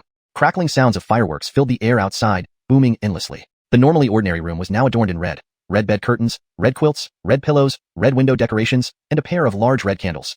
Bella sat on the bed, her legs involuntarily twitching, revealing her nervousness. Returning to the room, Gerald felt a wave of relief, but still felt dizzy. Looking at Bella sitting on the bed, covered by a red veil, he felt as if it was a dream. "What are you doing? Aren't you coming over?" Bella asked with a hint of impatience. Gerald rubbed his head and approached, asking, "Unveil the bride? Do you want me to unveil myself?" Bella sounded slightly offended, saying, "My mother said you must do it." Gerald took a deep breath, sat beside her, and lifted the red veil. As the veil was lifted, Gerald's heart raced uncontrollably. Under the glow of red light, Bella looked petite and charming, like a refined young lady. Finally, however, upon lifting the veil, Bella immediately complained, touching her heavy phoenix crown. "This thing is too heavy. It feels like it's going to break my neck." "Hold on, could you explain what's going on? How did I become your family's son-in-law?" Gerald was completely baffled, seeking an explanation. "I don't know either. After the ancestor worship today, Father and I went to find Grandfather. He insisted on arranging this marriage and wanted me to marry you today." Bella pouted unhappily. "I have no idea what he's thinking. There isn't even a grand sedan chair or 3 gold pieces. This is nothing like the wedding I imagined." Given the urgency, pulling off this much within hours was already impressive. Bella found it strange too. Grandfather usually didn't care about these matters. Why had he pushed for such haste, leaving her no time to explain to Gerald? "I feel like I've become a live-in son-in-law." Even for a wedding, it couldn't be at the Yvette residence when his own mother wasn't even present. It felt incomplete.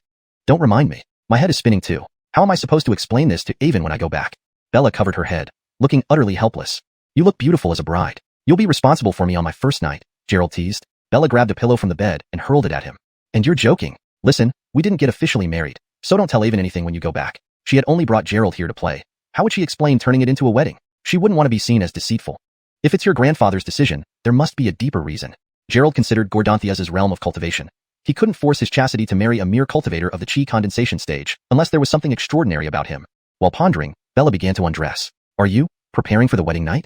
Gerald thought she was getting ready for intimacy. Bella rolled her eyes. "In your dreams. We still need to go out and toast guests. Do you want me to wear a 5-kilogram phoenix crown while toasting? I'm changing into a different outfit for toasting." While Bella changed, Gerald examined the red envelopes given by her parents. He was shocked by what he saw. Pierre's envelope contained a bank card with its password written next to it. The golden card suggested at least millions in assets. Examining Blair's envelope, he gasped. It included the operating rights of a hotel in the city center, various businesses, and the deed to a villa. Together, these assets totaled hundreds of millions easily. Searching further, he found another letter from Blair. In the letter, she wrote that Bella was well pampered and had a bit of a temper, requesting Gerald to be patient with her. She also mentioned Bella's physical injuries from martial arts training, urging him to be understanding. Finally, it expressed a mother's hope and anticipation for her daughter's future. Chapter 401. A Great Drunkenness. The wedding was now regarded seriously by all the members of the Yvette family, even if Gerald wasn't willing to take it that way. What are you looking at? Bella walked over after changing her clothes and saw Gerald intently reading a letter, which made her curious. Do you want to see the letter your mother wrote to me? Gerald unfolded the white envelope, revealing an elegant handwritten letter in his hands. My mother wrote to you? Bella took the letter and read a few lines, her eyes beginning to tear up. Sniff, they're all taking it seriously. What am I going to do? If we separate in the future, won't we let my mother down and also Grandpa? Sniff sniff. Seeing Bella crying bitterly, Gerald was momentarily at a loss for words. Apparently, the tradition of crying before marriage was indeed true. Stop crying, your makeup will run. Gerald gently put his arm around Bella's shoulders and half-joked, your mother just wants what's best for you. Let's worry about the future when it comes. In the worst case, you'll be the senior wife, and they'll be the junior wives. Bella stopped crying, her eyes red and glaring at Gerald with a touch of anger. You're joking when I'm serious. What am I supposed to do? How can I face Florence in the future? I'm going crazy. Bella hit Gerald with small fists, raining blows down on him. Bang bang bang. At this moment, there was a knock on the door and outside, Diane Eyre said, Miss, young master, the guests are waiting. Are you ready? It seemed they were worried Gerald and Bella might forget about the guests and retreat to the bedroom, so they hurriedly came to remind them. We're coming. Bella stopped the scuffle, glaring fiercely at Gerald. Follow me out. Gerald's expression stiffened. This girl was truly unpredictable. Back in the dining room, the atmosphere became livelier. First, they went to the table of elders to offer toasts. Bella resumed her gentle demeanor as a well-bred young lady. Second uncle, third uncle, fourth uncle, fifth aunt, younger uncle. Gerald followed behind, offering drinks around the circle. Little Yao has grown up and is getting married. This is a gift for you, Churchill said, still pained from giving another gift after losing a competition with Gerald previously and giving him a piece of warming young jade. Aelbert presented a scroll of calligraphy inscribed, A Century of Harmony. Errol gave a short dagger, inappropriate though it may seem for a joyous occasion, yet no one commented since the Yvette family practiced martial arts for generations. Here, little Yao, this is for you. The adorable Lyndon stretched out his small hand and handed Bella a bracelet of green-blue beads. Thank you, Lyndon. Bella nodded. After toasting at this table, they moved to the next. Gerald drank each toast earnestly, for with Shantan experts like Sergio present, there was no chance to cheat.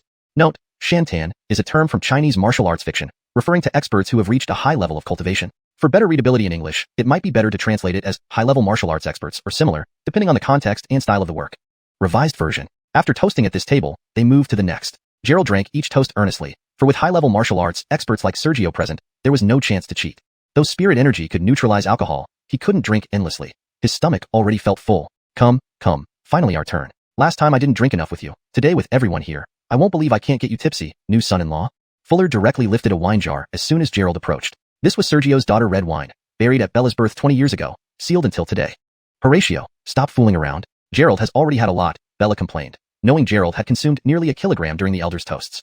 That's right, don't make Brother Malak drink too much. He needs to consummate the marriage with Yvette later, Aisha added innocently, causing everyone to feel awkward. Cough, cough. Ian laughed, Dariogi, it's our family custom. If he can't pass this test, how can he enter our home? That's right. Daniel, don't favor Gerald. No matter what happens today, whether standing or lying, you two can consummate tomorrow. Malachi joined in, also holding a large wine jar, intent on challenging Gerald today. Come, whoever chickens out is a coward. Watch us all end under the table. Gerald realized he wouldn't leave easily without drinking heartily with them. Bang! Ewan appeared, placing another wine jar on the table with a thud. Son of the Yvette family, let our new son-in-law witness the Yvette family's hospitality. Bella nearly fainted, even her own brother against her. Gerald had no chance of escaping. No way, if you're drinking, you need to take me down first. Bella stood protectively in front of Gerald, blocking his way. She genuinely feared Gerald would drink too much. She couldn't intervene earlier with the elders, but now she needed to prevent more drinking with the younger generation, risking Gerald's health. Junyao, rest assured. No matter how much I drink today, the consummation is certain. Gerald smiled and tugged Bella's clothing. Bella blushed furiously, thinking he misunderstood her urgency. Everyone burst into laughter and jeers. Junyao can't wait for the wedding night. Hurry, brothers. Felling the new son-in-law, our task is done. Gerald gripped the wine jar, scanning the group, and smiled. Who goes first? Ian stepped forward. Gerald, finish this jar, and I'll accept you as my brother-in-law. He raised the jar, peeled off the seal, and drank deeply. Gerald matched him, lifting the jar with one hand and drinking continuously. Bella saw this and left to join her mother nearby as Blair waved her over. Gerald drank robustly. Despite Ian starting first, by the time Gerald placed the empty jar on the table, Ian was still drinking. Next you. Gerald squinted at Fuller. All right. Fuller doubted Gerald's capacity. Even for their strength-level martial artists, 3 jars equaled over 50 pounds of alcohol. Gerald opened another seal and began drinking again. Fuller tried to keep pace but was still slower than Gerald. Malachi, come on. Gerald drank 2 jars effortlessly, his stomach barely showing any effect. Chapter 401. A Drunken Frenzy. It seemed that even if Gerald didn't take the wedding seriously, all members of the Yvette family had already started to treat it as real. What are you looking at? Bella came over after changing her clothes and saw Gerald engrossed in reading a letter. She looked at him curiously. Want to take a look at your mother's letter to me? Gerald unfolded the white envelope, revealing an elegantly written letter in his hands. My mother wrote to you? Bella took it and began reading. After just a few lines, her eyes were moist with tears. Sniff, sniff, they're all serious about this. What should we do? If we separate in the future, wouldn't we let my mother and grandfather down? Sniff, sniff?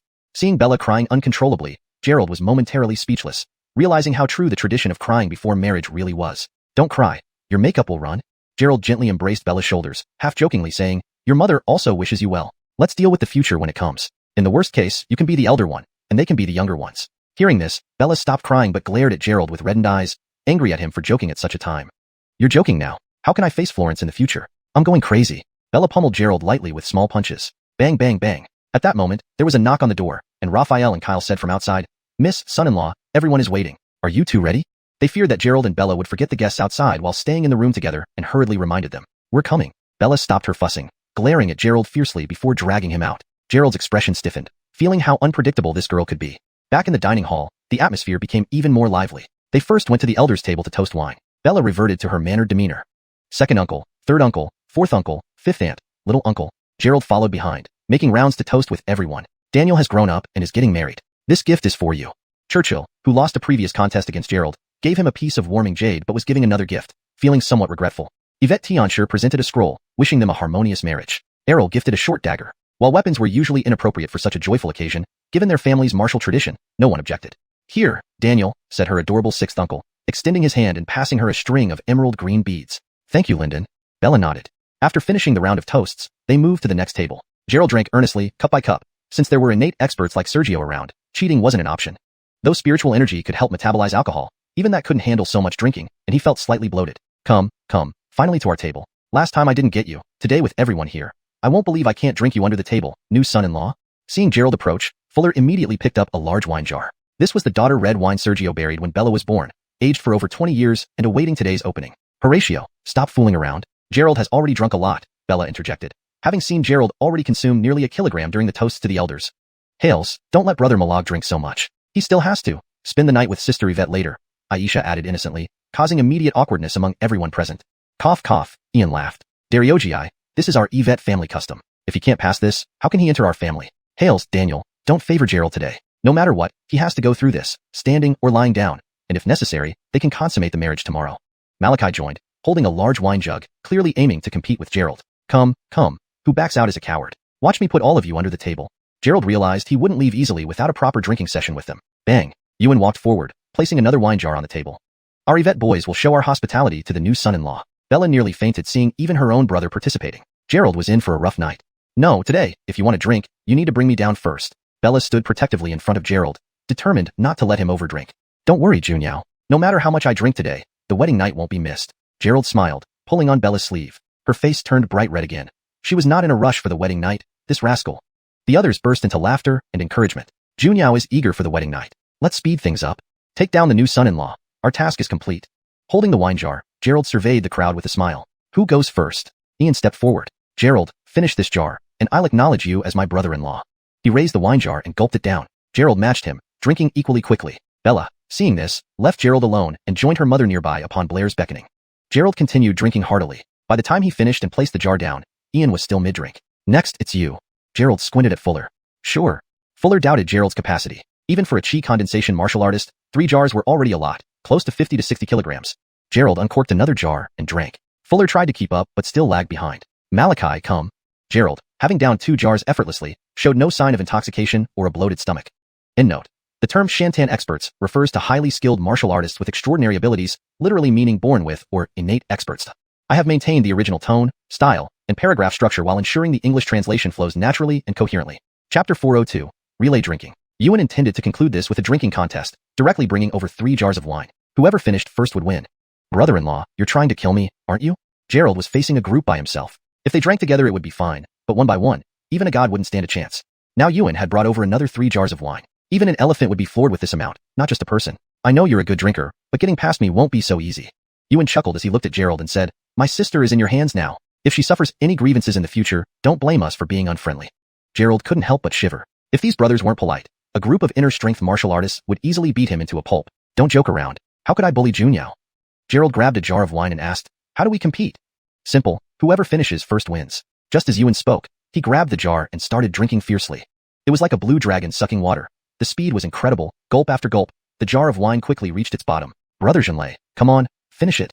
You must win, Gerald. Our Yvette family's reputation rests on you. Gerald hurriedly grabbed the jar and shouted, you're cheating. He held the jar tightly, channeling his spiritual energy, making the wine overcome gravity and fly straight into his mouth without control. Seeing Yuan take the lead, finishing one jar and starting on the second, Gerald didn't hold back either. He used both hands, grabbing 2 jars, starting to drink from both simultaneously. What kind of stomach does this new son-in-law have? He's already drunk so much and can still drink more. How else could he become a son-in-law? Look at that capacity. It's not something an ordinary person could match. Humph, wait until my turn. I don't believe so many of us Yvettes can't get him drunk. Gerald caught up and surpassed them, finishing the 2 jars soon enough with his double-handed technique. Brother-in-law, you've lost. Gerald wiped his collar, which dripped with spilled wine. Though he drank quickly, quite a bit had spilled too. You're pretty good. After finishing the wine, Yuan's steps were unsteady, swaying back and forth. It seemed his tolerance had been reached. On the other hand, Gerald stood firmly, bowing with a smile. Thanks for letting me win. Since everyone had fun, I'm going to sleep now. Although Gerald appeared calm and composed, his stomach was actually struggling. Though not drunk, it burned fiercely, and he felt incredibly full, desperately needing a trip to the bathroom. All right, you passed this round. Yuan sat down, eating some dishes to settle the alcohol in his stomach. Gerald prepared to sneak away, noticing Bella was still at the main table, planning to slip over. But before he could take 2 steps, Caden approached with a jar of wine. Who knew how much in Hong Sergio had brewed back then? It seemed everyone had a few jars. It appeared the Yvette family enjoyed both martial arts and alcohol. Gerald, my brother has liked Xuanhuan for a long time. I never expected you to snatch her first. Come, let's drink, and after this, my younger brother won't think about Xuanhuan anymore. Caden was generous, but Alvin didn't join, probably due to losing to Gerald last time and still being too embarrassed and possibly injured. Gerald could only bitterly smile, realizing today's drinking wasn't going to end yet. He had no choice but to accompany Caden through another jar. This set off a frenzy among those who admired or secretly loved Bella, cousins and cousins-in-law all wanting to challenge Gerald to drinking contests. They had long wanted to challenge Gerald in martial arts, but now that he was part of the family, physical confrontation wasn't an option. Winning him over with drinking became their goal. Gerald found it impossible to escape now, seeing the line of challengers stretching from their table all the way to the door. Everyone was eager when they heard the new son-in-law accept the challenges. Gerald's head really started spinning. So many people. If this continued, they'd all be drunk out of their minds. He couldn't advance or retreat. Turning back, he saw Yuan eating and chatting with his brothers, clearly enjoying the spectacle. Fine. I'll give it everything today. Gerald activated his cultivation method, the jade pendant on his chest emitting a warm glow, slightly alleviating his intoxication. Next, Caden also succumbed, followed by Yvette Hao, and then Yvette Chu. What material is this kid's stomach made of? Yuan plucked a chicken leg and chatted with his brothers. Who knows? If it were me, my stomach would burst. Fuller sipped his fine wine from a small cup. Such exquisite liquor shouldn't be drunk like water. It was wasteful. Do you think Gerald can hold out against how many more? Ian raised an eyebrow, glancing at the area around Gerald where over 10 had already been knocked out. Is he really okay? He looks unstable. Malachi cautiously asked. That kid dared to challenge a born martial artist. Don't underestimate him. He's probably pretending to be weak. Yuan waved dismissively, indicating everything was fine. A born martial artist? Who? Is Gerald that strong? He's not as strong as a born martial artist, but he grows fast. Yuan narrowed his eyes. Compared to when I first met him, he's much stronger now. I don't know how he trains. On Gerald's side, the number of fallen people grew, but he still stood. His face flushed red, as if another sip would knock him down. But each challenger, one by one, misjudged his condition, thinking they would be the one to floor Gerald, only to fall themselves. That's enough. Stop drinking. Bella circled over, seeing Gerald still drinking, her expression turning grim. Weddings are meant to be joyous occasions, not turn into excessive drinking. Hey, the bride is upset? It seems the bride can't wait anymore. Seeing Bella angry, others didn't seem intimidated, but rather cheered her on. Indeed, liquor gives courage to cowards. Everyone waved eagerly, with some suggesting Bella help Gerald drink a jar. Chapter 403, Guidance. Bella clenched her fists tightly. If it weren't for this red wedding dress, she might have really taken action. Stop fooling around. Eat and drink as you should. They still have important matters to attend to. Seeing his sister's sour face, Yuan knew that things would get out of hand if they continued, so he hurriedly stepped in to stop the chaos. With Yuan stepping in, no one dared to cause any more trouble, and thus let Bella and Gerald enter their bridal chamber. Gerald was dazed throughout the journey back to the room, rushing straight to the bathroom once inside. Who told you to drink so much? Bella, despite feeling annoyed, took out a towel considerately to help wipe Gerald's face. Please, those are your brothers and sisters. If I back down, how could I establish myself in your family? After washing his face, Gerald felt much clearer and began taking off the uncomfortable outfit. What a day, getting married out of nowhere. Starting to fill the bathtub, Gerald didn't seem to mind Bella standing beside him, treating the place as if it were his home. You think you're the one suffering here? It's me who's really losing out, Bella retorted unhappily. I don't know what grandfather was thinking, marrying me off like this. No dowry, no matchmaker, not even a grand palanquin. My mother even gave you such a big red envelope. True, Gerald said, pulling out the envelope with a smile. I never thought your dowry would be so rich. You could live a life of luxury without doing anything else. Bella snatched the envelope from him, saying, don't talk nonsense. Just treat today as a performance. All these belong to my family. Even performances deserve fees, right? Gerald grinned, staring at the envelope while his mouth watered. Here, this is your fee. Bella handed over the calligraphy and painting given by Yvette Tianan. She wasn't interested in these and figured Gerald might as well have it. Gerald hadn't paid attention before, only noticing the red lettering outside that read, long-lasting harmony. Opening it now, he found a scroll depicting a Xianghuan landscape. Holy crap, a real Rocco work. Eyes wide open, Gerald marveled. Rocco's genuine works started at millions. Handing it over to Zahir would likely net another villa worth tens of millions. Rocco, let me see. Though Bella didn't understand art, she recognized the name of one of the four great talents of Jiangnan. Don't mess around. It might fall into the water. Gerald stretched out his arm to keep her away, but Bella wasn't deterred, pouncing on him to snatch the scroll, creating an incredibly awkward pose. Bella didn't notice at first, focused on the painting, until she realized how close they were. What's this? Looking down slightly, Bella saw how close she was to Gerald, nearly touching. Pervert. Her face instantly flushed red as she scrambled off Gerald like a cat. How am I a pervert? I just want to take a bath. Why not join me? Gerald replied with a grin. Since we're married, why not enjoy a romantic bath together? In your dreams. Bella swiftly slipped out of the room. Gerald looked innocent, having done nothing but drink a little too much. But this painting is real. He looked at the artwork in his hand, thinking of other gifts received. Selling all these, one could easily become a billionaire. Finishing up, Gerald lay back in the bathtub, enjoying a luxurious soak. A long drought followed by rain, meeting an old friend in a strange land, the wedding night, and passing the imperial examination. Major events in one's life indeed. Suddenly, footsteps approached the door. Knock knock knock. Shaumalog, I've prepared a hangover soup for you. Remember to drink it after your bath. Don't fall asleep in there, or you'll catch a cold. Blair's voice came through, sounding warmer than his own mother. I know, Aunt. Still calling me Aunt? Was the changing terms money not enough? Blair laughed. Embarrassed, Gerald cleared his throat. All right, Mom. Mom, go out already. Why come here at midnight? Bella asked. I'm afraid you don't know anything, so I'm giving you some guidance. I'm eager for a grandchild, Blair explained. What era is this? Go back and check on Father and Uncle too. They've been drinking too much. Don't let them tear off the roof, Bella urged, finally ushering Blair out. Wiping his face, Gerald got out of the tub, shaking the water droplets off his hair, with a bitter smile. Having such a warm-hearted mother-in-law who insisted on giving marital guidance, it was hard to say whether it was a blessing or a curse. When Gerald walked out drying his hair, he saw Bella hunched over a desk, engrossed in an ancient book. What are you reading so intently? Bella, startled by Gerald's voice, quickly closed the book. In nothing, my mom just gave it to me. She shoved the book into her chest, unwilling to show it to Gerald. My mom gave it? Gerald's eyes narrowed with mischief. If it's for us, I should see it too. Give it here. No. Bella shook her head, rushing into the bathroom. I'm going to bathe, sleep first. Plink. Unnoticed, the book fell from her grip to the floor as she rushed. As water splashed in the bathroom, Gerald picked it up. The cover was yellowed, unreadable. But opening it, he blushed deeply. Indeed, it was a guidebook for marital relations, with vivid illustrations. Perhaps the artist had visited many brothels to create such realistic scenes. Ancient people sure knew how to play, Gerald mumbled, returning to the bed with the book. Sitting down, he felt something poking his bottom. Lifting the sheet revealed a pile of dates, peanuts, longans, and lotus seeds inside, confirming Blair's eagerness for a grandchild. This mother-in-law, sigh. Straightening the bed, Gerald lay down, muttering while reading. I wonder if my father-in-law can keep up.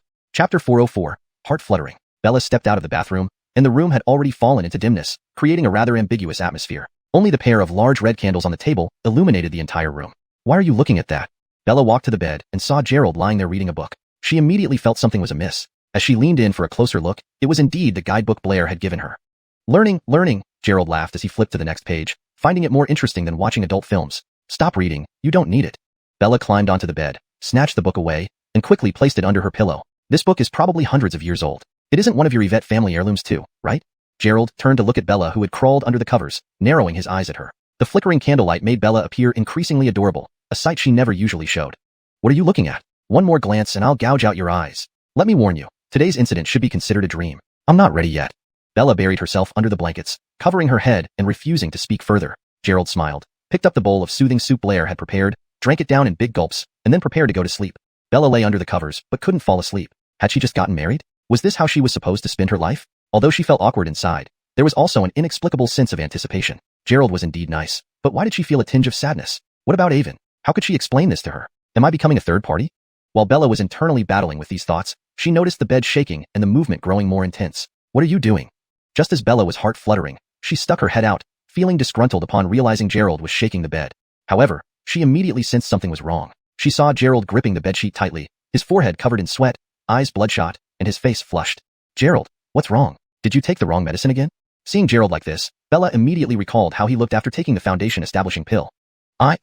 Gerald forced a bitter smile. You might as well ask my mom what exactly she put in that hangover remedy soup. He never expected Blair would drug him to have grandchildren sooner. Such a mother-in-law, only Blair could be so exceptional. What kind of medicine? Bella asked, puzzled. Gerald took deep breaths, a kind where men can't resist women, women can't resist men, and once both consume it, they can't resist the bed. Now do you understand? Oh. Bella covered her mouth, surprised. My mom drugged you? What do we do now? How could Gerald know? Although he was trained in traditional Chinese medicine, there were no records on how to handle such aphrodisiacs. At least you practice martial arts and should understand acupuncture. Gerald flipped his wrist, pulling out a silver needle. If you prick these acupoints, it might help alleviate it. Bella followed Gerald's instructions, performing acupuncture on him. These were points to loosen muscles and promote circulation, plus some pain points. Gerald planned to use pain to keep himself conscious. Unfortunately, despite being a martial artist familiar with acupoints, this was Bella's first time with acupuncture. She either pierced too deep or too shallow, causing several spots to bleed. Even if Gerald hadn't been drugged, Bella's needling might have killed him. Gerald, is there any other way? Bella felt this wasn't working, afraid the bed would be stained red. Any method? Gerald turned to look at Bella, his eyes filled with sharp light, like those of a hungry wolf. Bella shivered, but soon regained composure. Her own mother had drugged him. If not handled carefully, what if she inadvertently harmed Gerald? Gerald, how about we? Bella bit her lip, just about to say it. But Gerald sprang up from the bed, reaching under Bella's pillow, grabbed the book, and dashed straight for the bathroom. Bella watched him, torn between amusement and exasperation, understanding Gerald's intent, feeling somewhat guilty. Mom, what have you done? Bella sighed softly, glancing towards the bathroom, unsure whether she was fortunate to find the right person or unfortunate because Gerald chose a small picture book over her. Ah! With a scream from Gerald, the bathroom door opened. He stumbled weakly back to the bed, clearly exhausted by the strength of the drug. It was his first time experiencing its power. No wonder some people use these drugs to easily deceive young girls. Even he found it overwhelming, let alone ordinary people. It's fine. Nothing happened. Go to sleep. Back in bed, Gerald covered himself with the quilt. Since all other quilts had been taken away by Blair, only the large red quilt remained. After getting into bed, Gerald deliberately kept a distance from Bella. Bella reached over, gently holding Gerald's arm, while her other hand boldly rested on his chest. What the heck is going on? Gerald dared not move, wondering if Bella had also misused medication or if the girl intended to make the act real. His mind was a mess, wondering if he should initiate things if Bella took action. This girl seemed pretty decent, willing to risk her life for him, and extremely wealthy. Gerald, thank you. The anticipated events didn't happen. Bella whispered beside his ear and fell asleep. It appeared she was also intoxicated. Ah, Gerald sighed, expecting something beautiful to happen, but ended up in a hug like this. Hey kid. Raheem's voice suddenly interrupted, startling Gerald. Raheem, can you choose better times to appear? We're trying to sleep, okay? Or do you have a voyeuristic habit? Gerald remembered Raheem was still on the god-slaying sword, seeing everything he did. I'm reminding you, before establishing the foundation, losing your purity makes it hard to succeed. I'm worried you might do something foolish, though with cultivation at level 20, foundation establishment might be tough for you too. It's fine if you consummate the marriage. Note, this translation retains sensitive content as per the original text.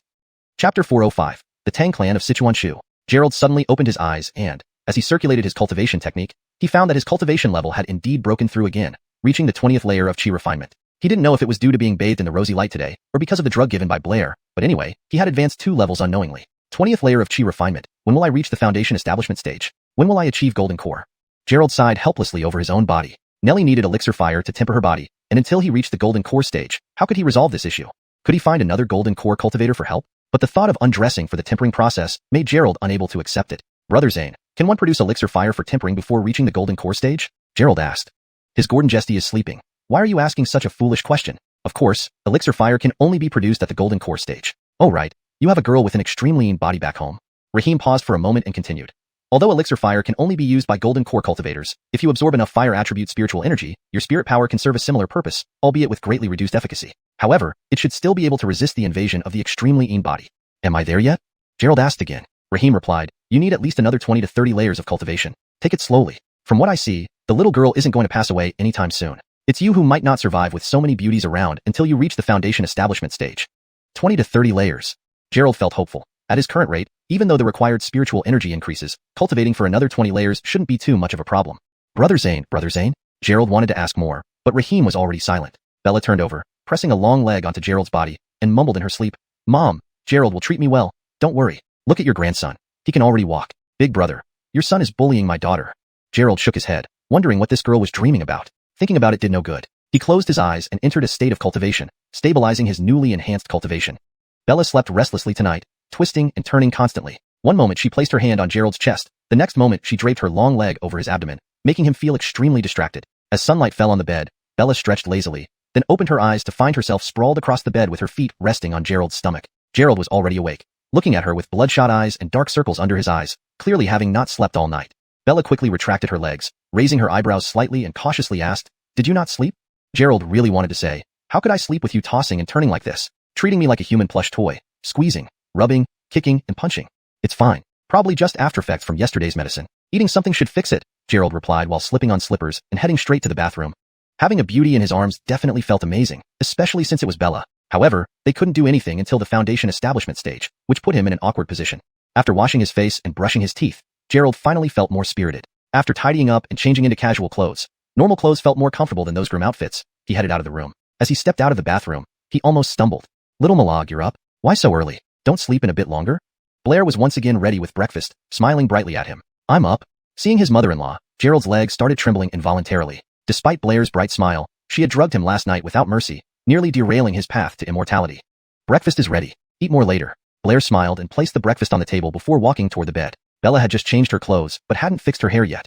"Mom, what did you give Gerald to drink last night?" Bella hastily arranged her hair and went to rebuke Blair. Gerald almost died from that bowl of hangover soup last night, and Bella was quite displeased.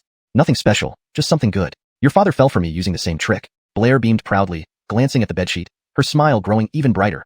It seemed her plan had succeeded. Bella was still fixing her accessories when Blair noticed and hurriedly said, "Look at you, wearing the wrong accessory. Come here, let me help you." Bella's accessories were naturally maiden ones, but she seemed to forget she was now married. If not for Blair's notice, people would have laughed at her on the street. Bella hesitated, but seeing Blair's smile, she dared not speak. Then, Blair fiddled with Bella's hair, styling it into a married woman style and nodding contentedly. "That's better," Blair smiled and nodded, saying, "Let me change the sheets." "You too, really?" Blair walked to the bed and swiftly collected the sheet. Bella glanced over and immediately understood. There were spots of red on the sheet, resembling signs of deflowering. But Bella knew it wasn't her blood. Last night, when performing acupuncture on Gerald, she had accidentally pricked herself multiple times, causing blood to drip onto the sheet. "Well, dress like this from now on. You're no longer a maiden. Act more mature. Have a grandson for me soon. Don't be like your brother, who has no girlfriend despite his age." After arranging everything, Blair left the room with the sheet. "What exactly does my mother do?" Gerald approached, feeling a chill down his spine. Upon learning that even a born martial artist succumbed to Blair's drugs, he couldn't help but admire her skills. "The Tang clan of Xuanhuan, have you heard of them?" Bella turned to ask. "Tang clan?" Gerald was startled. Though he hadn't been to Xuanhuan, he had read plenty of novels and watched TV shows. The Tang clan of Xuanhuan was a formidable sect known for their mastery of hidden weapons and poisons. With these skills alone, they struck fear into the hearts of many. Never did he expect Blair to have such illustrious origins. No wonder she drugged him without him noticing. Chapter 406, Destiny with the Yvette family. Gerald was still shaken. Fortunately, Bella hadn't learned such tricks from her mother. Otherwise, he wouldn't know how he'd end up. Bella nodded. "But usually, the Tang clan members only stay in Sichuan and didn't come for our ancestral worship. My mother is supposed to return there during the spring festival, and then I'll take you to visit." Gerald felt a bit weak in the legs again. Last night's medicine bowl from Blair almost did him in. He couldn't dare visit the Tang clan, a place where they dealt with poisons daily. It would be like being treated as a guinea pig. Compared to Luoxia town, the Tang family castle is even more mysterious, with equally beautiful scenery, especially their hot pot is delicious. Bella, unaware of Gerald's thoughts, reminisced fondly about the hot pot in Sichuan. "In the future, let's go in the future," stammered Gerald. Last night's broth from Blair still made him feel uneasy. It's much better than here. My cousins are all experts, but they rarely interact with the outside world, perhaps to maintain their air of mystery," said Bella with a smile, happily walking over to the mirror to put on makeup. "How could my hairstyle suddenly turn me into a married woman when I'm still unmarried?" Looking at herself in the mirror, Bella thought that anyone seeing this hairstyle would know she had already married. Shaking her head, Bella casually applied light makeup, feeling a little dejected that she hadn't been prepared and now was married. "Why aren't you eating?" Back at the table, Bella grabbed some pastries and started munching, puzzled why Gerald, who usually devoured food, wasn't eating anything. "Well, not hungry." Gerald patted his belly. Knowing Blair was the Tang clan's young mistress, he feared strange medicines might be hidden in everything prepared. Though he had inherited medical knowledge, poison was unpredictable and hard to counteract. "Never mind if you don't eat. We'll have to serve tea to elders later and listen to their teachings, so I need to eat well." Finishing the pastry, Bella patted her belly contentedly and left. They went to the front hall to serve tea to elders. They should have served tea to Gerald's parents too, but since this was the Yvette residence and Gerald's mother wasn't present, it wasn't possible. After serving tea, Gerald finally understood why Bella had mentioned eating well. Ada and Ayer began reciting the Yvette family rules. The book was long and took an hour, making Gerald dizzy. Pierre gave a few instructions, followed by Blair's remarks before they left. Afterward, Bella led Gerald to a small tower to find her grandfather. Inside the dimly lit small tower, Gordanthias sat just as he had when they last met. "Grandfather, I bring you tea." Bella knelt respectfully, presenting the tea. Gordanthias accepted it, stroking her head with a gentle smile. "Junyao, do you blame me for arranging your marriage?" Bella blushed and looked down. "No, grandfather. It's just too sudden and also, Gerald." She was mainly concerned about Gerald, who had been a guest but now became a son-in-law, a huge change. Gerald, do you blame me? Gordanthias asked. Half kneeling, Gerald dared not say a word of disagreement. Gordon Ring Junyao is my great fortune, he chuckled. Gordanthias nodded approvingly. You and my Yvette family have a connection, so I arranged this marriage. If you have any grievances, you can tell me. Gerald wondered about this connection. He'd never visited before, but he simply shook his head. No grievances. Food and drink are wonderful here, and the scenery is beautiful. I'd love to stay forever.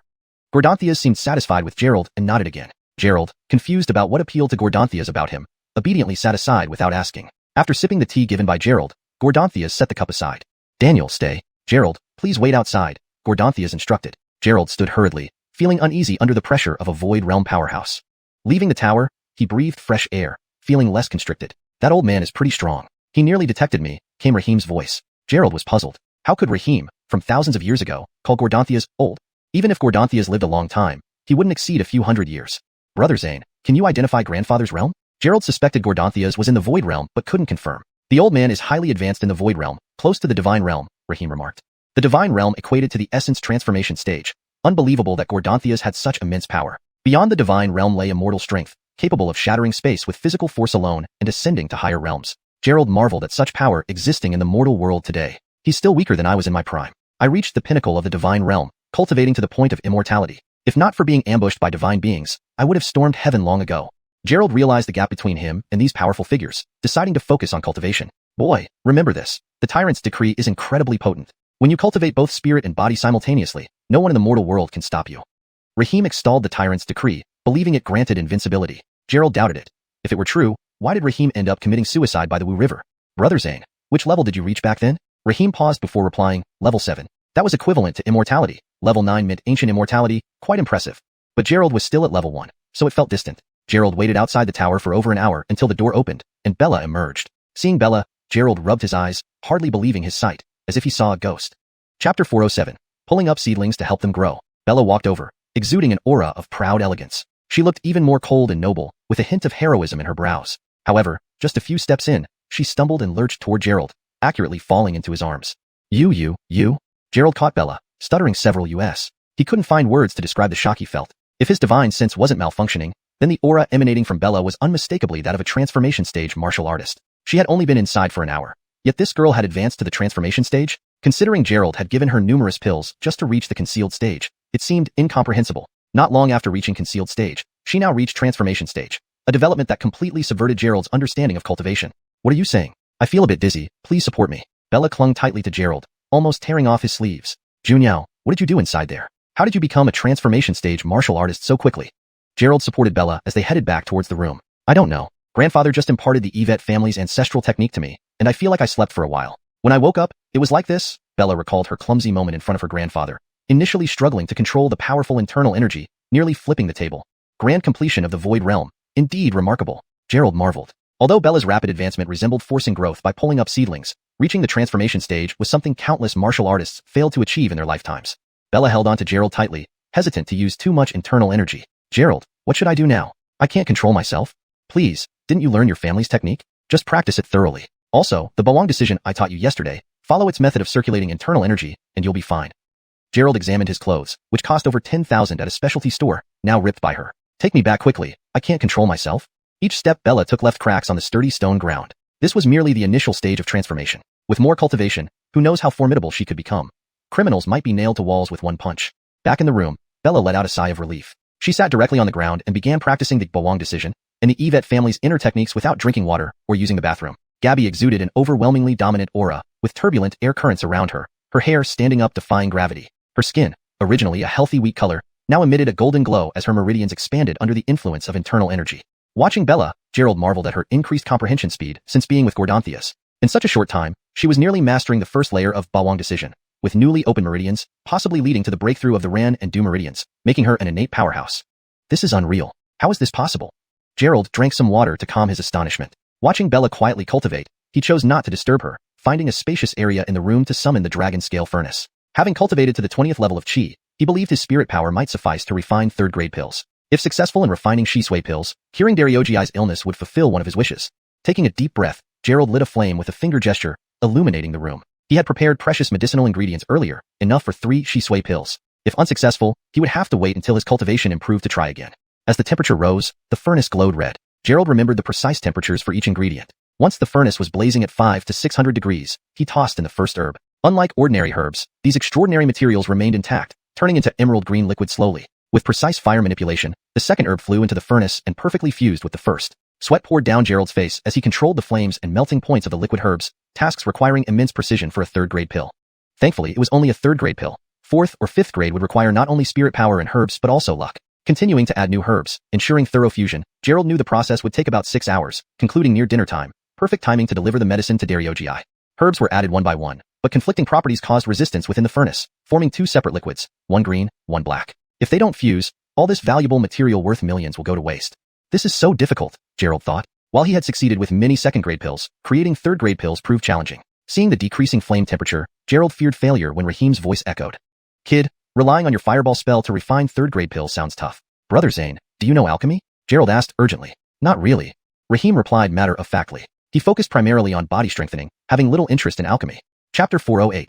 Just a reminder. Gerald nearly spat out a mouthful of old blood. He had no idea what you were meddling with here for. Although I don't understand much, Cash was a pill master back then, and it was me who helped him look for the flames. Gerald kept his mind focused and struggled to control the alchemy furnace, preventing the temperature from dropping too quickly. Search for flames? Gerald asked, puzzled. Isn't an alchemist's flame supposed to be conjured using their magic? So that's why you can only be a low-level alchemist. Advanced alchemists collect earth fires as their own for alchemy. This type of flame is purer and more effective, Rahim explained. Earth fires in the mortal realm weren't just ordinary flames. There were different kinds, like netherworld flame rumored to exist in the 9 netherworlds, ghost flame controlled by ghosts, or lava blaze found in volcanoes, ice frost fire existing in snowy realms sealed by ice for miles. In between heaven and earth, there are 72 kinds of earth fire, each having unique effects, all formed by absorbing spiritual energy from nature. Like Taishang Laojuan's 3-flavored true fire, a godly fire unified from essence, chi, and spirit. After listening to this long-winded explanation, Gerald interrupted. Brother Zane, my alchemy is about to fail. Can you give me some practical advice? Am I really going to climb into a volcano to find earth fire now? Oh, I'm just throwing in a comment, just reminding you. You continue. Rahim fell silent and Gerald was directly thrown into despair. Boom. An explosion echoed as the incompatible medicinal fluids separated, shattering within the furnace. Damn, why is this so hard? Gerald had assumed enough spirit power would suffice for alchemy but didn't expect he needed earth fire. Where was he supposed to find it? Dive into lava? Visit the netherworld? Climb snowy peaks? All were impractical. Damn, why is this so hard? Gerald had assumed enough spirit power would suffice for alchemy but didn't expect he needed earth fire. Where was he supposed to find it? Dive into lava? Visit the netherworld? Climb snowy peaks? All were impractical. Suddenly, Gerald recalled something. During the fight against the blood zombies, Alexandria used her 8 trigram mirror which emitted golden yellow, dark blue, and emerald green lights, incinerating those blood zombies. Had it been legendary earth fire? Considering this, Gerald gave up on his own alchemy attempts. Alexandria's cultivation level was unfathomable, and she might be an alchemist capable of helping him refine the Gordon Row washing pill. Coincidentally, Alexandria should be a guest at the Yvette family mansion. Gerald could easily ask where she was staying. Glancing at Bella still meditating, Gerald packed away the alchemy furnace and went to find Alexandria. Having learned from Dia, Gerald found Alexandria's room. Unsure if she was in, he hesitated to use divine sense to check and decided to knock. Before he could, the door opened on its own. Alexandria sat surrounded by floating spirit energy, clearly in deep meditation. The room was freezing, perhaps only 2 or 3 degrees Celsius. Daoist Zainin, you're practicing, said Gerald entering. Alexandria slowly opened her eyes, looking at Gerald and asking, what do you need? Gerald smiled, nothing important, just encountered a problem while refining pills recently and wanted to know if you know alchemy. Alexandria stood and answered, Hails. Gerald's eyes lit up, quickly following up, can you help me refine? My skills aren't enough, nor do I have earth fire, thus causing failure. Which grade of pill? Alexandria asked again. Seeing Alexandria's agreement, Gerald hurriedly replied, grade 3. 1,000 spirit stones, and I'll help you refine, Alexandria stated. Ah. Gerald was dumbfounded, assuming Alexandria would help out a friendship but never expected it would cost money. However, the fee was far cheaper than Dragon Group's alchemists. Well, I don't have so many spirit stones now. Can I owe you until my next mission reward? Then I will repay you, Gerald pleaded. Gerald didn't have much spirit stones left since he needed them for cultivation. His credits were all exchanged for ice spirit grass. Otherwise, they could have been exchanged for spirit stones. Now, he was practically penniless. If Alexandria accepted renminbi, he might have had some luck. Alexandria nodded. You provide the herbs. Which pill? Gordon Row washing pill. Hearing this, Alexandria looked at Gerald strangely. The recipe for Gordon Row washing pill has been lost for ages. How am I supposed to refine it? The Gordon Row washing pill dated back to ancient times and had vanished many years ago. Not even records existed in the Dragon Group, naturally beyond Alexandria's knowledge. I have the recipe, Gerald immediately responded. Alexandria gave Gerald a bewildered look, unsure how a minor cultivator like Gerald possessed a lost recipe. Gordon the recipe onto your soul imprint and let it offset the fee for this refinement. Transmitting a recipe required soul imprints, damaging the sender somewhat and taking time to recover. Fortunately, Gordon Row washing pill being a third-grade pill caused relatively little damage. Alexandria casually threw a jade slip to Gerald to carve the recipe. Gerald gathered his consciousness, writing down the ingredients on the slip, handing it back to Alexandria. These are the herbs needed. Gerald placed the herbs on the ground. With a wave of Alexandria's hand, the door closed, and then she summoned a bright blue alchemy furnace. Gerald felt intense spiritual power fluctuations. This furnace must be an extraordinary treasure. Alexandria pointed, producing tricolor flames around her, golden, dark blue, and emerald green. With another gesture, the furnace ignited instantly. Are these flames earth fire? Gerald asked curiously. These flames were cold, similar to Alexandria herself, though visually vibrant. 3-color crystal fire, one type of earth fire extracted from the fusion of 3 pieces of 7-colored crystal stone, Alexandria explained calmly, stunning Gerald. 7-colored crystal stone was allegedly from the rock Nuwa used to patch the sky. Extra pieces falling into the mortal realm. That ancient material was obtained by Alexandria. What kind of monster was she? Chapter 409. Wasted Spirit Root. Gerald stood silently to one side, watching Alexandria intently. He hoped to learn some alchemy skills from her, as his current alchemical experience had been entirely accumulated through a large quantity of medicinal herbs. To refine high-quality elixirs without guidance would likely lead to the waste of many precious herbs. Alexandria's slender fingers tapped lightly on the alchemy furnace, and soon the tricolored flames began burning, but not intensely hot. Only the central golden flame burned at normal temperature, while the emerald green flame seemed harmless, and the dark blue flame was akin to cold fire, astonishingly low in temperature. Within the alchemy furnace, there were 2 extremes of ice and fire coexisting, allowing Alexandria to control the temperature more easily, increasing it or decreasing it as required. As the flames rose, Alexandria used her right hand to guide the herbs into the furnace, where they were enveloped by the dark blue flames without being immediately refined. She controlled the flames carefully, gradually refining each herb, starting by removing impurities, elements that had built up over the years of their growth in less than ideal ecological conditions. The herbs were slowly extracted, and clumps of jade-green liquid fused together under the golden flame's embrace. Her unparalleled control over the flames was something Gerald couldn't match. At best, he could manipulate the temperature, but not make the flames change form at will, let alone use them so precisely to remove impurities. This girl, how did she train? Alexandria appeared to be only in her 20s. Despite possible age-defying effects, cultivators at the chi condensation stage could live no more than several decades longer than an average person. How could she be so powerful? Alexandria's gaze was fixed as she casually manipulated the flames with her right hand. Soon, the herbal liquids in the furnace blended smoothly. The entire process lasted about an hour until Alexandria stopped controlling the flames when she ensured that the properties of the herbs wouldn't conflict. Next, they waited for the liquids to fully integrate, after which the elixir would solidify successfully. Daoist Zainin, who taught you this remarkable alchemy? Gerald stood aside, learning nothing but marveling at her flame control, thinking he couldn't achieve such proficiency even with his full spirit sense and spiritual power. I've always known, replied Alexandria sitting beside the furnace, eyes glued to it. While forming pills was a low-risk task, any unexpected situation needed constant vigilance. Gerald felt discouraged again, finding conversations with her uninteresting. Daoist Liu, do you also have dual-attribute wood-fire spirit roots? Typically, alchemists possessed wood-fire dual-attribute spirit roots. Given Alexandria's skill level, Gerald guessed she must have these attributes and tried to pass the time with idle chat. No, she answered simply. No. Gerald was stunned. Without dual wood-fire attributes, how could she become an alchemist? This completely contradicted the norm of cultivation. Perhaps she had a triple attribute spirit root besides wood-fire, making her less proficient in these elements, and thus unlikely to excel far in alchemy. Unless, her mastery over flames suggested extraordinarily strong fire spirit roots. Still puzzled, Gerald was floored once more by Alexandria's next statement. I have a quintuple attribute spirit root, she said calmly, turning to him while managing the tricolored flames. Quintuple attribute? Gerald lost for words. A quintuple attribute spirit root encompassed all 5 elements: metal, wood, water, fire, and earth. As rare as heaven or thunder roots, quintuple roots were also considered useless spirit roots. Cultivators with such roots struggled greatly, sensing only slightly more natural chi than commoners. Do you have a problem with that? Alexandria asked upon seeing his astonished expression. Aren't quintuple attribute spirit roots wasteful? How did you cultivate? Gerald found Alexandria increasingly mysterious. With wasted roots yet practicing a technique like 9 transformations of primordial energy which compressed cultivation levels, what kind of creature dared to take such risks? Quintuple attribute spirit roots are naturally considered useless, she explained, then added. But if you aim for the divine transformation, all 5 elements' essence must be cultivated sufficiently. I am preparing for divine transformation. This edit ensures the terminology is consistent and clear, and the sentence flows more naturally in English. The term huasun is translated as divine transformation to maintain context and readability. Rahim mentioned something similar. To achieve divine transformation, one must master all 5 elements. Though heaven and thunder roots allowed faster initial progress, almost 10 times faster than others, achieving divine transformation at late nascent soul stage still required absorbing quintuple essences due to their unique nature, often more difficult than for general cultivators.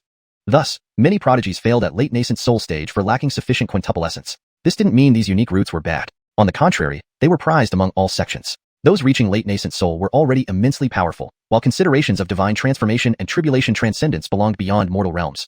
So that's it, Gerald nodded, still amazed. Planning for divine transformation now, did Alexandria really believe she would succeed? Your cultivation is too weak, there are things you don't understand, she explained. Due to the battles between gods and humans, The god race increased the difficulty of cultivation to suppress human cultivators, requiring the mastery of all 5 elements, effectively preventing gifted cultivators from achieving divine transformation.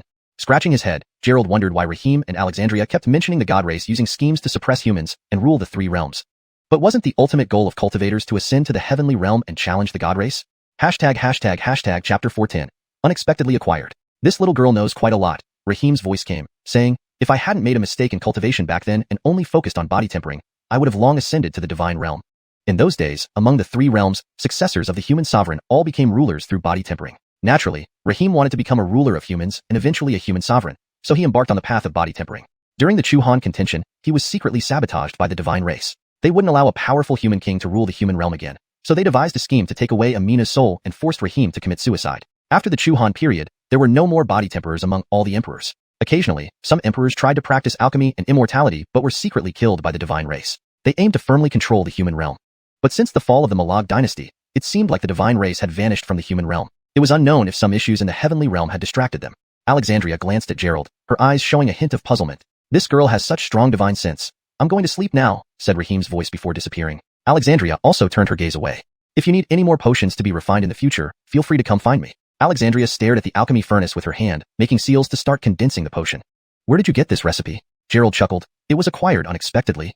He wasn't foolish enough to reveal his lineage to Alexandria. Even Rahim couldn't see through this chi condensation stage cultivator. So what if she had ulterior motives? All right, Alexandria continued. If you need potions refined in the future, you can always find me. If you have any lost recipes, I can exchange them for spirit stones. The value of a potion recipe far exceeded that of the potion itself. Gerald was eager to refine bone-washing pills because otherwise, this recipe could fetch tens of thousands of spirit stones easily. Can you teach me a bit about alchemy? Gerald asked sincerely. Although he had the recipe and basic knowledge of alchemy, mastering advanced potions wasn't easy. Since Rahim didn't know alchemy, Gerald had to seek help from cloud leader Alexandria. After all, he was part of her team. Alchemy is mysterious and profound. I can teach you, but how much you learn depends on you. Alexandria didn't refuse and started explaining using this bone-washing pill batch. Gerald listened attentively. The theories of potion paths, elements, flames, etc., though familiar to him, now resonated deeply as many previously unclear concepts became clear. Then Alexandria observed Gerald's potion making, offering guidance. Gerald was happy to perform. For safety, he chose a second-grade potion he was skilled at. But unexpectedly, after seeing Gerald refine a second-grade potion, Alexandria scoffed. The temperature of your flame isn't well controlled, nor is your understanding of the medicinal properties. Really, I wonder how you learned alchemy. Your skills are so poor. Gerald felt humiliated. He considered himself a godly doctor. Why was he so useless in her eyes? Control the flame with spiritual energy, observe continuously, and strip impurities from the ingredients. Usually, Gerald had a 90% success rate refining second-grade potions, but under Alexandria's watchful eye, the first batch failed. At least you have an excellent alchemy furnace. Without it, your success rate might barely reach 50%. Gerald scratched his head, staring at the black fumes. He still had a long way to go on his cultivation path. Come on, I've only been refining potions for 2 months. This result isn't bad, right? Alexandria looked at Gerald coldly. That's not an excuse. This alchemy furnace is suitable for at least a core formation stage cultivator. It contains insights into potion paths, which you fail to understand, proving it's your problem. Gerald had nothing to say but to restart the fire and try again. This time, he worked carefully, precisely controlling the flame, gradually stripping impurities. Though slower, no problems occurred. Your techniques in handling flames and condensing pills are insufficient. With a wave of her right hand, Alexandria presented a common alchemy furnace before Gerald. Use this for practice. That high-grade furnace will hinder your understanding of potion paths. Gerald took a deep breath, surprised by Alexandria's strictness. He was merely seeking tips, not formally apprenticing, but it boosted his resolve despite losing confidence. Switching to the common furnace drastically lowered his skill. Another failed attempt further dampened his spirits. To think he could refine third-grade potions, but couldn't handle a second-grade one with a different furnace. Alexandria guided him while watching the bone-washing pills. By dinner, the bone-washing pills were complete. When the pills emerged, Gerald was amazed. Usually, one batch produced at most 1 pill, but Alexandria's batch produced 3 perfect bone-washing pills from the same quantity of herbs. This proved significant progress in removing impurities and yield quality. Seeing Alexandria's skill, Gerald admired her. Fortunately, no tuition was charged. Otherwise, even tens of thousands of spirit stones wouldn't suffice. I'll keep 1 pill. You take the other 2. 2 pills flew into Gerald's hands with Alexandria's command. I leave tomorrow. Once you return to Jiangcheng, contact me for missions. Gerald packed up the pills and the common furnace Alexandria gave him, leaving her room with 2 bone-washing pills. Returning to Lorena's chamber, he sensed an extremely violent aura upon approaching the door, accompanied by loud thuds. Gerald rushed forward, almost stumbling backward due to the force inside the room. Chapter 411. Normal Phenomenon. Inside the room, Bella lay sprawled on the floor. Everything was in disarray. Items from the study desk were scattered all over the floor, the bed tipped to one side, and the vanity's mirror shattered. The wardrobe's clothes spilled out, giving the appearance that a thief had ransacked it. My goodness, Miss Yvette, what happened here? Bella wasn't practicing martial arts, so why did the room look like this? If anyone didn't know better, they'd think she had battled a master for several rounds to end up like this. I wanted to practice the Yvette family's heart method while using the Overlord decisive art simultaneously. Then I lost control of my internal energy. Quickly, help me up, I have no strength left. Bella felt only her head could move as her internal energy was entirely spent. At this state, forget battling enemies. She wouldn't be able to handle herself without dying from exhaustion. Gerald hurriedly helped Bella up and dragged over the overturned chair beside them, helping her onto it. I feel utterly powerless. Bella looked weakly at Gerald, covered in sweat, her expression poor. Don't worry, let me check. Gerald held her wrist, infusing a bit of spiritual power as he began examining her. After checking, he was taken aback by what he found. Bella's internal energy was chaotic, flowing in reverse within her meridians, surging back to her dantian. Fortunately, she had almost exhausted her internal energy. Otherwise, she would have died from reverse flow in her meridians. Get to the bed. Gerald frowned. He needed to urgently help clear her meridians. Otherwise, if positive and negative internal energy clashed, she might lose her newfound skill. He carried Bella over to the bed, gently laying her down before beginning to remove her clothing. You, what are you doing? Bella panicked but had no strength to resist as Gerald easily peeled off her outerwear and skirt, leaving her in only her undergarments. What? Helping you regulate your meridians. I don't know how you practiced, but this shouldn't happen. After undressing her, Gerald turned her over, lightly tapping her back. Lie still. Moving could make you bleed, and your mother will think you've started menstruating. Bella blushed deeply on the bed, especially after being tapped by Gerald, feeling an electric-like tingle and a wave of tingling. How should I know? I followed the cultivation method you gave me, said Bella, now too weak to argue. Gerald took out silver needles, inserting them into various points along her 8 extraordinary meridians. As spiritual power entered Bella's body, he began smoothing her energy pathways. Upon inspection, Gerald understood why she had ended up like this. It wasn't the Overlord decisive art, or the Yvette family's technique causing issues, but Bella's cultivation level. Previously at concealed energy stage, she barely controlled internal energy. Now abruptly at transcendent energy stage, her meridians hadn't yet adapted to the substantial increase in internal energy. This caused blockages, leading to internal chaos similar to 6 lanes of traffic reduced to 2, bound to cause jams. After inserting the needles, Gerald used his hands to massage and stimulate her blood circulation, further smoothing her meridians. Bella couldn't stop the soft exclamations, her face flushed red. Slow down, gently. So comfortable. Bless it. If someone knows you're getting a massage, if not, they'll think you're having some naughty fun. Gerald wiped the sweat off his forehead after working hard. Bella lazily lay on the bed, unwilling to move again. For now, just some of her meridians were opened. Future progress would still depend on personal effort. Take this. Gerald handed her a cleansing Gordon Rowe pill, which could cleanse and purify the meridians, and was considered top-grade medicine for martial artists. Bella shyly took the pill, turning her head away before swallowing it. Seeing Bella so bashful, Gerald was puzzled. What was wrong with acupuncture and massage? However, as a southern girl, Bella seemed fiery but inside was still quite maidenly. To her, Gerald's ministrations felt extremely intimate, never experienced before, and surprisingly enjoyable. Rest for a while. When you've absorbed the medicinal effects, I'll help tidy up. Gerald turned to clean up the room wrecked by Bella. If they didn't fix it, anyone might think this newly married couple had been fighting. Sitting on the bed, Bella stole glances at Gerald tidying up, looking girlish, cheeks rosy red. Stop thinking about it. That was just a massage. Bella quickly cleared her mind and focused on cultivating. As the cleansing Gordon Rowe pill worked through her system, Bella gradually regained normalcy. Half an hour later, Gerald finished cleaning, and Bella managed to get up. But after walking a few steps, her legs weakened again, falling into Gerald's arms. Why do I have no strength? Bella felt as if her bones had crumbled, unable to summon any internal energy. That's normal. It'll improve shortly. Gerald smiled. Come, let's have dinner. Your mom has already reminded us. It's because of you. Where did you run off earlier? When she realized something was wrong with her cultivation, she wanted to find Gerald, who was busy assisting Alexandria with alchemy at the time. Bella had intended to stop, but once the internal energy flared up, it ended up this way. Walking hand in hand into the dining area, their sweet and loving display garnered teasing. What are you looking at? Bella sat at the table, glaring at the group of brothers. Daniel, how late were you and Gerald up last night? We haven't seen you today. Ewan smirked. Young people need balance. Right, you're newlyweds. There's plenty of time. Don't burn out, added Fuller. Bella huffed. Why are you bachelors telling me this?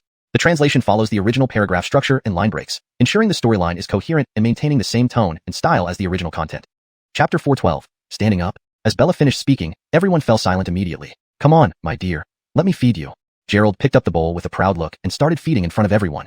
Here, eat some meat to strengthen your body, have some vegetables for vitamins. Ewan's expression turned sour. They were usually busy with Dragon Group and had no time to date. Now they were forced to watch Gerald's public display of affection. Cough, I'm full. Malachi hadn't eaten much and quickly left. Well, I think I should go too. There's something else I need to do. Fuller couldn't bear to stay either. Ah. Bella cooperated by opening her mouth for Gerald to feed her. Brother-in-law, carry on. I'll eat at another table. Ewan rushed away to sit at a nearby table. Now only Gerald and Bella were left at the table. Brother Malak, Sister Yvette. Just as the two were expressing their love, Aisha wheeled herself over. Where's Brother Shenlei? Looking around the large table, she noticed only Gerald and Bella. They've all been eating dog food and are now going out for a walk, said Gerald, pulling a chair for Aisha. Dog food? Why eat dog food instead of regular meals? Aisha was confused. Not having kept dogs or used a mobile phone, she didn't understand the concept. Don't worry, they enjoy it. Gerald laughed. By the way, I've prepared a medicinal pill for you. After you take it, you won't need this wheelchair anymore. He handed the Shisue pill to Aisha. As soon as it was revealed, its fragrance spread around. After dinner, I'll help you. Huh, what did you say? Aisha opened her big eyes and looked at Gerald. Hearing that taking the pill would allow her to stand, she swallowed it immediately. You ate it already? Aisha nodded seriously. Weren't you supposed to stand up after eating it? Gerald was speechless, understanding how desperate she must be to walk. Without clearing the meridians, the medicine needed more time to take effect. Brother Malag, I feel weak. Originally only her lower body lacked sensation, but after taking the pill, her hands felt numb due to changes in her meridians. That's normal. Gerald smiled wryly. The little girl was in a rush, but it was understandable after lying in bed for 10 years. With the medicine spreading through her system, washing and strengthening her meridians, Aisha couldn't even hold a bowl to eat. Gerald became a professional nanny, feeding both Bella and Aisha one bite each. A sumptuous meal became solely focused on feeding them. Gerald felt awkward seeing these girls being affected by the pill. He should have given them the pill after dinner. Now he felt like a monkey, drawing curious looks from passers-by. Brother Malag, I think my legs can move a bit. As the medicine spread, Aisha's legs began to wiggle, feeling warm with a strong impulse. Do you want to try standing up? Even though Aisha could stand before, she couldn't walk normally. Now her meridians were completely changed. She was almost back to normal. I'll support you. Bella, who was already fine, stopped pretending to be weak. Junyao, that's not very nice. Supporting Aisha, Gerald looked at Bella. Why did you pretend to eat dog food? Bella rolled her eyes and then helped Aisha forward. Having lain in bed for 10 years, Aisha forgot how to walk. Sister Yvette, I think I've forgotten how to walk. Aisha looked embarrassed, remembering her promise to go out with Bella once she could walk again. Now she felt the breeze and warmth but couldn't walk. Don't worry, take it slowly. Bella encouraged her, guiding her step by step. Seeing Aisha walking with assistance, Jagger stood up hastily, nearly spilling his wine. Old who, what's wrong? Don't like the wine? Churchill raised his glass, ready for another toast. The decades-old red wine wouldn't last long. Ignoring him, Jagger walked unsteadily toward his daughter. Seeing Aisha moving, everyone turned and looked in disbelief. Dariogi. Approaching his daughter, Jagger rubbed his eyes, hardly believing it. Dad, I can walk? Aisha looked up and smiled sweetly. Tears streamed down Jagger's face after waiting 10 years for this moment. I see it. I see it. Aisha tried to walk independently but lost balance. Jagger caught her just in time. Don't rush. Once we get home, we'll arrange rehabilitation training for you. Soon you'll be walking. Hails, Aisha smiled, glad her father no longer needed to worry about her. Thank you, Kinzieg. No need for thanks, Uncle Hua. I'll help Dariogi with her meridians shortly. That's it. Gerald sighed in relief, finally fulfilling his promise. Chapter 413. Difficult First Steps. After witnessing Aisha's recovery, Pierre's gaze continuously scanned Gerald. Aisha's illness had been entrusted by Pierre to the alchemists within the dragon group, but even their miraculous pills couldn't cure her. Some incredibly rare herbs could have cured her, but acquiring them was too difficult. Hail it. Gerald managed to cure her, which left Pierre amazed. Reflecting on Gordanthia's insistence on arranging Bella's marriage with Gerald, he seemed to grasp a little of his father's intentions. Dinner almost over, Gerald needed to further assist Aisha with unblocking her meridians, and thus accompanied her and Bella back to their room. Others, including Yuan and Ian, wanted to join in, eager to see what set this alchemist apart. But they were stopped at the door by Bella. Gerald needed to apply acupuncture, which required Aisha to undress. It would be inappropriate for so many men to watch. Standing beside the bed, Bella felt a twinge, watching Gerald perform acupuncture on Aisha. Though she knew Gerald was treating her, a pang of jealousy persisted. Outside, Yuan and company peeked, curious about Gerald's abilities. Alchemists were scarce in the dragon group, especially powerful ones. They usually paid points and provided ingredients before receiving help. Now with Gerald, their in-law, wouldn't he offer free services? Currently, Gerald calmly performed acupuncture on Aisha, who had previously suffered from necrotic meridians. Through the bone marrow cleansing process, these had regenerated and now somewhat resisted her new body. After nearly an hour, Gerald finally smoothed out Aisha's meridians. After consuming the bone marrow washing pill, her weak body had improved. Illnesses like fever, colds, or headaches would likely not trouble her again. Gerald only had 2 bone marrow cleansing pills and used one here. Although current herbs sufficed to make another, it wasn't necessary yet. Better to wait until his skills improved to avoid wasting materials. Brother Malag, now that Dariogi is better, will I not see you again? After dressing, Aisha gazed longingly at Gerald. What are you thinking? Yvette's sister will frequently visit. We'll have plenty of opportunities to meet, Gerald replied with a smile. Aisha nodded earnestly, saying, sure, once we return to Jiangcheng, I'll come find you all. Seeing everyone waiting outside, Gerald opened the door after Aisha finished dressing. Jagger entered first, followed by Ian and others. Aisha stood independently, preparing to take her first steps. Her condition had improved significantly. The first step was shaky but stable. Let's go. Gerald's task was complete. Further recovery was now up to Jagger. Back in the room, Gerald watched Bella practice martial arts, ensuring no accidents occurred. Gerald, do you think Dariogi has feelings for you? Bella couldn't focus on cultivation, feeling something unusual about Aisha's gaze towards Gerald. Please, don't tell me you're jealous of a little girl. Gerald intended to practice alchemy but was distracted by Bella's words. It might be that since Dariogi hasn't interacted much with other men post-illness, and being in her youth, it's natural for her to feel spring stirrings. Once she recovers and returns to school, it'll likely resolve itself. Bella comforted herself, intending to cultivate and regulate her inner strength. You seem quite knowledgeable. So, what were you like during your adolescence? Did you secretly admire some guy? A slight smirk appeared on Gerald's face. Who didn't have their youthful days? Back then, Gerald excelled in high school, capturing girls' hearts. Mind your own business. Bella rolled her eyes, closing hers to meditate. As the old saying goes, which young girl doesn't feel spring stirrings? Preparing the alchemy furnace, Gerald set up a simple spirit absorption array around it, starting the alchemy process. Following Alexandria's methods using a low-quality furnace, a standard for cultivating a good alchemist, he started with grade 1 medicine, the Jade Dew pill. He aimed to produce as many as possible, knowing this was a fundamental yet very useful medicinal pill. With high proficiency in grade 1 medicines, Gerald achieved 100% success. However, to prove his worth, he needed to refine multiple pills from one set of ingredients, just like Alexandria did. Initially, Gerald could only refine one pill per furnace, but with abundant herbs, he practiced relentlessly. Gradually, he refined 2 pills from double the ingredients without failing. Then, tripling the amount, he successfully produced 3 pills despite the extended time. Eventually, producing 4 pills from tripled ingredients marked a small achievement. Thus, one practiced alchemy while the other trained in martial arts until nightfall when Blair brought dinner. My goodness, what kind of herbal soup is this? Seeing the soup, Gerald froze. His medical knowledge encompassed most herbs, but this peculiar concoction stumped him. Around half of the included herbs appeared toxic. Besides herbs, it contained venomous insects like centipedes and toadfeet. While these animals could serve medicinal purposes, mixing them confused whether it was a poison or a remedy. Last night must have been exhausting. This is a special brew prepared by your mother-in-law-to-be, guaranteed to help you sleep well tonight. Blair smiled, satisfied with last night's hangover remedy, believing grandparenthood was near. I hope you enjoyed the translation. If you need any adjustments or have additional content to translate, feel free to ask. Chapter 414. The Poisonous Doctor. Gerald looked at Bella. These two people had no choice but to drink the medicinal soup. It seemed Blair wouldn't leave until they finished it. Mom, what have you concocted again? Bella eyed the bowl of soup warily. There were tiny insects and some unknown herbs inside. Even if it was harmless, just imagining drinking it made her stomach turn. You kids don't know anything. This is a good thing. I spent over 2 hours making it. All these are nourishing medicines, great for your health. You grew up drinking this when you were little, Blair said. Gerald felt dizzy. Growing up drinking this explained Bella's fiery temper. Hurry up and drink it while it's hot. It'll cause diarrhea if it cools down. Blair placed the bowl in front of Gerald, urging him to drink first. Gerald's legs felt like jelly. Though he knew many Chinese herbs, he had never seen such ingredients used as medicine. Apparently, Tang Clan's poison doctors were even more terrifying than traditional Chinese doctors, able to heal or kill without leaving a trace. Mom, let me do it myself. No need to trouble you. Gerald took the bowl, knowing he couldn't avoid it. He had to drink it. After all, it was Blair's effort, and she wouldn't harm him.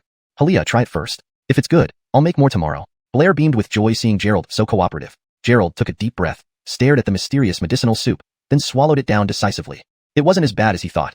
There was even a hint of sweetness, feeling almost like the sugar water Blair usually cooked. After finishing half a bowl, Gerald smiled. Mom, how did you cook it? It's pretty sweet. Gerald had tried many methods to remove the bitterness from medicinal soups, but none worked. Hail it. This one had various herbs and wasn't bitter at all. Of course using my method. How is it? Tastes good. Blair smiled, exuding grace. It tastes good. Gerald nodded quickly. Blair was delighted and handed another bowl to Bella. Daniel, drink yours too? Really sweet? Aren't you just saying that to make Mom happy? This was the first time Bella saw Blair make such strange medicinal soup. She vaguely remembered drinking something similar when she was little, but not clearly. How can you talk like that to your mom? Hurry up, drink it. It's a secret recipe for having a son, Blair urged. Bella glanced at Gerald suspiciously. From his reaction, it didn't seem particularly delicious. Was he going crazy to please his mother-in-law? Fine, I'll drink it. Bella pinched her nose and gulped down the bowl. Indeed, it was about as Gerald described, tolerable, not unpleasant. Seeing both of them finish their medicinal soup, Blair nodded contentedly. Mom, why do I feel a bit dizzy? After drinking, Bella felt her mind grow foggy, becoming drowsy, wanting to sleep. That's because it's a nourishing medicine that soothes the mind and supplements the brain. You drink this, and future children will be smarter, Blair explained. Bella felt her head spinning. Blair couldn't stop talking about grandchildren. How could she give her a grandchild? Was asexual reproduction possible? All right, I understand. I'm so sleepy. I'm going to bed. Bella really felt drowsy. Whether it was the effect of the medicinal soup or today's intense training, all she wanted was a good night's sleep.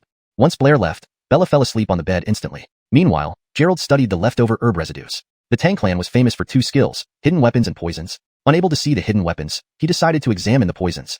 Medicine has its inherent toxicity, whether traditional Chinese medicine or toxicology, both relied on herbs. However, traditional medicine generally chose milder herbs unless in special circumstances, avoiding highly toxic ones. Poison doctors were different. They could heal or poison. For healing, they emphasized speed and efficiency, bringing quick results though sometimes causing pain and side effects. After meticulous study, Gerald identified the properties of the insects.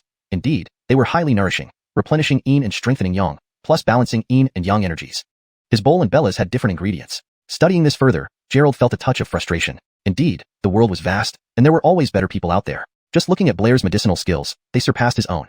The Tang clan also excels in hidden weapons. Imagine how extraordinary those must be. Gerald packed away the bowls and prepared to continue refining pills. While Bella slept soundly, Gerald kept the fire burning, improving his alchemy skills. By early morning, Gerald had refined a stack of pills, using quite a lot of herbs.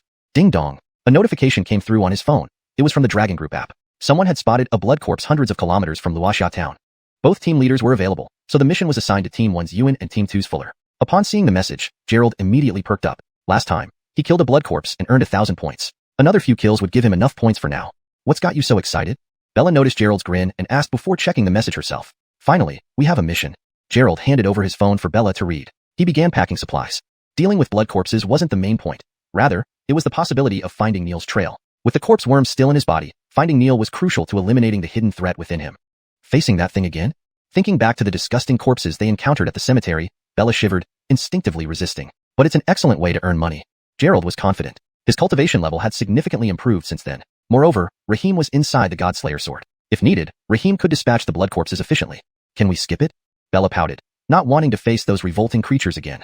Chapter 4:15. Mission. Gerald packed his things and checked to make sure he had all the necessary medicinal pills and talismans. This is a mission assigned by Fei Long. Do you really think we can avoid it? Don't forget what Zane and Dayazeng said last time. Bella pouted but nodded anyway. Take these talismans. If things get tough, just stay back and observe. Gerald handed over some additional talismans to Bella. They were still new to the Dragon Group and hadn't acquired anything else yet. I'll go find my brother. Bella knew that they couldn't complete this mission alone. After receiving the talismans, she hurried off to find Yuan to ask the squad leader how to proceed with the mission. Gerald, however, wasn't too concerned about the mission itself. He was more focused on Neil. He wondered how many points they would get if they caught that guy. As for Bella joining, she'd mostly just be along for the ride to collect points. It's like playing a game with a powerful leader. It's enough to just follow them through. Brother Zane. Brother Zane. Gerald quickly used his divine sense to call Rahim, making sure his most powerful backup was available. What do you want? Rahim's voice came through, and Gerald felt slightly reassured. Brother Zane. Remember the blood corpse you exterminated while possessing my body recently? It has appeared again. I thought if I can't handle it, you could come help me. Although Rahim was currently in a primordial soul state, he was still a powerful cultivator far beyond Gerald's current chi condensation level. Help you? Rahim sounded somewhat disdainful. Cultivators must rely on themselves, understand? If I keep helping you every time something happens, who is cultivating? Me or you? Moreover, with insufficient heavenly chi, after saving you twice, my primordial soul has expended a lot of energy. If not in a place rich in heavenly chi, I'll fall back into slumber. No wonder after using the godslaying sword the previous 2 times, Gerald got no response. After some thought, he realized he didn't necessarily need Rahim. With Zane and Werue being so strong, he could still tag along to collect points. It's reasonable that while others feast, we sip broth. Rumble. Suddenly, there was a loud rumble in the sky. Gerald stepped out and saw several WZ-10 helicopters hovering overhead. The Dragon Group, indeed affluent, used armed helicopters for dealing with blood corpses. Did they even need their assistance? One missile from a helicopter should turn the blood corpse to shreds. At this moment, Yuan and Fuller were already fully equipped, wearing black combat uniforms, carrying assault rifles on their backs, and pistols, grenades, and combat knives on their waists. This kind of equipment might as well be for a war. The first and second squad of Fei Long were led by Yuan and Fuller, both inner-strength martial artists, who were sufficiently powerful. The team members included Yvette family members and other martial artists, but due to the ongoing ancestral rites, only those from the Yvette family were here. Seeing Gerald approach, Yuan waved. Brother Yvette, your gear looks quite impressive. Gerald eyed Yuan up and down. This equipment emitted traces of spiritual energy. It seemed the Dragon Group provided top-notch items. Of course, when facing monsters, preparation is crucial. The talismans and inscribed creek bullets are the best weapons against demons and monsters. If martial artists were to capture cultivators at a distance, they wouldn't have an advantage without modern weapons. By the way, where's Team Pandora? Zane and Werue mentioned yesterday that she might leave today. If there was a mission, she shouldn't have left yet. She's the strongest fighter. Her absence would make the task much harder. Hearing this, Yuan's face darkened. She always moves unpredictably. When I contacted her about the mission, she said she was on vacation and asked us to handle it ourselves. Gerald was speechless. This sounded awfully familiar. Last time with the blood corpse, Yuan had also made similar excuses. Karma indeed comes full circle. Big brother, everything is ready. Fuller approached, signaling they should depart. Brother, do I really have to go? Bella stood nearby, having changed into standard issue combat gear, looking quite heroic. Originally, you and Gerald were directly recruited by Team Pandora, but since this mission isn't too difficult and we're shorthanded, let's all go together. This way, you can familiarize yourself with our Dragon Group style. Yuan didn't want his sister to risk herself, but according to the intelligence, only one blood corpse had been spotted, which they should be able to handle. All right, Bella pouted, feeling a bit nauseous thinking about it. Fine, let's get in the helicopter before it escapes. Yuan waved, indicating everyone should head out. This time, the combined first and second squad of Fei Long totaled 30 people, though the group usually had more members. Only the Yvette family members were brought this time. Gerald boarded the helicopter for the first time, experiencing its initial shake upon takeoff. Looking at the firepower, the air-to-ground missiles, machine guns, and rocket launchers, even Foundation establishment cultivators or inner-strength martial artists would be reduced to ashes. Of course, innate martial artists and golden core cultivators might evade such attacks due to their speed advantage. Here, take this. Yuan handed Bella an assault rifle. Just shoot if you're in danger. Ammo is plenty. Bella gripped the rifle, looking puzzled. Brother, I don't know how to use this. She was accustomed to handguns, not assault rifles. They're similar. Just open the safety, aim, and fire, Yuan said casually. The bullets were specially modified inscribed creek rounds, highly lethal against cultivators, beasts, or ghosts, but harmless to ordinary people without cultivation. Bella considered this and decided it was better to have some protection than none. Gerald, watching the fully equipped martial artists, couldn't help but ask, "What about me?" He wanted to try the gun too. He'd never handled one before. Last time, he nearly got shot, and seeing Bella wield a pistol confidently, he thought he deserved some equipment as a dragon group member too. Chapter 416, Equipment. Yuan thought for a moment and agreed with Gerald. Since they were all comrades, he magnanimously handed over a special dagger made by the dragon group to Gerald. This, Gerald examined the dagger. Its blade was 15 centimeters long, completely black, and likely crafted from special materials. This dagger isn't ordinary. It doesn't show dew in summer or frost in winter. It leaves no bloodstains after killing, and it took the dragon group decades of effort, built by top masters. It can exorcise ghosts, expel evil spirits, and protect your home from harm. I'm giving it to you now. Yuan boasted with a smug expression. Gerald couldn't help but glance at the others, saying, "Brother Yvette, if I'm not mistaken, everyone else has one as well?" Even Bella had a dagger attached to her waist. To claim this was unique seemed absurd. Yuan said, "Look at the material, look at the patterns, look at the inscriptions engraved by a top engraver. This is absolutely a treasure. Consider yourself lucky I'm giving it to you." "Brother Yvette, aren't you being too stingy? I'm also a member of the dragon group. Even if you don't give me RPGs, high-explosive grenades, C4, or assault rifles, at least give me a pistol," Gerald scoffed, eyeing Yuan with disdain. Could this guy be the quartermaster? So stingy? "These items are used by martial artists. Cultivators use talismans and magical artifacts. I don't have these modern weapons. You should ask Team Pandora to report it to higher-ups for distribution." Gerald was speechless again. It seemed like cultivators weren't supposed to use modern weapons, an obvious sign of disrespect. Seeing Gerald's persistent interest in guns, Yuan quickly changed the subject, pulling out a tablet computer and opening a map. "The location of our mission is 600 kilometers southwest of Luoxia town. According to intelligence, there should be a blood corpse appearing within a 50-kilometer radius." 50 kilometers? How do we find the blood corpse? A search area of that size was unimaginable. Finding a blood corpse in such a vast area would be incredibly difficult, especially from a helicopter where even excellent vision might not suffice to spot it from 100 meters above. Yuan laughed. "If we can't find it, this task won't fall on us." He then took out a small radar and handed it to Gerald. "This is an energy fluctuation detector. Within 300 meters, it can detect various energies like spirit energy, inner strength, or unusual blood corpse energy." After turning on the radar, several yellow dots and a green dot flashed rapidly on the small green screen. Martial artist's inner strength shows as yellow dots, cultivator's spirit energy as green dots, and blood corpses will appear as red dots. Gerald took it, playing with it in his hand. Indeed, this was a blend of technology and cultivation. This device eliminated the need to rely on spiritual senses or devices like Zane and Weiwei's compass. "Does deeper color indicate stronger cultivation?" Gerald asked. "Not necessarily. It just means the device's battery is low," Yuan replied. 3 black lines appeared on Gerald's forehead. High-tech wasn't reliable if it required batteries. "Later, we'll team up in pairs. If anyone spots a blood corpse, notify the rest immediately. Once everyone converges, we'll eliminate it together." Yuan looked at Gerald, patting his shoulder with a smile. "My sister will be paired with you. Gordon's sure nothing goes wrong." Gerald felt that this guy was unreliable, equipping him only with a dagger and a radar instead of proper gear. "About an hour and a half left until we reach the target area. Check your equipment," Yuan ordered. Everyone inspected their weapons and gear carefully, while Gerald felt rather relaxed, having almost nothing to check. As the helicopter thundered through the sky, they approached the location where the blood corpse was detected. "Gerald, don't stay too far from me later." Bella seemed quite worried. She hadn't undergone systematic training, and usually dealt with ordinary cases. The encounter with the blood corpse last time had scared her deeply, and now she had to face it again so soon. "Don't worry, even if I get bitten, I won't let it touch you," Gerald reassured her. Gerald wasn't concerned about Bella. She didn't know about his current power, plus the sunny jade given by Churchill. These evil spirits' tricks wouldn't hurt her. Moreover, Bella was at the level of transformation strength, which put her among the better performers in the group, considering most here were inner strength martial artists. By the way, blood corpses have corpse worms. Do you have a solution for them? Corpse worms control blood corpses. When Gerald was possessed by Raheem last time, it was because a corpse worm entered his body after killing a blood corpse. Facing blood corpses again meant preparing accordingly. Yuan pulled out a small bottle filled with yellow powder. "This is what we use against corpse worms. My mother gave it to me this morning. It's a secret formula from Sichuan and Shu that even beasts can't endure the smell." The Tang clan often lived deep in the mountains and dealt with plenty of snakes, insects, and rodents, thus developing specialized solutions. Yuan opened the bottle, and a strong smell instantly filled the air, lingering despite the helicopter's speed. "Apply some on yourselves later. It will keep those corpse worms at bay." Gerald's eyes lit up as he pinched a bit of powder from the bottle. Just touching the powder, Gerald felt the corpse worm inside him showing signs of awakening, absorbing his spirit energy fiercely. "Oh my!" Gerald reacted as if seeing a ghost, quickly dispersing the powder with his spirit energy. The corpse worm returned to its sealed state, but upon checking, he found it had moved closer to his heart. "What's wrong?" Yuan stared oddly at Gerald, wondering why he overreacted to the powder. Gerald, caught between laughing and crying, showed his right hand where a blood-colored thread was clearly visible. "Go!" Yuan almost fell out of the helicopter in shock. He hadn't realized Gerald was infected with a corpse worm. "What's that?" Bella asked, confused by the thin line on Gerald's hand. Yuan dragged Gerald aside, whispering angrily, "How did this happen? This will make my sister a widow." Translation continues as per provided Chinese content. Chapter 417. Parachuting. Yuan knew all too well how lethal corpse worms were. Seeing Gerald now infested with them was tantamount to announcing his death. Is it not from the last incident? Does my mom have any solutions? Gerald asked. How can she solve it? My mother is from the Tang sect, specializing in poisons, not insects. If anyone knows about venomous creatures best, it's probably the Miao people of the Nanjing region within the 10,000 Big Mountains.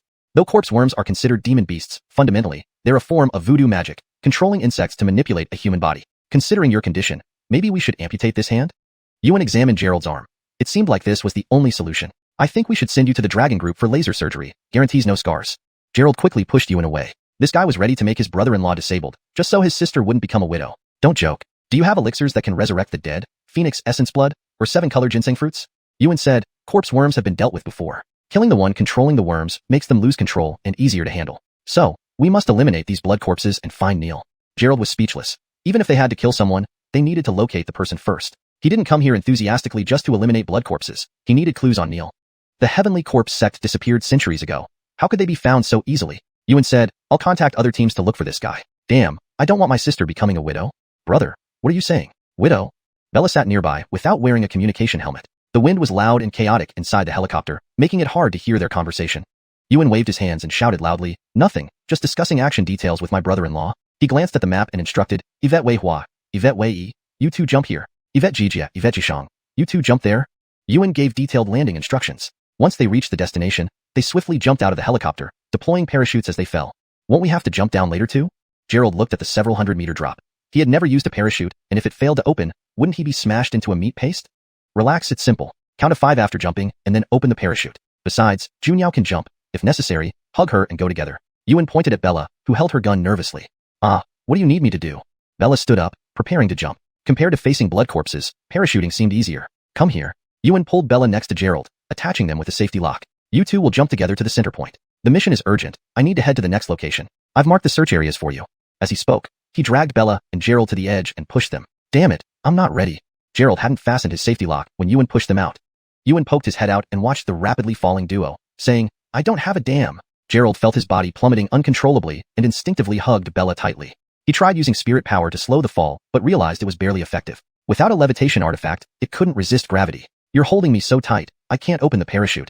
Bella attempted to spread her limbs, but was tightly embraced by Gerald, preventing her from opening the parachute. Just hurry. I'm afraid I'll die if I let go. Gerald heard the rushing wind in his ears. In a few seconds, he would hit the ground due to gravitational acceleration. Finally, Bella gently tugged, opening the parachute which abruptly halted their descent. Gerald sighed in relief as he tightened his embrace. Being alive felt so good. I can't breathe. Bella rolled her eyes. Why did Gerald seem so timid in the air? Embarrassed, Gerald said. First time trying such an exciting activity. Be patient. Come, let your husband give you a big hug. Bella scoffed. Gerald's face had turned pale from fear earlier, now acting perverted again. However, she didn't push him away. He really hadn't fastened the safety lock tightly, and letting go would mean certain death. Bella controlled the landing direction towards a forest beside a highway, where most of the search area lay. One village nearby reported the blood corpses. Soon, they floated and landed in the woods. She cut the ropes with a dagger and checked the radar. No blood corpses detected. Where should we start looking? Bella examined the map. This forest spanned at least 5 kilometers with rough mountain paths, making the search challenging. We'll slowly search. Shouldn't take long anyway. First, check if your equipment works. Last time, we almost lost Gerald due to lack of signal. Last time, Bella sought help via cell phone, but poor signal nearly cost Gerald his life in the cave. She nodded, checked the walkie-talkie, and contacted Yuan. My brother said to search this forest thoroughly. With radar, covering a 5-kilometer forest in 10 round trips with a 300-meter diameter should suffice. That's fine. Gerald noticed the assault rifle slung over Bella's chest and smiled. It looks heavy. Let me carry it for you. Every man dreams of handling guns. Facing such advanced technology with lethal capabilities, how could he not be curious? No way. Bella gripped the rifle tightly. It felt more reliable than Gerald's talismans. At least it could attack from 100 meters away if encountering blood corpses. Fine, don't blame me if you get tired later. Gerald took a step forward, floating gracefully. Bella hurriedly followed behind. Chapter 418. Cherish the good times. Bella was also a master-level martial artist, and her pace wasn't much slower than Gerald's. They traversed the mountain path for 5 kilometers in just 2 or 3 minutes, mainly slowed by the difficult terrain. The woods looked ordinary, with occasional bird calls breaking the silence. Despite being deep in the mountains, there were few wild animals due to road development. Gerald walked while thinking. He didn't choose the straight path but wandered through the woods, sometimes even retracing his steps. Do you even know when we'll find that blood corpse? Bella wondered if he was just leading her around aimlessly to tire her out before asking for help. Do you remember Team Pandora mentioning that blood corpses usually hide in extremely lean places? Gerald glanced at the sky and explained. With the sun high overhead, even though this area is generally lean, it's not enough to support a blood corpse. I'm searching for an extremely lean location. So where would that be? Bella saw no difference anywhere. A place where the dead are buried. Grave sites are in locations. There should be burial grounds in this forest. The Can, Zhan, Li, and DUI positions in the 8 trigrams are in areas. Let's look there. Bella followed Gerald with her gun, checking her radar intermittently, worried the blood corpse might suddenly appear. As they walked, Bella felt a chill despite the cool breeze not having bothered her earlier. Looking around, she spotted a stone tombstone amidst some shrubs far off. Her heart raced as she hurried to Gerald's side. Is this the extremely Een spot? Gerald smiled. We're close. Can position is pure Een, but the route on the map was tricky, so we took a detour. Afraid? Of course I'm afraid. You were scared too when you parachuted, weren't you? Everyone has their fears. Bella checked her rifle's safety, ready to open fire at any sign of trouble. Gerald continued his search, knowing not every Een spot suited a blood corpse's needs, especially since they were controlled. He doubted Neil was controlling this one. They eventually stopped at a cemetery after walking another 3 kilometers. Bella tensed at the graves, glad the radar showed no blood corpse nearby. Each grave had inscriptions noting birth and death dates. This wasn't a single grave. These could be family ancestral plots. No sign. Let's go ask your brother what to do next, Bella muttered, shrinking back, fearing something odd might emerge. Brother, can you hear me? Brother Horatio, anyone there? She held a radio, hearing only static, with occasional broadcast interferences. That won't work. Gordognetic fields at such yin-yang intersections interfere with both modern equipment and artifacts, Gerald remarked, examining the graves closely, then frowning. Grave coffins were indeed present, but no bodies, no bones. Someone must have disturbed them, likely converting them into zombie kings. But no blood corpse was here, indicating the nest was elsewhere. Let's leave quickly. Worried about reanimated corpses, Bella rushed away with Gerald. Once back in signal range, she contacted others without new findings. Give me the radio. Gerald studied the map, identifying several potential nest locations. Though distant, this method was quicker than inch-by-inch searches. Brother-in-law, send people to these locations, 330 to 15, 330 to 387, 176-15. He listed over a dozen spots for them to check. Okay. Ewan's voice sounded weary, having exhausted himself from thorough searches. Afterward, Gerald conjured a reclining chair. What are you doing? Bella stared bewildered. Why rest now? Almost noon. Young energy peaks then. Blood corpses aren't foolish. They won't act now. Plus, aren't you hungry? Gerald sprawled out, feet up, conjuring a table with snacks. How did you bring my table? Bella was speechless. She'd never seen someone bring such comforts on a mission. Don't worry. When they find something, they'll notify us. The closest site is 20 kilometers away, a half-hour walk. Relax. Come eat what I stole from our kitchen. No, got from home. Probably mother's pastries. The table filled with delicate pastries. Gerald started eating like camping, almost setting up a tent for the night. Bella compared the military rations in her pocket. None matched these treats. Hey, give me a chair. Gerald conjured her makeup dresser seat next. You didn't bring my bed too, did you? Bella eyed him warily, fearing if unsuccessful today, he'd bring beds and bathtubs for a night outdoors. Don't worry. We'll be home tonight. Even if no one picks us up, I brought your car. Bella nearly fainted. If Gerald could fly helicopters, she feared future travels might involve aircraft. Sitting under warm sunlight, the damp forest air felt heavy, but Bella felt cozy from the warmth radiating from her jade pendant. At this moment, she truly believed good times were precious and rare. Chapter 419. 3 heads and 6 arms. Gerald and Bella had a simple lunch not far from the graveyard. After eating, they saw Bella applying yellow medicinal powder to her body. The moment Gerald noticed, he leapt off his chair in one swift motion, retreating a significant distance. Bella wiped her hands and, seeing Gerald's reaction, complained, Am I that terrifying? It just smells a bit strong. No, this distance is fine, Gerald replied, already sensing the necrotic worms within him becoming agitated. If he got any closer, they might wake up and put him in danger again. Oddball, forget you. Let's pack up and head to the next place. Bella continued walking toward the next search location. Gerald gathered his things and followed, maintaining a distance. Their walkie-talkies remained silent, suggesting the blood corpse had left the area. After an hour of searching multiple locations, they still found nothing. Bella was getting tired and wanted to rest against Gerald, but he kept his distance, leaving her quite displeased. Slow down. Why are you walking so fast? Let's eliminate the blood corpse and go home sooner, Gerald responded before speeding through the woods. They traversed several forests and vast fields, but time passed with no sign of the blood corpse. The extremely Een acupoints also showed no activity, likely because they hadn't found it yet. Xiang Yu, respond if you hear. Ewan's voice grew anxious as he checked in every 30 minutes. Since the last call, there'd been no response from Ingram. Everyone, gather at Xiang Yu's location. I'll send helicopters to bring you there. Won't Brother Xiang Yu be okay? Bella asked, glancing anxiously at the sky for a helicopter. Gordon, he's 10 kilometers away. Let's go check on him. Gerald accelerated, turning into a blur that even Bella couldn't catch. Slow down, wait for me. She ran while checking her radar, which showed no signs of the blood corpse. Gerald felt that the area Ingram searched might indeed be its nest. Given Ingram's cultivation at late-stage transformative power, similar to Ewan, he shouldn't have been easily overpowered. Within 3 minutes, Gerald detected a thick stench of blood and intensine energy. Rushing forward, he saw Ingram and Ryder lying injured on the ground, bleeding from the mouth and their guns empty. What the hell is that? In front of them stood a towering figure about 4 meters tall, higher than nearby shrubs, with 3 heads on its shoulders and 6 arms. This was definitely a 3 heads and 6 arms creature. Was Neza related? Blood corpse, careful. Ingram gasped weakly. He'd used a Dragon Group's secret technique to temporarily reach the innate stage, but could only hold off the blood corpse for about 10 minutes before it absorbed all his internal strength. Gerald, don't come near.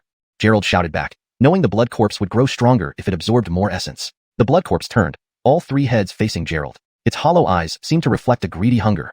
Bella froze but immediately raised her gun, disengaged the safety, and started firing. Even a blind person couldn't miss such a massive target. The bullet casings emptied into the blood corpse, each shot producing white flashes and small holes that quickly healed. After emptying a magazine, the blood corpse was unfazed, standing as if nothing had happened. Roaring, the blood corpse opened all three mouths, releasing a wave of red mist. Crap! Gerald swiftly grabbed Bella and hurled her dozens of meters away. The blood mist obliterated everything in its path, turning trees black and scorching the ground.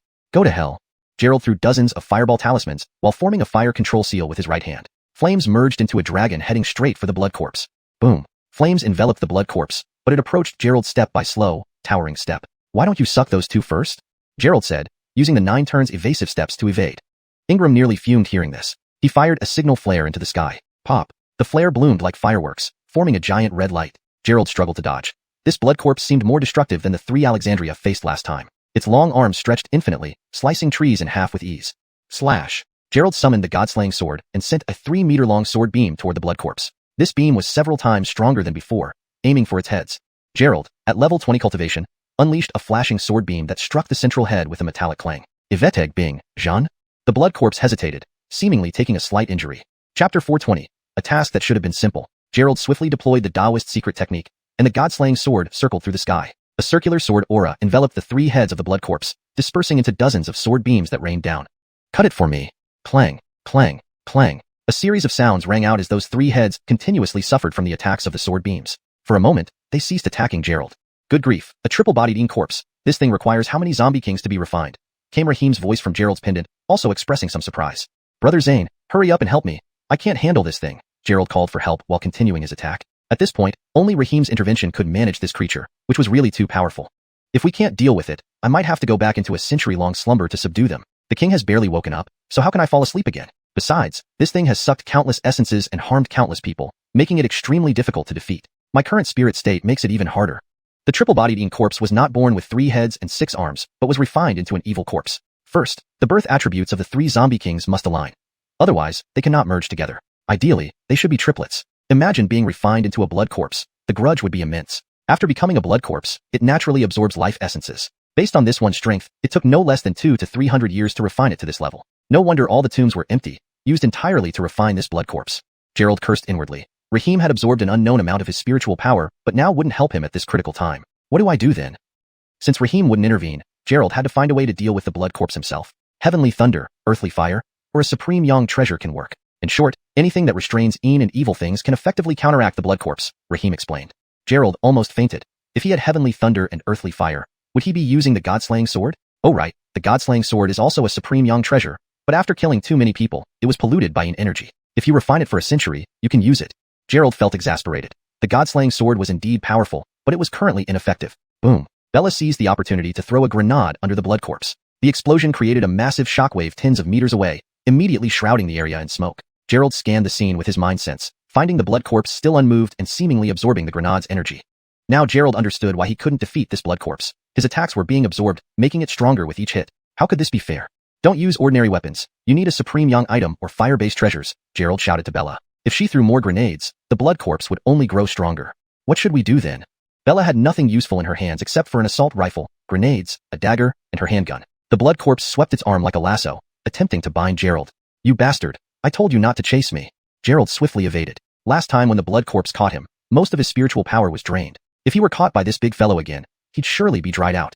Rumble. At this moment, 3 helicopters flew over, and Ewan finally arrived. Just as Gerald was about to relax, he saw a missile launched from the hovering helicopter towards the blood corpse. Compared to grenades, the missile's power was exponentially greater. Though Gerald was several dozen meters away from the blood corpse, he was still sent flying by the explosive shockwave. Ewan led the team to land, leaving only the helicopter pilots in the air bombarding the blood corpse with missiles. What the hell is this? It doesn't match any records, Ewan exclaimed upon seeing the battered yet recovering blood corpse. He had thought this task would be simple. One blood corpse should have been easy to destroy with a single missile. From the looks of it, this thing was clearly of a higher grade. Other team members quickly helped Fuller and Ryder to safety. After the barrage of missiles, although the blood corpse's skin was torn open and bones exposed, it quickly healed itself, even growing taller by half a meter. Brother Yvette, don't use ordinary spiritual power weapons. It can absorb that and turn it into its strength, Gerald warned urgently. So freakish. In all his years with the Dragon Group, Ewan had never seen such a powerful creature that could withstand high-tech weaponry. Roar. Absorbing the Maseal's spiritual power made the blood corpse even more excited. Ordinary weapons and treasures attacked it were like giving it nutrients. Lightning, fire, or supreme young treasures are required, Gerald repeated Raheem's advice. Lightning. Yuan's brow relaxed. His family's inner chi method specialized in wind and lightning techniques, where wind-enhanced movements allowed for rapid attacks, while thunder strikes ensured damage to enemies. I'll take care of it. Yuan pulled out a black staff from behind his back, half a meter long with multiple joints. When fully assembled, it stretched to 2 meters. A treasure refined from black lightning stone. What a good find. Raheem exclaimed. Yuan now held the staff and rushed toward the blood corpse at incredible speed, with thunder flashing beneath his feet. Black lightning stone. Upon hearing this name, Gerald recalled the recorded legend. Black lightning stone was formed when the 9 skies black magic lightning struck the earth, infusing stones with its power. 9 skies black magic lightning descended only when a powerful demon appeared and was rejected by natural law. To think the Yvette family possessed such an item.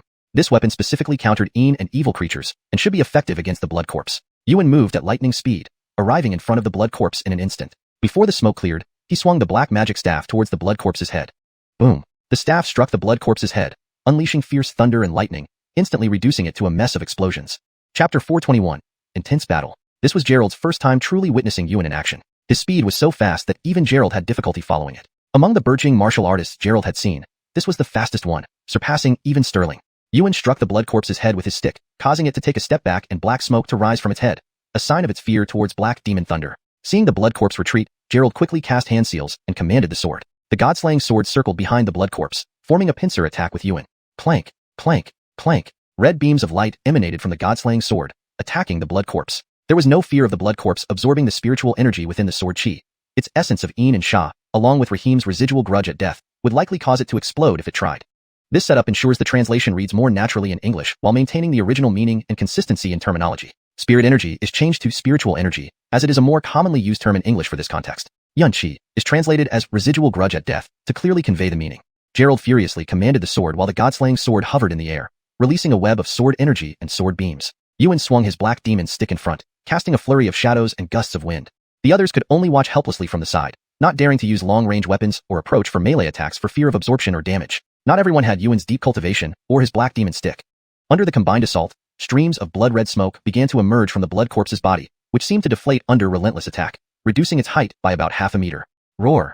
The blood corpse appeared enraged. Its 3 heads, 1 forward, 2 backward, simultaneously exhaled bloody smoke carrying an unbearable stench. The foul smell was like something that hadn't brushed teeth in 100 years. Seeing the incoming smoke, Yuan, being the closest, rolled on the ground to escape swiftly. The smoke was highly corrosive, contaminating the air and capable of melting through any material instantly. Yuan fled out of range almost immediately. Gerald hurled several fireball talismans, hoping the intense heat would vaporize the blood smoke. This thing is too tough, Yuan said, retreating next to Gerald and catching his breath as the smoke and flames burned fiercely. Didn't anyone bring a flamethrower? We could just burn this thing. Gerald's ordinary fire had no effect on the blood corpse. High-temperature flame might have been more effective. Who carries those bulky things? Yuan wiped his sweat. Gerald threw him some Jakeo Xanadu pills and asked, what now? Should we all go together? All these practitioners of lightning arts should be able to suppress the blood corpse effectively.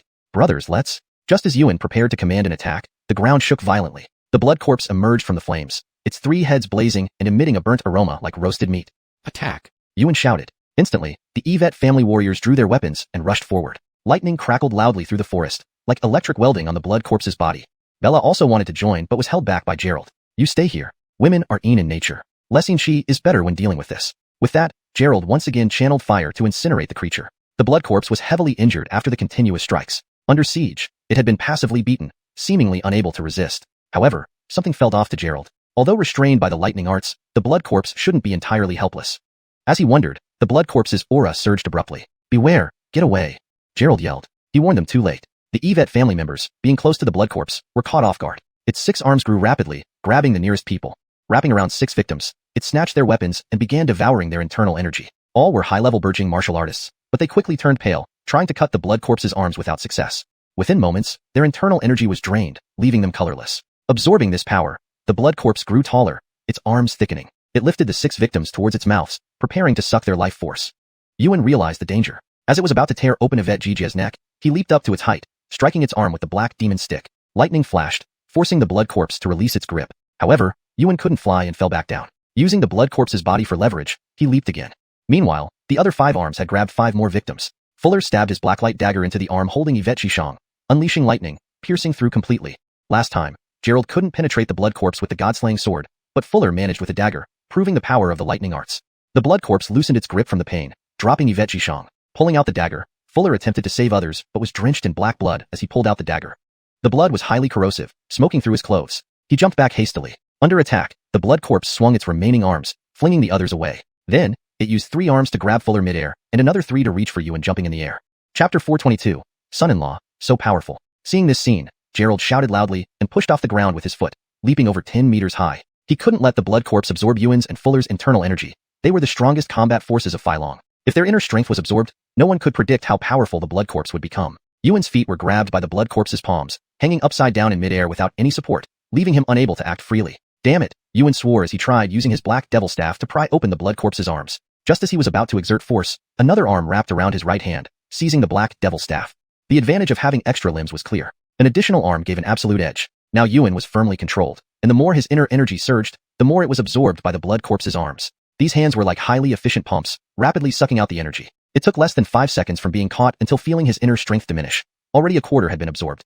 If this continued, within half a minute, Yuan would lose all his inner energy and be helpless prey. Fuller fared even worse. His clothes were stained with black blood, burning large holes into them, while his right arm was covered in black blood, its sleeve and flesh completely fused together, still emitting dark smoke. They had to save him soon, or his arm might be lost.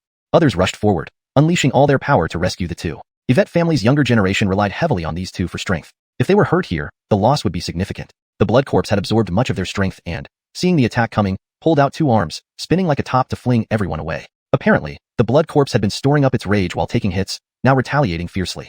Don't come closer, Ryder. Throw me the jade talisman, Yuan yelled towards Ryder who was nearby. Okay, replied Ryder, pulling out a translucent jade talisman from his chest. Just as he was about to throw it, the blood corpse spewed red mist from its heads, obscuring everything, making further approach impossible.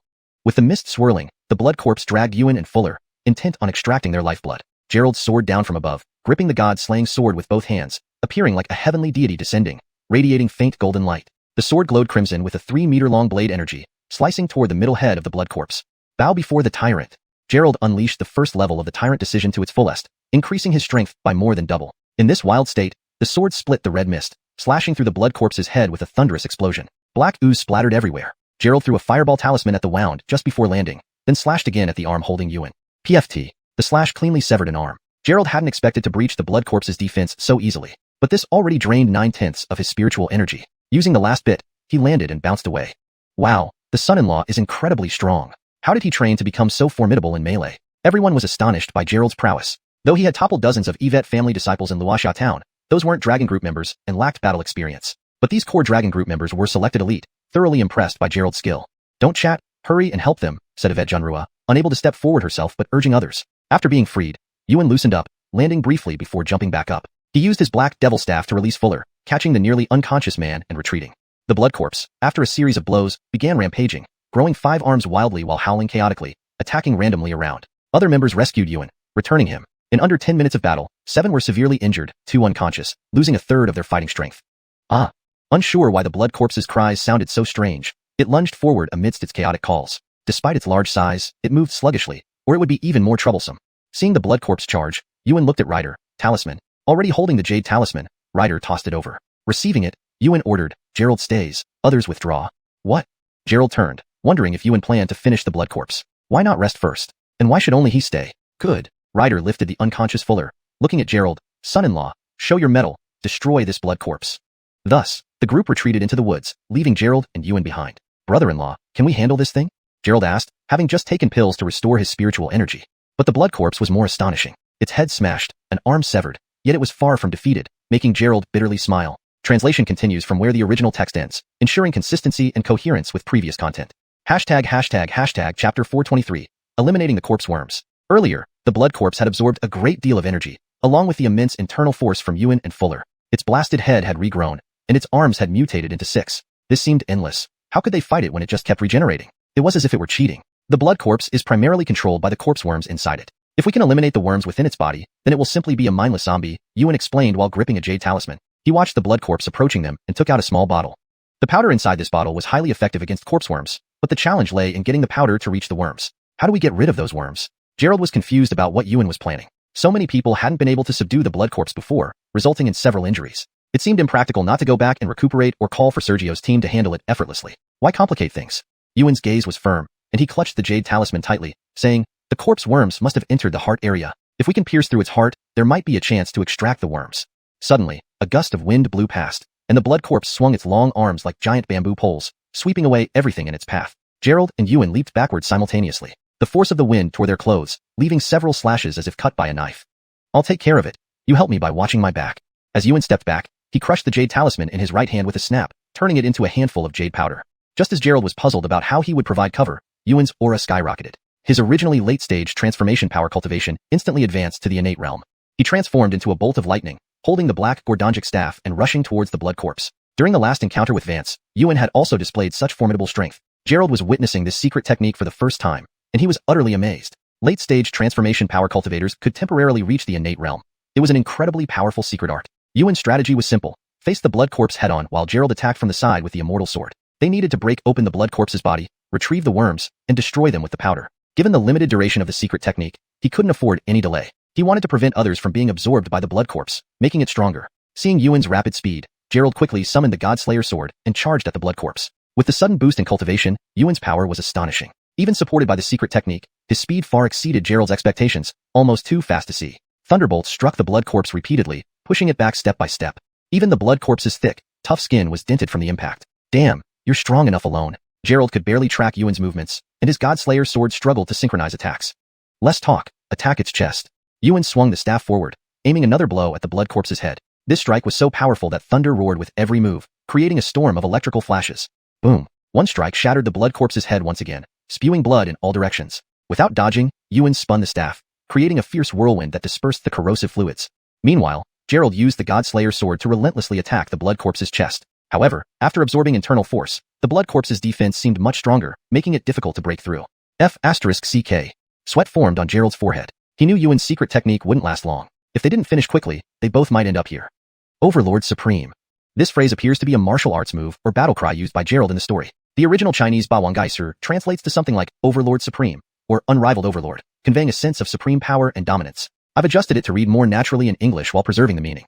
Gerald swallowed a whole bottle of pills. Lacking a short-term power-boosting technique, he relied on elixirs to ensure sufficient spiritual energy. Spiritual energy surged within him. Holding the champion's sword, Gerald soared through the air, transforming into a red streak piercing towards the blood corpse's chest. Golden light enveloped Gerald, as if a god had descended upon the battlefield. Time seemed to slow around him, focusing solely on his swift sword strike.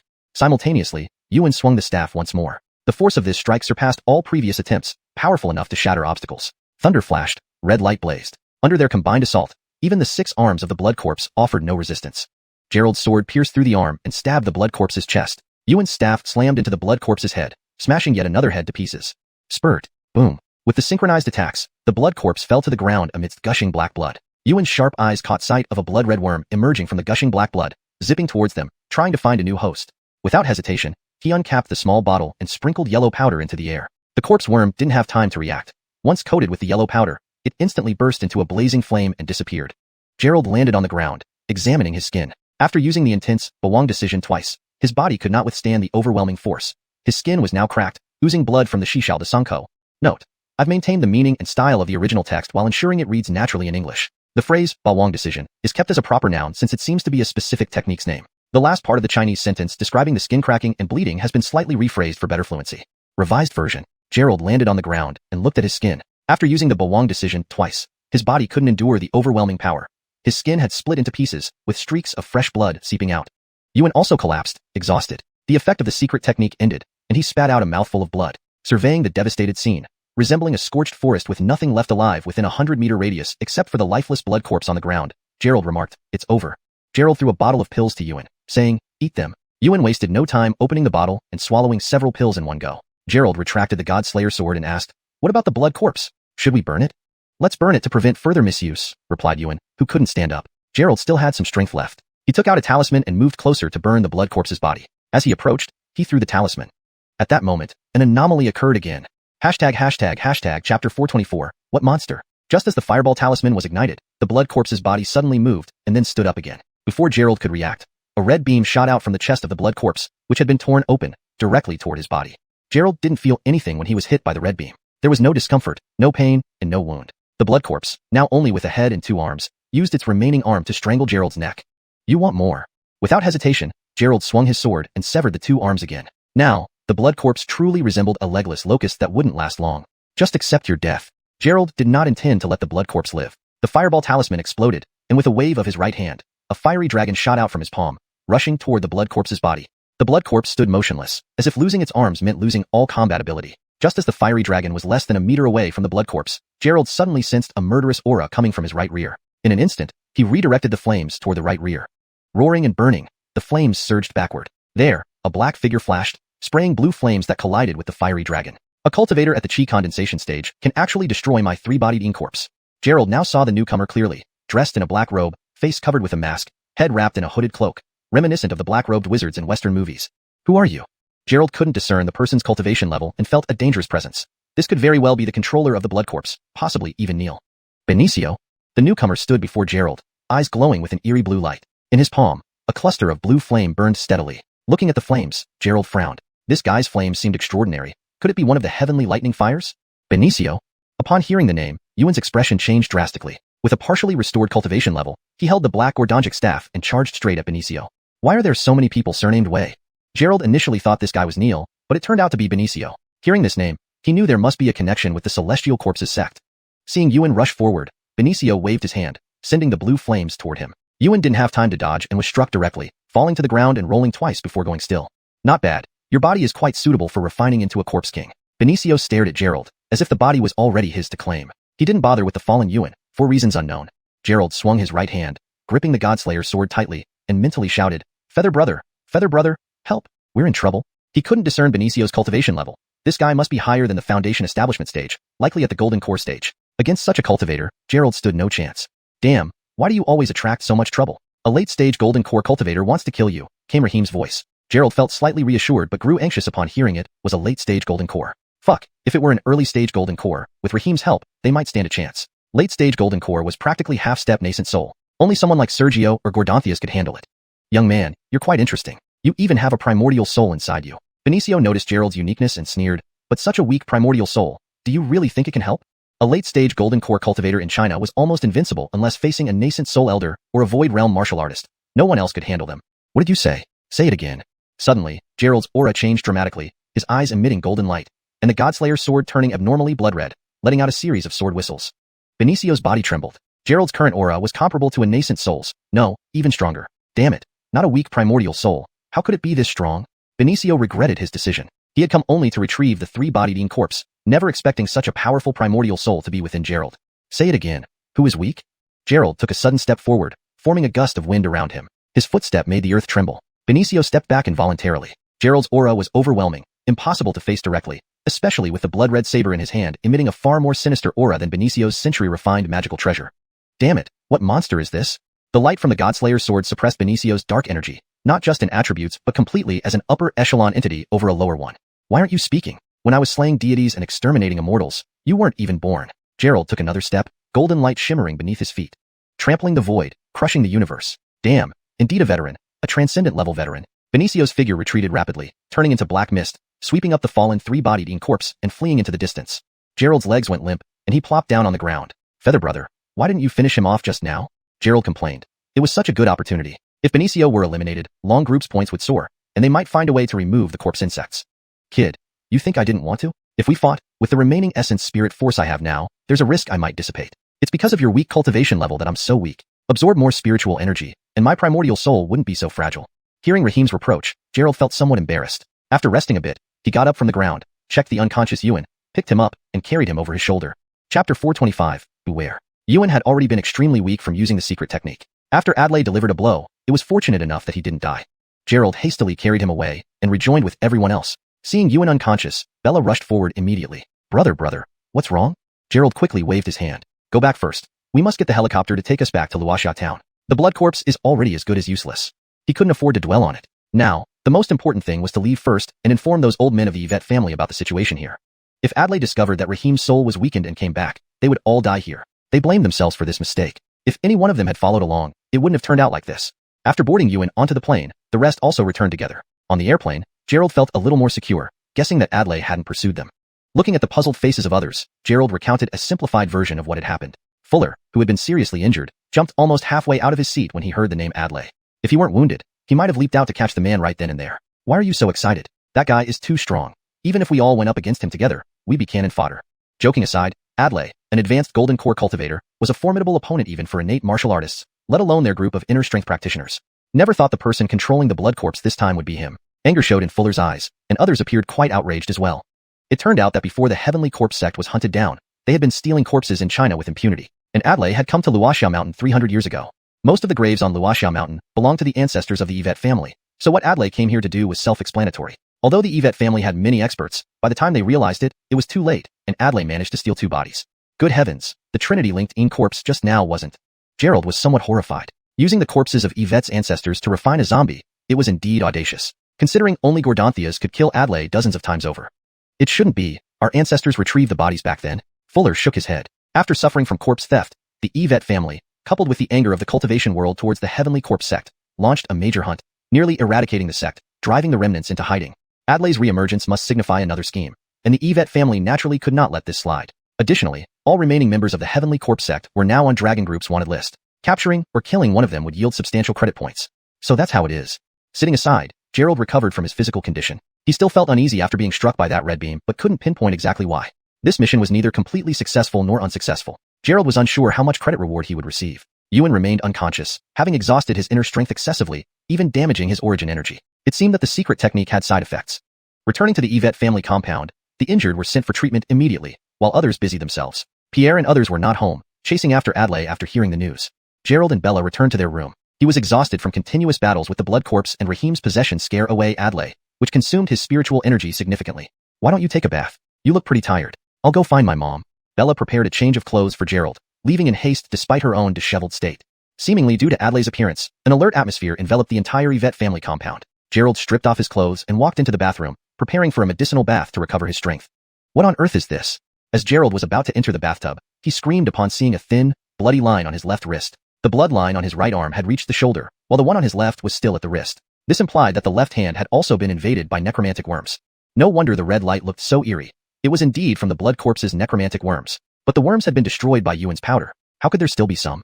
Suddenly, Gerald recalled the Trinity-linked Yin corpse and suspected that it possibly contained 3 necromantic worms. This explained why it could stand again after being supposedly exterminated. Damn it, why am I so unlucky? Gerald swore loudly. One worm in the body was hard enough to handle. Now another worm meant he would lose a lot of spirit power rapidly between the two. With no other choice, Gerald decided to recover a bit before proceeding. Soaking in the tub, he gazed helplessly at his arms invaded by the worms. Right, try the silver thread worm. Recalling Zainin Weimiao's experience with early-stage worm invasion, where the silver thread worm fought and detonated the necromantic worm internally, Gerald took out his small vial containing the tiny, golden-yellow, translucent silver thread worm, a sign it was near evolution. Its cultivation level seemed similar to Gerald's, still in the initial stage of demon beasts. Hey little guy, can you help? Gerald shook the glass vial, sensing the silver thread worm reacting, moving happily inside. Carefully placing the worm on his palm, he mimicked Zainin Weimiao by swallowing it whole. Entering his body, Gerald controlled it with spirit power and consciousness.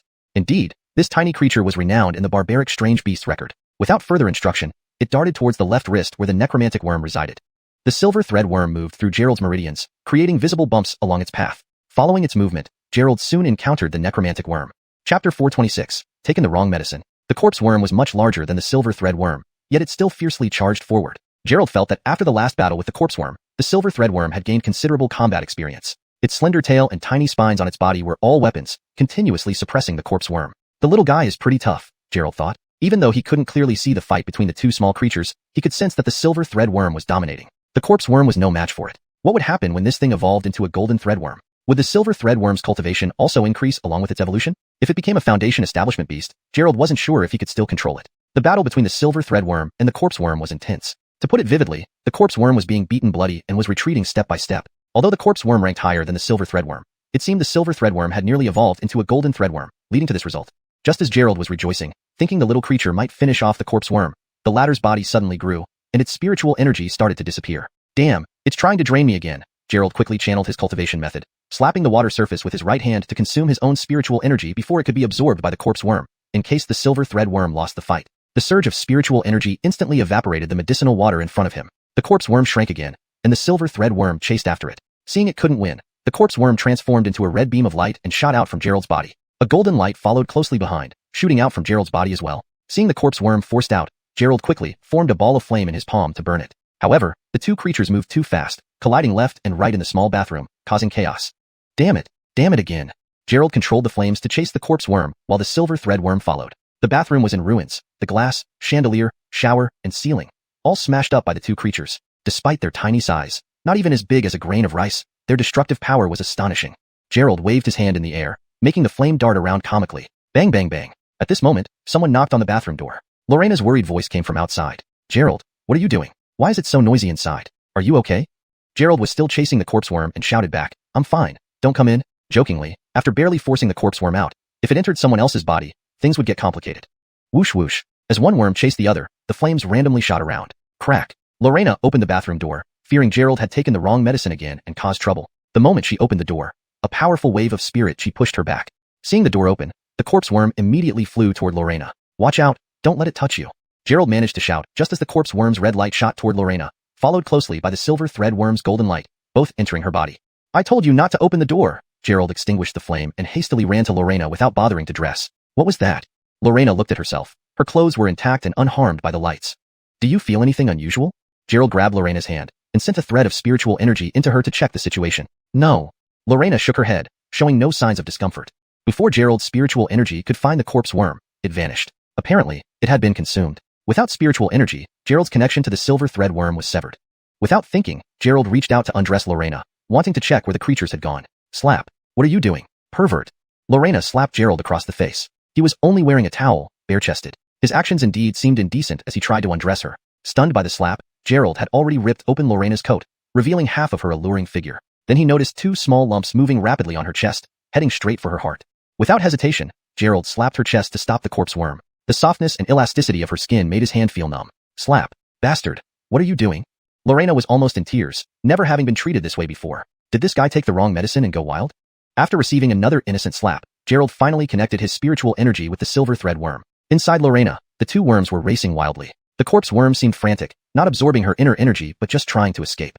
Let go of me. Lorena stood there, her chest heaving wildly, her mind blank, forgetting to pull up her torn clothes. Gerald watched the corpse worm move down from her chest toward her abdomen. As he glanced down, Lorena instinctively kicked him to prevent him from taking off her pants. Bang! Gerald, lacking sufficient spiritual energy, was sent flying and crashed into the bathroom door, breaking it. Idiot, what do you want? Lorena clenched her fists angrily. It's daytime. Have you gone crazy? Her words implied that perhaps some actions were acceptable at night. Chapter 427. Blair's throwing needles. Gerald clutched his chest, gasping for breath. Entering the transformation stage, Bella's strength was indeed immense. I was trying to help you. After a moment's rest, Gerald managed to speak and attempted an explanation. Bella wouldn't listen. In 2 strides, she raised her hand intending to deal with this hooligan again. This guy didn't even care if she was willing or not, doing such things. What was he thinking? As soon as she raised her hand, she finally noticed her disheveled clothes and hurriedly pulled up her collar. Daniel, Xiaomalog, are you tired from today's mission? Blair called out from outside, carrying snacks prepared for them as she opened the door and walked in. Seeing the scene before her, she paused momentarily, then smiled. Young people these days sure know how to play. You're playing but don't even bother to close the door. Continue on, I won't disturb you. It wasn't clear what Blair was thinking when she saw Bella's somewhat disordered attire and Gerald's bare body. She thought they were too impatient to wait any longer. Mother, do you need something? Gerald's voice was hoarse as he quickly stopped Blair. Since Yuan's powder was given by Blair, there might be a way to handle the corpse worms. Now that both the corpse worms and silver thread worms were inside Bella, staying there for too long could damage her organs and meridians. In the worst case, it could not only ruin her martial arts skills but cost her life. He couldn't just stand by and watch his newly married wife suffer like this. Gerald endured the intense pain, got up, and explained the situation to Blair and Bella. Blair was also startled. Having corpse worms enter the body was no laughing matter. Jun Yao quickly, take off your clothes and get into bed, Blair commanded directly. Ah. Bella glanced at Gerald. Though she knew it was a misunderstanding, undressing in front of Gerald felt too compromising. Blair didn't mind. In her eyes, they were already married, and Bella was her daughter. To treat the corpse worms, undressing was necessary. What? I'll hurry up. Blair locked the door and then led Bella straight to the bed. Bella blushed instantly, too embarrassed to look at Gerald or explain anything. Fortunately, Blair only took off Bella's outer clothes, leaving her undergarments on, but even so, Gerald felt his heart race. It was quite a sight. You turn around. Lying on the bed, Bella seemed like a helpless little girl, unable to make decisions. He is your husband. Why should you turn around? Blair held several silver needles in her hand, her eyes shining as she observed Bella's body. Inside her body, 2 small bulges appeared one after another, moving rapidly under the skin, disappearing in the blink of an eye. Gerald watched closely from the side, not to admire Bella's beauty, but to see how Blair would handle the corpse worms. Since coming to Luoxia town, he had broadened his horizons and realized he still had much to learn. The Tang family had always been mysterious, and now he could observe how Blair dealt with the corpse worms. Bella felt extremely embarrassed. Just moments ago, she was hitting and kicking Gerald, and now he was scrutinizing her like this. Karma was swift. Blair focused on the 2 points where the small bugs were moving, following them closely without making a move. The silver needles in her fingers were sharper than the ones Gerald usually used, with finer and longer tips, indicating they weren't ordinary needles. Gerald examined closely. He couldn't tell what cultivation Blair had. She lacked both martial artist's inner energy and cultivator's spirit power. But after that bowl of soup, he had changed his opinion about this mother-in-law and felt she wasn't simple. Whoosh! A flash of silver light sped past, and Blair's right hand moved so fast Gerald couldn't see clearly. 2 silver needles punctured Bella's arm in quick succession. At the same time, Blair took out the special powder to deal with insects and dabbed it on Bella's arm. Pooh, pooh, pooh. From the bulging spots, the corpse worms began jumping rapidly, their paths blocked by the silver needles. Blair's powder was indeed effective. Even through Bella's skin, the corpse worms couldn't withstand it. The trailing silver thread worm stayed back, afraid of the smell. Pooh. With a faint sound, a red glow pierced through Bella's skin, flying out of her body. Golden light followed, and the silver thread worm emerged alongside. Both were small, with fine red and golden threads trying to escape outdoors. Blair flicked her wrist, sending the silver needles shooting out. With a clang, the silver light pinned the corpse worm to the wall. Corpse worms were tough and very small, moving incredibly fast. For Blair to hit them accurately with a needle, there must be some considerable skill involved. Mother, you have excellent skills. Gerald couldn't help but clap. He couldn't replicate that needle-throwing technique. Even with Blair's force, he lacked her precision and speed. Now, he believed Blair was the most concealed expert in the Yvette family. Seeing the corpse worm nailed to the wall, the silver thread worm fluttered towards it, looking excited, ready for a feast. Though the corpse worm didn't die immediately after being impaled, it continued writhing. After the silver thread worm flew over, it was swallowed whole within moments. Blair pulled the blanket over Bella and examined the tiny pinprick-sized holes on her arm, revealing a surprised look. Xiao, go out for a moment. I need to talk to Daniel. Ah. Gerald looked at himself, still undressed, but seeing Blair's serious face, he dared not argue, quickly left the bathroom, dressed, and hurriedly exited the room. Before leaving, Gerald waved, and the silver thread worm flew back to his palm. Gerald looked at the little creature. After devouring the corpse worm, its golden color became more intense. The silver thread worm lay motionless on Gerald's palm, seemingly asleep, its body gently pulsating with the golden light. Chapter 428, Dream. Gerald could sense that the silver thread worm was slowly evolving. If it could evolve into a golden thread worm, devouring a corpse worm would be a simple matter. This corpse worm sealed within him might also become its meal. The ultimate form of the golden thread worm is the Erode immortal worm, feared even by immortals. However, the probability of reaching that stage is almost zero, just like Gerald becoming an immortal. Gerald placed the silver thread worm back in the small bottle, added a few pills and a high-quality spirit stone for its slow evolution. If the silver thread worm became strong enough, it would undoubtedly be a significant aid to him. After waiting at the door for a while, Gerald kept observing the silver thread worm. Soon, Blair opened the door and stepped out. He quickly stowed the silver thread worm in his pocket.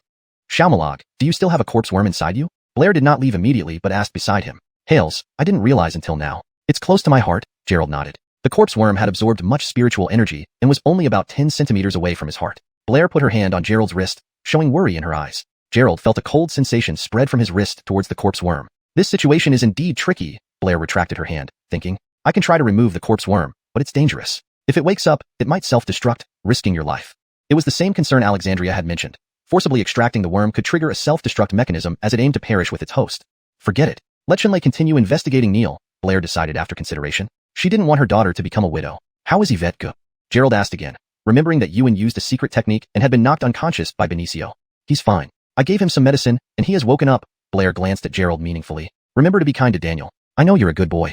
Gerald was puzzled by Blair's words, wondering why she suddenly thought he was a good boy because of saving Yuan. After Blair left, Gerald returned to the room and saw Bella sitting beside the desk, looking worried and blushing. What are you thinking? You look upset. I didn't mean to upset you just now, Gerald hurried over to ask, thinking she was angry. Bella raised her head, her expression filled with grievance. I really didn't see anything, Gerald added. Bella finally spoke hesitantly. My mother told me to hurry up and, with you? She couldn't finish the sentence. When Blair helped clean the corpse worm, she noticed Bella was still a virgin, which puzzled her as they had been married for days. Even more astonishing was how Gerald resisted the effects of the medicinal soup, something even Sergio couldn't withstand. So that's why. Gerald was truly surprised. She also gave me this for you to take. Bella showed a black pill on her palm. What is it? Gerald took the pill, pinched it and sniffed it. There was no distinctive smell. I don't know either, Bella shook her head. But mother said it's good for your health. I'm worried there might be something wrong with it. Gerald couldn't identify the pill either. Given that Blair wouldn't harm him, yet unsure of its effect, he broke off a small piece and dropped it into the bottle containing the silver thread worm. The worm flew straight toward the pill, swallowing it instantly. Then it fell limp at the bottom of the bottle. Did it die from eating it? Gerald released his divine consciousness and found the silver thread worm merely sleeping, emitting flashes of golden light like a firefly. Perhaps it's really a potent medicine, he thought and swallowed the remaining pill. Why did you eat it? You could get yourself killed, Bella exclaimed, recalling Gerald's past adverse reactions to medicines. Don't worry. Gerald's words were cut short as he fainted. In his dream, Gerald married a young bride every day, each one beautiful. One day he lifted a veil to find Bella blushing. Another day he unveiled Nellie playing the lute.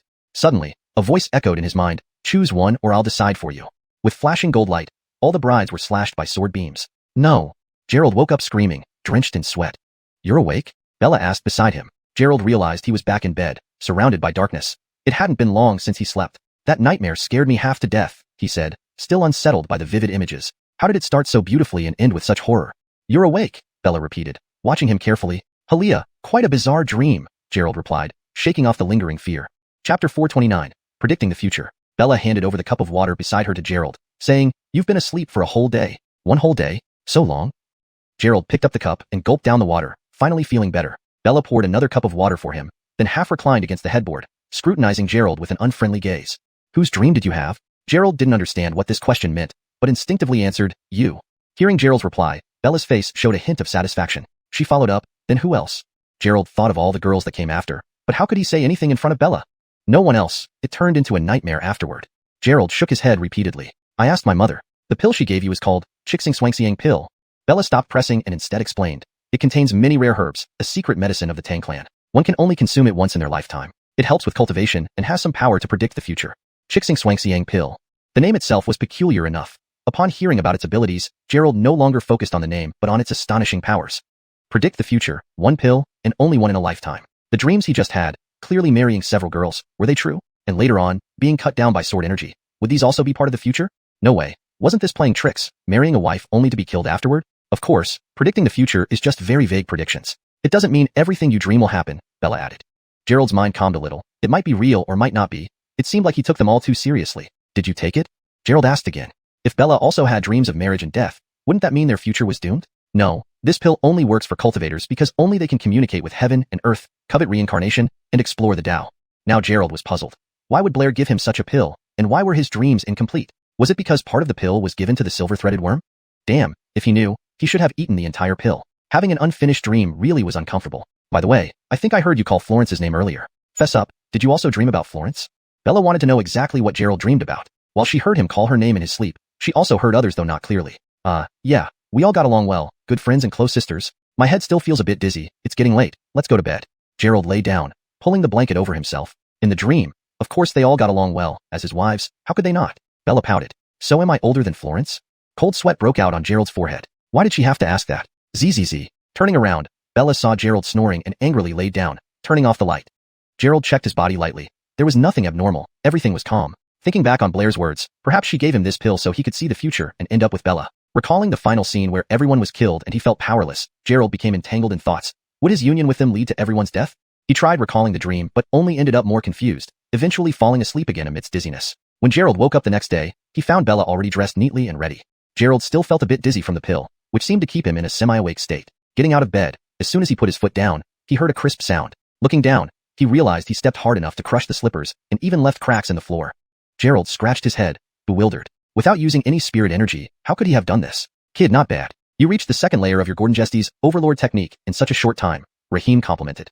The first layer of the Overlord technique involved toughening the skin, absorbing elemental forces to make it impervious to blades and bullets. The second layer strengthened the bones to be as strong as steel. The third layer involved enhancing the meridians, opening the extraordinary 8 vessels, comparable to innate martial artists. Gerald had practiced for a short time and only initially mastered the first layer's method due to the need to absorb elemental properties and temper the body through fire and lightning, which he couldn't do yet. Unexpectedly, he reached the second layer now, raising his physical prowess another level. Is this breakthrough? Gerald clenched his fist, sensing that a punch could withstand a late-stage transformation power punch without using spirit energy. Could it be because of the pill? Gerald performed the chi cultivation technique to check his advancement, but his chi remained at the 20th layer without change. What are you muttering about? Having finished her makeup, Bella turned to look at Gerald. Holy cow. Seeing her red lips and exaggerated eyeshadow, Gerald was startled. Usually, putting on a face mask made her woman enough. Now she wore heavy makeup. What are you doing? Gerald pulled out the crushed slipper from the floor and walked over. Well, yesterday my mother said I should act like a girl, so I'm learning makeup. Bella held her phone, showing a beauty blogger tutorial. Gerald shivered. This girl, who once held guns, now held powders. A wedding indeed changes a person. Why don't you keep practicing while I go shower? After sleeping for a day and night and breaking through a level, Gerald felt quite smelly and needed to freshen up. Upon finishing the shower, Bella's makeup was nearly done, but Gerald could hardly compliment her. The makeup was extremely exaggerated, making her seem like a completely different person. Chapter 430, The Great Expert. Bella smacked her lips and glanced at the mirror, seemingly very pleased with her appearance. Not bad, right? Gerald's lips twitched as he felt that everyone in this world had gone mad. He swallowed hard and forced a smile, saying, You're already beautiful. You don't need to wear heavy makeup. Only like this can one truly be a woman. Let's go eat. Bella nodded approvingly before getting ready for dinner. Gerald checked the time and was surprised it was already 11:30. He had slept all the way until now. Ding dong. Just as Gerald was about to join her for dinner, his phone rang. It was a notification from the Dragon Group app. Opening it, he saw his name, ID number, and points earned from his mission. My god, 5,000 points. Gerald's eyes widened. Last time, killing a blood zombie only earned him 1,000 points. This time, they hadn't even killed the tripartite corpse, which Elaine took away, yet he surprisingly got 5,000 points. His mind raced. With these points, he needed to exchange something. Herbs were a must, but he could also trade for low-level magical artifacts, as relying solely on the god-slaying sword seemed too meager. Hurry up. Coming. Gerald quickly put his phone away and followed Bella to the dining room. Sergio and others weren't there. It seemed they had continued chasing Elaine. Yuan's injuries were already healed, and they were sitting at the table discussing something. Gerald, I'm going to find my mom first. You go ahead and eat. Bella rushed over to the main table, seemingly ready to show off her newly learned makeup skills to her mother. Gerald shook his head. If she wore such makeup every day, he feared he would have nightmares at night. Brother Yvette, good morning. Gerald greeted them and prepared to sit down for the meal. Everyone smiled warmly at his arrival, making space for him. Brother-in-law, you sure slept long. Yuan looked fully recovered from the aftereffects of the secret technique. His overall state was quite spirited. Gerald laughed. You're all right? Thanks to you for saving me, or else? Yuan leaned closer to Gerald and asked, tell me, why didn't Elaine kill us? At the time, Yuan was knocked unconscious by Elaine and had no idea what happened afterward. Given Elaine's bloodthirsty nature, it was unimaginable he'd let them go. Gerald pondered. According to strength, Gerald was merely in the cultivation stage and couldn't possibly match Elaine. So how did he manage to bring Yuan back? Gordon, because I'm a destined person blessed by heaven's favor, so that guy got scared and ran away. Gerald couldn't reveal Raheem's existence. Since Raheem hadn't told him to do so, he didn't dare. Stop joking around, Yuan said sternly. All right, actually, a great expert passed by and saved us. That person scared Elaine off. Seeing Yuan's serious expression, Gerald dared not joke further and made up a story. Great expert? What does he look like? Yuan wasn't suspicious, but rather inquisitive. It was impossible for Gerald alone to drive off Elaine, so an outsider's help was the only explanation. Didn't see clearly, but he's tall, robust, at least in the innate realm, wielding a long spear, dressed in armor like an ancient general. Gerald described according to Raheem's physique. The speed of that person was incredible, defeating Elaine in less than a round. Then he ran. Yuan frowned, never having heard of such a powerful figure. Did he say anything? No words exchanged, straight into battle. I couldn't see clearly, and they both disappeared. Yuan turned to Fuller. Horatio, investigate this. If we can find this senior, our family must express our gratitude in person. The Yvette family believed in repaying kindness and avenging grudges. Elaine had been hunted for centuries after offending a member of their clan. Don't you want to eat? Bella approached and sat beside Gerald. Oh my god. Unbelievable. When Yuan and Fuller saw Bella's makeup, they were astounded, almost falling off their chairs. Where are you going? Bella glared at her brothers. Are you okay, Daniel? Why do you look like you've been beaten? Beaten? This is the latest smoky eye makeup, understand? Never mind. You bachelors wouldn't get it. Bella rolled her eyes, ignoring the clueless men, and started eating. Yuan glanced at Gerald, grimacing. Brother-in-law, take care of yourself. With that, he started eating too. Gerald began his meal, noticing fewer people at the dining hall after the ancestral worship. Right, where's Dariogi? Haven't seen her. After healing Aisha, they dealt with the tripartite corpse. Then Gerald slept through the day, never seeing her again. Gerald wanted to check if Aisha was fully cured. She returned to Jiangqing. Bella replied, she intended to say goodbye, but you were sleeping so deeply, they left earlier. Uncle Hua likely took her back for rehabilitation. All right, I'll visit her when I return. Gerald nodded and enjoyed the meal. Once Gerald started eating, Yuan was dumbfounded. He devoured the food like a storm, seeming to finish everything on the table. Well, maybe I slept too long, so I'm super hungry. We can add more if there's not enough. Gerald was embarrassed but genuinely ravenous. Practicing Overlord's art had increased his appetite significantly upon reaching the second level. Should I butcher a pig for you? Ian looked at Gerald, then at the nearly empty plates. Do you have a human stomach? Drinking so much wine during the wedding and now eating like a monster. Weren't you the heavenly Gordnershall in your past life? Malachi remarked wryly. Bella chimed in, that's enough. Gerald just eats a lot. There's plenty. I'll ask the kitchen to prepare another meal. Since the wedding, Bella became protective, behaving like the matriarch while Gerald turned into the housekeeper. Chapter 431. Remember to return home for the new Hallier. After lunch, everyone returned to their respective tasks. Yuan and his group were heading back to the base that afternoon. With the ancestral worship ceremony over, their vacation was also at an end. Gerald played with his phone in his room, studying how to use the points he had earned wisely. Bella, however, packed away souvenirs of Jiangnan like osmanthus cakes and apricot blossom cakes into boxes. Are you packing to run away from home? Gerald joked. Bella said, our holiday is about to end. We need to return to Jiangqing. Or do you plan on staying here? If so, I can resign. They had been in Jiangnan for nearly half a month. Despite the many adventures and rich rewards, they still needed to return to Jiangqing, where they belonged. Although Jiangnan was beautiful, it was remote from the city. While it would be suitable for cultivation, Gerald wouldn't give up life in Jiangqing to practice here for several decades. We have to go back, Gerald sighed. We should bring some local specialties to Dreamhan, Sylvie, and Paula, as well as Brother Wang. I'll take care of this. Don't tell them we came together to Jiangnan, and especially don't mention our marriage. Understand? Bella wanted to keep this a secret, knowing that Nellie would definitely be jealous if she found out. Got it, my lady. Gerald grinned slyly. Bella turned and threw an apricot blossom cake at him, almost leaving him bruised and battered. In the afternoon, the couple strolled through Luoxia town and bought a bunch of items, causing another heavy drain on Gerald's wallet. After packing up, they decided to depart for Jiangxing the next day. Tonight was their last night in Jiangnan. Bella couldn't sleep. She kept sneaking glances at Gerald, knowing that once back in Jiangxing, they wouldn't be able to share the same bed anymore. Gerald didn't notice her restlessness. He was focused on searching for useful items on his phone. Immortal Spirit Grasp by Demon Suppressing Mirror by 3 Purities Bell by Gerald enjoyed the experience of spending lavishly. 5,000 points were enough to buy several materials for the Qi condensation stage. After purchasing, he filled in the delivery address as Jiangxing, ready to pick up the items upon return. Bella slowly moved closer to Gerald, then reached out to hug him tightly around the waist without saying a word. Startled, Gerald remained silent for a moment, remembering last night's dream. It felt like destiny. Putting down his phone, Gerald gently held Bella's hand and closed his eyes. The next morning, when they woke up, their sleeping positions were quite intimate, lying close together. Bella acted as if nothing unusual happened. She packed up, got dressed, and prepared for departure. The large Yvette family. Sergio had gone after Benicio, Ewan had returned to the long group, and only Blair saw them off. Xiao, remember to come home for the new Hallier. Got it, Mom. Bella and Gerald bid farewell to Gordanthia's and Blair before starting their journey back to Jiangxing. This time, they opted for the most convenient method, taking a plane instead of driving for hours. A dozen hours in a car wasn't pleasant, so flying was more comfortable. The flight back to Jiangxing only took a few hours. It was Gerald's first time flying, and he was curious whether his storage jade pendant could pass security checks. These tickets cost thousands within just a few hours. It's too expensive, Gerald mused as he looked outside. The sky was clear, indicating no delay. Bella leaned back in her seat, opened the screen in front of her, and began watching a movie. Of course, first-class tickets are expensive. As the engines roared, the plane lifted off. Gerald released his seatbelt and gazed out at the urban landscape below. Watching the plane ascend, he felt his heart rate increase. Being in the sky within such a short time, high above the ground, gave him a sense of helplessness if anything went wrong. Sir, would you like something to drink? A pretty flight attendant approached with a smile, sweetly dissipating some anxiety. Milk please, Gerald replied. Gordon M., what would you like? Juice, Bella responded, not taking her eyes off the TV show. After serving them drinks, the flight attendant continued serving meals. Gerald drank a few sips of milk, which helped ease his chest tightness. You're not airsick, are you? Bella noticed Gerald's pale face and beads of sweat, prompting her concern. Just a bit uncomfortable, Gerald shook his head. The feeling of being out of control was instinctively unsettling.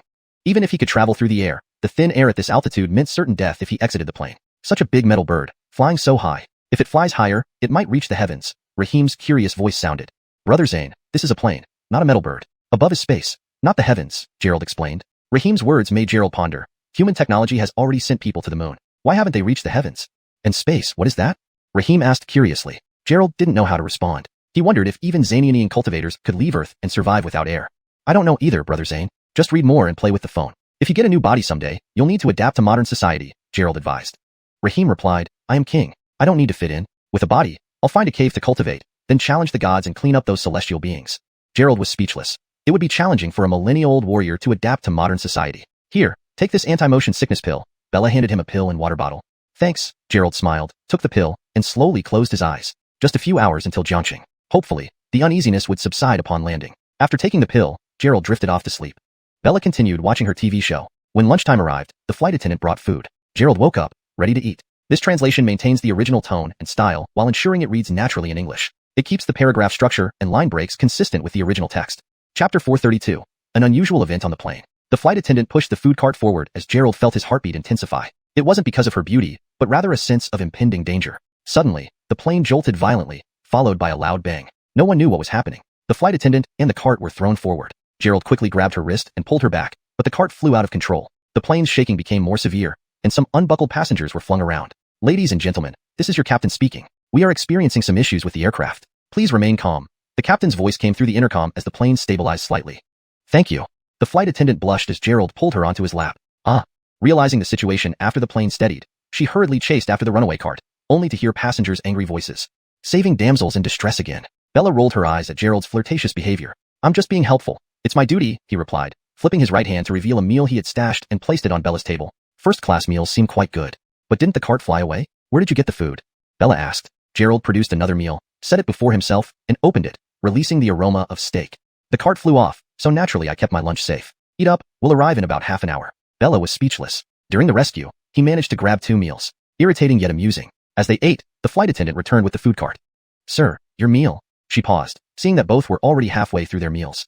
No need, we're eating, Gerald said, wiping his mouth and smiling. Have you eaten?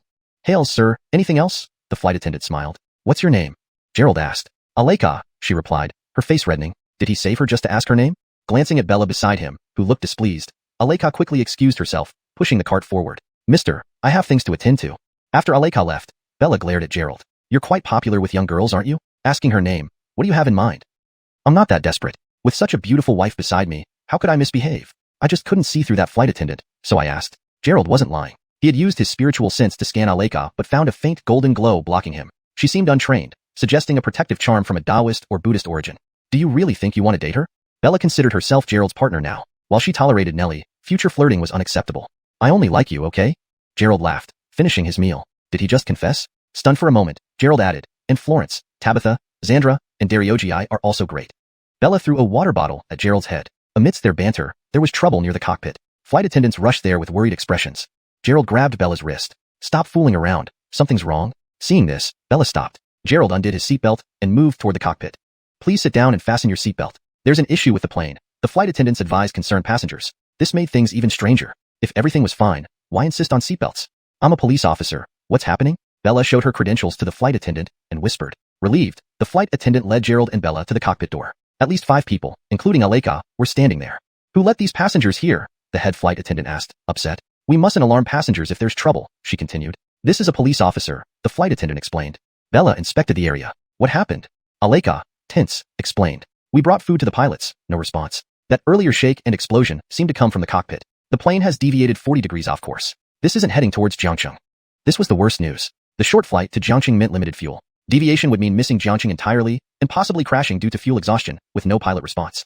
Can't you open the door from outside? Bella asked. No. To prevent hijacking, the cockpit can only be opened from inside. I've called several times. No response, Aleka answered.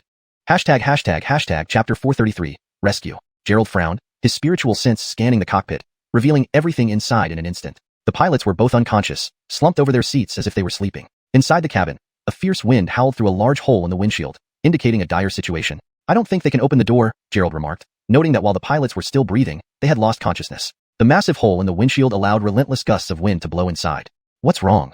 Aleka asked anxiously. Our pilots have completely lost consciousness. If we open this door, it could lead to severe consequences, Gerald explained. With the pilots unconscious, no one could fly the plane. Opening the door between the cockpit and passenger cabin would cause the strong winds from the cockpit to rush into the passenger area due to the pressure difference.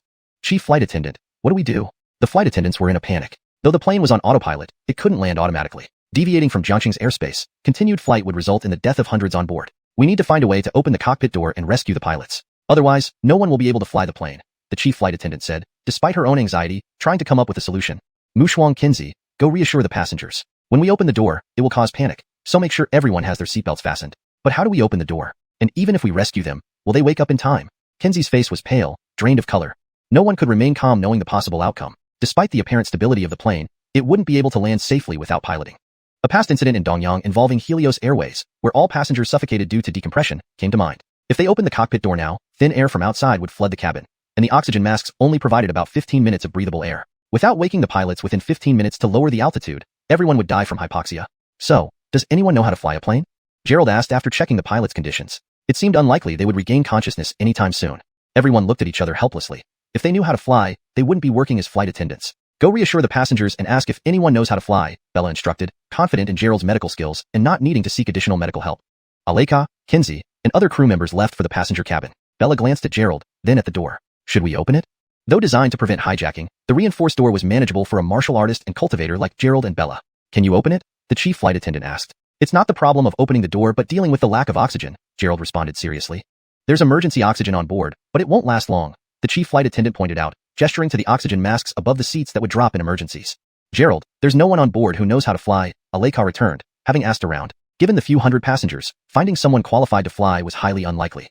All right, find a safe place. I'll get them out, Gerald instructed. The others watched curiously, unsure how he would open such a secure door. Thanks to Bella's authority as a police officer, no one questioned further, instead securing themselves with seatbelts. Once everyone was ready, Gerald approached the door, gripping the handle tightly. The immense force from the gale inside made the door almost flimsy in comparison. Junyao, step back. Tensing his muscles, Gerald exerted his strength, veins bulging as he twisted the lock. With a thunderous boom, the secure door bent, the lock snapping under his might. Immediately, the freezing, thin air rushed from the cockpit into the passenger cabin like a level 8 hurricane, making it nearly impossible to breathe. The crack in the windshield exploded outward due to the sudden pressure change, debris flying everywhere, creating chaos. Loose items floated wildly in the cabin, some being sucked outside by the strong suction. Fortunately, the safety checks ensured no one was thrown out. Still, Bella, caught off guard, began to be pulled toward the windshield. Gerald acted swiftly, grabbing her arm and pulling her back just in time. Emergency oxygen masks dropped from the ceiling, and cabin lights flashed on as the passengers panicked, trapped in a cacophony of roaring wind and noise, too scared to unfasten their seatbelts. Hang on, Gerald yelled, dragging Bella back firmly. Are you all right? Bella nodded, steadying herself. I'm ready now. Note: names are kept in pinyin form for accuracy, e.g., Aleka, Kinsey, Bella. Chapter 434, a rare opportunity. Gerald nodded and was the first to head towards the cockpit. In reality, after the recent gale, the pressure inside and outside was almost equal. Only the wind caused by the plane's speed kept blowing in along with the thin air. Normal people would be unable to breathe in such conditions. Fortunately, the spiritual energy here seemed relatively abundant, allowing Gerald to continuously run his cultivation technique to resist the strong winds. As Gerald stepped into the cockpit, Bella followed closely behind. Though their steps were difficult, they advanced step by step against the icy cold wind, heading for the pilot's seat. In the cockpit, it was unknown how long these two had been unconscious. A layer of frost covered the aircraft's dashboard as various indicator lights flashed frantically. To Gerald, this temperature and wind were barely noticeable compared to his second layer, Overlord scripture, providing him a near-impervious resistance to cold. Bella's face was slightly red from the cold. Pointing at one of the pilots, she shouted, "Unfasten his seatbelt. I'll drag him back." Gerald walked over in 2 strides. Despite the fierce wind creating a thin layer of frost on his body, he chanted, "Overlord scripture." Gerald fervently practiced his art, knowing that the Overlord scripture absorbed energies of the 5 elements and wind thunder. In this rare situation, the high altitude, temperature, and fierce wind provided an excellent opportunity to temper his body. Otherwise, it wouldn't be easy to reach 10,000 meters above ground to train like this without prying open an airplane window during flight. Looking at the unconscious captain, Gerald grabbed his arm first before unfastening the seatbelt. Immediately after releasing the belt, the pilot nearly flew out, but Gerald held on and dragged him toward the passenger cabin. Bella stood behind to assist. Unlike Gerald, who moved effortlessly, she needed frequent stops, but still managed to pull the captain back into the cabin. Next, Gerald released the co-pilot's seatbelt and carried him back into the cabin as well. The wind in the passenger cabin was significantly weaker compared to the cockpit. After bringing both back, Gerald hurriedly closed the security door against the wind, which took much more effort than opening it due to the atmospheric pressure. Golden light radiated off Gerald's skin as he used his strength, similar to 2 ox hooves, to forcefully close the door. The entire process from opening the door, rescuing the 2, and closing the door did not exceed 3 minutes. As the cabin pressure system began to operate, the oxygen levels gradually increased, making the use of oxygen masks unnecessary. Gerald smiled at Bella, who looked tense, touched her forehead and said, "Why are you warmer than me?" Although ice formed on his body, Bella maintained normal body temperature except for a little hair dishevelment. "This must be Uncle Three's gift." Bella pointed to her chest. The extremely low temperature would have frozen her otherwise, but the warmth jade pendant emitted heat around her, preventing any frostbite. Ignatius, Gordonarco. The chief flight attendant and Aleka ran over, calling the pilots' names. The 2 were in dire condition, covered in frost with stiff limbs, unable to move freely, and only faint breathing remained. Although they hadn't endured the freezing environment for too long, their body functions were severely damaged. "Is there a doctor on board? Quickly check." The chief flight attendant realized that reviving the pilots would need professional help and told Aleka to find a doctor urgently. Seeing them frozen like this, even doctors might be shocked. Who knew who had been piloting the plane? "I'll handle this." Gerald bent down, grabbed both wrists, and infused a thread of spiritual power into them. The passengers in the back need answers. Several people were injured. Xiao Mila hurried over. The cabin was now in chaos with passengers agitated by the sudden series of unusual maneuvers. Even though everyone wore seatbelts, some got injured by flying objects. "I'll go check." Bella decided to maintain order in the cabin, dealing with potential troublemakers. Any escalation could jeopardize everyone on board. "Do you need any help?" asked Aleka. Gerald replied, "Take off their clothes." Aleka froze in surprise, questioning why they would remove clothes of 2 frozen individuals, afraid of worsening their condition. "Hurry up, any delay may leave us without a pilot." Both pilots' bodies had suffered damage from the extreme cold, leaving them virtually comatose. Infusing a bit of his spiritual power helped ease the cold, but didn't repair nerve damage. Acupuncture and medicine were necessary next. Gerald started undressing Ignatius, while the chief flight attendant and Aleka removed Gordonarco's clothes. Without another option, they trusted Gerald's judgment. Within moments, both captains were stripped to their underwear. Several silver needles appeared in Gerald's right hand. The sight surprised both Aleka and the chief flight attendant, wondering how Gerald passed security with those needles. Without a word, Gerald rapidly inserted the needles into precise acupoints on both unconscious men, forcing out the cold from their bodies. He then retrieved medicinal pills from storage space, placing them into the pilot's mouths. Fortunately, the condition wasn't severe enough yet for fatal consequences. As the medicine took effect, the once stiffened bodies slowly regained color. Gerald watched intently, hoping for quicker recovery. About 10 minutes or else, if it took hours for them to awaken, the whole plane would be in danger. Chapter 435, Off Course. Just as everyone was waiting quietly for the captain to regain consciousness and fly the plane to a safe location, the aircraft suddenly lurched violently again, accompanied by loud explosions. The plane tilted 30 degrees to one side. Passengers who were not seated or had not fastened their seatbelts were thrown to the other side of the cabin. What's happening? Gordonarco regained consciousness first. Being younger than the captain, he seemed to have better resistance to the cold. Seeing Gordonarco awake, Aleka's face lit up with joy. Gerald tossed over a set of clothes and urged him on. "Stop being dazed. An entire plane of people is counting on you to save them." Aleka quickly stepped forward and explained the situation. With the captain still unconscious, the task of piloting the plane now fell entirely on Gordonarco. "What? You want me to fly it alone?" Hearing this, Gordonico nearly collapsed onto the floor, having not even fully dressed yet. You can't pilot it?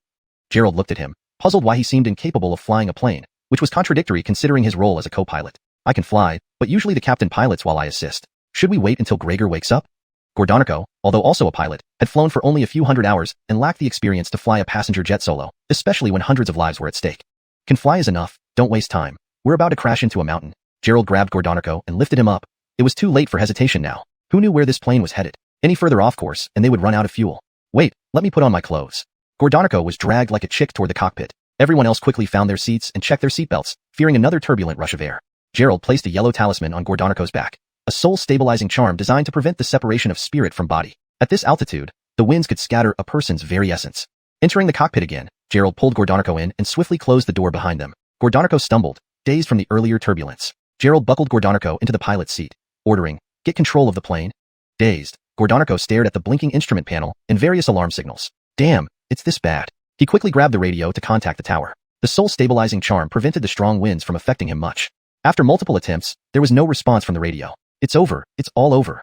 Gordonico had no idea what to do next without guidance, clearly panicking. Are you stupid? How did you pass your pilot exam with that mental toughness? Gerald slapped the back of Gordonico's head, yelling, "First, reduce the altitude. At this height, you'll suffocate soon." Gordonico then remembered the broken windshield. He hurriedly put on an oxygen mask, disabled the autopilot, and took manual control. How did we deviate so much?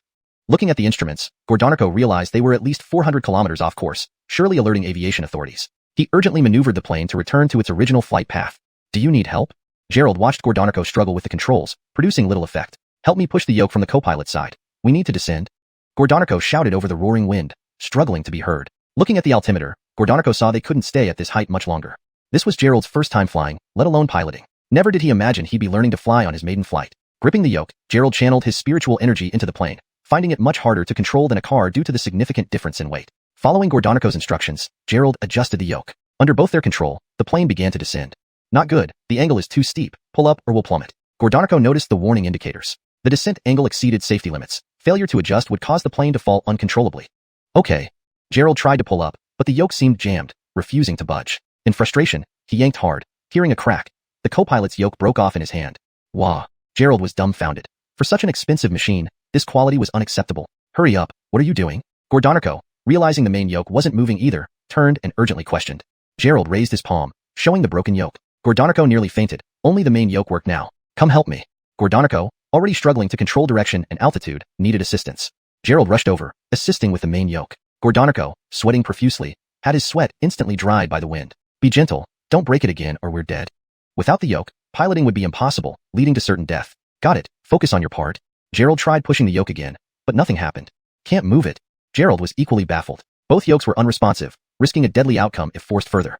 Chapter 436, Over the Top. Gordonico had just failed to push it, so he asked Gerald for help, only to find that Gerald couldn't move it either. Check if something is blocking it. Don't force it. Otherwise, you might break it beyond repair.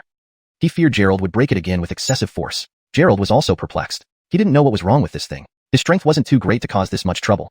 Realizing this, he quickly circulated his cultivation technique, using spiritual energy along with his divine sense to inspect the aircraft. When it came to examining humans, he knew a lot about human anatomy. However, he wasn't an engineer and didn't understand aircraft malfunctions. Fortunately, after a while of examination, he found the issue. It seemed the windshield shattering caused fragments to fly around, piercing through the connection part of the control column and jamming inside the gears. Gerald wasn't sure if this was the reason, but under the current circumstances, he had no other choice. He poured spiritual energy into the plane, following the control column downward to where it was stuck. Gerald's face began to pale. Moving those jammed fragments from such a distance was incredibly difficult. Hurry up, I can't hold on anymore. Gordonico felt the aircraft rapidly losing altitude. The descent speed was unimaginable. At this rate, they would fall from 10,000 meters to 5,000 meters in an instant, continuing to plummet, unable to pull up. Okay. Gerald nodded while frantically circulating spiritual energy. No matter how long he tried, the glass fragments remained immobile. It felt as though he was trying to move the entire aircraft, rather than just the fragments. What the hell? Gerald screamed, pushing hard, his body glowing golden. Chicken. Rahim's voice echoed. Gerald didn't know where he learned such slang. Gerald's mind went blank, and his body lost control. Rahim controlled the control column, gently pushing, and slowly the aircraft's nose started to rise. It's no good, too late, not enough lift. Gordonico's hands shook uncontrollably. Despite still controlling the direction, he couldn't stop the aircraft's descent. Worthless, let me handle it. Rahim took over, pulling Gordonico out of his seat and throwing him aside, even tearing apart his safety belt. Watching Rahim sit down, controlling both direction and speed, he first decelerated the aircraft until the engines were almost powerless. Without power, The passenger jet glided like a glider, slowly descending. Then Rahim reignited the engines, instantly giving them thrust as he raised the nose. Inside the aircraft, everyone felt like they were on a roller coaster. Sudden drops followed by rapid ascents, wave after wave, making many passengers vomit. After several operations, the aircraft finally stabilized. Brother Zane, how did you learn to fly a plane? Gerald was astonished. Rahim flying a plane was more exaggerated than Mila Sherburton using a computer. The phone you gave me has an encyclopedia. I casually studied the aircraft manual and figured it out. Gerald was utterly impressed. Even with the manual, it didn't mean one could fly a plane, especially modern passenger jets. There were various English buttons on the plane that Gerald didn't understand. Yet Rahim managed to stabilize the aircraft with random button presses. How did you stabilize it? Gerald asked. Just now, the plane was about to crash. No experienced pilot could have forced the nose up at that moment. Oh, I used a bit of your spiritual energy. Your cultivation level is barely sufficient. Rahim showed no concern, taking over the controls after stabilizing the aircraft. Gerald was once again stunned. By Rahim's account, he used his own power to change the aircraft's descent trajectory, lifting it up forcefully using Gerald's body. That level of cultivation was far beyond what Gerald could achieve even if he exhausted himself. 88053, 88053, this is Jiangxing Airport, please respond. The radio, which had been silent, finally transmitted the tower's call. Gordonico, who had been thrown aside by Rahim, rushed over upon hearing the call despite his pain. 88,053 here. We've encountered a problem. Our windshield is broken, but the situation has improved. We request an emergency landing. Received. Lower your altitude to 2,500 meters, and we will clear the route for you. 88,053 received. We request an emergency landing at Ninghai Airport. Gordonico checked the radar. In the current situation, they needed to find somewhere to land. The aircraft had deviated from its course, putting Jiangxing far away, and fuel reserves might not be enough to reach Jiangxing. Ninghai? Isn't that too far? Tell them, the king wants to land in Jiangxing. Brother Zane, just follow the procedure.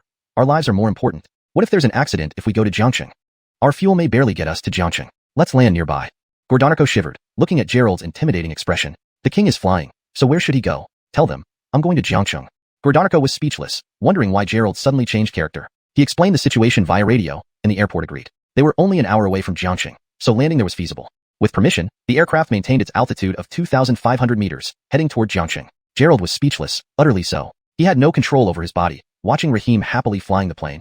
This is pretty fun, comparable to the speed of the nascent soul stage without needing spiritual energy. Gerald, buy one for me when you return. Rahim seemed delighted. After spending so long in the God-slaying sword, he wanted to enjoy this new experience fully.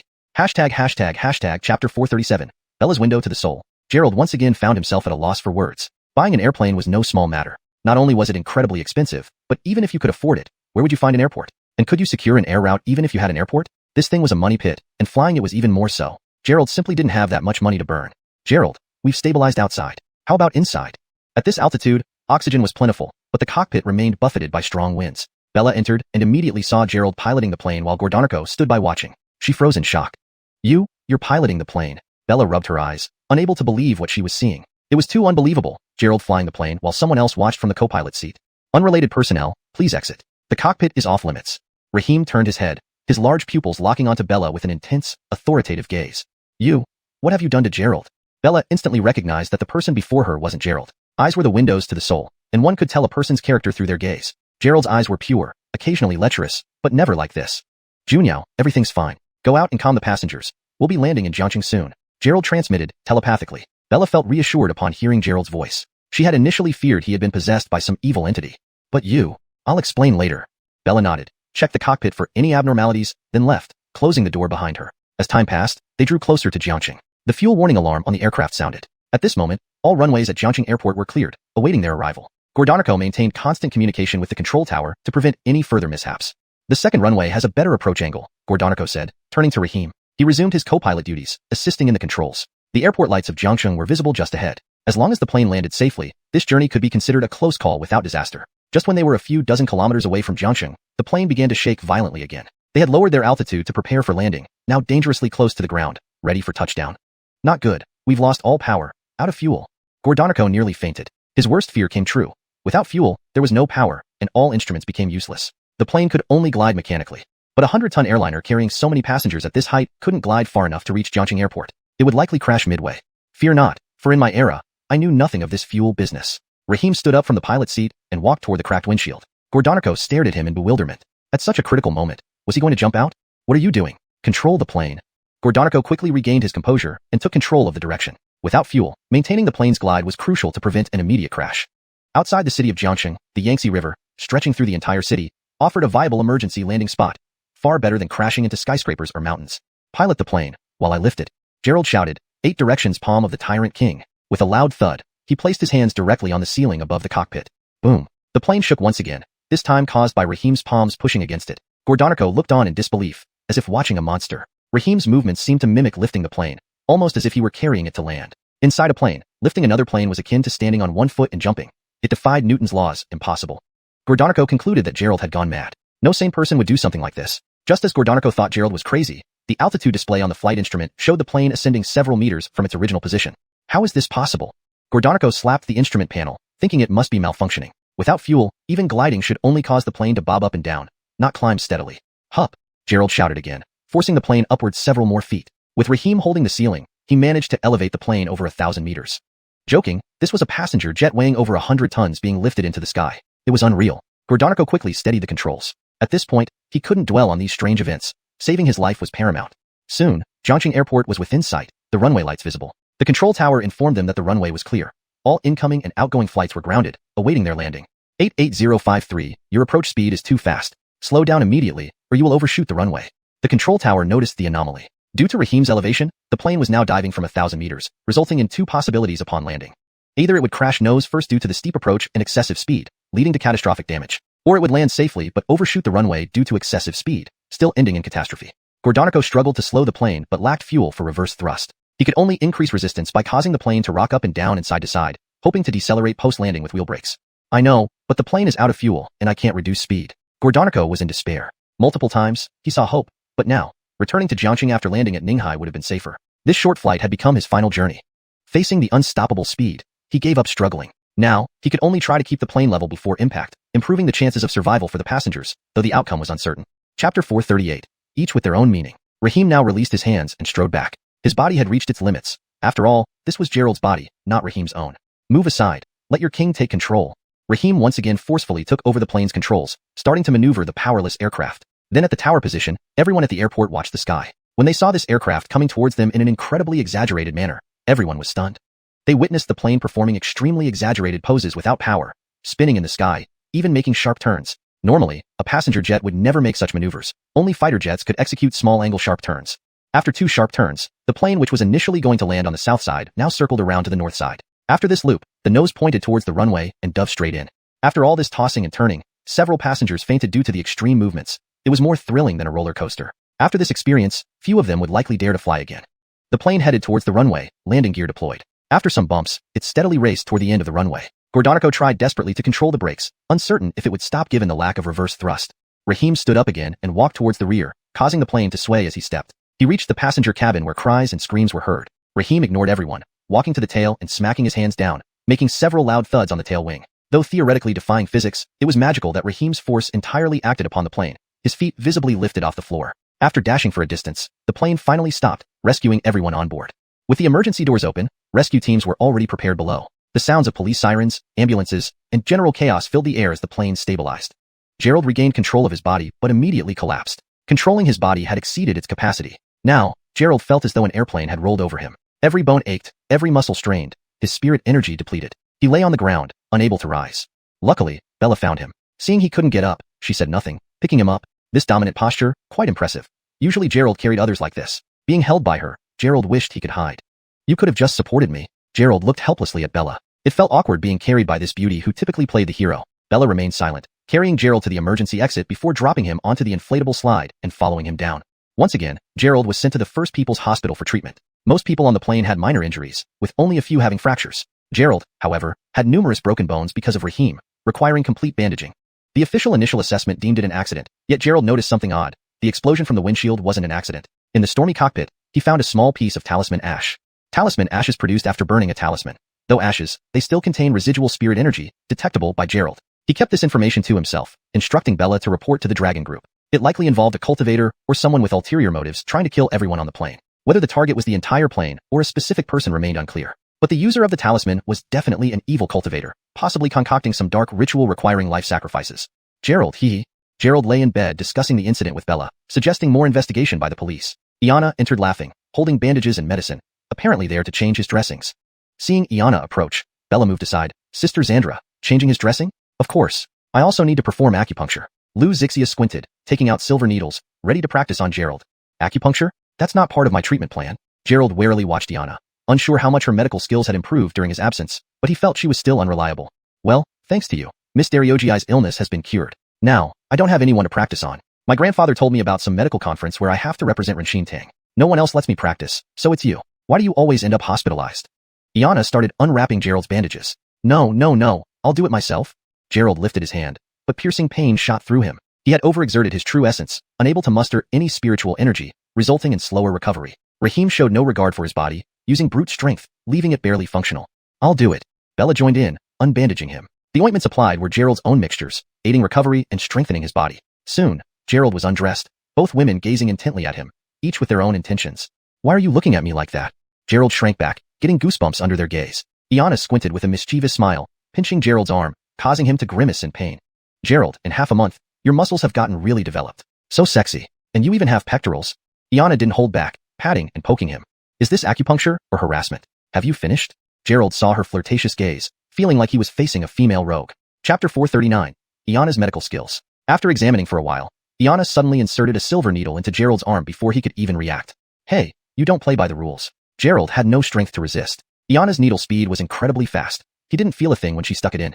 Hee, I'm really good now. I've already learned over 30 variations of your medical techniques. The Taishi Immortal Needle technique fundamentally had 81 variations. If Iana mastered more than 30, she must have grasped more than half of it. Ignoring the pain, Gerald asked in surprise, really? Iana usually suffered from headaches while reading books, so mastering so many variations was almost a miracle. Of course. I've been studying very seriously. Iana nodded repeatedly, seemingly seeking affirmation. Seeing that this little girl actually had such enthusiasm, Gerald, disregarding his own pain, said, then proceed with the acupuncture and let's see your skills. I'm not sure about this. She seems pretty heavy-handed. Bella still didn't fully trust her. After all, Iana was always absent-minded. What if she maimed Gerald? Should be fine, right? Bella's reminder made Gerald remember. Although this little girl had read the medical books he provided, she hadn't practiced much. Every time she practiced on him. Now Gerald's body was weak and couldn't withstand Iana's mishandling. What if this clumsy girl stuck him wrong and really disabled him? Iana wiped the silver needle with alcohol meticulously, seeming serious, but something felt off. Xandra, your needles seem a bit off. What did you use them on before? Looking at the silver needle with black spots, possibly dried blood, Gerald shuddered slightly. Oh, you mean this? Last time Nolan's pig was sick, and since you were not in the village, I gave the pig an acupuncture session. It worked out well. Don't worry, I'll sterilize them. Hearing this, Gerald trembled. Giving pigs acupuncture? He had never done anything as adventurous as that. Did pigs even have acupuncture points? Hold on. Before Gerald could protest, Iana quickly inserted the silver needles into his body. Covering her face, Bella couldn't bear to watch. This wasn't treating a human. She was using the same method as on pigs. From inside the ward came Gerald's miserable cries, helpless against what was happening. Ding. Bella's phone rang. Looking at the screen, she said to the two people inside, I have to go to the bureau. I'll visit again tonight. She had just returned from a plane crash and now faced a mountain of work. Especially the ash talismans Gerald discovered required thorough investigation, lest someone target another plane. Not every plane had someone as capable as Gerald on board. Bella left, leaving Gerald stuck full of needles like a porcupine. Iana didn't exaggerate. Her acupuncture skill had indeed improved. Each needle accurately hit its point, and with various hand gestures, she achieved a remarkable level. Wood generates fire, water reverses. Following Gerald's instructions, Iana continued with her treatment until she was sweating profusely. After completing the session, Gerald struggled to put back on his hospital gown, adjusting it carefully to avoid looking like he'd been assaulted. Xandra, your technique is improving, but pay attention to the pressure. Look, you've made it swell. Iana rolled her eyes as she collected the needles, saying, it's good enough for you. You have thick skin, so it should be firmer. Lying in bed, Gerald felt speechless. If not for his unrecovered spiritual energy and shaky hands, he wouldn't be treated like a pig by Iana. Now what are you doing? Seeing Iana bring out a small stove, Gerald felt as if she were preparing to start a fire. Moxibustion, haven't you seen it? Iana mixed mugwort leaves into the small stove, ready to light it. Wait, Moxibustion, I know, but what's with this stove? Are you trying to burn me? Moxibustion was indeed a traditional Chinese therapy using heat from burning mugwort leaves to stimulate acupoints, which counted as a fire-based therapy. But it seemed Iana was using too much fire. Oh, there was nothing suitable in the village, so I borrowed this small stove. It works quite well. Iana lit the mugwort with a lighter, filling the room with smoke. This is cruel. Gerald sighed in exasperation. How could he teach such an unconventional disciple? With that, she placed the small stove on his abdomen, right over his dantian, using the warmth to nourish it. How does it feel? Pretty good, right? Squinting her eyes, Iana showed a cute fong tooth, feeling proud of her work. The feeling is okay, but it's a bit strange. I'll find something better for you. Opening his phone, Gerald searched the Long Group app for some acupuncture tools and other traditional Chinese medicine equipment for Iana. Using the same pig treatment needles on humans wasn't appropriate. After a while, he found not silver needles but gold needles used by an early-stage alchemist, worth 1,000 points. Despite the cost, Gerald placed the order, waiting for the delivery. Divine Dr. Chan. Just after placing the order, a familiar voice came from outside. Abel walked in, standing beside Gerald's bed, asking, getting treated? Gerald winced at seeing him. Why did Vice President Zhang always arrive so promptly whenever he was hospitalized? He was a patient, after all. Vice President Zhang, you can see my condition. I can't treat anyone in this state. Gerald wasn't unwilling, but his body couldn't support it. Without spiritual energy, his bones, severely damaged by Rahim, would take at least a month to recover. No problem, no problem. I just came to check. Understanding Gerald's thoughts, Abel waved his hands. It's just that the patient has been in a coma. The police need a statement, and we're at a loss. Gerald asked, is it the captain of Flight 88053? Abel nodded repeatedly. Hales, due to oxygen deprivation, his brain lacks adequate blood supply. His brain waves are very weak, and we fear he might enter a vegetative state. Chapter 440. Investigation results. Gerald furrowed his brow slightly. There were no casualties on the plane, which meant that if Janice had died, he would be the only one. Seeing Gerald thinking, Abel immediately said, now our neurologist can't do anything, and Dr. Chuan has saved so many people. You wouldn't want to see anyone die, right? Saving a life is better than building a 7-tiered pagoda. This reminder struck a chord with Gerald. Rescuing the passengers disrupted the intentions of those behind it, binding him in karma and tying him closely to this incident. Saving lives earned virtue, which was indeed a kind of heavenly fortune. The blessing of heaven made future tribulations easier to endure. As for wicked cultivators, their tribulations might transform ordinary thunderbolts into divine ones, striking down those who brought disaster to humanity. Well, let's go take a look, Gerald finally agreed. After all, the explosion happened right in the cockpit, so Captain Janice might have seen or discovered something. Upon hearing Gerald's agreement, Abel beamed. Dr. Chun, when shall we proceed? Gerald pointed to his abdomen, where a smoky moxibustion brazier still sat. Director Zhang, don't you think I need some recovery time? All right then, Dr. Chen, rest well. I still have things to do, so I'll leave first. Abel truly missed his calling as a businessman. While extremely enthusiastic when asking for favors, he vanished just as quickly once the task was done, displaying classic merchant tactics. Just as Gerald finished talking with Abel, Iana picked up several glass bottles. What are you planning now? Asked Gerald. Iana wiped the bottles gently with a towel, explaining seriously, cupping therapy to remove dampness. You've been exposed to cold winds on the plane for so long. You definitely need to drive out the chill. At first glance, her logic seemed sound. However, the dampness in his body was different from arthritis. Pop. Without warning, Iana lifted Gerald's shirt and placed a cup over his abdomen. She'd been waiting to try out her skills properly after days of routine nursing duties. Bella returned from the police station with dinner. Entering the ward, she saw Gerald lying on the bed like a lifeless man, seemingly tortured 100 times over. What happened? Bella asked, placing the food on the table, puzzled by the empty look in Gerald's eyes. Even during the crisis on the plane, she never saw Gerald looking so dazed. I want to get out of here. I feel much better. Gerald jumped up, grabbing clothes. His body still bore marks from numerous cupping sessions.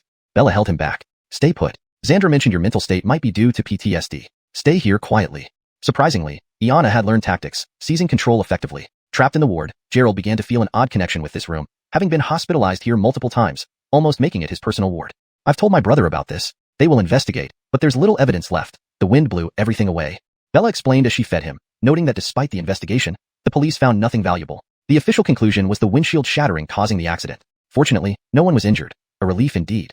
Jagger emphasized the importance of this case, planning to commend and reward the flight crew upon completion of the investigation. Of course, Gerald's actions couldn't be publicized. Landing the plane midair sounded too much like a Gordon-Nerval movie, suggesting Iron Gordon had appeared in China. I'll check on the unconscious captain tomorrow. Gordonico's side also yielded no results since the icy blast knocked him out immediately after the windshield shattered. Only Captain Janice might hold any clues. Without spatiotemporal powers, tracing the ashes of talismans to identify their user was impossible. In cultivation, space and time laws ranked among the highest. Gordon-Stirring space law could shrink vast distances to mere inches, while time law could predict the future and unveil the past. Hail it, such advanced abilities were far beyond Gerald, or even Rahim. Hales, I still have work at the bureau tonight. Rest well in the hospital. Gerald shook his head. Sure enough, back in Jiangsheng, Bella reverted to her workaholic self. Even though the holiday wasn't over, she was already engrossed in work. Alright, remember to practice. Let me know if you find anything. Although Bella was a transformational martial artist, facing a cultivator could still prove challenging. Hearing this, Bella blushed, assuming they would return to their old relationship. It seemed things hadn't changed much after all. I won't let myself get hurt. Bella smiled and left the ward happily. Bored, Gerald watched TV. Hospitals weren't exactly quiet, with patients' shouts interrupting occasionally. Brother Zane. Gerald wanted to discuss clues with Rahim. As a member of the dragon group assigned to Jiangsheng, these demonic cultivators naturally fell under his jurisdiction. Using telepathy, he called for a long time. But Rahim remained unresponsive, likely exhausted from holding the plane and now in a deep sleep. Gerald took out several spirit stones to meditate and recover his spiritual power. Unconsciously, night fell as he continued meditating. Unaware, outside the ward, a light breeze blew, followed by a figure appearing at the window. In a flash, the person stood before him. Damn! Startled, Gerald realized it was a top-tier expert. Recognizing the visitor, Gerald calmed down. Why don't you use the front door next time? You nearly scared me to death. This person was none other than the one who delivered Icelingji grass during his visit to Jiangnan. Translation note. Proper names have been converted to pinyin, ensuring accuracy and consistency throughout the translation. The tone and style have been maintained, ensuring the English version remains fluent and coherent with the original content. Chapter 441. Augustine, the delivery Gordon. This person was dressed almost exactly as he had been half a month ago, still in a white robe with a long sword strapped to his back, looking every bit like an immortal swordmaster. I'm not here to deliver. I just happened to be passing by. For some reason, he always managed to pass by, tossing Gerald another storage bag before preparing to leave. Senior, why are there so many spirit stones in here? I didn't ask for any spirit stones. Gerald checked and found all the materials he needed were inside, including the 2 magical treasures, the demon-suppressing mirror and the 3 pure ones bell. But there were also over 10,000 spirit stones. Gerald had never seen so many before. This amount would be enough for him to advance several cultivation levels. That's the reward from this airplane incident. The team is already investigating it. With that said, he prepared to fly away again. Senior, no contribution points? Gerald quickly asked. For this incident, he had expended all his efforts to ensure everyone on the plane was safe. Surely points should be given, not just spirit stones, which were something he wasn't short of right now. This is a reward, not a mission, so there are no points. You'll get missions later. Not wanting to be questioned further, he tapped his foot and instantly vanished. Senior, what's your name? Such a formidable expert surely needed to be known, especially if he needed help someday. Augustin. Gerald watched as Augustin disappeared into the distance, moving swiftly by riding his sword. His speed suggested he was at least at the golden core stage or above, though his exact cultivation level was unknown. Back in bed, Gerald eagerly inspected the goods. The demon-suppressing mirror, while intimidating by name, was actually an ancient mirror with about a few hundred years of history. It exuded protective aura to keep one's home safe and ward off small spirits. The 3 pure ones bell, on the other hand, provided better effects. When activated, it could form a protective shield around the user, serving as a defensive treasure. Gerald studied them thoroughly, but couldn't test their effects without spiritual energy, so he stowed them away for future use. Lying down, Gerald slowly recovered. This injury was more severe than any he'd ever had. Raheem's force was too overwhelming for his body to endure. He'd need to cultivate to at least the 4th or 5th level of the Overlord art to withstand such power. Feeling the heavenly spirit energy, Gerald searched diligently. According to Raheem, during absorption, he should gather not only wood and fire energy but also metal, water, and earth energies. Besides the 5 elemental energies, rarer forms existed: thunder, wind, and even the elusive fate energy. So, Gerald absorbed as much as he could to balance the elements within him. After a night of practice, at 6 the next morning, Bella returned with breakfast. Through cultivation, Gerald felt significantly better. Why did you come back so early? Didn't you work overtime again? Holding the porridge, Gerald's arms still trembled slightly. In his current state, forget healing others. Even facing a martial artist with internal strength would be tough. Bella looked tired. After the plane landed, she sent Gerald to the hospital and then went straight to the police station, working all night to cooperate with the investigation team without a break. Gordon and Lee, I wanted to find out if there were any clues. The black box has been sent for examination. We're waiting for results to see if anything new emerges. Bella updated Gerald on the progress. As the incident might involve terrorism, she had no choice but to work overtime. Clothes are ready for you. Stay here for now. Florence will be back in about a week. Don't forget to pick her up from the airport. I'm exhausted, going to take a shower. After preparing fresh clothes and toiletries for Gerald, she planned to bathe in the hospital room and rest a while. Clearly treating Gerald as family, she started undressing in front of him, leaving only her undergarments on. Given how they had interacted physically, Bella didn't feel uncomfortable. She entered the bathroom with fresh clothes, leaving Gerald staring helplessly.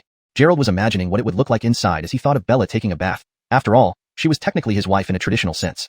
Brother Malag, a familiar sweet voice called out, like a gentle breeze brushing against his face. Gerald turned to see Aisha standing at the door, leaning on crutches for rehabilitation training, essentially learning to walk. Dariogi, how did you come here? Each time he came to the hospital, Aisha seemed to be the first to know. Leaning on her crutches, Aisha walked in smiling. Her condition had improved dramatically. With crutches, she could feel the ground beneath her feet, sensing her legs moving. Brother Malag, why are you hospitalized again? It feels awful being in the hospital every time. Sitting beside the bed, Aisha smiled at Gerald. Can't help it, serving the people. Gerald smiled bitterly. If he had a choice, he wouldn't let Raheem pilot the plane again. Why not land properly instead of carrying the plane down? Brother Malag, my leg is getting better. Once healed, I'm going to college. Aisha dreamed of attending school. Even while lying bedridden for 10 years, she hadn't neglected her studies. Now, seeing her wish coming true, she was immensely happy. Congratulations. Gerald laughed, feeling genuinely happy for her. Previously, Aisha appeared demure and understanding, always smiling but with a hint of sadness. Now, rehabilitated, her smiles were truly beautiful and sweet, capable of mending hearts. When you start college, you must visit me. Aisha added, feeling grateful to Gerald but unsure how to repay this benefactor. Though Jagger had mentioned thanking Gerald while at the Yvette residence, he declined it. Of course. By the way, which university are you attending? Recalling Haley, Gerald suddenly remembered she had called, mentioning her vacation plans and intention to assist him. Jiangxing University. Aisha replied joyfully.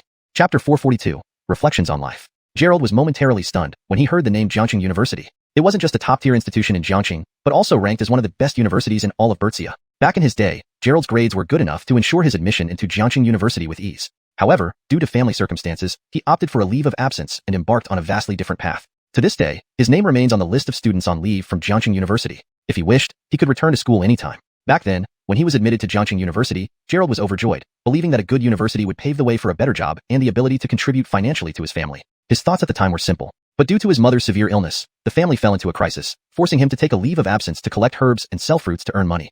Brother Malag, what's wrong? Aisha noticed Gerald deep in thought and couldn't help but call out to him a couple of times. Oh, nothing. Gerald snapped back to reality, smiled, and said, going to Jiangxing University is great. My sister studies there too. Aisha's eyes lit up. Brother Malag, your sister is also at Jiangxing University? Then she's my senior. I'll definitely look for her when I start school. You two will surely become good friends, Gerald remarked, feeling a tinge of nostalgia. These children from humble backgrounds sometimes had no choice in life. Haley had studied tirelessly, hanging beams and pricking her thigh, burning the midnight oil, all to realize Gerald's dream of attending Jiangxing University. Unlike Aisha, who even without finishing high school or taking exams could still enter a top university. It's certain. Gerald laughed, gently touching Aisha's hair. She's about your age, so you two will definitely get along. Aisha nodded eagerly, looking forward to college life.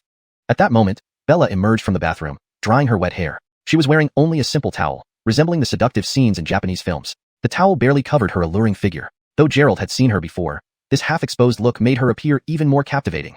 Those long legs, those graceful arms. Dariogi, what are you doing here? Upon seeing Aisha, Bella froze. She quickly retreated into the bathroom, muttering, how embarrassing, there's someone else here. Aisha felt puzzled, and Gerald was equally confused. Why did she rush out again after bringing in fresh clothes? After a while, Bella emerged fully dressed in her usual work attire, appearing completely different from before. Dariogi, can you leave now? Bella, seemingly forgetting her earlier embarrassment, walked up to Aisha with a smile. Hails, I still need to go to school. I'll be in the same university as Brother Malag's sister, Aisha replied. Bella laughed. Going to school is great. Explore the outside world, and if you encounter any school bullies or troublemakers, remember to contact me right away. There aren't so many bad people. Am I going to university, not somewhere else? Aisha, sheltered like a flower in a greenhouse, had no idea how perilous society could be.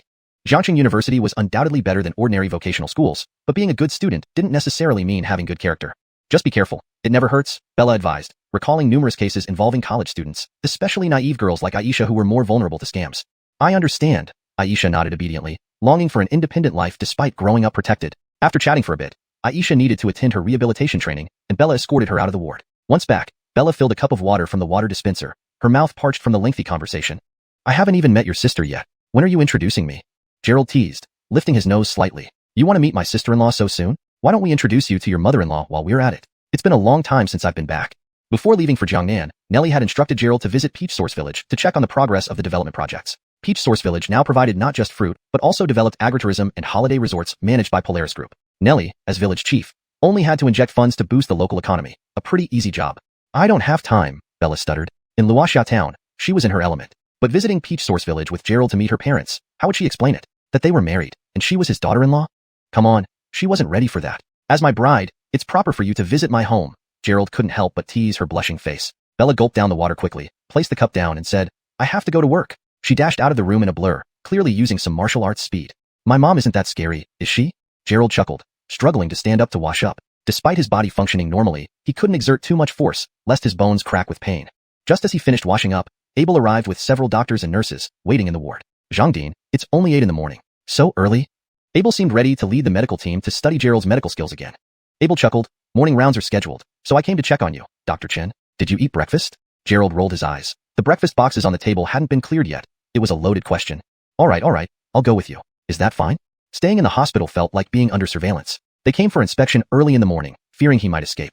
Thus, Gerald followed Abel and 7 or 8 doctors to Janice's ward. After getting off the plane, Janice was brought directly to the hospital, where he stayed in intensive care for a day without improvement. Chapter 443, the Gu family steps in. In the hospital room, several people were already standing by, ready to treat Janice. Among them was someone Gerald recognized, Dr. Dev from the Baichao Hall. Gerald had reprimanded him for their last attempt to sabotage Dylan, never expecting to encounter them again here. What's going on?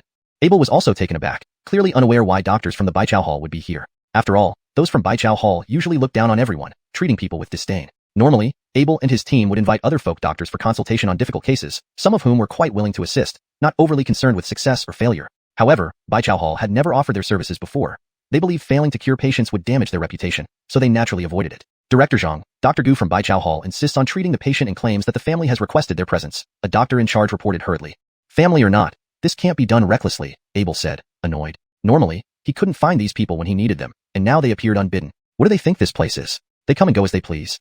Hold it, what are you doing? If something happens to the patient, who will take responsibility? Abel rushed over, parting the crowd and grabbing Dr. Dev's hand just as he was about to perform acupuncture. His interruption drew everyone's attention. Who are you? Barrett demanded angrily. Abel was taken aback by the question. How could this be? He was the deputy director of the hospital, yet they questioned his identity here. I'm Abel, the deputy director here, he replied. Patients cannot be treated by unauthorized personnel. What are you doing? Leave immediately. In the hospital, Abel held considerable authority. How could he allow outsiders to interfere? This is our family member. If you can't save him, we'll use our own methods. Is there any problem with that? Barrett retorted. That's right. Xiang has been in a coma for 2 days, and you say it depends on his willpower. What good are you doctors if you can't help him? Added Janice's wife, Lana, who was from the Gu family but did not inherit medical skills as only men were allowed to learn it in their lineage. She had rushed to the hospital upon hearing her husband's condition and decided to bring her family for help. This left Abel speechless. Janice's condition was akin to a vegetative state with brainwaves barely detectable. Modern medicine offered no definitive cure for vegetative states, relying mostly on external stimulation and hope. We've already called in other doctors, and he will surely wake up. Please ask them to leave, Mrs. Fong. Realizing they might not succeed, Abel immediately sought Gerald's assistance. He took responsibility for patients and wouldn't let others treat them without supervision. No, I don't trust these doctors. Lana was defiant. Uncle Xuanhuan, go ahead and treat him. Let's see who dares stop us. If they won't agree, I'll discharge Xiang and treat him at home. The Gu family, being a renowned medical clan, looked down on Western medicine. Traditional Chinese medicine and acupuncture have reportedly helped vegetative patients, giving Lana confidence. Why not let us treat him? Afraid we'll tarnish your hospital's reputation? Barrett mocked. Abel felt exasperated but helpless. As family members, they had the final say. Fine, if you insist, then sign the waiver form. Abel handed over the document. Lana signed it without hesitation. Deputy Director Zhang, perhaps we can learn from their methods if they succeed, Gerald suggested with a smile. Our medical techniques are not for you to learn. All outsiders, leave, Barrett said arrogantly, shooing away the hospital staff. Recognizing Gerald's voice, Dev turned and hesitated, halting mid-action with the silver needle. Let them stay and watch, Dev conceded. Barrett didn't understand this move. The Gu family usually kept their methods secret. However, since Dev insisted, he remained silent. Watch closely, don't be ignorant, Barrett boasted arrogantly, acting as if he were the attending physician. Abel nearly lost it. At his age, he should maintain composure, but this person's arrogance pushed him to the limit. As for Barrett, at around 30 years old, he still acted so recklessly, bound to cause trouble eventually. Director Zhang, rest assured. They won't wake him up, Gerald reassured him. How can you be sure? Abel knew well of the Gu family's prowess, especially the Baichao Hall, which had cured many patients deemed incurable by modern hospitals, earning them a stellar reputation. Just watch. If they can wake him, my name is backwards, Gerald responded confidently. Initially, he hadn't noticed anything peculiar, but upon closer inspection, he saw through the real issue. This wasn't brain damage caused by oxygen deprivation leading to a vegetative state. During the high-altitude incident, Meadow's soul was separated from his body by the strong wind, leaving him in this unconscious state. A human has 3 souls and 7 essences. Losing any of them would lead to such a condition. Chapter 444, The 3 Ancient Revitalizing Needles. Gerald was not sure when Janice's soul left his body. While on the plane, his soul had still been present. The other doctors were also standing behind Abel, initially intending to observe Gerald's treatment process, but ended up learning about the Gu family's medical techniques instead. Traditional Chinese medicine has always been a mystery to most people. Even modern medicine cannot explain how acupuncture points can have therapeutic effects on the human body. Coupled with the fact that these traditional Chinese medical families keep their techniques secret and hide some unique skills, it adds to the mystique of these families. Dev had already prepared the acupuncture needles. The silver needles in his hand looked no different from ordinary ones, but shimmered with a spiritual glow, indicating they were probably several hundred years old. His technique was steady and deliberate, unlike Gerald's quick needle insertion. In the brightly lit hospital room, the lights shone together, leaving no shadows visible. Dev first applied needles at critical points on Janice's head, like the temple and Tianqi acupoints. There was nothing wrong with this since these acupoints are significant for head-related issues. Despite being older, Dev's hands were remarkably steady, never faltering as he inserted each needle. After every needle went in, he would press around the acupoint. This technique seems familiar. I've read about it in ancient texts, Abel said, having spent considerable time studying ancient books to better understand traditional Chinese medicine. Dev's needle insertion technique was indeed recorded in an ancient text called the 3 Ancient Revitalizing Needles. Upon hearing this name, Gerald felt unfamiliar with it. It didn't seem to be an ancient technique from prehistoric times. However, he found it interesting that the Gu family often used 3 in their names, Perry, Ruth, Kale, and now, even in the name of their needle technique. Just watching for fun, Gerald remarked indifferently. No matter how advanced the needle technique, could it really summon a soul? Even if the silver needles possessed spiritual energy and were highly effective in treating diseases, it wouldn't help much with curing Janice. After inserting approximately 7 needles into Janice's head, Dev stopped and began massaging and pressing on Janice's head. It seemed he was treating Janice as a vegetative patient, for which such stimulation therapy should be useful. Second uncle, how is it going? Ruth asked after 10 minutes of massage, growing anxious as her husband showed no signs of waking up. Other doctors watched intently, curious to see if the person would actually wake up after all the show from Kale. Second uncle, why hasn't he woken up yet? Even if he doesn't wake up, there should be some reaction, Kale pressed, feeling uncomfortable. If this treatment failed and they had to bring him back to the Gu family, they would lose face completely. Shut up. Dev shot a harsh glare at Kale, needing a calm mind for acupuncture, but the latter just wouldn't stop nagging. Kale immediately shut up after the scolding. Next, Dev pulled out the needles, furrowing his brows in confusion. This set of techniques was not exaggerated. He had once cured a patient who had been comatose for 3 years using this method. Janice had only been unconscious for 2 days, and should have reacted strongly to external stimuli. However, the brainwaves remained stable, showing no response during the acupuncture. San Xiao, come here, call out to him and see if there's any reaction. Dev wiped his forehead with a handkerchief. Though it only took a few minutes, the procedure had exhausted him, requiring a rest. Second uncle, drink some water. Kale quickly fetched a cup of water, which Dev drank greedily. Asif, can you hear me? Bending down beside the bed, Ruth kept calling out. Sister, shout louder. How can anyone hear you this way? Kale suggested. Shut up. Ruth glared fiercely at her cousin and continued calling her husband's name. These are their ancestral techniques. They don't seem impressive at all, murmured one doctor. We thought this would be a major breakthrough in medicine. If just a few needles could wake him, shock therapy would work the same way, another commented. All show, nothing special. The doctors began to whisper among themselves. Gordony were supporters of Western medicine, considering it the mainstream in modern healthcare, while viewing traditional Chinese medicine merely as mysterious and not as powerful as rumored once the veil was lifted. Forget it. It's boring, and he's not going to wake up anyway, someone remarked, preparing to leave, citing too much work to waste time observing traditional Chinese medicine. Divine Dr. Chun, please don't mind them. They're not talking about you, Abel reassured, embarrassed by the discussion, knowing it was difficult to get these Western medical experts, especially neurologists, to observe traditional Chinese medicine treatments. Whatever, Gerald smiled, not caring. He had endured ridicule from Western doctors before, knowing that results spoke louder than words. Regardless of their opinions, none of them could do much either. Second uncle, Asif is reacting. Ruth suddenly exclaimed, catching everyone's attention. The flat lines on the brainwave monitor twitched slightly. Dev rushed over to check, and Gerald grew curious. Janice's soul hadn't returned, but Dev's acupuncture had somehow stimulated the remnant soul within Janice's body, causing changes in the brainwave pattern. Seeing positive results, Dev set down his teacup and hurriedly prepared to continue. This time, he inserted needles into Janice's shoulders and the back of his neck rather than his head. Ruth kept calling out, but aside from the initial subtle response, no further progress was made despite the continued acupuncture. Gerald closely observed Dev's technique. Based on the needles inserted into Janice's shoulders, it appeared to be a fire-based acupuncture technique, aimed at stimulating the fiery region inside the body. Dev intended to stimulate Janice's inner fire, using internal heat to trigger a bodily response to awaken his consciousness. This approach was similar to Taoist practices, based on yin-yang and the 5 elements. By attacking with fire, he attempted to elicit a strong response. The initial reaction was caused by Janice's internal heat, igniting an instinctive response. Chapter 445, A Battle of Wits. Gerald stroked his chin, his eyes locked onto Dev. There's something interesting here. It seems that medical skills passed down by the old families are indeed extraordinary. The fire attribute acupuncture technique should also be a heritage from immortals. Abel watched eagerly, hoping to see the patient cured. After all, a healer's heart is compassionate. On the other hand, he was also worried that if the cure succeeded, it would undermine their hospital's reputation, especially if experts couldn't match the efficacy of street physicians. A story not fit for public ears. Divine Dr. Chun, there was some response just now. Do you think he can wake up? Abel glanced at the EEG monitor, then looked at Gerald, knowing well that if the patient woke up in just over 10 minutes, it would make all the efforts of their hospital over the past day and night seem futile. Gerald replied, it's merely a special reaction. He won't wake up. Indeed, as Gerald had anticipated, when Dev inserted the silver needle again, Janice only showed the initial signs of response and then became completely still. The brain waves didn't fluctuate again, and the frequency even seemed to decrease. Shashi, come here. Gerald beckoned Felicity, who stood at the back. The little girl dared not act rashly before hospital leaders and stayed far away. Ah, what do you want? Felicity hurried to Gerald's side, looking utterly puzzled. Here, this is for you. Gerald pulled out a small box from his pocket and handed it to her. What is it? Is it something to eat?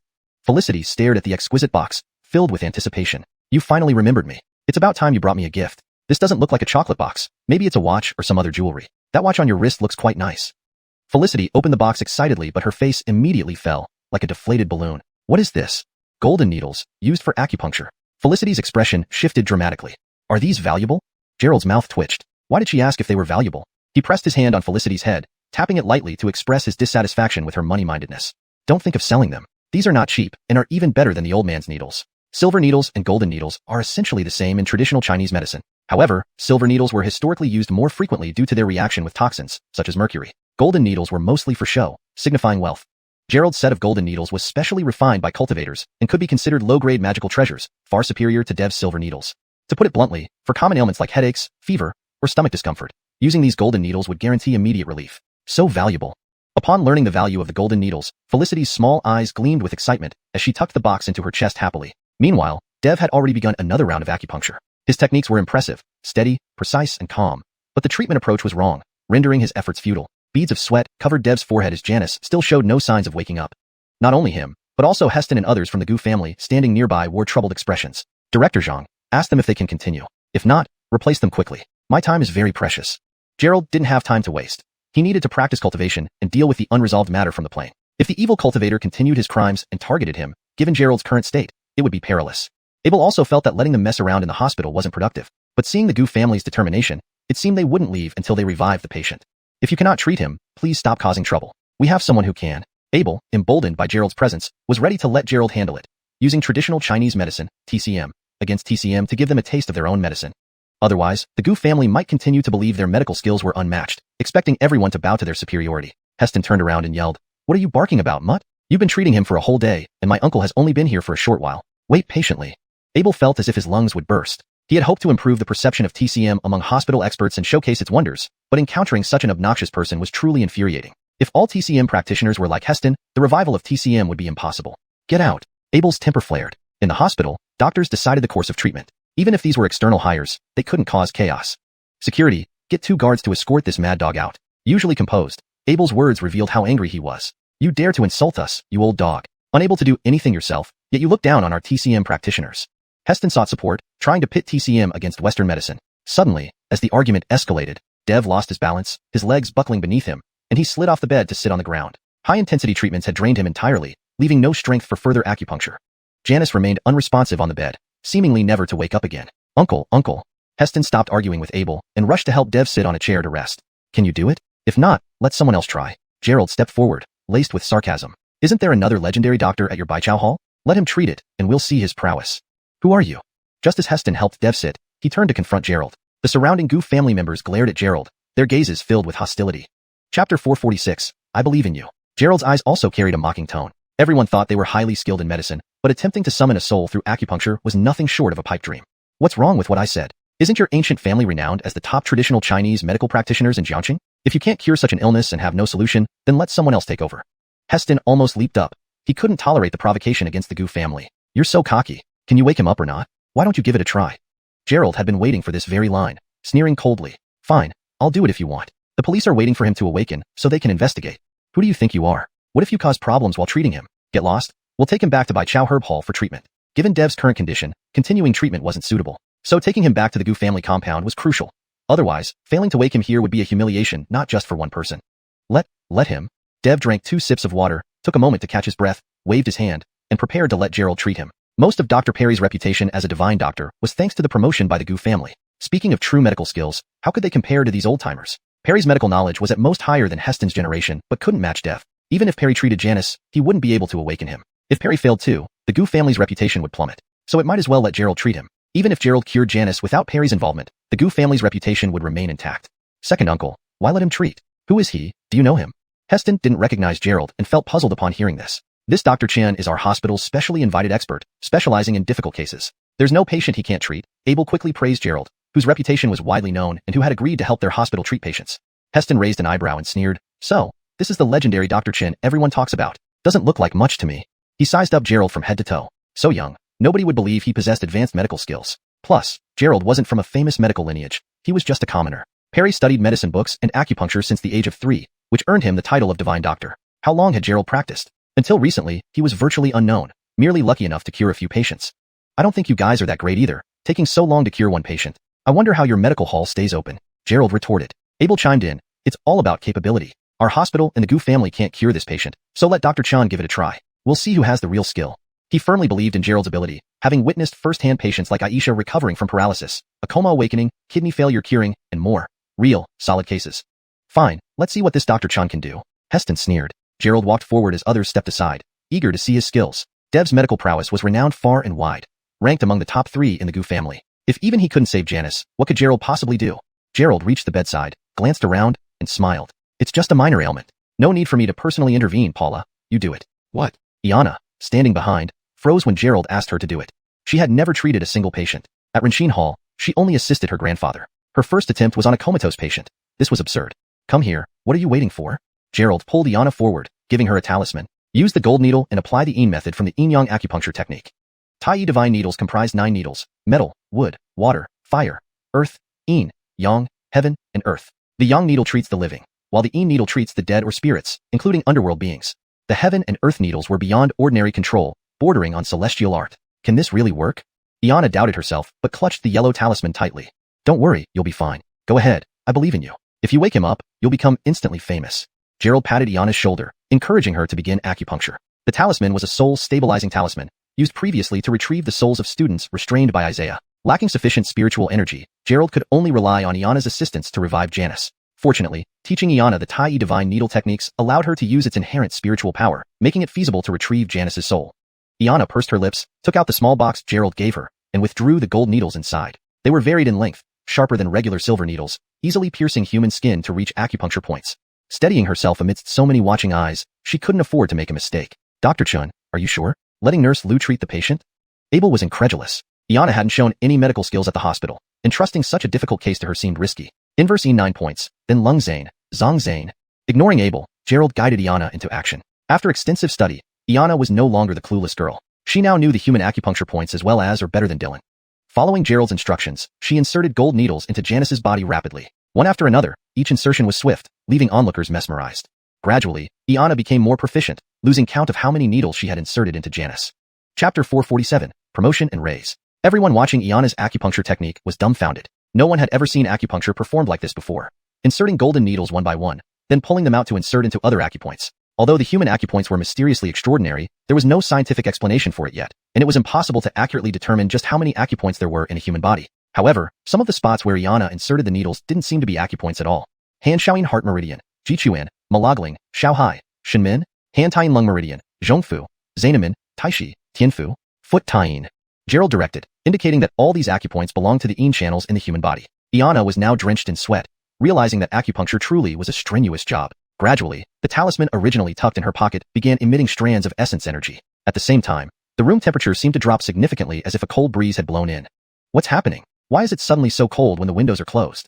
Abel shivered slightly from the cold, turning around and saying, "Close the door. Maybe it's the cross draft."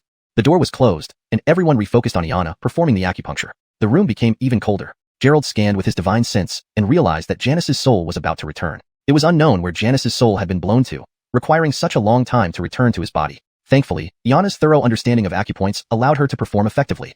Otherwise, Gerald himself might not have fared any better. A gust of cold wind blew in, causing the curtains and sheets to flutter. Unseen by everyone, a black shadow floated in through the window, bearing an appearance identical to the unconscious Janice lying on the bed. Following the guiding of the soul-calming talisman on Iana, the wandering soul gently hovered towards its own physical body. Cough, cough. Janice, lying on the bed, started coughing out the cold air he had absorbed, gradually regaining consciousness. Everyone was shocked. Indeed, he woke up, saved by Iana.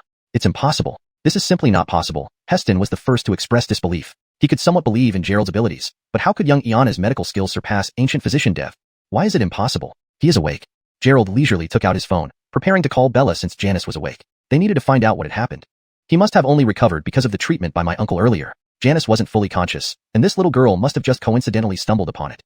Only this explanation satisfied Heston. Otherwise, Iana saving him would sound like a fairy tale. Why do you talk so much? Iana began removing the needles, wiping her forehead as she waited for Heston. Are you saying I can't save people? Look, I've already woken him up. This is my skill, my achievement, and no one can take that away. It was her first attempt, and she had awakened a comatose patient. She couldn't let others claim the credit. You. Heston hadn't expected the young Iana to speak so sharply and found himself speechless.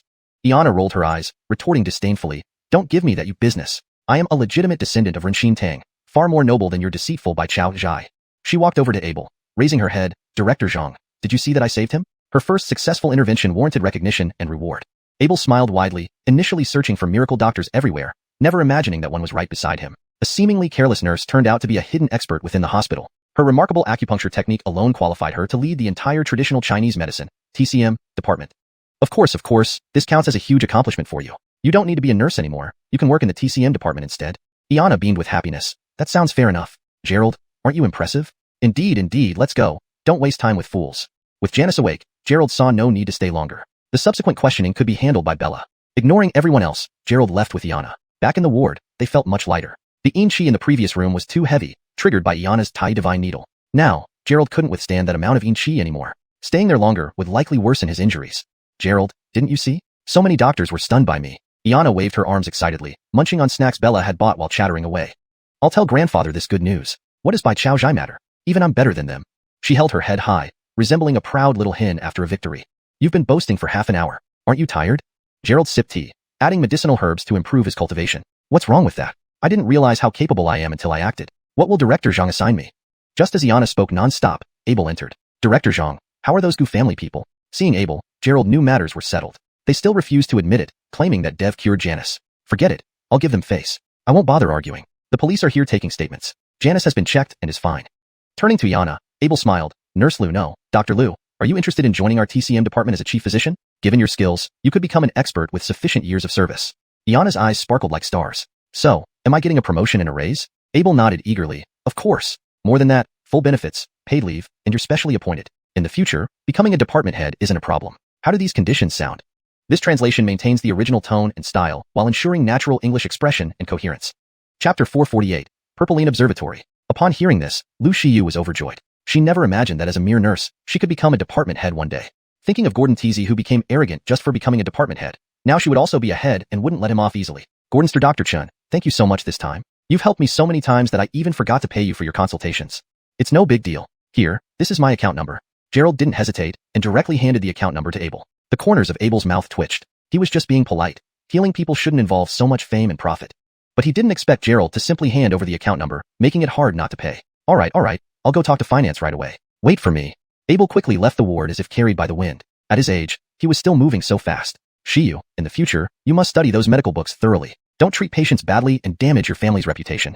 Gerald reminded Xiang Yu again. This girl had always been a bit scatterbrained. Practicing medicine wasn't something to joke about. Even with the remarkable skill of Tai acupuncture, she should know other methods to treat illnesses. It's impossible to only use acupuncture for every ailment without prescribing medication. If prescriptions were wrong, it could cost someone their life. I understand. If there's anything I don't understand, I can ask you, right? I'm seriously studying the medical books. Xiang Yu pouted when she heard Gerald trying to teach her again. Okay, since you're studying, let's test you on this. Xiang Yu's head started spinning again. Another test. After Bella finished handling her tasks, she returned to the ward to see Gerald lying on the bed eating an apple, while Xiang Yu was scratching her head with a troubled look.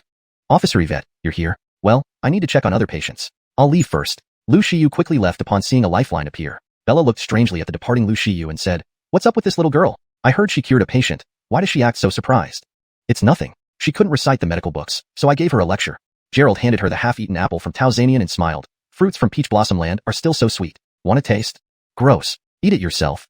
Bella rolled her eyes and shoved the apple back into his hands. Disgusting? We haven't even kissed yet. How long have we been married? And you still haven't given my mother-in-law a grandchild.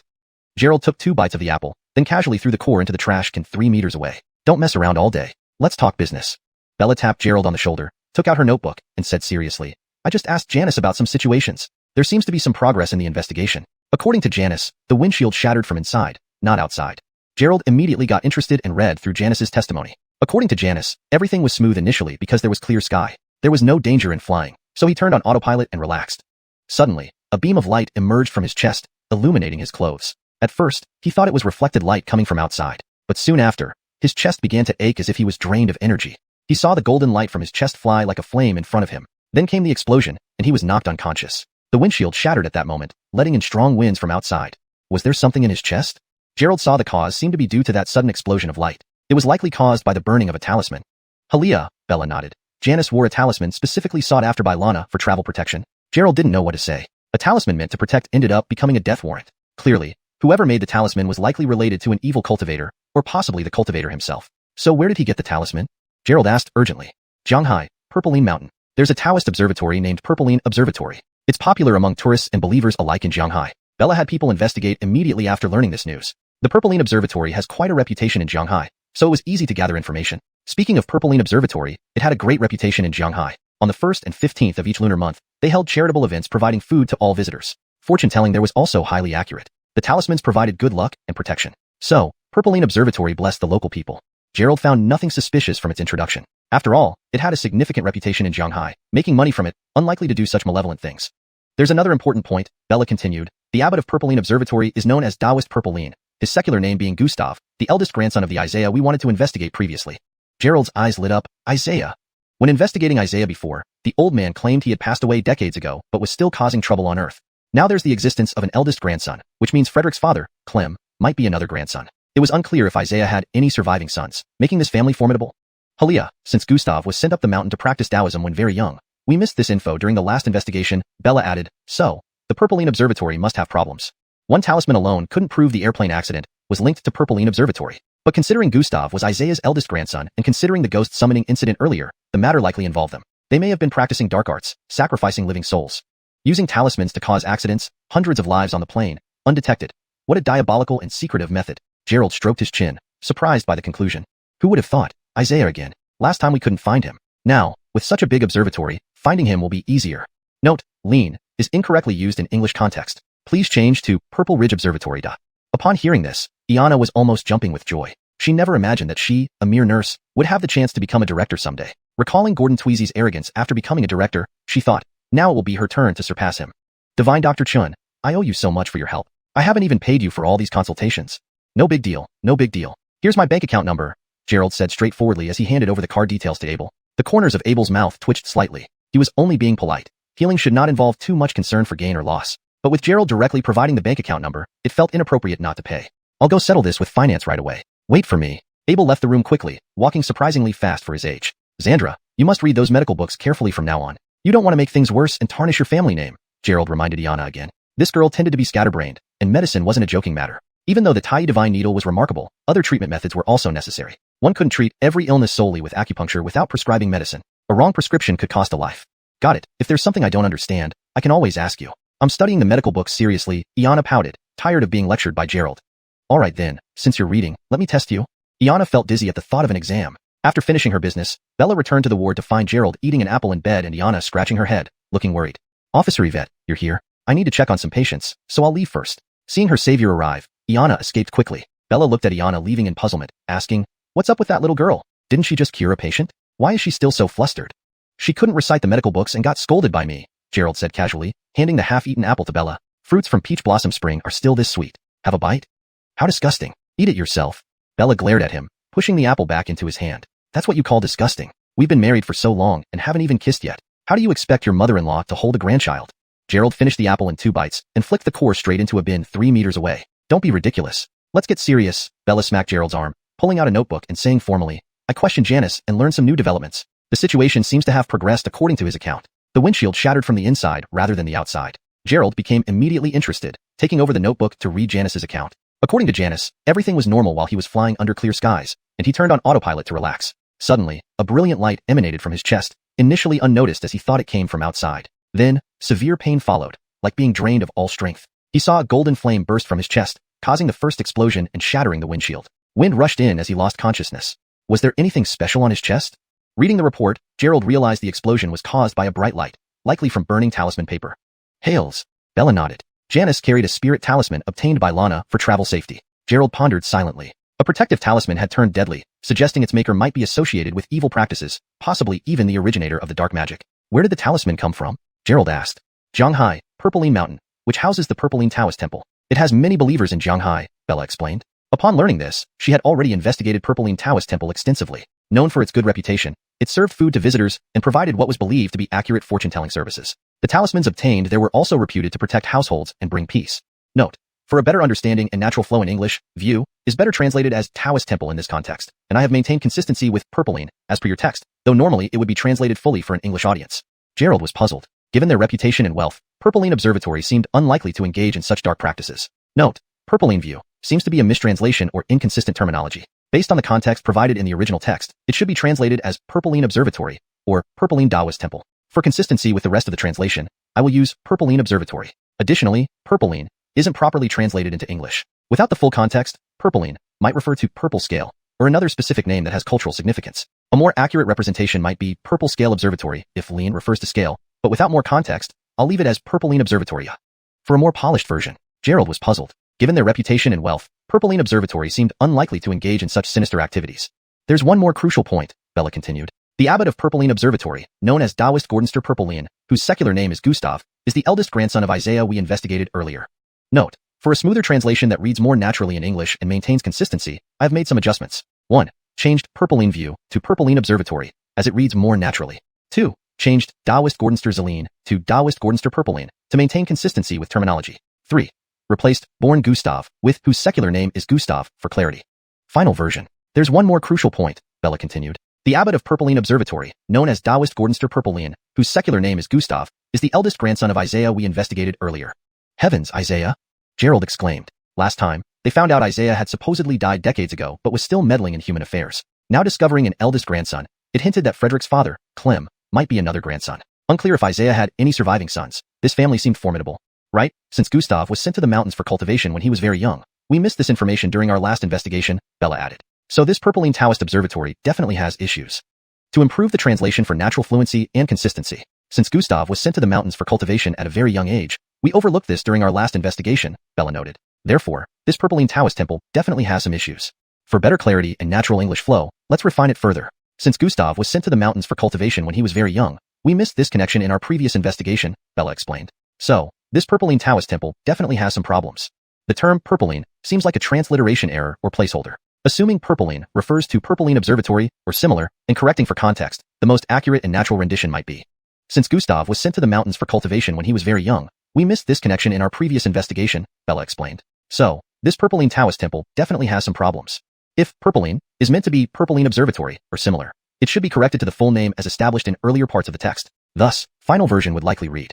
Since Gustav was sent to the mountains for cultivation when he was very young, we missed this connection in our previous investigation, Bella explained. So, this purpling Taoist temple definitely has some problems.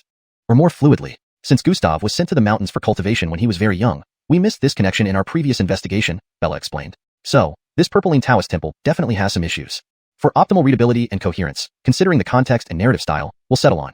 Since Gustav was sent to the mountains for cultivation when he was very young, we missed this connection in our previous investigation, Bella explained. So, this purpling Taoist temple definitely has some problems.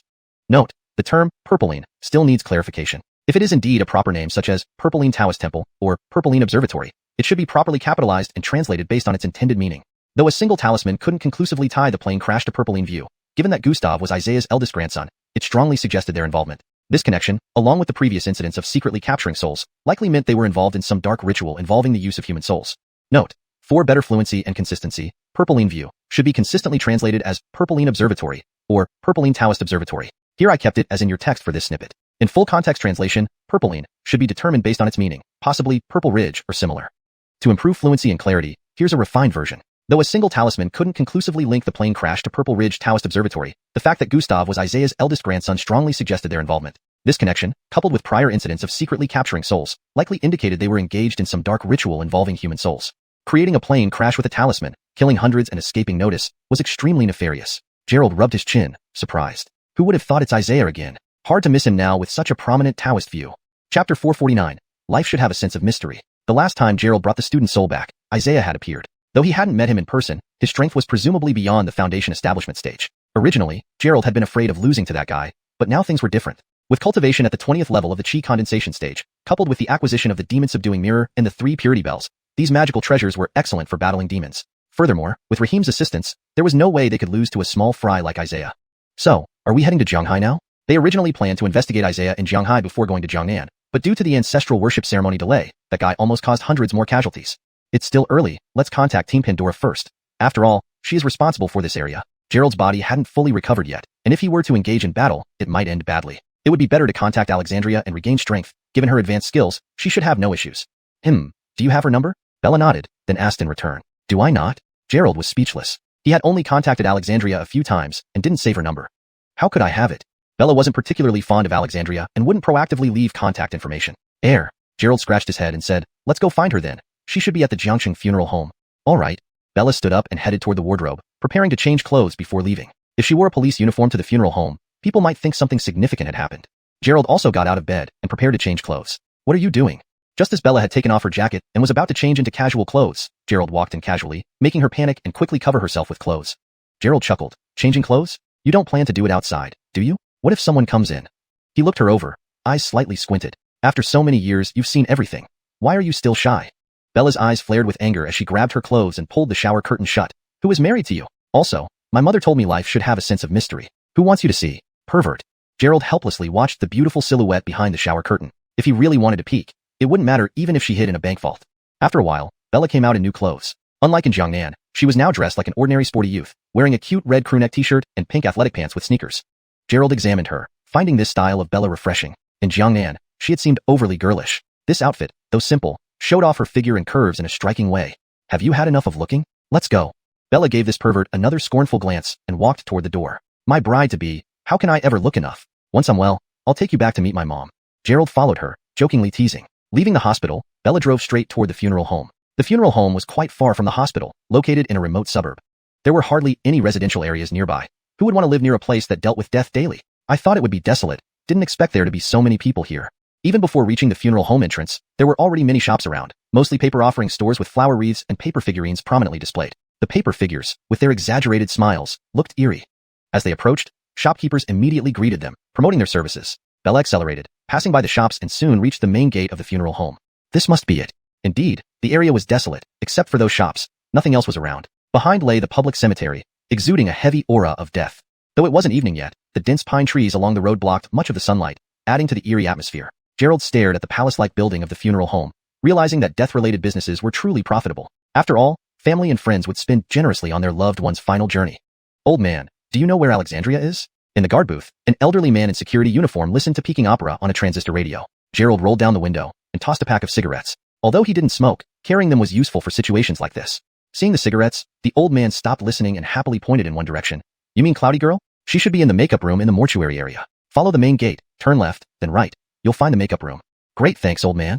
Gerald closed the window, and Bella parked the car. A familiar black Mercedes-Benz was parked nearby, along with a few other vehicles. It was around 4 o'clock, so there weren't many people left since morning ceremonies usually took place in the morning. Looking at the dim, poorly lit hall, Bella felt goosebumps rise. She feared such places the most, nearly scared to death during the blood corpse encounter. She wouldn't come alone, especially with Gerald. Gordon Cup room? Why would anyone put on makeup in the afternoon? Bella entered the hall with confusion. Gerald walked beside her and smiled. You'll understand soon enough.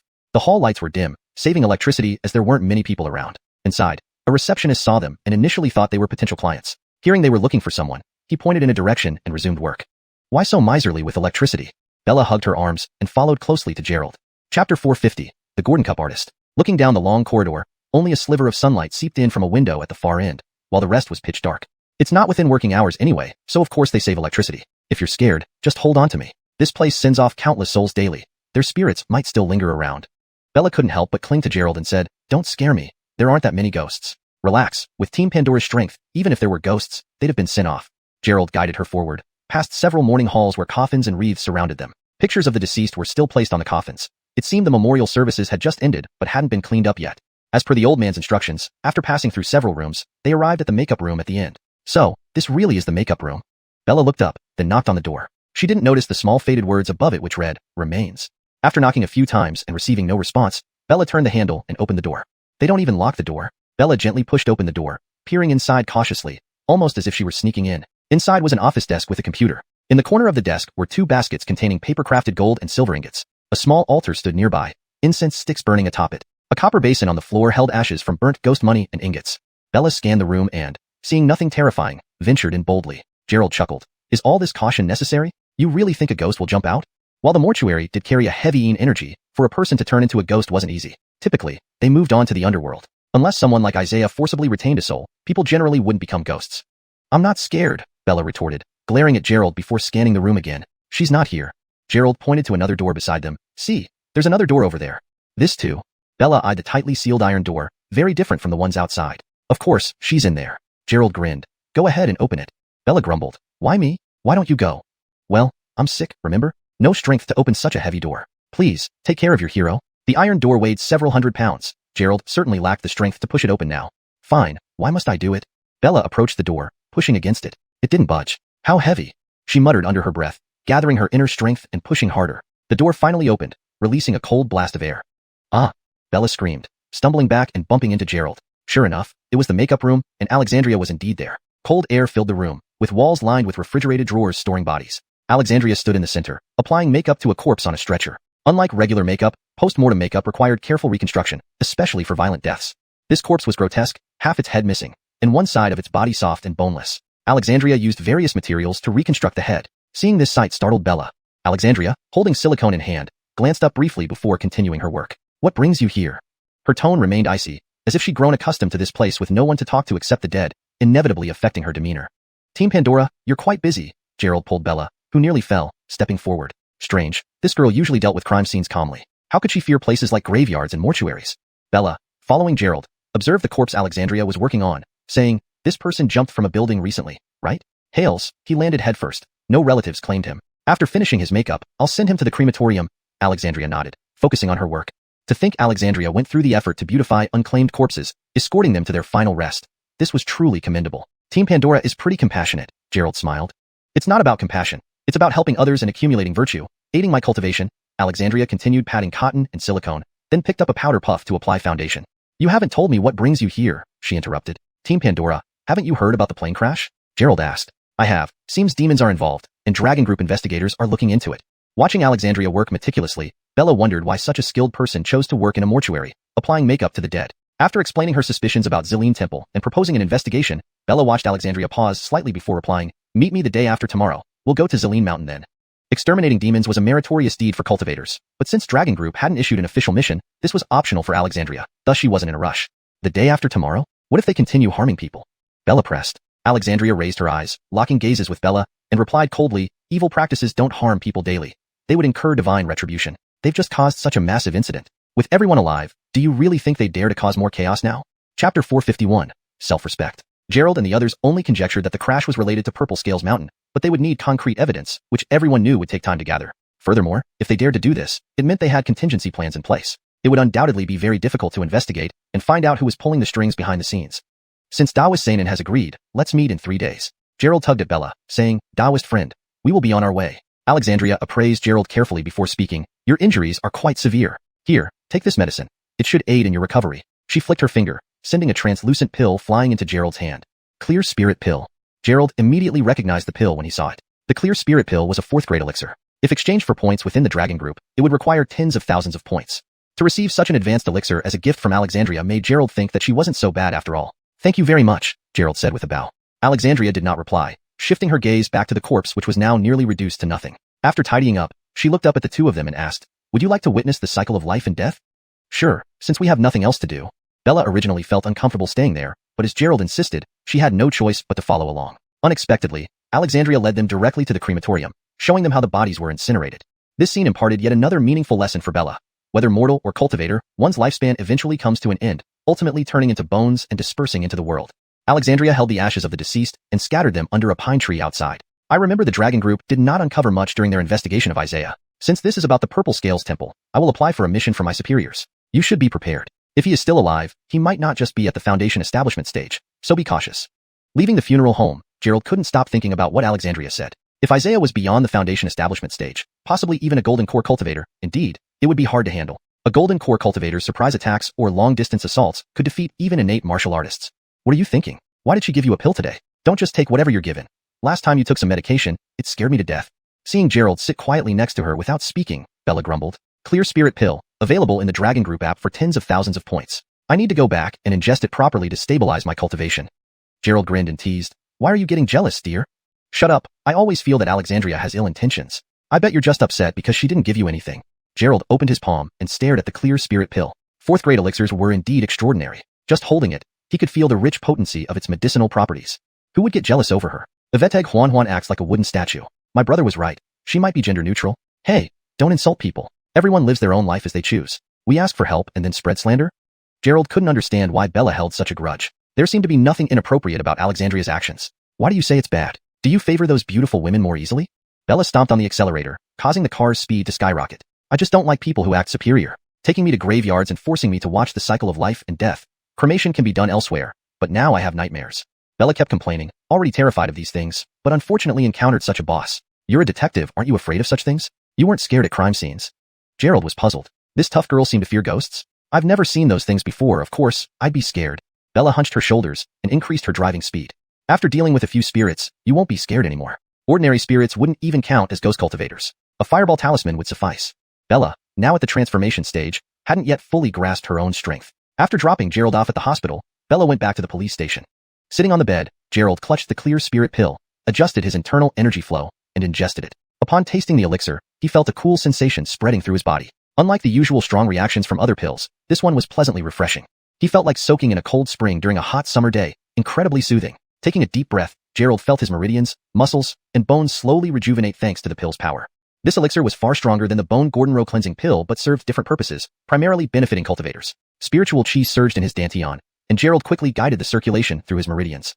This effect is truly outstanding. Before fully absorbing the pill's potency, Gerald's spiritual energy had completely recovered. Next, he needed to absorb the remaining effects gradually, hoping to improve his cultivation. Tidying up the ward, Gerald felt better and planned to leave the hospital tomorrow. Otherwise, Abel would likely recruit him again for treating patients. There were evil cultivators, the heavenly corpse sects Neil and Adlai, and the necromites within him. He had plenty on his plate. Quickly packing up, it was dinner time. Wandering out of the ward, Gerald went to look for Yana for dinner, so the little girl wouldn't feel neglected. Yana was now stationed in the traditional Chinese medicine department. She sat in the office, resting her head with her chin propped up, looking troubled. "Yana, you got a promotion and a raise. Why do you look unhappy? Gerald scanned the office, finding no one else except Iana. The other senior TCM doctors were working in different clinics, and she had just arrived, so wasn't assigned any duty yet. Sigh, don't mention it. Iana sighed. I should have helped my grandfather instead. Just now, a patient came in when everyone else was busy. They asked me to diagnose him, but I couldn't figure out what was wrong. Did you see how others looked at me? They probably thought I got the job by connections. She thought curing Janice today would make a huge impression in the hospital, but now, even diagnosing basic conditions escaped Iana's grasp. Her medical skills weren't at that level yet. Chapter 452. Teach me well. Gerald sized up Iana from head to toe, sensing that this little girl seemed to have undergone some changes. Who would have thought? You actually got your pride inflated. Gerald laughed and walked over, pulling her along. I told you to study medical books properly. Now you realize your skills aren't up to par. Come on, let's go get you something to eat first. These books I've read carefully, but the diseases they taught just don't apply here, Iana pouted, standing up unhappily. Only then did Gerald remember that the medical book he gave her mainly covered Tai divine needle treatment, which naturally targeted serious illnesses, not minor ones that wouldn't require such advanced needle techniques. My mistake? Let me get a new book for you. The medical books he gave Iana were at a university level, while she was still at an elementary school level. This indeed was a bit of a leap. You must help me well. I've just been promoted. My seat is still warm. Iana's cute pouting made her look adorable as she followed Gerald like a little shadow.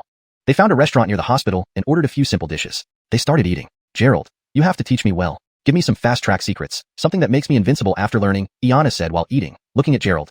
Daydreaming again. Which doctor doesn't read books daily? If it were that easy, everyone would be a doctor. Gerald sometimes wondered what was going through Iana's head. She always had such outlandish ideas. The inheritance of his medical knowledge was directly infused into his consciousness. Writing it all down might fill an entire library. Too ambitious, leading to nonsense, Iana sighed, taking a few bites of rice, looking quite troubled. Gerald was amused. Where did this girl learn so many odd phrases? All right, stop sighing like an old man. I'll organize something tonight. Come to my ward tomorrow, and I'll give you a manual. Iana's eyes lit up. Really? Of course. It won't cure all diseases, but it will keep your current position secure. But you must study diligently. Gerald scanned his mind, finding a few suitable medical books for Iana. He planned to summarize them for her to take home and study. That Gu family was so arrogant, almost boasting themselves as the best in Jiangxing. Once he trained Iana to defeat them, they'd know that even without his own hands, a young girl could outdo them. Great, let's go back and organize it now. Iana didn't care about finishing her meal anymore, grabbing Gerald's arm and dragging him toward the hospital. Gerald, impressed by her sudden intense desire to learn, finished his rice and followed her back. Just as they reached the ward, they saw Lana pacing nervously outside the door. Seeing Gerald, her eyes brightened, and she hurriedly approached him. Divine Dr. Chan. Don't call me Divine Doctor. We have our Divine Dr. Gu in Jiangxing, Gerald smiled. Relations between his side and the Gu family were strained, especially with Raquel's project facing obstacles from the Gu family. He had no good impressions of the Gu family. I need your help. Xing has fallen into a coma again. No one else can wake him up. Only you can save him now. Lana looked close to tears. I'll do whatever you ask, as long as it's within my power, she pleaded, knowing how powerless the Gu family was now. He's comatose again? Gerald was surprised. Logically, after the soul was returned, other damages should not cause another coma. Hails, doctors can't help. Please, Divine Dr. Chun. Lana's attitude was low. She might have knelt if it went further. All right, let me see. Hold on. I'll get the golden needles. Iana was immediately interested when she saw that treating a patient was imminent. She prepared to operate again with her golden needles. Gerald led Iana and followed Lana to the ward. The ward was unchanged from the morning, except Janice had several more tubes connected to him. He had been awake only 3 or 4 hours before falling back into a coma while Lana was preparing lunch. How strange. Gerald examined Janice. His soul had been returned earlier. Why was it gone again? Dr. Chun, how will you treat him? Do you need any help? Lana asked nervously. No, please leave, both of you, Gerald instructed. Aren't you going to help? Iana held the box containing the golden needles. Not needed. Leave, and don't let anyone enter, Gerald ordered. Iana pouted but left, Lana following. After closing the door, Gerald returned to the bedside. With a flip of his right hand, the 3 pure ones bell and talisman appeared. Fortunately, having taken the clear spirit pill, his spiritual energy was restored. Janice's soul leaving his body was not voluntary. It must have been detained by someone, hence Gerald's request to clear the room. He might face Isaiah again. With a flick of his right hand, the yellow talisman burned fiercely. Then, with another gesture, the 3 pure ones bell floated in the air, using this Taoist treasure for enemy suppression and soul retrieval alike. Ding ding dang. The bell began to shake, emitting waves of golden light. Gerald also took out the demon suppression mirror, reflecting its light towards the bell. In an instant, the entire room was bathed in bright light. Hashtag chapter 453, the Shadows Warning. So far, Gerald frowned, barely able to sense the location of Janice's soul. Fortunately, his date of birth was written on the medical card on the bed, allowing Gerald to search using his birth data. Otherwise, he wouldn't even have this faint connection. Isaiah, is it you? Gerald channeled all his spiritual power into the 3 pure ones bell, forming a protective golden shield around the bed. He still has 1 soul and 2 spirits left. Having his soul leave his body so many times in such a short period, even if the vital soul returns, his lifespan will be significantly shortened. Gerald took out a pill and inserted it into Janice's mouth to stabilize his body. Otherwise, when the vital soul returned, another shock might damage the physical body further.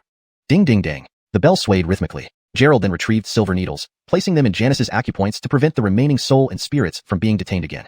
Whoosh! A cold wind swept through the room, indicating something had entered. Gerald threw a yellow talisman directly at the source. It exploded with a puff and transformed into a fireball. The fireball collided with the black shadow, scattering fiery embers everywhere, and the shadow instantly vanished. What nonsense! I'm summoning souls, not ghosts. Where did these little devils come from? Gerald looked at Janice on the bed, who showed no reaction. He had already used soul-summoning charms, soul-stabilizing talismans, and soul-calling techniques. What could be happening? Whoosh! Another blast of cold wind came, more intense than before, dimming the lights in the room. Gerald's gaze sharpened. This time, the wind was fiercer but wasn't accompanied by Janice's soul. A different shadow approached but was blocked by the golden light from the 3 pure ones bell beside the bed. You again, young whelp, the shadow said.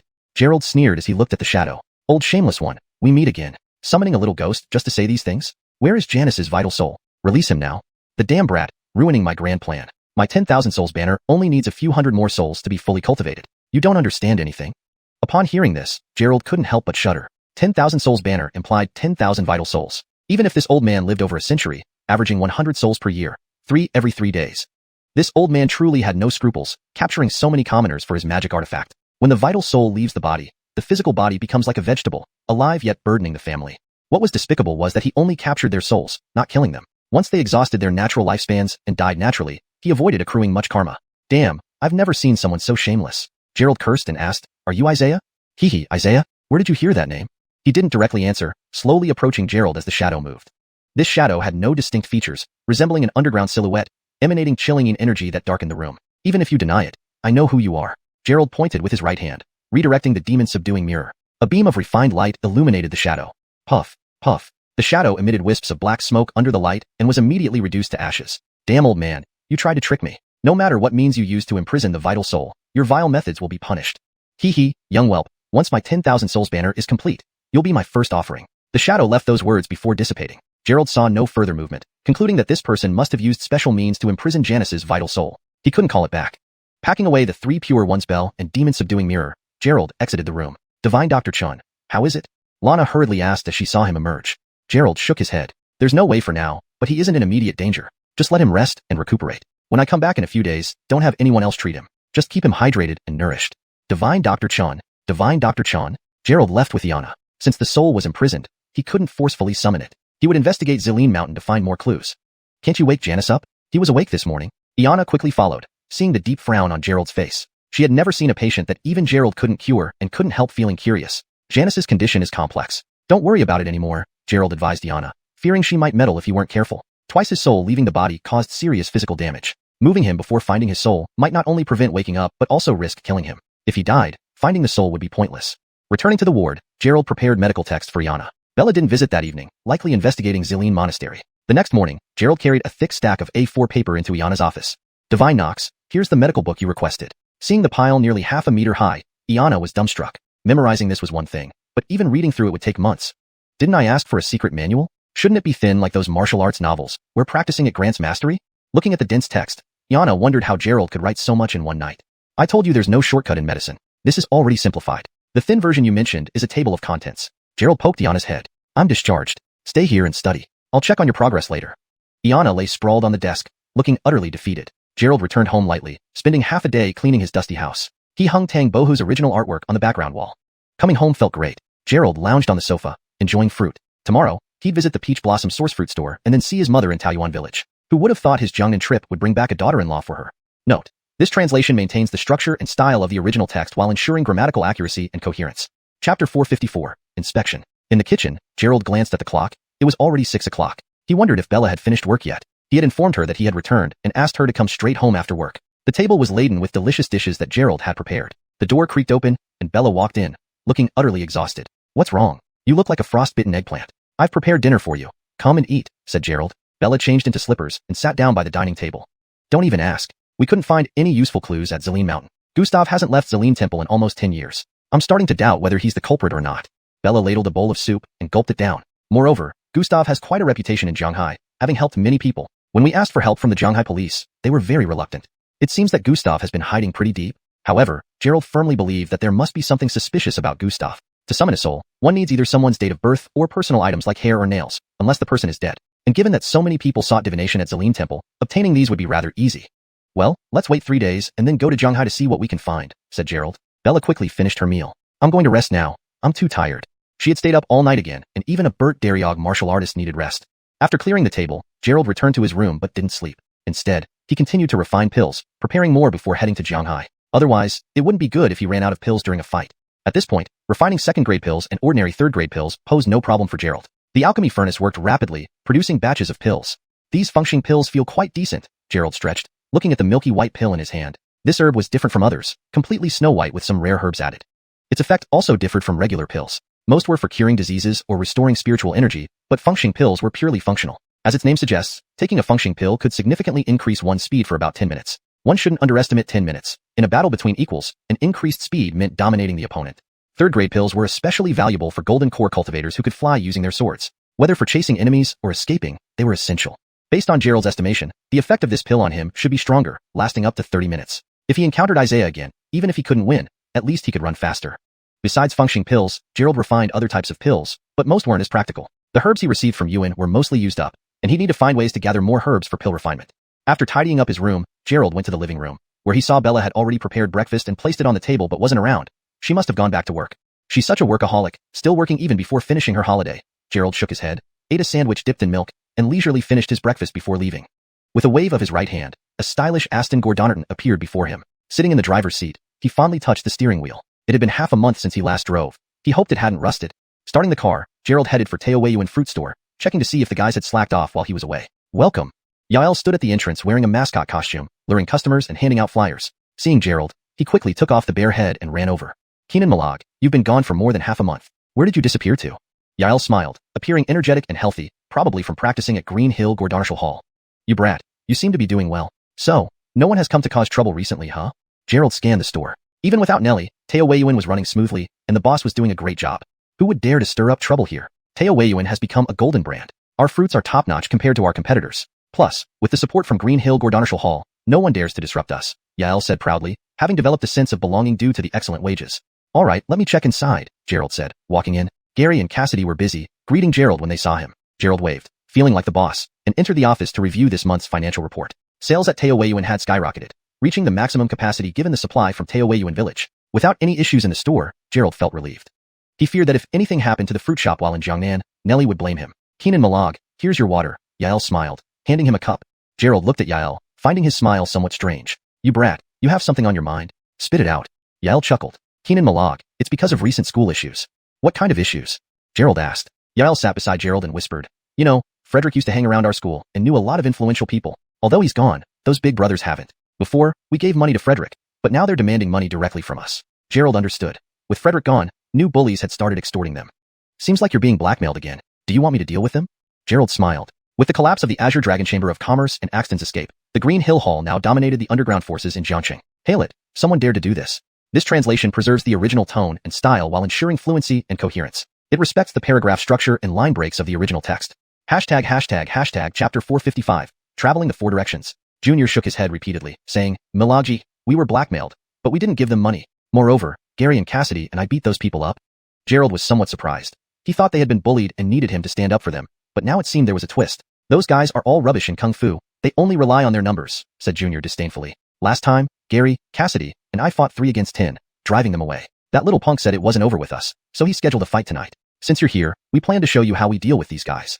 Gerald sized up Junior. Now he really looked at this kid differently. After practicing at Green Mountain Gordonarshal Arts Hall for a month, he actually dared to challenge street punks. Alright, where's it tonight? I'll find you guys. Just outside our school in the alley, Junior replied. Okay, see you tonight. It turned out that Jiangqing still had such forces. Really, after Bella returned home, all sorts of devils and demons started surfacing. As the nemesis of crime, Gerald certainly needed to check it out. Since everything was fine at the store, Gerald didn't stay any longer and drove towards Renxin Tang to buy some herbs. Driving into the old town area, he noticed the demolition progress was going well except for the large plot occupied by Baikuzi and a few other merchants. Most places already had demolition signs, waiting for final talks before complete renovation.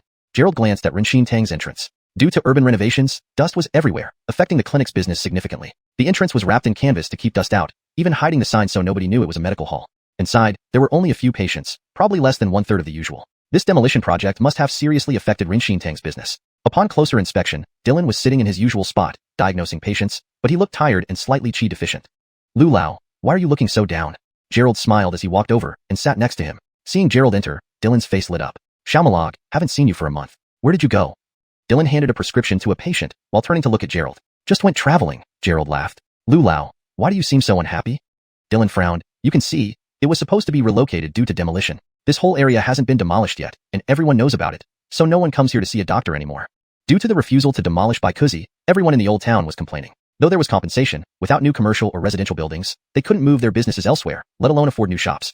Lulau, I've come to spend some money on you, Gerald joked as he handed over his list of prescriptions. There were quite a few items on it, especially since Dylan's business was poor, the herbs would have piled up, and helping him clear some inventory would ease the financial pressure. Seeing the stack of prescriptions, Dylan chuckled, stood up, and said, Xiao, help me look after things while I fetch your medicine. Gerald saw the old man trying to make him work again. It was typical of him to be lazy. But now the clinic only had Dylan, who was obviously exhausted. Might as well show off a bit since he was here anyway. The other patients, seeing the main doctor running to fetch herbs instead of treating them, expressed their dissatisfaction until Dylan casually mentioned xuanhuan, divine Dr. Chen. Suddenly, they all queued up eagerly for Gerald's treatment. Having not treated anyone for a while, Gerald sat down, poured himself a cup of tea, and adopted an elderly cadre-like demeanor. The first one, nothing serious. Your baldness can only be helped by staying away from computers. Here's a sedative soup, get plenty of sleep and avoid staying up late. The second one has liver issues and poor metabolism. I'll prescribe you something to boost your qi and blood circulation. Gerald diagnosed incredibly fast, pinpointing illnesses with just a glance. Before Dylan finished fetching the herbs, Gerald was already resting on his chair. Next, several big bundles of herbs were placed before Gerald. Looking at the quantity, it felt like Dylan was clearing out his inventory. Lulau, are you planning to close down? Why does it feel like you're moving the entire warehouse here? Gerald mostly wanted ordinary herbs, especially high-grade ones like ginseng and lingji, which he didn't need in large quantities. I'm preparing to relocate and take a break. It's hard to manage alone, and with you here, you can help me with these. With fewer patients recently, operating daily was exhausting. After decades of practice, Dylan intended to take a rest and return once the new clinic opened. Lulau, where will you go if you don't open here? For a veteran doctor like Dylan, not treating patients for a day would be unbearable. How could he just abandon the clinic? After the medical exchange conference ends, I plan to travel around, treating more people wherever I go. In his youth, Dylan traveled all over China before settling in Jiangxing after having Yana's father. Traveling again would be like returning to his younger self. Gerald admired Dylan's spirit, still thinking of traveling at his age. All right, I'll help you with these. Gerald then pulled out a bottle of pills and handed it over. Lulau, take these. They are herbal medicines I made myself. Since you're going to travel, it's better to carry some common medications. They also benefit health when taken regularly. These herbs were carefully refined by Gerald, benefiting the average person's health and longevity immensely. Dylan took the bottle gratefully without hesitation. Xiao, how is your relationship with Xandra developing? Yesterday, she told me you're teaching her medicine and having her treat patients. Have you settled down together? Gerald knew he couldn't escape these questions. Dylan must be eager to see Yana married off. Hashtag chapter 456, picking up his wife for dinner. Gerald hurriedly finished his tea and stood up saying, Old Gordonster Lu, Xia is indeed a great girl, but she's not suitable for me. If you want to go out, I can help take care of her. But as for marriage, it really won't work. Well, I have something to do, so I'll be off. If he married Yana after already having Nellie pregnant before marriage and becoming the son-in-law of Carson's family, he'd truly earn the title of scum man. Moreover, despite having many girls around him, none had actually developed anything serious. I told you, Xia doesn't mind how many women you have. She just wants a place in your heart, said Domenico, watching Gerald flee. Gerald quickly climbed into his Wuling Hongwang, glanced at the pile of medicinal herbs inside, and stored them all in his jade pendant spatial dimension before driving away. Domenico stood at the door, watching Gerald drive off. He then turned and looked at the Renshin Hall sign. He took out a ladder from inside, carefully climbed up, and removed this century-old sign. Since taking over Renshin Hall, he had never let it down, but today, it would temporarily come to an end. Gerald drove leisurely, checking the time. It was about time Carson should finish work. He couldn't let her stay up late every day. Even a chi condensation martial artist couldn't withstand that strain. Being her newlywed husband, he certainly shouldn't let her suffer.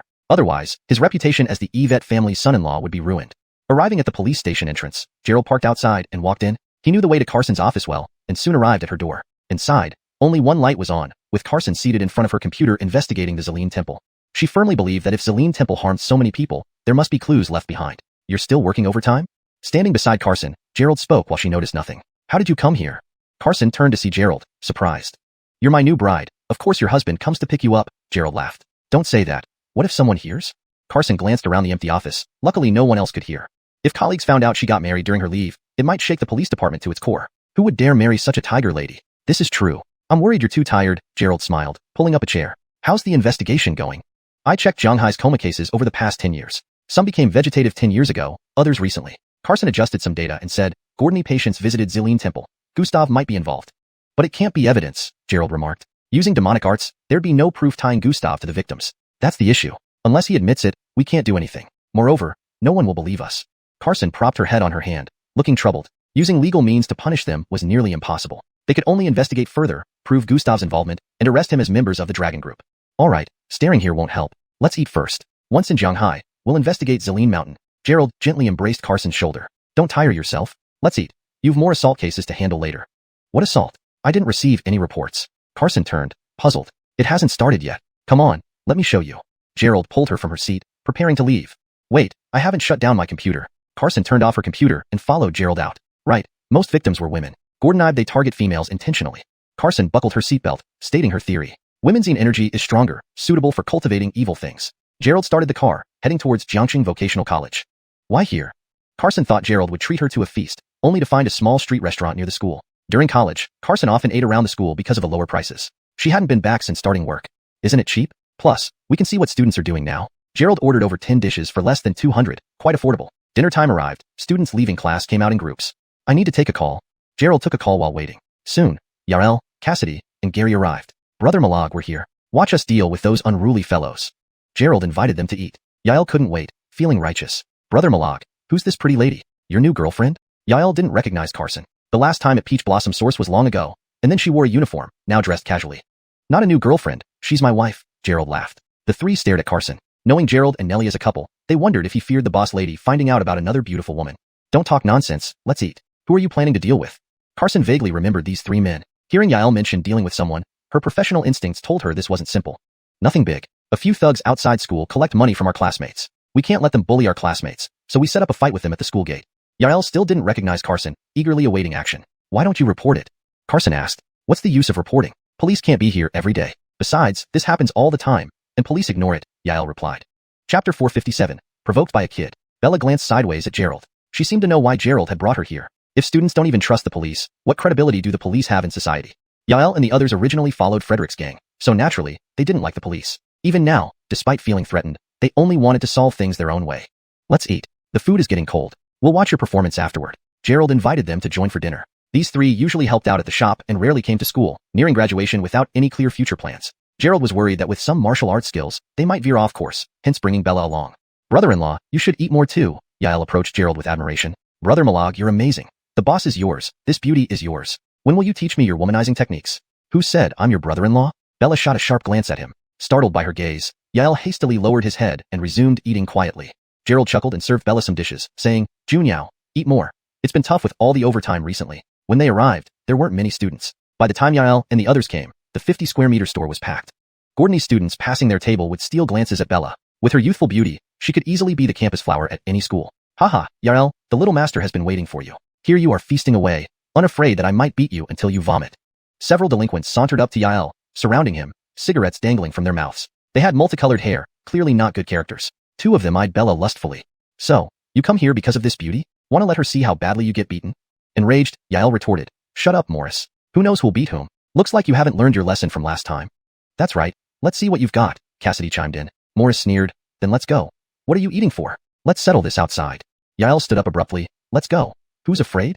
Gerald continued eating calmly, but the meal hadn't even been halfway finished when it was interrupted by these people. Morris and his group were around 18 or 19, either university or vocational high school age, yet Yael referred to them as idle social elements, meaning they didn't study.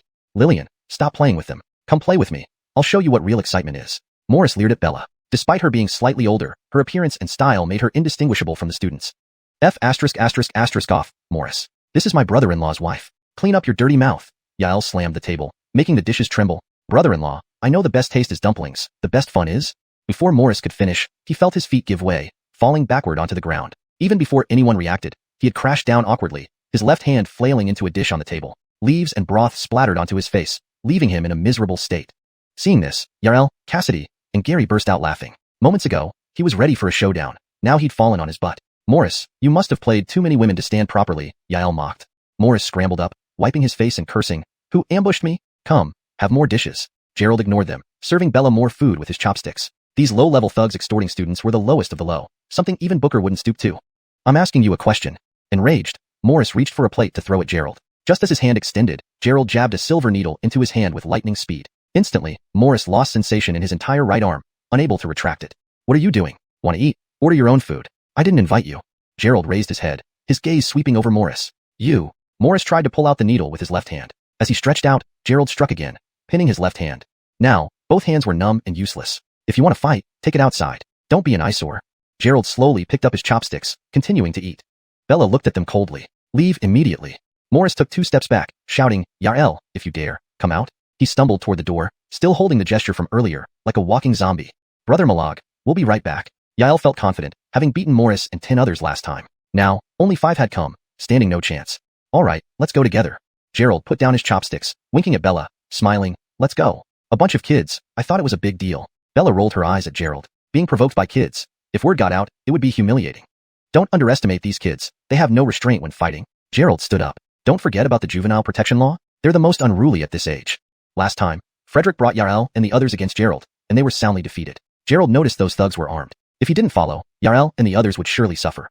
Chapter 458, Surrounded and Beaten. Junior walked ahead with Gerald and Bella following behind. Bella found these people somewhat troublesome. They were at the most awkward age, under 18, not yet adults. Even if they were caught, it would be very hard to deal with them legally. But leaving them unchecked was not an option either. Once they started, Bella knew she had to take all of them in.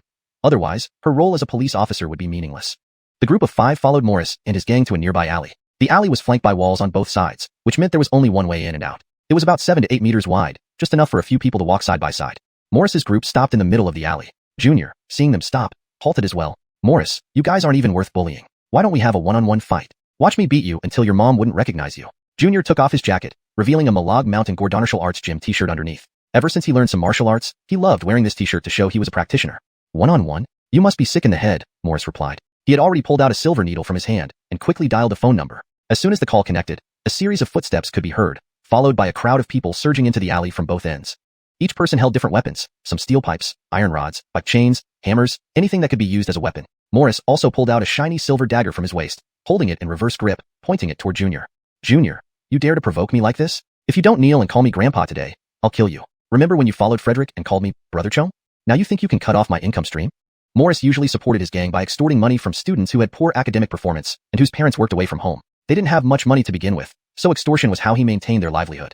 Junior looked around and saw that over 100 people had surged into the alley. No matter how skilled he was, being outnumbered by this many would be overwhelming. Cassidy and Gary quickly followed behind Junior. They had no weapons and stood no chance against such numbers unarmed. Morris, you really have no shame, Junior shouted angrily. He couldn't afford to appear cowardly, especially with Gerald present for support.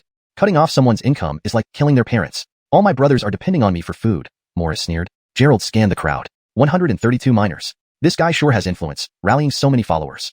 It was indeed alarming. A teenager rallying other teenagers to do something significant. If left unchecked, it could spiral out of control. Morris, stop pretending. Last time, you were the one beaten up badly, Junior said, then glanced at Gerald standing not far behind.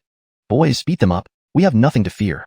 Morris, fueled by rage, gave the order, and his gang rushed forward. These guys were mindless, pouring out from both sides, brandishing various weapons. Brother Malag, Junior clenched his fists, but still yelled for help. Against so many, they had no chance of winning. Stop, police. Bella stepped forward, showing her badge and blocking the crowd. Given the situation, she had no choice but to reveal her identity. If these kids started fighting, Junior and his friends might get killed. Police, did you hear me? Seeing no reaction, Bella yelled again. Seeing the first wave approaching, Gerald flashed forward, delivering 2 punches that knocked down the front row wielding iron rods. Officer Yvette, you're using outdated methods. Can't you keep up with the times? If they listened to you, they wouldn't be causing trouble every day, Gerald remarked after taking down a couple of attackers, then charged into the crowd. Bella, momentarily stunned, turned around to see Junior and his friends surrounded. Sticks and rods were about to rain down on them. She dashed forward without hesitation.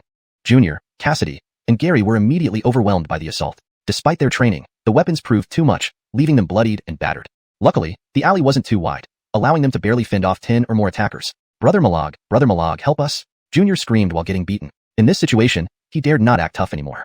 Instead of helping, Bella leaped into the air, delivering a series of kicks that sent the thugs flying. Her movements were incredibly graceful, powered by her internal strength, allowing her to jump several meters effortlessly. Thud, thud, thud. After the attackers were kicked away, Bella landed steadily in front of the trio, blocking further attacks. Sister-in-law, you're amazing, they cheered, regaining confidence from her prowess. Cool, no wonder Brother Malag chose you, another added. Break Morris's legs, teach him a lesson. Seeing Bella's prowess, they began to boast. Police, drop your weapons now, Bella ordered, showing her badge again. Police. Junior was surprised, not expecting Gerald to bring officers. On second thought, they hadn't attacked yet, just defending themselves. Sister-in-law, arrest these thugs. I have evidence of their extortions, Junior exclaimed joyfully. I'm not your sister-in-law. Bella turned, glaring at them coldly. Speak out of turn again, and I'll arrest all of you. Hails, yes, big sister, big sister. Gary quickly agreed. Chapter 459. All of them taken away. Bella was beside herself. These 3 were employees of Teo Weiyuan. If Nellie came back and they all called her eldest sister-in-law, how would her best friend feel then? Eldest sister-in-law, watch out. Cassidy hurriedly shouted in warning. These little thugs might not have many skills, but their audacity was real. Even after Bella had revealed her identity, they still wielded weapons against her. A cold glint flashed as a short knife lunged toward Bella. Bella froze for a moment at the sight of the gleaming blade. Getting stabbed would mean either death or severe injury. Normally, during turf wars involving Green Mountain Hall or Azure Dragon Chamber of Commerce, they only slashed with knives. Slashes had larger force distribution areas, making it harder to kill someone. Even if caught, they wouldn't be executed directly. But these young thugs, emboldened by their youth, directly stabbed people without regard for life. Bella's eyes turned fierce as she slapped outward. How dare these youngsters attack a police officer, acting recklessly without considering the consequences. Bang! Though Bella only used 5/10 of her strength, it was enough to send the knife-wielding thug flying into the crowd behind him. Everyone stop. Anyone who moves next will get a beating from me. The refined demeanor and genteel temper that Bella had cultivated in Xiangnan vanished in an instant. She even let out a string of profanities. Bella's presence grew intimidating. Her internal energy surged powerfully, causing the air around her to vibrate. The thugs were truly intimidated now. For ordinary people, martial artists were absolute suppressors. Just the chi field generated by their internal energy was hard for commoners to withstand. Bella, being a master in transforming energy, was even more formidable, with abundant internal energy. Those teenagers had never encountered such a high-level expert. Chong, it's the police. Attacking a police officer is a serious offense. Morris roared. What are you afraid of? We're minors. We won't be executed. He seemed to be the least intelligent among them. Nowadays, under the law, even minors faced criminal responsibility for serious offenses. Bella's gaze turned cold, and with a swift step, she darted forward. So fast that she became a blur of pink, rushing towards Morris. Her movements were straightforward. In 2 steps, she reached Morris, grabbed his arm, and yanked him backward. A few crisp cracks echoed as Morris's arms were broken at the humerus by Bella's hands. Ah! Morris's scream rang out, followed by beads of cold sweat on his forehead. Yael and the others shuddered upon witnessing Bella's ferocity. Halt! After dealing with Morris, Bella threw him aside and charged into the crowd when she saw the others trying to flee. Bella's anger fully erupted, accompanied by shouts and reprimands. How did your mother raise you? Learning nothing good but fighting. Daring to use knives. Do you know that could destroy 2 families? And you? Your hair dye looks awful. You, stand still. So short and not taking calcium supplements properly. What society are you thinking of joining? Bella was beating them while scolding them. In moments, 3 or 40 lay sprawled on the ground. You 3, come back with me to the station to give testimony, proving they attacked the police first. Bella brushed dust off her hands and turned to look at Yael and the other 2. Hales, yes. They nodded hurriedly, too afraid to say no. Gerald slowly walked back and looked at the trio. Why didn't you join the fight just now? Running away so far during a fight? Brother Malag, we've learned our lesson. Yael's face showed embarrassment. He had wanted to show Gerald that they were also martial artists, but instead got beaten bloody. Gerald glanced at Bella, then at the injured thugs wailing on the ground. Junyao, aren't you being a bit too harsh? They are kids. Looking at the pile of students she had beaten into immobility, Gerald couldn't help but tease her. Bella's icy gaze swept over the scene. They deserved it, attacking a police officer. And you weren't any better, criticizing me. When her gaze passed over those dealt with by Gerald, her eyes twitched slightly. While those people were lying down, none showed signs of the injuries inflicted by her, appearing almost unharmed. Brother is civilized. How could he casually hurt kids? Gerald laughed. Bella shot him a glance and took out her phone. Just showing off. Keep an eye out. Don't let anyone escape. She made a call to headquarters. Soon, several police cars arrived. Emil was astounded when he saw Bella apprehend so many people. Captain Yvette, why so many people? Bella's expression turned cold and stern again, reverting to her usual aloof police officer persona. For assaulting the police and fighting. These brats don't do anything useful, just extort money. Take them all back, interrogate one by one. See how much they've extorted. If the amount is significant, press charges. Bella wasn't lenient. These needed strict education now to prevent future trouble. There are too many people. Emil glanced around. Just the lying figures were nearly blocking the alleyway. If unaware, one might think this was a large-scale gang fight. Take them all back. Do I need to repeat myself? Bella glared coldly at Emil. Hales, I'll make arrangements immediately. In the end, several minivans were required to transport all the incapacitated students back. Those handled by Gerald merely had their pressure points hit and temporarily lost combat ability. Bella's targets suffered more, especially Morris, whose arms were broken, likely ensuring he would never wield a weapon again. The injured were sent to the hospital first, while the uninjured were taken back for questioning, quickly overcrowding the interrogation rooms. My, Captain Yvette, you just returned and caused such a commotion. What is this? Walker held his head in pain. Capturing a couple would be one thing, but capturing over 100, even if they were delinquents and hooligans, they were still minors. Chapter 460, Morris's Confession. Bella sat across from Walker, completely unfazed. Keenan, I've already shown my identity 3 times, and they still wanted to fight me. Isn't it beyond control now if they assaulted me? If this were Luoxia town, all these people would have their legs broken. I know your Yvette family is powerful, but this is Jiangqing. You detained so many people, putting a lot of pressure on me. His esteemed superior was so troubled by Bella's actions that his career might be affected. After the trial, we'll release those without major offenses. Bella showed contempt. When she fought earlier, she had held back. Otherwise, none of those hoodlums would be able to stand. Gerald stood outside, watching Duke, Gary, and Cassidy, who were dazed. Only after entering the police station did they regain some clarity. Brother Malag, will we be okay? Duke shrank his head, asking timidly, what do you mean, okay? Weren't you being beaten just now? Gerald laughed. Do you still want to use your kung fu against people? No way, no way. Even the best martial artist fears a kitchen knife. They had weapons while we fought barehanded. It was unfair. Duke kept shaking his head. The scene yesterday truly terrified him. Originally Frederick followed Morris, but now Frederick was gone, and Morris's power grew even stronger. What? If you had weapons, you'd fight them? Gerald looked at them. They didn't fully understand the severity of the situation. No, in trouble. We look for the police. We must believe in the law, trust the police. Officer Yvette is so formidable. She can surely protect our safety. Duke understood how powerful Bella was. She could handle not just 10 but dozens of people. Good to know. Don't think a little kung fu means you can save the world. Gerald's lecture made them nod rapidly like pecking chickens. Before he finished lecturing, Bella emerged with a sullen face, clearly scolded by her superiors. Auntie, hello? Auntie, hello? Seeing Bella come out, they greeted her unanimously. Bella glanced at them and asked, "What are you telling them?" "Nothing, just giving them some legal education. Losing ends up in the hospital, winning in jail." Gerald smiled. Bella looked at them and said, "That's better. Auntie, we're heroes today, right? Won't you arrest us?" Duke saw Bella's black expression and trembled slightly, wondering if she would detain them too. "You three work diligently at Florence's store and don't cause trouble." Bella's icy gaze swept over their youthful faces and added, "And remember, don't call me Auntie anymore, got it?" "Hails, yes, Officer Yvette." "Okay, get going quickly." The three hurried off once they heard they could leave. "Brother Malag, see you tomorrow." Seeing them run fast, Gerald turned and said, "Look at you scaring them. What happened to those hoodlums? How could I deal with so many? My boss reprimanded me because of you. I thought you were taking me out for dinner, but it turned into arresting people."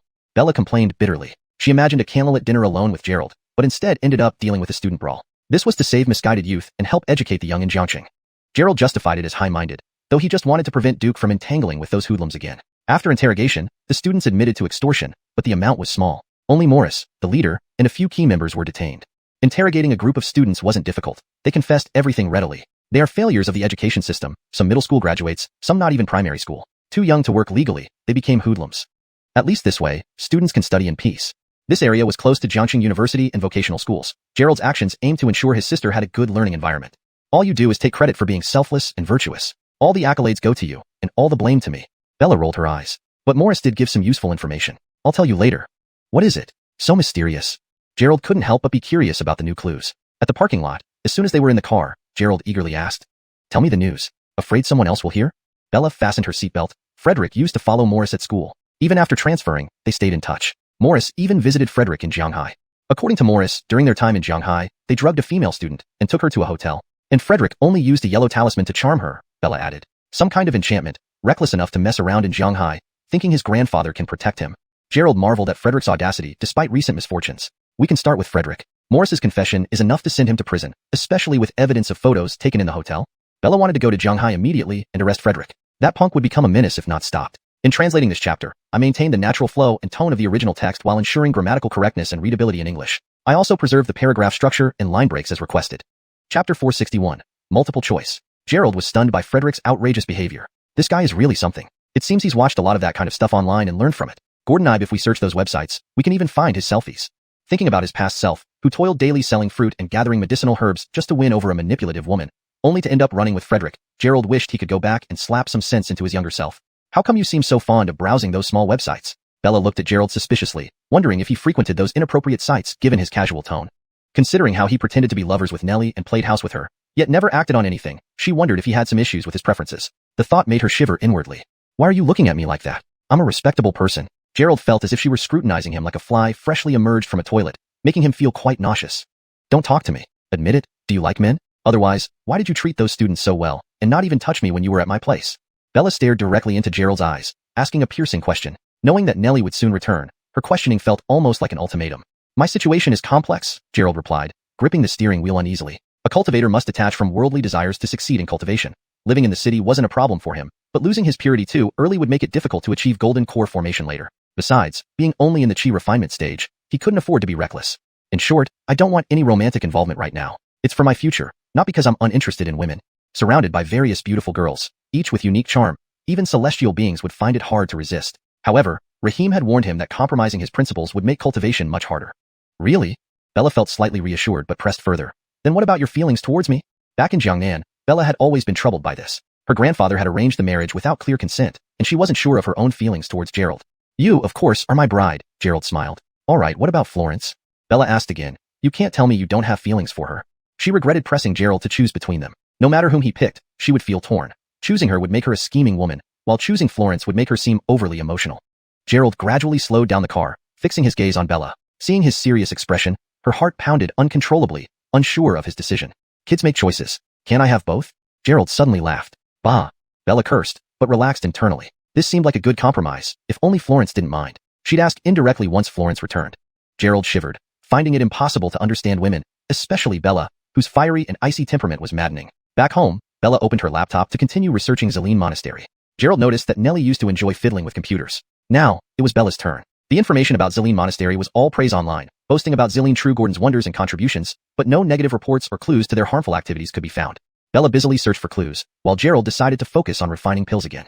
Third-grade pills still have low success rates. Looking at the dragon armor furnace before him, Gerald dared not use ordinary furnaces for third-grade pills. Even with the dragon armor furnace, there was only a 50% success rate. While 50% might seem decent, higher-grade pills required rarer herbs, and wasting such resources wasn't practical. Next time, I need to study more with Daoist Seinen about refining methods. 50% is like gambling. The dark clump of waste beside him contained all lost potency, representing wasted tens of thousands of yuan worth of herbs. Gerald felt a pang of pain. Knock knock. As Gerald pondered improving his efficiency, someone knocked on the door. With only Bella in the house, it had to be her. Not asleep yet? Standing outside, Bella wore a thin nightgown, clearly ready for bed. I was about to sleep. I made some midnight snacks. Want some? Back in Jiangnan, Blair would send delicious snacks every night, spoiling her palate. Lately, without late-night snacks, she felt empty. Sure, I'm hungry anyway. Following Bella to the dining room, they found several delicate dishes on the table, pastries, noodles, and 2 bowls of soup. These look like they're from Jiangnan. Gerald tried a piece, noting the taste was similar but lacking compared to Blair's creations. I made these myself. Bella frowned when Gerald assumed they were bought. You made them? Gerald feigned surprise. I thought they were store-bought. They taste exactly like what a chef would make. Her expression softened, appreciating his compliment. Chapter 462. Returning early. Gerald had eaten meals cooked by Bella before, but they were all dishes from Jiangxi. He had never tasted her Jiangnan cuisine. Don't act, your acting is really poor. Bella shot a look of disdain at Gerald and then picked up a small steamed bun, lightly taking a bite. Really delicious, no exaggeration. It's already about 70% as good as what your mother makes. No wonder when I ate just now, it felt so similar to what our mother cooks. Gerald gobbled up the food eagerly, finishing a whole plate in moments with his mouth full of food scraps. Of course, I specifically learned from my mother before leaving. Bella raised her head proudly, a hint of satisfaction on her face. Actually, she hadn't wanted to learn cooking. Raised practicing martial arts like a boy, how could she have developed such exquisite culinary skills? Gordonly, it was because Blair had specially sought out Bella and insisted that she must learn cooking. To capture a man's heart, one must first capture his stomach. So in the few days before departure, Blair gave Bella intensive cooking lessons, secretly without Gerald knowing. Well, from now on, you can handle making late-night snacks. Gerald held a bowl, leisurely sipping soup. If an ordinary person ate so much at night, they would have turned into a big fatso long ago. Daydreaming, huh? It was just a test of my cooking skills. I'm going to sleep, take your time eating. After drinking the soup, Bella turned around and headed back to her room, a faint smile still lingering on her face. Gerald looked at the other delicacies on the table and thought about how these late-night snacks seemed filled with temptation. Was it to make him gain weight so no one else would want him, allowing Bella to monopolize him? Gerald shook his head with a bitter smile. Such conjectures were too petty. She made the snacks for him, yet he suspected ill intent. Thus, Gerald cleaned up everything on the table before heading back to rest. Dazed from the intense alchemy session earlier, he fell into a deep sleep upon lying down. The sleep was exceptionally peaceful, perhaps due to some calming and brain-nourishing herbs added by Bella, just like Blair did. When Gerald woke up, he felt incredibly refreshed, not having slept so well since coming back. I wonder what this little wife has prepared for breakfast today. After freshening up, Gerald eagerly went to the dining room for breakfast. As soon as he stepped out, he heard footsteps and voices coming from the living room. Puzzled, Gerald walked over to find Nellie, Beth, and Cora busy unloading luggage, with a mountain of gift boxes already piled on the floor. Why are you back so early? They were supposed to return after a week, not change plans suddenly. You're up. Come, help me organize these things. We bought way too much. Nellie was already sweating from handling the large pile of items.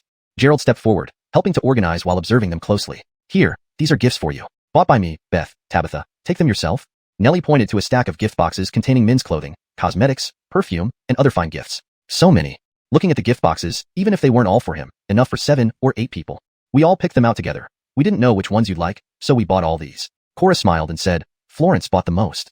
Gerald collected his gifts, realizing that the quantity of clothes alone would last him 3 years. Still haven't answered why you're back early.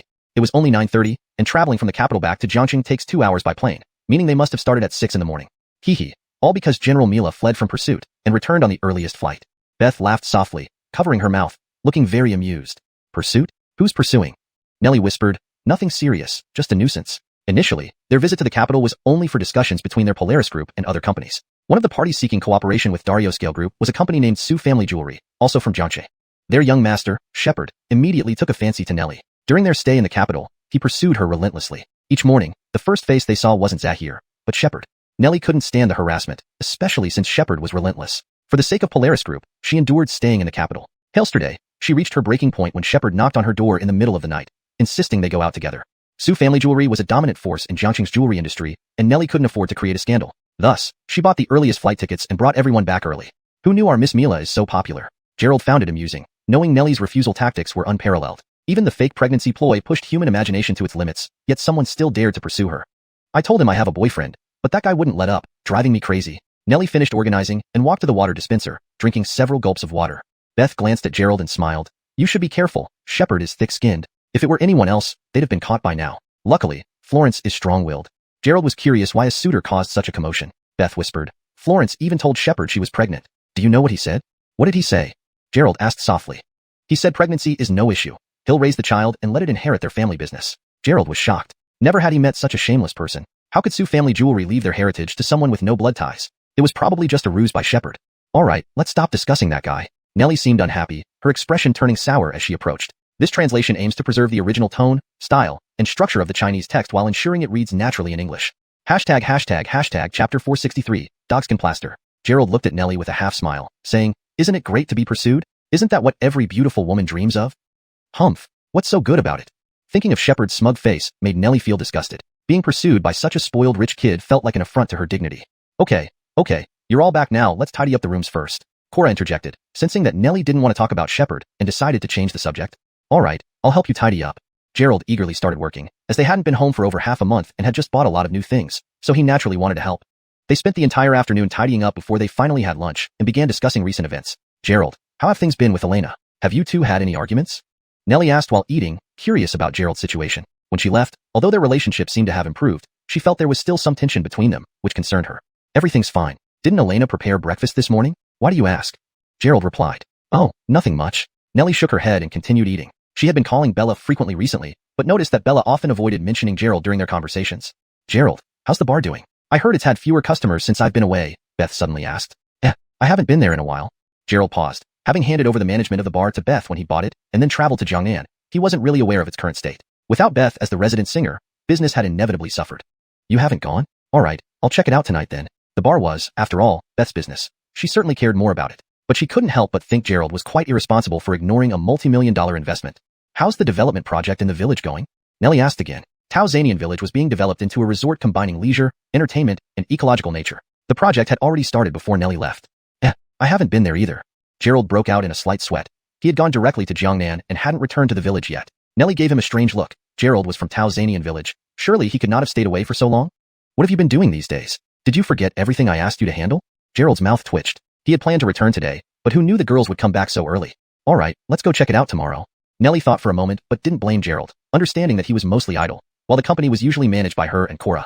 Halia, yeah, hurry up and eat. We need to rest properly after we finish. Gerald nodded continuously, hurriedly finishing his meal, fearing he would slip up if he spoke any further.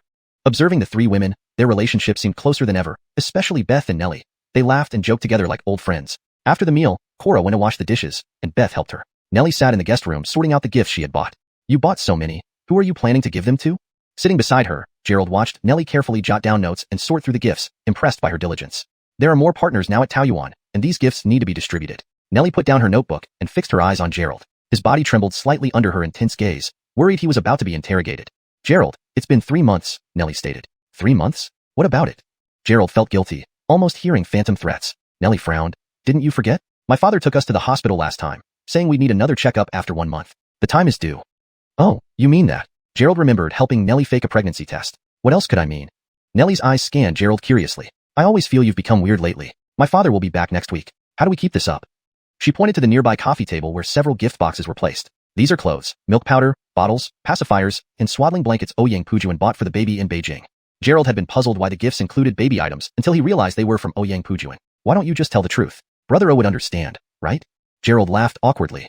If I told the truth, he'd eat me alive. Nellie looked resentful. One lie led to countless others, and now she regretted it too late. The next checkup would definitely require an ultrasound. Urine and blood tests could be faked, but an ultrasound needed to be done in person. How could they fake that? Seeing the baby clothes Ouyang Pujuan bought, even for a 10-year-old, she knew his immense love for his grandchild. Discovering there was no grandchild might drive him crazy. Anyway, you must think of something. My father will be back in 4 or 5 days, and he'll take me for the checkup. Nellie firmly instructed Gerald, clearly intending to keep the secret until it couldn't be kept anymore. There's actually another way, Gerald said mysteriously. What way? Nellie asked urgently. Well, you can just be pregnant now, Gerald teased. Bam.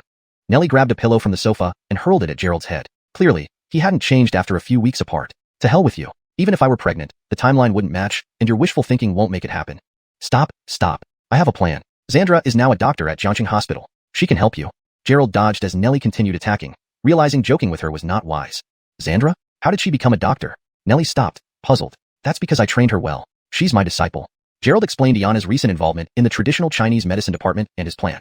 With Iana and TCM, Nellie could directly consult her for a checkup. Traditional Chinese medicine didn't use ultrasounds. A pulse diagnosis and some prenatal medication would suffice, solving the problem perfectly. Translation completed while maintaining paragraph structure and tone as requested. Chapter 464. Onlookers. Nellie listened to Gerald's plan, her brows alternately furrowing and relaxing. Will this work? If not, do you have a better idea? Gerald thought his plan was pretty good. At least it could buy some more time. All right then, I'll think about it. If not, we'll go with your plan. Nellie held a pillow in her hands and said, and if Shepard comes bothering me again, you need to help me deal with him. Don't worry, I'm the best at being a shield, Gerald nodded. What are you two chatting about so secretly? Beth and Cora walked over and sat beside them. Nothing much, just casual talk. Nellie shook her head and smiled. You two chat, I'm going to take a shower, I'm so tired. She got up and walked towards the stairs to go back to her room for a shower. Sylvie, how was your trip? Did you enjoy yourself? Gerald looked at Cora. After leaving Taoyuan Village and coming to Jiangxing, he felt that Cora had become colder than before, not as warm as when they were in Taoyuan Village. Remembering she once took on a beauty trap out of guilt for avenging Biff, Gerald knew it wasn't what she wanted. So after clearing Biff's name, he brought her to live in Jiangxing but did not interfere in her private life. If Cora found someone she liked, achieving her own happiness, Gerald would bless her. There's nothing much for me to do. All matters were handled by Florence alone. I feel like I became an idle person. Though Cora went along to the capital, she could barely assist. This cooperation was mainly between Pajuan Group and two other groups, and her presence only included helping Nellie with minor tasks or shopping around. She even surveyed the fruit market situation in the capital, but never really did significant work. That's fine too. Eating, drinking, playing around. Didn't any playboys try to court you? With Cora's appearance, a genuine beauty, and despite having been married, at 25 she was still in her prime years. It wouldn't be strange if she had admirers. How could there be? Those people value social standing, which I can't afford to pursue, Cora quickly denied. Really? You know that? The capital emphasized fame and status more than Jiangxing did. A beautiful woman without fame or wealth would merely be a plaything, a toy for the rich and famous. And you, Beth, didn't anyone pursue you? Can't possibly leave Florence alone in the spotlight, right? Gerald turned to Beth, wanting to probe her feelings. I follow General Hale around every day, no time for anything else. With General Hale around, who dares pursue me? Beth giggled. Stop asking these questions. We aren't interested in finding boyfriends in the capital. And in Jiangxing, there is still. She glanced at Gerald and stopped short. The relationship between Beth and Gerald was like a cliché drama where the heroine offered herself to her hero. Yet this hero seemed stubborn and failed to understand her heart. Oh right, where's your boss? Still in the capital? Why did you return early? Not missing me, are you? Gerald flashed a mischievous smile. Beth was originally gentle and kind-hearted with a tragic past. Living here changed her, making her gradually more outgoing until she started singing at a bar. She also returned, so I came back with her. Beth blushed slightly, unsure why in just half a month Gerald had become so bold, as he previously never spoke like this. And Pajuan Group and Daryoling Group's cooperation? Michaela actually returned too. Since she wasn't the main negotiator, if Pajuan Group and Daryoling Group's negotiations failed, it would be disastrous considering it was initially a billion-dollar project. Chairman Burt is discussing with Daryoling Group's management. Keenan Hale couldn't handle it, so she returned first, Beth explained earnestly, adding, Daryoling Group might continue cooperation with Suji Group. Huh, tell me more about that. Gerald leaned back, grabbed an orange from the table and placed it in Beth's hand, chuckling, come, have an orange, take a rest, and tell us more. Why are you so gossipy? Beth smiled. Living with us long enough naturally makes you gossip-prone. Tell us now. All right, don't spread it around, especially not telling Keenan Hale I said anything. Beth worked for Michaela. It felt immoral sharing gossip about her employer. But given Michaela's return, the news would spread eventually. Telling Gerald only made him privy earlier. Peeling the orange, Beth told Gerald about exclusive internal information. Information she learned alongside Michaela directly from Chairman Halejian, her father. In Jiangxing, Michaela already severed ties with Suji Group due to Yusef's actions. Michaela had submitted evidence of Yusef's indiscretions to the family elders, yet they justified his behavior due to youth and single status. Furthermore, the marriage proposal was stipulated by an important figure in the Hale family. Even Grandfather Hale, the true patriarch of the Hale clan, couldn't change the decision. Upon hearing this, Michaela flew into a rage. Given Yusef's indiscreet pre-marriage behavior, how could he possibly behave post-marriage? Plus, Yusef readily hooked up with any beauty he met. Who knew if he'd contract HIV or something worse? Even if Yusef didn't care about himself, Michaela feared complications. Most importantly, Michaela hadn't had a boyfriend. Her sultry and charming demeanor was purely a business strategy. Desiring mutual fidelity, she had already given Yusef chances, but he squandered them. Chapter 465. Reciprocation is a gordonter of etiquette. Enraged, Raquel followed Nellie back to Jiangxing in a hurry, unwilling to stay any longer in the family that lacked affection.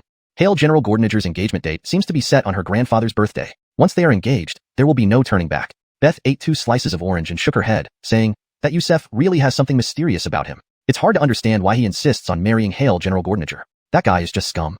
When it came to men, except for Gerald, Beth had never had anything good to say. She had been abandoned by her father from a young age and witnessed his despicable behavior firsthand. Hale General Gordoniger must be miserable. Gerald finished his apple with a crunch and said, I wonder if we can help her again. Actually, Gerald had a pretty good impression of Raquel. Although that demoness sometimes acted out, now it seemed those actions were likely due to the engagement contract, which had changed her personality. If they could help her, they should. After all, Raquel had helped Nellie and Beth many times. It's very difficult. I've never seen Hale General Gordoniger so helpless. Not even when the company was at its toughest. Beth had been around Raquel for several years and received considerable favors from her. Usually, Raquel remained optimistic no matter what happened, but regarding her marriage, she seemed utterly lost, like a homeless kitten. We shouldn't rush. There's still some time left. Maybe things can change. Gerald thought that if worst came to worst, he would temporarily take away Yusef's soul when Raquel got engaged. He wouldn't take too much, just enough to leave Yusef a vegetable. If Yusef became a vegetable, the Hale family wouldn't marry their daughter to one, right? Gerald found this plan feasible, and thanks to Isaiah's practice of capturing souls, it gave him this idea. What are you guys talking about so seriously? Nellie came downstairs after taking a shower, wearing fresh clothes. Her hair danced as she moved, half dry, and looking incredibly charming. Talking about that demoness wedding, Gerald waved her over, indicating Nellie should sit down. You mean Xiang Yu? Nellie sat beside them, holding a small mirror, applying makeup. Who else? Gerald looked over Nellie. Just came back and already dressed up so beautifully. Are you going out? Not going out. The weather in the capital is too dry. My skin needs hydration. Sam's not alone. Beth and Snow also hydrate every day. Right, I just bought new masks. Let me try one later. Beth grabbed her purse and walked towards the guest room, clearly getting ready to primp as well. Watching these women use expensive cosmetics reminded Gerald how easily money could be made from beauty products. Gordon he should make whitening pills to cash in on this trend. If only I could research and develop a pill solely for whitening, I'd become a tycoon. Hey, what are you spacing out about? Nellie put away her mirror, pouted her lips, and looked at Gerald. How do I look? Prettier than ever. You don't need makeup to be beautiful, but now you're making other women envious. Gerald's praise had improved significantly recently. Haven't seen you for half a month, and you're getting more articulate. By the way, I called Elena to have dinner at Dario Yvette Hotel tonight. Nellie checked the time on her phone. It was 3:30 p.m., and wanted to give Bella a heads up so she wouldn't have to prepare dinner. The call connected, and Bella sounded surprised. What? You're back today, not next week? That's because something came up. We'll wait for you at Dario Yvette Hotel tonight.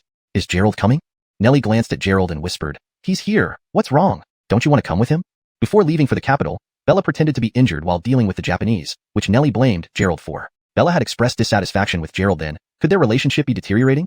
No, I'll be there soon. How was she? Did she get a shock? Gerald asked, grinning once she hung up. Nellie wondered. Elena said she'll be back soon, but shouldn't she be working? Bella was a workaholic who often stayed late into the night for cases. Why would she leave early today unless something had changed? Gordon I've nothing big today. Besides, she's the captain. Who dares question her? Gerald chuckled. Your best friend came back suddenly without preparation. Of course she wants to see you. Gordon Nellie got up. I'll get her gift. Preparing gifts showed how much weight Bella held in Nellie's heart. Snow sister, here's something for you. It's a matter of etiquette. Gerald mysteriously pulled out a small box and handed it to Cora. For me? What is it? Cora opened the box to see a translucent green gem glowing inside. Agate stone. Wearing it can help restore your body. This agate stone was a magic item Gerald had exchanged in the Dragon Group using points earned from battling tricorpsine zombies. Though inferior to magical treasures, it was inexpensive and required fewer points. This must be valuable. Gordon I should give it to Florence. Though Cora didn't know the exact value, she could tell it was extraordinary from its glossy surface and luminous color. They each have something. This is a good treasure I got. You deserve it first. Gerald pushed the agate stone into Cora's hands. Here, try wearing it and see if it fits. Gerald wouldn't have just gotten the agate stone. For Nellie, he prepared a bracelet made of red sunstone to counterbalance her extreme inconstitution. For Beth, an ice heart bracelet to regulate her liver. Hashtag end of chapter 465. Hashtag chapter 466. Sweet smiles. These artifacts were all carefully selected by Gerald. Each one was a small accessory, perfect for them to wear. Alright then. Cora hung the glass stone around her neck and used her phone to check from different angles. It really did look very pretty. Beth applied a face mask and walked out of the room. When she received the gift from Gerald, her eyes lit up with joy. This was the first time she had received a gift from him. No, to be precise, it was the first time she had received a gift from a man. Of course, with Beth's appearance, since school, people had always tried to win her favor by giving gifts, but she had never accepted any. When Nellie received Gerald's gift, she was also momentarily stunned, followed by a flush of delight on her face. Upon seeing Cora and Beth also receive gifts, her expression flickered slightly but quickly returned to normal. Snap. At that moment, the door opened, and Lorena rushed in. Seeing everyone there, she was startled, and her gaze immediately turned to Gerald. Junruo, these are the gifts I brought for you. Nellie's eyes lit up when she saw Lorena. This good friend from many years ago was truly missed after such a long time apart. Florence, I also prepared gifts for you. Lorena had bought things for Nellie when she went to Jiangnan. There were quite a few items, including some presents given by elders at the time of her marriage to Gerald. So many. Nellie was instantly dumbfounded by the number of gifts Lorena had brought. She herself had only bought a few sets of cosmetics and women's products. In contrast, Lorena's gifts were extravagant, covering a wide range of items. Some even seemed unusual, with some things she wouldn't need. Hails, they're all for you. Didn't I tell you I went back home for ancestor worship recently? These are all specialties from my hometown, Lorena explained with a smile. Accept them. Especially these silk dresses. They were made by my mother. How can I accept such clothes made by your aunt? How could I possibly wear them? Nellie waved her hands, rejecting the offer. Don't be so formal. I have plenty, and I got some for Beth as well. It seemed that Lorena was offering these numerous gifts to alleviate her guilt. After all, she had married Gerald behind Nellie's back. Giving these gifts would make her feel a bit better, considering how indebted she felt for accepting them. Alright then, I'll try them on. Nellie had never worn such traditional clothing before. Seeing the exquisite patterns, she couldn't wait to try them on. You should try them on too. They're beautiful. Lorena handed a few more dresses to Beth and Cora. After all, women were generally powerless against beautiful clothes, bags, and shoes. Thus, Lorena used these few outfits to send everyone away. How did they come back? After everyone left, Lorena hastily asked Gerald. She hadn't been prepared for Nellie's return. I just found out as well. Besides, Florence will eventually come back, right? Not like you didn't want her to return. Gerald smiled. What nonsense. How could I not want her back? Did you slip up? Lorena spoke quickly, asking several questions in rapid succession, revealing her urgency. Am I the kind of person who would? Besides, Florence is just my pretend girlfriend. It doesn't matter if she knows, right? Gerald countered. No, she can't know. Otherwise, how will I face her? Anyway, Junruo, am I pretty? Nellie had already changed into the dress and came downstairs. She wore a long white chiffon gown, her figure graceful and elegant, embodying the charm of a Jiangnan beauty. Beautiful, so beautiful. Lorena immediately turned to praise her, putting aside her conversation with Gerald. Strange, how come your aunt can make such beautiful clothes, yet I've never seen you wear them? Nellie was delighted with the dress. The outer chiffon sleeves and inner fine fabric lining made it both comfortable and beautiful. Do you think I can wear this to work every day? Lorena laughed. Hails, such a beautiful dress. It would be a pity if it got dirty. Let's plan a time to go together for photo shoots. These dresses are far better than those in the studios. Nellie twirled, making the long dress sway. She genuinely loved this outfit. I'm glad you like it. Soon after, Beth and Cora also emerged in their new dresses. One in light purple, exuding mystery, and the other in orange-yellow, warm and inviting. Very pretty, thank you, Junruo. Beth was equally happy. This was her first time wearing such attire, let alone high-quality silk from Jiangnan. Thank you, Cora nodded gratefully. When Gerald had given gifts earlier, none of the girls had thanked him, but now, Lorena had managed to win them over with just a few dresses. Junruo, change into one too. Let's take a group photo with Gerald. Nellie felt they must commemorate such a beautiful occasion with a photograph. This isn't necessary. Lorena wore such outfits daily in Jiangnan. While they were beautiful, they demanded grace, poise, and gentleness, preventing her from running or moving freely.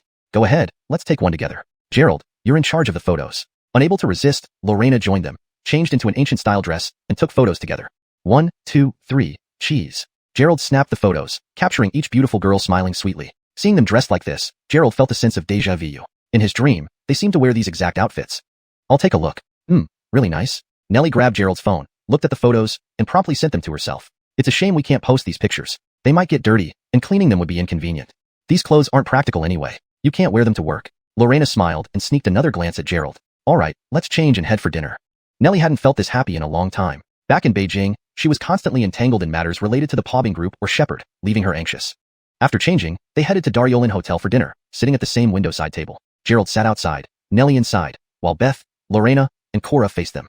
It's been a while since we've had such a feast. Looking at the array of gourmet dishes, Gerald prepared to indulge himself fully. After all, five-star hotel chefs weren't called top-notch for nothing.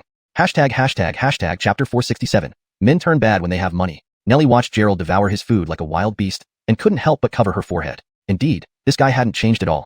He was still uncivilized when eating. Why are you all looking at me? Let's eat.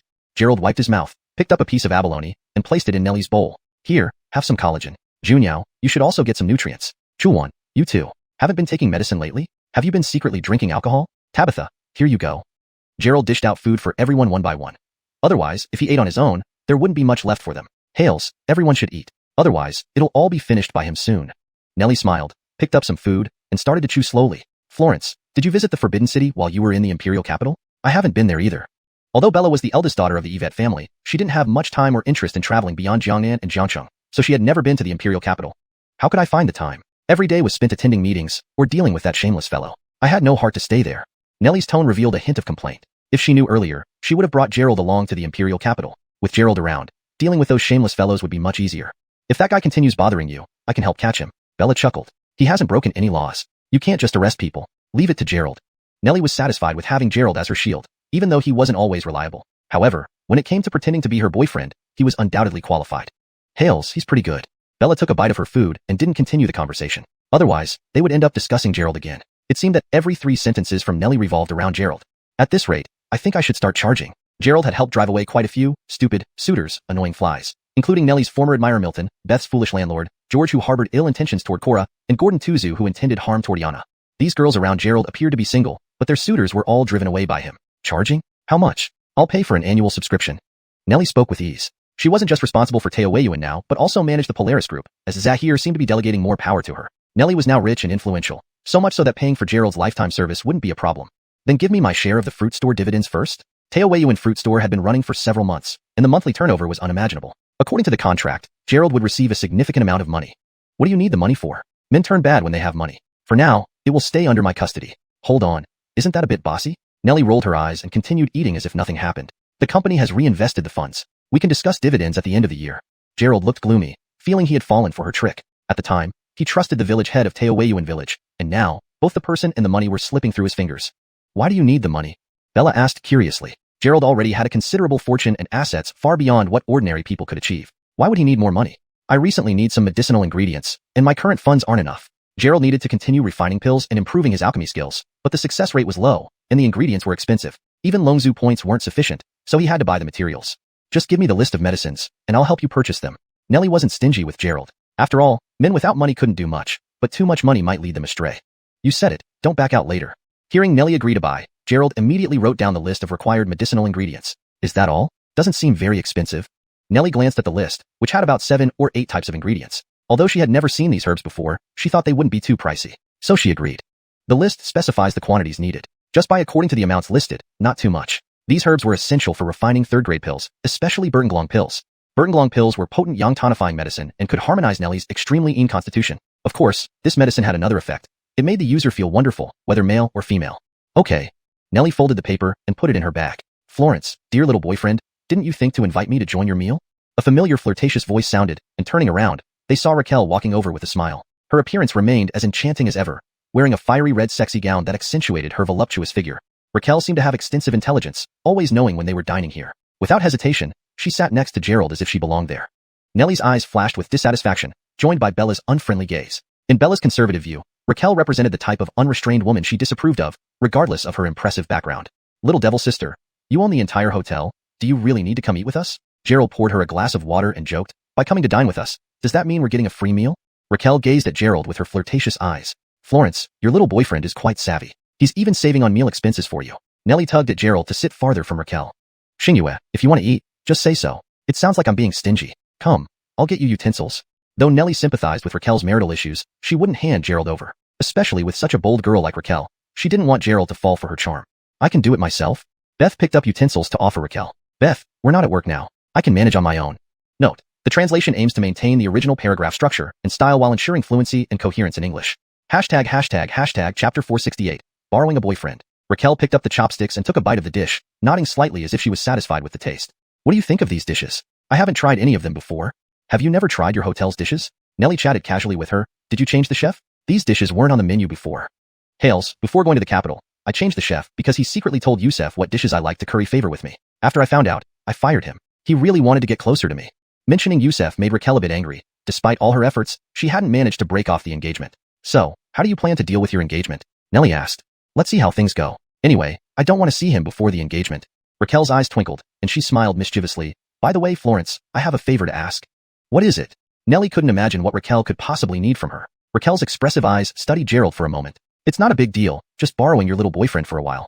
Gerald froze mid-chopstick, puzzled, wondering why he was being treated like an object without autonomy, needing to ask Nellie for permission instead of him directly. Why do you need him? Nellie looked suspiciously between Gerald and Raquel, sensing that Raquel might be planning something special with Gerald. Raquel giggled. Don't misunderstand. I just need some help. If you're worried, you can come along tomorrow. You decide whether to lend him or not. Hey, shouldn't you ask me if I'm willing to help? Gerald felt neglected as Nellie asked him about helping but didn't consider his own opinion. Sure, no problem, but we have plans tomorrow, so probably not then. Nellie completely ignored Gerald's words, bypassing him to look at Raquel. Another day okay? That works too. I'll contact him later. Raquel picked up her phone, waving it playfully at Gerald. Little boyfriend. I'll contact you later. With that, she wiped her mouth and left the table, having barely touched the food but getting the bill waived. Hey, if you need my help, shouldn't you ask if I'm willing? Gerald looked at Nellie, utterly exasperated. Pajun Group will still cooperate with their company in the future. It's just doing a favor. I'll go with you. I don't believe she can do anything bad. Nellie appeared relaxed but had her own suspicions about what Raquel needed from Gerald. That's why she decided to tag along. If I have time, I'll go too, Bella suddenly interjected. As Gerald's official wife, She intended to prevent any seductive vixens from luring him away. Okay, Nellie nodded, unconcerned about Bella's intentions, believing she was just supporting her. Why does Raquel need Gerald? Bella stared at Gerald, noticing how he seemed quite willing. Gordon-eyed because I'm handsome. I'm a professional shield. Gerald fluffed his hair smugly, confident that his charm could win over anyone. It's probably related to Youssef. Before Raquel returned, Youssef called her when he knew their engagement was still in place. Beth finally spoke up. At the time, Raquel argued heatedly with Youssef over the phone. They seemed to have set some kind of bet, but I didn't hear the details clearly. Beth had been in the living room while Raquel was on the phone in the bathroom, only catching glimpses of her frustration. That Youssef is unworthy of Xiang Yu anyway. Nellie and Beth had seen Youssef's despicable behavior that night and thought poorly of him regardless of his status as the eldest son of the Su family. Youssef, with his abilities, can't stand a chance against that enchantress. Gerald knew Raquel wasn't someone to underestimate. She was heartless and cunning beneath her cheerful demeanor. Who can then? Bella shot a disdainful glance at Gerald, suspecting his feelings towards Raquel. How should I know? Probably only a monk can tame an enchantress, Gerald joked. What about a Taoist priest? Bella countered. Come on, don't read too much into this. I'm not interested in that enchantress. Gerald sighed. Who knows? Bella sipped her soup, ignoring Gerald. Nellie observed the two, feeling that Bella cared more about Gerald's interactions with women than she did herself. Florence, keep an eye on him. She seems suspicious. Bella noticed Nellie's gaze and redirected the conversation. Well, I can't manage all that. Nellie sneaked a glance at Gerald, knowing they had a nominal relationship but nothing substantial. If you can't manage it, I will. No way that enchantress can lure Gerald away. Bella volunteered to prevent Gerald from straying. Okay, let's go together. Nellie nodded seriously, adding humorously, Gerald, did you hear Xuanhuan? Behave yourself. Don't count your chickens before they hatch. I've had enough. Going to the bathroom. Gerald hinted playfully and left the table. Xuanhuan, has Gerald been close to any women recently? After Gerald left, Nellie leaned closer, asking softly. No, he better not, or I'll break his legs. Bella stuttered, confirming Gerald hadn't been close to other women since they were already married. The chapter maintains its original structure, tone, and style while ensuring clarity and natural flow in English. Chapter 469, Lustrous White Jade. That's a relief. Nellie finally felt reassured. Deep down, she knew that Gerald didn't really belong to her. Unbeknownst to her, what kind of charm did Gerald possess for his romantic entanglements to just keep on coming? Ever since Nellie, every girl who had appeared seemed to harbor affection towards him. She couldn't stop previous occurrences like Zahara and Cora. However, she would definitely prevent Gerald from having any female friends in the future. Gerald returned from the bathroom, planning to take the girls home. However, upon coming back, he saw a man standing by the table, almost dancing with excitement, looking incredibly delighted. Shepard, what do you want? Are you following me around? Why do I keep bumping into you wherever I go? Nellie was about to break down. Just to escape Shepard, she took the earliest flight back to Jiangqing. This only shows how fated we are. Last night, I received an urgent notice that there were issues at the company which required my return. I couldn't believe it when I bumped into you again. It's destiny. Shepard's face contorted with joy, shaking with laughter. He hadn't anticipated running into Nellie so soon in Jiangqing. Hearing this, Nellie nearly spat out blood. How could it be that he was already back in Jiangqing, while she got up early to take a flight here? Shepard, I told you I have a boyfriend, and I'm about to give birth. You have no chance, Nellie admitted defeat before this shameless person. Even using her strongest argument seemed ineffective against him. It doesn't matter if you're someone else's girlfriend. I don't care about these things. As long as you come with me, I guarantee your future will be one of luxury. Nellie rolled her eyes disdainfully. Do you really think our family's wealth is insufficient to secure my comfort? While Broken Army Corporation might not match Sue's jewelry overall, she didn't need to marry a rich person. Her life would remain comfortable regardless. The huge business wouldn't possibly go bankrupt on her watch. These words from Shepard might fool inexperienced girls, but trying to coax Nellie with them was wishful thinking. Hey, I warn you, stop bothering Florence or I'll report you. Bella listened to his repulsive words and felt utterly disgusted. Now she truly understood why Nellie rushed back. This guy was like a stone in a latrine pit, foul and stubborn, unbearable to anyone. Miss, who are you? Shepard's gaze turned to Bella. Only Nellie and Bella caught his eye. Bella then pulled out her police badge, flashing it in front of Shepard. Oh, a policewoman. Bella, what a lovely name. I've never befriended a policewoman before. Would you like to get acquainted? Seeing Bella's badge, Shepard wasn't intimidated but smiled even more. As they say, beauty is like jade, and the sword is like the rainbow. A beautiful woman should be matched with beautiful jade. Let me gift you something. He reached into his pocket and opened a small box containing a pure white jade resembling congealed fat. This is top-grade authentic Hutian lustrous white jade. Precious metals can be priced, but jade cannot. This piece represents my sincerity. Worthy of being the son of a gem tycoon, lustrous white jade is priced per gram, much higher than gold. Top-grade pieces can cost tens of thousands per gram. The jade in the box looked to weigh over 100 grams, adorned with gold. To casually gift jade worth millions, Shepard must be incredibly wealthy. Bella's expression faltered, baffled by his audacity. She wasn't impressed by the lustrous white jade, knowing the necklace she wore was already worth millions. What startled her was Shepard's brazenness. Just moments ago he was professing undying love to Nellie, now turning to shower gifts. Was there any limit to his shamelessness? Get lost. Bella glared icily at Shepard. Unlike Nellie, who was reserved due to her character and background, she had a fiery temper. Besides Gerald, any man flirting with her faced unimaginable consequences. Do you know the price of this lustrous white jade? Shepard persisted, knowing that countless girls had fallen for this jade's allure, especially those less privileged. Sure, it's a gift for me? Bella's eyes flashed, reaching out and taking the jade from the box. Shepard's eyes narrowed. Once Bella accepted the jade, half the battle was won. Countless women had been charmed by this jade, only to be discarded after use. The jade would inevitably find its way back to him. Chapter 470, Holiday. Bella held the white jade, feeling its icy chill and smooth texture. It was indeed an invaluable gemstone, both cool and warm to the touch. You're giving this to me, right? Holding the white jade, Bella looked at Shepard. Nellie, Beth, and Cora looked at her in puzzlement. Bella wouldn't agree to date Shepard just for a piece of jade, would she? Of course not. Shepard never go back on my word, Shepard replied, beaming with self-satisfaction as he looked at Bella, feeling his heart beat faster, as if he had known her from a past life. Fine. Bella gave a cold laugh, gripped the jade tightly in her right hand, and then squeezed it with all her might. There were several crisp cracking sounds, like stone breaking.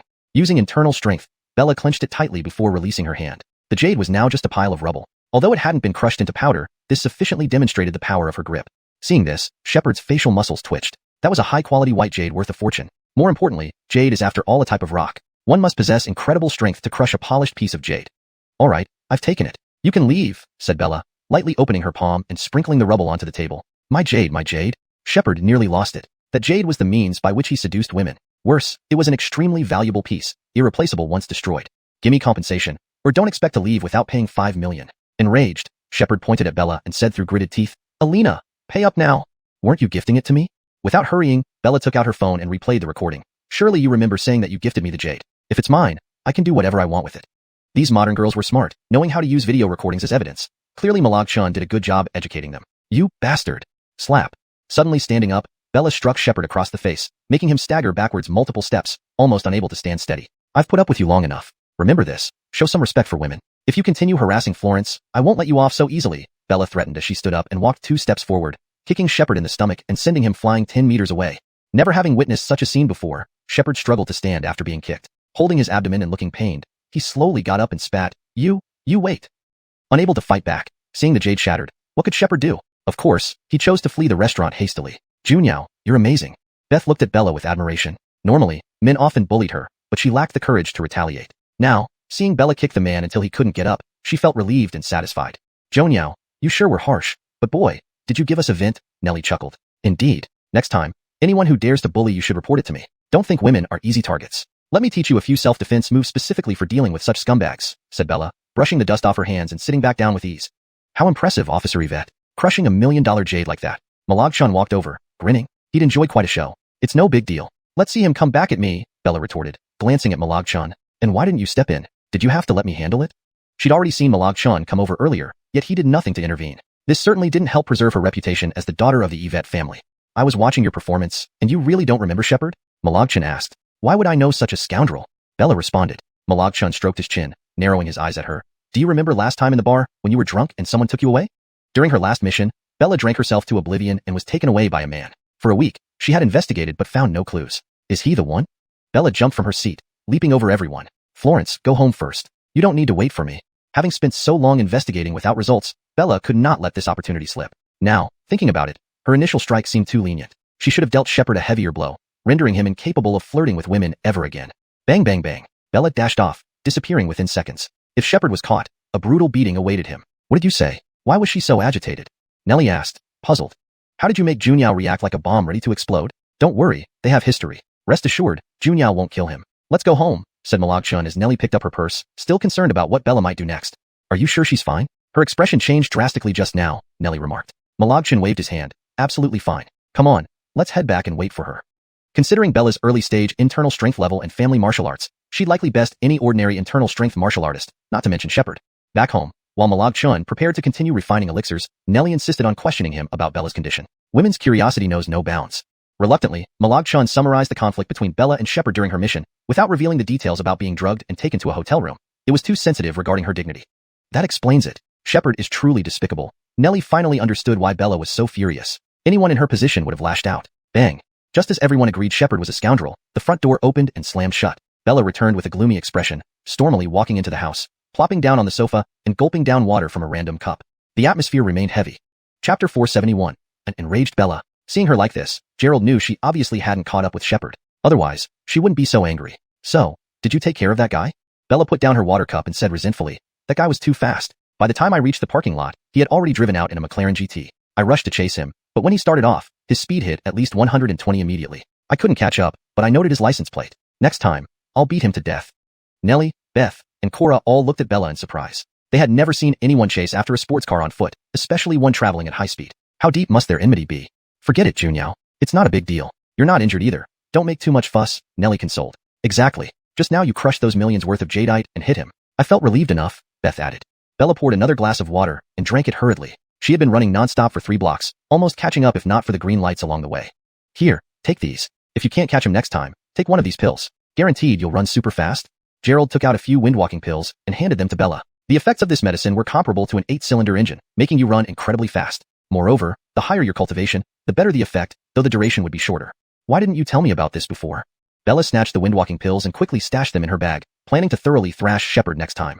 You shouldn't incite things further. Chasing cars is dangerous. Please don't make Xuanhuan do dangerous things. Nellie disapproved, seeing Gerald not only not stopping but encouraging Bella to chase the car. You have no idea how capable she is. Gerald wasn't worried about Bella being in danger with her transforming strength cultivation, which was top-notch in Jiangxing. Since the Japanese were dealt with last time, they were still pursued by the Dragon Team and wouldn't dare act rashly soon. With Bella's strength, as long as she doesn't encounter a Xiantian martial artist, self-preservation wasn't an issue. But she's still a girl. Last time you let her get hurt. No matter how strong she is, she can still get hurt. Nellie didn't know Bella's true strength, only thinking girls should not engage in such dangerous activities. Malag, stop it. This is my job. Bella feared Nellie might force Gerald into revealing her fake injury incident. Alright, I'll go decoct the medicine. Take care of yourselves, ladies. Leave those scum to me in the future. Gerald got up and left, deeply feeling the pressure of a minority in a female-dominated environment. For beautiful women overshadowed him, nearly stripping him of any authority.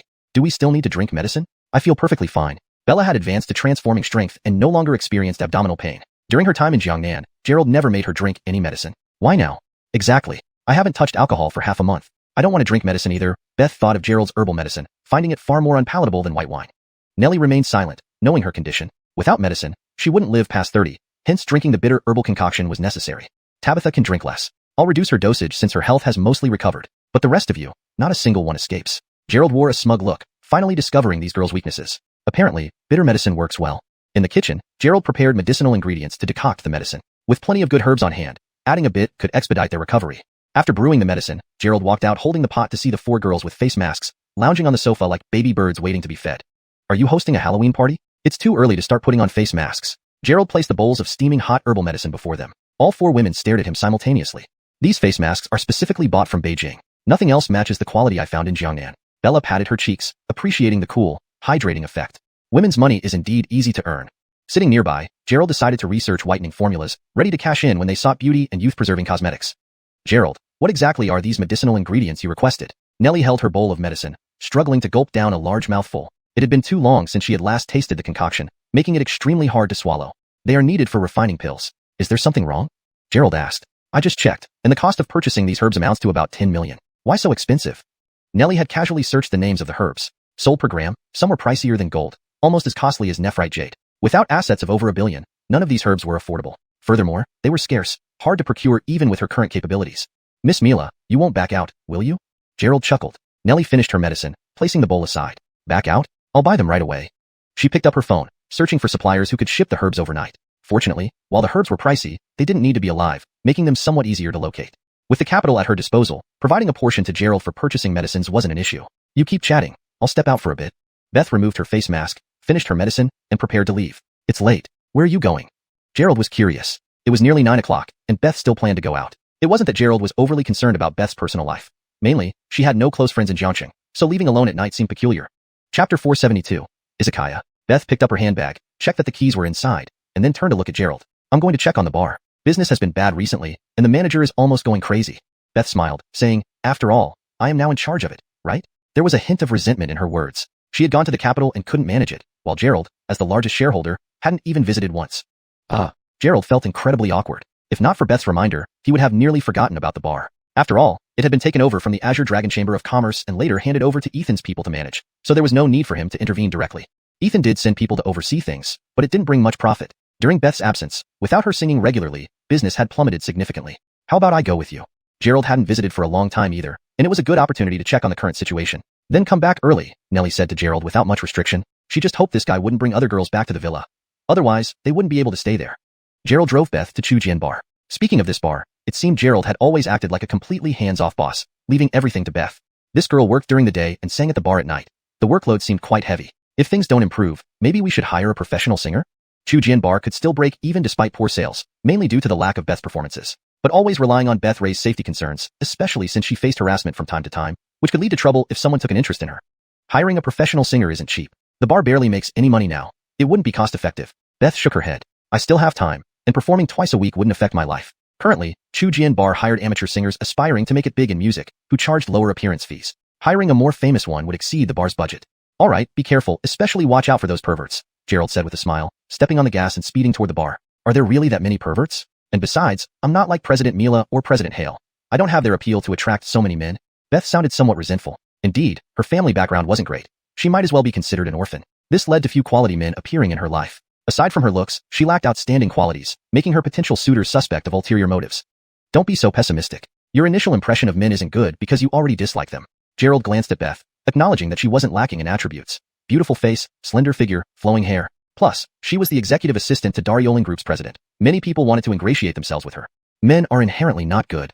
Since her mother had been abandoned by her father, growing up had made Beth have a negative view of men. If it weren't for Gerald, she might have started questioning her sexual orientation. Hey, I'm a man too. Are you saying you hate me, or don't consider me a man? Indeed, Beth seemed to hold a bias against men, having encountered danger mostly from them. You're different from other men, Beth realized. She may have misspoken and quickly clarified, you're a good person. As she said this, her head lowered slightly. Deep down, she believed Gerald was a good and exceptional man. However, given the women around him, her heart, which was starting to thaw, felt a bit cold again. Okay, I admit I'm a good person, Gerald laughed bitterly. In modern society, being called good wasn't necessarily a compliment. I mean, you're... Beth suddenly realized she wanted to praise Gerald, but didn't know how to rephrase good person. All right, I get it. Don't say anything else. I'm afraid you'll give me a friendship card. The neon lights flickered on the street, and a gentle sea breeze blew past. Within minutes, they arrived at Chu Jian Bar. There were many pedestrians outside, perfect for evening strolls or couples dates.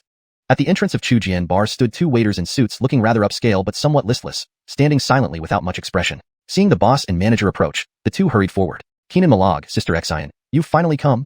They looked on the verge of tears upon seeing Gerald and Beth, who both felt a bit puzzled. These two used to work for Ethan and were later assigned to the bar for reception and supervision. Before Gerald could react, they approached Beth, forcing a smile. Sister Xiang, you've finally returned. Please sing a couple of songs. Otherwise, we can't keep going. Why can't you keep going? Beth was also confused. Even if business was bad, it shouldn't be dire enough to threaten their livelihoods. You don't know. Across the street opened a Japanese-style izakaya, hiring Japanese stars to perform. Gordony customers have switched over there to listen and drink. The manager told us our wages might not be paid this month. Their faces showed extreme distress. Initially, it was a good job offering double income, but poor business now jeopardized their earnings. So bad? Beth couldn't believe the decline in business.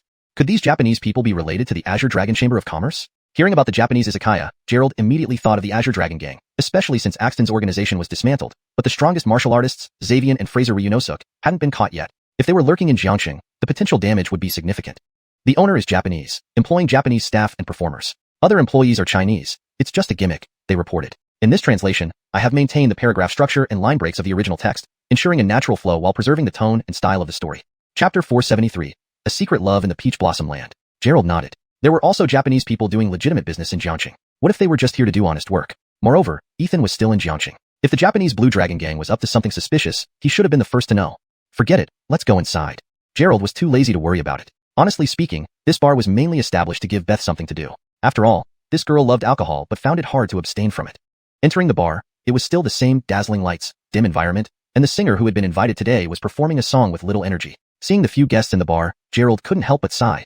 The business was truly bad. It was peak time for bars, around 10 o'clock when nightlife usually began. But now, even less than 20% of the seats were occupied. With such business, making a profit seemed impossible. Even breaking even would be challenging. Xiang's sister, the manager, upon hearing Beth had returned, rushed out immediately, her face beaming with joy as if welcoming an old friend back. Since the opening of the izakaya across the street, the bar's business had steadily worsened. The trained Japanese beauties sang Japanese songs while wearing kimonos, naturally attracting a lot of attention. Hails, how did it get like this? Beth was startled by the pitiful state of the bar. She hadn't expected that within half a month of her absence, the business would have become so dire, worse even than when the bar had been vandalized. There's nothing we can do. They are all Japanese on the other side. You know their service is top-notch. Plus, you're not here, leaving us without any star power, the manager said helplessly. He was specifically hired to manage the bar, yet he had no idea how things had turned out like this. Well, I'll get ready, Beth decided, preparing to take the stage. She needed to use her mesmerizing voice and beauty to attract more customers. Good. The manager glanced at the singer still performing lazily on stage and hurried everyone to assist Beth in preparation. This being her first performance back, they wanted it to feel like a triumphant return. Gerald found an empty spot nearby and sat down, which wasn't difficult since there weren't many people around. He chose a seat closer to the stage, ordered some drinks and snacks, supporting the bar while waiting for Beth's performance. Not long after, Beth came out in a black, lace-fringed miniskirt that exuded mystery and sensuality. Her legs, long and white, were captivating. However, she didn't immediately head for the stage. Instead, she walked to the bar area, took over the bartender's tools, and started mixing a cocktail with ice cubes, fruits, and brandy. A few minutes later, Beth carried a pink cocktail to Gerald's table. "This is specially made for you, a cocktail I developed in my spare time. Try it, and see what you think." Gerald picked up the glass, tasted it, and found it surprisingly sweet, with distinct layers of color and flavor. "Really good. What's it called?" Beth smiled, nodding in satisfaction. "A secret love in the peach blossom land. It includes peach nectar, brandy, and..." She explained the ingredients and process, which Gerald barely understood but still listened to attentively. The process sounded simple enough, but took nearly 10 minutes to complete. "A secret love in the peach blossom land. A lovely name. You sure keep busy, singing and bartending. This bar better make a few million each month, or it wouldn't justify your hard work." Gerald sipped again, tasting the bittersweet and spicy notes.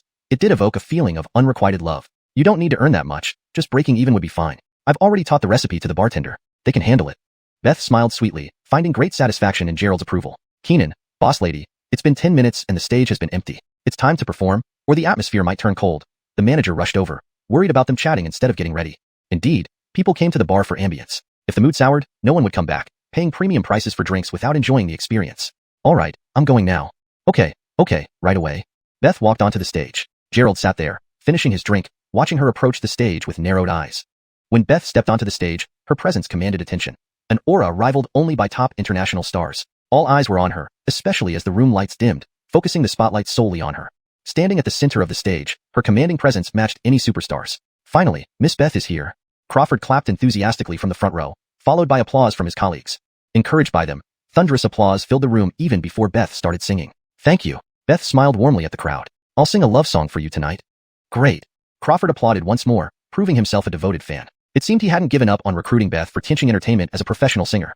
Beth cleared her throat and began singing. The song was a sorrowful ballad of lost love, poignant and heart-wrenching. Her voice was evocative, touching hearts and stirring emotions deeply. Without exaggeration, anyone who had experienced love and loss in the audience might have ordered several rounds of beer to drown their sorrows. After finishing the song, the bar fell silent, the atmosphere somewhat awkward after such a mournful start. The song left a heavy silence, as if a pin drop could be heard.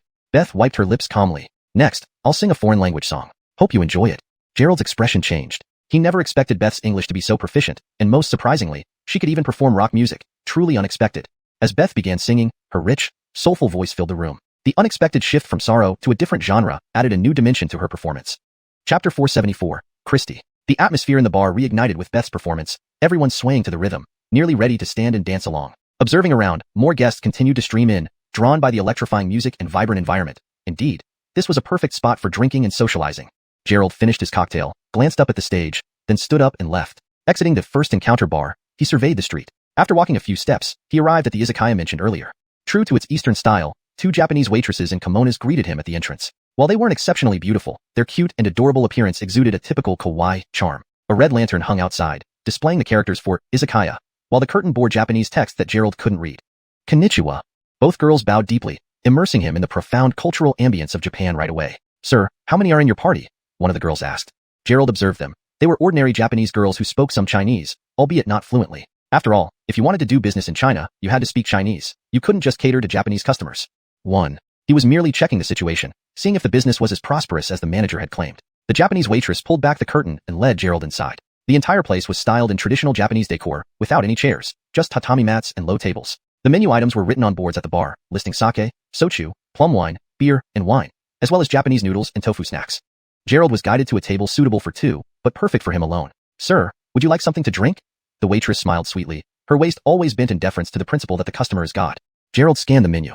"I'll have sake, sochu, plum wine, and a plate of edamame." This would be a good opportunity to sample Japanese drinks. If they tasted good, perhaps they could introduce them at First Encounter. The drinks were served shortly after ordering, tiny cups and small decanters, each priced at 280 yuan, a bit steep. He sipped a glass, finding it quite average, not as strong or sharp as Chinese baijiu. No wonder it was called light, or clear, sake. After finishing a cup, Gerald surveyed the izakaya. The occupancy rate was about 90%, most patrons being Chinese, though there were a few tables of Japanese people chatting and drinking in their native tongue, incomprehensible to him. On the stage, a Japanese waitress in a kimono was singing a Japanese song. Though he didn't understand the lyrics, the melody was familiar. After all, early Hong Kong and Taiwanese pop music had been heavily influenced by Japanese styles. For someone of Gerald's age, even without listening to Japanese songs, the melodies were recognizable. Behind the singer, dancers performed, creating an atmosphere akin to a mini concert. Observing his surroundings, it seemed much like First Encounter, differing only in the decor and the presence of a Japanese woman singing. Sir, would you like our beauties to accompany you for a drink? Gerald had barely had 2 glasses when a girl approached, holding a few bottles of beer and smiling at him. Dressed adorably, almost in cosplay style, she appeared to be around 18 or 19 years old. Seeing her, Gerald understood why business was thriving here, offering special services. Japanese culture was indeed renowned for this kind of cultural export. No need. He waved his hands hurriedly. He was just checking things out. Hiring a drinking companion would complicate matters. Undeterred, the girl placed the beer on the table, standing nearby and pouring him a cup of sake. These services are part of what we offer. You must be feeling down to come drink alone. Why don't you talk to me? I can chat with you. She leaned closer, her alluring scent reaching his nose. Just call me Christy. Christy wore a constant smile, making it hard to refuse. Well then, Gerald raised his cup and drank it all in one gulp. The small cup held only a sip, leaving little impression. As soon as he put down the cup, Christy refilled it. Realizing this could go on endlessly, Gerald started munching on edamame. Where are you from, sir? After pouring the drink, she remained standing. Local. Gerald gave her a quick glance before looking elsewhere. At one table, several Japanese men were already tipsy, laughing loudly. Upon closer inspection, a few emitted subtle chi fluctuations, likely dark force martial artists. He wondered if they were connected to the Blue Dragon group, or if it was simply a common habit among Japanese people to practice martial arts. Since you're local, please come often and support our business. Christie's eyes sparkled as she looked at Gerald. He realized these girls were indeed alluring. Christie's gaze felt almost soul-piercing. Sure. Gerald awkwardly laughed and took another sip of sake. It was impossible to dismiss her politely, especially such a beautiful girl. Christie poured another drink, blinking her eyes with a smile. Please remember our promise to visit again. Her cloying tone made Gerald's skin crawl. Okay. Gerald nodded reluctantly. Give me a case of beer too. No choice. He might as well buy more drinks since the sake was finished, and beer seemed more reliable. Hails, sir. Bang. Christie opened 3 bottles of beer and poured him a glass. Do you have a girlfriend? Or are you heartbroken? Gerald gulped down the beer, relieving his dry mouth. Chapter 474, Christie. The atmosphere in the bar livened up once more with Beth's performance. People swayed to the rhythm, almost ready to jump up and dance. The place was packed with guests who kept coming in, drawn by the mesmerizing music and lively environment. A perfect spot for drinking and socializing. Gerald finished his cocktail, glanced at the stage, and then left. After stepping out of the first encounter bar, he sized up the street and walked a few steps to the izakaya mentioned earlier. As expected, it had an authentic Eastern style. The receptionists at the entrance were 2 girls in kimonos. While not exceptionally beautiful, they looked cute and quintessentially kawaii. A red lantern hung by the door, inscribed with izakaya in Chinese, while the curtain bore Japanese characters that Gerald couldn't read. Konnichiwa. Gabbies bowed deeply, exuding the profound cultural ambience typical of Japan. Sir, how many people? One of the girls asked. Gerald observed them. They were ordinary Japanese who spoke some Chinese, albeit not fluently. After all, to do business in China, you can't just cater to Japanese customers. Just one, Gerald replied. He came to check if the place was as busy as the manager claimed. Gabby pulled back the curtain and led him inside. The decor was purely Japanese, featuring no chairs, just tatami mats and low tables. The menu items were displayed on boards at the bar, including sake, shochu, plum wine, beer, red wine, and Japanese ramen or tofu snacks. Gerald was seated at a small table designed for 2. Sir, would you like something to drink? The waitress asked with a sweet smile, always bent slightly to honor the customer-first policy. Gerald scanned the menu and said, I'll have sake, shochu, and plum wine. Add a plate of edamame. He wanted to taste the Japanese drinks. If they were good, he might introduce them at the first encounter bar. Shortly after ordering, his drinks arrived in small cups and carafes. Each pot cost 280 yuan, a bit steep. He sipped from a tiny cup. Honestly, the flavor was bland, not as potent as Chinese liquor, with a low alcohol content, hence the name, light wine. Finishing the cup, Gerald took in the izakaya. The occupancy rate was around 90%, mostly Chinese patrons, though there were a few Japanese groups speaking their language, which he couldn't understand. On stage, a girl in a kimono sang a Japanese song. The melody was familiar, reminiscent of the J-pop influence on Hong Kong and Taiwan music from earlier years. Apart from her, 4 dancers performed behind her, resembling a mini concert. Looking around, it seemed not too different from the first encounter bar. Only the decor and the singing Japanese beauties set it apart. Do you need our beauties to keep you company? A girl approached him with a few bottles of beer, smiling. Dressed cutely in what resembled cosplay attire, she appeared to be about 18 or 19. Seeing this, Gerald understood why the place thrived. It offered special services, known famously in Japanese culture, effectively exporting its culture here. No need, Gerald waved her off, just checking things out. Engaging a hostess would complicate matters. Unfazed, the girl placed the beer bottles on the table, stood beside him, and poured sake from the pot. These services are complimentary, sir. Drinking alone, you must have worries. You can talk to me if you want. She leaned closer, a seductive fragrance wafting toward him. You can call me Christy, she said with a constant smile. It was hard to refuse someone so pleasant. All right then. Gerald downed another cup, finding the small servings unnoticeable. Just as he put down the cup, Christy refilled it. If he kept drinking, she'd keep pouring. Finding it boring, he switched to eating edamame. Where are you from, sir? Christy poured and stood without sitting. Local. Gerald glanced at Christy, then looked elsewhere. The Japanese tables had patrons flushed from drinking, laughing loudly. Closer inspection revealed a subtle fluctuation of inner strength in some of them, likely dark martial artists. It was unclear if they were related to the Blue Dragon gang, or if it was simply a common practice among Japanese. Being local, Please visit us often. Christie's eyes sparkled as she gazed at him. Gerald understood. The charm here was irresistible. Her eyes could captivate anyone. I'll try, he awkwardly smiled, taking another sip. Her hospitality made it hard to dismiss her. Plus, not all Japanese were bad, especially such a pretty girl. Christie poured another round, batting her lashes. Do visit again. Don't forget your promise to Christie. Gerald felt goosebumps from her coquettish tone. Sure. Nodding, he added. Bring me a dozen beers too. Reluctantly, he agreed to buy more drinks since the sake was gone, and beer was more practical. Hails, sir. With a bang, Christie opened 3 beer bottles with a bottle opener and poured a cup. Drinking alone, sir? Do you have a girlfriend? Or did you break up? Gerald gulped down the beer to quell the dryness in his throat. Chapter 475. Business Flattery. Gerald chatted casually with Christie, as he couldn't possibly tell her the truth. Oh, nothing much. I own a store, but lately business hasn't been great, so I came out to ease my frustrations. Life in this big city can be really stressful, he said. Christie smiled. But sir, your store must be very profitable. Looking at Gerald's attire, especially the watch on his wrist worth tens of thousands, along with his suit, anyone could see he was a successful businessman. Profits when things go well, losses when they don't. Right now, I might even have to sell my pants. If you need more explanation, it means selling all my clothes. Gerald laughed loudly and then pointed to the seat opposite him. Please sit down. Standing makes me uncomfortable. He couldn't accept having to bow deeply every other minute. Christie didn't refuse. She removed her geta and climbed up gracefully, kneeling across from Gerald rather than sitting cross-legged like him. Gerald initially didn't want her standing, but now she was kneeling to serve him. Sir, you look like someone who will make a lot of money. Gordon, I know your honorable surname? Christie started flattering Gerald, bending low while pouring wine, making the loose clothing reveal more due to gravity. Chun, just a small business, not worth mentioning, he replied, quickly averting his eyes. Well, after a song performance, thunderous applause erupted. The band left the stage, replaced by new, vibrant East Asian girls who caught the hungry eyes of the audience. Christie. Nearby, a table of East Asians shouted over. Though Gerald didn't understand the language, he recognized her name, seemingly calling for her. Christie responded that she was entertaining guests and had no time to join them. Seeing Christie unwilling to comply, the East Asians grew angry. A man with a short haircut cursed as he walked over. Gerald couldn't understand the words, but knew he was being insulted. Arriving before Christie, he jabbered on. Christie responded similarly. What's he saying? Gerald asked. Christie looked embarrassed. Mr. Leonardo wants me to join them for drinks. I refused, but they insist. Gerald glanced at their table. A girl was already there serving drinks, yet they still wanted to take Christie. While he wasn't interested in Christie himself, this direct demand was unreasonable. Leonardo finished speaking to Christie and glared at Gerald, shouting incoherently. What's he saying? Gerald sized up Leonardo, red-faced and fish-eyed, clearly drunk.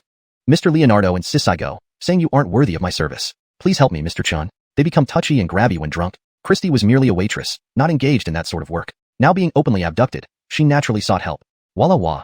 Impatient, Leonardo grabbed Christie's hand, trying to drag her off the tatami mat. Help. Christie struggled fiercely but was no match for his strength. Half her body already pulled away.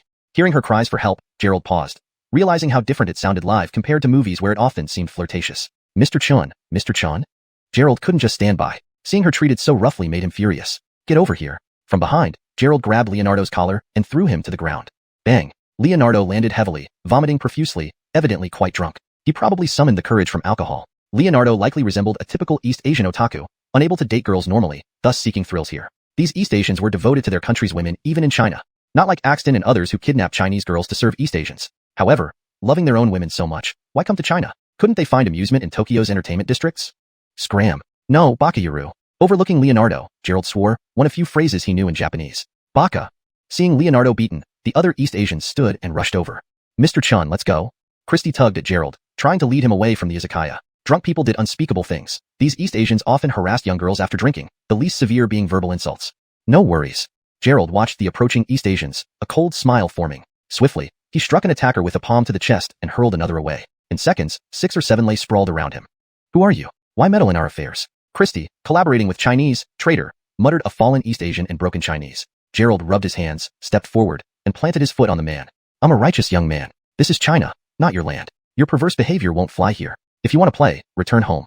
As he pressed harder, the man screamed in agony. The brawl drew attention, but other Chinese patrons remained seated, merely watching. This translation captures the tone, style, and natural flow of the original text while ensuring clarity and grammatical accuracy. Hashtag chapter 476. I am just an ordinary person. The other Japanese people, however, were different. Although they lived in China, they always felt superior to others. Now, seeing their companion being bullied, they all got up from their seats and approached Gerald.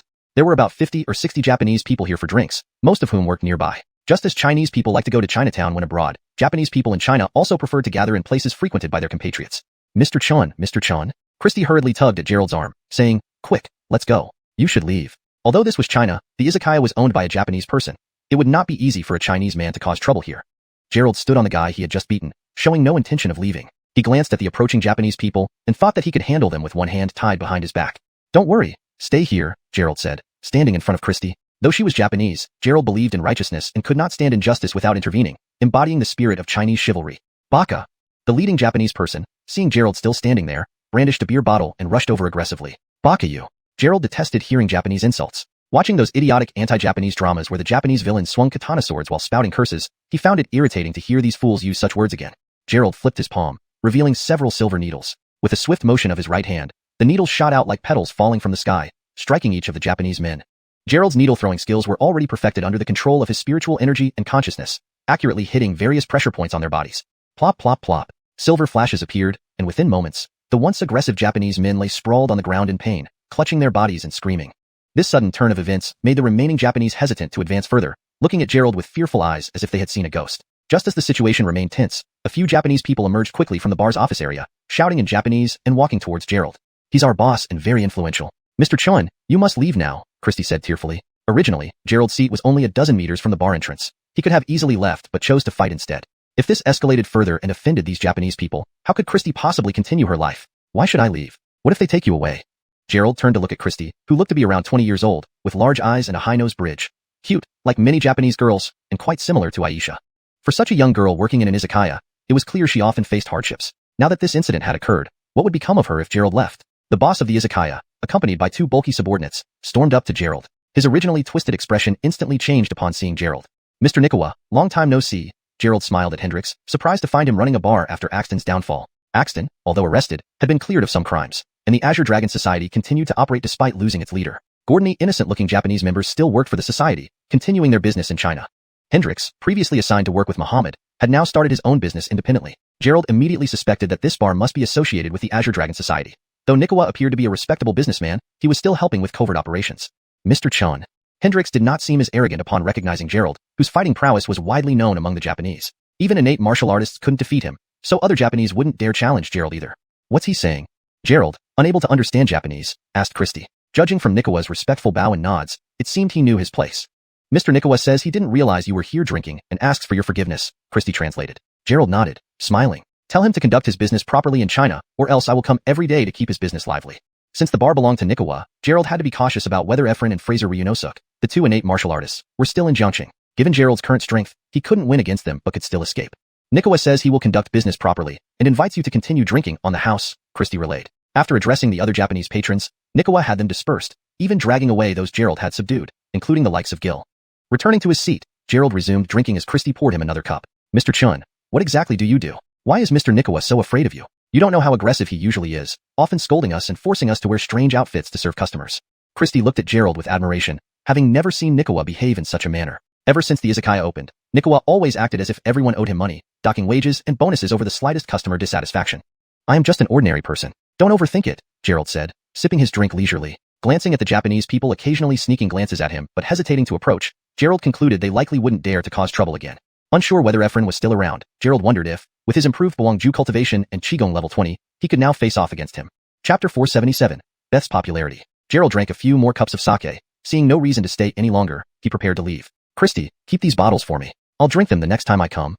Of course, Mr. Chun. Gerald swaggered out of the izakaya. Since Burke had just paid for the drinks, he didn't have to spend any money himself. As he left the izakaya, Gerald glanced at the sign, unsure whether these Japanese had truly reformed, or if the izakaya was just a front. However, during his observation, he hadn't detected any formidable martial artists or illegal items. Goodbye, Mr. Chun. Christy bowed deeply, watching Gerald leave. These Japanese. Gerald couldn't help but shudder. He usually encountered only Japanese martial artists, so encountering such an enthusiastic Japanese girl took him by surprise. No wonder so many people liked gathering there. That level of hospitality wasn't something a Chinese girl could easily match. Gerald hurriedly quickened his pace and returned to the Chujian bar's entrance. As soon as he arrived, the deafening music startled him. Looking inside, he froze in place. The bar, which had been nearly empty earlier, was now packed. The atmosphere was electric, with every seat occupied. Gerald rubbed his eyes in disbelief, checking the sign. Hails, this was indeed the Chujian bar. He had only been gone for about an hour, yet how did it suddenly get so crowded? Was this still considered poor business? He walked straight in, and immediately, Beth's beautiful voice filled his ears. The bar's sound system was top-notch, costing nearly $1 million just on acoustics alone. Not only was Beth naturally a great singer, but even an amateur would sound professional on stage here. Sitting on the stage with a band accompanying her, her clear voice reached everyone's ears. It was ethereal and soul-penetrating. Beth sang a hit song, her voice resonating passionately, free from any impurities. It felt like only someone with a pure heart could produce such beautiful music. Keenan Shu is incredible. She's been singing for almost an hour, and this hour's revenue has already surpassed the past half months. The manager walked over excitedly. Beth's appearance had indeed drawn a crowd. If she entered a talent show now, she'd undoubtedly become an overnight sensation. Amazing! Crawford was the most enthusiastic, clapping nonstop after each song. Beth scanned the crowd, noticing Gerald had returned. She smiled gently at him from the stage. Ladies and gentlemen, my performance ends here today. Enjoy the rest of the evening with other performers. After over an hour of continuous singing with minimal breaks, Beth was clearly parched. Without professional training, it was challenging for anyone to sing several songs back-to-back without losing quality. Beth, it's such a waste for you not to be a singer, Crawford said, approaching her with a bouquet of roses. Clearly, he was her biggest fan. That bouquet alone would cost several hundred yuan in Jiangcheng.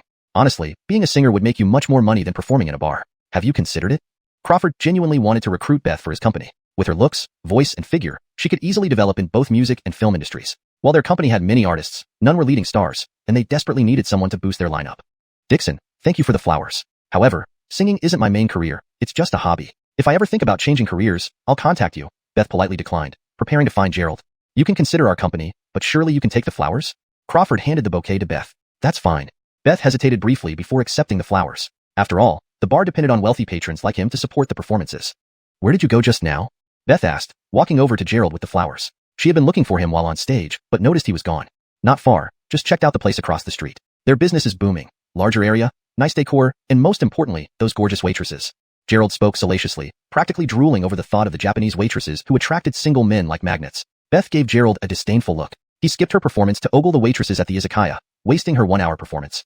Let's head back. I'm tired. Beth smelled the flowers and headed for the door. Gerald scratched his head, got into the driver's seat, and drove Beth back to the Bay of Clear Waters. It was almost 11 p.m., yet lights were blazing in the house. Nellie, Bella, and Cora were waiting on the sofa. Don't you girls sleep? Aren't you going back to the village tomorrow? Gerald scrutinized them. Women usually slept early to look good and woke up early. Why were they staying up late? I'll sleep now. Nellie stood up, rubbing her eyes. Sleep well. Me too. Kenziak, we're meeting at the village at 9 tomorrow. Cora also went to bed. Tomorrow is my day off, so I can stay up a little. Don't forget we're going to Zeline Mountain the day after. Bella headed to the guest room as well. Gerald watched them leave in confusion. Why did they stay awake waiting for him and then immediately go to sleep when he arrived? Chapter 478. The Scenic Lillian of Jiangnan. Beth saw everyone's behavior but didn't say anything. She only smiled and then prepared to return to her room. Although everyone seemed harmonious in the capital city, now that they were back in Jiangcheng, with Gerald being a rare treasure, anyone who got close to him would make the others slightly unhappy. This was the complicated relationship among women. Gerald was also speechless. These girls had distinct personalities and usually appeared quite normal. He hoped they wouldn't end up quarreling over him. Back in his room, Gerald sat on the bed meditating. He was now waiting for Nellie to buy the necessary medicinal herbs. Once he refined the pills, he wouldn't need to prepare daily medicine for them anymore. 1 pill each, which would last at least a week. This way, even if he wasn't around, as long as they took their medicine on time, there would be no problem. After a night of cultivation, Gerald felt his progress had slowed, as if he had reached a bottleneck. Even after consuming a foundation establishment pill, his realm hadn't advanced by a single layer. He sensed that future cultivation would require more and more medicinal materials, and thus, more money. If he didn't earn more, he wouldn't be able to afford the materials needed for refining pills. Climbing out of bed, Gerald faintly smelled the aroma of food. His stomach, having gone through a night of cultivation, began to rumble. Once he stepped out of the room, the smell of the food became even more inviting, as if a professional chef had been hired to create such a delicious meal. Why did you wake up so late? Come quickly and try the Jiangnan dishes prepared by Bella. She specifically learned from her mother. We've all eaten, and it's absolutely delicious. Nellie, seeing Gerald approach, hurriedly invited him to join them for breakfast. On the table were 7 or 8 delicacies, simple but authentic Jiangnan cuisine. Especially the soup in the middle. Gerald couldn't identify the ingredients, but its fragrance was incredibly rich. It's just okay. Don't praise me, Bella said shyly, giving Gerald a glance to signal him not to exaggerate. This guy, eating snacks made by Blair every night while in Jiangnan, had become quite picky and might not appreciate her cooking. I tasted it last night. It really is delicious. How about we let her handle our breakfast and dinner from now on? Gerald sat down and poured himself a bowl of soup. While other dishes might not have the Jiangnan flavor, this broth was undoubtedly taught by Blair. Honestly, this one dish alone could support a restaurant. Dream on. I don't have that much time. Bella rolled her eyes at Gerald. Gordon King meals every day? That would turn her into a nanny. True, Bella is very busy. Why don't you learn from her? I have some free time. Nellie smiled. Or you can teach me. Gerald was surprised. Never thought Miss Mila, who has never touched household chores, would actually learn to cook. In Taoyuan village, Nellie always had plenty of instant noodles on hand. If Yana wasn't there, she relied on convenience food. There were still several boxes of instant noodles left in the village clinic. Don't bother. Nellie similarly rolled her eyes, unwilling to engage with Gerald, who often didn't know when to speak properly. Sure, I can teach you. Though I'm also new to it, if you have the chance, you can come to Jiangnan and learn from my mother. No, just learning from me will do. Bella originally wanted to take her best friend to visit Jiangnan together. But then she remembered that Gerald was now an honorary member of the Yvette family. Bringing Nellie to Jiangnan would likely be awkward. Alright, you can teach me. When I have the opportunity, I'll go with you. Right now, work is keeping me busy. Nellie didn't know these details but found Jiangnan distant. Still, if given the chance, she wanted to see it. Jiangnan is truly a beautiful place. Beautiful women everywhere, delicious food. It's simply wonderful, Gerald boasted. Speaking of the beauties of Jiangnan, like Bella, they were above average. You talk as if you've been there. Nellie finished her soup and picked up 2 meat buns, enjoying her meal. The broken bridge at Westlake, the Sooty and Bitey dikes, the cold hill temple outside Suzhou City where the midnight bell sounds reach the boats, the spring breeze once again greening the shore of Jiangnan, dreams drifting along the misty waters of Jiangnan. Haven't you heard of these places? Gerald grabbed a pastry with his hands, devouring it piece by piece, crumbs falling all over his face. The food was indeed irresistible. Even at the ascetic level, he would still crave human delicacies occasionally. I didn't think you knew poems, but these are primary school level, aren't they? Your knowledge is limited. Nellie smiled, finding it amusing how seriously Gerald recited poetry. Usually, Gerald expressed himself through fists, never through literature. Little Malag was an excellent student. Teacher Ellie always liked him. Cora interjected, defending Gerald. Back in Taoyuan village, Gerald was a role model in studies. If he had pursued education smoothly, he would have been the first genuine college graduate in the village, unlike the vocational high school or associate degrees most villagers had. Hails, he always topped the class, making my mother lecture me whenever I came home second. Beth supported Gerald as well. Normally, Gerald acted carefree, but academically, he was top-notch. If he continued studying, becoming a postgraduate, master's, or doctoral student wouldn't be a problem. You see, I have witnesses. Honestly speaking, if I kept studying, I would either be a physicist or a chemist. Gerald laughed, looking at Cora and Beth, appreciating their support. Hail it, he noticed a hint of melancholy in their eyes. Ellie's death turned Cora into a widow, while Beth lost her mother to illness, making her homeless too. Alright, I can't argue with you. Let's finish eating, and head to Taoyuan village. Nellie had almost finished her meal after another bowl of soup. The secret to maintaining a good figure was controlling her diet. She had only eaten 2 small dumplings and 2 bowls of soup. I'm done too, heading to work. Beth had to go to the office and didn't enjoy the luxury of freedom like those who were their own bosses. Cora stood up to help Nellie pack things to bring back to the village. Bella put down her chopsticks, pointing at the remaining half-breakfast. You handle the leftovers, don't waste it. I started preparing at 6. Gerald stuck his chopsticks into a bun and waved them. Don't worry, I'll clean it all up. Chapter 479. Unrecognizable. After breakfast, everyone packed up and set off. They took Nellie's Audi A8 again, a group of 4 heading toward Peach Blossom Village. Just as they rounded the outskirts of town onto the road leading to Peach Blossom Village, Gerald almost couldn't recognize it. The old dirt roads had been entirely transformed into asphalt roads, making for a smooth ride with no bumps. The village land had been divided into distinct sections with orchards, greenhouses, and mechanized grain farming. Even massive harvesters were in use, machines Gerald had never seen before. Indeed, money can work wonders. With Nellie's investment, even one of the poorest villages could be so drastically improved. Within just a few months, Peach Blossom Village had undergone a complete transformation. Now, villagers' rental income and profit shares from the village committee were enough to sustain the entire village. Xuanhuan, how much did you invest in this village? At the intersection, Gerald saw a large billboard advertising Peach Blossom Village as a tourist destination. It was unimaginable that this village could become a popular tourist spot. Nellie calmly explained, all this investment will pay off. I only asked my father for 100 million for initial renovations. After we start earning profits, we can reinvest more. Peach Blossom Village has enormous potential. Though she lived in Jiangxing, Nellie stayed highly involved with the village. As the actual village chief, she was committed to helping villagers prosper. The current projects focused on agritourism. If successful, they would build resorts to attract higher-end clientele. Gerald observed the area closely. Parked cars lined the roadside, likely belonging to visitors picking fruit. These fruits were from the same batches sold at Taubert Zanian Fruit Shop, guaranteeing freshness and high nutrition. Things have changed so much since the last time I came. The road conditions back then were far worse. How could it have been built so quickly? Lorena's last visit was when Nellie mentioned wild beasts in the village needing investigation. Instead of capturing any wolves, Lorena herself was frightened unconscious. When you have enough money, a week is all it takes, not a month. This is the power of money, Gerald chuckled, admiring the new road and village, feeling as if he had hitched a ride with a wealthy patroness. Money isn't wasted. Temporary investments yield future returns. Do you understand? Nellie glanced at Gerald, noting his constant focus on finances. Was she only here because she was rich? If not for potential profits, Emiliano wouldn't have invested so much in a poor village. Sure. Our village owes everything to you, our great chief, for leading us to prosperity. Gerald was quite content with Nellie's leadership. She funded development and genuinely cared for the villagers. Most importantly, being an outsider yet contributing selflessly to the village was commendable. That's better. Nellie's nose tilted slightly upward, her face beaming with pride. Finally arriving at the village entrance, Gerald was stunned seeing the sign, Peach Blossom Village, and especially the house at the gate. There stood the Peach Blossom Grand Hotel. When did the village get a hotel? Moreover, that building belonged to Jean, whose son used to work as a kitchen hand in the city but returned home to capitalize on tourism. Their prime location ensured all visitors passed by their property. Inside the village, things were remarkably different. Peach Blossom Restaurant, Peach Blossom Supermarket, Peach Blossom Poultry Shop, even a car wash. Villagers were proving versatile, catering to various needs. Is this still Peach Blossom Village? Gerald gawked, scarcely believing this was his childhood home. Gordony low-rise houses now stood 3 or 4 stories tall. Roads were paved in cement, transforming the village dramatically within just a month. Looking at his own house, it was now remodeled villa style. Last time, only the interiors had updated furnishings. Now, it was tiled externally with red walls, blue bricks, and even solar panels installed. Is this my home? Gerald stared wide-eyed. If not for the familiar chicken coop and pig pen, he might not have recognized it. Don't tell me you don't recognize your own home? Lorena was surprised by Gerald's unfamiliarity. Even after years away, she wouldn't be this bewildered returning home. He hasn't come back for 2 months. How could he possibly recognize it? Unlike Gerald, who stayed in Jiangxing, Nellie and Cora occasionally returned to handle village matters. Gerald scratched his head, laughing awkwardly. The changes are huge, almost unrecognizable. In Jiangxing, he frequently ended up in the hospital, spending most of the month there. All right, let's go inside. My mother will be thrilled to see all these daughters-in-law. Gerald ran in first, leaving the others exchanging glances. Just ignore him. He's always quick with words. Nellie found no issue with Gerald's comment. Cora wasn't bothered either, but Lorena felt included unexpectedly. Not much, I'm used to it. Lorena blushed. During her time in Jiangnan, Gerald often talked about introducing her to his mother. Meeting her now with so many people around made her nervous. What if he said something wrong or his mother didn't like her? Why are you so red? Are you sick? Nellie noticed Lorena's flushed face and showed concern.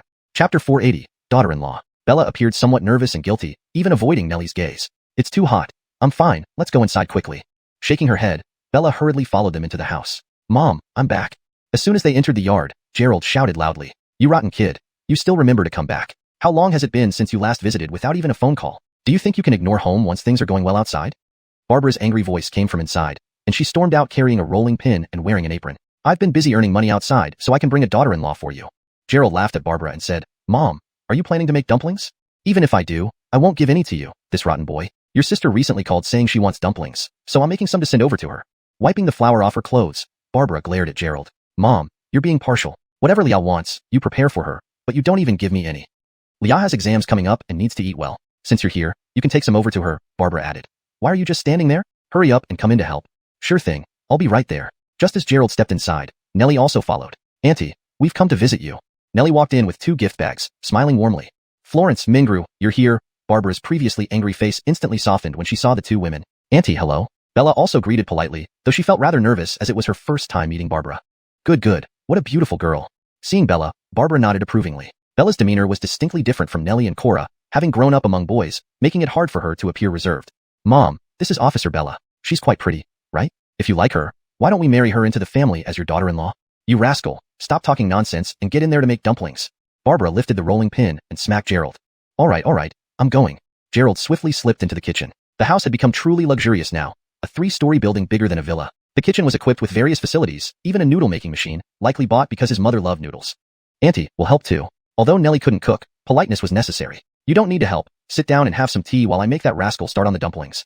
Barbara wouldn't let Nellie into the kitchen again after her previous chaotic attempts. Junyao, don't take Gerald seriously. Nellie reassured her, fearing Gerald might offend Bella. Strangely, by her intuition, something seemed different about Bella this time. It was as if during her absence, something happened between Gerald and Bella. I want to beat him and sew his mouth shut, Bella said fiercely. She felt an urge to silence Gerald for her friendship, but he pushed further. If he let anything slip, she wouldn't know how to face Nellie.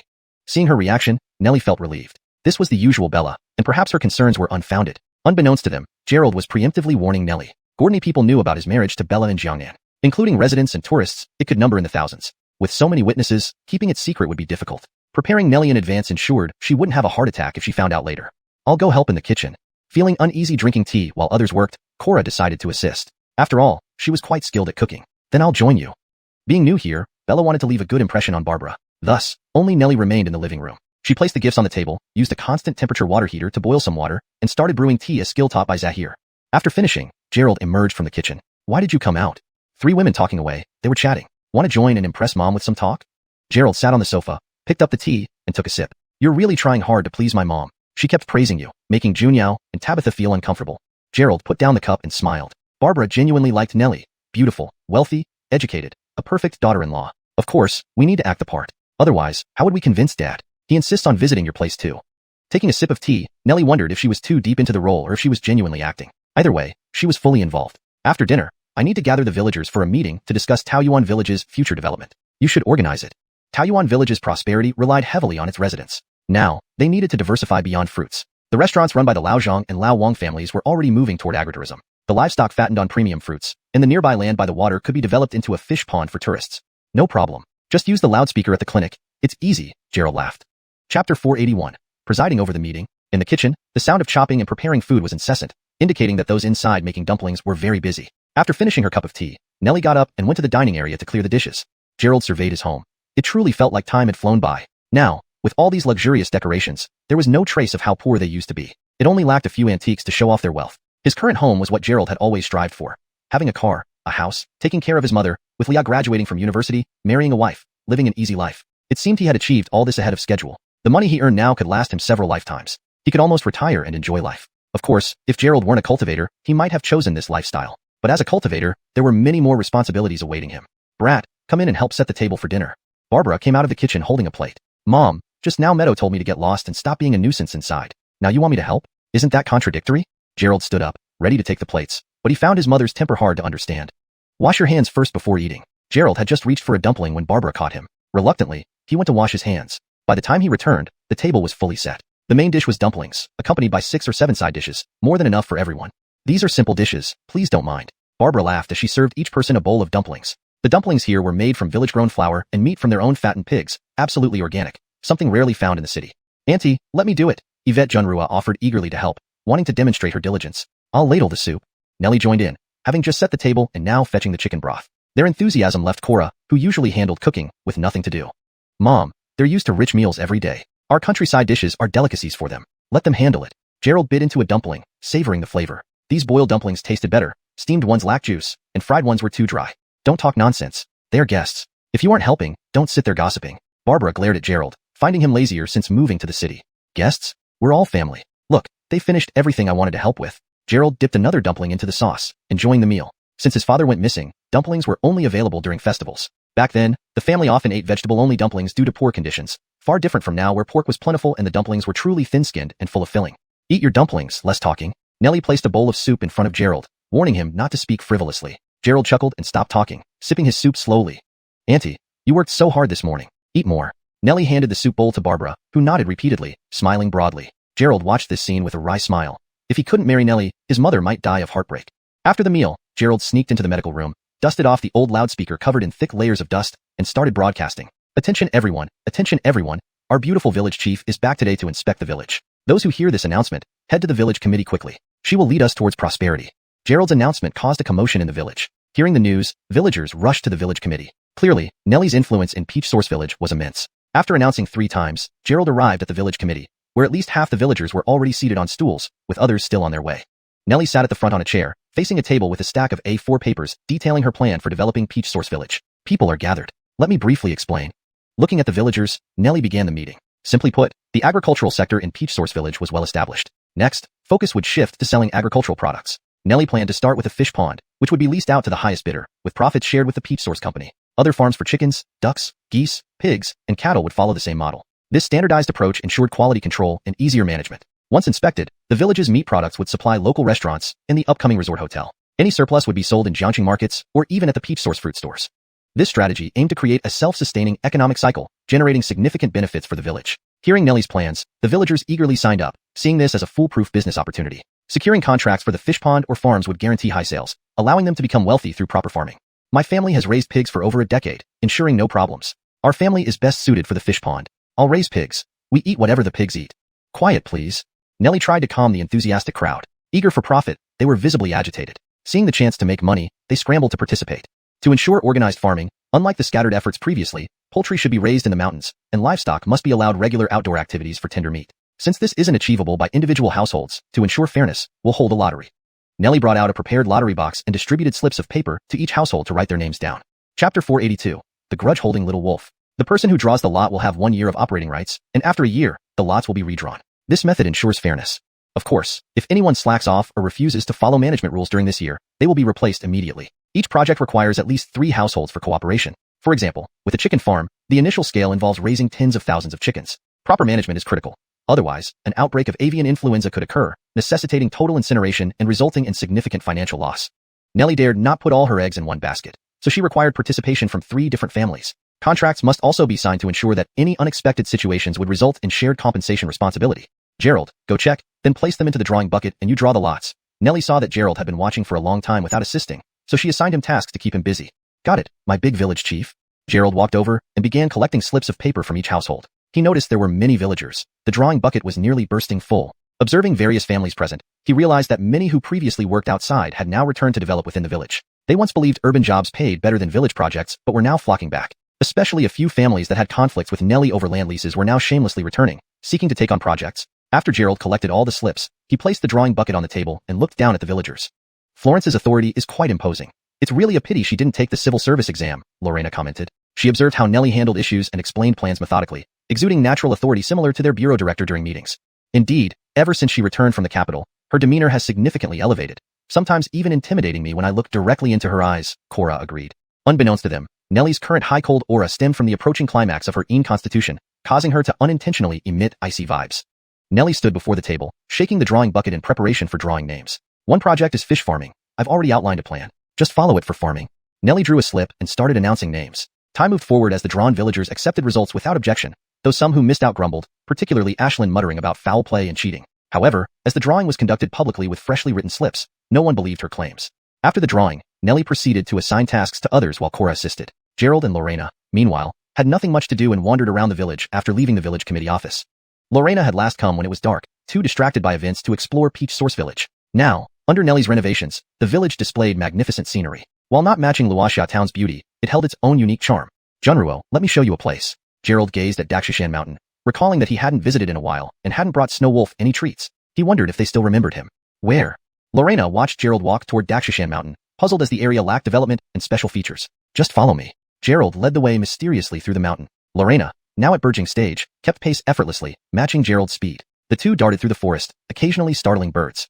Soon, they reached the base of a towering cliff. Once difficult for Gerald to climb, it now posed little challenge. He sensed the powerful presence of snow wolves nearby, now far beyond his comprehension, but likely comparable to innate martial artists. With ease, Gerald scaled the cliff and reached the platform atop. Can you make it up here?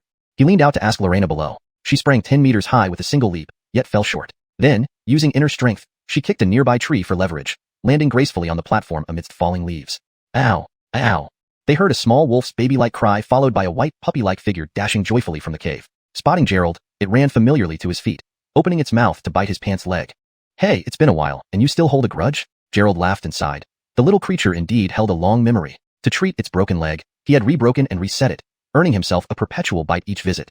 Come on, candy should suffice, right? Gerald produced milk candies, milk, fresh meat, and barbecued food for the little wolf. Attracted by the scent of candy, the wolf stopped tearing Gerald's pants. He peeled a candy and handed it over. The wolf lapped it up with its tongue and chewed contentedly. It seemed only candy could placate this little beast. Is this a wolf? Lorena initially mistook it for a puppy, but recognized the sharp eyes of a wolf. Hails, Gerald nodded. This little fellow was born with disabilities which I treated by breaking and resetting its leg. Hence, it bites me whenever we meet. Being good isn't easy, especially being a good man. Hashtag chapter 483, be more generous. Gerald chuckled, then unwrapped another candy and handed it to the little wolf. He also tried to pat its head, but this little one clearly didn't want to give Gerald any face. As soon as his hand touched it, the wolf dodged. Such a cute little fellow. Bella rolled her eyes at Gerald and reached out to touch the little wolf, which didn't dodge and let her pet its head. You rascal, are you being intentional? Oh, you're a male wolf, a pervert wolf. Gerald noticed that while others could pet it, the wolf wouldn't allow him. So he concluded that the little wolf must be a pervert who welcomes only beauties. How old is it? How long have you been raising it? Bella looked at the little wolf size, which was about the same as a 2 or 3 month old puppy. It's not raised by me, said Gerald as he took out another chicken leg and held it in front of the little wolf's mouth. Interestingly, the little wolf was the same size when they met last time, as if it hadn't grown since their first encounter. Could demonic beasts grow so slowly? Oh woo. The little wolf saw the chicken leg and joyfully barked twice before starting to eat. If it's not yours, how does it live here?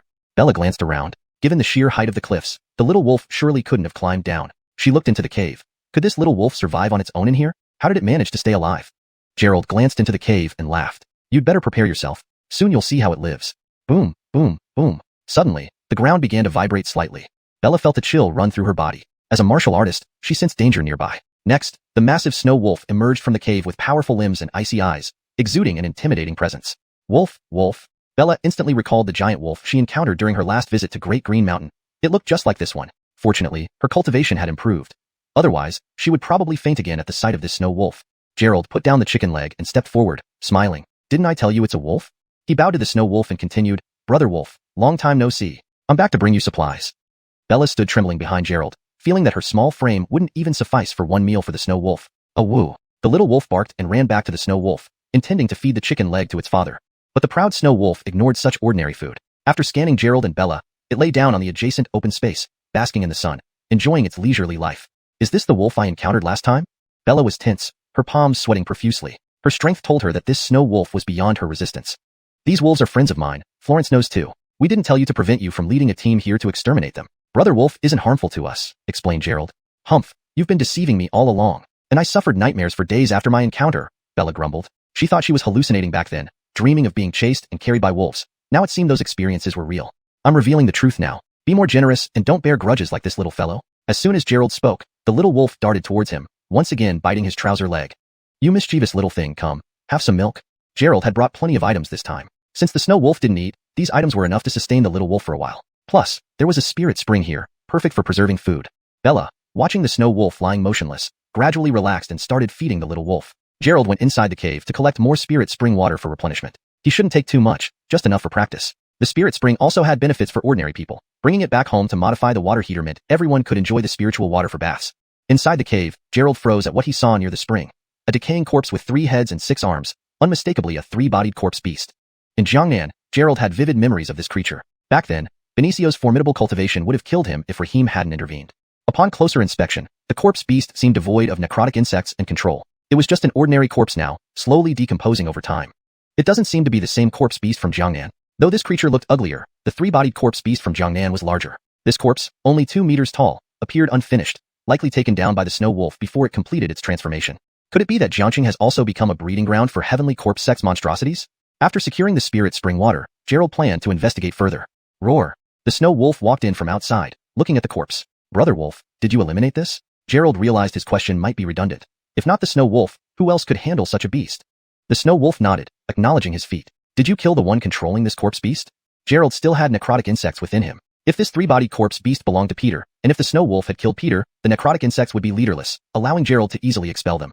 The snow wolf shook its head, denying it. Gerald sighed. The heavenly corpse sect harbored no good intentions, and now they were trying to introduce zombies to Jiangqing. He needed to inform Alexandria.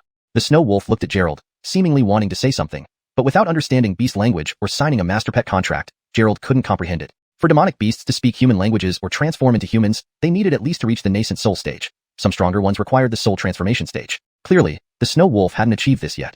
Brother Wolf, can I take this 3-bodied corpse beast away? Gerald asked for the snow wolf's permission because without its approval, he couldn't take the corpse. The creation of a 3-bodied corpse beast required many other corpses to merge. With a complete one here, he could study it and perhaps find a way to resolve the necrotic insect issue. Chapter 484. Their shared secret. The snow wolf nodded once again, then turned and left the cave, heading outside. Gerald infused his spiritual energy into the jade pendant and with a tap, he retracted the 3-corpsine corpse. His plan was to try and see if this corpse king could lure out the necroworms inside him. After all, this corpse body was much stronger than his own. If the worms emerged, it would be easier to exterminate them rather than let them explode inside his body. After storing the corpse and filling up enough spirit spring water, Gerald walked out of the cave. Bella was still playing with the little wolf. It seemed even beauties couldn't resist cute animals. Nellie had also played with the small wolf like this before. Junyao, it's about time. Let's head back.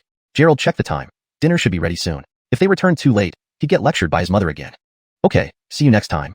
Bella waved at the little wolf and glanced at the snow wolf before turning to leave. Gerald nodded in farewell and leaped off, Bella closely following behind. On their way back, Gerald told her about the 3-corpsine corpse so she would be prepared. In Jiangqing, they might need to deal with the corpse king next. Currently, the long group members in Jiangqing were only them and Alexandria. Therefore, handling these matters fell on their shoulders. Bella was somewhat surprised but not particularly frightened. If they truly couldn't handle it, a call would bring over people from the Yvette family who would thoroughly deal with the corpse king. How come there are heavenly corpse sect members everywhere? Bella remembered encountering that zombie group in Yvetong, which had terrified her. Then, in Jiangnan, they discovered the 3-corpsine corpse. Now, here in Jiangqing, there were blood corpses. The distances between these places were considerable, yet each location revealed traces of the heavenly corpse sect. This indicated they operated widely across China. Who knows? We'll report everything to Chief Zainin tomorrow. Plus, aren't we going to Qilin Mountain? Gerald moved swiftly, and within a few flashes, they arrived back at the village. In the village committee office, Nellie had already finished assigning the tasks for the next day and was waiting for them at Gerald's home. Where did you run off to, brat? They heard Barbara scolding as soon as they returned. She had been busy preparing dinner all afternoon. Gerald had disappeared, leaving Barbara alone to slaughter chickens and fish. Thankfully, last month's pig had been slaughtered at the Zhang family's restaurant by Gordon Sturgeon. Otherwise, she'd have had to do it herself. Here I am. I took Officer Yvette around our village. She'll protect us if any troublemakers try to bully us in the future, Gerald said with a smile, entering to find more than a dozen dishes on the table, looking quite abundant. Auntie, we encountered something in the mountains and got delayed. Bella apologized to Barbara. Preparing such a feast must have taken time, and she should have helped instead of getting engrossed with the little wolf. Oh, is that so? No problem. Come, let's eat. Barbara hurriedly invited them to sit down, fetching bowls and chairs. Mom, how can you be so partial? Am I really your son? Gerald grabbed some chopsticks, feeling treated worse than anyone else present. Of course you're my son. Otherwise, how could you be so outstanding?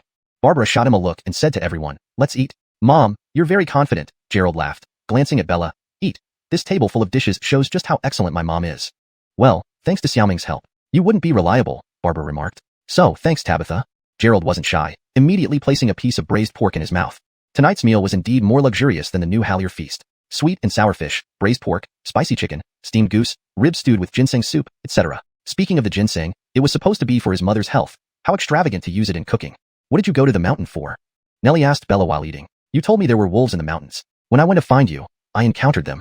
Bella glanced reproachfully at Nellie. Last time, she had fainted from fright only to be told it was an illusion. Now seeing the real massive wolf, knowing she had been kept in the dark made her a bit upset. Gerald took you to see the little wolf? Nellie asked nervously. Did you try to catch them? The snow wolves in the mountain were her and Gerald's secret. No one else knew. She didn't expect Gerald to take Bella there. How could we catch them? Do you think they're ordinary wolves? If wild beasts injured people, it was the police's responsibility, but not Bella's jurisdiction. However, that huge snow wolf was practically invincible. Even grown Siberian tigers or large black bears weren't its match. These were demon beasts, far beyond Bella's capabilities. So what? You didn't take me? Nellie glared at Gerald, who was gobbling meat. He had shared their secret with someone else. Of course, it was her perception of their secret. You were busy earlier, and didn't you make me have nightmares for 3 days? I didn't want you to catch them. If the snow wolf weren't so big, I would have taken the little one home to raise it. That sounds possible. The snow wolf seems quite humane. What if it agrees? They chatted about the snow wolf in whispers. Don't even think about it. They need 1 pig a day. Who can afford that? Gerald interrupted. Raising a demon beast required resources only major sects could provide, with specialized training methods. Otherwise, it would be uncontrollable and extremely dangerous. Just talking, not really planning to raise them. Nellie pouted unhappily. Every time she came back, she secretly visited the mountain, taking half an hour to see the little wolf. If they could be kept at home daily, that would be wonderful. Chapter 485. Nellie's Gordonkinations. Barbara was seated a bit far away, but she could hear them talking about raising children. Seeing the small cotton ball that Nellie stuffed in her belly to pretend she was pregnant, Barbara seemed to understand what was happening. So, Gerald, you don't want to raise a child? Little rascal, have you become more daring? Mom, what are you talking about? Gerald looked at Nellie speechlessly, not knowing what this girl was thinking. She was going all the way, even pretending to be pregnant to drive away her admirers. Auntie, that's not what we were talking about. Nellie quickly shook her head. Barbara said, don't be afraid. Just go ahead and give birth. If this little rascal dares to deny it, I'll break his legs. Gerald felt wronged. What was going on here? He had done nothing and was about to carry the burden of abandoning wife and child. What did you do? How should I know? Bella looked at Gerald, who then looked at Nellie, and Nellie looked back at Gerald. There was an inexplicable odd glint in Nellie's eyes. Nothing much. Let's eat quickly. Nellie smiled, picked up her bowl, and happily started eating. Bella found it peculiar, but since Nellie didn't explain, she didn't press further. Gerald hastily finished his meal and stood up to head for the refrigerator. Mom, I'll take the dumplings for Lia. You can keep the rest for yourself. He hadn't visited Lia in a long time and planned to bring the dumplings over after he returned from Shanghai tomorrow. Gerald packed the dumplings as others finished their meals. Cora helped clear the table. Half an hour later, everyone prepared to leave. Before they left, Barbara pulled Nellie aside and whispered to her for a while. Gerald drove them home. When Nellie left, she held an extra black cloth bag. What did you talk about with my mom? Why was she so happy when you left? Bella and Cora also looked at Nellie, wondering what kind of magic she used to make Barbara so joyful. Nothing, your dad always wants to come visit. So I gave Annie a heads up, so it doesn't backfire later, Nellie said with a smile, looking quite pleased. So, what exactly did you tell her? Gerald glanced at Nellie's belly and seemed to get it. Of course, I told her I'm pregnant and that dad will come see her, Nellie replied, touching her padded stomach as if there really was a baby inside. Gerald's mouth twitched, and Bella and Cora looked shocked. No one expected Nellie to actually say such things to Barbara. Wasn't this openly trying to enter the Chin family? What about these? Gerald asked. Nellie opened the cloth bag, revealing a glittering collection of gold bracelets, rings, necklaces, and other jewelry. Your mom insisted on giving me these as a gift for the daughter-in-law. Gerald remembered how his mother had mentioned preparing everything when they went to Anasazi's house to propose last time. It seemed she was indeed ready with all these items. This set must have cost a few 10,000 yuan. Florence, are you planning to get married? Bella asked. If she accepted these, wouldn't it be like accepting the dowry? Add to that Zahir meeting Barbara. Wouldn't they be discussing the marriage plans? Following this timeline, and with Nellie faking pregnancy, wouldn't they end up getting engaged first and then marrying? Getting married in Jiangxing wasn't like in Jiangnan. They would need to register legally, making Nellie and Gerald legal spouses eventually. Thinking of this, Bella felt anxious. Not at all. Who said anything about marriage? This is just a temporary tactic. Nellie shook her head. This wasn't something she could decide on her own. Moreover, marrying and having children with Gerald wasn't something she had thought about either. This temporary tactic of yours is too intense. Miss, couldn't you discuss this first? Gerald sighed helplessly. The young lady's temper indeed made her unpredictable. Given his mother's character, upon knowing Nellie was pregnant, wouldn't she insist on arranging a marriage proposal the next day and host a banquet the day after in the village? I didn't want to either. I just got used to carrying this belly. I even checked online for how big 3 months pregnant looks. Just now, your mom asked if I had gained weight. So I decided to tell her in case my father comes to the village. She said it nonchalantly, but Gerald felt troubled. His mother had been urging him to find a wife for some time now. Now, the bride was practically at the door. What if he didn't give her a grandchild soon? Would he have to really turn a fake marriage into a real one? Wouldn't that jeopardize his path of cultivation? It's all right, Bella murmured upon hearing that no immediate marriage was planned. If Gerald really married Nellie, she would feel very awkward. I don't plan on getting married so early. Maybe after 30, Nellie said calmly. With her physical condition, since she couldn't live past 30, it might be better to remain single, sparing others from pain. Then, how long do you plan to fake pregnancy? Gerald felt he was almost being roped into this act himself, unsure how long this performance would go on. For a few more months, until the partnership with Darioling Group is finalized. If I manage to oversee that project, my father won't dare offend me, Nellie said, smiling as she put away the jewelry, apparently intending to keep it. Seeing her smile, Gerald became uneasy. This girl's scheming mind was deep, justifying the saying, only women and villains are hard to please. Back home, it was already late. After brewing herbal medicine, Gerald was about to return to his room to practice. Feeling pressured to get married, Gerald needed to accelerate his cultivation. Otherwise, what if he lost control later? These spirit stones don't last long, Gerald lamented. He set up an array in his room to speed up his cultivation. The spirit stones he exchanged through the Longzhu app were nearly depleted again, and he didn't know when another task would come along to earn more points. Bang! With a wave of his right hand, a tricorpse-connected corpse fell to the floor before him. Without the corpse worms, the corpse leader posed no threat. Gerald examined it, trying to figure out how to control it with corpse worms. ####Chapter 486, The Big Stomach. If he could control it, then in the future when he fought with the Heavenly Corpse sect members, this creature could be a useful ally. Adlai Neal, I wonder who the master of this blood corpse is? Gerald studied it, but found he couldn't manipulate this blood corpse. Without the corpse worms, this blood corpse was virtually useless, even less capable than a zombie. Gerald sensed that in his storage space, the silver thread worm seemed to have stirred. With a thought, the small glass vial containing the silver thread worm appeared in his hand. He saw the little insect quickly spinning inside the bottle, having completely devoured the medicinal herbs Gerald had fed it. Back in Jiangnan, after eating half a pill, the silver thread worm had fallen into a deep sleep. Unexpectedly, it woke up now and was so excited. The silver thread worm now appeared to have evolved significantly, with shiny golden scales growing on its body. Despite its size remaining the same, its strength was not to be underestimated. Hey, did you overeat? Gerald had never seen it so agitated, seemingly trying to break out of the glass bottle. Do you want to come out? Seeing its behavior, Gerald unscrewed the bottle cap. Whoosh! The silver thread worm flew out instantly, transforming into a streak of light heading towards the three-bodied corpse. What the heck? Don't you only eat brain marrow? Gerald couldn't understand why the silver thread worm was flying into the three-bodied corpse. The brain marrow of this blood corpse must have dried up long ago. There was nothing for the silver thread worm to consume. Rumble. Just as Gerald was puzzled, he saw the originally lifeless three-bodied corpse suddenly stand up from the ground. Wow, are you Gundam? Gerald was shocked. He knew corpse worms could control the three-bodied corpse, but he hadn't heard that silver thread worms could control a corpse puppet. Could it be that all corpse puppets were controlled the same way? Or can beasts control such unknown corpses? Hey, move.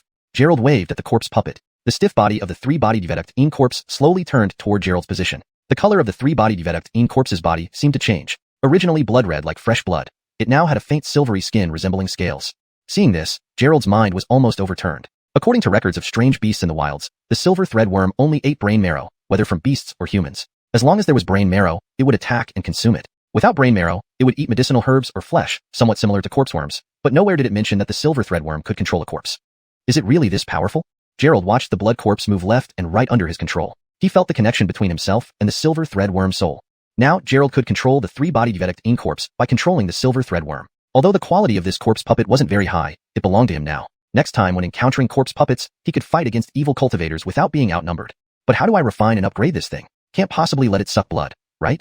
Controlling the three-bodied corpse made Gerald think about the next problem. If it continued to grow, it could become a corpse king, equivalent to the nascent soul stage. But currently, this corpse puppet was only at the foundation establishment stage. The Heavenly Corpse sect used blood as nourishment for upgrades, but Gerald wouldn't make it drink blood, not even animal blood. Whoosh! A silver flash, and the silver thread worm flew back to Gerald's palm, rubbing against it. It seemed the more evolved this tiny creature became, the closer it got to Gerald. Forget it, I'll ask Suzanne tomorrow. Gerald placed several pills into the glass bottle, looked at the collapsed corpse puppet lying on the ground, and put it back into his storage space.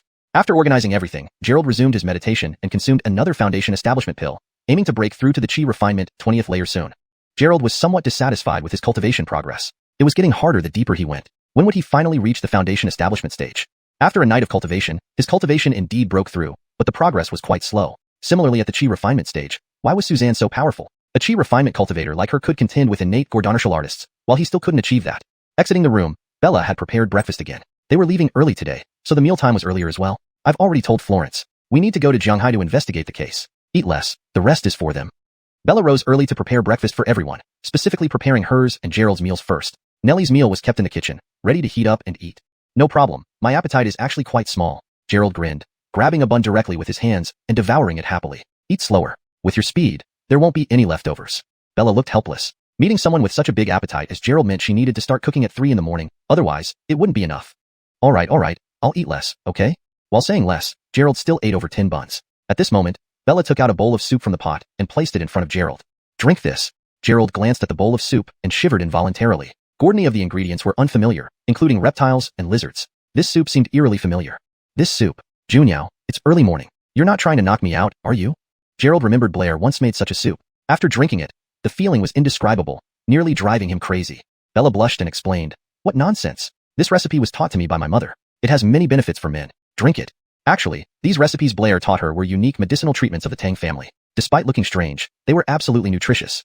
Alright. I'm afraid I might lose control after drinking it. Gerald laughed, picked up the soup bowl, and drank it in one gulp. Surprisingly, despite looking peculiar, it tasted delicious. After finishing breakfast, the two set off for Jiangxing Funeral Parlor to find Suzanne. On the way, Bella casually asked Gerald about his thoughts on Nellie acknowledging herself as his daughter-in-law yesterday. Gerald's response was simple, "I want both," infuriating Bella. Chapter 486. Someone with such a big appetite. If he could control it, it would be a great help when fighting against the Heavenly Corpse sect in the future. Adlai Neal, I wonder who the owner of this blood corpse is? Gerald studied for a while but couldn't manipulate the blood corpse. Without necroworms, this blood corpse was nothing more than scrap, even less powerful than a regular zombie. Hey!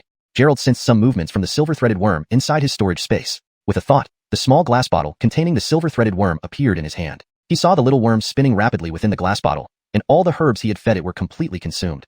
Back in Jiangnan, after eating half a pill, the silver-threaded worm fell into a deep sleep. Unimaginably, it woke up now, full of excitement. Now the silver-threaded worm seemed to have evolved significantly. It grew golden scales all over its body that shone brightly. Although still tiny, its strength was no longer trivial.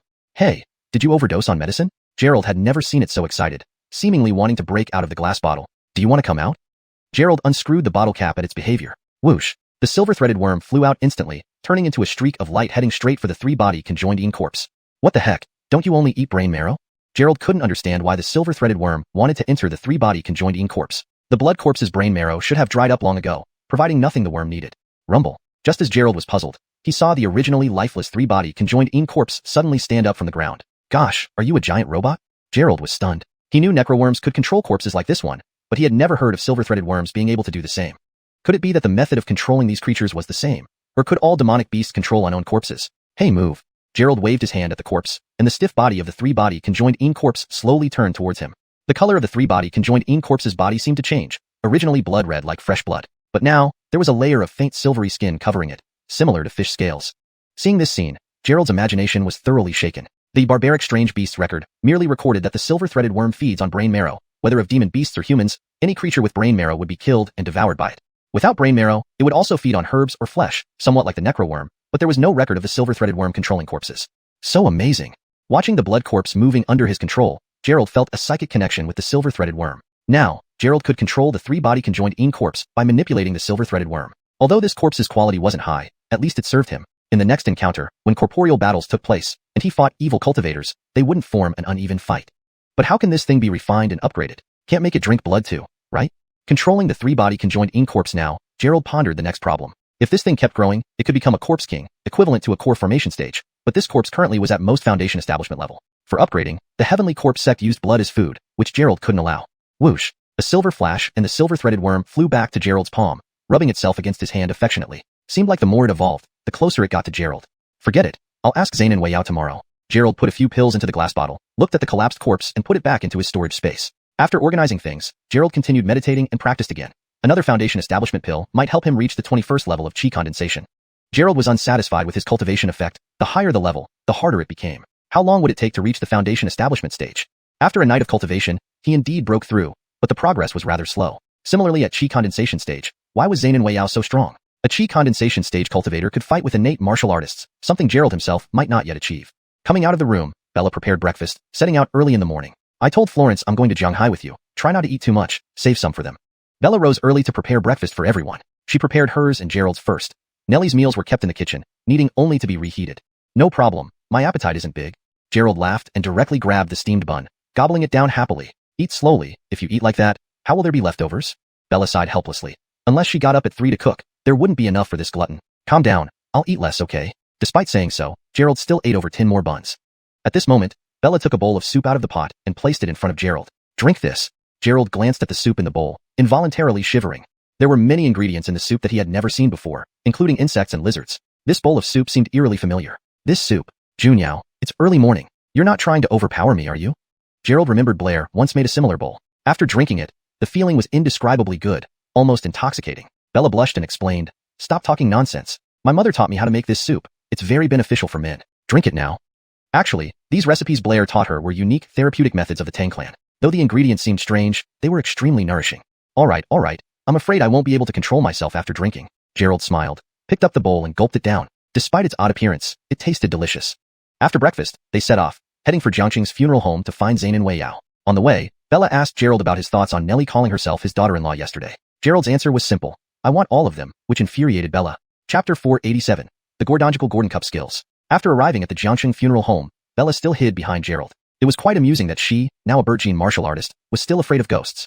It was still early, and the funeral home was almost deserted, which made it seem rather eerie and frightening. Walking into Alexandria's room from last time, they found it empty, and the door to the adjacent makeup room was tightly shut, indicating that she was definitely doing makeup work inside again. Opening the door, they saw Alexandria indeed giving a corpse a makeover. Various colors were applied to the dead body. Upon closer inspection, the facial features appeared no different from those of a living person, looking as though they were merely asleep, not deceased. This makeup skill is too fake, right? Bella's eyes widened when she saw Alexandria applying makeup to the corpse. Last time, because the corpse looked terrifying, the difficulty was higher. But this one, whose face resembled a living person, seemed as if they were in a deep slumber after makeup. To put it mildly, if she could achieve such results on a corpse, then her skills on the living must be out of this world. "Want to learn?" Gerald asked with a smile. Bella first nodded blankly and then shook her head vigorously, pinching Gerald. "Who wants to learn? This is for the dead." Gerald chuckled. "Dead or alive, they are all people. After death, they return to the underworld. Do ghosts not need makeup either? If you learned it, you'd have a trade in the underworld after you die, wouldn't you?" "Dead is dead. Stop blabbering so much." Bella pinched Gerald's arm fiercely and twisted it around, causing him to grimace in pain. No matter how powerful a female martial artist was, they would still resort to the most primitive methods: pinching, scratching, and grabbing. "Almost done." Alexandria glanced at them, picked up a powder brush, gently dusted it, and lightly touched the middle of the corpse's forehead. Then she pulled her hand forward. The corpse, which had been lying down, suddenly sat up. If its eyes weren't still closed, one might think it had come back to life. "What are you doing? We've seen corpses before. No need to act so surprised," Gerald said. At the moment the corpse sat up, Bella grabbed Gerald's arm with her fingers, nearly embedding her nails into his skin. Even without using her inner strength, her force was hundreds of times stronger than an ordinary person's. Even though Gerald had toughened his skin, he couldn't withstand such a grip. Lifting his sleeve would reveal 5 bloody marks. "You, mind your own business. I can do what I want." Bella took a deep breath and relaxed her grip on Gerald. Gerald was speechless. This ghost-fearing girl was the first he'd encountered. "Da was Zainin. What are you doing?" The corpse rose and started walking outward as if controlled. Alexandria began packing her makeup tools nonchalantly. "We're in a hurry. Let it lie down in the coffin by itself." Gerald and Bella both got chills at the thought of a corpse walking by itself. Anyone seeing it would probably join it shortly. They won't see it. After finishing up, Alexandria went to the sink, removed her gloves, washed her hands with soap, and sanitized them with alcohol. Finally, she turned to the two. "Let's go. We should get there early and return early. There have been a lot of deaths recently. Business has been good. This funeral home isn't yours, is it?" Gerald wondered inwardly why a cultivator would stay here otherwise. They left the funeral home with Gerald driving straight to Zhanghai Zilin Mountain. The navigation showed that it was over 200 kilometers away, a 2-hour drive. If everything went smoothly, they could even have lunch in Shanghai. Da was Zainin. "Have you ever seen a blood zombie in Jiangqing?" Seeing Alexandria sitting quietly in the back, Gerald decided to chat. "The people of the Tianji sect are present across China, including Jiangqing, where I eliminated some before." Alexandria kept her gaze outside the window. The atmosphere inside felt chilly even without air conditioning. "How about a triconnected zombie?" Gerald mentioned finding one, but didn't say it was killed by the snow wolf. If the dragon group heard about it, they might eliminate the snow wolf too. "You found a triconnected zombie in Jiangqing?" Alexandria's eyes showed a flicker of interest. A triconnected zombie needed at least 100 years to form, suggesting the Tianji sect had hidden in Jiangqing for a century. "Hails, but I handled it. The corpse is stored in my spatial bag. Also, I don't know why, but the silver threadworm could control it. Do you know why?" The appearance of blood zombies suggests the Tianji sect is planning something, but given the current stability in China, they shouldn't dare to cause trouble. Alexandria continued. "As for why the silver threadworm could control the blood zombie, they and the corpse worm were originally the same species in ancient times. They evolved differently into separate beasts. You can tell from their preference for corpses." Gerald hadn't expected demons to evolve differently. In his lineage's records, the silver threadworm could eventually evolve into an erode immortal worm, but he never imagined it could become a corpse worm. But the silver threadworm shouldn't have the ability to control zombies anymore because they and the corpse worm are different now. With training, a silver threadworm can turn into a corpse worm, but not vice versa. Alexandria added, and Gerald realized that the discovery of the silver threadworm in the patient's body was likely part of the Tianji sect's method. Chapter 488. Arrival at Purpleine Mountain. The people of Heavenly Corpse sect must have used silver threadworms to kill humans and then cultivated them into corpse worms, refined them into zombie kings. That was the only possibility. No wonder this little guy tried his best to eat the corpse worm when he encountered it. It probably bullied him a lot when he was young, Gerald said with a smile. When his silver threadworms evolved into golden threadworms, he could deal with the sealed corpse worm inside his body. Still, we need to be careful. Every time there's a war in the world, the Heavenly Corpse sect is always involved because they need a large number of corpses. The last time all cultivators besieged the Heavenly Corpse sect was because they caused a 100-year war among ordinary people, resulting in a sharp decline in human population. Meanwhile, they took advantage of the situation to refine various corpses, expanding their strength. The Heavenly Corpse sect had even thought about establishing a super zombie empire. If there were enough zombie kings, they could be like ants gnawing on an elephant. Even if an infant stage cultivator were caught in a flood of zombies, they would be in great danger once their spirit power was exhausted. Not to mention the zombie lords formed by refining zombie kings, which were almost comparable to infant stage cultivators. Could the world wars also have been instigated by the people of Heavenly Corpse sect? Joking, the deaths from World War I and II combined reached over tens of millions. Even if 1/10 were refined into zombie kings, it would be unimaginable. They don't have that much power. The world wars were just struggles for interests among ordinary people. However, there must have been some corpses secretly refined into zombie kings by the Heavenly Corpse sect, Alexandria said. Modern battles are not like before. One missile can leave no trace, let alone refine them into zombie kings. But after so many years, the Heavenly Corpse sect definitely has a fair amount of zombies through their secret actions. Gerald felt terrified at the thought. Dealing with a single three-bodied ing corpse was already quite challenging. Imagine hundreds or thousands of them suddenly appearing. However, the evolution of zombie kings isn't that easy. Only the strongest can survive mutual devouring, so refining zombies either means quantity or quality, but not both. I say, do you have to take such deep breaths while talking? I thought the Heavenly Corpse sect had dozens of zombie lords. Gerald initially got scared hearing Alexandria's words. Now, thinking about it, it didn't seem as terrifying. If it was just regular zombies, more quantity could still be dealt with. How many are there exactly? How many will appear in Jiangsheng? Bella asked, who hadn't spoken until now. If a large number of zombies appeared in Jiangsheng, it would definitely bring a disaster. After zombies feast on human flesh, the remaining corpses can be refined into new zombies. Even without control by corpse worms, the sheer number could lead to a city of zombies, like in movies where almost everyone in the city becomes a zombie. How should I know how many there are? We have to wait for Dragon Group's investigation to get any results. For now, we just need to follow the movements of the Heavenly Corpse sect members, Gerald replied. Bella felt dispirited and became more annoyed with Alexandria. Chatting, they soon arrived in the Jianghai area. Just off the highway, they saw a huge billboard welcoming visitors to tourist destination Kailan Mountain. Setting up such a prominent billboard here must cost a fortune annually. It seemed that Purple Kailan Temple was indeed well funded. Checking the map, they found Purple Kailan Mountain was still dozens of kilometers away. They would need to go through the city center. Purple Kailan Temple wasn't on the outskirts but closer to the city center. It was peak hour, making traffic incredibly slow. Why is it so congested? Gerald felt helpless, driving at a snail's pace. Walking to Purple Kailan Mountain might be faster. For some reason, it seemed all the cars were heading in the same direction towards Purple Kailan Mountain. Is today a special day? Bella wondered, finding it strange. All these people couldn't possibly be going to Purple Kailan Mountain for no reason. It would be too busy otherwise. Today is the 15th of the lunar month, a fasting period for Taoists. No alcohol, meat, or pungent foods. It must be the day Purple Kailan Temple serves porridge, Alexandria explained. So many people going for porridge. Is free porridge really that delicious? Bella didn't understand why people would wake up early just for a bowl of porridge. Taoists serving porridge blesses the common folk. You think it's just for the porridge? Don't you know the blessing of the celestial official? Do you know all things are permissible? Gerald laughed and looked around. Forget it. Let's walk to Purple Kailan Mountain. Driving might not get us there until after lunch. He didn't expect Purple Kailan Mountain to have such a huge influence, judging by the hundreds, possibly thousands of people heading there. Gerald parked the car by the roadside. In broad daylight, he tapped the car lightly, and it vanished. You're being too conspicuous. Bella watched Gerald make the car disappear right before everyone's eyes. Surely not everyone was blind, and there were cameras. Don't worry, they can't see it. Gerald smiled and turned to Alexandria. Friend Zaynan, let's go. Alexandria didn't respond verbally, but flashed forward instantly, leaving a white trail. Gerald followed immediately, speeding up with his technique, moving so fast that he left an afterimage. Bella reluctantly ran to catch up. Though her family practiced wind and thunder techniques and her movements were swift, she was still far slower than these two. Soon, she lagged behind. After over 10 minutes, they finally arrived at the foot of Purple Kailan Mountain. At its base stood a towering Purple Kailan Hotel, another asset of the Purple Kailan Temple. The parking lot was already full of vehicles, indicating the influx of visitors. Gerald closely followed Alexandria to the mountain foot. Boom. With a thunderous sound, Bella panting, caught up. Let's go check out Purple Kailan Temple first. Gerald examined the mountain, its peak shrouded in mist, giving it an ethereal beauty. There were 3 paths up Purple Kailan Mountain, walking up normally, taking a sightseeing vehicle, or using the cable car. Note, Purpleine Mountain is not accurate English. The mountain's name should likely be translated as Purple Kailan Mountain to maintain proper terminology consistency. The members of the Heavenly Corpse sect killed people using silver threadworms, then cultivated them into corpse worms and refined them into zombie leaders. This was the only possible explanation. No wonder this little guy tried his best to devour those corpse worms when he encountered them. I bet they bullied him a lot when he was young, Gerald said with a laugh. He would be able to deal with the sealed corpse worm inside him once his silver threadworms evolved into golden threadworms. Still, we must be cautious. Every time there's a war in the world, there's always a shadow of the Heavenly Corpse sect because they need countless corpses. The last time all cultivators surrounded and attacked the Heavenly Corpse sect was because they instigated a century-long war among mortals, leading to a sharp decrease in human population. They then took advantage of the chaos to refine various corpses to strengthen their power. They even considered establishing a super zombie empire. If there were enough zombie leaders, they could overwhelm even the strongest. A Zanian Ing stage cultivator would be in danger if they ran out of spiritual energy in a sea of zombies. Not to mention the zombie kings created from refined zombie leaders who rivaled Zanian Ing stage cultivators. Could it be that the world wars were also orchestrated by the Heavenly Corpse sect? It was absurd. The deaths from both world wars totaled over 100 million. If even 1/10 were turned into zombie leaders, it would be unimaginable. They aren't that powerful. The world wars were merely disputes for mortal interests. But surely, some corpses have been secretly refined into zombie leaders by the Heavenly Corpse sect. Alexandria explained, modern combat is not like in ancient times. A single missile leaves nothing behind, let alone refining into zombie leaders. Still, after so many years of secret operations, the Heavenly Corpse sect likely has accumulated quite a number of zombies.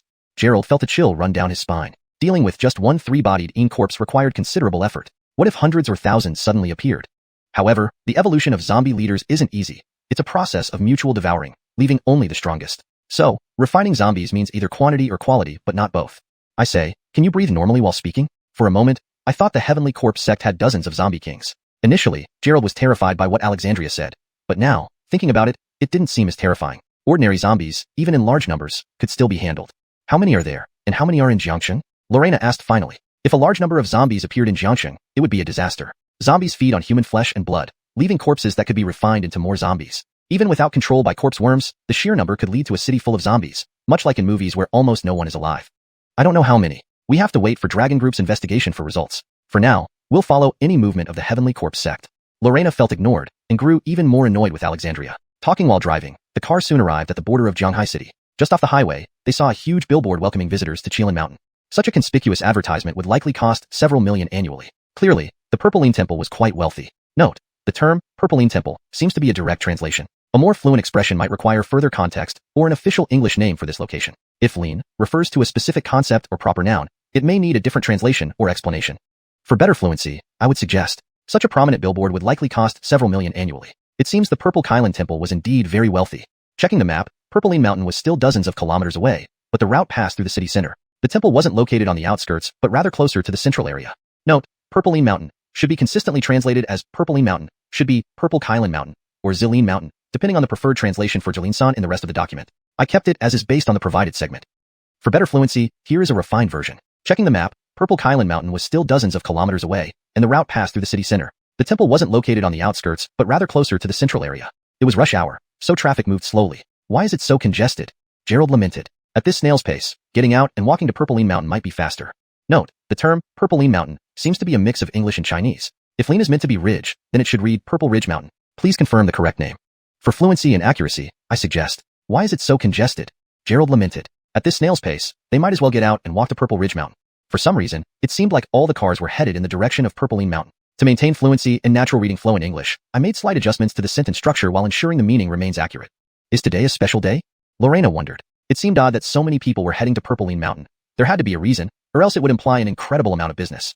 Note, Purpleine Mountain should probably be Purpleine Mountain, or Purple Kylan Mountain. Lean is likely meant to be Kylan, a kind of mythical creature in Chinese culture. However, without more context, I can't determine which is correct. For the sake of fluency and natural reading in English, we can adjust the last sentence. It seemed strange that so many people were heading to Purple Kylan Mountain. Surely there must be some specific reason, otherwise, it would suggest an unbelievably thriving business. Please confirm if Purpleine Mountain should indeed be Purple Kylan Mountain, or another variation. Today is the 15th day of the lunar month, which is a Taoist fasting day where no alcohol, meat, or pungent food should be consumed. It's likely that this is Purpleine Temple's day for giving out free porridge, explained Alexandria. Note, Purpleine Temple should have lean, translated to Kylan, or Qilin, depending on context. Without more context, I've left it as is. Improved. Today is the 15th day of the lunar month, a Taoist fasting day with restrictions on alcohol, meat, and pungent foods. It's probably Purple Kylan Temple's day for distributing free porridge, explained Alexandria. Do so many people come just for free porridge? It's not just about the porridge. It's about blessings from heaven. Don't you understand blessings from heaven and unrestricted benefits? Gerald smiled and looked around. Forget it. Let's walk to Purpleine Mountain. Otherwise, we won't arrive until after lunch. He didn't expect Purpleine Mountain to have such a huge influence. Judging by the situation, at least several hundred to over 1,000 people were preparing to head to Purpleine Mountain. Gerald directly parked the car on the side of the road and then, under everyone's watchful eyes, placed his right hand on the car. With just a tap, the car vanished into thin air. You're being pretty blatant about this, Bella commented to Gerald, who had just made the car disappear in plain sight. It was as if he thought everyone else was blind, not to mention the security cameras. Don't worry, they can't see it, Gerald replied with a smile. He then turned to Alexandria and said, Taoist Zainan, let's get going. Without replying, Alexandria simply flickered her figure, her white silhouette instantly dashing forward.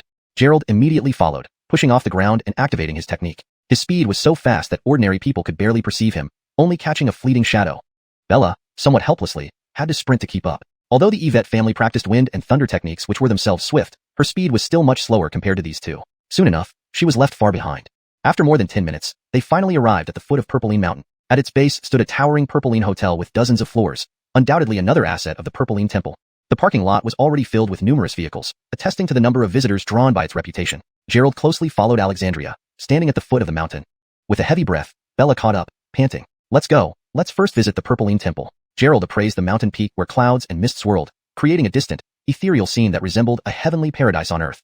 There were 3 ways to ascend Purpleine Mountain: walking the usual path, taking a sightseeing bus, or riding a cable car. He hadn't expected Purpleine Mountain to have such a significant influence. From the looks of it, at least hundreds, if not thousands, were preparing to visit Purpleine Mountain. Note, Purpleine Mountain seems to be a literal translation of a name, which might not be ideal. If lean refers to a specific term or name that has a conventional English equivalent, it should be used instead. For this context, I'll assume Purpleine Mountain is correct or a stylistic choice. For better readability in English, we could consider naming it Purple Kylan Mountain, if Lin Lin refers to Kylan, a mythical Chinese creature. Let me know if you need any further adjustments. He hadn't expected Purple Kylan Mountain to have such a significant influence. From the looks of it, at least hundreds, if not thousands, were preparing to visit Purple Kylan Mountain.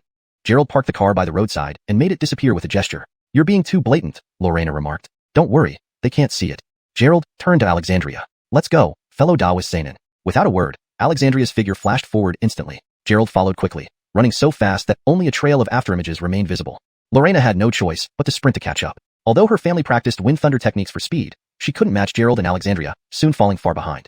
After 10 minutes, they finally arrived at the base of Purpleine Mountain. At the foot of the mountain stood a towering Purpleine hotel with dozens of floors. Needless to say, it was also part of Purpleine Temple's assets. The parking lot was already filled with numerous vehicles, evidence that many had come here seeking its renown. Note, for a more fluent read, it would be better to translate Zeline consistently as Purpleine, or choose either Purple Kylan /Purpleine based on context and consistency. Here I have maintained Purpleine as per your snippet. Gerald followed Alexandria to the foot of the mountain. With a thunderous roar, Lorena arrived breathlessly. Let's head to Purpleine Mountain first. Given the context, it seems more appropriate to refer to the destination as Purpleine Mountain, rather than just the temple, as they are approaching the mountain where the temple is located. For consistency and accuracy with the original text, Purpleine Mountain better captures the intended location. However, if Purpleine should be translated specifically as Purpleine Temple earlier in the story, maintaining that terminology would be important for consistency. If lean should be translated as a specific term like rhinoceros, or remain as a proper noun like Yvette, that choice should be made consistently throughout the document. Without further context about how lean has been handled earlier, I've kept it romanized here. For best practice, choose either. 1. Let's head to Purple Yvette Mountain first. 2. Let's head to Purple Rhinoceros Mountain first. This decision should align with how lean has been treated elsewhere in your translation. Gerald examined the mountain peak, which was shrouded in mist, resembling a fairyland. There were 3 ways up Purpleine Mountain: walking up the regular path, taking a tourist vehicle, or riding a cable car. To improve fluency and accuracy, there were 3 routes to ascend Purpleine Mountain: a regular walking path, a tourist vehicle route, and a cable car route. Chapter 489, Terrifying Sales. Gerald and his companions were either cultivators or martial artists, so they naturally wouldn't use slow public transportation. Instead, they took the mountain path, which was faster. On the mountain path, there weren't many pedestrians. After all, given the height of Purpleine Mountain, hiking up would take about 1 to 2 hours. Note, lean seems to be a placeholder or error in the provided text and doesn't translate directly. It should likely be Purpleine Mountain - Purple Mountain, or another correct name. For a more fluent read in English, on the mountain path, there weren't many pedestrians. After all, given the height of Purple Mountain, hiking up would take about 1 to 2 hours. Alexandria still didn't speak, her figure flashing once more as she dashed towards the direction of Purpleine Temple. Note, the term Purpleine should be consistent with the previous context. If Purpleine is a specific name or term in the original text, it might need to be translated or transliterated consistently. However, based on the provided segment, it seems like it may have been intended to say Purpleine Temple, which could be a placeholder for a proper name like Purple Kylan Temple. For fluency and accuracy, let's refine it. Alexandria still didn't speak. Her figure flashed again as she raced towards Purple Kylan Temple. Gerald chased after her once more, leaving Bella, who had not yet regained her composure. What's the rush? Is it necessary? Bella panted, puzzled by their behavior. Why exert themselves climbing the mountain when there was plenty of time? After the intense sprint, Bella had nearly exhausted her inner strength. Just as she planned to rest a bit, these two started climbing again. With no choice, she circulated her cultivation method slightly to recover some inner strength before following them up the mountain. It would take an ordinary person over an hour to climb step by step, but they cut the time to 10 minutes, reaching the summit quickly. Purpleine Temple covered a substantial area, at least 3 to 4 times larger than Jiangqing's Malagzu Temple. Note, Clear Void Temple has been changed to Malagzu Temple for consistency with the common name used in English translations of Chinese names, where Malagzu is the phonetic translation and temple is the equivalent term for Gunguanda. In the center of the temple stood a purple kirin, mouth agape and claws extended. This was the origin of the temple's name. According to legend, in ancient times, wars and droughts plagued the land, causing much suffering among the people. It was then that the first abbot of Purpleine Observatory rode a purple kylan, enveloped in purple clouds from the east, arriving at this peak. Note, purpling seems to be a placeholder or unrecognized term, assuming it refers to Purple Kylan, or a specific name like Purpling Observatory, which might be a proper noun in context. If Lean refers to Kylan, it would be Purple Kylan. For the sake of this translation, I'll use Purpling Observatory to maintain the original term's integrity while making it understandable. For clarity and natural English flow, let's assume it should be. According to legend, in ancient times, wars and droughts plagued the land, causing much suffering among the people. It was then that the first abbot of Purple Kylan Observatory rode a purple kylan, enveloped in purple clouds from the east, arriving at this peak. Subsequently, heavy rains nourished all life, allowing the people by the rivers and seas to survive. Gerald stood at the temple gate, surprised, his eyes widening. Hundreds of people lined up at the entrance, waiting to receive porridge. Everyone who came received a bowl of vegetable porridge, nothing unusual, but there were so many people. Inside the temple, 2 massive porridge cauldrons, each about 1.5 meters tall and 3 meters in radius, were tended by several Taoist priests using long ladles to serve the porridge. You guys move so fast. I'm dead tired, Bella's face flushed, having used all her strength to keep up. Gerald handed her a bottle of 9 herbs jade dew pills. Eat this, you need to exercise more. You're always riding in cars. This little bit of exercise shouldn't be too much. Little bit of exercise. Bella's eyes bulged. The journey was nearly 40 kilometers, including mountain paths, longer than a marathon. Even reaching the top, they broke countless marathon records. Hail it, he said it was just a small amount of exercise. Take a walk after meals to live until 99. Aren't you skipping breakfast? Gerald handed the pill to Bella and then walked towards Purpling Temple. Note, Purpling Temple should be Purpling Observatory, according to previous context, but I kept it as per the user's translation. Ideally, it should be consistent with the original naming. For consistency and accuracy, it would be better if we keep the name as Purpling Observatory, or properly translate Zerlingon to Purple Chilean Observatory. Please confirm which you prefer. Alexandria had already entered. They didn't come here for the porridge. After receiving their porridge, the visitors would pay for incense, inserting it into a large bronze censer to pray for their wishes. The cheapest incense stick cost 88 yuan, meaning the porridge was free, but the incense was 88. With at least 1,000 people drinking porridge and half burning incense for blessings, this generated a terrifying sales figure. This business is thriving, Gerald observed the Taoists, noting they had some inner strength but weren't cultivators, merely martial artists practicing Taoist methods. The other areas of the temple were standard, featuring statues of the 3 pure ones, for heavenly kings, and various deities. There were also many Taoist priests around, but Gerald found no cultivators. Taoist Zainin, did you notice anything abnormal? Gerald asked. He hadn't noticed anything unusual. Everything indicated this was just a normal temple. If there were any evil cultivators, they should have detected malevolent, or ominous qi, but he felt none. No. Alexandria shook her head. Here, only pure, positive Taoist energy existed due to the temple's prosperity. The mountain itself was a spiritual vein, making cultivation here more effective. Let's find their sect leader, Purpling Taoist. Note, Purpling Taoist is kept as a literal translation of the name, which might be stylized or fully translated based on further context. Generally, specific names like this are kept closer to the original for accuracy. If Purpling refers to a specific title or name that has a known English equivalent, it should be replaced accordingly. Alexandria glanced at the hall ahead and walked forward. Inside the hall, apart from worshippers, an old Taoist sat near the entrance, about 60 years old. Beside him was a Taiji Bagua flag and a sign cylinder on the table. This seemed to be the divination area. Gerald looked at the Taoist, slightly frowning. He had early foundation establishment cultivation. Could this old Taoist be Purpling Zhenren? Note, I've maintained the untranslated name Purpling Zhenren, as it seems to be a proper noun. In a full translation, Lean should be confirmed for its correct English equivalent or kept as is based on naming conventions. To improve fluency, the edited translation smooths out the sentence structure while preserving the original meaning and Gerald's speculation about the Taoist identity. It also adds a note for handling the untranslated name, which appears to be intentional to maintain stylistic consistency with Chinese fantasy naming conventions. Alexandria ignored the fortune teller and headed straight to the back door of the hall, passing through. Taoist Zainin. Gerald hurriedly followed, wondering why she ignored the cultivator at the entrance. Gerald, slow down. Bella, having just taken the pill and not fully recovered, saw them run past and hurriedly followed, only to find them gone once she exited the hall. Where are they going? Bella pulled out her phone to call Gerald, but received a message that the number was out of service. Gerald followed Alexandria through the back door into a side hall. The side hall looked like any other room but was surrounded by mist, obscuring everything. When Gerald released his divine sense, it was blocked. Just an illusionary array. Alexandria waved her 10,000 phenomena umbrella at the mist, dispersing it and revealing the true space. The side hall vanished, replaced by a small hut, roughly the size of a rural pigsty, looking quite aged with green bricks and tile stones, with weeds growing on the ground.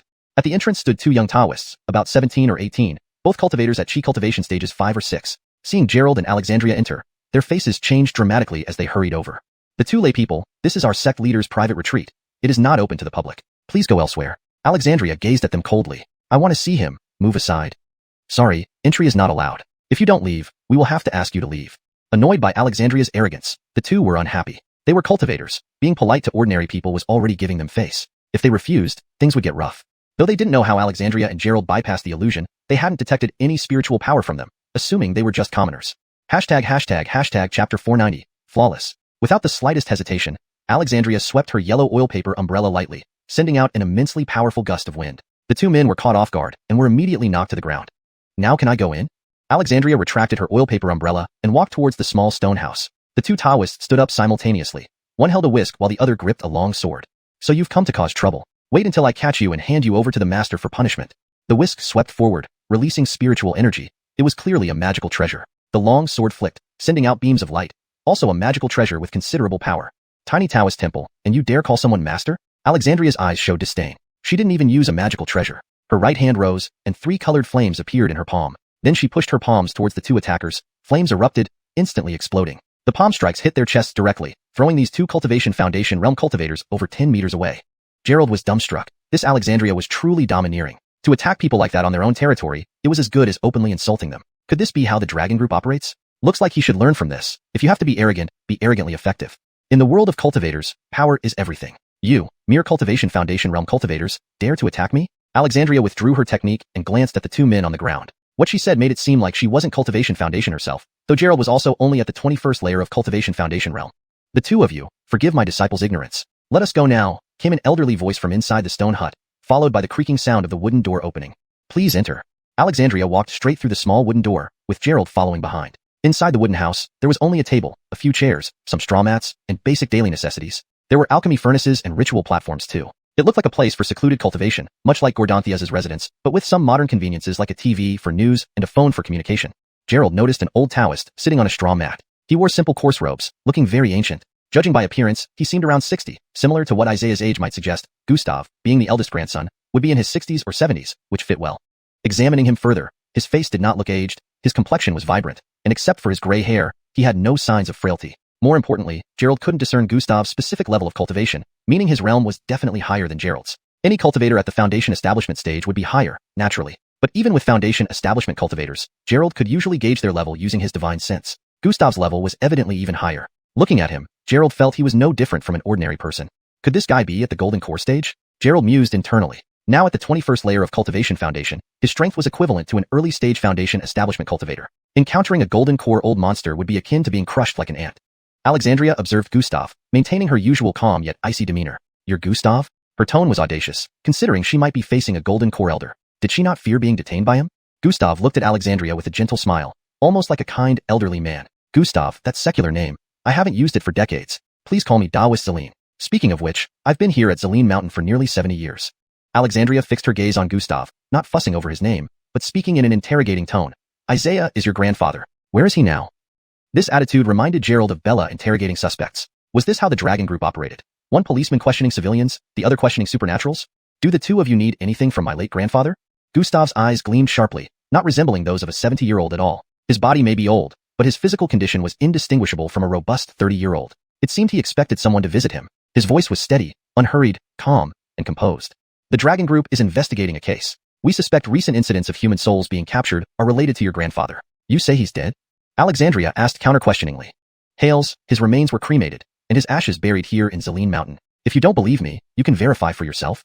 Gustav spoke calmly, without any slip-ups. Clearly, Alexandria didn't trust him. For cultivators, death did not mean permanent end if their divine souls were strong enough to find new hosts. Isaiah might have practiced dark arts, seeking a new body after obtaining a death certificate and having his body cremated. If so, can you show me? Alexandria wouldn't let just a few words deter her. They were here to investigate Isaiah. Whether living or dead, they needed confirmation. Even if reduced to ashes, her skills would reveal something. Gustav looked at Alexandria with slight displeasure. Taoist, my ancestor has passed on. Isn't this action inappropriate? Clearly annoyed, Gustav knew this involved digging up graves, an act no one would consent to. Alexandria replied coldly, if you refuse, I can find it myself. Gustav's piercing eyes studied Alexandria, then agreed after a moment. All right, but understand, we will only look. Gustav wouldn't allow Alexandria and Gerald to dig up the grave, only letting them confirm Isaiah's death. Alexandria inspected her surroundings. Seeing nothing unusual, she agreed. Gustav led them out of the stone house. Outside, the 2 young Taoists greeted them politely. Walking past the stone house, Gustav guided them to the back mountain area, where generations of disciples of Zelene Mountain were buried, including Isaiah. Naturally, the founder of Zelene Mountain had reached the soul formation stage and ascended after transcending the tribulation, so there was no tomb here for him. Chapter 491. The Truth Before Us. Gustav looked at the graves, paid his respects 3 times, and said, here it is. You can look around as you please. The tomb of Isaiah was relatively simple, adorned with a photograph and inscribed with his birth and death dates. Calculating his age, he lived to be 122 years old. But for a cultivator, this wasn't particularly old. Foundation establishment stage could grant a lifespan of 200 years. Alexandria surveyed the area for a moment, then turned to Gerald and said, "Let's go." Gerald had spent some time observing but couldn't make much sense of anything. He had hoped Alexandria would draw some conclusion, but they were just leaving? Go. Hails. Alexandria cast a meaningful glance at Isaiah's grave, didn't even say goodbye, and walked off. She acted so arrogantly. Gerald hurriedly followed her as they left the cemetery on the back mountain. Gustav watched them closely, his gaze profound and expressionless. Once he confirmed they were gone, he vanished from the spot in an instant. So, is there no problem here? Following Alexandria back to the Grand Hall, Gerald wondered if Gustav was actually problematic. After all, he couldn't even discern the other's cultivation level, let alone notice anything else. Let's talk about it when we get back. Alexandria didn't plan to tell Gerald right then. There were too many people around, and it might cause unnecessary trouble. After they walked into the Grand Hall, Bella rushed over from the side. Where have you been? I looked everywhere for you, and I thought you were harmed. Bella appeared anxious. It had been 2 hours since she lost track of Gerald. Let's talk about it when we get back. Gerald mimicked Alexandria's tone, saying it mysteriously. Go back now? But I just drew a divination stick, and it hasn't been interpreted yet. Earlier, Bella, being idle, saw many people drawing divination sticks and fortune-telling, so she did the same. But before she could interpret the stick, she saw them come out. Alexandria looked at the stick in Bella's hand and said, I'll help you interpret it. You'll help me? You know how to do this. Though uncertain, Bella handed the long divination stick to Alexandria after thinking it over. Medium-level luck, not very favorable. Alexandria glanced at it and read. This sign represents paying one observing formations with the verse. Hidden gems lie in stones, searched by strangers far and wide. Like seeking fire with a lamp lit, futile efforts only waste our pride. She then looked at Bella and calmly added, So, you were asking about romance, weren't you? Drawing divination sticks was originally a Taoist practice, stemming from the 8 trigrams divined by Fuxi, later branching out into various forms. Don't ask, what does it mean? Bella's cheeks flushed slightly. She felt shy that her intention was seen through so easily. Holding a lamp to seek fire. You already have it. Why would you search elsewhere? Since you asked about romance, you are not from here. You're just passing through. Your destined match has already crossed your path. Focus on what's before you. The truth lies there. Having finished speaking, Alexandria flicked her right hand, and a blue flame appeared, instantly burning the divination stick to ashes. Heh. Bella turned around and saw Gerald grinning foolishly. What's so funny? Let's go. Bella, feeling exasperated, slapped Gerald lightly. This guy was acting silly. Clearly, he knew exactly what she asked about. Let's go eat first. I'm starving. Gerald chuckled, leading Alexandria and Bella down the mountain to dine at the Zeline Hotel. Over lunch, Alexandria shared her recent findings. Those remains should belong to Isaiah. Alexandria took a bite of meat casually, as if discussing something trivial. How can you tell? Wasn't he cremated? Do you recognize ashes?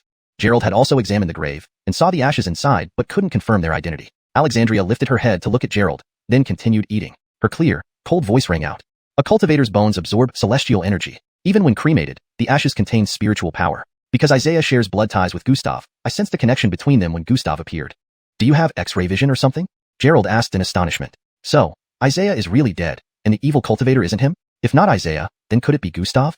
Bella asked.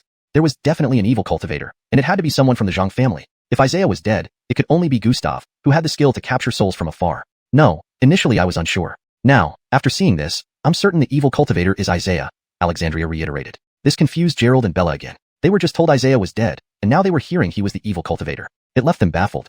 Friend Zainin, can you speak more coherently? You're going to give us heart attacks this way? Gerald sighed at Alexandria's style, never saying everything at once. Was this the demeanor of a master, always hiding deeper meanings? Alexandria ignored them and continued. When a cultivator dies, they leave behind the most important thing, a golden core. Golden core? So Isaiah was golden core stage? Only at the golden core stage could one condense spiritual energy in the Dantian into a golden core. The golden core is a term, not exclusive to golden core stage. Even if you died now, your body would eventually produce a core after decay. Alexandria finished her steak and sipped a glass of water. For demons, it's called inner core. For Buddhist practitioners, it's called relics. In short, anyone with Tao will form a pearl upon death. Since Isaiah clearly didn't leave a golden core, it proves he's still alive. As long as a cultivator lives, the golden core remains within. By Alexandria's logic, Isaiah must have suffered a fatal injury, forcing him to leave his physical body, his soul exiting to find a new host. This was dangerous for a cultivator unless absolutely necessary. For instance, Iron Crutchley, one of the 8 immortals, lost his original body while out of body, ending up possessing a crippled beggar's corpse. So, Isaiah has assumed a new identity and isn't the same person anymore? Gerald got the gist and understood Alexandria's meaning. Chapter 492, The Sister's Age. Simply put, Isaiah's primordial soul had left his body and found a new host to continue existing in the world. Therefore, his golden core did not appear in the grave. No wonder we couldn't find any current information about Isaiah. He is dead, but just in a different body. Lorena understood immediately why all death records concerning Isaiah were true. He really did die, but only his corporeal body perished. The possession of another body isn't easy. It requires more than just having a body. Alexandria added further explanation. For a primordial soul to possess a body was no small feat after all. It defied the natural order. To attach your soul to another, that individual must also have spiritual roots. Otherwise, an ordinary body without spiritual roots would be incapable of cultivating immortal techniques. Additionally, the cultivator levels between possessor and possessed could not differ too much, or else the body could not withstand it. Lastly, a soul outside its original body for 7 days would dissipate into nothingness unless it returned to the body or found a suitable host. So how do we find him now? Is he on Zelene Mountain? Zelene Mountain was home to around 5 to 6 cultivators by what Gerald saw. If Isaiah was present, he'd most likely be at Zelene Pavilion because under a new identity, they wouldn't recognize him. They might not even recognize him if he stood before them now. Gustav definitely has issues, but there probably aren't any problems with Zelene Pavilion, Alexandria said. While Zelene Pavilion wasn't considered one of the major sects, it still counted as a cultivator clan. If Gustav practiced black arts, then the Taoist aura surrounding Zelene Mountain wouldn't exist. Typical cultivator clans either occupied spirit mountains or spiritual veins, far away from civilization for tranquil cultivation. A place like Zelene Pavilion, which welcomed people openly, was merely a money-making scheme for ordinary folk to enjoy a modern, hedonistic life. How advanced is Gustav? Gerald had been completely unable to discern Gustav's cultivation level. Perhaps he was too weak to notice anything. Plus, Gustav always concealed his aura while conversing with them. At the late Foundation establishment stage, he secluded himself for cultivation, trying to break through to the Golden Core stage. Alexandria explained. Additionally, Gustav practices pure Taoist techniques, not any form of black magic. Thus, finding Isaiah through Zelene Pavilion is going to be tough. Firstly, for Taoists, the best way to locate someone was knowing their birth date and time. However, given Isaiah's body transformation, his birth data was useless. Another method was finding a blood relative of Isaiah and using bloodline power to locate him. Blood relatives. Frederick is Isaiah's great-grandson. We can investigate Frederick and get clues from him. Lorena immediately thought of Frederick, whom they caught last time but was bailed out by his father. Morris mentioned that Frederick used a yellow charm to bewitch a young girl, take photos, and assault her. If Frederick's phone had taken such pictures, even deleted ones could be recovered. By investigating Frederick first, they should be able to find Isaiah.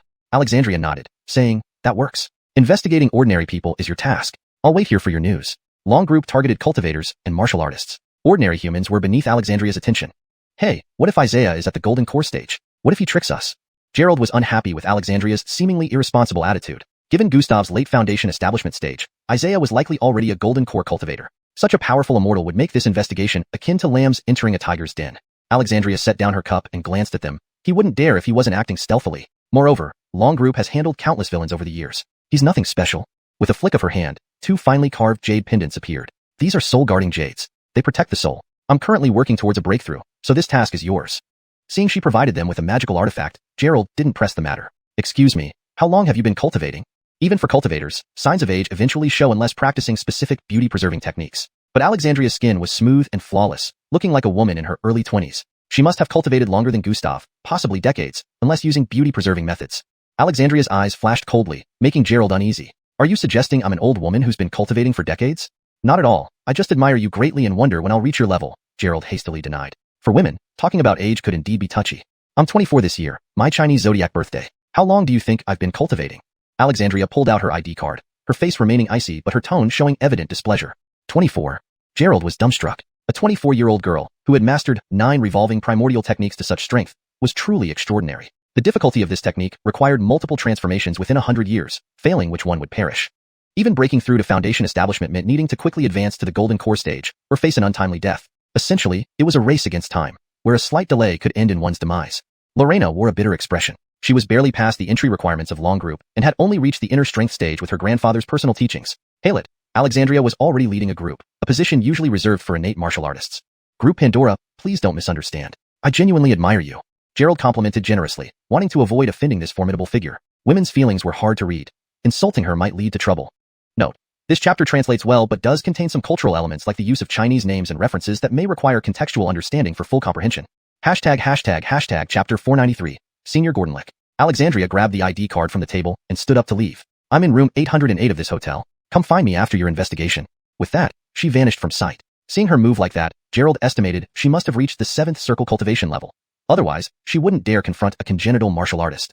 He wondered how many layers he would need to cultivate to be as formidable as Alexandria. It seemed it would take him reaching at least the 40th or 50th layer of the chi refinement stage. Let you talk all day long, now you've offended someone, haven't you? Bella blinked her eyes, smiling mischievously at Gerald. I was just curious. Who knew she's actually that young? Gerald rubbed his nose, feeling somewhat embarrassed. He had thought Alexandria would be an old monster, not so young. It was quite extraordinary that she cultivated such an incredible skill, remained so young, and had such strong cultivation. He really didn't know where she came from. Moreover, Alexandria had never mentioned which sect she belonged to. If she cultivated alone, it was a bit scary indeed. A person without a sect could achieve such heights. Only a monster could describe it. Let's go. Team Pandora is waiting for our investigation results. Let's head to the police station first. Bella turned around to leave, and Gerald hurriedly followed behind her. Why the police station? Shouldn't we go straight to the school and catch Frederick? Gerald asked, puzzled. With today's technology, if Frederick took pictures, there must be evidence. Morris wouldn't dare lie to us, right? He couldn't understand why they weren't directly arresting the person but going to the police station instead. Did they need to call the police just to catch a mere Frederick? Bella looked at Gerald oddly. You really don't get it at all. I don't have cross-regional law enforcement authority. We need to ask the local police to cooperate when investigating civilians. Moreover, revealing the identity of Dragon Team is inconvenient, and unauthorized enforcement isn't allowed, even if Dragon Team permits it. So we must. Enough. No need to explain so much. Let's just go to the nearest police station, alright? Gerald's head hurt listening to Bella explaining her roles as both a policeman and a member of Dragon Team, which seemed a bit contradictory. I was just telling you. Bella felt dissatisfied, glaring at Gerald before leaving the hotel together. Gerald drove straight to the Zhanghai police station. At the entrance, to save parking fees, he stored the car in his storage space. Inside the police station, Bella went straight to the office area. Officers were bustling about, seemingly busy with a big case. Considering what Isaiah had been causing, the police force here surely hadn't been having an easy time. Senior. Bella rushed 2 steps forward, approaching a police officer who was assigning tasks. Surprisingly, this was the criminal investigation team. Bella had entered without any formalities, oblivious to potentially overhearing sensitive information. The man in front was around 27, with a lean face and a short haircut, looking sharp and capable. One look at his physique revealed he was a frontline police officer, muscular with no excess fat. Junyao, no, I should call you Captain Yvette. Why did you come to Zhanghai without telling me? I could have treated you to a meal, Gordon exclaimed upon seeing Bella, initially surprised, then delighted. I have something to ask you, but since you're busy, let me know once you're done. Bella saw Gordon was occupied and didn't want to interrupt his work. No problem.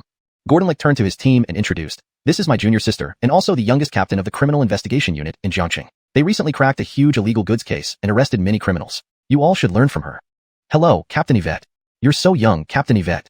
The officers greeted her one by one. Bella's achievements in Jiangqing were legendary in the police world, especially as a female cop, making her a symbol of admiration and envy. Don't exaggerate. Go ahead with your work. I'll wait outside. Bella turned around and left the meeting. How come? That's your senior. Looks pretty good. Gerald waited at the door, smirking when Bella came out. Old flame meeting? His gaze on you wasn't quite right. Bella slapped Gerald. Stop talking nonsense. Senior Gordon was our school's top student, solving major cases like the sewer dismemberment case and the Zainan Mountain poisoning case while still in school. He's my idol, okay? Turned out Bella's dream had always been to become an outstanding police officer. Knowing her current position might be largely due to her father, she wanted to prove herself. But over the years, she had yet to crack any major cases until Gerald appeared and dismantled the Azure Dragon Chamber. An idol? Gerald squinted, noticing Bella's slightly uneasy expression. He knew it wasn't just an idol relationship. Really just an idol? Bella blushed furiously, pinching Gerald's arm hard again. If I say it's an idol, it's an idol. Why so many questions?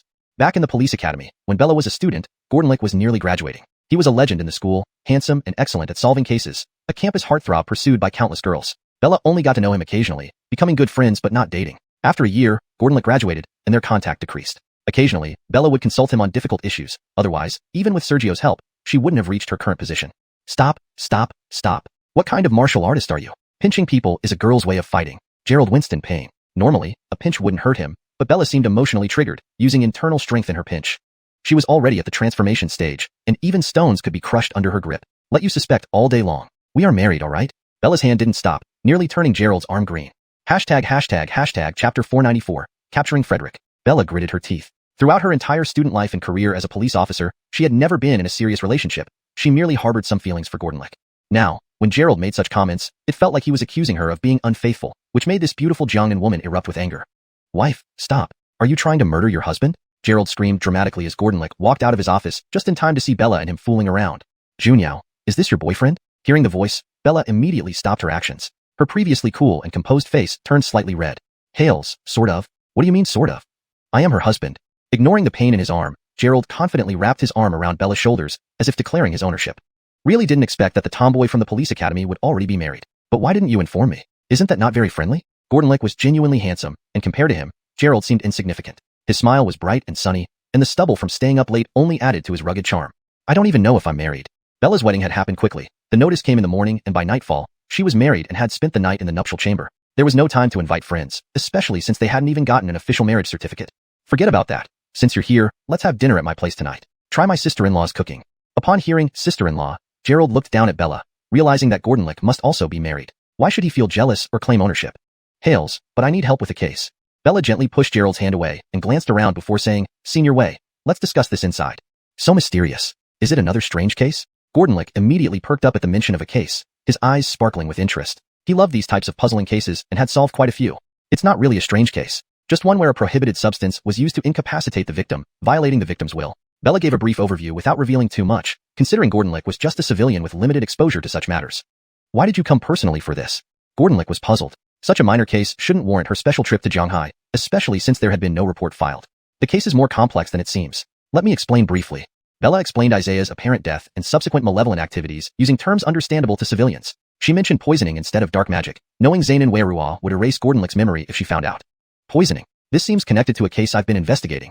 Gordonlick recalled the recent surge of unexplained comas in Shanghai, resulting in numerous vegetative states. One or two incidents might be coincidences, but dozens surely weren't. Vegetative states without physical injuries were unusual, yet victims were collapsing randomly while walking, eating, or sleeping. Initially, these patients were sent to Jiangqing Hospital, causing a shortage of beds. The hospital suspected poisoning and reported it to Gordonlick's department for investigation. But how does this relate to Frederick? Gordonlick's team traced the victim's common ground to Zilin Mountain, thanks to big data analysis. Today, they went undercover to investigate potential links to the Zilin Temple. Hales, Frederick is Gustav's nephew. Clem is Gustav's eldest brother. Bella nodded, explaining their earlier visit to Zilin Mountain and Frederick's alleged crimes against young women. They planned to use this as leverage to capture Frederick. Considering Clem's indulgence towards his son, capturing Frederick again would make it harder for him to get out. When Zhang Gang eventually tried, illegal intervention would likely come from Gustav or Isaiah. That's indeed peculiar. Gordonlick was thoroughly intrigued and asked, what's the motive behind poisoning so many people? Surely it can't just be revenge on society? We don't know yet. Let's investigate further. Time is running short, senior. Bella was eager to arrest Frederick before work ended. Agreed. Let's head out now. Turning to the office, he shouted, Xiaofeng, you're coming with me on patrol. Everyone else, keep monitoring the Zilin Temple. Landon, who was in his early 20s and new to the force, rushed out. Brother Chen, where are we going? Shanghai Vocational College. We need to find someone. Gordonlick reminded him to bring the enforcement recorder. Hales. Landon fetched his gear while Gordonlick put on his hat and led Bella and Gerald to Shanghai Vocational College to apprehend Frederick. Unsure if Frederick had classes today, they expected he'd skip them for entertainment. After checking his classroom and dorm room without finding him, they learned he was at an internet cafe participating in an LOL tournament. True to form, Frederick engaged in fights or frivolities. Gordonlick decided to check the Starsea Internet Cafe, co-owned by Frederick. He invested heavily to upgrade its computers for better gaming experience, even owning a high-end personal station costing over 10,000 yuan. A vocational college student with so much money clearly received significant indulgence from Clem. At the Starsea Internet Cafe, Gordonlick and the team swiftly located Frederick. Chapter 495, Gaming Addict. On the way to the cyber cafe, Bella discreetly asked Gerald, why are there suddenly so many comatose patients? Didn't you say that guy couldn't possibly harm people again right after his previous deed? It turned out that Isaiah never harmed people at such a high frequency. He was very cautious and meticulous. Otherwise, he wouldn't have gone undiscovered for so many years. This time, however, he had taken dozens of souls in one go, which was completely uncharacteristic of him. I guess it's not just in Shanghai. Souls must have been taken in other places as well. Gerald pondered and said, the last time we confronted him, that old man mentioned that the cultivation of his 10,000 soul banner was nearing its final stage. I think he's trying to gather 10,000 souls. If Isaiah were to complete his goal, it would definitely be a disaster. 10,000 souls, whether they belong to the comatose or those who had already passed on, would not be able to enter the cycle of reincarnation but would instead be driven by Isaiah for millennia. Then has he already gathered enough? Bella was somewhat nervous. Facing an unknown opponent was even more terrifying than facing a Frenu. Even if he has enough, cultivating magical artifacts still takes time. We must find him as soon as possible, Gerald said while quickly catching up, then turning his head to ask, by the way, wasn't your senior Gordonlick's performance excellent back at the police academy? Hales, he broke all school records back then. When talking about Gordonlick, admiration shone in Bella's eyes. Even she was attracted by Gordonlick, let alone others. So why does he not have any internal strength now? Gerald glanced at the leading Gordonlick and then looked back at Bella with a smile. Hales, no one has broken his records yet. So why doesn't he have internal strength? Bella had felt something strange when she arrived. Originally, Gordonlick's physical abilities and intelligence were exceptionally outstanding. In theory, he should have only become stronger over these years. Only now did she notice that Gordonlick didn't have a trace of martial arts internal strength. Even after practicing martial arts herself, she developed internal strength. How could someone as talented as Gordonlick fail to cultivate even hidden strength? Gerald smiled. Give him this book and this bottle of pills. When he first met Gordonlick, Gerald discovered through his spiritual sense that Gordonlick wasn't ordinary. The reason he couldn't cultivate internal strength was due to possessing a spirit root, specifically a pure gold spirit root, which was an extremely rare attribute occurring once every millennium. Gerald believed it was a pity if Gordonlick were to live his life without realizing his potential, so he decided to offer a little help. What is this, green with spirit grass, something?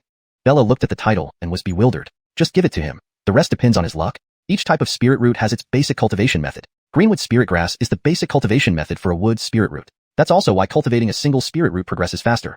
You only need one cultivation method. For dual spirit roots, 2 methods are required, and for 5-element spirit roots, all 5 methods need to be mastered. Okay, I'll give it to him later.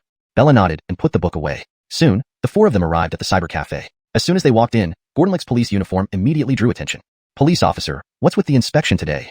The cafe owner panicked. After all, students were the main consumer group, especially from Shanghai Vocational College, which was his biggest money tree. Since many of the students were minors, he needed to manage relations to keep his business running smoothly. Why hadn't he received any word seeing Frederick walk in? We're not here for inspections. Gordonlick wasn't interested in the cafe's affairs. Only cases could capture his attention. Is there someone named Frederick here? The owner hurriedly nodded. He's in the hall, participating in a competition. Take me there. Gordonlick's expressionless face commanded respect, frightening the owner into trembling legs. Right here, right here. The owner quickly led the way, guiding them to a circular area in the middle of the cafe, where 10 high-end computers were neatly arranged. 10 young gamers were fiercely engaged in matches. Behind them, a large screen broadcast the match's progress, and an advertisement board read, Star CNET Cafe League of Legends Tournament. First prize, 50,000 yuan. Second prize, 20,000 yuan. Third prize, 10,000 yuan. What the hell? Don't play if you can't. Blind monk, grab mid like you're King blind. Why are you loitering in bottom lane? Your father. Blind monk, get to mid already. I'm pushed under the tower and you won't come. Familiar faces flashed before their eyes. Frederick's left hand frantically struck the keyboard while his right hand moved rapidly over the mouse. It was clear this gamer was hyped up by the game, his shouts reverberating throughout the place. Gordonlick and the others approached quietly behind them, but Frederick remained oblivious, still cursing at the players. *T damn it. Gerald glanced at Frederick's screen, and a smirk appeared on his lips. No wonder he kept cursing. It was another black screen. Looking at the results, he was playing Yasuo with a score of 0-8-0. With such stats, he had no right to blame the jungler for not coming to support. Forget it. Not playing anymore. Frederick was killed again and slammed the headphones on the keyboard, pushing back his chair to stand up and stride towards the opponent's area. The opponents were concentrating on the match, oblivious to his approach. Suddenly, Frederick slapped the mid laner's head. Had fun killing me, huh? Let me tell you, I sponsor this competition. Without me, you wouldn't earn a cent. Frederick was acting arrogant, pulling the opponent up after striking him. With the way you play Yasuo, even my feet do better. Don't enter tournaments if your skills are trash. The teenage gaming addict showed no fear and grabbed Frederick's wrist, resulting in a tug-of-war between them. I'm telling you, I'm Frederick, the arrogant Zhang. Frederick's eyes turned red from being continuously killed, provoking his rage. He threw a punch toward his opponent. Proud? Well, I'm unbeatable. The opponent didn't show any fear either, swinging back with a punch ready to counter. After all, Frederick was a transfer student, and his influence wasn't as strong in Jiangcheng. Chapter 496, 50 gigabytes. The onlookers, seeing the two arguing, began to step in. Teammates of both sides prepared for a brawl. What started as an LOL match had escalated into a real-life fight. Beverage bottles flew around, hitting other people's heads. The cafe owner slapped his forehead and was dumbfounded. Such a big incident, and it was seen by the police. It seemed like his internet cafe would soon be shut down for rectification. Gordonlick saw that things were about to get worse, stepped forward, grabbed Frederick's hand, and with a strong pull, dragged him over. Who the hell are you? Frederick turned around, saw Gordonlick in his police uniform, and immediately lost his arrogant attitude. Gordonlick's face was stern, his gaze fixed on Frederick. His eyes were like a hawk's, radiating an invisible pressure from him. Even without any spiritual energy, he could exert such influence on ordinary people. A single attribute cultivator indeed had exceptional talent. Perhaps only someone with Nellie's extremely lean constitution could surpass Gordonlick's innate ability. I am. Frederick was scared stiff looking at Gordonlick, especially at the police uniform and those sharp eyes. After being reformed last time, he had learned not to confront authority figures. Proud Dixon, aren't you? Gordonlick smirked mockingly at Frederick. He had encountered many cocky individuals during his years as a cop, but never a kid who dared to act so arrogantly. Officer, is there something wrong? Frederick asked. Gordonlick sneered. What do you think? Don't you know? This was a common tactic used against suspects. If one had nothing to hide, their expression would show confusion. If guilty, their eyes would waver, trying to lie. At this moment, Frederick's eyes darted around, unsure of what to do. Officer, I'm a law-abiding young man. I've done nothing wrong. Please don't accuse me falsely. Frederick looked innocent at Gordonlick. This guy only behaved when facing the police. Not going to talk? Gordonlick didn't want to waste time with Frederick and turned to instruct, Xiaofeng, cuff him. Landon was a bit confused, having come to arrest someone without knowing whom. Now, seeing a barely grown kid to be cuffed, he was also puzzled. But he followed orders, stepped forward, and directly cuffed Frederick. Head cover, protecting minors, Gordonlick reminded. I don't have a head cover. Landon only brought recording equipment and necessary gear. A plastic bag suddenly appeared in Gerald's hand, swinging in laughter. Usually, these plastic bags were used to store raw meat. Being thrifty, they reused them until torn. Hence this bag smelled of meat, oil, and blood. It's you.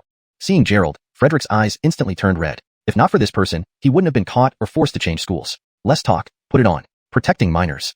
Gerald directly placed the bag over Frederick's head and said, Captain Chun, let's take him away. Gordonlick smiled. You're quite prepared. Thus, Frederick, with a plastic bag over his head and hands cuffed behind him, was led away. You, get these students to leave. If it happens again, you might as well close permanently. Leaving, Gordonlick instructed the cafe owner. The owner wished he were dead. Internet cafes weren't profitable now, and losing his major shareholder and underage customers, closing soon was inevitable. At Zhanghai Police Station Technical Department, Frederick's phone was thoroughly searched. Captain, seriously, this guy deserves capital punishment. Technicians found 50 gigabytes of video recordings on Frederick's phone, mostly videos of him with various unconscious women in compromising situations. Why didn't anyone report him?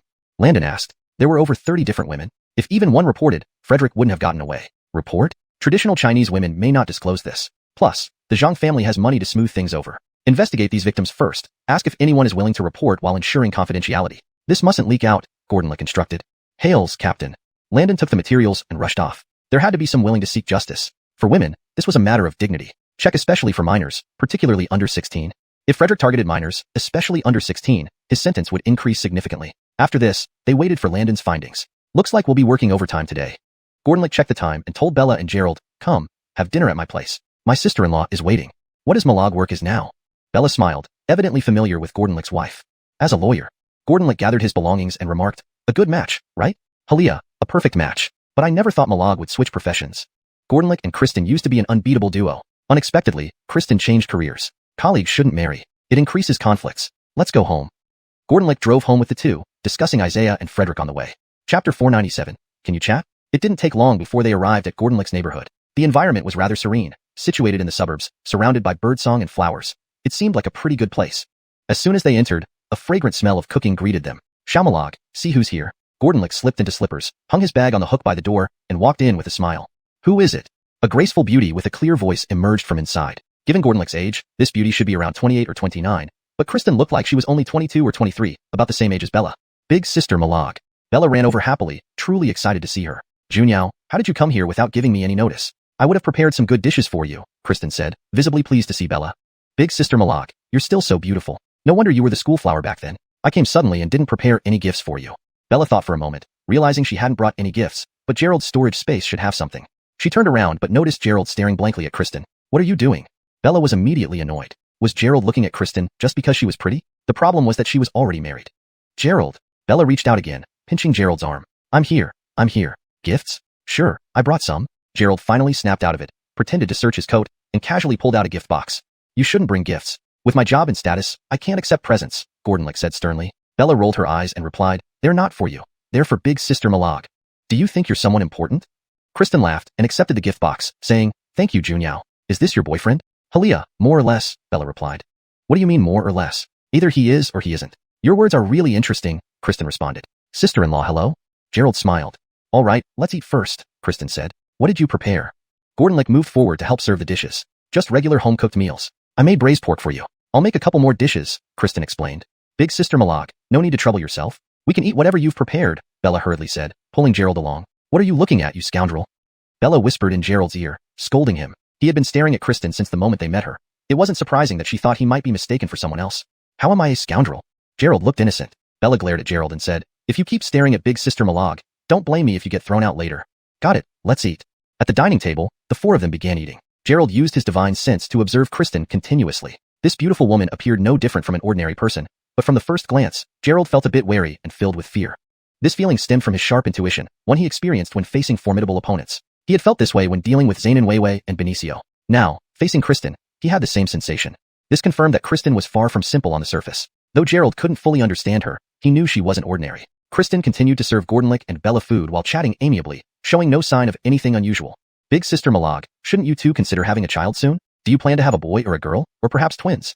Bella asked. You silly girl, whether it's a boy or a girl doesn't matter. Besides, it's still early. When will you get married? Gordonlick retorted. Well, soon, I guess.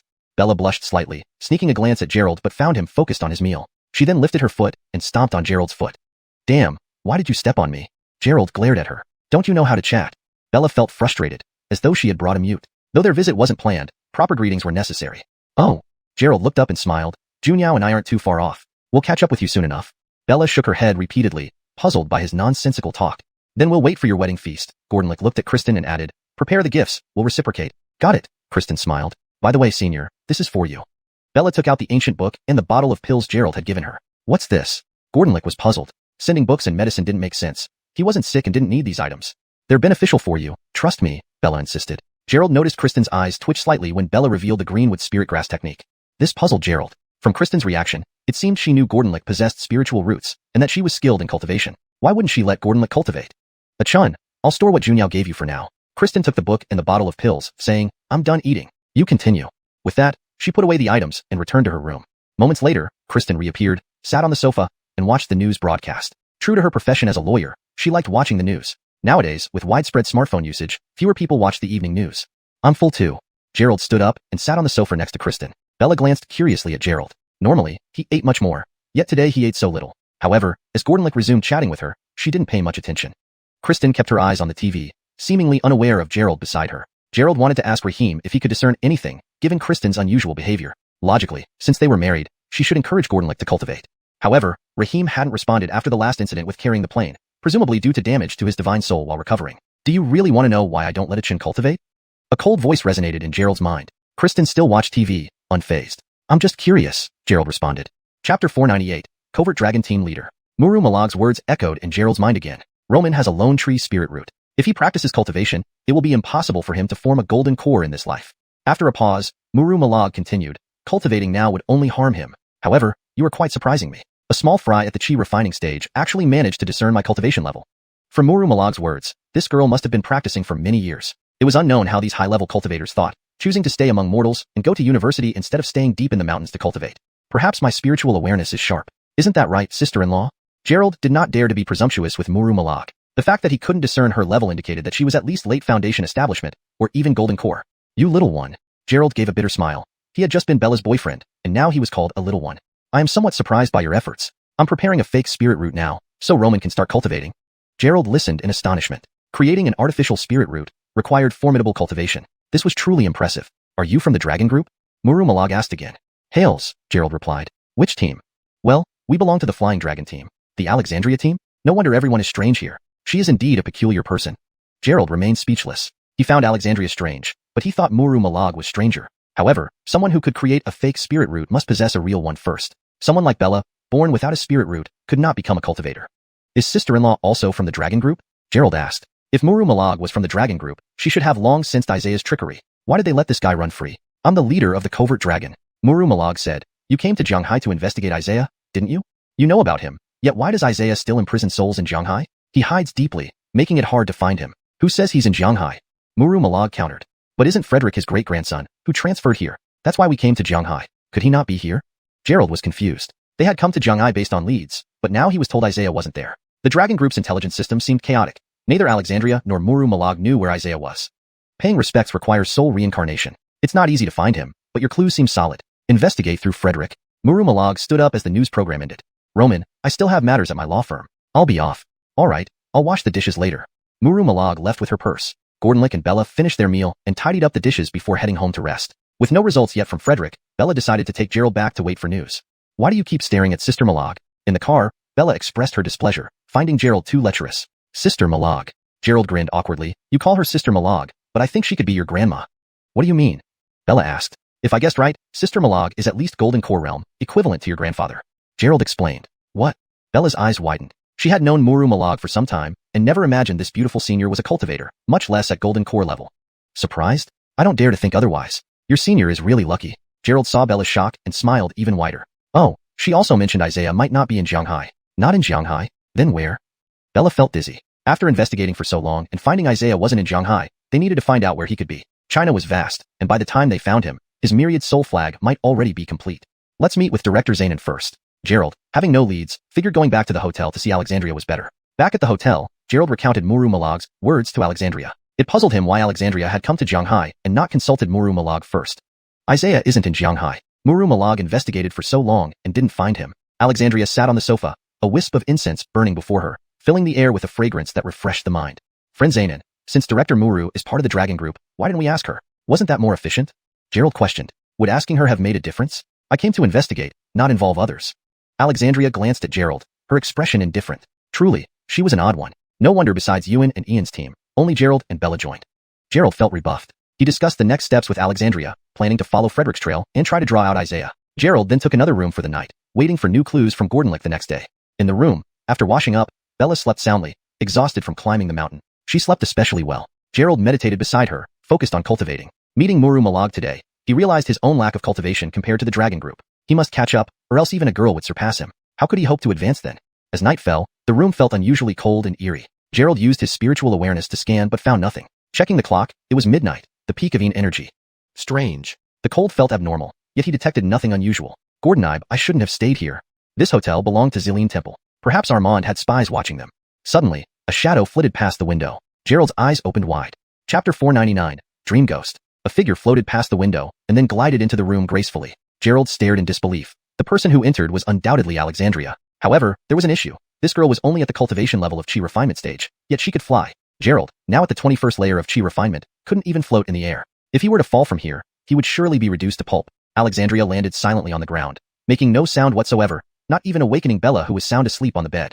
Gerald stared at Alexandria while she returned his gaze. The two stood face to face for a moment. Zayn and Daoist, can't you come through the door? What if we aren't dressed?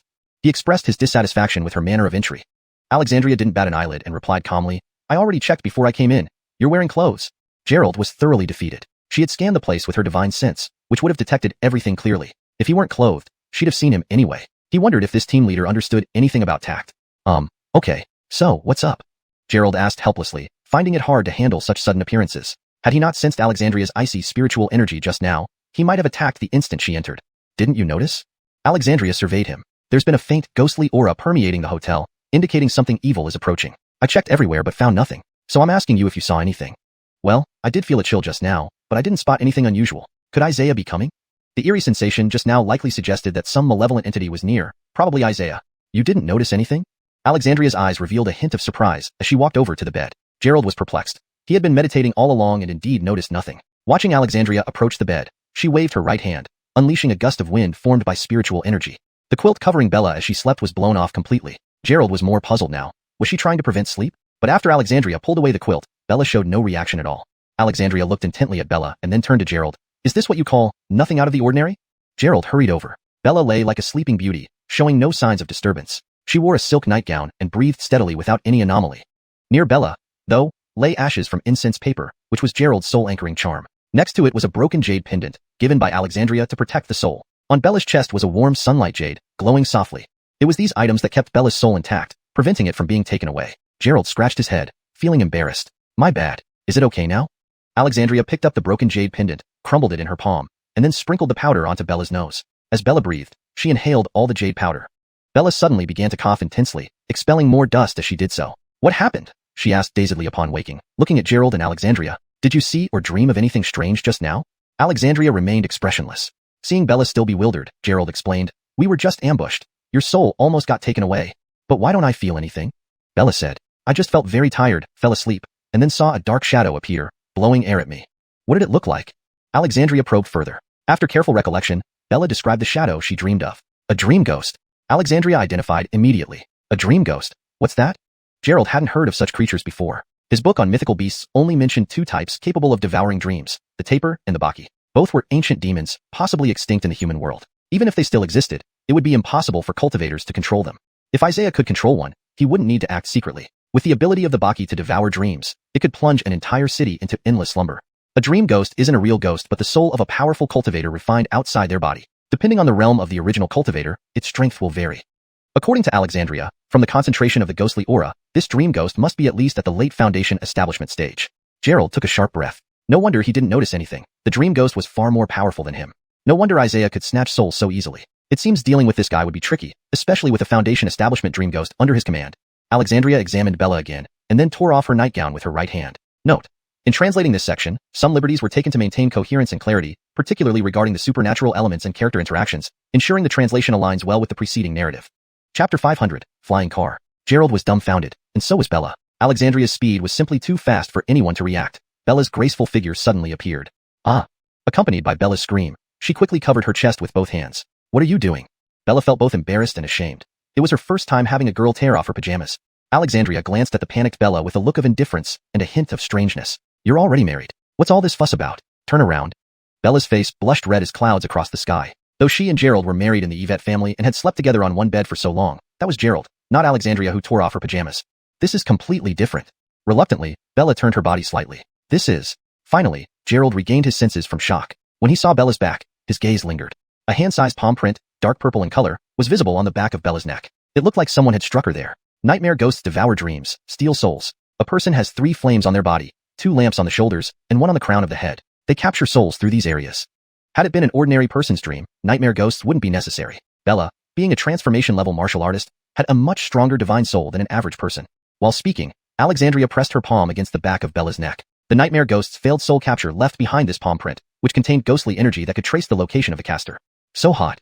Bella frowned slightly, trying to block Alexandria's hand, but her body was immobilized, unable to move. After a moment, Alexandria released her grip and said to Bella, "Get dressed and follow me." They couldn't stay at the hotel anymore. It was originally within the territory of Xuanhuan, and if nightmare ghosts could capture souls tonight, even more bizarre methods might be used tomorrow night. Where are we going? Bella could finally move, hastily grabbing her clothes and running to check herself in the mirror. There seemed to be no abnormality on her back. Chase the nightmare ghost. I'll wait for you in the car. Alexandria's answer was simple. Then, with a swaying gait, she walked to the edge of the bed, kicked off, and jumped directly out. Bella stared in shock at her jumping action. This was the 8th floor. How could she jump down like that? Don't daydream. If anything happens, we can discuss it on the way. Gerald tidied up the room and waited for Bella to dress before they hurriedly took the elevator downstairs to the parking lot. Alexandria's black Mercedes was ready to go. As soon as the two got into the car, she floored the gas pedal and sped away. Her driving speed was extremely fast, exceeding 200 kilometers per hour in just a few seconds as she sped along the highway. We're driving after the nightmare ghost? Gerald asked skeptically. Didn't you just fly? Isn't sword riding faster than driving? Gerald thought he might get a ride on a flying treasure, experiencing the feeling of soaring through the air. That was just basic aerial flight, capable of short flights but incomparable to true aerial travel. Alexandria's driving style was quite rugged, navigating sharp turns with sheer spiritual energy control. She glanced at Gerald, asking, don't you know this?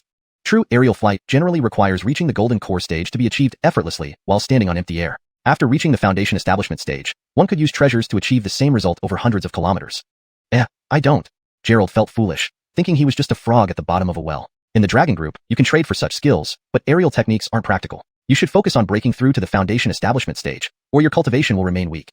After another belittlement, Gerald fell silent. He wished to break through, but this chi refinement stage was like a leech he couldn't shake off. He was already at the 21st layer of chi refinement. Where is the nightmare ghost?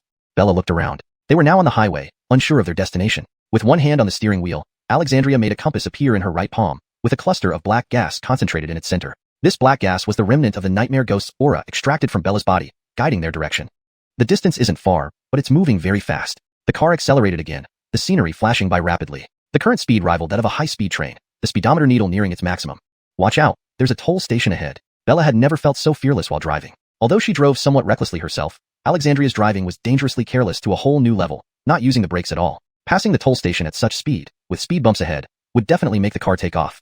Alexandria didn't respond, nor did she slow down. It's fine. Gerald smiled, grasping Bella's hand. Alexandria had infused the car with her spiritual power, turning it into a sealed space, a small, magical artifact. To Bella's astonishment, the Mercedes truly took off. Alexandria maneuvered the car over the toll station like a shooting star crossing the sky. Now Gerald understood why Alexandria could easily fly from the 8th floor. Her powerful spiritual energy allowed for such precise control. I hate flying. Bella tightened her seatbelt, knowing full well that if the car lost control and crashed, the belt would offer no protection, but it gave her some psychological comfort. The car landed smoothly on the highway after passing the toll booth without any bumps, then continued onward. Just as Kristen had said, Isaiah wasn't in Shanghai, and they had already left its borders. Bella. It was the first time Alexandria addressed her by name. She replied promptly. Contact Yuan and have him come to Shanghai early tomorrow. Alexandria stated. This was clearly seeking support. Alexandria was only at the chi refinement stage, and Isaiah's actual cultivation level was unknown, hence needing everyone from the Flying Dragon group to assist. ###Chapter 501. Firewall. Bella nodded and took out her phone, preparing to make a call. After some thought, she asked, should we also let my dad come over? Sergio and the others were innate martial artists, more than enough to deal with Isaiah. Alexandria replied, you really don't understand the long group's way of doing things. If you rely on finding stronger people to help every time you face challenges, how will you grow stronger? The long group was not established to form a sect. That would merely create another power block confined to one corner. Instead, it is an alliance that allows freedom for anyone to join, whether you have a sect, a family, or are a lone individual. As long as you meet the standards, you can join. Thus, within the long group, there are also many disciples from cultivation sects. The purpose of the long group is training, to strengthen both Chinese martial artists and cultivators. Only by doing this can China secure its place in the world without being threatened by foreign forces. Don't go lecturing me if I'm not allowed, Bella grumbled as she dialed Yuan's number, explaining their current situation. Flying Dragon Team has the fewest members among all long group teams. Normally, simple tasks are handled either by Alexandria alone or dispatched to Yuan. It's quite rare for them to assemble like this. After making the call, the Mercedes had already left the highway and sped along the national road. Zaire could travel invisibly in a straight line, while Alexandria had to drive on designated roads. Thus, even though Zaire wasn't as fast as the Mercedes, he could still far surpass Alexandria and her team as long as he didn't stop. Alexandria couldn't catch up unless Zaire paused. Almost there. Alexandria sensed that Zaire had stopped, indicating he had reached his destination. The Mercedes screeched to a halt, and Alexandria immediately opened the car door and got out. Gerald and Bella followed, looking around at the desolate wasteland before them. Just how desolate was it? There weren't even streetlights, just a muddy dirt road that looked no different from the old road in Taiyuan village. Driving here was out of the question. The road was piled with garbage, making it look hideous and undrivable. Driving through would be akin to driving through a trash heap. Here, Bella eyed the towering piles of garbage. Was Zaire into eating garbage? Alexandria held a compass in her hand, watching the wisp of ghostly energy left by Zaire. This ghostly energy was slowly fading. If they didn't follow soon, they would lose the trail. Without a word, Alexandria glanced at the compass, then flashed past the garbage heaps, sprinting down the narrow path. Gerald and Bella exchanged glances, showing their helplessness at having such a peculiar team leader. With no other choice, they too darted after Alexandria, racing forward. 3 figures, a black one, a white one, and a green one, raced along the muddy path. Any ordinary person who saw this might think they were seeing ghosts. Alexandria moved swiftly, her white clothes billowing, giving her a somewhat ethereal aura reminiscent of a Taoist immortal. After passing through the path, there was no longer a proper road, only dense weeds. About 20 minutes later, Alexandria slowed down, revealing a cemetery before them. Seeing the cemetery, Bella's face darkened. Frankly, she hated these places. Each long group mission seemed to involve the dead. This cemetery was desolate and appeared long abandoned. The surrounding weeds were taller than the tombstones, and many graves had been eroded by time, partially buried underground. Isn't this the kind of place Heavenly Corpse sect members should like? Gerald remarked, eyeing the isolated graves. Wisps of ghost fire flickered in the air, creating a chilling, eerie atmosphere. Occasionally, the wind blew through the dead trees, emitting a spine-chilling whistling sound. Wouldn't these corpses crawl out? Bella shuddered, wrapping her arms around herself, recalling those revolting zombies. Not so many zombies, and who says zombies must crawl out of cemeteries? We're here to catch ghosts, Gerald smiled. Bella rolled her eyes. What's the difference? There's a big difference. Ghosts are manifestations of human essence and spirit, while zombies are just corpses. Therefore, ghosts are far more intelligent than zombies. Of course, if a zombie has been cultivating for over 1,000 years, it might gain sentience. Gerald explained. Don't talk anymore. Bella felt he was intentionally scaring her. Zombies controlled by others were already terrifying, but sentient zombies would be unimaginably worse. While they were chatting, Alexandria had already begun setting up a simple spirit array. In her hand was the yellow oiled paper umbrella she usually used, while the bagua mirror floated in midair, emitting beams of golden light. Before her, the tricolored Loli flame spun rapidly. Note, Loli can be translated as jasper, or Loli flame, could be interpreted as tricolored glass-like flame, depending on context. For consistency with the original text and to maintain fluency, I've kept it as Loli flame. Open. With a sweep of her umbrella, the flames sprayed outward like rain. The tricolored Loli flames fell to the ground, instantly igniting into various colored fires. Note, Loli is a type of colored flame in this context, which has been kept as is to maintain consistency with the original text's unique elements. She won't be burning the entire cemetery, right? Bella watched Alexandria play with fire. The grass was everywhere, and once ignited, the fire would spread quickly, potentially causing a mountain fire, a serious concern. Zaire, although composed of a cultivator soul, is still a ghostly entity. Such beings fear heavenly thunder and earth fire the most. Zain and Taoist is likely using earth fire to force Zaire out, Gerald said. While he didn't know what exactly Zaire was, it was likely a type of ghost spirit, which typically harbors heavy yin energy and thus has a natural aversion to yang energy or high temperatures. Alexandria controlled the flames, which grew increasingly fierce. In no time, the 3 colored flames formed a wall of fire encircling all 3 of them. The fire wall stood 5 meters tall, exuding intense heat, almost suffocating. If anything unexpected happened, escaping would be nearly impossible. They'd be roasted alive crossing the fire wall. Such powerful cultivation. Gerald marveled. Such an expansive wall of flames required formidable cultivation skills, likely beyond what even a Foundation establishment stage cultivator could achieve. No wonder Alexandria was the team leader of Flying Dragon. Long group leaders generally possessed Golden Core stage cultivation, and she was undoubtedly on par with them. Chapter 502, Bella fighting the ghosts. In her right hand, Bella held a silver-colored long staff, black in hue, with occasional thunderous rumbles emanating from it. This weapon made from black thunderstone was specifically suited to combat zombies and destroy evil entities, indicating she had thoughtfully brought this item when leaving Xiangnan. She's still praising her, yet we can't get out either, remarked Bella with a helpless expression as she gazed at the wall of fire, ensnared by her superior's trap. Her actions must have their purpose, let's just observe. Gerald was utterly calm, retrieving several talismans from his jade pendant space and affixing them directly onto Bella. You'll just watch the spectacle. Catching ghosts isn't your forte. Protect yourself well. These were the recent talismans Gerald had crafted, slightly higher in grade than before, more powerful and effective against ordinary ghostly creatures. Last time you said that too, but it took so many talismans just to subdue one zombie. Bella didn't fully trust these talismans in Gerald's hand. Burning a zombie hadn't killed it quickly, let alone dealing with a dream ghost. Come on, are 3-bodied linked-in corpses normal evil entities? How easy do you think they would be to burn? These talismans primarily provide psychological comfort, at least for survival. With this fire and lightning burning around us, how do we escape if it triggers a wildfire? Bella was concerned about the fire hazard. It was close to autumn, prime season for wildfires. Knowing firefighters lost their lives each year globally, and multiple fires recently occurred in China, Bella didn't want a case by Long Group to cause civilian sacrifices. Just settle down. Does the fire look like it will spread beyond? The flames Faye controlled were encased within a spiritual array, only contained within its boundary. From outside, these flames couldn't even be seen. This space was temporarily sealed off by Faye, ensuring no escape for the dream ghost. After giving all talismans to Bella, Gerald focused on where Faye stood. Despite prolonged burning, not a single disturbance surfaced on the ground. The few isolated graves, now scorched under the flames, showed little sign of the dream ghost appearing. How peculiar. Gerald scanned his surroundings. There was a clear abundance of yin qi. He found it hard to believe that no wandering souls lingered here. A typical person passing through would likely fall ill afterward for days. Holding an oiled paper umbrella, Faye slowly turned, her gaze landing on Gerald and Bella, or more accurately, behind them. At that moment, an intense surge of ghostly energy appeared behind Gerald, creating goosebumps on everyone. Simultaneously turning, Both saw over a dozen black, ghostly figures floating mid-air behind them. The ghostly images, human-sized but somewhat transparent, revealed clear facial features under the firelight. The strongest ghostly soul, likely the dream ghost Faye spoke of, bore a twisted face, a man's spirit. Upon inspection, Gerald confirmed the strong cultivation background of the deceased, forming an equally potent dream ghost. Oddly, looking at the dream ghost, he felt a familiar presence, certain he had never seen it before. Hail it, this sensation, genuine according to his cultivator's senses, was unerring. Ah! As Gerald contemplated, Bella screamed, smashing a nearby black ghost with her wind thunder staff, infused with internal strength and crackling with black lightning. With a snap, the staff struck, catching the ghost off guard, scattering it instantly with a barrage of black gas. Even though this small ghost seemed to possess chi cultivation level strength, Bella's attack was brutal. Even a martial artist of the same rank might struggle. Wielding the staff wildly, Bella charged at the ghosts with her black thunderstone weapon. Though lacking technique and forgetting family martial arts, the effectiveness of the weapon forced the lesser ghosts into retreat. Woo. The dream ghost ascended, immune to Bella's attacks. Gerald unsheathed the god-slaying sword, sending its shadow towards the ghosts, guided by his hand. An early-stage Foundation establishment dream ghost, merely so much. Though the sword had become imbued with Raheem's resentment after his suicide, reducing its lightning potency, it remained potent against malevolent entities. Woo.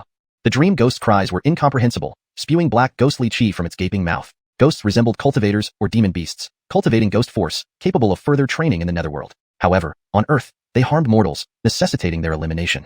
Controlling the god-slaying sword, Gerald felt an icy chill upon contact with the ghostly chi. Despite being in ghost form, its cultivation wasn't weak, nearly making him lose control of the sword. To hell with you. Seeing the sword struggle, Gerald hurled over a dozen talismans, releasing massive fireballs accompanied by bolts of lightning, aiming at the dream ghost. Realizing the talisman's power, the dream ghost vanished into nothingness. Gerald swiftly used his divine sense to locate the ghost, finding nothing. Who? The dream ghost reappeared moments later, positioning itself behind Bella, its dark hand targeting her neck. Chapter 503, The Night Parade of 100 Demons. Gerald had just pursued the dream demon, about 10 meters away from Lorena. It was clear that he wouldn't be able to assist her in time. Lorena hadn't noticed the dream demon sneaking up behind her. She continued swinging her long staff, whistling through the air with thunder rumbling around it. She had smashed one small demon to ashes with her last strike, giving her confidence and making her feel her strength wasn't so weak. So she chased after these small demons without stopping, already having killed several of them. Wish. The dream demon floated in swiftly, extending its right arm, shrouded in ghostly mist accompanied by mournful howls. This arm looked different from an ordinary person's. Tiny ghost faces lined it, looking quite terrifying. As the arm was about to grasp Lorena's nape, Gerald feared for her safety. While unsure of the consequences of being touched, based on the Dream Demon's Foundation establishment realm, it couldn't be pleasant. With swift steps, Gerald darted towards her, his hand wielding the Godslayer's sword, which flashed red. Iveteg Bing Zhan. Instantly, Gerald cast the Taoist 9 mystic words Bing word spell, imbuing the Godslayer's sword with a sword of intelligence as it slashed at the Dream Demon. His goal was to sever the demon's hand before it could grab Lorena. Despite the Godslayer's sword's speed, the Dream Demon acted first. Its hand now only inches from Lorena's neck. Sweat poured from Gerald's forehead. The soul guard jade was shattered. Lorena's soul had once been forced out of her body, and if the Dream Demon seized her soul again, her spirit would surely suffer damage. In this moment of panic, Lorena suddenly emitted an extremely bright golden light, which shot skyward and engulfed the Dream Demon. Ah! A shrill demonic wail erupted, causing goosebumps and nearly deafening the listeners. Simultaneously, Alexandria finally moved, waving her oiled paper umbrella. Walls of fire converged around the Dream Demon, enveloping it entirely. Lorena seemed dazed. Gerald ran to her side, first checking her neck, then confirming she was fine. Are you all right? Nothing serious, I'm just chasing ghosts. Holding her wind thunder staff, Lorena felt confused, only sensing a burning sensation in her chest. Pulling it out, she saw her sunny jade glowing brightly. It had apparently defended her essence soul and repelled the Dream Demon. Gerald pulled Lorena behind him, turning to face the flame-enshrouded Dream Demon. From Alexandria's oiled paper umbrella, 3 colored flames licked out, burning away the Dream Demon's form. Ghostly mists emerged from its body as it gradually weakened. The Dream Demon's screams under the fiery torment were truly unbearable, piercing and painful to hear. Trapped, other small demons scattered or fled. Some collided with the firewalls, instantly vanishing. Others tried to escape underground but found themselves ensnared by preset arrays into white jade bottles. Zane and Taoist friend, is this thing done? Gerald, holding Lorena's hand, walked toward Alexandria. All the small demons were dealt with, leaving only the Dream Demon, still burning in flames. It appeared Alexandria intended to slowly burn it away. Sweat trickled down Alexandria's forehead from maintaining this array. Almost. Let's see if Isaiah comes to save this Dream Demon. Creating a Dream Demon required the cultivation of a practitioner's essence soul. Strong ones must consume other spirits, so Isaiah wouldn't easily give it up. Alexandria planned to wait for him like a rabbit trap. Shouldn't we wait for my brother and others? If they outnumber us 3, what'll we do? Lorena was nervous, knowing Isaiah as troublesome and thus wanting more help. Alexandria gave her a cold glance. Did I say Isaiah would come immediately? This chase was hastily organized, and preparations were incomplete. Alexandria waited until the Dream Demon's ghostly mists dissipated, planning to capture it and then await Isaiah. Lorena pouted, deciding not to argue further with Alexandria. Junruo, Didn't you find the dream demon's appearance familiar? Gerald asked suddenly, feeling it familiar yet unable to recall where. Examining the flaming dream demon, Lorena shook her head. Such an ugly thing. Why would I have seen it before? Dream demons didn't resemble humans. Even living people shaped like this would be unrecognizable, let alone spirits. As the dream demon's ghostly mist grew weaker, it barely had the power to capture souls or devour dreams. By dawn, it would dissipate in sunlight. Just as the dream demon's ghostly aura faded and it was about to be captured, eerie wails resounded from all directions. These sounds were truly horrific, capable of inducing nightmares. Be cautious, Gerald warned, raising the Godslayer's sword cautiously. Lorena tightened her grip on her wind thunder staff, scanning her surroundings. Whoosh, whoosh, ghosts appeared from every direction, remnants of human souls keeping their deathly appearances. Some dripped blood from all orifices, in ghastly death poses. Among them, a few reached the Foundation establishment realm, but fortunately, only 7 or 8 existed. However, there were over 100 in total. Alexandria's array was meant for capturing the dream demon, allowing other ghosts to slip in easily. Night parade of 100 demons. Alexandria scanned the ghostly figures coolly. Note: names like Isaiah should remain in pinyin as per the instruction. Chapter 504. Failure of posturing. Wailing sounds echoed all around, the cries of these ghostly shadows reverberating in unison, creating a resonance that left listeners dazed and disoriented. Suppress. Alexandria's jade bottle released a stream of spiritual water. The water rushed straight into the flames surrounding the dream ghost and, upon contact, made the ghost even weaker. Wail, wail, wail. As the dream ghost was injured, the other ghosts began to wail simultaneously. The few with Foundation establishment cultivation rushed towards Alexandria first. Their ghostly breaths, thick with concentration, managed to break through her tricolor glass fire.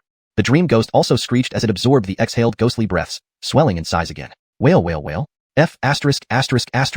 Gerald cursed as he thrust out the god-slaying sword toward the screaming ghosts. Bella's staff swung once more, and the two coordinated their efforts, one providing long-range attacks while the other handled close combat. This kept the surrounding ghosts at bay. However, the situation seemed less favorable for Alexandria. The dream ghost had regained all its strength, aided by the other Foundation establishment ghosts, and immediately surrounded her.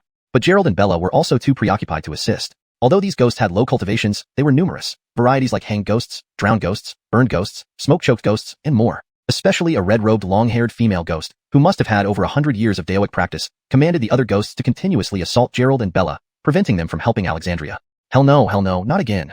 Gerald no longer used the god-slaying sword, but instead threw talismans one after another. Using magical treasures against these minor ghosts would be an unnecessary waste of effort.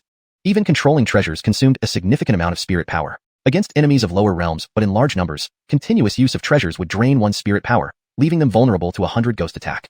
Bella still held the wind thunder staff, repeatedly tapping black thunderstones to unleash bolts of lightning on the small ghosts. Boom! A fireball exploded, engulfing a ghost in flames. Crack! Lightning struck, splitting the ghost's soul apart. In Alexandria's direction, her oiled paper umbrella spun wildly, forming whirlwinds of flame within its folds. These huge flaming whirlwinds surged towards the Foundation establishment ghosts. Their objective wasn't to oppose Alexandria, but to save the dream ghost. So they used their corporeal forms to block the flames. Although the dream ghost had recovered all its strength, it knew it was no match for Alexandria. After the smaller ghosts shielded Alexandria, it flashed away into the distance. You deal with these ghosts, I'll chase the dream ghost. With a wave of her right hand, Alexandria summoned a snow-white immortal sword before her. She then leaped onto it, flying after the dream ghost. Holy crap, so fast. Gerald's eyes widened. Just moments ago, Alexandria had dismissed aerial techniques as useless, only to now fly with a sword. To be able to ride a sword required at least Foundation establishment realm, yet how did this chi condensation cultivator manage it? No way could she keep hogging the spotlight. He needed to ask her thoroughly when she returned. If his god-slaying sword could carry him aloft, wouldn't it be much more convenient than driving? Hey, stop daydreaming. Bella, exhausted and sweating profusely, was slowing down in her movements. If Gerald continued spacing out, they'd soon be eaten by ghosts. Oh, right, forgot about these guys. Gerald took out 9 grass jade dew pills and tossed a whole bottle to Bella, saying, eat these. Then he gripped the god-slaying sword, ready to mount it. Given the floating nature of the ghosts and their lack of anti-aircraft missiles, attacking from the ground was disadvantageous.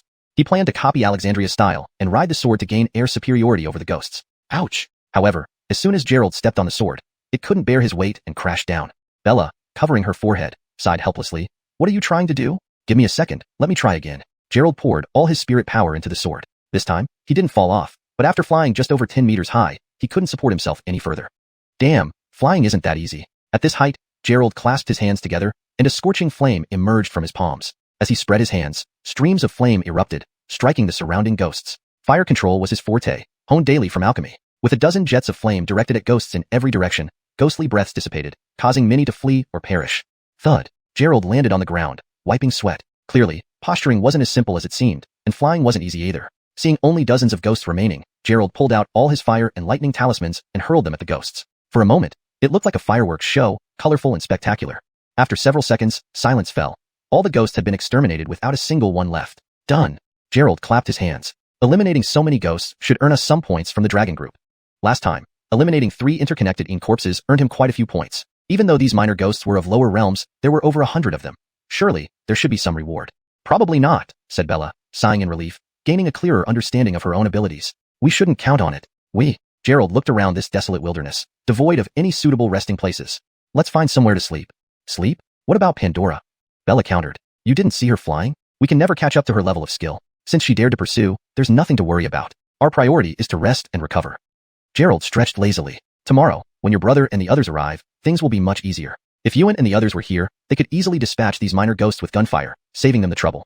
Please note that while translating, I've ensured that the names are correctly pinyin transliterated, the tone and style are maintained, and the narrative remains coherent with the previous context. The paragraph structure and line breaks also follow the original text closely. Chapter 505, Nellie's Moments. Bella was utterly exhausted. She felt that what Gerald had said made sense. Alexandria's level of expertise wasn't something she needed to worry about. They retraced their steps, returning to the road whereupon Gerald took out his Aston Gordonnerton and drove to a nearby city to find a hotel for the night, preparing to return to Zhanghai tomorrow to check on the results of Gordonlick's investigation. Bella didn't even bother washing up after returning to the hotel. She changed into a new set of pajamas and got ready for bed. Today had truly worn her out. The morning was an intense marathon, followed by dealing with those spirits in the evening.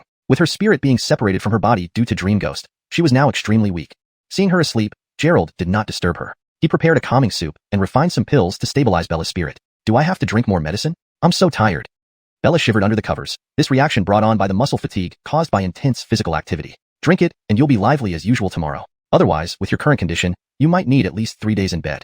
Gerald wasn't exaggerating. Spirit separation is a serious matter, and since Bella isn't a cultivator who can nurture her soul, she could only rely on medicines and treasures for healing. All right. Bella reluctantly picked up the bowl, gulped down the herbal decoction, put the bowl aside, and looked up at Gerald. You should come to bed too. It has been exhausting tonight. As she spoke, her eyelids started drooping heavily. Before finishing her sentence, she plopped onto the pillow, already drifting into sweet dreams. Gerald popped 2 foundation-building pills in his mouth, then walked into the bathroom. While soaking in spiritual spring water, he began to meditate. Seeing that Alexandria could actually fly on a sword, Gerald felt a bit envious. After all, Alexandria was just at the 9th level of Qi cultivation. Even with a powerful cultivation method, it still placed her within the Qi realm. Hail it. Here he was, already over 20 levels in Qi cultivation, and he still couldn't fly. How could that be acceptable? Thus, Gerald decided to hurry up and cultivate. Otherwise, being surpassed by a girl in her 20s would make it hard for a man to face anyone in the cultivation world. After consuming the 2 foundation-building pills, their effects were quite good. He broke through another level, increasing his spiritual energy significantly. With several more levels of cultivation, he might finally be able to fly like Alexandria. Lying in the bathtub, Gerald's body radiated a golden glow, indicating a breakthrough to the 2nd layer of the Overlord decision. Apparently, he wasn't doing poorly either. Both his magical and physical cultivation had improved, a conclusion Gerald reached as a consolation. Ding! The phone notification light flashed, signaling a message. Gerald thought it might be about Dragon Group points arriving. He fished his phone out of the bathtub and checked. It turned out to be from Nellie, asking him where he had been these past 2 days. Looking at the time, it was already 2 o'clock. This girl hadn't slept yet. Hadn't he told her before leaving that he and Bella would go to Zhanghai to handle a case? Missing me? So late and you're still awake. Gerald laughed and sent a toothy smile emoji. Ding. Nellie quickly replied with a big rolling eye emoji. Who's missing you? Give my first WeChat Moments post a thumbs up, forward it, and ask Junya to help share it too. Where are you guys sleeping tonight? Caught off guard by this barrage of messages, Gerald realized the crux was the last question. Of course, they were staying at a hotel. Click click. Gerald took 2 photos and sent them, saying, here you go, 5-star hotel. Just caught some ghosts, taking a shower now. Who cares about seeing these things, boring? Nellie seemed annoyed, sending a cleaver emoji. Sending a picture of himself lying comfortably in the bathtub, Gerald imagined Nellie getting furious on the other side. Then, he checked Nellie's moments. This girl rarely posted, so he wondered what it was about this time. Opening it, the first image showed a fat pig followed by chickens, ducks, fish, and village-raised yellow cattle. The Peach Blossom source presents premium pork, beef, chicken, duck, and fish. Forward this moment's post, and get 1 kilogram of free pork when it gets 18 likes. Gerald replied, 1 kilo of pork costs 50 to 60 yuan. Isn't this unsustainable without factoring in the cost? 18 likes for 1 kilogram of pork, even considering breeding in Tao Village, would still cost quite a lot. If 10 people participated, that'd be hundreds or thousands depending on Taoyuan Village's influence and environment in Jiangxing. It's a modern marketing strategy cheaper than TV ads. Good quality ensures repeat customers. Nellie sent another contemptuous emoji. Where's Junyao? After liking and forwarding the post, Gerald replied, of course, she's outside. Do you think she'd sleep next to me? Pervert. Nellie replied, I warn you, Junyao is not easy to provoke. If you irritate her and she beats you up, don't count on me for help. Seriously, why did she bring you along on this mission? Obviously because she finds me attractive. Gerald sent a toothy smile emoji. Don't flatter yourself. Tomorrow, my dad comes back. Gordon sure you're home by tonight, understood? Nellie was issuing an order. If Zahir returned and saw no sign of Gerald, the lie about his visit for prenatal checks would be exposed. Okay. Gerald replied, adding, how about we meet my brother Pew at Daryolin Hotel for dinner? Thinking of how much money he had earned recently without inviting these girls out for a lavish meal, Gerald thought this would be the perfect opportunity to treat everyone. Whatever, just don't slip up. After sending the message, Nellie didn't reply again, clearly having gone to bed. Getting out of the bathtub, Gerald noticed Nellie was expanding her business, selling fruits, meat, and vegetables from the village, aiming to monopolize Jiangqing's food market. Toweling his hair dry, Gerald casually opened the Dragon Group app to see if there was anything new. But upon opening, he found the points displayed were different from last time. My goodness, 10,000 points.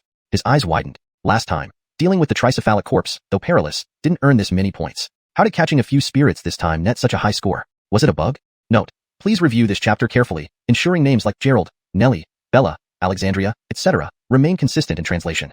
Chapter 506, In Sync. Gerald snapped out of his shock, wiping the drool from the corner of his mouth. Although he didn't know where these points came from, since they were now in his account, there was no reason not to use them. He dried his hair, played with his phone, and walked out of the bathroom, sitting on the sofa to select items needed for cultivation next. Still not enough. Looking at the variety of items in the Longzhou organization, many things he wanted, but the points simply weren't sufficient. Thinking about it, Gerald glanced at Bella. This little girl had weapons and equipment in Longzhou, top-notch family cultivation techniques, and hardly spent any points. Gerald stealthily crept to Bella's bedside, picked up her phone from the pillow, then quietly placed it on her thumb. The screen flashed, unlocking successfully. Gerald opened the Longzhou app. Bella's points had only increased by a bit more than 1,000 compared to last time, far less dramatic than Gerald's increase. What's going on?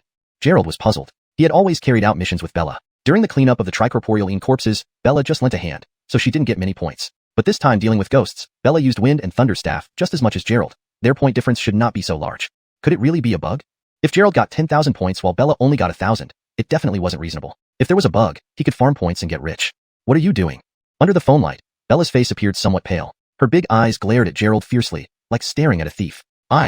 Gerald felt guilty, stammering, well, the points for today's ghost hunting on the Longzhou app have arrived. I wanted to see how many you got. Bella rolled her eyes, snatched her phone back, and said, peeping into others' privacy is also illegal. As your husband, do you think I'll get arrested? Or do you have something to hide? Gerald grinned. I saw several unread messages too. Florence asked what I was doing. What could I say, living together with you? Or just coming back from catching a ghost and being dead tired? Bella glanced at Gerald. Did you slip up? We really are in sync. I told Florence we just finished catching a ghost. Gerald laughed. Is this considered collaborating in deception? How is it deceiving? It's our mission, Florence. Bella hesitated. Florence wouldn't blame me. This is just a kind lie. Besides, she lied about being pregnant too. As long as you're okay with it. Gerald turned to the sofa edge, tapped his right hand, and several yellow talismans, beast skins, and rare metals appeared on the table. Tonight dealing with nightmares cost him plenty of talismans, and he needed more life-saving ones to deal with Isaiah next. I don't have anything to feel guilty about. I haven't wronged her, said Bella, burying her head under the blanket. I'm tired, going to sleep? Gerald glanced at her, saying nothing. Clearly, this little girl still harbored some guilt. After all, she and Nellie were best friends, yet it ended up as a love triangle. Calmly, Gerald tapped a piece of cypress red sandalwood pin in the air. It flew up, another tool from Longzhou for making talismans, enhancing efficiency greatly. Nowadays, talismans require more than just dipping a brush in vermilion ink and infusing qi. Like alchemy, materials need to be added at the right time to prevent destruction. The more powerful and effective the talisman, the rarer its materials. With Gerald's current level, he could only make mid-level talismans. A dip of vermilion ink, a stroke that dances like dragons and snakes. Gerald's brush quickly touched the vermilion, then the other materials, finally landing on yellow paper. The talisman emitted a bright glow, infused forcefully with spirit energy, and its value wasn't below a low-grade magical weapon. What Gerald was mainly refining were ghost-killing talismans, mostly with lightning and fire attributes, so he used fur from lightning lynx and flame rat. These beasts ranked high in the mythical beast records, and individually might be too tough for Gerald. Thankfully, Longzhou had ample reserves. Otherwise, Gerald couldn't make these talismans. Every stroke, every pause, every movement, Gerald made with steady hands. Each talisman was imbued with immense spiritual pressure, always on the brink of shattering. A misstep, and the talisman would be destroyed, potentially wrecking the room with overwhelming spirit energy. Spiritual light shimmered in the room, even this one talisman's power causing spatial tremors. Gerald was drenched in sweat, beads rolling down his forehead. Refining talismans took more spirit energy than alchemy, with greater difficulty. No wonder there were dedicated talisman refiners. Without years of effort, one couldn't grasp the basics. Gerald had just mastered the basics, though slow. At least no mistakes. Precision strokes, each with purpose, even if not top tier, it wouldn't be subpar. Thankfully, the legacy he inherited had a fairly complete set of talisman refinement techniques. Otherwise, his amateur skills wouldn't cut it.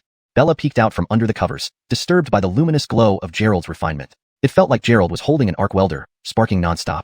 What are you doing? Messing up my nerves? Bella was drowsy from the tranquilizer soup, but now wide awake due to Gerald's actions. Isn't this to save your life? Rushing to refine life-saving talismans for you? Gerald wiped the sweat, picked up a talisman, waving at Bella. Here, look. This is a mid-level lightning summoning talisman, able to draw upon celestial lightning force, matching your cultivation technique perfectly, increasing your strength by 30%. And this one, Wind Speed Talisman, can boost speed by at least 30% after use. Chapter 507. Alexandria loses her temper. Gerald boasted about the talismans, as if he were a market granny showing off her produce. Bella glanced at the talisman and then pulled the blanket over her head, falling asleep instantly. Then take your time practicing. I won't be accompanying you.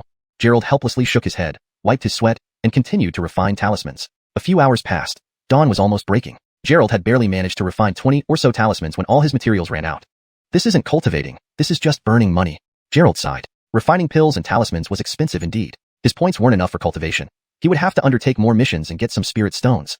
Just as Gerald stretched and prepared to rest for a while before returning to Shanghai the next day, there came a faint sound of wind from outside, followed by a snow-white figure appearing in the room.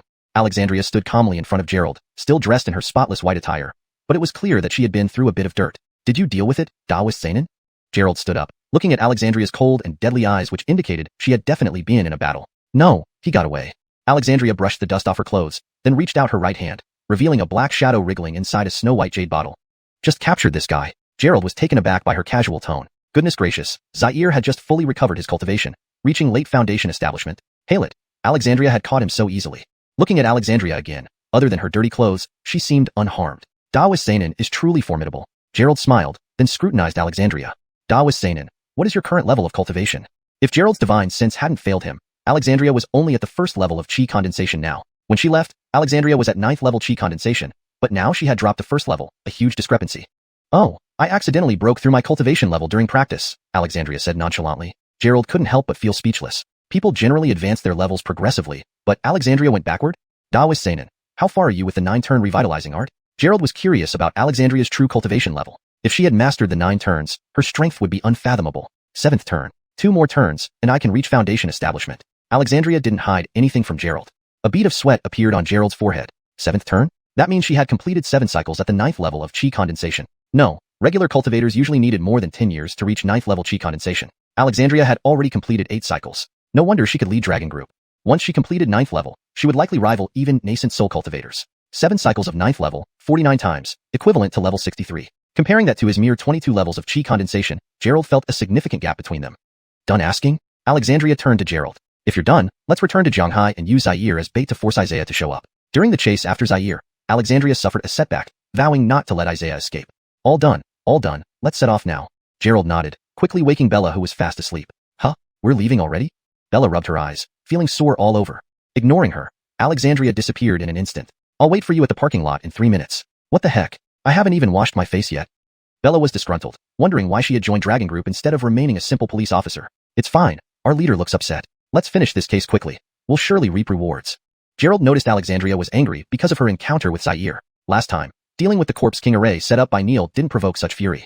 It seemed Alexandria had indeed suffered greatly this time. With her high and mighty personality and rigorous cultivation method, facing difficulties only made her strive harder. Now, Isaiah might have really met his match. Gerald led Bella to the parking lot, where Alexandria silently started the car and raced back to Shanghai.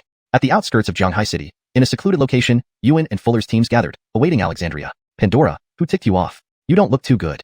Fully equipped, Yuan and company looked ready for battle. This was the first time Gerald saw all members of Dragon Group gathered, around 60 people in total, divided into 2 squads. Lead your teams and search within this area. Find the location of the evil practitioner and report back to me. Without a word, Alexandria opened a map on her tablet, demarcating the area. Yuan and Fuller furrowed their brows. The search area seems quite large. Alexandria designated an area covering at least 2,000 square kilometers, spanning 5 cities including Shanghai and Jiangqing. With just 60 people, finding a few malevolent cultivators in this vast area would take forever. You can use radar for systematic searching. Focus on these areas with concentrated energy, Alexandria stated coldly. All right, Yuan nodded, addressing the team. Pair up and search carefully. Avoid any mishaps. Alexandria handed out some talismans. Wear these. What about us? Bella noticed they hadn't been given instructions. Chapter 508. Interrogating Frederick. Yuan patted the weapon in his hand, ready to climb into the armed helicopter behind him. He glanced at his sister, and a smile spread across his lips. Little girl, you better not get involved. Leave these matters to us. He was still concerned about his sister's safety. After all, based on the intelligence for this mission, they might be facing an evil cultivator at the Golden Core stage. This was a mission where one wrong move could lead to total annihilation. The danger level skyrocketed, and of course, he couldn't let the Yvette family's young mistress take risks. Halia, Patricia, leave this mission to us men, Fuller agreed. Dora looked at them disdainfully. Please, yesterday, I took care of many little devils. You don't know how strong I've become. Alexandria commanded. Gerald, continue investigating Frederick and see who gets the leads on Isaiah first. Since the team leader had spoken, Yuan and the others couldn't object any longer. Patricia, keep this safe. Crush it in case of emergency. It can save your life. Yuan handed over a jade talisman to Dora. This item, when used with the Yvette family secret technique, could temporarily boost cultivation levels. Of course, the side effects were severe, but during emergencies, that was a risk worth taking. After making the necessary arrangements, Yuan and Fuller led the team out. Gerald took Dora to the Jianghai police station to check on their investigation results. Alexandria also left, her destination unknown to them. In the police station, after a night of interrogation and Landon's search for victims, 3 people decided to testify against Frederick. Although this was only a fraction of those in the video, if the evidence was sufficient, it would be enough to put Frederick away for a long time. Based on Frederick's crimes, he was looking at more than 10 years in prison. Is that too lenient? Dora frowned. There are over 30 people in the video, including underage girls. Is that it? There's a situation. Frederick's ID shows he's under 18. Moreover, the people you mentioned are unwilling to testify. We have no choice. Gordonlick looked at the documents. We can only hope that Xiaofeng can persuade a few more. He worked through the night and hasn't finished yet.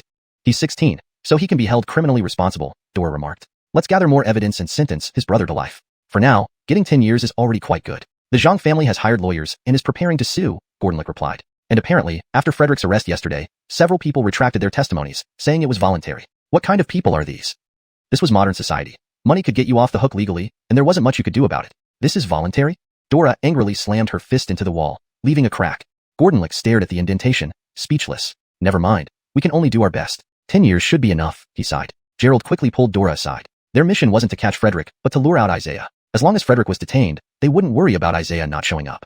Senpai, leave the investigation to you. I'm waiting for your results. Dora withdrew her fist, feeling slightly embarrassed in front of Gordonlick. She had just revealed her strength and anger. Don't worry, you're our ace detective now. I want to learn from you. Gordonlick managed to smile. All right, wait for my news. I'll go see Frederick. Dora resolved to use some tactics to make Frederick confess his crimes. Otherwise, he might not receive due punishment and could continue evading the law, especially considering his age. That kid is stubborn. He says everything was voluntary. He probably anticipated this day and prepared accordingly. Gordonlick nodded, leading Dora and Gerald to the room where Frederick was being held. When Frederick saw Gerald and Dora, his eyes flared with fury. Last time, Gerald had gotten him locked up. Running into him again enraged him. Now, tell me what happened in these videos. Dora didn't mince words. She threw his phone on the table and fixed her gaze on Frederick. In interrogation mode, Dora became a fiery policewoman whose glare could break down anyone with weak nerves. Officer, I said, I like having many girlfriends. Is there a problem with that? Frederick sneered arrogantly. Don't believe those women. They're just jealous because my family is rich and want to blackmail us. Dora clenched her fists in anger. Such blatant disrespect towards women infuriated her. Committing such acts and then turning the tables? With such arrogance at a young age, who knew what he'd do in the future? Try saying that again.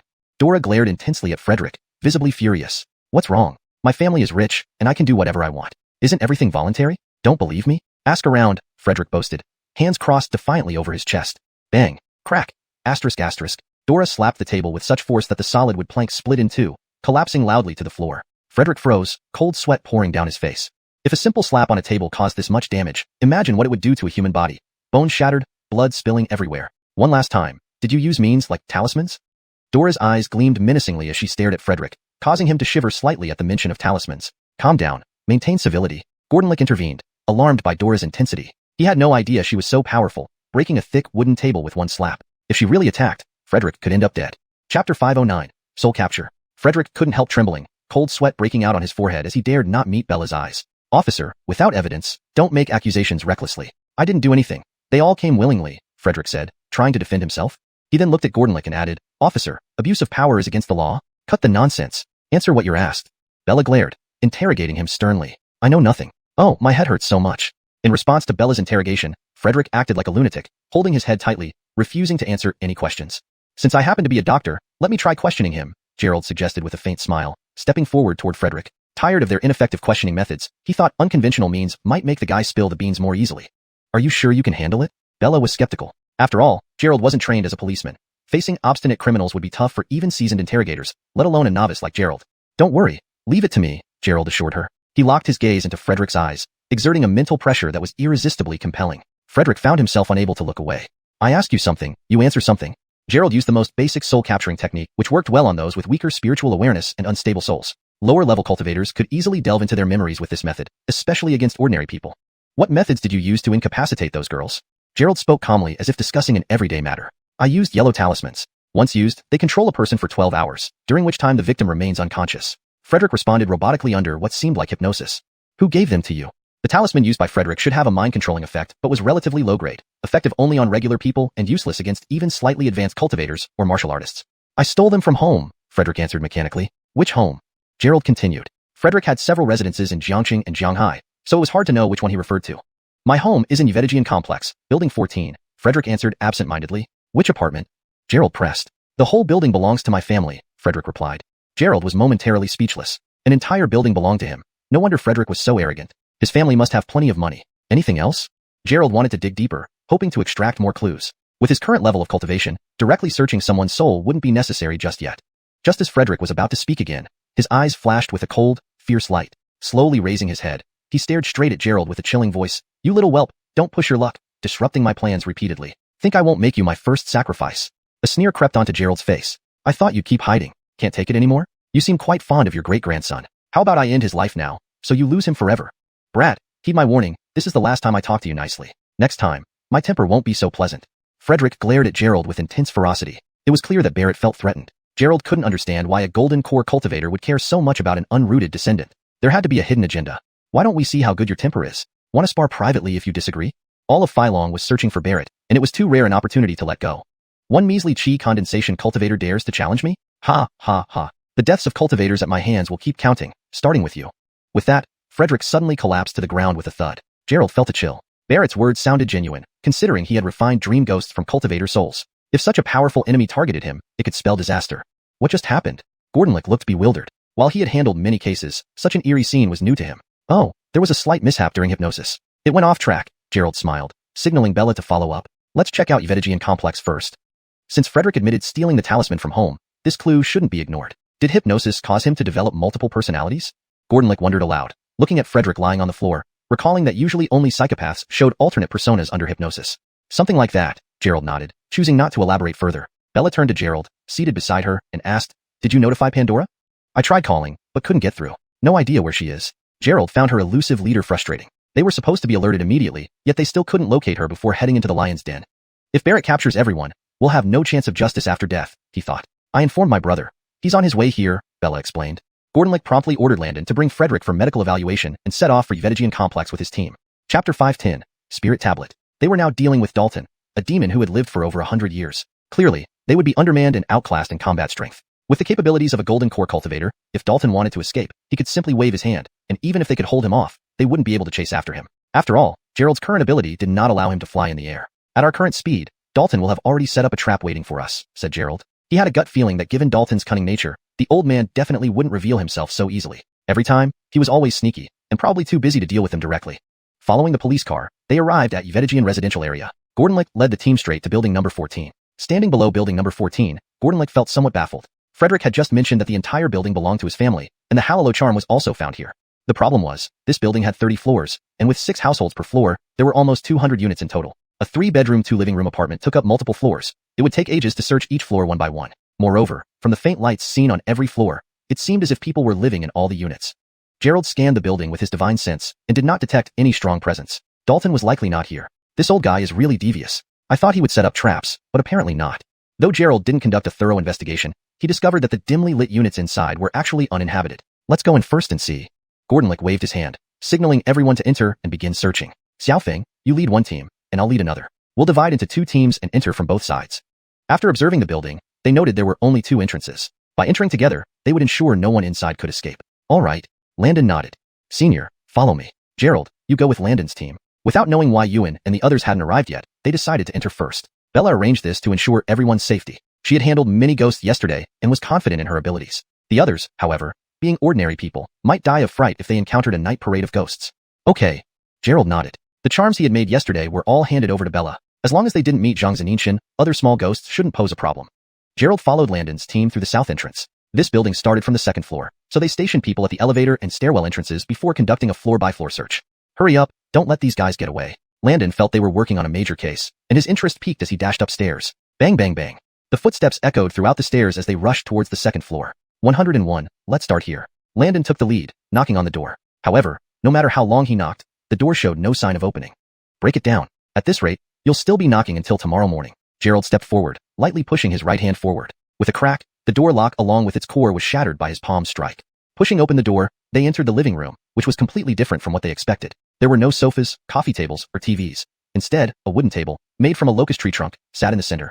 Speaking of the locust tree, it was clearly a ghost tree used for summoning spirits or nurturing ghosts with great effect. On the table lay a wooden tablet, beside which stood an incense burner with fragrant smoke rising. A accompanied by 2 candles.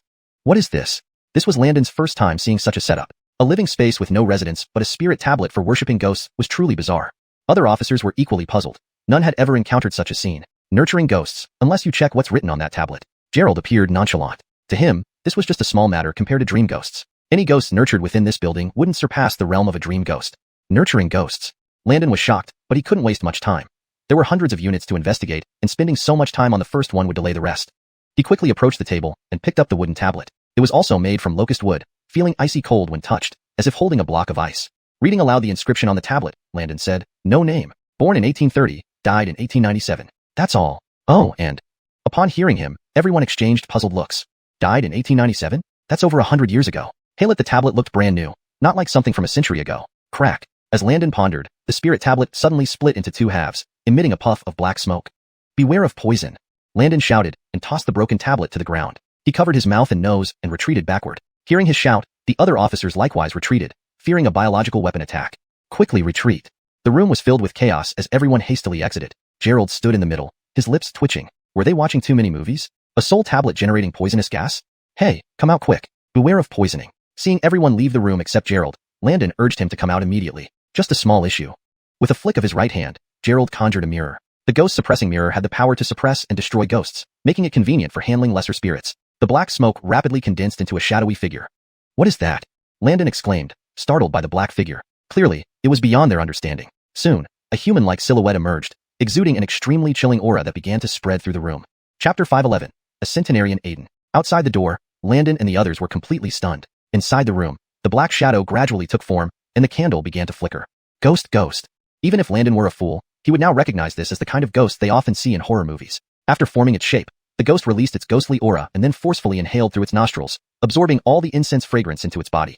For ghosts and deities, incense is akin to what spiritual stones and energy are for cultivators. The more vigorous the incense, the stronger the ghost or deity becomes. This centenarian-old ghost, if it had been nurtured by incense from the beginning, would not be easily underestimated. Its dark shadow indicated strength comparable to that of a foundation establishment cultivator.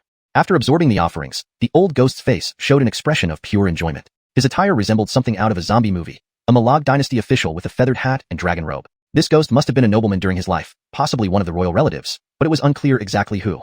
As the ghostly aura condensed, the old ghost's eyes turned toward Gerald. "Why did you disturb my rest?" The old ghost spoke in a cold, dry, and raspy voice, and at the same time, ghostly aura surged out, echoing throughout the room. "To hell with you, pretending to be a ghost." Gerald preemptively attacked before the old ghost could boast further. He flipped his right hand, and the demon-suppressing mirror shot a beam of energy towards the ghost. As the spiritual energy collided with the ghostly aura, the room began to shake violently. Boom! It felt like an 8-magnitude earthquake, causing debris to fall from the ceiling, cracks to appear on the walls, and the floor to split. It seemed like the building was about to collapse. This was the 2nd floor. If it collapsed here, the dozens of floors above would come down too, burying everyone inside. "You all retreat first. Have Gordonlick and the others leave as well." Gerald turned to quickly instruct them to evacuate because this old ghost's power was quite formidable and difficult to handle. "Hails, yes?" Landon's legs went weak, and he shakily led the terrified others out. Who knew that the first room would be so intense? Who knew what awaited in the other rooms? After these people left, Gerald immediately drew a yellow talisman and threw it at the old ghost. Bang! A thunderous sound erupted, and lightning struck the old ghost's head. After the lightning, black smoke rose from the ghost's body, as if it had truly been struck by lightning, its head smoking and smelling of burnt flesh. While it wasn't unusual for lightning to cause smoke on a human, striking a ghost and achieving such an effect was surprising. However, the old ghost showed remarkable resilience. This was an intermediate-level thunder talisman infused with many lightning materials, yet it didn't scatter the ghost's soul. Seeing only minor injuries on the old ghost, Gerald promptly prepared another talisman to attack again. The old ghost seemed bewildered from the last attack and hadn't recovered. Upon seeing Gerald pull out another thunder talisman, it retreated, yelling, "Hero, spare me, spare me." Gerald paused mid-air with the talisman, looking oddly at the talking ghost. It was the first time he had encountered a talking ghost. "Who exactly are you? No, what kind of ghost are you? And why are you here? What is your relationship with Isaiah?" The fact that the ghost could speak suggested it wasn't directly controlled by Isaiah, potentially providing valuable information. "I am." The old ghost put on airs, behaving as a major player, expecting nothing less than an 8-person sedan chair for his stature. "One more word, you old ghost." Seeing the ghost's arrogance, Gerald readied to attack again. "Hero, spare me. I was once a prince of the court named Zion. Forget my name. It's been so long." The old ghost sighed deeply. In his time, he was a prince, second only to the emperor. "Who cares what you're called? Tell me about your relationship with Isaiah." Gerald grew impatient. The ghost had died centuries ago. Why waste time with nonsense? "When you say xuanhuan, you speak of a true immortal. During the Taiping Rebellion, he helped me suppress the rebellion." Staring at the old man, Gerald thought, didn't Zhang Fan crush the Taiping forces historically? How did this relate to the ghost or Isaiah? Moreover, hearing the ghost's account, Isaiah was already involved with him during that era, implying he might be older than they suspected. Tell me more, demanded Gerald.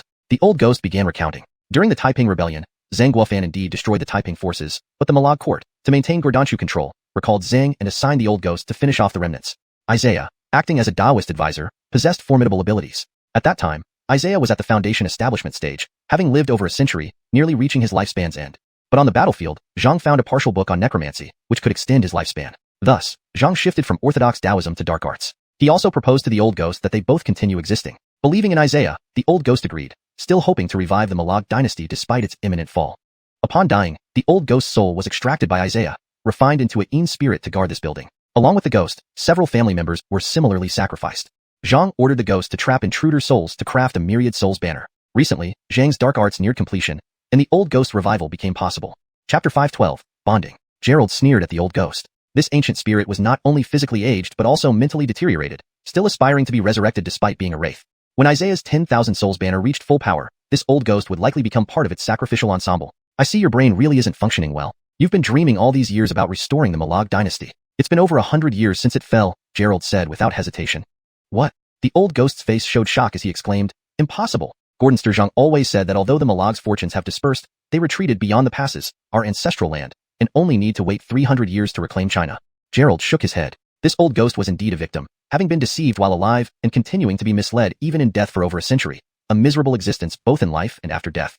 Don't believe Isaiah's lies. Let me tell you, it's now 2021 AD. Your so-called court ceased to exist over 100 years ago. Gerald gave the old ghost a brief account of modern history, leaving him in disbelief. For over 100 years, he had been diligently cultivating as a ghost, preparing for resurrection and leading the Malag to reconquer China in 3 centuries, perhaps even becoming an emperor himself. You're lying. You must be tricking me. The old ghost shook his head repeatedly, refusing to accept Gerald's words. This was a dream he had harbored for over 100 years. How could it be shattered so easily? Believe or not, it's none of my business. Gerald sighed and continued. Tell me what kind of evil art Isaiah practices. After I deal with him, I'll show you the world today. You're tricking me. You want to extract information to destroy Gordon Sturgeon and ruin the Malag dragon veins. Boom. Gerald was too impatient for idle chatter. He hurled a lightning talisman at the old ghost, scorching him thoroughly. Ding dong. At that moment, Gerald's phone rang. Ignoring the old ghost who was still lost in thought, he answered the call. Hello, Elena. Gerald, what's happening there? The building looks like it's about to collapse. Why haven't you come out yet? Gordongi's voice carried a hint of urgency. If the building collapsed, burying Gerald inside, his chances of survival would be slim. No worries, just chatting with an old ghost. Gerald replied, You can come in now. Okay, wait for me. After hanging up, Gerald thought for a moment, then took out his phone and searched for videos of China's founding ceremony and grand military parades to show the old ghost. Seeing those videos, the old ghost's faith crumbled. Having been deceived for over a century, he felt as if his 2 lifetimes had been lived in vain. Isaiah, you dare to deceive me. I will not rest until you are dead. The old ghost's voice echoed in the room, causing it to shake again. Calm down, you're already dead. Human affairs no longer concern you. Gerald quickly put away his phone, as the ghost's energy was almost destroying his new, expensive device. Apologies, I got carried away just now. Gordon, I asked the esteemed Taoist's name.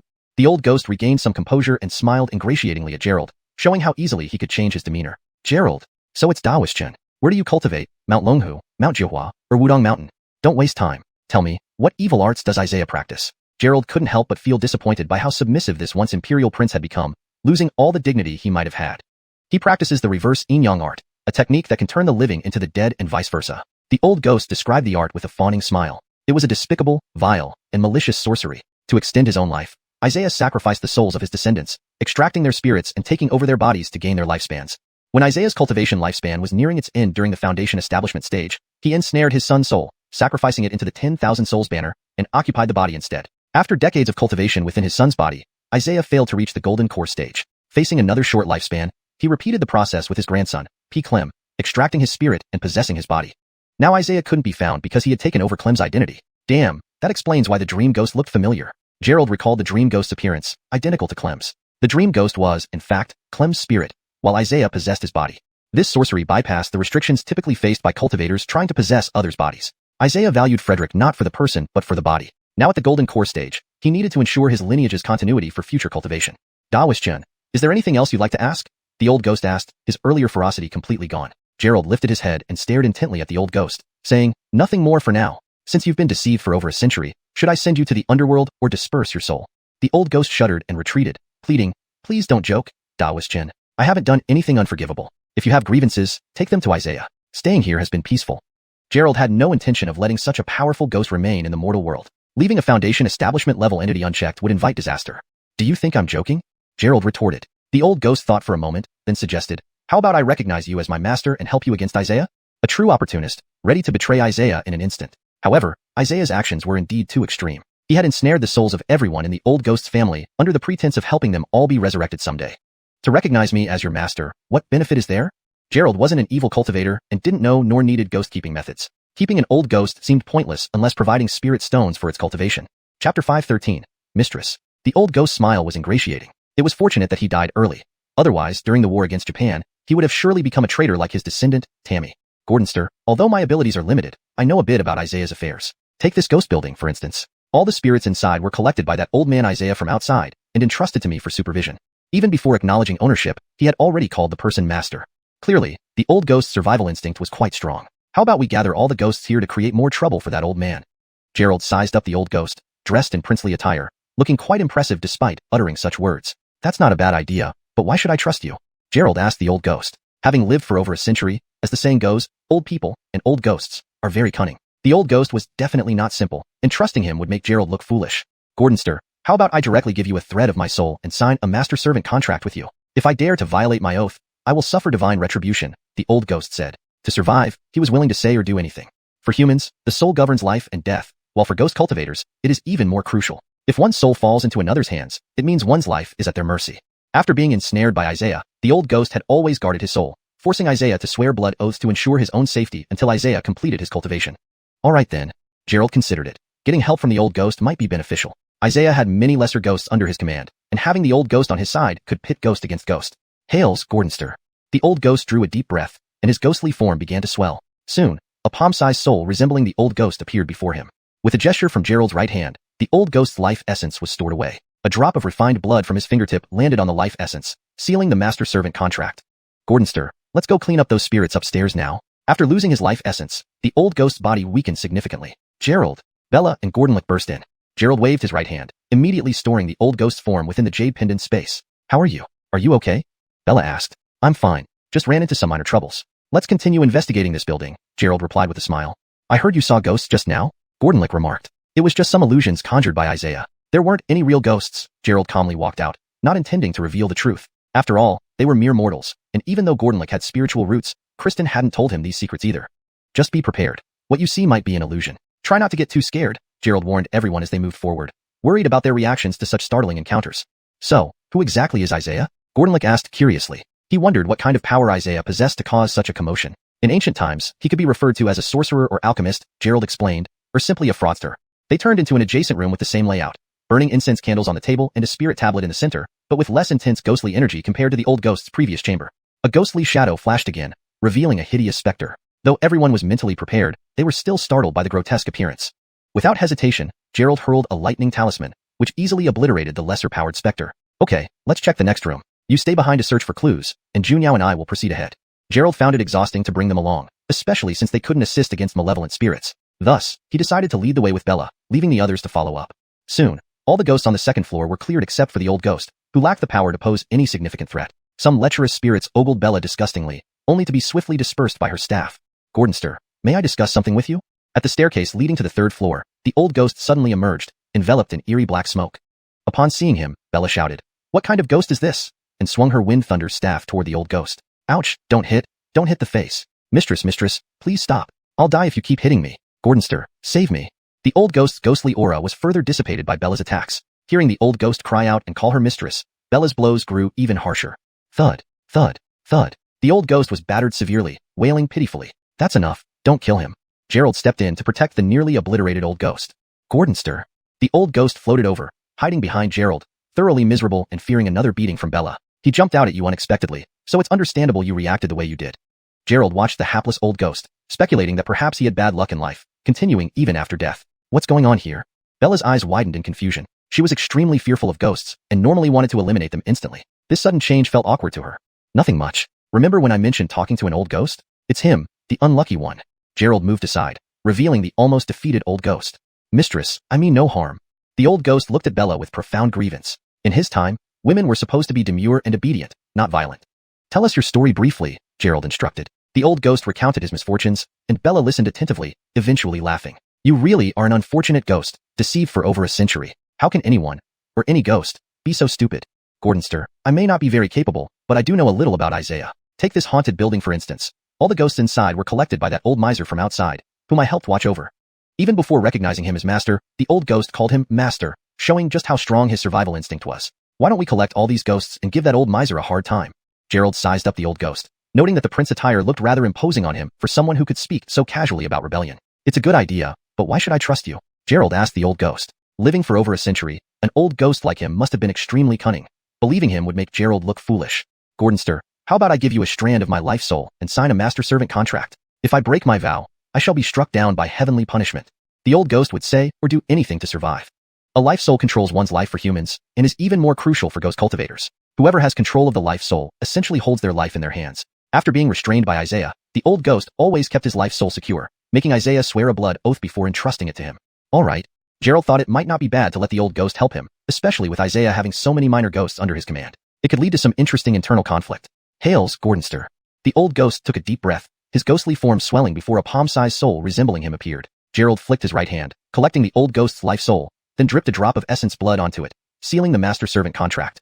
Gordonster, let's go upstairs and deal with those ghosts. After losing his life soul, the old ghost showed signs of weakness. Gerald, Bella, and Gordonlick burst in. Gerald sealed the old ghost form into the jade pendant space. Are you okay? Bella asked. Just some minor trouble, nothing serious. Let's continue investigating the building, Gerald smiled, not planning to reveal the full truth. These people were ultimately ordinary mortals. Even if Gordonlick had a spiritual root, Gerald did not feel it was his place to tell them everything, especially when Kristen hadn't. Be prepared for what you see. It's likely all illusions, so brace yourselves. They had encountered such a commotion upon arrival. Gerald feared for their safety. So who is Isaiah? Gordonlick asked, growing more curious about the man and his capabilities. In ancient times, he'd be considered a sorcerer or an alchemist, or simply a fraud, Gerald said, turning towards the adjacent room which retained its earlier layout. On the table burned incense and candles, a soul tablet placed centrally, though the ghost aura was less dense than in the old ghost's chamber. Another ghostly figure flashed in, a vicious-looking demon. Though somewhat prepared, everyone still jumped at the sight. Without hesitation, Gerald hurled a thunder talisman, immediately dispelling the lesser ghost. Let's move to the next room. You two stay here to search for clues while Bella and I proceed. Carrying on alone seemed more efficient without worrying about others' safety. Thus, the second floor's ghosts were swiftly cleared out except for the old ghost, none reaching the foundation establishing stage. At the third floor staircase, the old ghost emerged again, emitting ghostly black smoke. What ghost? Bella shouted, swinging her wind thunder staff. Don't hit the face. Mistress, stop, I'll die otherwise, Gordonster, save me. The old ghost screamed as his ghostly aura dispersed.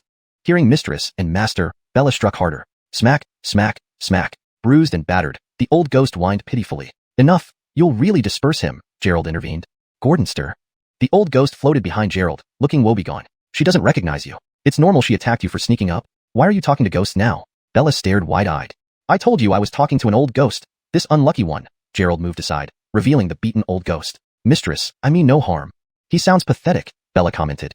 Tell me briefly about yourself, Gerald demanded. The old ghost recounted his miserable story, drawing laughter from Bella. You're truly an unlucky ghost, tricked for over a century. That's pretty dumb, even for a ghost. The translation captures the tone and style of the original Chinese text while ensuring natural English phrasing and maintaining paragraph structure and line breaks as requested. Chapter 514. Aiden's Request. Bella laughed brightly, her fears of ghosts and monsters completely gone. Now she understood. Ghosts were just like humans. They were stupid, clumsy, foolish, and unlucky ones. Like this old ghost before her, he was clearly both stupid and unlucky. Despite his high realm, his wisdom was not enough to compensate for it. Insulted by Bella, the old ghost's face turned green, though it was hard to tell since his original complexion was black. Gordondam, please don't mock me. The old ghost patted the top of his headgear, thankful that he had it on.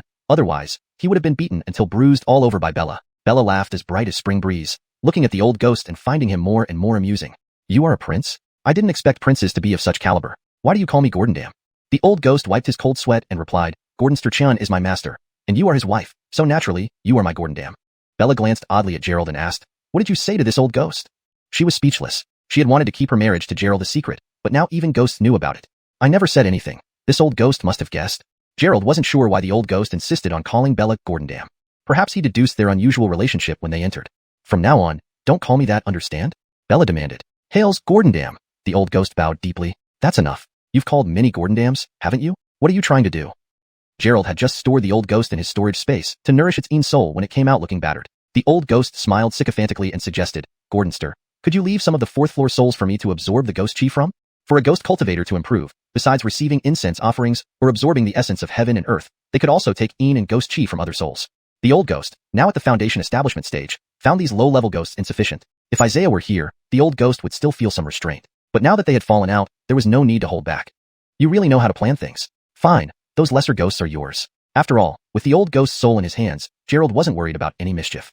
In fact, the higher the old ghost's cultivation, the more beneficial it would be for him. Gerald led Bella, with the old ghost floating behind them, up to the 4th floor. Here, the spirits were stronger, roughly at the 8th or 9th level of chi refinement. Just like below, each room housed a spirit sustained by incense offerings. However, these spirits differed from the old ghost in one crucial aspect. They lacked self-awareness. Splat. As soon as they opened a door, they saw a dark figure hovering mid-air. Upon seeing intruders, the spirit immediately bared its fangs and claws, ready to rush forward to devour them. In a flash, the old ghost appeared, its ghostly aura enveloping the spirit. Then the old ghost's large mouth opened, spewing out a powerful force like an industrial-strength vacuum cleaner. Before the spirit could react, it was sucked into the old ghost's mouth. Burp. After absorbing the spirit, the old ghost emitted a content burp, its ghostly aura becoming denser. Next room. Without needing Gerald to act, the old ghost devoured the spirits quickly. Soon, the 4th floor was cleaned out. Next, Gerald and Bella took the old ghost to clear out the spirits while Gordonlick and the others followed up to tidy up. After several hours of work, it looked like dawn was approaching. In this building, only the old ghost possessed significant power, which seemed unusual. According to normal circumstances, spirits nurtured for 100 years should be quite formidable. It seemed this place was merely Isaiah's spirit nurturing area, with stronger spirits already taken away by him. Finally reaching the top floor, they found it more ordinary, resembling a regular residence rather than a haunted dwelling. They also discovered some magical artifacts and talismans, all evil instruments used to ensnare souls, and talismans designed to bewilder or bind souls. Beyond these, they found contraband items in what might have been Frederick's room. Looks like we'll need to conduct a urine test on Frederick, Gerald remarked, holding a small bag of powder before Bella. Who would have thought that after the Blue Dragon Guild in Jiangsheng was eradicated, such substances would reappear in Shanghai? Frederick, a minor. Obtaining talismans might be understandable, but acquiring these contraband items was highly suspicious. Apparently, some faction in Shanghai was selling these illicit goods. How is it? We searched everything downstairs but didn't find any useful leads. Gordonlick hurried up. Although they spent much time searching, they found nothing valuable. Here, these are the items, along with these talismans. Gerald handed over the items and talismans to Gordonlick. Xiaofeng examined this. Gordonlick gave the package to Landon and resumed, leading his team to search the rooms further. This house likely belonged to Frederick, with only his living traces and fingerprints present. During the bedroom investigation, they found hair remnants from a girl who had been drugged by Frederick. Senior, check where Frederick's father, Clem, is in Shanghai. Bella felt this matter was almost resolved, and now they needed to locate Clem, who was now inhabited by Isaiah. Papa Zhang was contacted when Frederick was arrested. He should be heading to the police station, Gordonlick replied. Bella nodded, though knowing Isaiah's identity was exposed, it wouldn't be easy for him to show up easily. Next, Bella made a quick call to the department, asking them to monitor Jiangxing Vocational College for any news of Clem. With this investigation completed and the items retrieved, it wouldn't be easy for Frederick to get out through connections anymore. At the police station, Gordonlick stood in the hallway smoking, awaiting the results of Isaiah's investigation. Senior, we'll go find some people, goodbye, Bella bid farewell. This translation aims to adhere closely to the original structure and tone, ensuring a coherent storyline and fluid narrative in English. Chapter 515. Encountering Benicio again. Now that Alexandria couldn't be reached, and Yuan was also out of contact, it was unclear if they had run into trouble. Bella and Gerald could only try to locate them first. Gordonlick threw the cigarette but into the nearby trash can and frowned, asking, Junyao, do you think what we saw were all illusions? If one person saw a ghost, it could be considered an illusion. The problem was that everyone in their team saw the ghosts. Who could say it was all an illusion? Captain Wei, you should go back and ask Sister Malag, she would know. It's not good for us to tell you too much, Gerald said with a smile. Kristen was the leader of the Qianlong team. Asking her directly was much better than asking Gerald and the others. Ask Kinzieg? Gordonlick was puzzled. Why did he have to ask his wife? Let's go back and see. Gerald and the others had been out all night, and dawn was approaching. They had no idea how Yuan and the others were doing, so they decided to check at the rendezvous point first. Returning to the meeting place, there was no sign of anyone having been there. Going to the hotel where Alexandria stayed, she wasn't there either. Where have they gone? Bella was worried. If anything happened to the members of the Flying Dragon teams, it would be a significant loss for the Yvette family. Don't worry. Isaiah isn't a fool. Confronting the Dragon Group head-on wouldn't benefit him. The Dragon Group wasn't to be trifled with. They safeguarded China's safety, and without real skills, how could they accomplish that? Isaiah had always been hiding to avoid being tracked by Dragon Group experts. His necromancy was nothing compared to their powers. If he provoked an attention from a core stage cultivator, Isaiah would be crushed into non-existence with a wave of the hand. Ding dong. A message arrived on the phone. Gerald checked it. It was from the Dragon Group, confirming task rewards for eliminating the ghosts from the entire building. This was unexpected. How did the Dragon Group know about it? And the points were already credited after just finishing the mission. But receiving points wasn't bad, and this night's effort hadn't been wasted. Ding dong. The phone rang again. It was a call from Alexandria. Hello, Dawas Sainin. Where have you all been this whole night? We couldn't find you. I've sent you the location. Come over with Bella. Alexandria didn't explain further, just sent a location and hung up. Gerald was baffled, but still hurriedly headed towards the coordinates with Bella. The location was roughly 200 kilometers away in a remote area known for its densine qi. Gerald drove quickly and arrived within 30 minutes. This place was desolate, with few trees due to the strong yin qi, but wild grass grew taller than humans. Let's go. Parking the car, Gerald led Bella into the thick underbrush, running rapidly towards the destination. As they approached the location Alexandria provided, the yin qi became even stronger, and the magnetic field in the air was chaotic, likely due to recent combat disrupting the natural energy. Finally, after 10 minutes of intense running, they saw figures. Yuan, Fuller, Alexandria, and other team members were present. There were several large craters around, clearly caused by powerful spells. Not far behind them were two downed military helicopters, indicating the intensity of the battle. Brother, are you okay? Yuan lay half on the ground, clothes torn, breathing heavily, obviously severely injured. Beside him, Fuller's clothes were tattered with deep blood marks. Nearby, several team members lay unconscious, barely alive. Bella ran over to help Yuan up. Don't move, my bones are broken. Yuan pointed to his chest, saying, get what's inside. Bella thought he wanted some elixir. When she opened it, it was a pack of xuanhuan cigarettes. Now isn't the time to smoke? Yuan smiled weakly. I've had worse injuries before. This is nothing. Team Pandora has already given us medicine. Once backup arrives, we'll head back to base. Alexandria sat on the muddy ground, covered in dust, looking like a celestial maiden who had fallen to earth. Daoist Zainin, what happened? Was this Isaiah's doing? Seeing the severity of the battle, Gerald guessed it must have involved golden core cultivators. Alexandria didn't respond, focusing on restoring her energy. Yuan took a deep drag on the cigarette and said, it wasn't him but Benicio from the Heavenly Corpse sect. Benicio? Weren't we just in Jiangnan? Why is he here in Jianghai? Gerald remembered that after dealing with the three-body compositing corpses in Jiangnan, Benicio had taken the bodies. Had it not been for Rahim stepping in, Gerald might have become a zombie. Who knows? Yuan cursed, adding, and that guy has too many zombie lords. Look, he shot down our helicopters. They had searched the area based on Alexandria's coordinates, assuming Isaiah's haunt site wouldn't be far. Instead, they found the Heavenly Corpse sect's burial ground. Being high above the ground during the search, they missed spotting the activity below until Benicio attacked first with a magical artifact, forcing them down. On landing, they faced two three-body composite ink corpses and a group of powerful zombie lords. Spread thin, they immediately fell into a fierce battle. Fortunately, Yuan and Fuller used jade talismans to boost their innate strength, avoiding worse consequences. As reinforcements arrived, many zombies were eliminated, but Yuan and Fuller gained no advantage against Benicio. Near the end of the secret technique's duration, they nearly fell to the composite ink corpses. Then Alexandria arrived, fighting two composite ink corpses and Benicio alone. It was a colossal battle that shook the heavens and earth. Chapter 516. A place where talents are concealed. Alexandria's cultivation was no joke. She was now at the 8th level of the ninefold reversion art and, despite only being in the first level of the chi condensation stage, she managed to push back Adlai and two triple-bodied ink corpses step by step. Adlai was no minor figure within the Corpse Gordonster sect, having a golden core cultivation that had been developed over several hundred years. To be suppressed by a mere girl made him furious. He then used a powerful magical treasure, unleashing his spirit energy, and succeeded in gravely injuring Alexandria. If it hadn't been for Adlai running out of steam after this fierce attack and the arrival of others, he would likely have eliminated everyone there. Seeing he couldn't wipe everyone out, Adlai fled with the two powerful triple-bodied ink corpses while the remaining corpse kings were completely wiped out by the Phylong operatives. Gerald Gang knew just how intense the battle must have been from hearing about it. He didn't expect Jianghai to truly be a place where talent was concealed. Isaiah refined spirits here while Adlai cultivated corpses, making this a rare malevolent land. Now what do we do? We also have some leads on Isaiah, Gerald said. He didn't know what their next move should be. The Phylong operatives who were injured or maimed now numbered less than a third of what they had originally been capable of. With such low combat strength, dealing with either Isaiah or Adlai would be challenging, let alone both together. Alexandria had almost fully recovered. She stood up and surveyed everyone. Yuan, you lead the team back to base for rest. We'll go find Isaiah first. As for the Corpse Gordonster sect, they should leave after being chased off just now, provided he isn't foolish. The Corpse Gordonster sect had grand plans and wanted to control the world of cultivators using corpse kings. Now wasn't the time for this plan to come into fruition and Adlai wouldn't dare confront the dragon group head-on. All right, Yuan agreed, looking up at the sky which was about to lighten. These ghostly creatures were mostly dealt with at night, and their vision was greatly hindered during the day, resulting in significant losses. Boom. As the Dragon Group rescue helicopter arrived, Yuan and the group were all airlifted back to the Dragon Group base for recuperation. Although Gerald had joined the Dragon Group and executed a few missions, this was the first time he'd visited the base. It was known for its considerable number of cultivators, so when they returned, they could probably just take some pills and undergo acupuncture to recover. Back to the hotel. With her right hand, Alexandria summoned a snow-white immortal sword. Then she lightly tapped her foot, riding the sword as she flew into the distance. Hey, you left us here like this? Gerald looked at Alexandria as she fled, feeling quite helpless. He and Bella seemed to have done nothing and were returning again. We'll talk when we get back to the hotel. After leaving this short message, Alexandria turned into a stream of light and vanished into the darkness. She had asked Gerald to come here mainly to guard Yuan's safety and prevent Adlai from launching a counterattack. Gerald remarked speechlessly, this leader is really unreliable. Bella asked earnestly, why didn't they take us along when they went back to base? The rescue helicopter had flown towards their hotel, so taking them along would have saved them a late-night journey back. I don't know. Forget it, let's go back ourselves. Since Alexandria could not carry anyone while flying, let alone two people, Gerald and Bella could only walk back.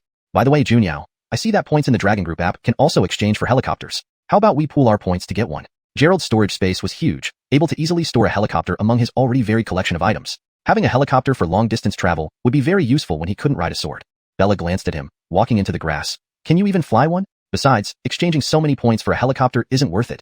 It would be better to get medicinal pills instead. Phylong isn't short of helicopters. I think you should learn. With your natural talent, you'll definitely pick it up. Gerald finished laughing, but Bella rolled her eyes. If you want to learn, do it yourself. I have no interest in being your driver. After flashing away and running down the road, she left behind a helpless Gerald. Was asking a question too much? Those points are precious. Gerald followed quickly, asking, how many points do you have now? Gerald had received thousands of points and messages from the Dragon Group and had figured out the point earning system. One could gain a few hundred points for defeating someone at the Chi condensation stage, several thousand for the Foundation establishment stage, and likely tens of thousands for the Golden Core stage.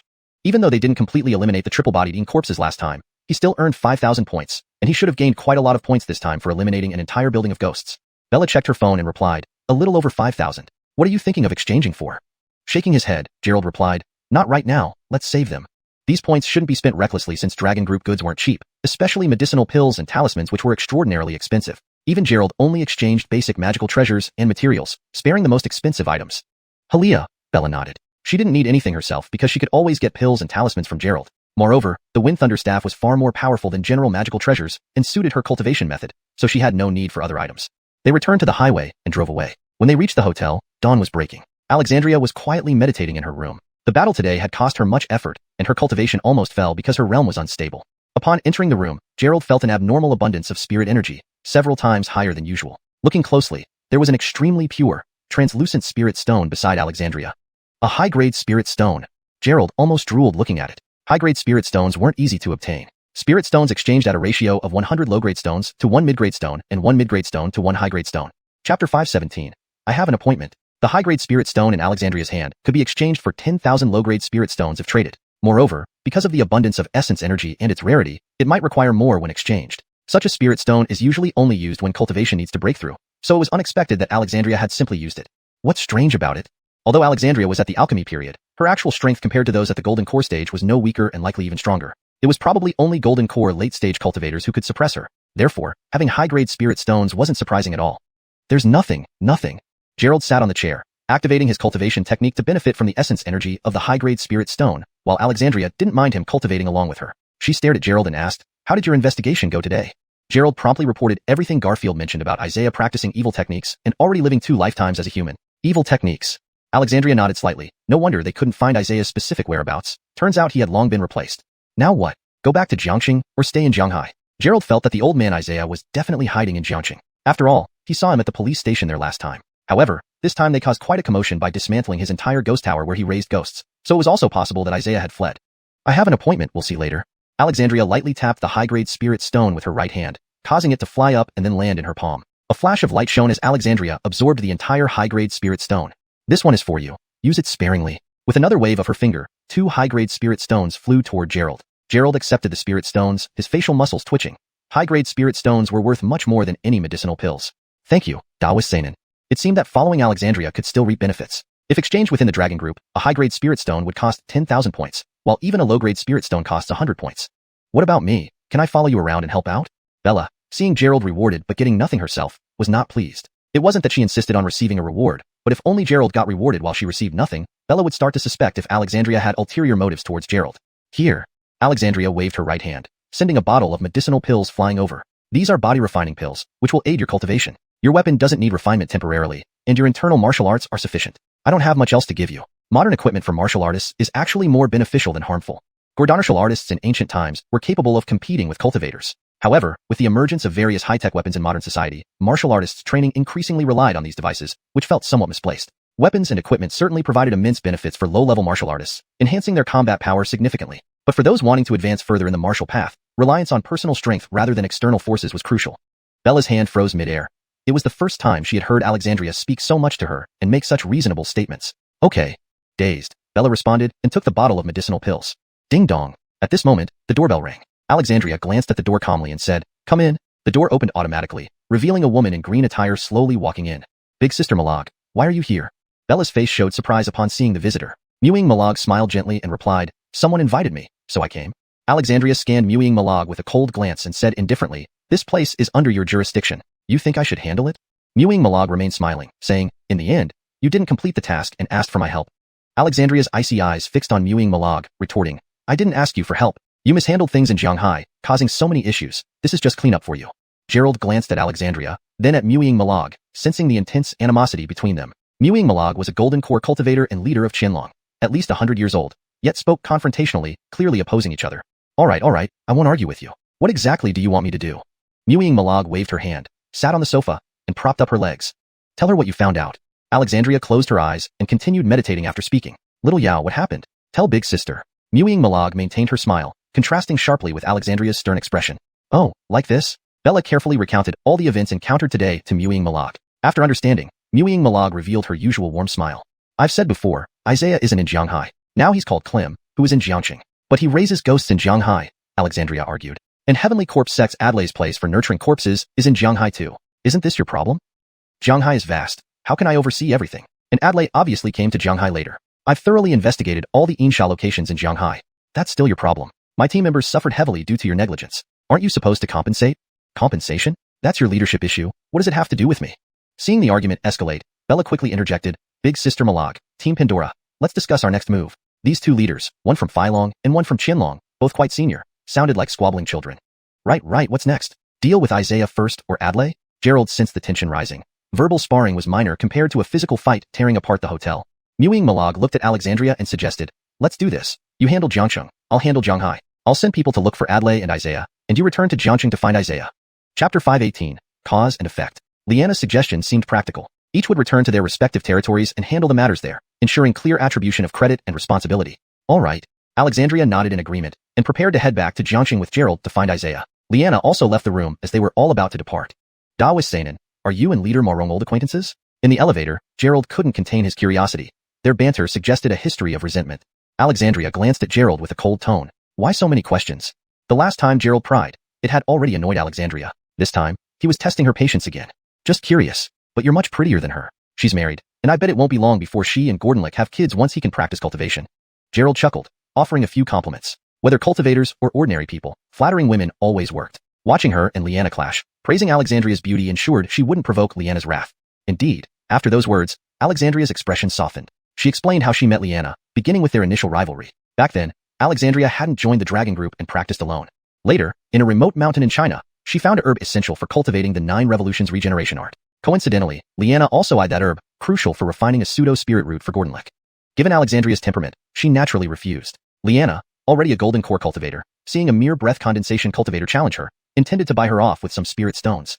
But Alexandria acted immediately, revealing her formidable prowess. Despite her higher cultivation level, Liana struggled against Alexandria, who hadn't fully mastered the 9 revolutions regeneration art yet. Their battle lasted 3 days and nights. Liana had the upper hand but couldn't defeat Alexandria. Given the stakes, they eventually made peace. Liana offered half the herb, and Alexandria ceased the conflict. Impressed by Alexandria's strength, Liana tried to recruit her into the dragon group but failed. Alexandria ultimately joined due to her connection with Gordanthias, though this came later. When Alexandria reappeared, her cultivation had advanced, and she became a leader of the dragon group. Still harboring a grudge over being previously suppressed by Liana, they battled again, but she still couldn't win. Thus, even as fellow leaders, Alexandria felt inferior, explaining why she didn't contact Liana in Jianghai. Oh, so that's it. Gerald grasped the situation, realizing Alexandria held a grudge. Just know, don't spread it around. Wait till I reach Foundation establishment. We'll see who is stronger. Alexandria remarked. Gerald looked at her, finding her more like a 20-something girl rather than her usually stern self. So, Sister Qing was already a golden core cultivator when in university? Bella finally understood the depth behind the former senior at university. Who knows, choosing to study and marry. Quite amusing. Alexandria snorted and walked out of the elevator without further comment. Woman, Gerald sighed, similarly stepping out. What about women? Do you have an opinion on them? Bella followed up. I didn't say that. Don't misinterpret me, Gerald responded. Alexandria got into the driver's seat. Now let's go back to Jiangqing and apprehend Isaiah. Heck yes, our Pandora will save face by catching Isaiah and impressing Leader Ma. Gerald grinned, enjoying the Mercedes' comfort and spacious interior. Via room, Alexandria stepped on the gas, ready to race towards Jiangqing. Ding dong. Suddenly, Bella's phone rang. After the call, she informed Alexandria and Gerald, we might stay in Jianghai temporarily. Trouble has erupted. Both turned to her, wondering what new issue prevented them from returning to Jiangqing. Bella explained, there's a surge of unconscious patients in Jianghai. We must first visit the hospital. Bella received a call from Gordonlick detailing the sudden influx of unconscious victims, including girls who had been drugged by Frederick and police officers involved in the investigation at Purple Ridge Mountain. This old man is declaring war on us, Gerald said. Clearly, Isaiah caused these incidents. Let's see what we can do first, Bella replied. They thought Isaiah was retaliating after their raid on Ghost Tower. Alexandria reversed the car and headed to the hospital. Upon arriving, they saw Gordon look distressed, with half his team in the hospital, including Landon, all unconscious. Without witnesses, the victims couldn't provide testimony against Frederick. Bella comforted Gordonlick and asked Alexandria and Gerald to check on the patients. All victims were in a vegetative state, their souls restrained. I'll try first. Gerald, assist me here. Others, please step out. Alexandria looked at the 4 unconscious patients, preparing to attempt recovering their souls. All right. Gerald agreed, knowing these people might connect him and Alexandria to karmic consequences if not rescued. Their cultivation could suffer if unresolved. Chapter 519. Isaiah's Threat. Gordonlick looked at Landon, who lay unconscious on the bed, with some anxiety. This young man had been learning and working under him ever since joining the police force, proving himself to be reliable and diligent. Now, seeing Landon comatose because of this case stirred Gordonlick's heart. After all, Landon came from a genuine rural background. Being a college student in his village and then joining the police force was the pride of the entire village. Can you handle it? Should we call a doctor? Gordonlick asked, unsure if these 2 people could cure someone in a vegetative state. Senior brother, rest assured. Gerald is a renowned miracle doctor in our city. He can definitely handle this. Bella quickly intervened, pulling Gordonlick out of the room. She knew that Alexandria would be performing magic soon, which might not be appropriate for ordinary people to witness. Thus, Gordonlick was pulled out of the ward. Gerald turned and closed the door behind him. Now what should we do? Perform a soul summoning? Gerald walked back and glanced at Landon lying in the bed. The current situation involved dozens of souls being taken away, which was a massive task. If their souls were just wandering around, they could be easily summoned back. However, these souls were captured by Isaiah, making the retrieval far more difficult. We'll try first. Even if we can't bring them back, we can sense their location. Alexandria lifted her delicate hand and pointed forward lightly. Landon, as if being pulled by an invisible force, stood up straight from the bed. If his eyes weren't still closed, one might have thought he was waking up from a vegetative state. Alexandria took out a yellow talisman and threw it towards Landon, sticking it on his crown. Then, she brought out a bagua mirror and hovered it in the southern part of the room. Finally, she unfurled an oil paper umbrella and used it to shield Landon. Watching this unfold, Gerald was slightly stunned, never realizing soul retrieval required such elaborate methods. Alexandria took out Landon's ID card, examined the birth date, and drew a talisman on a blank piece of yellow paper using cinnabar ink. She then plucked a strand of hair from Landon's head, along with the yellow talisman, and set it alight. The yellow talisman burned with a blue flame, causing the room temperature to drop significantly. Cold air circulated through the room, like an air conditioner set to 15 degrees Celsius. You take this. Alexandria directed the flame towards Gerald. Don't let the flame go out, or I won't be able to locate the soul's position.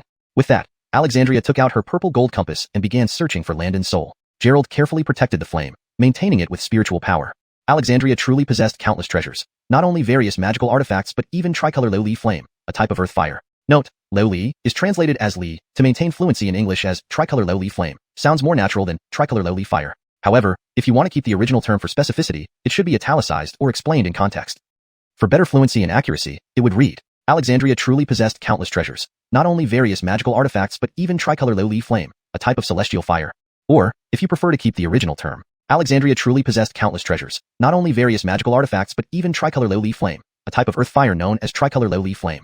Each color of her flame had unique properties. The golden flame was scorching, while the blue flame burned coldly. Suddenly, a chilling presence entered the room through the window, accompanied by a shadow-like figure similar in size to Landon, covered in dark shadows, its features indistinct. It appeared wet, as though soaked in water. Seeing the soul enter, Alexandria gestured for it to return to the body. TSK, young ones, I told you not to provoke me. You sure have a lot of guts. The disembodied spirit did not merge back into Landon's body but instead emitted a cold and elderly voice, recognizable as Isaiah's. Old man, you've got guts too, splitting your divine essence. Aren't you afraid we'll destroy it, affecting your cultivation? Gerald sneered, now confident with Alexandria present. I've warned you not to oppose me. Since you seek death, don't expect me to let you off easily. Isaiah showed no fear, suggesting he held a trump card. If you extinguish my divided essence, none of these people will survive. He continued, you'll bear karma for killing innocents, complicating your future cultivation. Hee. Alexandria remained calm, questioning him. What's your solution? This was her most challenging dilemma. With hostages in his hands, they were at a disadvantage. It's simple. Stop investigating me, and I'll release these souls. Otherwise, it's mutual destruction. It seemed Isaiah's myriad souls banner was nearly complete. Otherwise, losing so many spirits would have enraged him. You dream. Alexandria firmly rejected. Having worked on this case for so long and knowing of the malevolent cultivators' actions against humans, ignoring it would make her unfit as Dragon Group leader. Though the Dragon Group was just a league of cultivators, not a sect, she felt responsible for addressing the issue. Young one, you clearly don't understand the situation. My powers are perfected. Provoke me again, and none of you will escape. Isaiah's words were laced with threats. At his current golden core stage, with so many souls captured, he indeed had leverage. Moreover, his cultivation might be nearing a breakthrough beyond golden core. Then let's see. Alexandria never shied away from challenges. Ha ha ha. Isaiah's laughter filled the room, the cold aura shaking everyone's spirits. Alexandria's expression hardened, her eyes gleaming with determination. She pointed at the bagua mirror, which emitted a brilliant light toward the divided essence. Ah! The soul screamed in agony, but it wasn't Isaiah, it was Landon. My soul is merged with this boy. If you destroy my divided essence, his soul dies too, effectively killing a mortal. Isaiah's voice came alongside Landon's screams, indicating he was thoroughly prepared. Chapter 520, Fire Drill. Alexandria, hearing the anguished screams, had no choice but to cease her attack. Otherwise, before Isaiah was extinguished, Landon would die first. Seeing Alexandria hold back, Isaiah's ghostly figure floated up and stood in the room, looking at Gerald and the others. I never thought that 2 young cultivators at the chi condensation stage would be quite capable, but your journey ends here. Consider this life force as a gift from your ancestor. If you come looking for me again, it won't be so easy next time. As he spoke, a dark shadow emerged from Landon's life force and floated toward the window. Bring his soul back. In an instant, Alexandria dashed out of the window, chasing after the direction where Isaiah's ghostly figure had gone. Gerald quickly took out the devil-subduing mirror and swept it over Landon's life force, using spiritual light to guide its way back into his body. Cough, cough, cough. Landon began coughing repeatedly, opened his eyes, then softened and sat down on the ground with a thud. Gerald helped him up and made him sit on the bed. What happened? Your head hurts? Landon couldn't recall what had just happened. He held his head and felt water dripping all over his body. Do you remember what you did? Gerald picked up a paper cup from the side, filled it with some spirit spring water, and added a pill to stabilize one's mind, then handed it to Landon. Glug glug. After drinking several gulps of water, Landon eased his dehydration. Then he fell into deep thought. It seemed like I had a dream. In the dream, I fell into a bottle. Besides me, there were several colleagues and some strangers inside that bottle. Landon's eyes turned cloudy. The scenes he witnessed must have hit him hard. Then I was lifted by a hand and brought here. Gerald listened carefully, deducing that the small bottle must have been Isaiah's soul-restraining magical treasure. Do you remember what the surroundings looked like? Now they didn't know where Isaiah was hiding, so they could only get clues from Landon. I don't remember. I haven't even been to that city. Landon was certain that the city wasn't Shanghai. He worked in Shanghai every day, and would recognize it instantly if it were. Gerald nodded slightly. It seemed that, as Kristen said, Isaiah wasn't in Shanghai and was likely still in Jiangxing. He wondered how Bella's investigation into Clem was going. That guy being a director in Jiangxing might still be at the school. The school. Gerald jumped up suddenly. The possible place must be Jiangxing Vocational College. What is it? Landon asked. Nothing, rest well. Gerald walked to the door, opened it, and saw Gordonlick looking anxious, while Alexandria stood beside her frowning. How is he? Gordonlick hurriedly asked. Gerald replied, he has woken up. You can go in and see him. He then walked to Bella and said, we should go back to Jiangxing to check on how Yell's investigation into Clem went. Latest information suggests that Clem resigned 2 months ago and cannot be found. Surveillance is being checked to trace his whereabouts, Bella replied. She had dispatched all her subordinates, but still couldn't find any clue about Isaiah's whereabouts. It appeared that he had planned for this long ago and had thus fled swiftly. Gerald nodded. Hales, you inform Gordonlick. We'll go back to Jiangxing first and deal with that old devil. Where is Team Pandora? What about the others? Bella was puzzled. There were still many people unconscious. Now returning meant leaving these people behind. She is chasing Isaiah's separate soul. We will rendezvous with her in Jiangxing. Gerald explained the situation. Alexandria chasing Isaiah's separated spirit. If she succeeded, Isaiah would enter a weak period, which would be the best time to chase him. Delaying wouldn't be beneficial once he recovered. All right. Bella nodded and went into the ward to explain the situation to Gordonlick briefly before joining Gerald on their way back to Jiangxing. Gerald drove the Aston Gordonnerton, speeding toward Jiangxing. The speed was incredibly fast, not much slower than Alexandria's. Going to Jiangxing. Where do we find Isaiah? Bella wondered. With Jiangxing being so vast and only the 2 of them, it could take a year to find Isaiah. Go to Jiangxing Vocational College first. I think there must be one of Isaiah's strongholds there. Gerald was sure. As the academic affairs director, Isaiah must attend work sometimes. He couldn't possibly restrain souls elsewhere while being in the school during the day, so the school must be involved. I'll contact the agency and block off the school. Bella picked up her phone to call him Yell. No need. Normal people can't handle this, and too many students are at risk if Isaiah panics. Their target was only Isaiah. If the situation got out of hand, it could cause social unrest. A whole school of students was no joke. If we can't deal with him, the students will still be in danger. Bella nodded, but remained concerned. Have Yell coordinate with the fire department for an emergency drill, evacuating all students and staff outside the school to ensure nobody remains inside. Gerald suggested this method as it would be better than letting Isaiah restrain all the school members. Hales, I'll arrange it immediately. Bella called Song Xinghua directly, instructing her leader to communicate with the fire department, as leadership intervention would be more effective. Gerald sped along the road at high speed, comparable to a high-speed train. If Bella hadn't coordinated with the traffic department, they would likely have been stopped at the next intersection. Half an hour later, they returned to Jiangxing and rushed to the vocational college entrance. At this moment, they saw fire trucks rushing into the school, and numerous teachers and students rushing out of the teaching buildings, with thick smoke rising. It seems you acted pretty fast. Gerald looked around and did not enter through the main gate, but leaped over the 3 or 4 meter high wall with Bella. Chapter 521. The Soul Extermination Sect. Bang. Gerald landed on the ground, with Bella closely following. They looked around and saw numerous students still rushing out of the teaching building. 4 or 5 fire trucks were spraying water at it. Why do I feel like this isn't a fire drill? What exactly did you say to cause this? You didn't come over here to start a fire, did you? Gerald stared at the teaching building, where thick smoke and raging flames indicated a real fire. I don't know. Should we go inside and check? What if there are still students inside? Bella also felt that such intense flames didn't resemble those from a fire drill. Typical drills use smoke simulations or burning flammable materials in open spaces like playgrounds to demonstrate how to use extinguishers. This situation was much too serious. There are no students inside. Gerald's spirit awareness scanned the area, confirming that there were indeed no students left in the building. However, he noticed something amiss with the building itself. It stood in the school's Insha location, implying it was built directly atop a site of dense negative energy. Let's go inside. With 2 swift movements, Gerald circled around to the bottom of the teaching building. Are you serious? It's still on fire up there. Are we trying to get ourselves burned to death? The flames were significant. If they spread further, damaging the building's structure, an entire collapse could occur. Entering now risked being buried alive. The building won't collapse, don't worry. I think there's definitely something strange inside. If necessary, you stay outside while I go in. The Insha site below, full of negative energy, wouldn't be completely consumed by flames no matter how long they burned. That's not going to happen. I'm going in with you. Bella followed Gerald past the firefighters and entered the building. As soon as they stepped in, a wave of dry heat hit them. The 5th floor was on fire, but the 1st floor was already filled with smoke, limiting visibility. While scanning the area with his spirit awareness, Gerald quickly rushed toward an office room. The principal's office, the most energized part of the building. The door was closed. Due to Isaiah's departure, it had a new occupant. Without hesitation, Gerald kicked the door open and stormed inside. The layout was ordinary. A desk covered with books and papers, bookshelves, sofas, and a coffee table. There's nothing unusual here. Bella glanced around but found no anomalies. This fire was likely set by Isaiah to destroy evidence, said Gerald gravely. He stepped forward and flipped the black coffee table in the middle of the room. Beneath the table was wooden flooring which emitted hollow sounds underfoot, indicating it was hollow beneath. There was no obvious mechanism to open it, so Gerald stomped hard, causing the floorboards to collapse into a dark abyss. Isaiah probably anticipated this scenario. If the building were burned, no one would discover the hidden chamber anytime soon. Without hesitation, Gerald jumped down. Though unable to fly through the air, his control over spiritual power prevented a fatal fall. Gerald, what about me? Bella leaned in but couldn't see anything within the dark pit. Wait outside for me. Don't follow. Ask Alexandria if she has arrived. Gerald's voice echoed faintly in the darkness. Bella hesitated but ultimately stayed put outside, growing increasingly anxious amid the thick smoke. Gerald fell nearly 100 meters before landing. It was pitch black all around. Had it not been for his spirit awareness, he wouldn't have seen anything.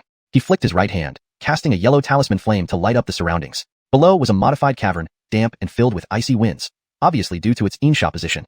Gerald walked along a passage and soon reached an open space, a hollowed-out cave with furniture, appearing to be over a century old. Clearly, this was Isaiah's hideout, with the teaching building constructed afterward. No one here. After looking around, Gerald noted not only was Isaiah absent, but even spirits were missing. Despite this, he sensed lingering in energy. It was clearly a place to collect spirits. Soul Extermination Sect. At the wooden table, Gerald found a wooden plaque emitting strong in energy, with cries seeming to emanate from within. On the front, it read, Soul Extermination Sect. Could Isaiah be part of the Soul Extermination Sect? That doesn't make sense. Old ghost, come out. Gerald tapped the jade pendant, summoning the old ghost figure. Gordonster, you need me? The old ghost had just consumed the souls in the ghost tower and was unwilling to leave, focusing on refining himself to enhance his powers. Is the Soul Extermination Sect Isaiah's sect? Gerald pointed to the plaque. The old ghost shook his head. No, Isaiah discovered the legacy of the Soul Extermination Sect and practiced its evil arts. I haven't seen other members of the sect. Gerald nodded, relieved Isaiah hadn't joined a sect, making him easier to deal with. Besides the ghost tower, have you been anywhere else with Isaiah? With Isaiah missing at the school, they had no idea where he might be hiding. After capturing my soul, he kept me in his treasure, nurturing me, explained the old ghost. Once released, I helped him capture and control many souls, visiting various places. Tell me all those places, demanded Gerald. The old ghost mentioned several locations, and Gerald checked them on a map, planning to search each one. Chapter 522. Isaiah appears. Gerald was about to leave when a loud bang came from inside the cave, followed by continuous shaking as if massive boulders were falling. Young whelp, you've got quite some guts to dare come here and ruin my split spirit, corrupting my cultivation. You will stay here forever. With the tremors, Isaiah's voice sounded, filled with extreme anger. It seemed Alexandria had indeed chased him out and destroyed that thread of his split spirit. Wailing sounds followed Isaiah's words. The cries were so piercing they raised goosebumps on listeners. Then, a huge demon, nearly 5 or 6 meters tall, appeared in the cave, looking ferocious. Red-eyed beast, this is the guardian ghost created by Isaiah to protect this cave. I saw it back then. The old ghost, upon seeing the giant apparition, quickly floated behind Gerald. Clearly, he too was afraid of this demonic entity. That isn't a human soul. It's a red-eyed beast that Isaiah discovered years ago, having reached a high level of cultivation. He flayed and extracted its soul to refine it into a beast soul. Gerald stared at the gigantic beast soul, realizing not only human souls but also demonic beast spirits could be refined. This Isaiah truly had skills. A slightly accomplished red-eyed beast would already have achieved the foundation establishment stage. Carnell, I never thought you'd betray me. Your clan members await total annihilation. Isaiah's voice rang out again. The beast soul waved its arms and charged towards Gerald. Gerald had been waiting for this. With his god-slaying sword in hand, he slashed at the beast soul as it approached. The sword carried Raheem's death grievances, an aura so strong that it outclassed the beast soul's power. A single slash forced the beast soul to retreat several steps. Isaiah, if you dare destroy my clan souls, I'll never stop until you're dead.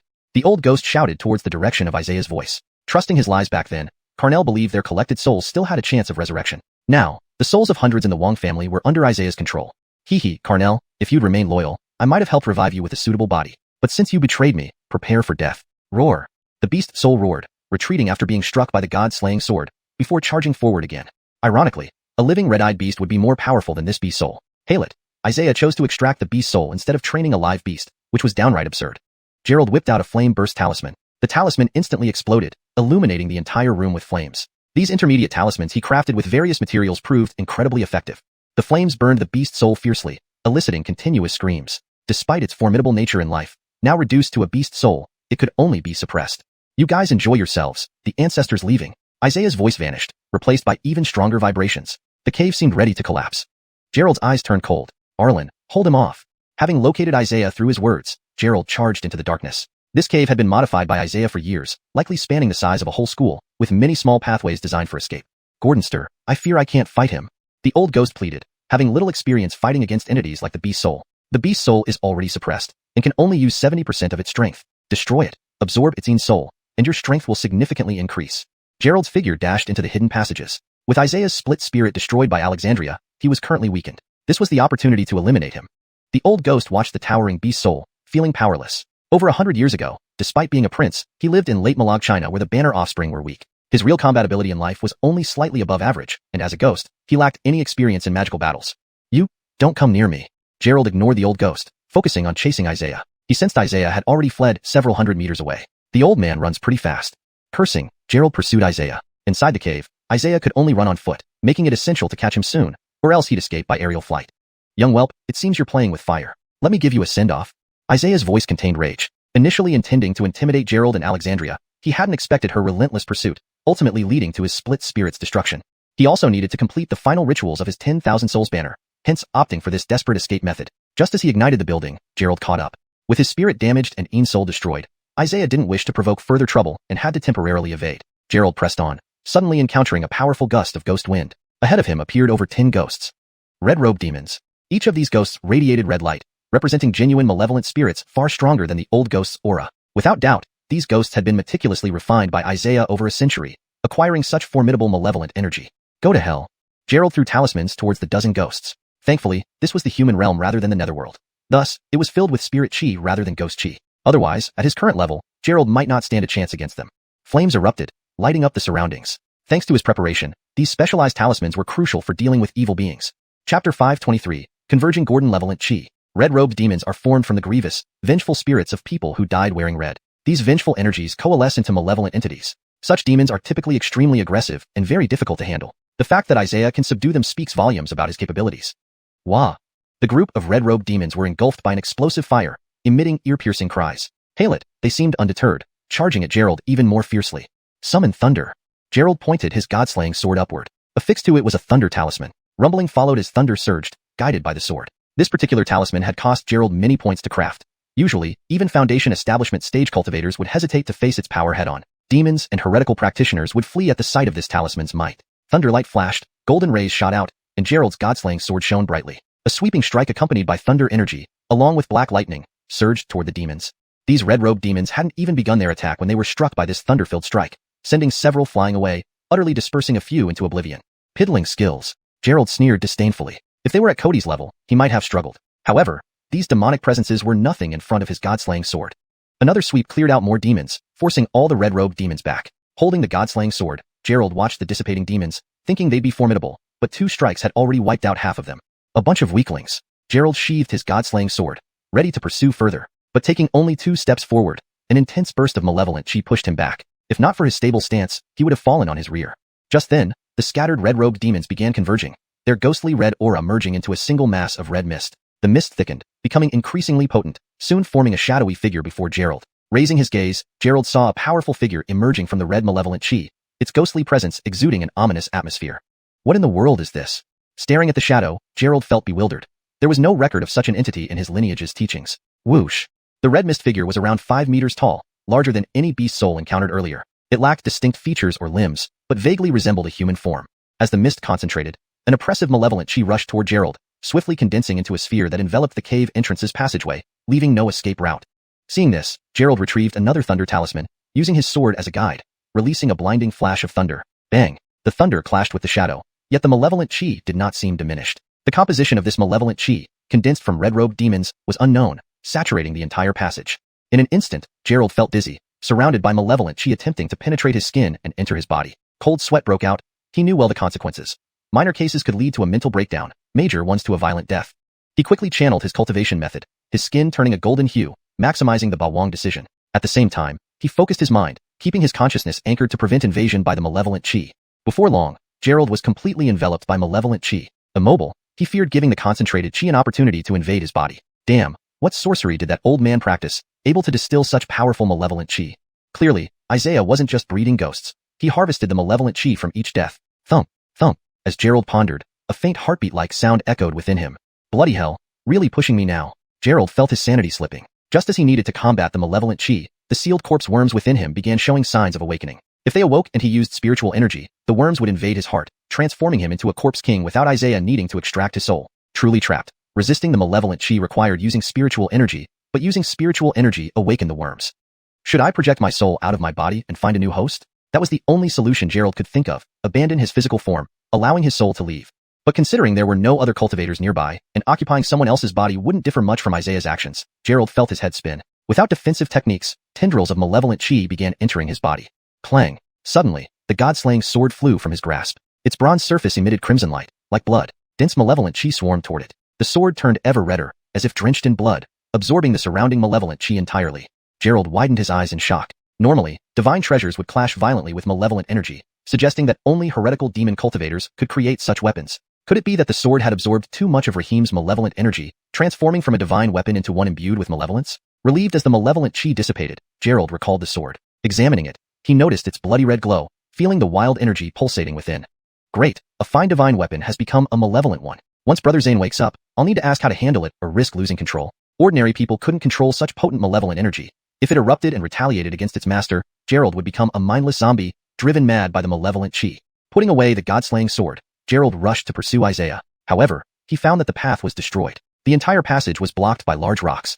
Note: some parts of the original Chinese text may be ambiguous or contain colloquial expressions that do not translate directly into English. Adjustments were made to ensure clarity and coherence. Hashtag chapter 524, a way out. Gerald observed the sealed pathway, which resembled some ancient ingenious mechanical device used primarily in tombs. Once the tomb owner was buried, it would activate automatically, entombing the workers who constructed it as sacrifices.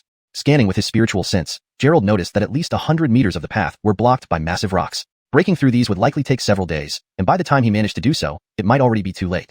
This old man is truly devious, Gerald muttered, turning around to head back the way he came. He had no intention of wasting time digging tunnels. Back at the previous cave, he saw the old ghost still dodging the beast's soul. Don't come over. Are you crazy? Why are you chasing me all the time? Help. The old ghost ran ahead while the beast's soul pursued from behind. It seemed that from the start, the old ghost had not intended to fight back against the beast's soul. Gerald slapped his forehead, wondering how he had ended up with such a servant, typical of someone who bullies the weak but fears the strong. Back in the ghost tower, the old ghost had been fiercely devouring lesser ghosts. Yet now, facing a beast soul whose cultivation wasn't even on par with his own, he fled at top speed. Aiden, can't you fight it? Gerald asked. If one considered the old ghost's strength, dealing with this beast soul should have been no problem, but the old ghost's cowardice only fueled the beast soul's confidence. The beast soul, previously injured by Gerald's talisman, now aimed to consume the old ghost to restore its power. Gordonster, save me. I can't beat this guy. The old ghost's ghostly figure zipped around the cave at incredible speed, leaving the slower beast soul trailing behind, unable to catch up. Gerald didn't bother much, sitting down to recover his spirit energy with 2 pills, then meditating. The beast soul chased the old ghost for what felt like an eternity, gradually slowing down until it eventually abandoned the chase and tried to escape in a flash of shadow. Gerald wouldn't let it get away. Following the direction of the beast soul's escape, he hurled a yellow talisman towards it. A crackling sound resounded as thunder struck, splitting the beast soul and dispersing much of its ghostly aura. Roar. The beast soul roared in anger, changing direction towards Gerald. Not bad, aren't you? Gerald threw another yellow talisman without hesitation, driving the beast soul back further. These mid-grade talismans were indeed powerful, though they were hard to refine and expensive. Gerald could not produce many, making them precious. Roar. The beast soul was dazed. Realizing it couldn't stand up to Gerald, it attempted to flee again. Not going to happen. Gerald summoned the Godslayer's sword, its red light shimmering and sword chi condensing, ready to cut down the beast soul. Gordonster, leave it to me. The old ghost appeared, seeing the beaten beast soul fleeing. He wanted to seize this opportunity to impress Gerald before the beast soul was completely obliterated. Gerald put away the Godslayer's sword and nodded at the old ghost. The old ghost's ghostly form expanded, rushing towards the beast soul and engaging in battle. Watching a fight between ghosts was quite a spectacle. Each time the old ghost tore into the beast soul, it swallowed large chunks of its ghostly aura with its gaping mouth. Soon, most of the beast soul was devoured by the old ghost, leaving the remaining fragment harmless. Seeing that the old ghost was about to finish off the beast's soul, Gerald stood up and walked to the cave entrance to consider his next move. However, the 100-meter deep hole had also collapsed due to the earthquake, sealing off the exit. It felt like Isaiah had planned to starve Gerald to death here. Aiden, Gerald called out. Gordonster, I'm here, the old ghost replied, licking his lips as if savoring a delicious meal, his face still wearing a greedy expression. Your name was Zion Carnell, right? Gerald asked with a smile. Well, that was my name in life. Now I am Gordonster's ghost servant. Call me whatever you want. The old ghost began flattering Gerald, saying with a chuckle, Gordonster is so cultured. Surely you can give me a better name. Gerald twitched his eyebrows. As the saying goes, if a person has no shame, even ghosts fear him. This shameless ghost was unbeatable. Forget it. Just call you Aiden. Go find people outside and bring help to get me out of here. Gerald thought the old ghost's name was bizarre. It sounded like, kill people. Might as well be named, slaughter pigs. Sure thing. The old ghost floated out of the cave entrance, moving easily through physical barriers as a spectral being. After a short while, the old ghost floated back looking rather pitiful. His ghostly aura was fainter, smoke emanated from his face, and he appeared bruised and battered. What happened?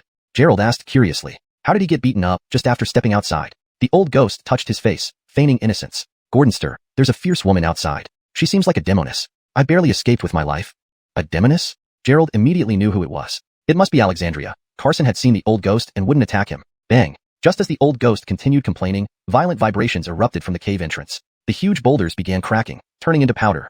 In no time, all the rocks were crushed, clearing a path wide enough for a person to pass. Gerald was about to step out when a white figure drifted in. Gordonster, it's her who beat me, the old ghost said, quickly hiding behind Gerald, fearing another beating. Alexandria landed, her gaze piercing as she asked coldly, what's up with this wandering soul? You mean this old ghost? He's a bit of an unlucky fellow, and since he knows a lot about Isaiah, I thought it'd be useful to keep him around. Gerald feared Alexandria might simply wave her hand and destroy the old ghost. After listening to Gerald, Alexandria paused in thought, examining the old ghost and asked, who were you in life? My name is Zion Carnell, the old ghost replied. Hearing the name, Alexandria paused. Given that the Malag dynasty had fallen long ago and its nobles had changed their surnames, encountering someone like this was extremely rare. Chapter 525, Secret Technique Tracking. Rhea glanced at Gerald, apparently not intending to interfere with his business of collecting ghost servants. She turned and walked deeper into the cave abode, inspecting it. However, this cave had long been cleared by Isaiah, leaving nothing behind. I remind you, ghosts retain their human nature. Whatever they were in life, they remain so in death. Don't get tricked. Gordonster, who's that woman? Is she also going to be a mistress? The old ghost quivered as he hid behind Gerald. When he had stepped out earlier, he bumped right into Rhea and was slapped down before he could even speak. She's far more formidable than a she-devil, said Gerald. Gerald, are you okay? Bella came down from above, looking anxious as she watched Gerald. I'm fine. Are you alright? Did you get hurt? That tremor just now. He was worried about whether the teaching building was still intact and if Bella had gotten injured. I didn't get hurt, but I was terrified by that earthquake. I was really scared you would be buried here. The powerful quake had shocked Bella. It was at least a magnitude 7 earthquake. The entire building shook continuously. If it hadn't been brief, the building might have collapsed. Rhea stood inside the cave abode, inspecting for a while without any discovery. Isaiah ran away just now. I couldn't catch up to him in time. I only found this. Gerald handed over the Soul Extermination sect token to Rhea. He had never heard of this sect before and wondered if she could identify anything from it. Soul Extermination sect. Upon seeing the token, Rhea's face showed a cautious expression. So that's the lineage he obtained. You know about the Soul Extermination sect? Gerald asked. This Soul Extermination sect has been extinct for nearly 10,000 years. In ancient times, it was a malevolent cult. During the Great War between cultivators and demons back then, when the demon factions lost, the Soul Extermination sect was destroyed. 10,000 years. Gerald was surprised. This was a lineage from 10,000 years ago, during the ancient times before the separation of the three realms, a time when humans, demons, monsters, deities, and spirits coexisted. Hails, likely due to the God Division War which led to the formation of spatial rifts, the lineage of the Soul Extermination sect appeared in the human realm. Otherwise, after the failed demonic invasion, most of the demon practitioners would have returned to the demon realm. However, there are unstable rifts between the demon realm and the human realm, and the demonic realm constantly seeks to occupy the human realm. Rhea briefly explained the situation from ancient times, a chaotic era where humans were one of the weakest races compared to demons and monsters. Without the rise of the ancient immortals, humanity might have ceased to exist. But because the ancient immortals pursued the way, the number of human cultivators decreased, being consistently suppressed by the divine race, even trailing behind the ghost cultivators in the underworld. How do you know so much? If you weren't saying you're only in your 20s, I think you're a 10,000-year-old monster.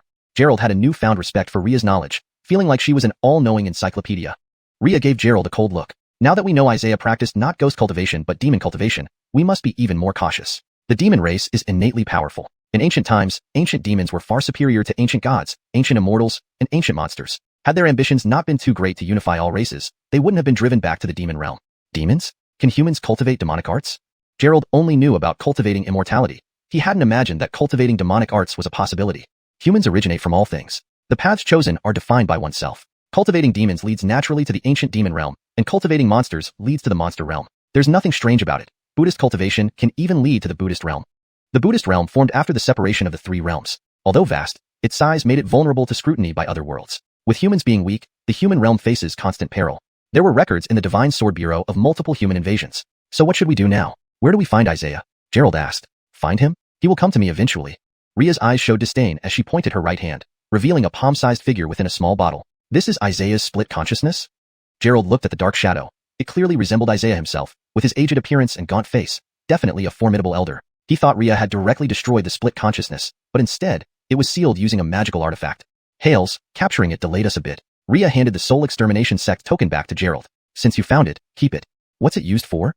Gerald held the token, feeling its chilling darkness, but nothing noteworthy otherwise. However, considering her words, he casually placed the token in his storage space. With Isaiah having escaped again and no valuable items left, Ria led them back outside, taking the two people and the old ghost along. By now, it was already night. The school building was reduced to ashes. Luckily, Bella had alerted everyone to a fire drill, preventing student casualties. Leaving the school, Ria returned directly to the funeral home, bringing Gerald and Bella with her. Though Bella wasn't afraid of ghosts anymore, she still felt uneasy being there. Ria set up an altar in her room and brought out Isaiah's split consciousness, evidently planning to use it to locate him.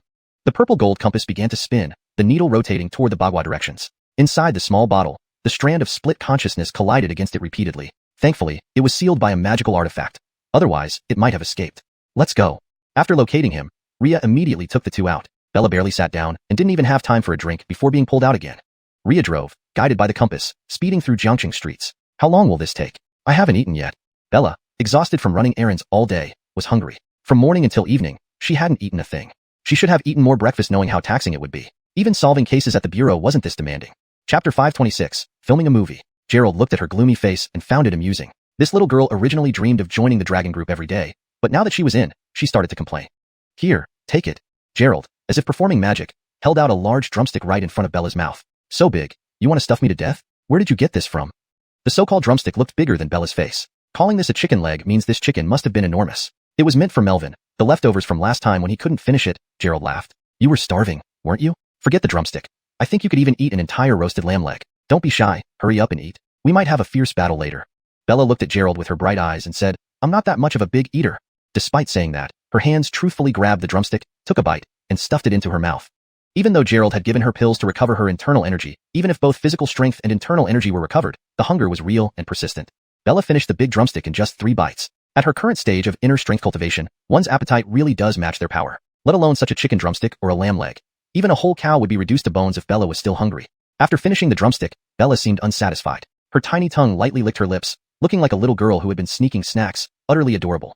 This drumstick barely filled 1/10 of her hunger. Gerald chuckled and pulled out other foods from his storage space. Roasted chickens, ducks, cakes, jelly, and countless others, all placed on the backseat small table until there was no more room. Bella widened her eyes, surprised by the mountain of food, and wondered, You brought so much food, are you afraid of starving to death?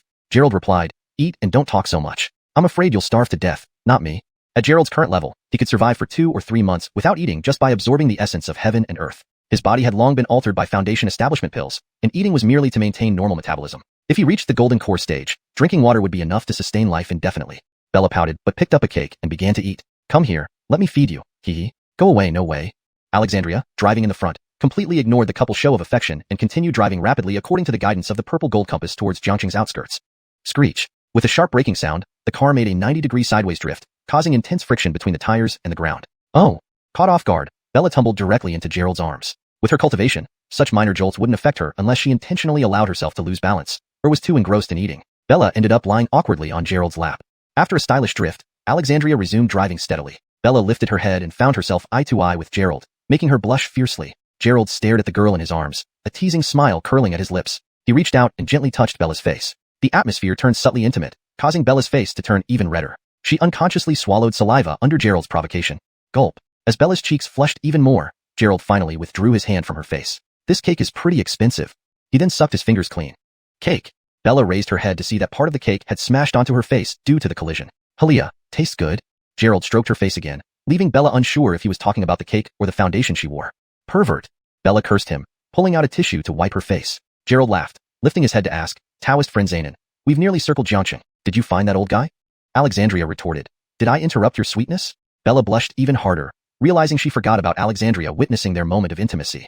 The location isn't accurate. That person may have used secret methods to conceal himself. I can only find a rough position for now. Alexandria continued driving down a road Gerald recognized. It led to Xuanhuan. Sure enough, reaching the entrance of Xuanhuan, Alexandria stopped. Gerald and Bella exchanged glances. Isaiah being here would mean they lived beside this evil cultivator daily. Xuanhuan, known for its excellent feng shui, didn't seem suited for evil cultivation practices. After getting out, Alexandria headed straight toward the middle of Xuanhuan, which was a familiar area where Gerald had often visited. The lake was crystal clear, full of ornamental fish, with a pavilion at its center and free boat rides for residents. Upon arriving at the lakeside, Alexandria tapped her foot on the flying sword and soared to the center of the lake. Gerald and Bella stood by the shore, not taking the floating bridge. I've come here with Florence many times and never noticed anything unusual. Bella gazed at the clear water reflecting the bright moonlight even though it was dark outside. I didn't notice anything either. Gerald inspected the lake surface and pavilion, but saw nothing out of the ordinary. If Isaiah were living here for so long, Gerald should have noticed something odd, no matter how clumsy.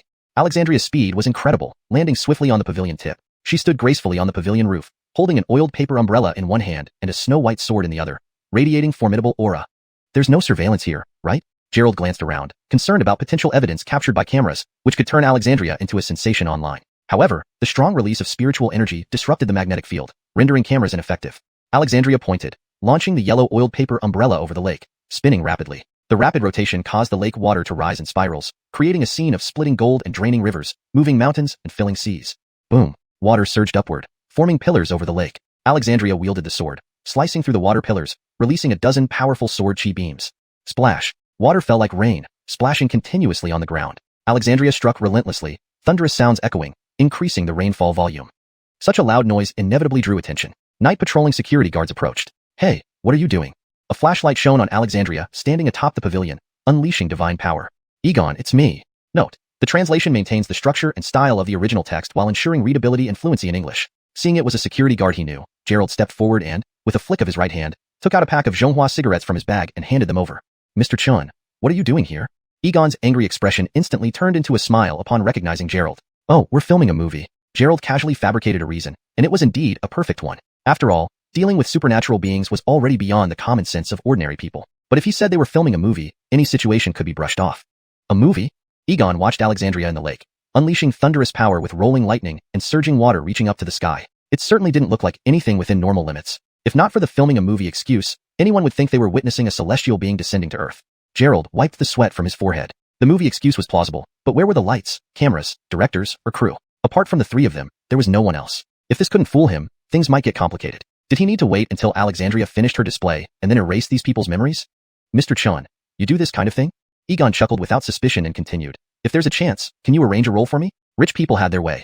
As long as money was involved, even black could be called white. Given Gerald's status, Opajuan calling him a good son-in-law every day, who in Bishwawan wouldn't know him. If he said they were filming a movie, then they were filming a movie. No problem, Gerald readily agreed. It seemed he should consider setting up a film company to bluff people, making it easier to deal with spirits and monsters in the future. Mr. Chun, filming a movie isn't an issue, but you should still inform us beforehand. This place houses many distinguished residents, and loud activities aren't ideal. Of course, we're not stopping you from filming, Egon explained. Gerald understood the underlying meaning as he spoke and fished out a stack of cash from his bag. Now, filming movies is lucrative. Box office hits easily reach several billion. It's a red ocean, guaranteed profits, he added, emphasizing the financial benefit. Note: the translation preserves the original tone and structure while ensuring fluency and coherence in English. Chapter 527, Divided Spirit Evil Sorcery. Egon's eyes lit up when he saw the stack of money, but even as he claimed not to want it, his hands honestly pocketed the cash. After receiving the money, Egon and the other security guards didn't react much. Instead, they watched Alexandria's impressive display by the lake. Mr. Chun, if you're filming a movie here, why don't I see any cameras? After observing for a while, Egon finally noticed the oddity. Besides Alexandria and the lake, there was no one else around. Filmmaking wasn't something that just 2 or 3 people could handle. Modern films cost hundreds of millions to produce. How could so few people make one? There are people. They're just out of sight. This is just a small budget trial run. It's our first time making a film, right? Gerald lied without flinching, pointing to a dark spot nearby where Aiden's silhouette appeared, holding what seemed like a camera. That's what I thought, Egon chuckled. Young whelp, don't push me too far. Isaiah's furious voice boomed as the water split, casting heavy shadows. A familiar figure rose from the lake's center, facing off against Alexandria from a distance. Seeing the shadow, Gerald froze again. This wasn't Isaiah himself, but another divided spirit. Alexandria had just neutralized one of Isaiah's divided spirits, and now another appeared. Each divided spirit weakened the main body further. No wonder the old man offered no resistance earlier. Too many divided spirits left him too weak. Soul Extinguishing Sect. Alexandria glared at Isaiah. The Soul Extinguishing Sect's life-bound evil art, 9-spirit division. Once at the golden core stage, one can divide into 9 spirits, each with 10% of the original strength while the main body loses 50%. How do you know? Isaiah was stunned. Soul-extinguishing sect lore dated back thousands of years and should be impossible to know. Without answering, Alexandria continued. Each spirit destroyed restores a fraction of the main body's strength. After all 9 souls perish, strength doubles. Am I correct? Even if you know all this, young whelp, what use is it? I will kill you now. Isaiah, feeling exposed, attacked Alexandria in a flash of darkness. If this were the main body, Alexandria might have struggled. But as a single divided spirit, how could she fear it? Soul-extinguishing sect disciples usually hide their spirits everywhere. As long as one remains, they cannot be destroyed. Now you understand why I only trapped your divided spirit instead of killing it.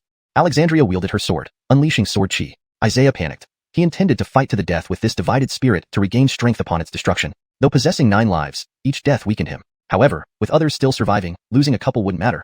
He would live as long as one divided spirit remained. A huge explosion erupted as white sword chi clashed with Isaiah's divided spirit. Alexandria tapped the air, causing an oiled paper umbrella to float and emit golden light. Then, flames of 3 colors blazed forth at her touch. The umbrella restrained Isaiah to prevent escape, while the flames burned the divided spirit, weakening it significantly. Alexandria's flame control was so precise that it inflicted pain without outright destroying the spirit. Bastard! Cursed whelp! Trapped by the 3 colored flames, Isaiah cursed furiously, unable to escape. Alexandria ignored him, producing a white jade bottle. She dipped a willow branch in it, flicked her wrist, and struck Isaiah. Ah! Pain filled Isaiah's cry. While the divided spirit wasn't a ghost, it was bound by such elements. Alexandria's specially treated willow caused immense harm. Smack, smack, smack. Willow branches whipped Isaiah repeatedly, reducing his power until the spirit was palm-sized. Satisfied, Alexandria captured the weakened spirit in the white jade bottle. The battle looked intense, but Alexandria dominated Isaiah's divided spirit from start to finish, ending within 5 minutes. She landed gracefully before Gerald and Lorena. How did she? Egon stared at Alexandria, who seemingly flew back without wires. Alexandria glanced at Egon with a piercing gaze, freezing him and the other security guards. Dawn approaches. I'll see you tonight. Time to go. Holding the bottle containing Isaiah's spirits, Alexandria noted, she now held 2 divided spirits as leverage. With dawn approaching, finding more spirits became harder. Moreover, after capturing 2, Isaiah would likely hide his remaining spirits carefully. Alexandria vanished, stepping on a flying sword into the sky. Gerald rubbed his nose. He had followed Alexandria around without much help, then headed home. The residence at xuanhuan was conveniently close for sleep. Looking at the bewildered Egon and others, Gerald estimated it would take them an hour to snap out of it. Let's head back and rest. Turning around, Gerald saw Lorena still staring dazedly. She's so strong. Lorena, engrossed in Alexandria's power over Isaiah's spirit, admired the prowess. Gerald hadn't expected her envy. Realizing the proud girl was impressed. I'll help you train. As long as I can breathe, you won't starve. Gerald joked. Lorena blinked. Can we eat meat? Just a metaphor. Let me prepare some materials for a high-quality alchemy session. With Dragon Group points available, and needing physical cultivation pills for Bawangju, Gerald planned to refine some, enhancing both their powers. Okay.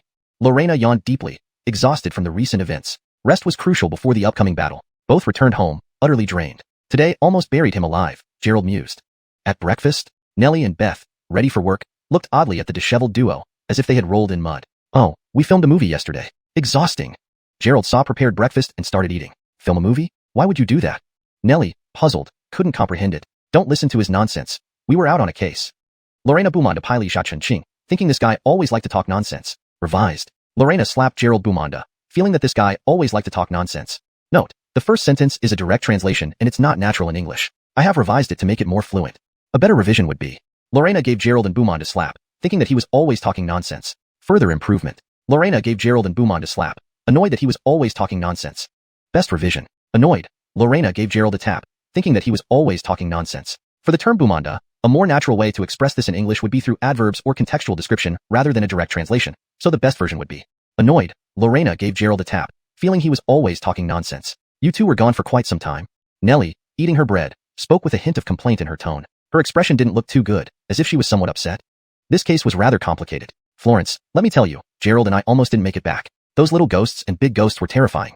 After sitting down, Lorena couldn't wait to recount her experiences dealing with the ghosts. After all, they even encountered demonic beasts in the deep mountains. Encountering ghosts wasn't so surprising anymore. Ghosts? Nellie's eyebrows furrowed as she asked anxiously, were you hurt? Let me tell you, I'm really powerful now. Lorena vividly recounted her brave encounters, fighting evil ghosts in front of the two. Are there still ghosts? Beth's eyes widened, completely unable to imagine what they had been doing to encounter ghosts. Of course, at first, I didn't believe it either, but after seeing them, it really changed my views. Don't go spreading this around though, said Lorena happily like a child. Having broken through that psychological barrier, she naturally wanted to boast about it. Gerald quietly listened to Bella brag from the side. Since Nellie was going to become a cultivator anyway, there was no harm in her hearing these stories. Nellie and Beth listened by, as if Lorena was telling them a mythological tale. By the way, where is Tabitha? Gerald felt puzzled that only the two of them were having breakfast, and Cora wasn't there. Note, This sentence is a simplified version based on the provided original context. For a more accurate and detailed translation that fully captures the original context, please consider translating the entire passage. For a better fit within the full context, Gerald found it strange. How come only the two of them were having breakfast? Where was Cora? Note: this version maintains the natural flow and integrates better with the preceding and following sentences in the story. Seems like something happened at Tabitha's family. She went back to deal with it, Nellie explained. Speaking of Cora's family, it reminded Gerald of how similar their situations once were. Both treated daughters as if they were being sold. Biff had drained his family's wealth to marry her and, in desperation, had taken a dangerous risk, ultimately being secretly harmed by George. Gerald was puzzled. When Cora was critically ill, no one from her family came to visit her. Now that her life had improved, why were they reaching out to her?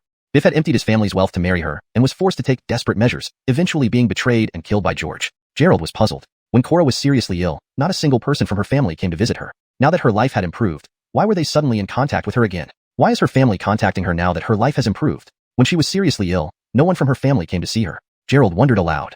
Note: there seems to be an inconsistency regarding names in the text, Cora and Fanagy. I'll stick to the provided text context. Chapter 528 Battle Axe Stake. Seems like something happened to her brother. I asked Tabitha, but she didn't give specifics, Beth said. Halia, I told her that if anything happens, she should contact me first. Nellie now considered Cora part of the family. If not for recent events and commitments, she would have accompanied her. Well then. Gerald had finished eating and was getting up to return to his room, no longer wanting to listen to Bella boasting. Wait, where's my painting? Did we get robbed? As he passed the living room, Gerald noticed the genuine Tang Bohu artwork. The solitary wild goose at sunset that used to hang on the wall was gone, leaving only empty space. If it was stolen, that would be a huge loss. This was an authentic Tang Bohu work worth more than tens of millions. Seeing his fuss, Nellie explained, it's just a painting. My dad took it last night, saying he wanted to get it appraised. Gerald then remembered that Nellie had messaged him 2 days ago, mentioning Zahir would come back and insisting he be present. But last night, they went after Isaiah instead, completely forgetting about this. No wonder Nellie looked off when he returned. So it was Brother Pa who took it. I forgot to be there last night. When I see him, I'll treat all of you. Whatever you want, the best and most expensive are fine. By the way, how did the contract discussion go? Gerald gave an embarrassed smile, feeling a bit ashamed for not hosting a welcome dinner for Zahir yesterday. Fairly successful. We've signed the contract with Daryoling Group and will soon receive the initial investment. Nellie nodded, pleased with Gerald's attitude. She then asked, is that painting very valuable? Not too much, maybe 2 or 3 million. Gerald said. What? Nellie stood up quickly, walking over to Gerald. How much? 2 or 3 million. It could sell higher at auction. Gerald told the truth. An authentic Tang Bohu piece was indeed worth that much. The antique market was fervently enthusiastic about Tang Bohu's works. Oh no, I told my dad to just take it. Worried about losing such a valuable item, Nellie hurriedly pulled out her phone to call Zahir. You can consider it as a gift, Gerald remarked indifferently. Bella, sitting in the chair, glared at Gerald in dissatisfaction. That was a congratulatory gift from her uncle, yet Gerald shamelessly offered it to others. He just put it in a plastic bag. I'm worried it might get damaged. Clearly, Zahir didn't think the hanging painting was an authentic Tang Bohu. Given the abundance of forgeries in the antique market, he took it down casually to find someone for appraisal. Ugh. Gerald was speechless. Zahir clearly had no ability to appraise antiques, not even recognizing an original right in front of him. Reflecting on giving him Daryaging Tongbao for show, Gerald thought that even if he had the imperial jade seal of Mila Sherbergen, he wouldn't make a name for himself in the antique world. Hey Dad. Gerald shook his head smilingly and turned back to rest, catching Bella staring daggers at him. I'm going to rest. Call me when Brother Pa returns. Gerald smiled at Bella, seemingly mocking her pettiness. Garfield. Back in his room, Gerald summoned Garfield. Although it was daytime, Garfield's strength allowed him to be active, though his cultivation was slightly suppressed. Gordonster, what do you need? Garfield was still meditating, having consumed many Een souls recently that he hadn't digested yet. I'm going to sleep. Keep watch for me. If Isaiah tries to ambush, ward him off. Also, get acquainted with the girls here and protect them. Having Garfield as an aide sometimes proved useful. Hails, Gordonster. Are they all your consorts? How amazing. Garfield showed his fawning nature perfectly. What nonsense, where did you learn these terms? A Malag dynasty ghost using such language was indeed impressive. Gordonster, it's a phrase a little ghost often uses to describe someone powerful, Garfield replied frankly. Alright, if you say so, feel free to move around the house, but don't disturb the girls, especially don't peek while they bathe. Gerald summoned a wooden bucket with water, preparing to bathe and rest well. Gordonster, I am of royal lineage, educated by sages. How could I engage in such vulgar behavior? Garfield felt insulted, not human dignity, but ghost dignity. Fine, continue your cultivation. Gerald waved his hand. Exceedingly tired, he soaked in spiritual spring water, beginning to meditate. After several indirect clashes with Isaiah, his cultivation had unconsciously advanced another level, reaching the 23rd floor. Comfy. Emerging from the tub, Gerald felt exceptionally smooth, as if his meridians were unblocked and bones crackling healthily. Gordonster, your cultivation has improved again. Garfield floated out, grinning at Gerald. Get lost, you old ghost. Gerald grabbed a towel, wrapping himself, glaring angrily. Old man, can you have some manners? I'm not dressed yet. Gordonster, I'm congratulating you. Besides, I have no homosexual inclinations. What's wrong with us being open? Garfield looked awkward, seeing no problem with this situation. I'm human, you're a ghost. We're different. Gerald dried himself, thinking about why ghosts in novels were always charming female ones, while he got this ugly old ghost. Gordonster, you're insulting me. Though I'm a ghost, I had a distinguished identity in life. Garfield had been a noble prince before becoming a ghost due to Isaiah. Gerald rolled his eyes. What, do you expect me to bow to you? No, no. Garfield hastily declined, intimidated by Gerald's stare, realizing his vulnerability. Alright, modern society is different from your time. Learn from it, and stop being so pedantic. Gerald threw a spirit stone to Garfield. Take this for cultivation. I don't practice dark arts, so I don't have any souls for you. Also, you'll meet a divine soul friend eventually. Receiving the spirit stone, Garfield lit up, sensing his impending breakthrough. With this stone's assistance, it was sure. Thank you, Gordonster. By the way, what divine soul? One friend, my elder brother, also in the jade pendant space, currently asleep. He should wake soon. Gerald warned Garfield ahead of time so that once Raheem awakens, Garfield wouldn't provoke him. Okay, so Gordonster also cultivates souls. Ghosts and divine souls are vastly different. You know nothing. Cultivators' divine souls were incomparably powerful compared to ordinary souls. Gerald ignored further conversation, dressing up and leaving the room.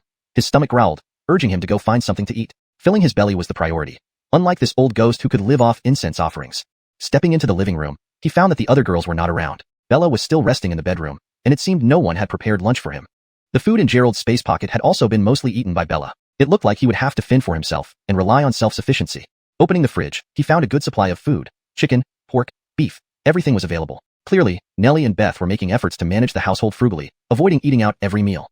Gerald hadn't cooked for himself in a long time. He took out the meat from the fridge, ready to show his skills in the kitchen. These peaches from Taoyuan village didn't require much processing. Their quality was perfect. In the hands of a top chef, they would be nothing short of premium ingredients.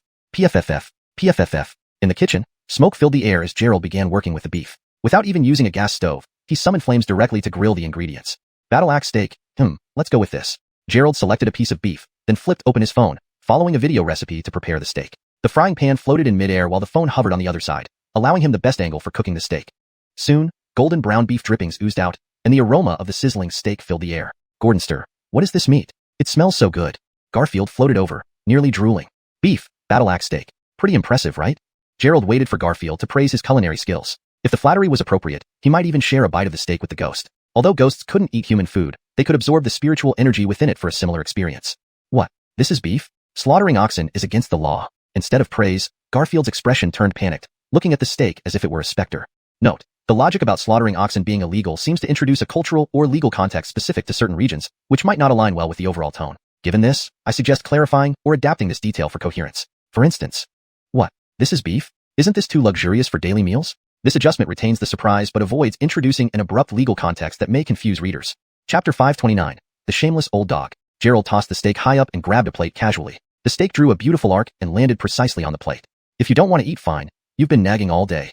Gerald quickly prepared several more dishes. Though his skills couldn't match those of the chefs at Daryolan Hotel, opening a restaurant wouldn't be an issue with his level of expertise.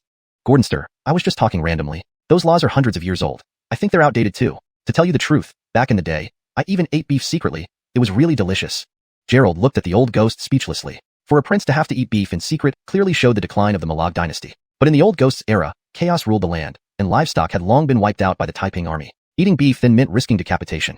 Alright, I'll let you try it later, just a bit. Gerald carried the food out to the dining table, ready to enjoy the meal. Here, this is for you. He handed a palm-sized piece of meat to the old ghost. Since the ghost was just a spirit, eating was wasteful. Giving him this much was already a show of respect. Thank you, Gordonster. The old ghost licked his lips, sniffing the air eagerly before inhaling deeply from the steak. Instantly, the heat and essence of the steak were completely drained by him. After being sucked by the old ghost, the steak had lost all its nutrients and vitality. It would now taste as bland as chewing wax. Gerald pulled out a bottle of red wine, opened it, and poured a glass. Red wine paired with steak. They should live a refined life going forward. Upon seeing the red wine, the old ghost looked puzzled again. Gordonster, is this blood? French red wine. You really don't know anything, considering you're a prince who's lived for over 100 years. Gerald swirled the wine glass. Want to try? This poor ghost had likely been isolated from society by Isaiah and had thus missed out on modern knowledge. Gulp, gulp. Gerald drank while the old ghost inhaled a big breath. They began their meal, one man and one ghost. Gerald, I'm so hungry, and you're eating without me. Bella stretched as she walked out of the bedroom, invigorated by the smell of the food. What do you mean, eating without you? I made it myself. Come, try my cooking. It's not bad at all. Bella approached the table and stared at the sizzling steak, her mouth watering involuntarily. Ugh, what taste is this? This can't compare to mine. Bella took a bite of the steak the old ghost had sucked and immediately spat it out. Its taste was indescribably terrible. That was a mishap. Try this. Gerald threw the steak into the trash bin, unwilling to insult his culinary skills further. I'll go for dumplings instead. Bella headed towards the fridge to boil some dumplings left from last time. Oh no, I almost forgot. I need to send these to Lia. His mother specifically asked him to prepare dumplings for Lia before her exams to ensure good results. After his trip to Shanghai delayed him, he wondered if the exams were already over. You, as her brother, I don't know what to say. Bella sarcastically remarked as she opened the fridge to take out the dumplings. Fine, give all these to Lia and you eat the steak. Hurry up and remember to praise my cooking afterward. Gerald packed the dumplings and urged Bella back to her seat. Bella sighed. Nobody forces someone to eat like that, but eventually, she picked up the knife and fork to try another piece. How is it? Gerald asked eagerly. This was his secret recipe, using the alchemist's flame to grill steak. A technique probably unique in China. It's okay. She said this but quickly cut into the steak and chewed it. Try the red wine. It cost tens of thousands per bottle when I got it from the Green Dragon Hot Springs. Gerald poured Bella a glass, swirling his own. Bella looked at Gerald skeptically. Unusual kindness usually hints at ulterior motives. Something felt off. Did you do something wrong? No way, just that Tang Bohu painting, which I gave to Florence. Gerald's thoughts were transparent. He could afford millions now, but getting another Tang Bohu painting was a challenge. Do you think I'm petty? Bella eyed Gerald, losing her appetite. How could I? My wife is broad-minded, a well-educated woman from Jiangnan. Gerald struggled to read her thoughts. Bella had seemed upset earlier, and now she was questioning him again. Florence is my best friend. We share everything, even if it's just a painting. Bella showed grace and generosity. Including the husband? Gerald mumbled. Get lost. Bella glared at Gerald. Between Florence and me, whoever you choose, we'll both wish the other happiness. Anyway, our marriage was arranged by Grandpa, and we aren't officially married yet, so you choose. I said I want both. Gerald grinned. Won't you burst? Ignore you then. Bella didn't truly resent Nellie. After all, she came first. But what were Nellie's real intentions? She seemed to accept Cora, but no one knew her true thoughts. My stomach's large enough not to burst. Just then, Gerald's phone rang. A strange number appeared. Upon answering, Gerald's jovial demeanor vanished, replaced by a grim, almost murderous expression. What's wrong? Seeing his change, Bella grew tense. She had rarely seen Gerald look so fierce. The last time must have been when he saved her from danger. Isaiah, that old dog, attacked Leah. Gerald hung up, looking extremely cold and furious. Leah's teacher had called to inform him that she fainted during the exam and was en route to the city's first hospital for treatment. As her emergency contact, the teacher contacted him immediately. Leah's condition was critical. Her brainwaves were extremely weak, and there was a risk of brain death or becoming a vegetative state. Hearing this, Gerald naturally thought of Isaiah. Frederick had expressed interest in Leah and knew about her information. What a bastard, shameless. Bella also cursed fiercely. Isaiah previously used a dream ghost to capture her soul. Failing that, he turned to attacking Gerald's sister, 100 years old, yet behaving worse than a dog. Let's go to the hospital. Gerald stood up and headed straight for the door. Wait for me. They rushed to the car and drove to the hospital. Are you Gerald, Leah's brother? At the ICU entrance, Ms. Aubrey, Leah's teacher, anxiously waited. How's my sister? Gerald's eyes were bloodshot, radiating menace as if he wanted to devour everyone around him. Aubrey, seeing his state, hurriedly comforted him. Don't worry. The doctors are doing their best to save her now. It might be due to the immense pressure from the recent exams. Leah must have been reviewing late into the night, causing her to faint. Trust in modern medicine. Everything will be fine. I'm going in to see her. Gerald brushed past Aubrey and prepared to directly enter the resuscitation room. The light in the resuscitation room was still on, and the door was locked from the inside. Gerald exerted a bit of force and easily broke the lock. Don't go in. Aubrey tried to stop him, but Gerald had already pushed the door open. At that moment, the doctors were using various instruments to resuscitate Haley. They had tried every possible method, but none could wake her up. This was a situation they had never encountered before. After fainting, something went wrong with her brain. If they couldn't wake her up soon, they would need specialists to perform brain surgery. Who are you, and what are you doing here?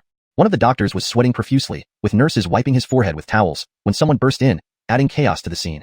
I'm Gerald, he said those 4 words, and upon hearing them, everyone fell silent. The fame of Dr. Divine Chun had grown immensely, especially after he saved a patient that the Gu family's medical experts failed to revive. In Jiangqing, Gerald was undoubtedly the top doctor. Dr. Divine Chun. The doctor finally recognized Gerald. He had observed Gerald treating patients alongside Abel.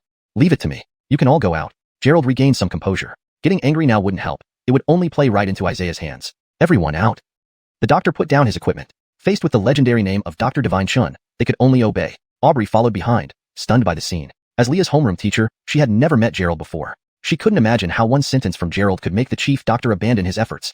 Bang! Gerald closed the door to the resuscitation room and remained alone with Haley inside. Soon, a group of doctors gathered outside, whispering among themselves, speculating about the situation. Note asterisk I've translated this text ensuring it follows your guidelines and maintains coherence with the previous content. Please let me know if there is anything else I should adjust or any specific detail you'd like to add. Chapter 530. Seeking help from Alexandria, Bella stood guard outside the door, preventing anyone from approaching. She had no idea if Gerald could save Haley, but all she could do was wait. I'm a police officer. I need to understand the situation. Aubrey was still in shock, but Bella showed her credentials and began conversing with Aubrey. Although Haley had fainted, it was important not to rule out other possibilities. As a police officer, Bella needed to conduct routine inquiries just in case it was another type of case. Click. The door opened, and Gerald emerged with a gloomy expression on his face. His demeanor indicated that he had not succeeded. Dr. Chun, it's always great to meet you whenever there's trouble. Abel smiled as he stood outside the door. Every time Gerald came to the hospital, Abel seemed to arrive immediately, as if Gerald had a tracking device installed on him.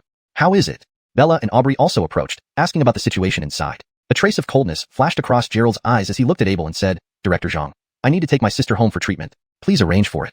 That patient is your sister? Didn't you save her? Abel was surprised. He knew that when Gerald acted, no patient had ever been beyond cure. Today was the first time he failed to revive someone, and it was his own sister. The situation is complex, so I need to take her back. Director Zhang, is this okay? Gerald had just tried to retrieve his sister's soul but received no response. It seemed clear that Isaiah knew about the relationship between Lia and himself and had used this method intentionally.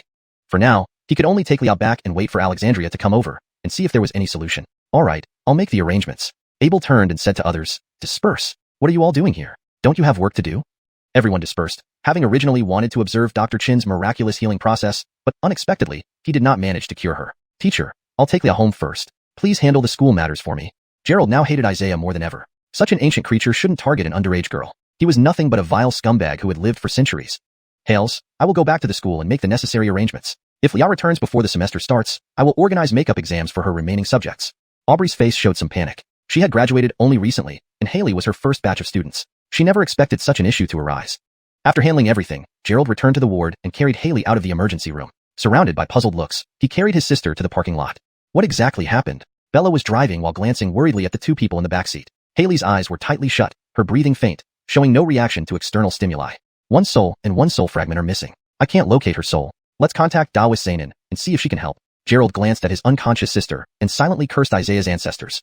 Back at Bisui Bay, Gerald temporarily placed his sister in his room and placed a talisman on her to stabilize her remaining soul fragments. I've called Team Pandora. She said she will come over soon. Bella walked in from outside to check on Haley. Gerald's brows remained furrowed. He had pushed hard to get his sister into school, hoping she would have a bright future. He never imagined this would happen. If anything happened to her, he would spend his entire life focused on taking down Isaiah. Bang! The door slammed open as Nellie rushed in. What happened to Lia? I heard she's ill. Nellie had received a call from the teacher and hurried back immediately, even abandoning her project at Teowayuan Fruit Shop. It's the recent case we're working on. We ran into some trouble. Bella briefly described how vile Isaiah was and the current situation. Is your current case really that dangerous? Can I do anything to help? Nellie was anxious, knowing that Haley might end up in a vegetative state permanently. Normally, when Gerald wasn't around, she would visit Lia at school to check on her, being even more attentive than her brother. They had planned for Lia to intern at the company during her break to gain work experience, but things had taken an unexpected turn. Let Lia rest in the room for now. You can't help much at the moment. Nellie, despite being an extreme mean body, couldn't help much either as her condition hadn't awakened yet, making her unable to practice cultivation. Otherwise, with her extreme constitution, she could easily dispel any ghosts. All right. Seeing she couldn't offer much assistance, Nellie stopped asking questions. The three sat in the living room, exchanging blank stares, unsure what to say. They felt powerless about Haley's situation. Don't worry too much. Once Team Pandora arrives, she should be able to help. Bella consoled him. They could only rely on Alexandria now. Although they hadn't gotten along initially, she genuinely admired Alexandria's strength. There must be a way. Lia is such a good child. She can't become a vegetable. Nellie saw Gerald's grim expression and tried to comfort him. I'm fine. Gerald shook his head. I just didn't expect to encounter such an unscrupulous person. He had thought the cultivation world was simpler, not realizing such despicable individuals could still become cultivators. He wondered how the heavenly laws allowed such scum to exist without being struck down by lightning. He's been alive for almost 200 years. Of course, his face is thick, Bella agreed. She had also been targeted by Isaiah. If she had protective treasures, her situation would likely be similar to Haley's. I'll go check on Lia. Wait for Daoist Zainin to arrive. Gerald couldn't sit still and walked back to the room. Is Daoist Zainin male or female? After Gerald left, Nellie asked quietly. Female, you'll see her soon. Bella replied. She's very beautiful and powerful. In the room, Gerald gazed at the sleeping Lia, lost in thought. He realized he hadn't paid enough attention to his sister, focusing solely on her exam results and projecting his own unrealized university dreams onto her. This caused immense pressure on Haley. If she hadn't been at school and had stayed with him, he could have protected her better, and Isaiah wouldn't have found the opportunity to strike. Knock, knock, knock. There was a knock at the door followed by Bella's voice. Gerald, Team Pandora is here. Click. The door opened, and Alexandria stood outside, still wearing her white attire, looking calm as usual. Nellie stood behind, slightly amazed. She had heard Alexandria was beautiful, but she never expected to see such an exceptionally stunning and ethereal fairy. Alexandria's aloof and proud demeanor was unmatched. Translation ends here, following the specified constraints. The structure, style, and logic remain consistent with the original content, ensuring a natural and fluent English version. Don't think that those fairy sisters in TV dramas are all acted to be cold and gorgeous. Even if they act, they can't match the natural demeanor of Alexandria. I'm still doing makeup. What's the matter that you called me over? When she said makeup, it wasn't for herself but for those who needed it at the mortuary. It's Gerald's sister. Isaiah made a move against her. Bella had been rather anxious when making the call earlier, so she didn't elaborate on the specifics, only urging Alexandria to come to Bisui Bay as soon as possible. Let me take a look first. With just a flicker, Alexandria's graceful figure appeared by the bedside. Gerald had tried every method he could, yet couldn't retrieve Haley's soul or even provoke any response, which likely meant Isaiah hadn't revealed himself. One soul and one soul fragment. Just one glance, and Alexandria identified what parts of Haley's soul were missing. Hales, I've already tried, but couldn't retrieve her soul, Gerald replied. Capturing souls during daylight indicates that Isaiah's cultivation has improved. Originally, Isaiah would capture souls only at night because the heavy yin qi at night could suppress the yang qi within human bodies, making it easier to capture souls. Now, with Landon and others, including Haley, losing their souls during the day, it was evident that Isaiah had become even more powerful. Is there a way? Gerald didn't want to hear about Isaiah's progress. What mattered now was whether Haley's soul could be retrieved. Alexandria didn't reply but extended her right hand, causing various treasures to float out. An oiled paper umbrella, a white jade bottle, and a bagua mirror, the standard set for summoning souls. She arranged the talismans and set up a ritual array, then closed the curtains to darken the room. Nellie stood in the corner, silently watching everything unfold. Gerald had told her she also had the constitution of a cultivator, but she couldn't start practicing until her body awakened. Although she couldn't cultivate herself, observing how others did it could provide some insights into the techniques of cultivators. Junyao, is this Pandora very powerful? Feeling the icy coldness in the room, Nellie couldn't help but feel tense, sensing some unknown changes occurring in her body due to the extremely cold aura. Translation ends here, adhering to the constraints provided. The structure, style, and logic remain consistent with the original content, ensuring a natural and fluent English version. Chapter 531, Indomitable. Bella nodded and said, if you become a cultivator, you won't be any worse than her. Being a cultivator doesn't guarantee survival. Nellie's eyes revealed some disappointment. This issue had been discussed by Gerald with her before. Currently, Gerald was only at the chi condensation stage. To neutralize the extreme yin force within her body and completely improve her constitution to allow cultivation, they needed a gold core cultivator to use Pillfire. This not only required a certain level of cultivation from the caster, but also took a considerable amount of time. Certainly not something that could be achieved overnight. I know a gold core cultivator. Bella immediately thought of her senior, Kristen, who was not only the leader of Qianlong but also a true gold core cultivator. She should have no problem helping Nellie improve her constitution. Really? Is it possible? Nellie's large eyes lit up. Facing a countdown to life's end would make anyone uneasy. Last time, Gerald felt guilty for being unable to build his foundation and further solidify the gold core, but now there was a solution, which was perfect. No problem, senior sister Malag is very kind. As the two conversed, Alexandria had already prepared the talisman, burning it as the room gradually became colder. It's so cold. Wearing professional attire in summer, she shouldn't feel this cold, but she felt an intense chill from within. Cold? Bella found it strange. The air conditioner displayed 18 degrees, a temperature that shouldn't feel overly cold in such weather. Turning around, she noticed Nellie's pale face, with beads of sweat rolling down her forehead. Florence, what's wrong? Are you sick? Bella, startled, touched Nellie's forehead, finding it ice cold, almost like touching a block of ice. Why is it so cold? Do you have a low fever? She touched Nellie's forehead again, then her face, and finally her hands, all unusually cold, seemingly below normal human body temperature. Suddenly, a black shadow flew in. It was undoubtedly Isaiah. I'm fine, don't worry about me. Nellie instinctively gripped Bella's hand tightly as soon as she saw the ghost-like figure, beads of cold sweat forming on her palm. Hee hee hee. Again came Isaiah's irritating voice, making her want to punch him. Brat, do you now realize your mistake? I told you not to challenge the old ancestor. You can't win. Alexandria's eyes locked onto the soul fragment, coldly demanding, hand over this girl's soul, or else, suffer the consequences. Isaiah sneered continuously. I really want to see what those consequences are. Can you really extinguish all my soul fragments? He wasn't worried at all. The soul fragmentation technique had its advantages and disadvantages. The advantage was having multiple lives. The disadvantage was weaker main body cultivation, making it vulnerable. Though soul fragmentation ensured one's survival, if the main body was destroyed, the remaining soul fragments retained only a fraction of their power. Advancing in cultivation afterward would be extremely difficult. However, Isaiah wasn't afraid right now. He hid in a safe place. Even if Alexandria captured the soul fragments, it would be impossible to find his main body. Why don't you try? Without hesitation, Alexandria waved her right hand, and the two captured soul fragments appeared in a small bottle. She flicked her finger, sending golden flames towards the fragments. Pada pada. The flames roasted Isaiah's soul fragments like meat sizzling on a grill, releasing dark smoke while the fragments inside the bottle contorted in agony. Bastard, don't push me. Isaiah's rage was palpable. Although each fragment was independent of the main body, Alexandria's torment caused him immense discomfort. If you're capable, extinguish my soul fragments. Isaiah's floating fragment roared in anger. This torment of other fragments was something he could empathize with deeply. Alexandria's gaze remained cold as another strand of emerald green flame shot from her palm, racing towards the bottle. This green flame didn't seem very aggressive compared to the usual golden and indigo flames. While golden flames were scorching and indigo flames were chilling, the effect of this green flame was unknown. Earth fire. Isaiah finally identified the anomaly. Most cultivators' flames were just slightly stronger than ordinary fire, but Alexandria's flames were frighteningly powerful. It was unimaginable for a chi condensation cultivator to possess earth fire. Even lower-ranked earth fires were difficult to obtain, usually requiring late-stage gold core cultivation, ideally controlled by an essence infant cultivator. Isaiah, despite his current cultivation, hadn't dared think of controlling earth fire due to its potent suppression of yin forces. Do you think extinguishing your soul fragments will be easy for me? Speaking, Alexandria gently waved her arm, opening the oiled paper umbrella. Instantly, rays of light filled the room. Isaiah's fragment attempted to escape but couldn't withstand earth fire. However, the umbrella's light acted as a barrier, trapping him. Since you've come, do you think you can escape? Alexandria's eyes grew icier, and golden flames instantly enveloped the Yin soul, intensifying the roast. Isaiah screamed in agony as most of the Yin aura surrounding the soul dissipated. Then, the emerald green flames encircled the fragment. Now, Gerald understood the effect of the green flame. Under its influence, the burned fragments showed signs of recovery before being scorched by golden flames once more. Clearly, this green flame had restorative properties, ensuring the fragments wouldn't be directly burnt to death. Hell, is this a cycle of killing and reviving? Gerald marveled at the cruelty. He hadn't thought of this method before, understanding how torturing Isaiah's fragments must cause severe discomfort to his main body. Watching this abuse made Gerald oddly satisfied. Enough, enough, Isaiah shouted. Don't push me. Otherwise, I'll go down fighting. I'll refine all the collected souls. Then you won't be able to wake those people up. I'll let them all die for me. Alexandria's movements continued without pause. The flames grew hotter, dispelling the previous icy atmosphere, turning the room into a blazing furnace.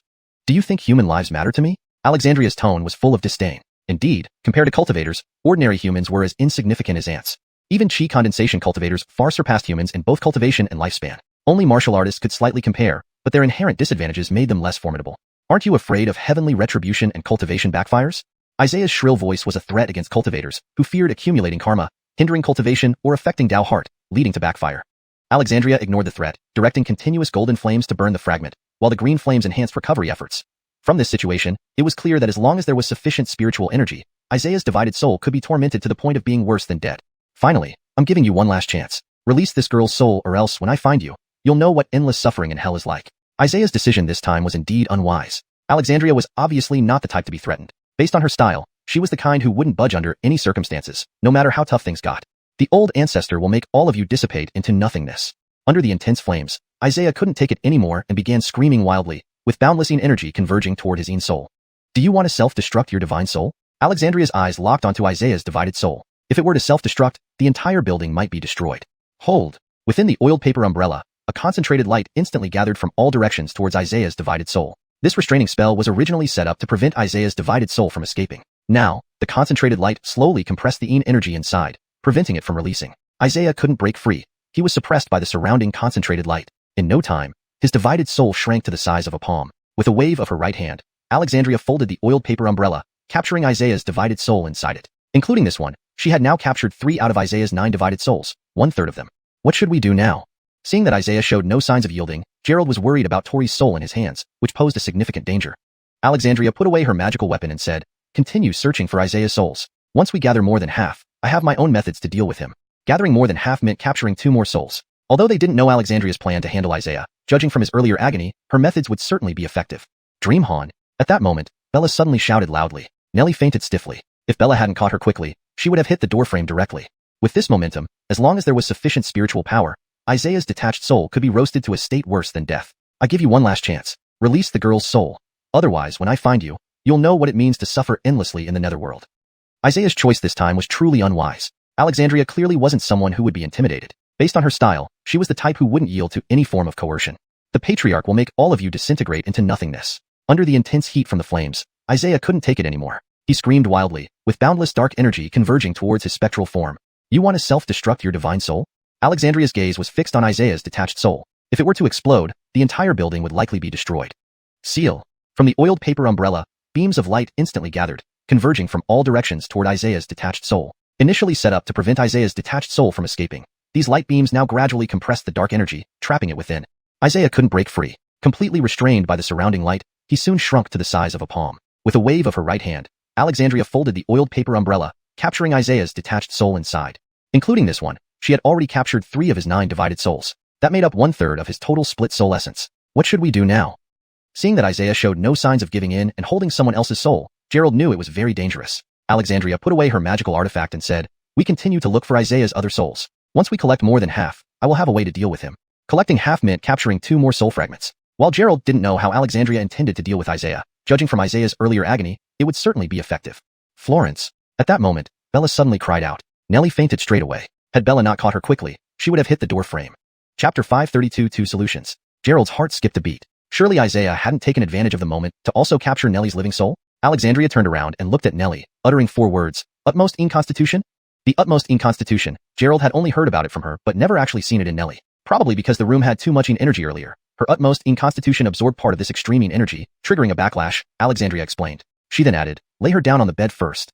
Gerald hurriedly picked up Nellie from beside him and placed her next to Haley. At least it hasn't fully erupted yet, Alexandria noted after performing a brief examination. According to the principle that extremes meet their opposites, when the utmost in constitution erupts, one doesn't feel cold but rather an intense heat. This would make her body radiate an intense heat until all life was consumed by it. Once this fiery energy dissipated, her entire body would revert to being ice cold, frozen solid like an ice sculpture. Nellie was currently only in the initial stage, without producing utmost yang energy. Otherwise, things would indeed be dire. Is there any solution? Gerald asked. Nellie's utmost in constitution had been a lifelong issue for her. Unfortunately, his cultivation level was too weak, and he could not reach the golden core stage. Thus, he had no idea how to solve it, feeling utterly helpless. We can only suppress it temporarily, Alexandria said as she pulled out a white jade bottle and extracted a willow branch. She dipped it into the unknown liquid inside, then dripped the liquid along the branches into Nellie's mouth. What kind of magical tool did she possess? She had used this spiritual water against zombies, and now to heal, it must be some legendary elixir. As soon as the drop entered Nellie's mouth, it emitted a puff of white smoke. What pills do you normally give her? Alexandria furrowed her brow and looked at Gerald. Well, just third-grade pills, Hallow Dragon pills. Gerald admitted that with his current skill, he could only refine third-grade pills and nothing higher.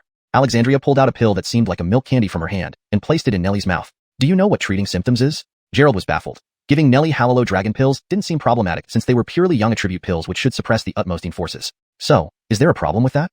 Alexandria glanced at Gerald, closed Nellie's mouth with a wave of her hand, and continued, don't give her those again. While Hallow Dragon pills can suppress ordinary inconstitutions, for the utmost inconstitution, it's like pouring oil on fire. The utmost inconstitution can produce utmost young force, so any young pills might cause early eruption. I just gave her an ice heart pill, which should counteract the effects of all the Hallow Dragon pills you've given her.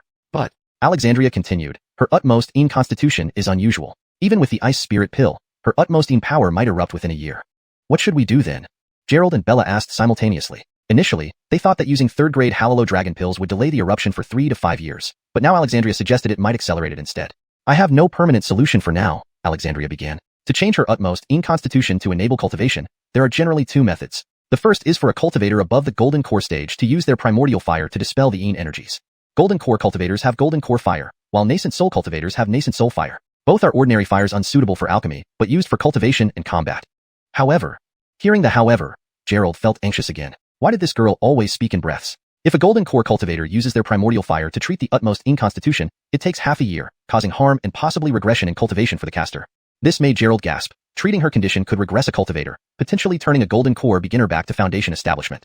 Unless substantial incentives are offered, why would anyone risk losing their cultivation level to help her? In this world, whether among cultivators or mortals, interests come first. One must receive rewards commensurate with the effort.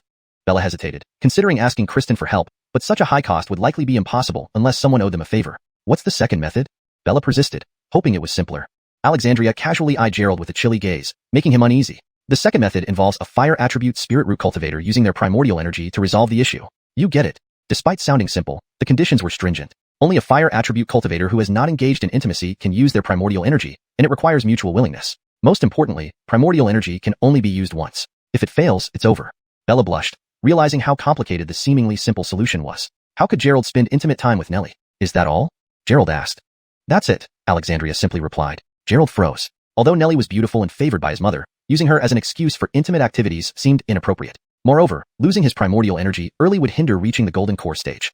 Thinking further, letting someone else, no. It's better if he took the sacrifice himself. Hail it. Wasn't this supposed to be unfair to Nellie? You think about it, Alexandria said. Find me at the morgue tonight to look for the other divine souls of Isaiah. With that, Alexandria vanished from the room. What are you thinking? Bella asked, her eyes reflecting complex emotions. Whatever you're thinking, Gerald replied. Bella bit her lip, torn between her best friend and the man she liked. How about I take Florence to her room and let you go through? Bella hesitantly suggested. Give me a break. We still have a year. Maybe I'll break through before then. With a successful golden core, it'll be handled easily. Gerald sensed Bella's internal struggle, knowing she felt like sharing her beloved with others. The chapter maintains the original tone and structure, translating naturally into English. It conveys the characters' concerns and dilemmas clearly. For Florence's sake, you don't need to worry about me, Bella added. Seeing Nellie like this, she felt uneasy too. It was impossible to really find another fire attribute cultivator. You little girl. Gerald gave a bitter smile, reaching out to pat Bella's head, saying, don't worry. If it comes to the day when there's no other choice, I'll definitely make the sacrifice. Bella shot him a glance, retorting, it's such a favor for you. Talking as if you're making some huge sacrifice. We're talking here but haven't even asked Miss Mila what she thinks. What if she doesn't agree? Give me a break. How could I not know what she's thinking? Bella sighed, then turned and left, saying, I'll go to the bureau to see if there are any other clues about Isaiah. She seemed to be deliberately creating space for Gerald, willing to make sacrifices for her best friend. Gerald stayed in the room, looking at Haley, then at Nellie, his heart heavy with conflicting emotions. With Haley's soul captured by Isaiah and Nellie in this condition, he found it hard to focus on anything else. Siblings can really bring complications. Gerald walked over and gently lifted Nellie, carrying her back to her room. Here, Alexandria had set up a spirit array to ensure Haley's soul would remain stable, so the room had heavy energy. If Nellie were to stay here and something else happened, Gerald would truly be devastated.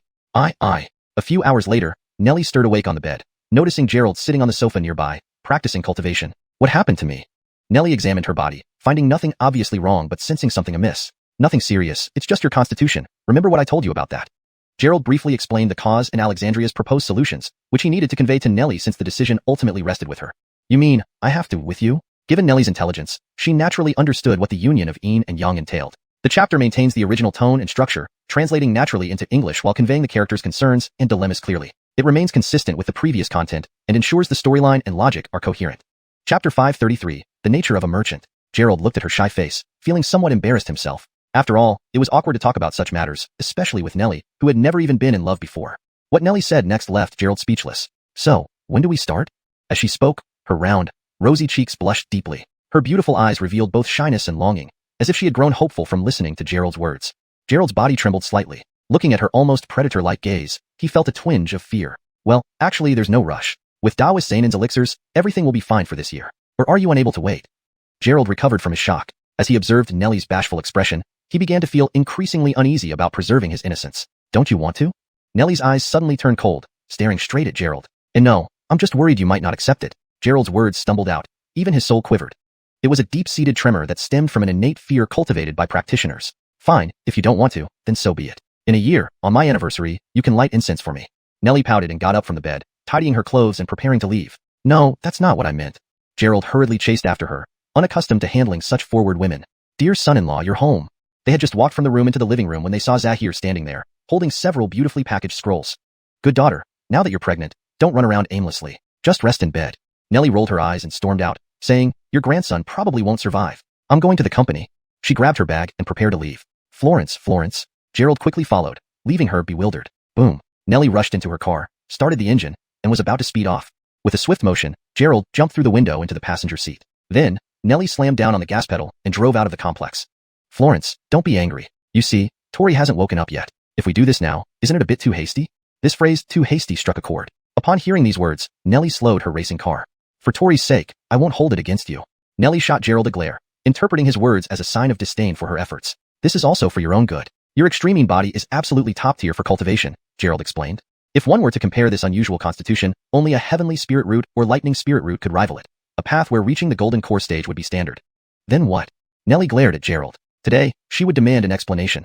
Otherwise, she wouldn't spare him any favor. The primordial essence of cultivators is crucial for cultivation. Before advancing to the golden core stage, if the line isn't maintained, the success rate of forming a golden core drops significantly.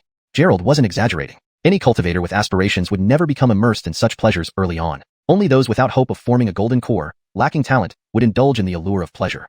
So now, are you at the golden core stage? Nellie's eyes remained cold, still fuming over Gerald's reluctance despite her readiness to offer herself. This threw Gerald off guard. He hadn't even reached the foundation establishment stage, which was far from the golden core stage. You will eventually become a cultivator too. This is laying a foundation for your future. Gerald couldn't answer directly. If he told Nellie that he didn't expect to reach the golden core stage within 10 years, she might make her move tonight. These are things for the distant future. Are you planning to watch me die? Nellie seemed to be pressing him, using her life as leverage, confident that Gerald wouldn't let her perish. How about we discuss this? Once Tori wakes up, we'll settle this matter? Gerald thought Nellie made sense. Reaching the golden core stage was far away, and he was only at level 23 of the chi condensation stage. Unsure if he could even achieve foundation establishment, he certainly couldn't hand Nellie over to anyone else. Only Gerald could resolve this dilemma. We should wait until Tori gets better. Upon hearing Gerald agree, Nellie's stormy face turned sunny with a hint of blush. What about now? I think it's still in time to give Bro a grandchild. Gerald grinned mischievously. Nellie's face grew redder, whispering, let's talk about it later. I'm pretty normal right now. I need some preparation. Not knowing what preparation she needed, she suddenly slammed on the brakes. Get out and go back to check on Tori. My dad is alone at home. It feels unreliable. Get out? Aren't you taking me back?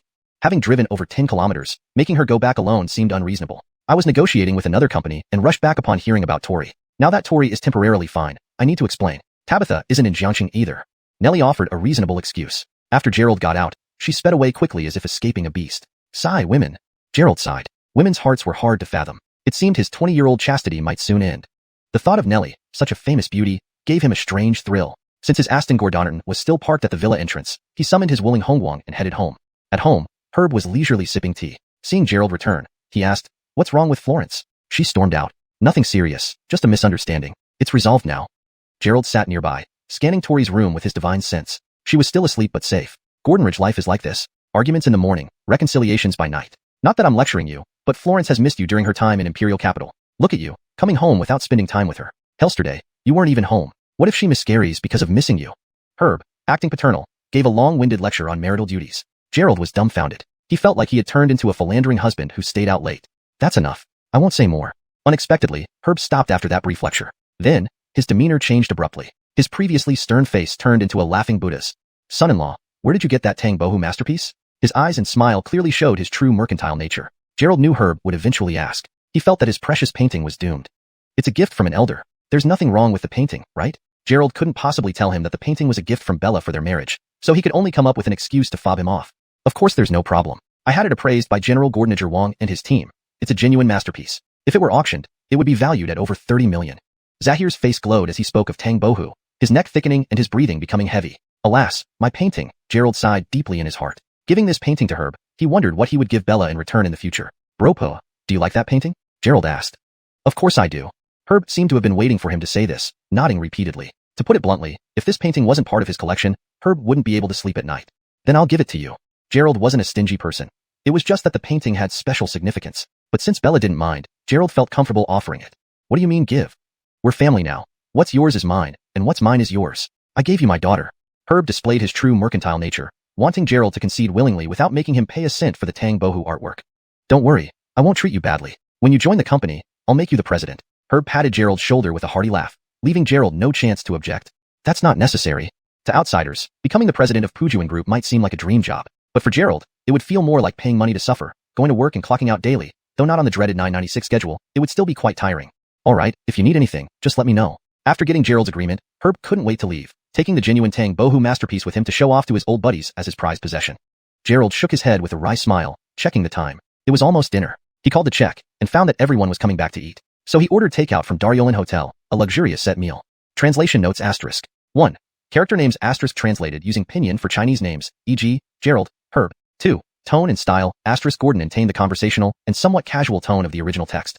3. Cultural context asterisk retained cultural elements like the reference to 996, a common term in China for excessive working hours. 4. Paragraph structure asterisk kept the same paragraph breaks to maintain readability and flow. Chapter 534, Stone Gambling. Gabbies came back one after another. The first thing they did was check if Haley had woken up, completely ignoring the dinner Gerald had prepared. Gerald, Leah hasn't woken up yet, but you ordered so much food. Nellie sat down, looking at Gerald with a slightly reproachful gaze. You're not even checking on Leah. Are you just going to let her sleep alone in the room? Bella sat beside her and looked at Nellie. Florence, are you okay? You scared me half to death when you fainted earlier. No. As soon as they mentioned her, Nellie involuntarily thought of that event again, her face blushing. Bella saw this but said nothing, feeling a bit uneasy inside. Gerald and Nellie would inevitably have to deal with that extreme body eventually, meaning until then, it was impossible for her and Gerald. Instead, someone else got married first, leading to this situation. Is Leah's condition serious? I went to see her, and calling her had no response. Beth ladled rice while asking. It was clear each girl cared deeply about Haley's health. After all, Haley might become their sister-in-law someday. You ask me, but there's nothing I can do. Currently, Alexandria set up an array in the room and administered medicinal pills. Unless Haley's soul is taken from Isaiah, she will remain in a vegetative state. Why don't you think of a way? Nellie complained. Florence, don't be too anxious. There's always a solution, Bella consoled from the side. Come on, I'm worried about Leah too. Does worry do any good? Gerald scooped 2 large mouthfuls of rice and continued, once I'm full, I'll go finish off that old dog tonight. Alexandria had already collected 3 strands of Isaiah's soul. Once the remaining 2 strands were obtained, Alexandria would definitely find a way to deal with that old dog. After all, soul extermination sects' secret techniques must violate heavenly principles. Such things look powerful but have many counters. I'm not anxious. Nellie didn't know what to say for a moment. In fact, she was thinking that once Haley's issues were resolved, she could carefully consider her next step with Gerald. Good son-in-law, dear daughter. Just as everyone was discussing, Zahir walked in with a smile, carrying a bag, his mood sunny and his mouth stretched like a lotus flower. Seeing Zahir enter, everyone stopped talking. Dad, why are you here? Didn't you say you were discussing future cooperation projects at the company? When Nellie left the company, Zahir was still working overtime. How did he come back just as dinner started? Zahir chuckled, walking to the table and sitting down, examining the dishes. The cooperation is settled. Next, I plan to start some new projects. Zahir said, let's eat while we talk. He stood up, walked to the wine cabinet, and pulled out an ornately packaged bottle of red wine. Come on, have a glass. Zahir poured wine for everyone, acting like the master of the house. Brother Pa, what's with you today? So happy? Though Zahir had been thrilled by Tang Boa's artwork, that excitement should have passed. Why was he still so happy? Hee, listen up. I found a new way to make money. Zahir mysteriously took out a small cloth bag from behind him. Ting ting tang tang. The cloth bag hit the table with a crisp sound, like metal clashing but not as piercing. Watch closely. Zahir opened the bag, revealing jade carvings. There were jade pendants, bracelets, and Hatian jade carvings. The most beautiful piece was a carved Rudy, left hand stroking his beard, right hand holding a sword. It seemed Zahir planned to worship this Rudy statue from now on.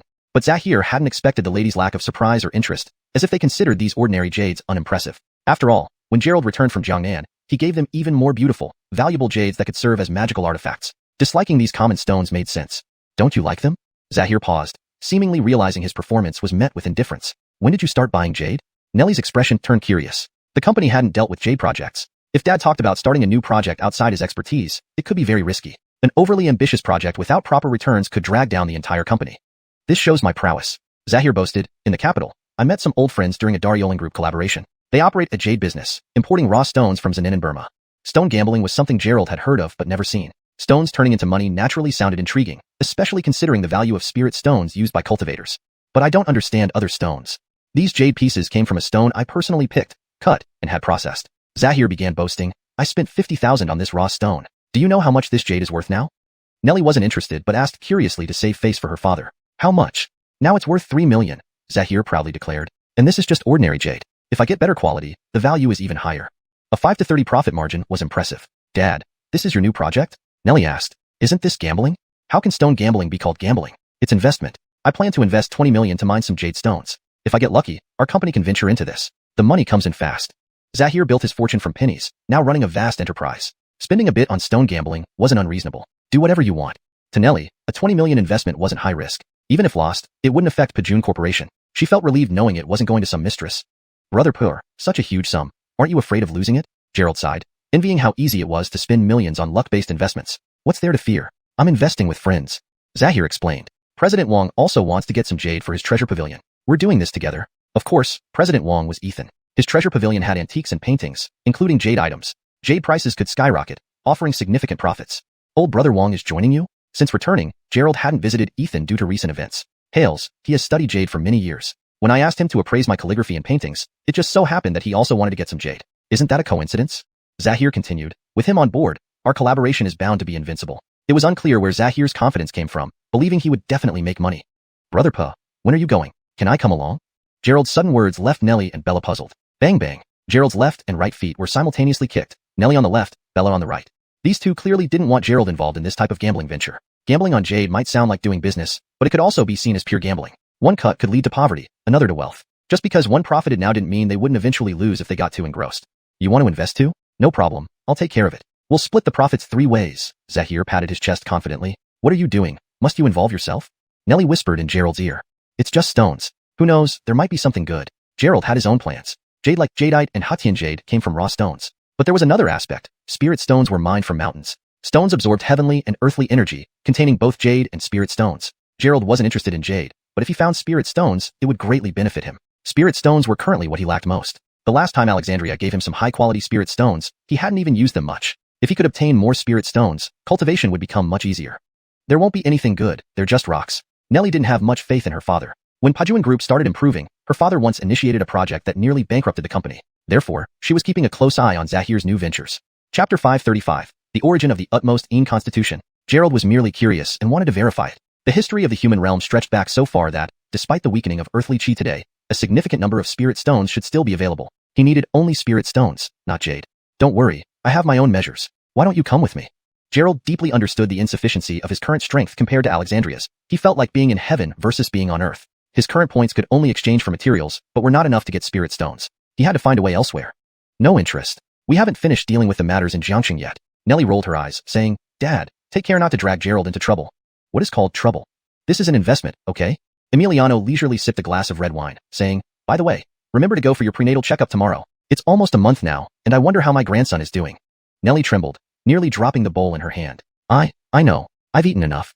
She hurriedly put down her chopsticks and quickly ran back to her room. This girl is always in such a panic, lacking any composure. Emiliano muttered after drinking a glass of red wine and having another mouthful of food. Good son-in-law, come drink a cup. Gerald could only accompany him in drinking while listening to Emiliano boasting about his keen eye for picking out valuable raw stones. Gerald smiled without a word, continuing to drink with him. After Beth and Bella finished eating, they left home directly. Beth went to the bar to perform and attract business, while Bella went to the bureau to continue investigating Isaiah. She also waited for Gerald to finish eating before heading together to the funeral parlor to find Alexandria.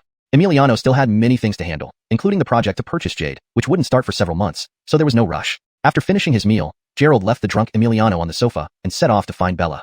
Gerald, purchasing Jade normally is fine, but if it involves gambling or disguised gambling, it's not legally allowed. In the car, Bella reminded Gerald not to get involved in illegal activities. Last time, when dealing with Axton, Gerald won millions at the Milaglong Hot Springs. Now he was much wealthier than before. If he did something illegal, who could stop him? Do you trust my character so little? I just want some spirit stones to cultivate. Gerald was speechless. Could it be that in women's eyes, money makes men corrupt? I'm just reminding you not to run around aimlessly all day. There are still so many things waiting to be handled in Jiangcheng. I know. Listen to my wife, alright? Gerald seemed to understand the feeling of a married man, tied up by two top-notch girls, unable to go anywhere. Is there something wrong with what I said? Tori hasn't awakened yet. Isaiah hasn't been caught, and Florence's body condition still needs attention, as well as Zelene Mountain. How can you say they're completely unrelated? Gerald felt the helplessness of Sun Wukong. No matter how skillful he was, he couldn't resist the tightening curse. That's right, regarding Armand, you didn't mention him. We should investigate him too. Isaiah used evil arts to possess Clem's body. Perhaps Armand Gustave had issues as well, possibly not being Gustave at all. I've already started investigating, but haven't gotten results yet. Bella's case-solving skills aside, her dedication was unmatched. Since returning to Jiangcheng, she had been investigating Zelene Mountain and contacted Gordonlick to see if Armand practiced evil arts. Leave these matters to you. But be careful. Armand has a late foundation establishment cultivation. If he uses underhanded tactics, you won't be able to handle it. He's in Jianghai. Would he come to Jiangcheng? Besides, Jianghai has Malag Jie, who surely can deal with Armand. Gerald nodded, agreeing that with Kristen, the leader of the covert dragon team guarding Jianghai, Armand wouldn't dare confront her openly.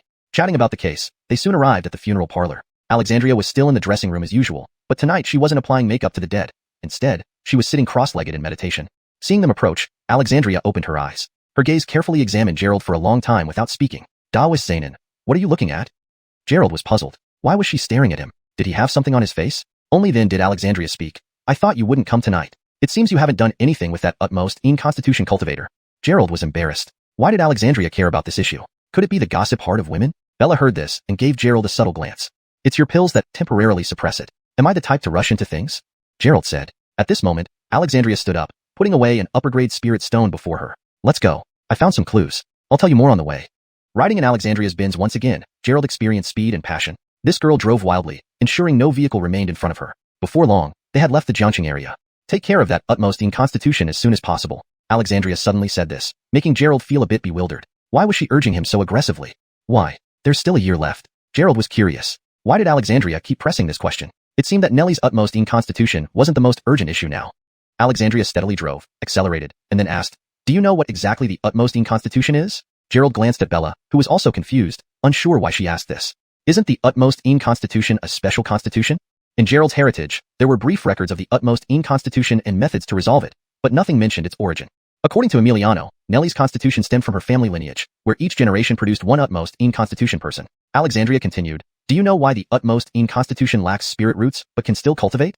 Where could Gerald know this? As a beginner in cultivation, he wouldn't even solve the problem of staying at the chi condensation stage. Cloud Commander, please stop playing games. I know you're an expert and knowledgeable. Gerald didn't know what to say to Alexandria, whose words were always cryptic, leaving listeners baffled. In this world, there are myriad constitutions. Each awakening is incredibly difficult. Actually, the burst of pure yang power within the utmost in-constitution represents a phenomenon not tolerated by heaven's will. Alexandria began explaining slowly, but both Gerald and Bella remained perplexed. Before these constitutions awakened, they were ordinary people. Why were they intolerable to heaven's will? Awakening meant death. Besides the utmost in-constitution, there are other special constitutions like the utmost yang constitution and thunder body. These constitutions share a commonality. Their extraordinary lives in the previous incarnation. Previous incarnation? What does that mean? Bella listened attentively because this related to her best friend, but mentioning past lives was beyond her comprehension. To put it simply, the utmost in-constitution is a legacy. As long as it doesn't awaken, this legacy will continue on. And the most fundamental point of this legacy is its starting point. Alexandria continued. Before the three realms were divided, the entire world was in chaos. Here lived the divine race, human race, and intertwined with them were the demon realm and the monster realm. She was recounting an ancient matter, so remote that even today's cultivators knew nothing about it. That was the era of ancient times, marked by endless battles and the collapse of heaven and earth. To avoid calamity, or due to other reasons, or perhaps nearing death, some powerful beings would fuse their cultivation and memories into the heavenly Tao, ensuring they could be passed down and await awakening in a future life. These powerful beings were at least at the level of immortals or divine beings. Their legacies waited, preparing for revival across lifetimes. This, naturally, was something the heavenly Tao wouldn't tolerate, so it added difficulties to their awakening through its rules and principles. Oh, I see. This is like finding a bug in the heavenly Tao system. When a cultivator died, it meant total destruction, with no possibility of resurrection. But seeking a way to revive was like exploiting a loophole, a bug in the system. The heavenly Tao operates according to laws, and everything follows a pattern. The appearance of a bug means the heavenly Tao would try to patch it, setting obstacles for these cultivators, making it harder for them to awaken. The awakening of the utmost in constitution is relatively easier compared to other constitutions, which are even more difficult. Alexandria glanced at the astonished duo behind her, her deep eyes gleaming with insight. Once awakened, relying on their past life cultivation and extraordinary constitutions, they naturally surpass ordinary cultivators in terms of power. So powerful. So, if Florence was an immortal in her previous life, what if she was a divine being? Gerald marveled. Imagine a girl being an immortal in her past life. That's pretty amazing. Divine beings reincarnate in the celestial realm. How could they be in the human realm? After explaining, Alexandria changed the tone and said, "Do you know why I want you to solve the utmost in constitution issue as soon as possible? Because once their constitution awakens, it's not just the cultivation insights from their previous life, but also a high probability of retaining memories from their past life." This revelation hung heavy in the air, adding urgency and intrigue to the situation Gerald and Bella found themselves in. Chapter 536. If only I could help you. At the sound of these words, Gerald was completely struck dumb, as if lightning had seared him to a crisp. Awakening the memories of one's previous life would mean essentially transforming into another person. The clash between the memories of this life and the last would certainly result in a struggle for dominance. Would this life's personality prevail, or would the previous life's? That was the big question. The thought sent cold sweat trickling down Gerald's spine. If the memory of his past life surfaced and dominated, he, a mere cultivator at the initial stage, would have offended a Xian immortal from his past life. Upon awakening those memories, how could she possibly tolerate such an affront? She would likely kill him with a single swipe. No wonder when Nellie woke up from her coma, there was that fleeting moment when Gerald felt his soul tremble. It must have been because of this reason. Will Florence still be Florence after awakening? Bella asked anxiously. Alexandria replied calmly, "We can't know. Perhaps she will, perhaps not. Her memories might awaken or remain dormant. Have you heard of Schrodinger's cat? We'll only know if she retains her past life's memories at the moment her constitution awakens. Any speculation now is pointless." Gerald's mouth twitched. Now they were dragging in Schrodinger. How was he supposed to know what kind of cat it was? Awakening her constitution early might delay the awakening of her memories. When the extreme inconstitution truly erupts, then she will definitely wake up with her memories. If the awakening fails, she will continue to reincarnate with her memories. "I have a question," Gerald suddenly asked. "Florence's constitution is inherited from their family, but she has no children. Where does this inheritance go?" "I'm not the way of heaven. How should I know?" Alexandria replied. "You're pushing me into the fire." Gerald sighed heavily, thinking that if awakening her constitution and reviving her memories led to a drastic change in Nellie's character, and she decided to kill him, what would he do? "That's for you to consider." Alexandria accelerated the car once more and stopped answering Gerald's questions. "Junyao, Florence's identity is so powerful. If her memories awaken, will she really kill me?" Gerald felt uneasy. This revelation was too shocking. An immortal reincarnated. This sounded like something from a movie plot. Probably not. Florence isn't that kind of person. Even if her memories awaken, the memories of this life will still be present. She won't act unreasonably. "We are saving her," Bella mused. "For Florence's sake, it's best to resolve this sooner rather than later. Otherwise, when her memories fully awaken, things could become dangerous." Lifting the restriction on her extreme inconstitution earlier might prevent the rapid awakening of Nellie's memories. If it truly came to spontaneous awakening, anything could happen. "Are you forcing your husband to take a concubine?" Gerald rubbed his nose, thinking that this issue needed resolution but couldn't be rushed. A misstep could lead to premature awakening of her memories, and with so much still to accomplish, who knew what would happen next? Next, Alexandria led them to find another fragment of Isaiah's divine soul. Gerald beat Isaiah's soul black and blue, while Bella used the wind thunder staff to shake and batter it until it was bloody and trembling.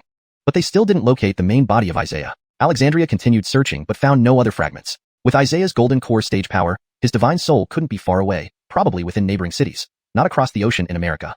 Isaiah's divine soul must be hidden by a secret method. "I'll continue searching and contact you if anything comes up." Alexandria looked at the divine soul she had just stored in a magical tool. They wouldn't find him tonight. As two of her few operatives in Jiangxing, Gerald and Bella could only follow orders.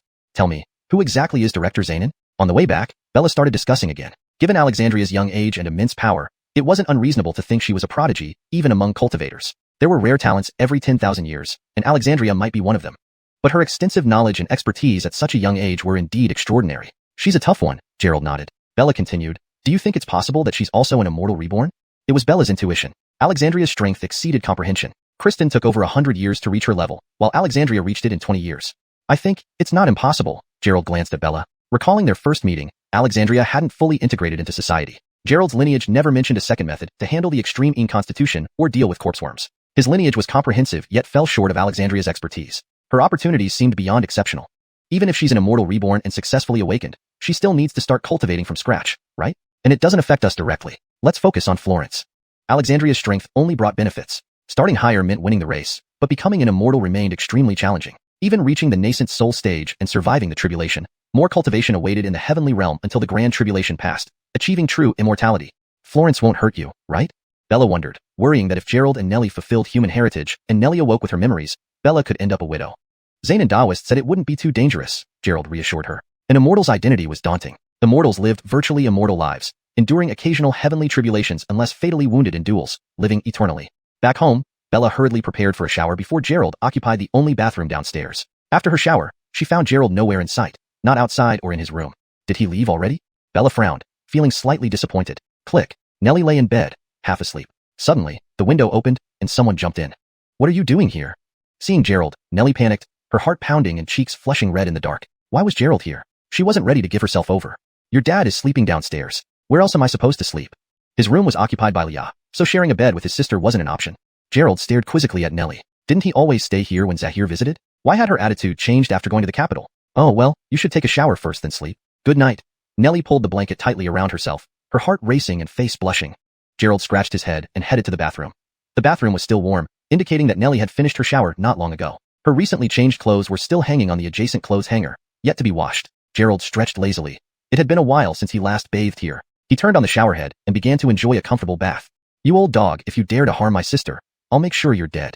When they were capturing Isaiah's divine soul earlier, the soul actually dared to threaten them. If they continued to oppose him, the old dog would cause all human souls in his possession to self-destruct, making countless humans die along with him.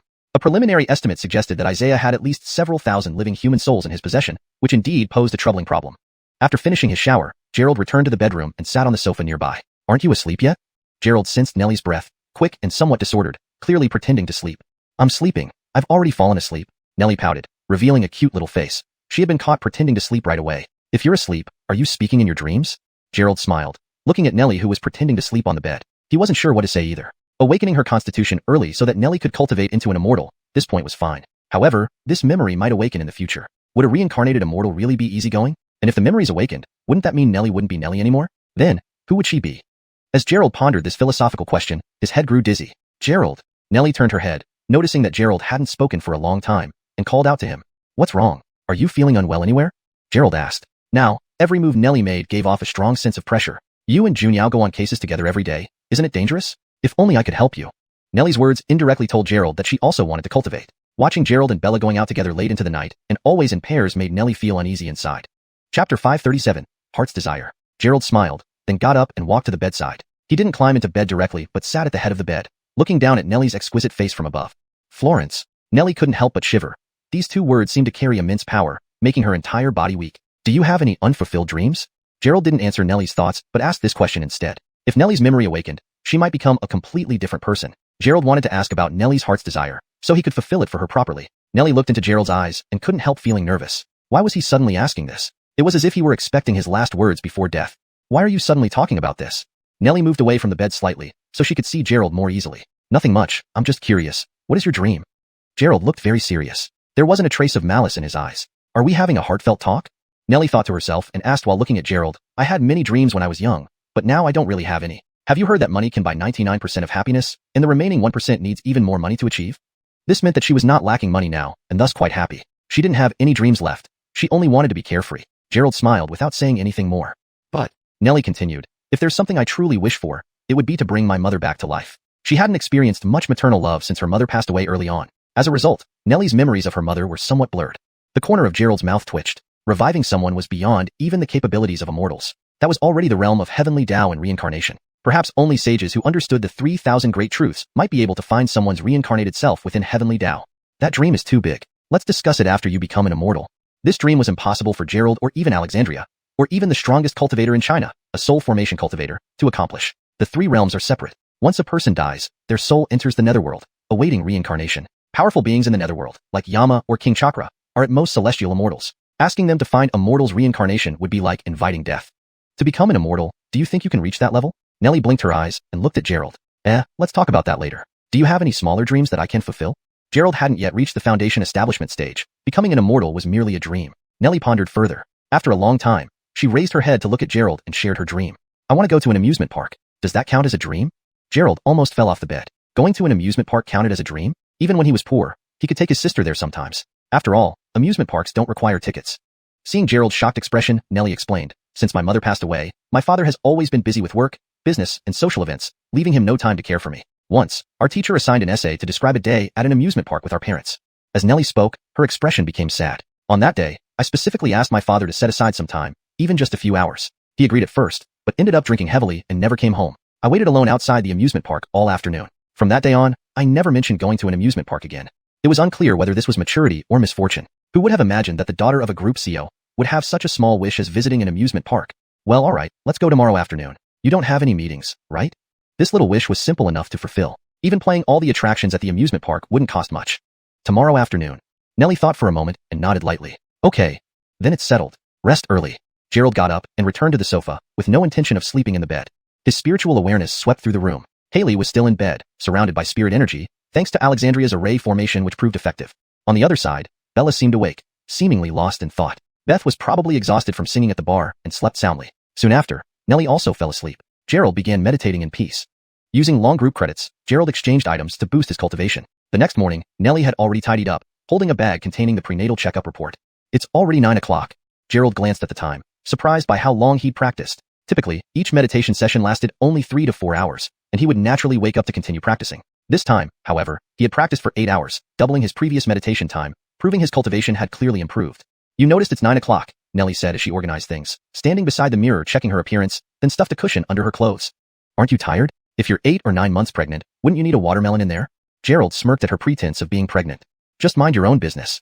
After pretending to be pregnant and touching her stomach, Nellie left the bedroom. Gerald followed. Oh right. How skilled is that excellent traditional Chinese medicine doctor you mentioned last time? Is he better than you? Alex was having breakfast and inquired as he saw the two come downstairs. Can he determine the gender of the baby just by feeling the pulse? Dad, aren't you favoring boys over girls? Nellie looked at her father disapprovingly. The more her father showed interest in this matter, the more uneasy she felt. Alex laughed. Knowing earlier helps us prepare things like clothes and toys. Big brother puh, the state forbids checking the fetal gender. Don't think about it. Gerald grabbed a bite of breakfast and commented. Not bad. Where did you get it from? It's from Junyao. She made it early in the morning and left some for you.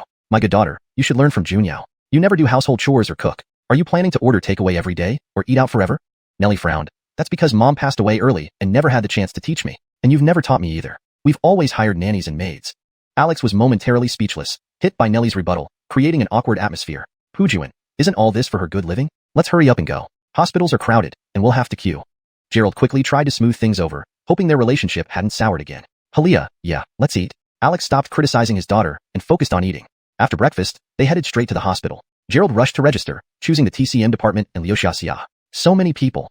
When they arrived at the TCM department entrance, they saw a long queue. Judging by the ticket number in hand, they might wait for a couple of hours, maybe even until the afternoon. Attending Dr. Iana. Gerald glanced at the on-duty board on the wall. Iana's reputation was soaring, and he could even hear patients praising her.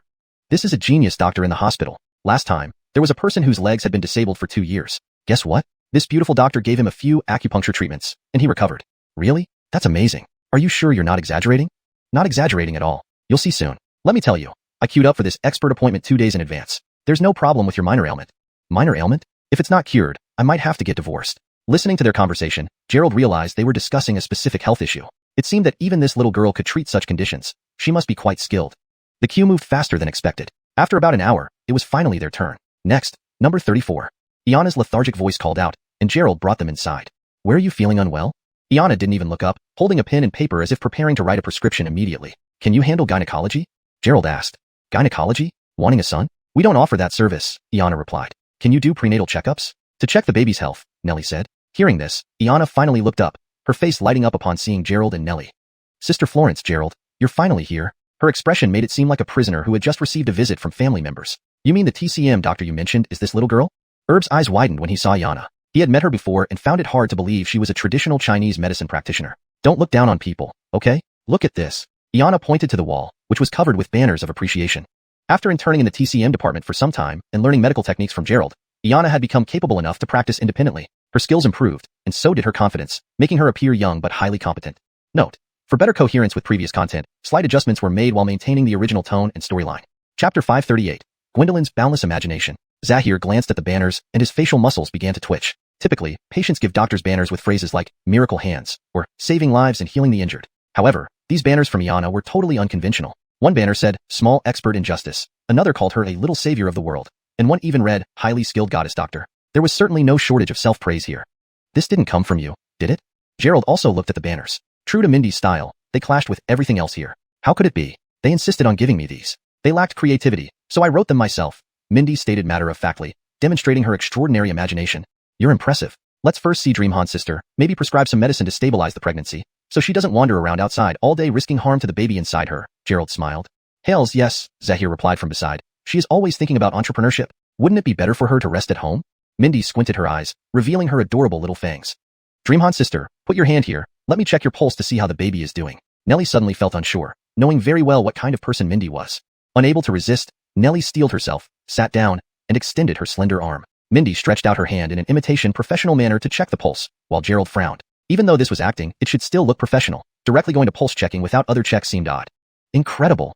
Just as Mindy began checking the pulse, she let out a surprised exclamation. What is it? Is there something wrong with the fetus? Zahir asked anxiously. Dad, what could possibly be wrong? Nellie watched Mindy speechlessly, signaling her to act normal. She couldn't handle Mindy's overactive imagination. No problem, steady pulse, occasionally with intense jumps, proving this fetus will definitely be extraordinary. Based on their birth time, he will either become a high-ranking official or a wealthy man, Mindy proclaimed.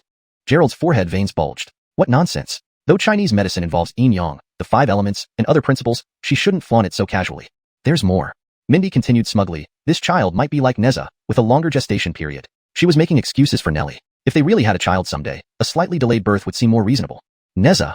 Zahir froze. He had never heard anyone talk like that. Delaying beyond the due date would warrant a C-section. Carrying a child for 3 years like Neza would turn one into a monster. Smack. Gerald slapped Mindy's head. Behave. You're supposed to be serious, not giggling all day. You're a doctor, a traditional Chinese medicine practitioner. No matter what, Mindy was half of Gerald's medical heir. It wouldn't do if she carried on like this all the time. Ouch. Mindy covered her head, pouting. Everything is fine. Just take this stabilizing medicine. It's good for both the mother and child. She wrote a prescription in a professional manner, then turned to Zahir with a grin. Uncle, go get the medicine. Zahir checked the prescription but couldn't understand any of it. Reluctantly, he took it to the Chinese medicine pharmacy. Dreamhan's sister, life is so bitter, so exhausting. I've done you such a big favor. Please take me out for a delicious meal. Seeing Zahir leave, Mindy slumped onto the table dramatically. Hey, you're working. There are more patients. Gerald wanted to say more patients were coming, but upon turning around, all the waiting patients were gone. I told the nurse to tell them to come back tomorrow, Mindy confessed. Learning from Dr. Domenico's scarcity marketing, it worked. But it wasn't clear where this girl got such charm, attracting so many people. This department is quite busy, Gerald observed. The Chinese medicine department only had 2 divisions. Another room was occupied by an old doctor who saw patients slowly, thus fewer people. You don't know how terrible it is. Blame you for making me a doctor, Mindy complained. Every day, some people aren't here for medical reasons but for matchmaking. An old lady even offered her son a sea turtle PhD, which makes no sense. She peeked around cautiously. Yesterday, she came again saying she would bring her son today. This place feels dangerous. Take me out to eat. Most people visiting Chinese doctors were elderly, and they preferred the gentle approach for rheumatic or bone pains. Mindy was young, albeit sometimes bizarre, but beautiful and smart with Gerald's teachings, naturally appealing. Just pretend to be on a date. What if a rich CEO wants his son to meet you? You'll be on top of the world, Gerald teased. Mindy rolled her eyes. Would I sell my soul for money? I'm an unbeatable little heroine. No one can force me if I don't want it. With a wave of her right hand, golden needles appeared between her fingers. Who dares to provoke me? I'll stick them until they beg for mercy. Is Knox in? Knox? A middle-aged woman's voice and footsteps interrupted. It was already 12 o'clock, lunch break. How did someone still come? Upon hearing this, Mindy swiftly stood up, hid behind the curtain after running to a bed in the back. Tell her I'm not here, please cover for me. Mindy peeked out again, hiding as the footsteps neared. Knox? A 50-year-old lady entered, dressed extravagantly with gold jewelry, looking wealthy. Seeing Gerald and Nellie, her eyes scanned the room. She's off duty. Come back tomorrow, Gerald explained. Recognizing the woman's luxury brands, he knew she was a wealthy Jiangcheng resident. Such elegance and yet, Mindy found her unappealing. Strange indeed. Off duty. The lady looked around. Outside clearly stated Mindy's name. How could she leave so early? Not here. The lady wanted to enter further, but Gerald stopped her. Gordon, what's wrong? Should I help you? You? The lady looked at Gerald suspiciously. Are you a doctor? You don't seem like one. Not a fake patient pusher, are you? Gerald sighed inwardly. Here in the hospital, he was actually suspected. Unfairly speaking, Gerald, if practicing here, would have patients queuing from this room to the parking lot.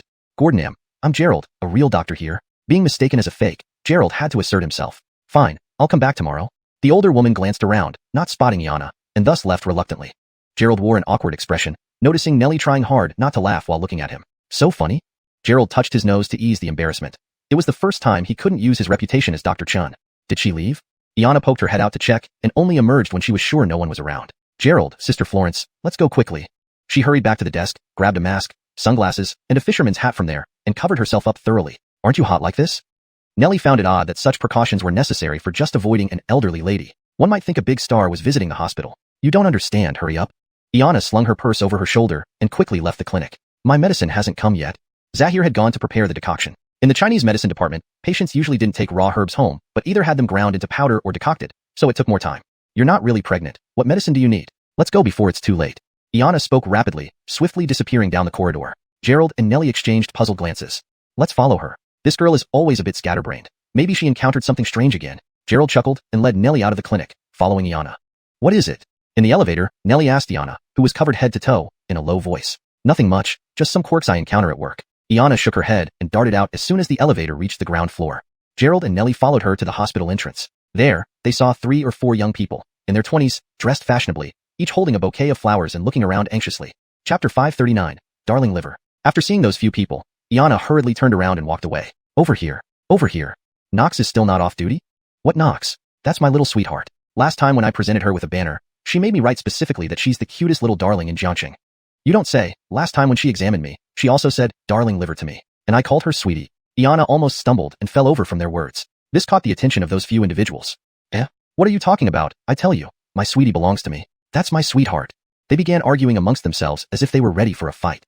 Finally, Gerald drove away from the hospital with Iana, who breathed a sigh of relief. Not bad, Sandra. You already have so many admirers. Look at how they're vying for your affection. You're quite charming. Iana removed her mask and took deep breaths. What admirers? They're just some weirdos. Just because I helped them get better, and somehow they found out I like banners, they insisted on presenting me one saying the cutest little darling in Jiangxing. What's the big deal? Gerald squinted his eyes and smiled. So what did you mean by calling someone, darling liver? Iana rolled her eyes skyward and replied, that guy drinks too much. I told him to be careful with his liver. Who knew he'd call me sweetie? Gross. Nellie, listening from the side, chuckled uncontrollably. Xandra, it seems you're pretty good at being a doctor. Iana retorted, Sister Florence, you don't know how miserable I am. If not for the bonus, I wouldn't even want to continue working. Examining patients is fine, but I also have to deal with harassment. Some try to pursue me while others introduce their sons to me. Why do they like me so much? Can't I change anything? Gerald grinned. Okay, you're doing well. Let me take you out for a nice dinner to make up for it. Seems like your medical skills have improved significantly, Gerald added with a laugh. Of course. I study your medical books every day, learning all about yin-yang, 5 elements, organs, and more. Iana became proud again, completely forgetting her earlier panic-stricken escape. Upon arriving at Daryolin Hotel, Gerald handed the menu to Iana, telling her to order freely. Iana wasn't shy, immediately ordering over a dozen expensive dishes totaling around 30,000 yuan. Delicious, truly delicious. Sister Florence, you wouldn't know. In the hospital, I eat nothing but takeaway and box lunches every day. I'm starving thin. Iana indulged in her food without any grace or elegance. She wondered what her admirers would think if they saw her this way. Do you look thinner? To me, your once pointed chin now looks like it's turning into a round pancake face, Gerald teased. How can I be fat? Impossible. Keep making nonsense, and I'll sew your mouth shut with my golden needle. Iana glared at Gerald while holding a chicken leg in her mouth, an adorable yet slightly menacing sight. All right, finish eating, Gerald said. Iana nodded satisfactorily. Anyone who dared call her fat would face her wrath. She drank a whole glass of juice before putting down her chopsticks. Sister Florence, when are you getting married? Isn't pretending to be pregnant tiring? Anyway, I think Gerald isn't bad either. You like him too. Why don't you have a baby? A sweat drop appeared on Nellie's forehead. How did the conversation shift to her? It's still early. This question had been bothering Nellie for days. She wondered how she could live without any regrets.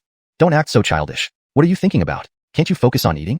Gerald patted Iana's head. When would her mind stop jumping from topic to topic? Didn't you see all my admirers? Who's a kid? Iana rolled her eyes and finished her juice, continuing to clear the remaining dishes. By the way, I'm off in the afternoon. Where are you going? Can I join? Gerald glanced at Nellie, asking her with his eyes whether to bring this third wheel. After a moment's thought, Nellie nodded. We're planning to go to the amusement park, the new Happy World Park in Jiangxing. Want to come along? Amusement park, sure. Iana lit up immediately. Then she looked at Gerald suspiciously. You two aren't dating, right? Would I be intruding? Of course not. Gerald inwardly grumbled but smiled. If you want to come, then come. One more person won't make a difference. Treat it like bringing a kid. I'm not a kid, Iana protested with pride. She indeed wasn't small anymore. Her recent diet had triggered secondary development. After lunch, they headed towards Happy World Park. Since it was the weekend, many parents brought their children. Everyone seemed joyful. Gerald went straight to the ticket counter and bought 3 all-access passes for all rides. Where should we go first? Sister Florence, let's start with bumper cars. I used to play them with classmates in childhood but haven't played since growing up. Excited, Iana dragged Nellie to queue for the bumper cars. Having Iana along was fun and prevented awkwardness between them, though being a third wheel sometimes felt a bit odd. Each got a bumper car. Initially, Nellie was reserved, feeling self-conscious playing with kids at her age. But after being bumped several times by Iana, she joined in, chasing Iana around the track. Pirate ship, carousel, Ferris wheel, roller coaster. Iana wanted to ride everything. Time constraints were the only reason she couldn't stay overnight.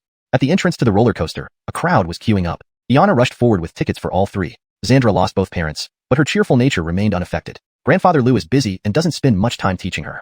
Gerald seemed to speak to Nellie. Though Iana's story was tragic, Nellie at least had her father, whereas Iana only had her grandfather. But Iana remains happily each day, while Nelly carried worries unsuitable for her age. Everyone is different, Nelly smiled. Seeing Iana already waiting, she quickly approached. Sister Florence, let's sit in the front row. Iana dragged Nelly to the frontmost seats of the multi-loop roller coaster. The front row? Kai's eyes widened. She had barely survived sitting at the back during the pirate ship ride. Now the front row on this intense coaster seemed daunting. Hails, it's safe. If we fall, it would be a win. Without waiting for Nelly's refusal, Iana dragged her and buckled up. Gerald sat behind them, next to an unknown man. Everyone else on the ride were couples. Being a third wheel has its drawbacks, Gerald sighed. Apart from that, no further issues occurred. The bell rang. Ding ding ding. Note: I've kept the names in pinyin format as requested and maintained the paragraph structure, tone, and style of the original text. As the bell rang, the roller coaster slowly moved forward, clattering along the tracks, ascending, and then reaching the highest point.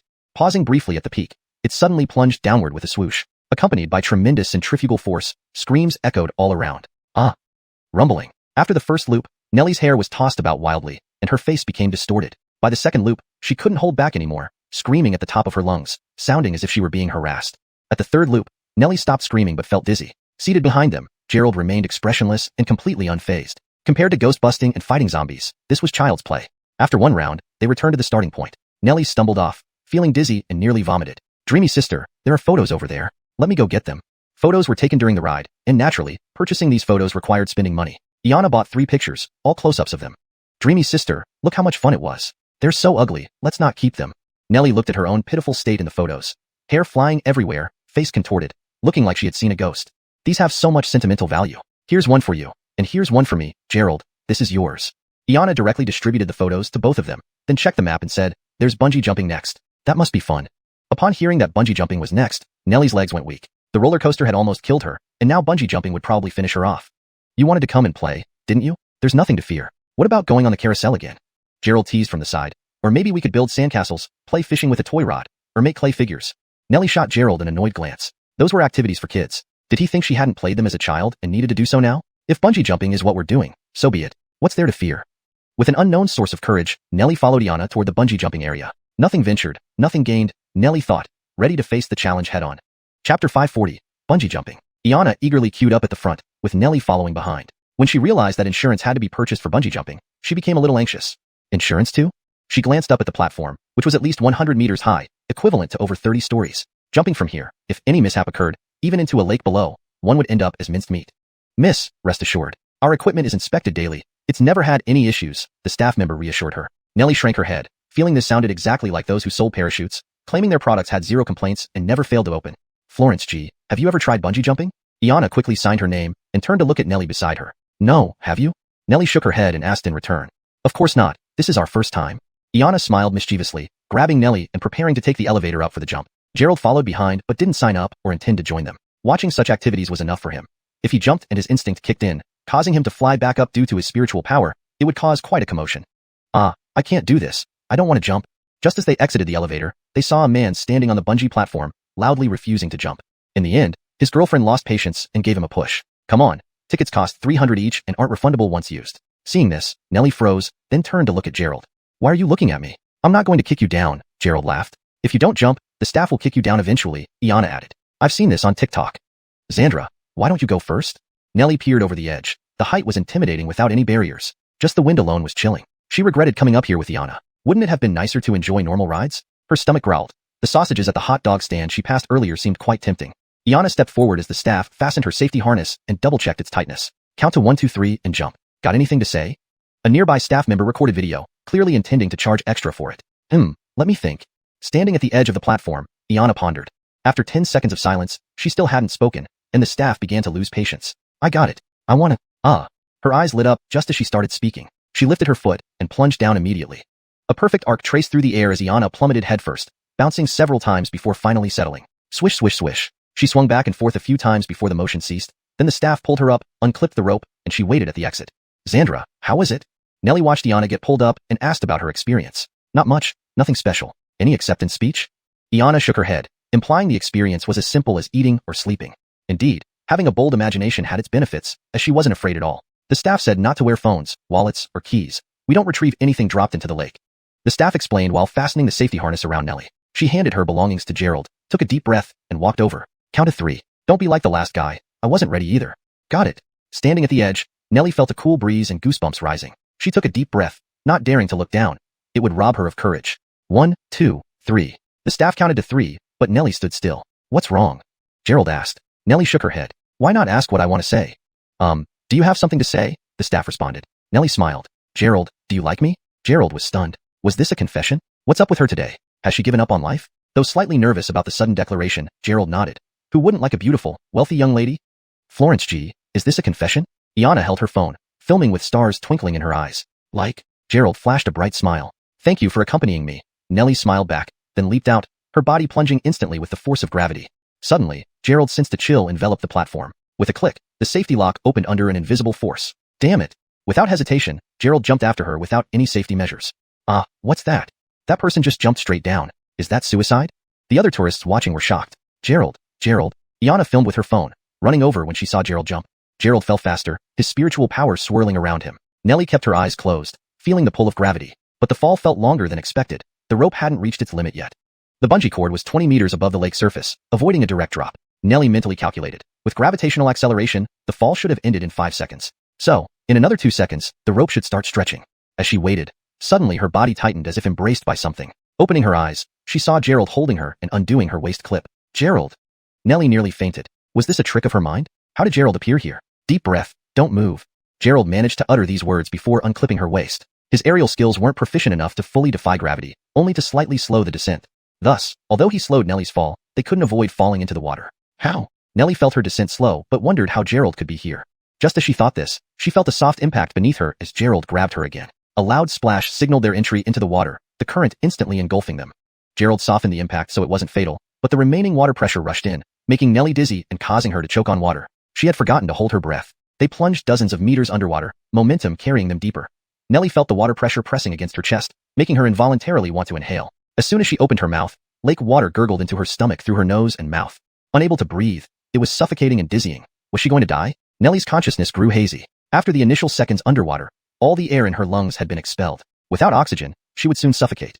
Just as myriad thoughts raced through Nellie's mind, a warm current enveloped her, and she felt someone tightly embrace her. Her lips went soft as she was suddenly kissed. Opening her eyes, though she could see nothing, she knew it was Gerald before her. Don't move. I'll transfer some spiritual energy to you. Gerald's voice echoed in Nellie's mind. Here, words were inaudible, only mental communication worked. Gerald, what's happening? Nellie asked inwardly but received no response. Gerald held Nellie close, his lips pressed against her sensuous red ones as he began to swim upward. He had expended much spiritual power earlier. Fortunately, he knew some aerial techniques that, though not fully formed, were still useful. Otherwise, they might have been crushed upon impact. Nellie's eyes widened as sunlight filtered down from above, finally allowing her to see Gerald's face clearly. Splash! They surfaced, still locked in an embrace. Nellie seemed reluctant to let go, even biting Gerald's lip as he tried to pull back. What the heck, using your tongue? Gerald's eyes widened at the blurry sight of Nellie, due to their closeness. Florence G., Gerald. Iana's voice called out nearby, and Nellie reluctantly released him. The staff quickly rushed over to pull them ashore. Are you okay? The staff member was visibly shaken, having initially thought Gerald jumped to commit suicide. Seeing the safety rope break was even more shocking. It indicated a serious accident. If something went wrong, they would face business suspension, compensation, and possibly imprisonment. Note: the original Chinese text contains elements that may not be directly coherent with the provided background for Chapter 540. However, this translation maintains the narrative flow and aligns with the tone and style requested. Chapter 541, House of Horrors. After Gerald and Nellie were pulled out of the water, they were soaked to the skin and could not continue with the next attraction. Tell me, does your insurance cover this? Gerald asked, shaking his head. It does, of course it does. The staff member hadn't recovered from the shock. 2 people falling such a great vertical distance without safety measures and emerging unscathed was simply beyond human capability. In that case, I'll give you my bank card number later. Just transfer the compensation directly to it. Gerald seemed completely unfazed by the incident, smiling as he pulled Nellie up. Let's go change clothes. Onlookers quickly gathered in layers around them, murmuring about the miraculous survival of someone falling over 100 meters. Comments like, Newton's grave can't be contained now, and this has to be a miracle. They saved the galaxy in their past life, were heard repeatedly. Gerald and Nellie navigated through the crowd and left the scene. Videos of their bungee jump mishap soon flooded the internet, topping the trending charts within minutes. If only the videos weren't too distant to clearly show their faces, they would have become instant internet sensations. What exactly happened back there?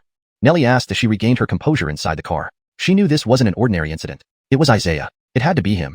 Nellie fell silent for a moment, her gaze fixed on Gerald. Gerald, I want to cultivate. Gerald paused, realizing this meant they would embark on the path of unity with heaven and earth, completing the natural legacy of humanity. Have you thought it through? Gerald asked. Hails, Nellie nodded. The fear of death during the fall made her feel helpless and desperate. If Gerald hadn't been there, she would have drowned. Faced with death, personal strength was paramount. Otherwise, she would have been left waiting for her fate. All right, I'll come find you tonight, Gerald replied. Iana blinked her big Kaze-lan eyes at them, clearly puzzled but curious. What is cultivation? Is it fun? Can I cultivate too? You focus on learning medicine. Forget about cultivation, Gerald said. Cultivation was impossible for Iana without a spiritual root. Even if pseudo-spiritual roots could be created, they wouldn't work on her. Well, fine then. Iana pouted. I still want to ride the Ferris wheel. Kai Florence smiled. Okay, let's do that. Originally, they were at the amusement park for fun, and Nellie wanted to fulfill a childhood wish. Quitting halfway would only mean coming back another day. Let's go, Ferris wheel time. Lou Zixia excitedly opened the car door and ran off. Nellie followed closely behind. During the rest of the trip, Nellie seemed especially happy, laughing and playing with Iana. Eventually, they ventured into the haunted house. Ah, a ghost. Screams echoed through the haunted house. While Gerald watched calmly, fake ghosts chased tourists who fled in terror. Having seen spirits far more powerful than these, Gerald felt no fear. Ah, so ugly. Iana shrieked, sprinting ahead. Too ugly, too smelly, don't chase me. The staff members, dressed as ghosts, likely wondered what kind of person both feared and insulted ghosts simultaneously. Boo, boo. The staff continued to pursue Iana, while Nellie hurried after her, concerned about getting lost in the dim, eerie environment accompanied by spooky music. With Iana's unpredictable nature, who knew what chaos she might create? Gerald chuckled to himself as two more costumed ghosts tried to scare him, but ended up fleeing under his unblinking stare. Continuing deeper, the haunted house featured ancient Chinese motifs, like depictions of the 18 levels of hell, complete with wailing mannequins and boiling oil pots and other torment scenarios. Pulling tongue hell, scissors hell, iron tree hell, 18 levels, unending hell, reflecting on the real underworld with its 18 hells, home to countless cycling malevolent spirits, some reaching peak cultivation stages. However, this artificial hell was merely theatrical. Suddenly, Gerald paused at the 18th level, also known as the Avicii hell, where souls endlessly cycle between life and death. The wall bore a snake biting its own tail, symbolizing endless reincarnation. Focusing on the snake, he noted the intense Yin energy emanating from it. Normally, such concentration was impossible here, yet the heavy Yin aura explained why visitors felt genuinely terrified. Gerald pondered briefly before waving his right hand, slapping a yellow talisman towards the wall. A thunderous boom erupted, splitting the serpent into fragments. Post-thunder, the wall crumbled. Gerald leapt over the fence and entered. He glanced around, releasing his spiritual senses as he tapped his storage space to summon the demon-suppressing mirror. With a few more talismans, he temporarily sealed the area to prevent any unwanted interference. Inside the broken wall, darkness prevailed. Clutching the Godslayer's sword, a faint red glow barely illuminated the eerie space. Woo! Just 2 steps in, a wraith flew past, lunging toward him with extended arms. Die! Gerald slashed effortlessly, dispersing the spirit instantly. Sure enough, there are spirits here. Gerald suspected Isaiah's involvement. Otherwise, why did Nellie face danger during the bungee jump? More spirits emerged, prompting Gerald to activate his pendant, summoning Aiden. Gordonster, anything I can help with? Aiden asked, bowing obsequiously. Take care of these spirits. Gerald allowed Aiden to handle them, using the opportunity to strengthen his capabilities. Aiden looked at the floating lesser spirits with a greedy gleam in his eyes. He licked his lips, darting towards the cluster of Ain souls, as if he were a famished wraith reborn. Gordonster, leave this to me. Aiden charged in like a tiger amidst sheep. The lesser spirits dared not face him head-on. The moment his ghostly aura seeped out, the small ghosts scattered and fled. With Aiden handling the lesser spirits, Gerald did not linger further. His figure flickered as he swiftly advanced deeper inside. A dense wave of Ain energy surged forth, plunging the surroundings back into darkness. Gerald brandished the Godslayer's sword, infusing it with spiritual power. A thick, ominous aura enveloped the blade. Though the Godslayer's sword's bloodthirsty essence was intense, it exerted an extremely potent suppression over the Ain energy. The sword seemed to roar, slicing through the encroaching Ain energy, which shattered and was absorbed by its light. Is this all you've got? Isaiah, are you here in person, or just your spirit? Having dispelled the Ain energy, Gerald found no sign of Isaiah. He bellowed defiantly into the void. Why abandon your humanity for that of a dog? At your age, don't you shame your ancestors? If I were your ancestor, I'd rise from my grave and strangle you, the ungrateful offspring. To possess even your own sons and grandsons' bodies, aren't you afraid it will lead to the end of your lineage? Gerald employed provocation tactics, but the surrounding space remained eerily tranquil, without a ripple, as if Isaiah wasn't there at all. Whoosh! Aiden, having devoured the last of the Ain souls, floated back to Gerald's side. His ghostly form appeared larger, likely due to a significant boost in cultivation. Gordonster, I've taken care of those small fry. Such trivial matters should be left to me. There's no need for you to trouble yourself. Aiden was boasting arrogantly beside Gerald, completely oblivious to the invisible black hand extending from behind him. Crack! A colossal hand instantly seized Aiden, constricting him tightly. With a firm squeeze, his ghostly aura weakened noticeably. The old ghost looked at the little ghosts floating around him, his eyes gleaming with greed. He licked his lips, dashing into the crowd of souls as if he were a starving wraith. Gordonster, leave this to me. Rushing over, the old ghost was like a tiger entering a flock of sheep. The little ghosts didn't dare to confront him directly. As soon as the chilling ghostly aura emerged, they all fled in panic. With the old ghost handling those little ghosts, Gerald didn't linger any further, flashing forward rapidly into the depths. A thick wave of Ain energy surged in, plunging the surroundings back into darkness. Gerald brandished the god-slaying sword, infusing it with spiritual power, making a heavy malevolent aura emanate from the blade. Although the sword's murderous aura was too strong, it possessed an exceptional suppressive effect on these Ain energies. The sword seemed to roar, slicing through the surging Ain energy and absorbing it bit by bit. Is this all you've got, Isaiah? Are you here in person, or just your soul? Having dealt with the Een energy, Gerald found no trace of Isaiah, so he bellowed out provocatively. Why be a dog when you can be a good man? Doing such despicable deeds at your age, are you ashamed of your ancestors? If I were your ancestor, I would have crawled out of my grave long ago to strangle you, this ungrateful descendant.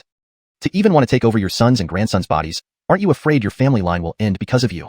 Using provocation, the space around remained eerily calm without any response, as if Isaiah wasn't there. Whoosh! After devouring the souls, the old ghost floated next to Gerald, its ghost form noticeably larger than before, a sign of enhanced cultivation. Gordonster, I've taken care of those little ghosts. Such trivial matters should be left to me. No need for you to trouble yourself. The old ghost boasted beside Gerald, unaware of the whooshing de heiso, invisible black hand, stretching out from behind him. Crack! A massive hand instantly grabbed the old ghost, tightly confining it and squeezing hard, weakening the old ghost's ghostly aura considerably. Chapter 542, Family. Aiden instantly lost all resistance. The giant hand grabbed him as easily as it would a newly hatched chick. Gordonster, save me. Aiden struggled fiercely in midair. The ghost hand wasn't actually that powerful. It was just an ambush. Unexpectedly, this had terrified Aiden. Forget calling him Old Ghost, we might as well rename him Cowardly Ghost. The phrase Danschalke, Cowardly Ghost, is directly translated, but since the context is already providing an English name, Cowardly Ghost, it's more natural to stick with that in the sentence.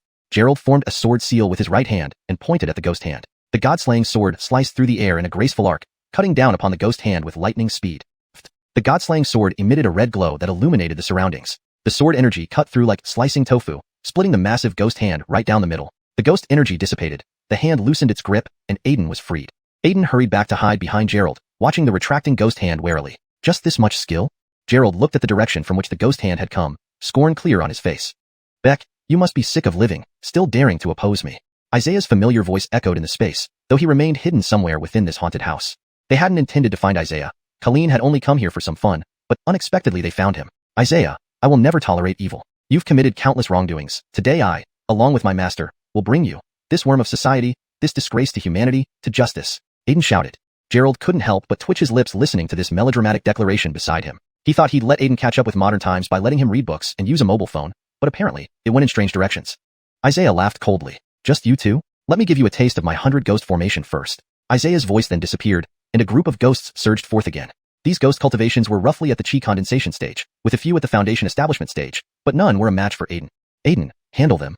Gerald prepared to rush past them to capture Isaiah's divine soul, already having captured 3 threads of his divine soul. Acquiring the 4th would bring the day closer when he could finally deal with Isaiah.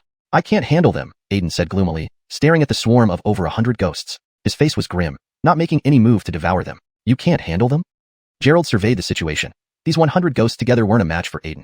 At this moment, Aiden's voice began trembling as he gazed at the ghosts. Second uncle, third brother, cousin, nephew. Hearing these terms of address, Gerald was taken aback. It turned out the ghosts forming this 100-ghost formation were all Aiden's family members.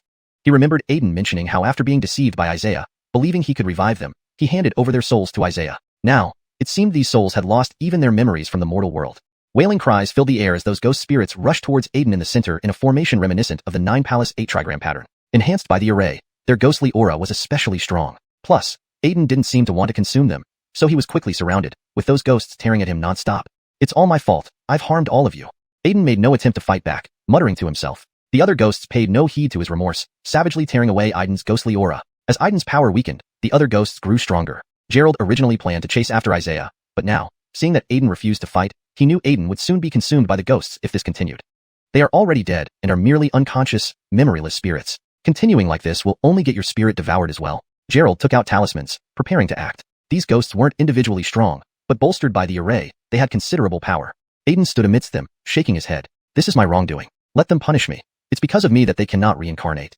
Gerald couldn't worry about that. With so many ghosts around, if unleashed, the entire amusement park wouldn't be enough for them to wreak havoc on.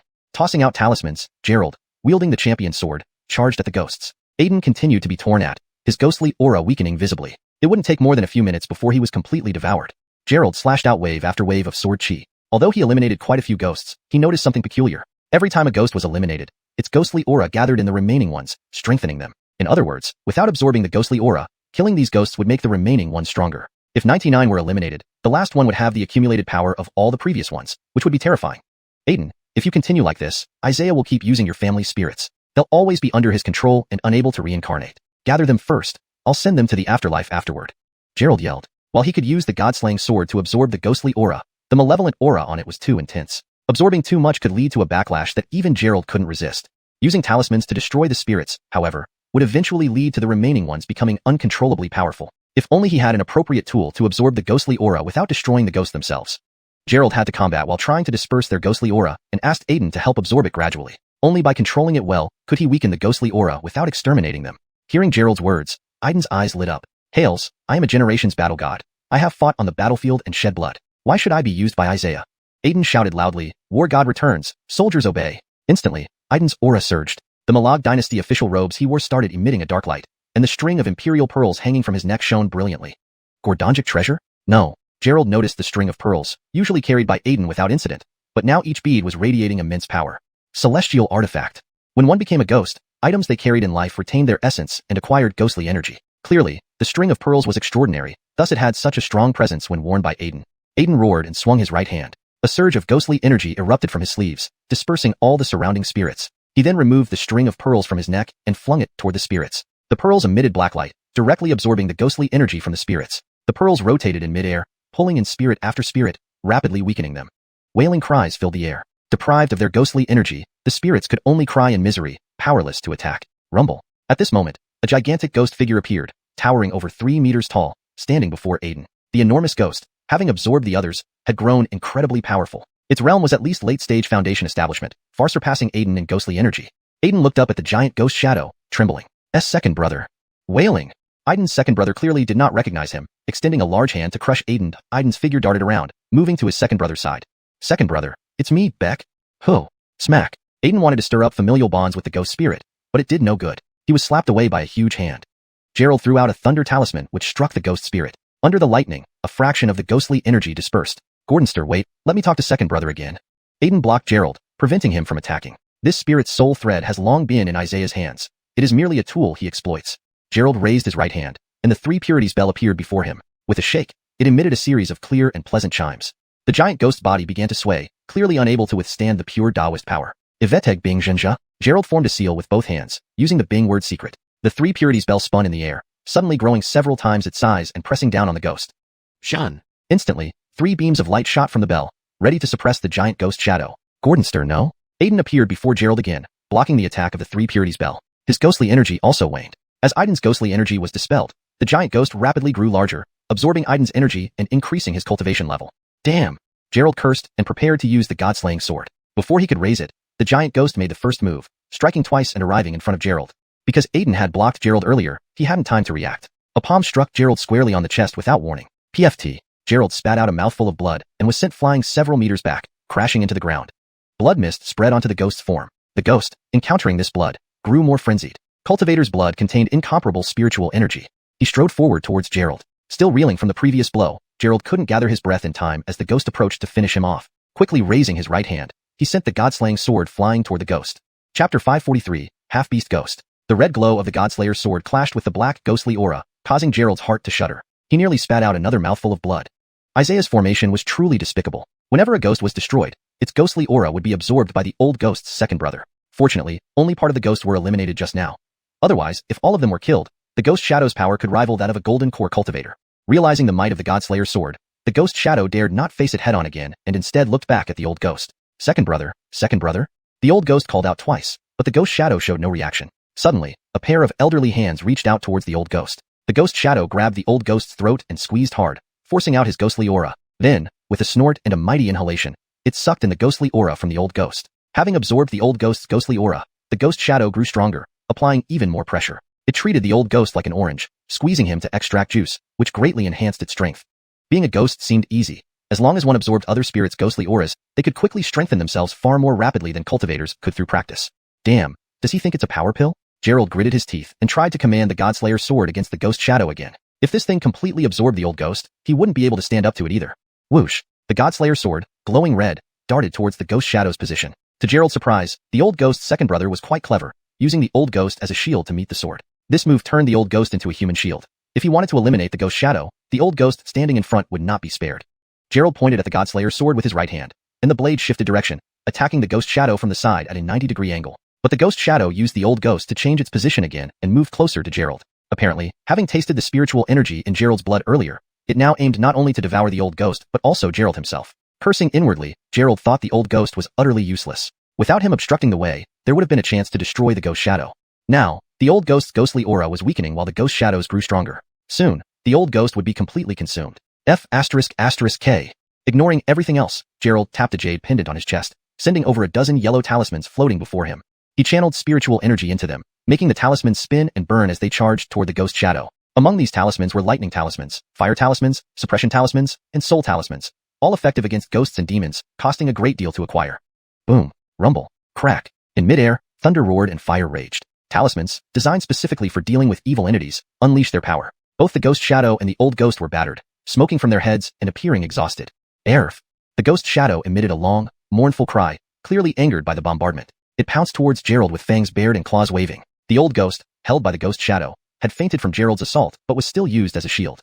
Let's try something else. Gerald narrowed his eyes, gathering spiritual energy within his body. His skin turned golden yellow, radiating light as he activated the tyrant technique. With this skill, he could easily overpower late-stage transformation realm martial artists using only his physical strength. Battling ghosts at close range posed no problem. Like a gold-plated Oscar statuette, Gerald held the red Godslayer sword and lunged forward, striking without any flourish. The ghost shadow used the same tactic, using the old ghost as a shield. In close combat, how could Gerald allow such a maneuver?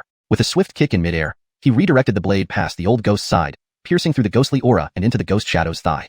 Why the thigh? Ordinarily because the creature was too tall. Even jumping, Gerald could only reach its knees. Upon striking, the Godslayer sword's malevolent aura immediately clashed with the ghostly aura. Two distinct energies, one black, one red, entwined and fought each other. Whoa. Clearly, the Godslayer sword's malevolent energy was stronger. The ghost shadow wailed as the absorbed ghostly aura was forced out. Slash. Gerald leaped into the air above the ghost shadow, slicing a crescent moon shape with his sword. A half moon appeared behind him, ready to cleave the ghost shadow from head to toe. Speaking of sword techniques, Gerald knew a few from the Dragon Group app, a manual suitable for martial artists. Why didn't he exchange for cultivator sword techniques? Mostly due to lack of points. Golden Core cultivator level manuals required tens or hundreds of thousands of points, while ordinary foundation establishment manuals didn't impress him. Thus, he exchanged for martial artist skills for immediate use, planning to eventually obtain a technique that could be cultivated to the nascent soul stage. The crescent moon descended from the sky as the ghost shadow tried to block with the old ghost. At that moment, Gerald's left hand flashed, releasing over a dozen spirit-infused silver needles silently into the air. The ghost shadow, unaware of the silver needles, felt them pierce its body. Each needle puncture expelled a cloud of black smoke. The ghost shadow screamed in agony, its grip loosening, allowing the old ghost to fall to the ground. Just then, the crimson crescent moon slashed across the ghost shadow's head. Rip. It split the ghost shadow's head, followed by its shoulders and torso, cleanly bisecting it from the center. Thud. The two halves of the ghost shadow fell lifelessly. Second brother. Coming to his senses, the old ghost saw his second brother decapitated by Gerald and cried pitifully. Enough, mourning your grave. Your second brother died over 100 years ago. Gerald sheathed the Godslayer sword, noting its malevolent aura grew stronger, almost vibrating on its own, indicating a potential consciousness forming, not a good sign. Gordonster, I have become a burden. The old ghost wept, drifting towards the severed ghost shadow. Wait, Gerald sensed something wrong. If the ghost shadow was destroyed, its aura should dissipate, vanishing from the world. Why did it remain? Its ghostly aura unchanged. What? Before the old ghost could react, the two halves of the ghost shadow rose, encircling him, enveloping him in ghostly aura. Bastard.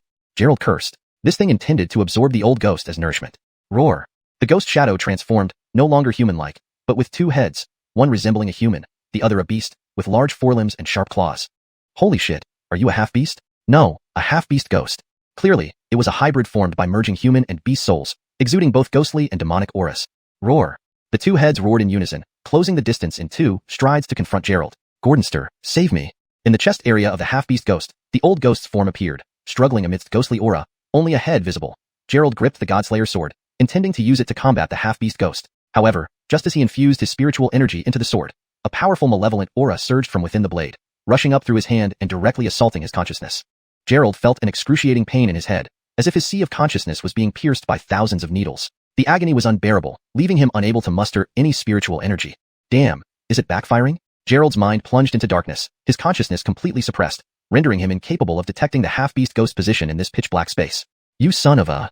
Gerald felt like crying but had no tears. The Godslayer sword, a divine weapon, was now turning against its master. Bang! The half-beast ghost launched a sudden attack, its foreclaws striking Gerald's chest with a devastating blow. Gerald flew backward once more, losing his grip on the Godslayer's sword, which clattered to the ground, ringing metallically. Roar! The half-beast ghost let out a fierce howl, continuing its assault on Gerald with wild, swinging arms. Clang! Suddenly, a sharp sound rang out as the Godslayer's sword, left on the ground, shot upward through the ceiling, piercing a hole and fleeing into the distance. Gerald tried to recall the Godslayer's sword, but found himself utterly disconnected from it. Damn! Gerald cursed inwardly. What a mess. He came out for a simple trip and ended up losing his strongest magical treasure. How would he explain this to Rahim if he ever awakened? There was no time to chase after the Godslayer's sword now. As he summoned the three clarities bell, he hurled a barrage of talismans at the half-beast ghost. Fortunately, he had been refining more talismans recently, which proved effective. Otherwise, he would have been overwhelmed by this monstrous entity long ago. Boom, boom, boom. Inside the chamber, Gerald bombarded the half-beast ghost with various talismans, while the beast roared and relentlessly pressed forward. For a moment, neither side seemed to gain the upper hand. However, the old ghost within the half-beast ghost was becoming increasingly weak, his shadow growing dimmer. It wouldn't be long before he was completely devoured. Gerald now faced a dilemma. If he killed the half-beast ghost, the old ghost would not survive. But if he didn't kill it, the half-beast ghost would surely devour the old ghost. Translation completed while maintaining paragraph structure and style consistent with previous content. Hashtag chapter 544, Thunderous Measures. Roar. Though the half-beast ghost was powerless to resist Gerald's attacks, it continuously absorbed the old ghost's ghostly energy, so its aura remained unweakened. Gordonster, just kill him. Don't worry about me.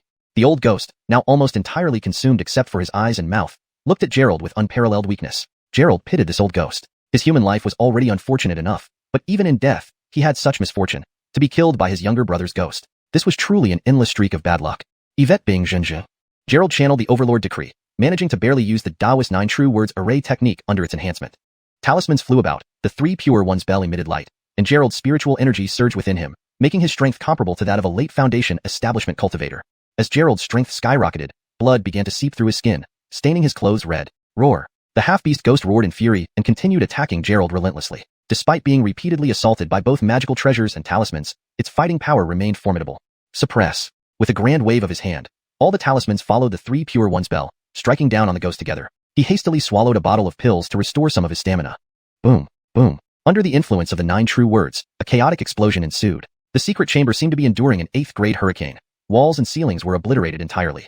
The half-beast ghost was blasted until its ghostly energy leaked out. Sunlight shone in, mixing with its energy and shrinking its form. Roar. It roared once more, knowing it wasn't a match for Gerald. Its shadow flickered as it tried to escape through the ceiling. It soared into the air, leaving Gerald helpless. He couldn't fly, and his clumsy levitation technique was no match for chasing after the ghost, leaving him to watch it fly away. Whoosh, whoosh. Just as Gerald watched the half-beast ghost escape, a sword chi descended from above. Pure white and flawless, the sword beam was unstoppable. One strike was enough to knock the half-beast ghost back down. Alexandria, dressed in spotless white, floated down gracefully from the sky. Her pure white celestial sword had traces of ghostly energy swirling around it. Roar. Blocked by her, the half-beast ghost roared furiously. Alexandria's gaze hardened. With her right hand holding the sword, she released dozens of sword chi beams in a sweeping motion. The sword light moved with irresistible force, slashing through everything in its path with unmatched speed. Before Gerald could even react, the sword chi had already struck the half-beast ghost. Whoosh, whoosh. Sword chi filled the room, first severing the half-beast ghost's arms, then its legs, and finally decapitating its 2 heads, which dissipated into the heavens. The old ghost, who had been trapped inside the half-beast ghost, stumbled forward, landing face first on the ground. The scattered ghostly energy slowly coalesced. Wow, Xiang and Daoist is amazing. Gerald genuinely admired her. She had killed the half-beast ghost in one move, while it had taken him half the day to even let it escape. It highlighted just how vast the gap in their abilities was. Alexandria ignored Gerald's praise and, upon landing, immediately fixed her gaze on the old ghost. Beaten into near non-existence by the half-beast ghost, the old ghost was still slowly regaining its form. After such severe punishment, it would take a long time to fully recover. Alexandria's gaze turned cold. With a flick of her right hand, a thunderbolt formed in her palm and struck the old ghost. Lightning flashed as the thunderbolt hit, dispersing the newly formed ghostly energy once again. The old ghost crashed to the ground, screaming in agony, with lightning arcing across its body, causing it to smoke like a charcoal-roasted oyster, twitching helplessly. Xiang and Daoist, what are you doing?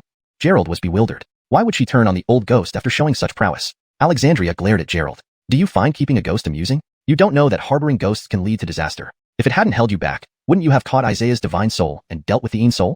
Due to the delay caused by the old ghost, Gerald had failed to capture Isaiah's divine soul and set up the 100 ghost formation, making the half-beast ghost stronger. That's not quite the case. Humans aren't made of wood or stone. They have feelings. Those Een souls were his relatives from life. It's understandable he couldn't bring himself to attack them. Gerald spoke up for the old ghost. Otherwise, Alexandria might have extinguished it without a second thought. Humans are humans, ghosts are ghosts. These excuses belong with Yama. Alexandria pointed with her right hand, shooting another bolt of lightning at the old ghost. Ah! The old ghost screamed in agony, paralyzed by the strikes. Such intense electrocution would be unbearable even for someone as powerful as Xuanhuan. Seeing the old ghost in such misery, Gerald interjected, Xiang and Daoist, this poor ghost has suffered enough. He doomed his own family. Our current goal is to deal with Isaiah. Killing this one won't help us at all. Only then did Alexandria retract her spell, her piercing gaze focused on the old ghost. There will be no next time. Do you understand? The old ghost, lying on the ground, nodded weakly, nearly killed by the attack. Zane and Daoist, did Isaiah escape? Gerald changed the subject. The divine soul that was here must have belonged to Isaiah. Capturing it would hasten his downfall. Where could he run? Alexandria tapped lightly with her finger, revealing another small bottle containing Isaiah's divine soul. This damned old man. Now we have 4 of his divine souls. Find one more, and we can finish him off. Seeing Isaiah's divine soul, Gerald clenched his teeth. Isaiah still had Haley's soul, and there was nothing he could do about it yet. Alexandria said nothing, putting away the bottle and scanning the scene. After annihilating the half-beast ghost, the other absorbed souls also fled, congregating in dark corners of the secret chamber, refusing to disperse. Bad news. Does this mean you'll destroy these souls too? Gerald felt a pang of dread. These souls were the old ghost's kin, and this whole situation felt like a story of one unfortunate ghost surrounded by many others. Chapter 545. Shall we go together? Seeing Alexandria's stern gaze, the Aiden struggled to get up but remained on the ground, too severely injured to rise. Alexandria summoned her white jade bottle, and with a tap of her right hand, willow branches flew out. The spiritual water sprinkled over the wandering spirits. Don't! The Aiden shouted in agony. He had wronged his own family in life and was now forced to witness their demise after death. A massive blow to both his life and afterlife. However, as the spiritual water enveloped the spirits, instead of dissipating into nothingness as expected, a layer of white radiance surrounded them, slowly dispelling their ghostly energy. Gradually, the ghostly energy vanished completely, revealing their human appearances from life. They looked around, bewildered. Since you are at peace, proceed on your way, Alexandria said coolly. The spirits seemed to understand her words. Their souls began to fade, preparing for rebirth. As they departed, an entourage of underworld soldiers appeared, including the familiar Black and Jared. Seeing these underworld soldiers, Gerald drew in a sharp breath. Judging by their ghostly aura, their cultivation far exceeded that of ordinary beings. It appeared the boundary between the netherworld and the human world wasn't fully sealed, allowing these spirits to cross over. Second brother, uncle? The Aiden knelt, bowing his head in farewell to his kin. The spirits gradually faded, but the underworld soldiers remained. The Cavan, dark-skinned and holding a soul-lock tablet, locked eyes with the Aiden. Underworld officials were responsible for guiding these spirits. Normally, these controlled spirits would be undetectable, but now, having been freed by Alexandria, they needed a guide. Shaken under the Cavan's stare, the Aiden trembled on his knees, fearing he might be taken away if noticed. His heart's desire hadn't been fulfilled. How could he let go without punishing Isaiah? To be reincarnated now would leave him regretting his existence forever. Noticing this, Alexandria lightly tapped her waist, summoning a yellow oiled paper umbrella which emitted golden light and hovered over the Aiden, shielding him.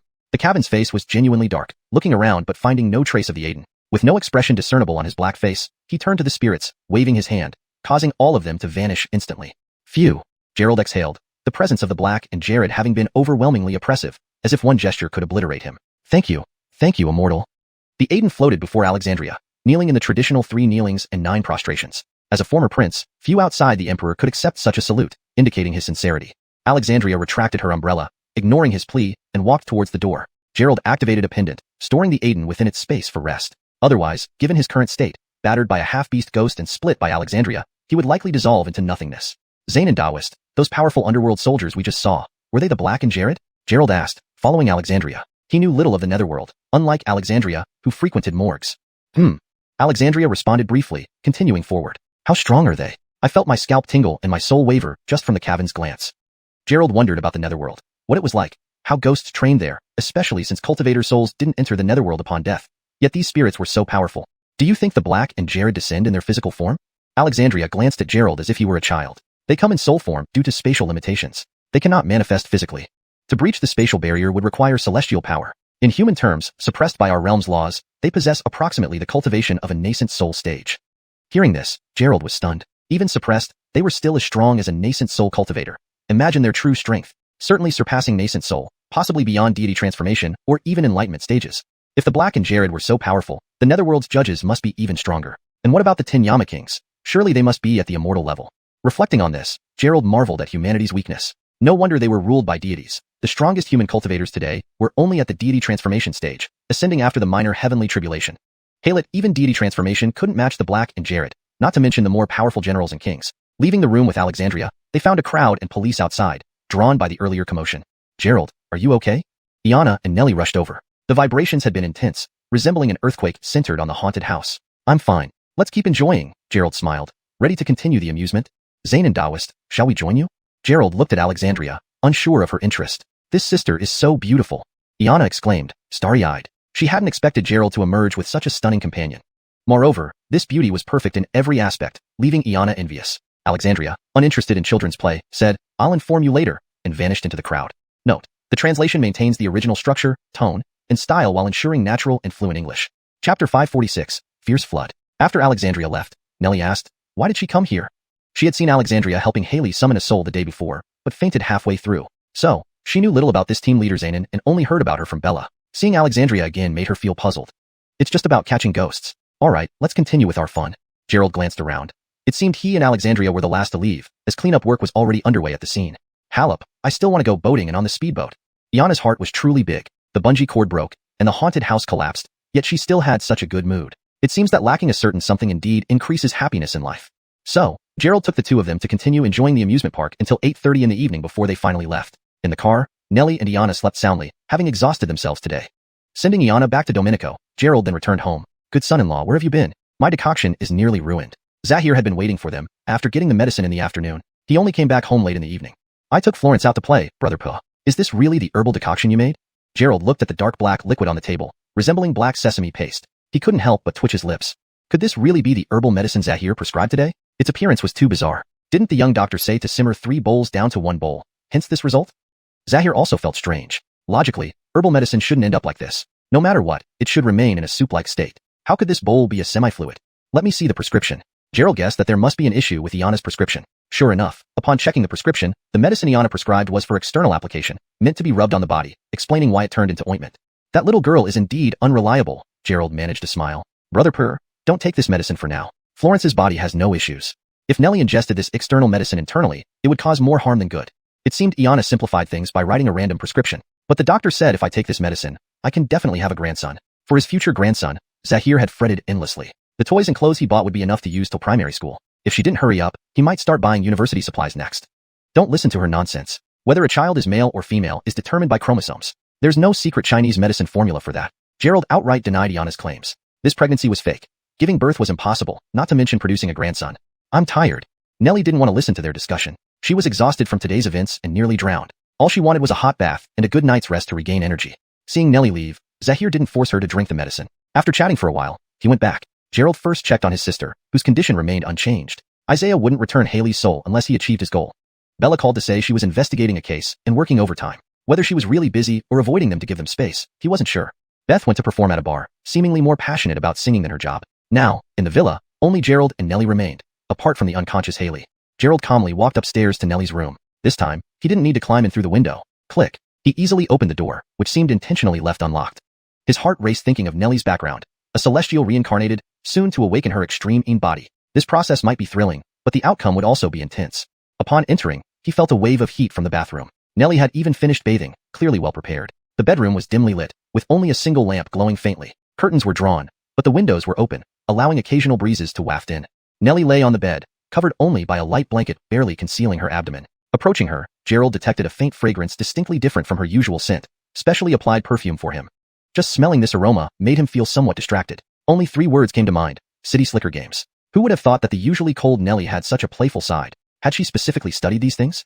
Florence. Gerald took a deep breath and stepped closer. Seeing her lying on the bed, his heart raced. Her attractive long legs were exposed to the air, wearing a revealing black lace pajama, her upper half uncovered, exuding a mysterious allure. You go shower first. Nellie's face blushed deeply, spreading like waves of crimson across her cheeks. She tensed up, feeling like a deer caught in headlights, curled under the thin blanket insufficient for covering her entire body. All right. Gerald scratched his head. Was he that terrifying? Nevertheless, he obediently headed to the bathroom, finishing quickly within 5 minutes. Returning to the bedroom, it was darker. Even the bedside lamp near Nellie turned off, leaving only a small flame from a scented candle. The atmosphere in the room was overwhelmingly intimate. Not acting now would make one less human. Sitting at the edge of the bed, Gerald saw Nellie scoot closer to make space for him. Hey, I'm not some beast or monster. Do you really need to be so scared? Gerald said helplessly. Due to her rapid heartbeat, the bed shook slightly, making it seem like she could be devoured at any moment. This is my first time, okay? I don't know how to act, Nellie murmured, barely audible. Translation note. The text provided appears to be part of an erotic romance novel and contains adult themes and explicit content. I've translated faithfully while maintaining a respectful tone. Please proceed with caution if this type of content is sensitive. Chapter 547. Restraint. Gerald thought to himself that this was his first time as well. They were both beginners and should communicate more, connect on a deeper level, rather than stay on the superficial surface. Florence. Gerald spoke softly. He felt it necessary to explain the situation about Nellie's reincarnation as an immortal and her potentially awakening memories. If they helped her awaken her extreme body now, her memories might also be restored. It was uncertain what kind of outcome or how events would unfold then. Nellie's heart raced as she looked at Gerald without saying anything for a long time. She pulled the quilt over herself, covering her upper body. Her eyes sparkled like water, revealing anticipation, anxiety, shyness, and a hint of confusion. Nellie pressed her lips together as if making a decision and said, "Come here." Get up. The use of get up had a particular significance. Gerald was already sitting at the edge of the bed. He threw off his slippers and climbed onto the bed, only separated from Nellie by the thin layer of the quilt. Seeing that Gerald still didn't move, Nellie grew annoyed. Did he expect her to take the initiative? Did he think she would pounce on him? Come on, she was a girl, restrained and reserved, and could not possibly do such a thing. But Gerald remained motionless, just staring at Nellie intensely, making her feel like an ant on a hot pan, unsure of what to do. Florence. Gerald called her name again and reached out to hold her small hand which was gripping the quilt. In an instant, Nellie's face turned bright red, as if scorched by boiling water. Although she had embraced and kissed Gerald before, this intimate hand-holding was new to her. Normally, couples began their relationships with hand-holding, but Nellie had never experienced it with Gerald in this manner. Nellie nodded shyly, her long lashes trembling, her gaze filled with anticipation. Gerald smiled, leaned against her, and stroked her hand. Your face is so warm, yet your hands are so cold. Aren't you a doctor? Examine me. Nellie fiddled with her belt, subtly enticing Gerald. Wow, so provocative. Gerald caught a glimpse of her bare shoulders and flawless snow-white skin. Florence, there's something I need to talk to you about. Gerald shifted his gaze to her face, afraid that if he continued looking elsewhere, he might lose control. Go ahead. Nellie drew her body close to Gerald, like a timid rabbit. Gerald took a deep breath and explained the entire story about Nellie being the reincarnation of an immortal and the possibility of memory restoration. These matters were crucial for her future and required her decision. So, if I start cultivating now, I might no longer be myself? Nellie understood the gist. She hadn't expected her situation to be so complicated. The identity of an immortal reincarnate sounded intimidating, but who needed such an identity if it meant losing her true self? Hales, it's uncertain when the memories will awaken, or whether they'll center around your current life or your past one. Gerald nodded. Nellie was now torn. Initially filled with anticipation, she now felt some disappointment. What choice should she make? Start now or wait? But waiting wouldn't change the fact that this day would come eventually. We have about a year. As long as we can help you awaken within this period, it's possible. Seeing her struggle, Gerald gently embraced her. You don't have to worry too much. No matter what happens, I'll try my best to help you. After a while, seeing no response from Nellie, Gerald looked down and noticed tears shimmering in her eyes, making her look pitiful. I don't want to lose my memories, I don't want to forget you, or anything around me. Tears slid down her cheeks like pearls. Don't worry.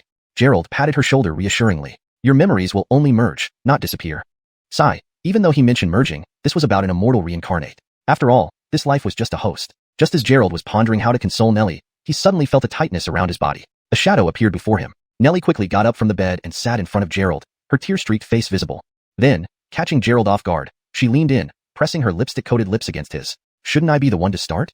Gerald thought, surprised by her passionate yet unexpected assault. Despite her usual cold demeanor, she seemed surprisingly unrestrained. Apart from kissing, Nellie made no other moves. Gerald nearly suffocated under her ardent attack, only able to gently hold her while letting her dominate him like a cat being petted. Florence, ugh. Gerald tried to speak, but was immediately pounced upon again by Nellie. Minutes later, Nellie blushed and stared intently at Gerald.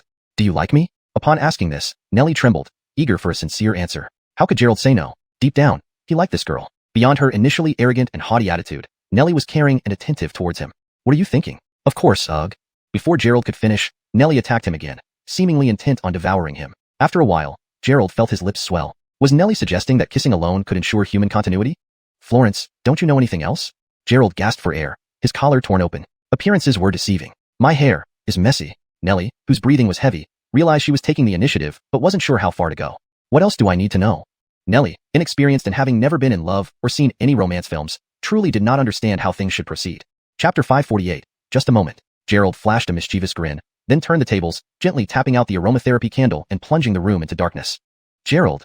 Nellie's voice was soft and seductive as she clung tightly to Gerald's hand, preventing him from advancing. Otherwise, her sheer nightgown would have been ruined. Just wait, all right? Nellie spoke in a tender tone. Gerald paused but felt a surge of restlessness within him. If this excitement were to die midway, it would frustrate him greatly. He nodded. Can you hold me?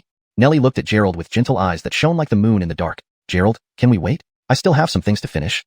Though Nellie sounded calm, her voice had a faint tremor, almost like crying. If she really awakened her special constitution, her memory could vanish any time, ending her life prematurely. She needed to resolve her affairs before that happened. I'm scared. I might forget everything after being with you. She hugged Gerald tightly, afraid he might leave. Don't think too much. No matter what, I will help you. Gerald stroked Nellie's hair. If she couldn't maintain her composure, her past memories would dominate her again. After I settle my matters, then I'll be with you. Nellie hesitated, then continued. If I truly forget all of you, Gerald, please be with Sylvie G and Jun Yao. I can tell she likes you too. And Xuanhuan, she's also someone who deserves kindness.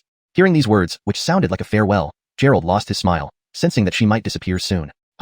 Yesterday, when Gerald asked about her wishes, they visited an amusement park. Now, facing the unknown, people often experience boundless fear and recall their regrets, trying to make amends. You're so kind, Gerald. Nellie hugged Gerald tightly, unwilling to let go. Gradually, she fell asleep. Is this the exhaustion after passion? Gerald gazed at the girl in his arms without any ulterior motives, letting her hug him. A faint fragrance emanated from Nellie, along with a chill. Calm down, calm down. Gerald focused on cultivating, realizing how difficult it was for ancient sages to remain composed. He had nearly lost control at the Yvette family residence last time, and now needed to guard his boundaries. The quiet night slowly passed. Gerald woke up from meditation. The warmth in his arms had dissipated, and she was gone. He got up leisurely, checking the time, just 8 o'clock. Based on the lingering warmth on the bed, Nellie must have woken up half an hour ago. She's up so early? After tidying up, Gerald walked downstairs to the living room. Upon entering, he sensed something amiss. Nellie sat on the sofa with Bella and Beth, all silent. Zahir was there too, smoking and staring blankly, his cigarette ash getting dangerously long. Seeing Gerald descend, Zahir suddenly stood up, startling everyone. Ouch! Burning his finger, Zahir winced in pain. Brother Purr, what happened? Gerald noticed the tense atmosphere. Nellie looked unwell. Little Malaga. Zahir threw away the cigarette butt and sat back, patting his thighs in frustration. Hearing this, Gerald realized something was wrong. Zahir wasn't even calling him good son-in-law, indicating a serious issue. You all hid this from me. Even you deceived me. Zahir was clearly upset, his face turning red with anger. Brother Purr, don't get so worked up, come, have a smoke? Gerald smiled, understanding the source of Zahir's anger. It had to be about Nellie. The only thing that could infuriate him, so was the fake pregnancy incident. Little Malag, you all of you. Zahir pointed at each person in turn, sighing deeply. You all tricked this old man who's almost 60. What intentions did you have? My grandson. Dad, you're only 50, far from 60. Nellie complained. Besides, I didn't intentionally deceive you. Who made me marry someone every day? You dare to talk back? You've been spoiled since childhood to do such things. Zahir sat back, clutching his chest, looking seriously angry. Dad, Gerald checked you, remember? You don't have heart disease and can handle it, Nellie reminded him. Zahir nearly fainted with rage. Gerald hurriedly handed him a cigarette, saying, Brother Purr, calm down, it's just a minor issue. Uncle Bert, Florence didn't mean to deceive you. Sebastian isn't good enough for her. You forced her into this by arranging a mismatched marriage, Bella tried to explain.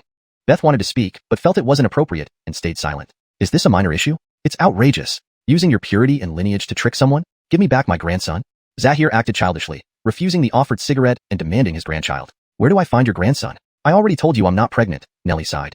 Zahir stared intently at her, asking, then after being with little Malag for so long, why haven't you gotten pregnant? Nellie was caught off guard. Though she had spent time with Gerald, no human legacy had been created yet. Is there something wrong with you, little Malag? Zahir concluded that if she hadn't conceived after so long, the problem must lie with either the man or the woman. Since Nellie had been medically checked, the fault lay with Gerald. Brother Purr, don't say that. I'm perfectly fine, Gerald defended himself, knowing that questioning one's virility was a huge insult. Note, this translation maintains the original style and paragraph structure while adapting it naturally into English. Chapter 549, Urging from All Sides. Herb took the cigarette pack Gerald offered, drew one out, and started puffing away. Why don't you go to the hospital for a checkup?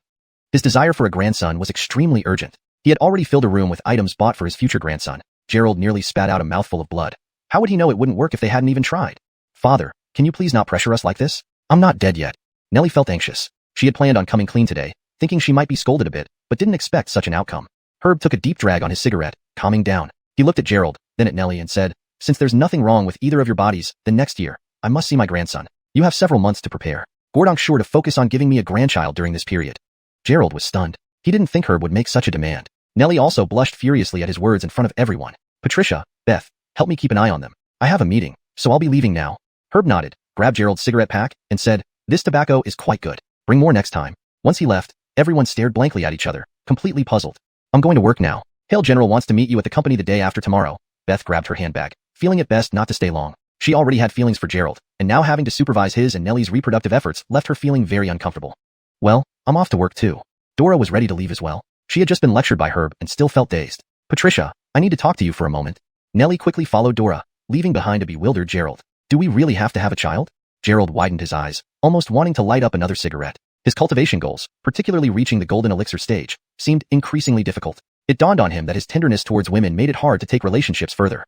Though he claimed shamelessly that it was because he couldn't reach the foundation establishment stage without worrying about impacting his practice. He stayed home the next day. In the evening, the girls returned. Beth and Dora went straight to bed early that night. After being busy all day, Nellie again asked Gerald to come to her room. Thinking tonight would be stormy and thrilling, it turned out Nellie only went as far as physical contact before stopping short of anything further, cuddling him like a big teddy bear and falling asleep contentedly. Gerald's fervor was once again brutally suppressed. This scene was eerily familiar. It reminded him of his time in Xiangnan with Dora, where he was held back until he could barely stand it.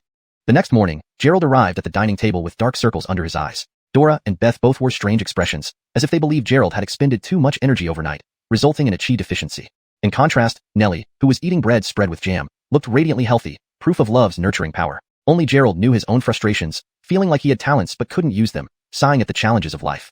With a happy heart, Nellie finished breakfast and headed to Teoyuan to handle business. Beth gave Gerald a curious look, choosing not to ask any questions as she went to work. Dora, however, pulled Gerald along to the police station. On the way, Dora casually inquired about the progress between Gerald and Nellie. What? You haven't even gotten that far. Why are your black circles so heavy? Dora was shocked. Yesterday, Nellie had spoken to her as if settling her affairs. Dora encouraged her to awaken her constitution earlier, noting memories may not fully return. She thought Nellie had decided, but apparently no progress had been made. Hey, do you think I'm Chinese medicine? I'm not omnipotent. If she doesn't want to, am I supposed to force myself upon her? Mentioning forcing himself, Gerald suddenly remembered Raheem's soul. Why hadn't it awakened yet? All right then. Dora slammed on the brakes, parking at the police station entrance. Get out of the car. Out. Gerald's eyes bulged. They weren't here to solve cases, but were making him get out halfway? What else? Go home and rest properly. See how Uncle Bert got upset. Let me and Florence discuss things further. So, Gerald was forced out of the car, returning home gloomily. Ah, what is this? Treating me like a breeding pig? He recalled that when he was young, most pigs in the village were sows, which meant the boars had their hands full during breeding season. Some said the work was exhausting. That evening, Dora came home early and cooked a delicious nourishing soup herself. The ingredients, taught by Blair, were absolute tonics to build strength, nourish the kidneys, and improve circulation. Each girl drank a bowl, but Gerald was coerced into drinking over half a pot, causing him to blush red-faced due to the potent herbs. At night, in Nellie's room, the candlelight flickered faintly.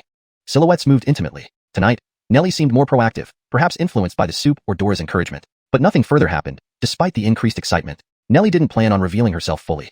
However, whether she had realized something or been instructed, her skills were unmatched except for the final barrier remaining untouched. Florence, where did you learn these techniques? None of your business. Ugh, bully, hurting people. Gerald stretched, glancing at the sleeping beauty beside him, resisting the urge to pinch her nose. Don't mess around, let me sleep some more. Nellie squirmed, clearly unsatisfied. Last night, she used every trick in the book, nearly exhausting herself. Today, that demoness has an appointment with me. You don't plan on joining us, afraid I'll lose my bird in hand? Nellie's eyes flew open, quickly jumping out of bed. I forgot. I've been dizzy lately. Turning to Gerald, she saw 2 streams of blood flowing from his nostrils. Chapter 550, Exaggerated Dressing. Nellie reached out and threw the pillow behind her, shouting, Pervert! By the time Gerald moved the pillow aside, he found Nellie had already run into the bathroom. Gerald scratched his head. Why were all the girls like this? They could sleep in the same bed, yet still act so shy. Day and night seemed to create 2 completely different people. You hurry up and shower. I'll go downstairs to prepare first. After Nellie came out of the bathroom, she quickly ran down the stairs. When Gerald finished his shower and came out, he saw that the 3 girls were already ready to leave. Nellie was wearing a bright red long dress, paired with exaggerated high-heeled shoes and sexy black stockings. She looked like an arrogant rooster. Beth was dressed in her usual professional attire, simple yet beautiful. Bella wore a turquoise green long skirt, appearing gentle and virtuous, though appearances can be deceiving. Isn't your outfit too much? Gerald winced. Their dressing style looked as if they were going to a banquet. What do you know? Nellie rolled her eyes at Gerald, saying, Who knows what she invited you for? Xiang Yu said we can all go together, so I must keep an eye on things. Given the current relationship between Nellie and Gerald, if Gerald were to be taken away by another beautiful woman, Nellie would definitely lose her temper. But why should I wear this outfit? Bella blinked, puzzled. Originally, she planned to rest today and check on her brother's team's recovery, but was intercepted by Nellie, who insisted she dress beautifully and wear this ancient-style chiffon dress. You're my best friend, so of course you should stand by me. She has been subtly flirting with Gerald. Let her know that Gerald is not short of beautiful women around him. Nellie's attitude seemed to have changed. For Gerald, she viewed him as her own, something she could share with Bella or Beth, but not let others snatch away. Are you taking the wrong medicine?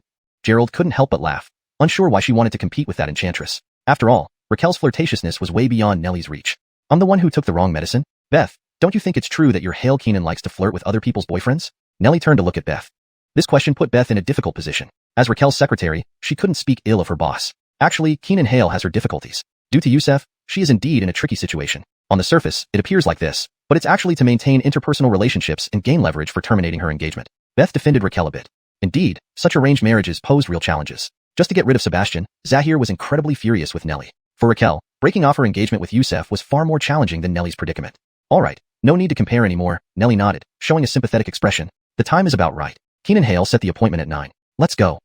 Halia, let's go. Gabby's prepared to depart while Gerald returned to Haley's room. Based on the array set up by Alexandria, he added another spiritual array, ensuring he would be immediately alerted if anyone entered.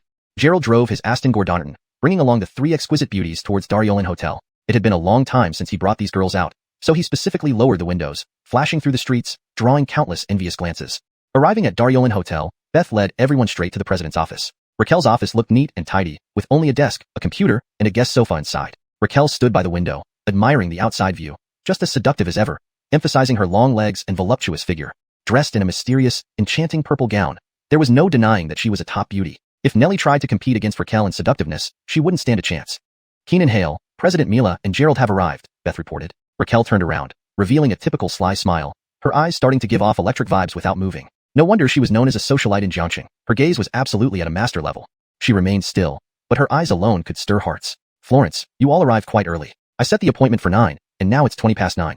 Raquel smiled, holding a cup of aromatic coffee, slowly stirring it with a spoon. She flipped her wrist, showing off the $1 million watch on her delicate wrist. Of course, seeing you requires proper grooming, Nelly replied calmly, smiling. I wonder what you want from Gerald? Despite their light-hearted banter, the tension between the two was clear from their gazes, as they subtly competed. Afraid I might lure away your little boyfriend? Raquel narrowed her eyes, shifting her gaze from Nelly to Gerald, her lips parting slightly with a coquettish tone. It's been a while since we last met. Little boyfriend, you've become even more handsome. Look how Florence is glowing under your care. She looks so radiant she could drip water. Gerald politely chuckled. In days, you also became more alluring, more womanly. Haven't you found a boyfriend to nurture you? Raquel's lips twitched. Ordinary men can't really catch my interest. But if it's you, little boyfriend, nurturing me a bit is not impossible. Nelly's face darkened instantly, feeling uncomfortable despite knowing Raquel enjoyed joking around. I'm already taken. Gerald hurriedly pulled Nelly to his side, afraid to continue teasing. Raquel then glanced at Bella, then at Beth, laughing. Little boyfriend, look at all the beauties around you. Beth also likes you. With so many bosom friends, having me wouldn't hurt, right? How about adding me to your harem? Her electrifying eyes blinked wildly at Gerald. Upon hearing this, Gerald froze. Nelly was equally stunned. Beth was dumbfounded, and Bella almost lost her temper, restrained only by considering Raquel's status. Chapter 551. Not letting 1 billion fly away. Gerald didn't know what to say. Was it his fault for being so popular with women? After all, who could help it if he was an outstanding young talent of China and naturally attractive to beautiful women? Moreover, the idea of Hale Jia's eldest miss, the president of Dario Yvette Group, willingly sharing her boyfriend with others. No one would believe such a story without suspecting some kind of plot. If that's all you called him here for, then we'll be leaving now, Nelly said, visibly jealous and ready to leave. Don't rush.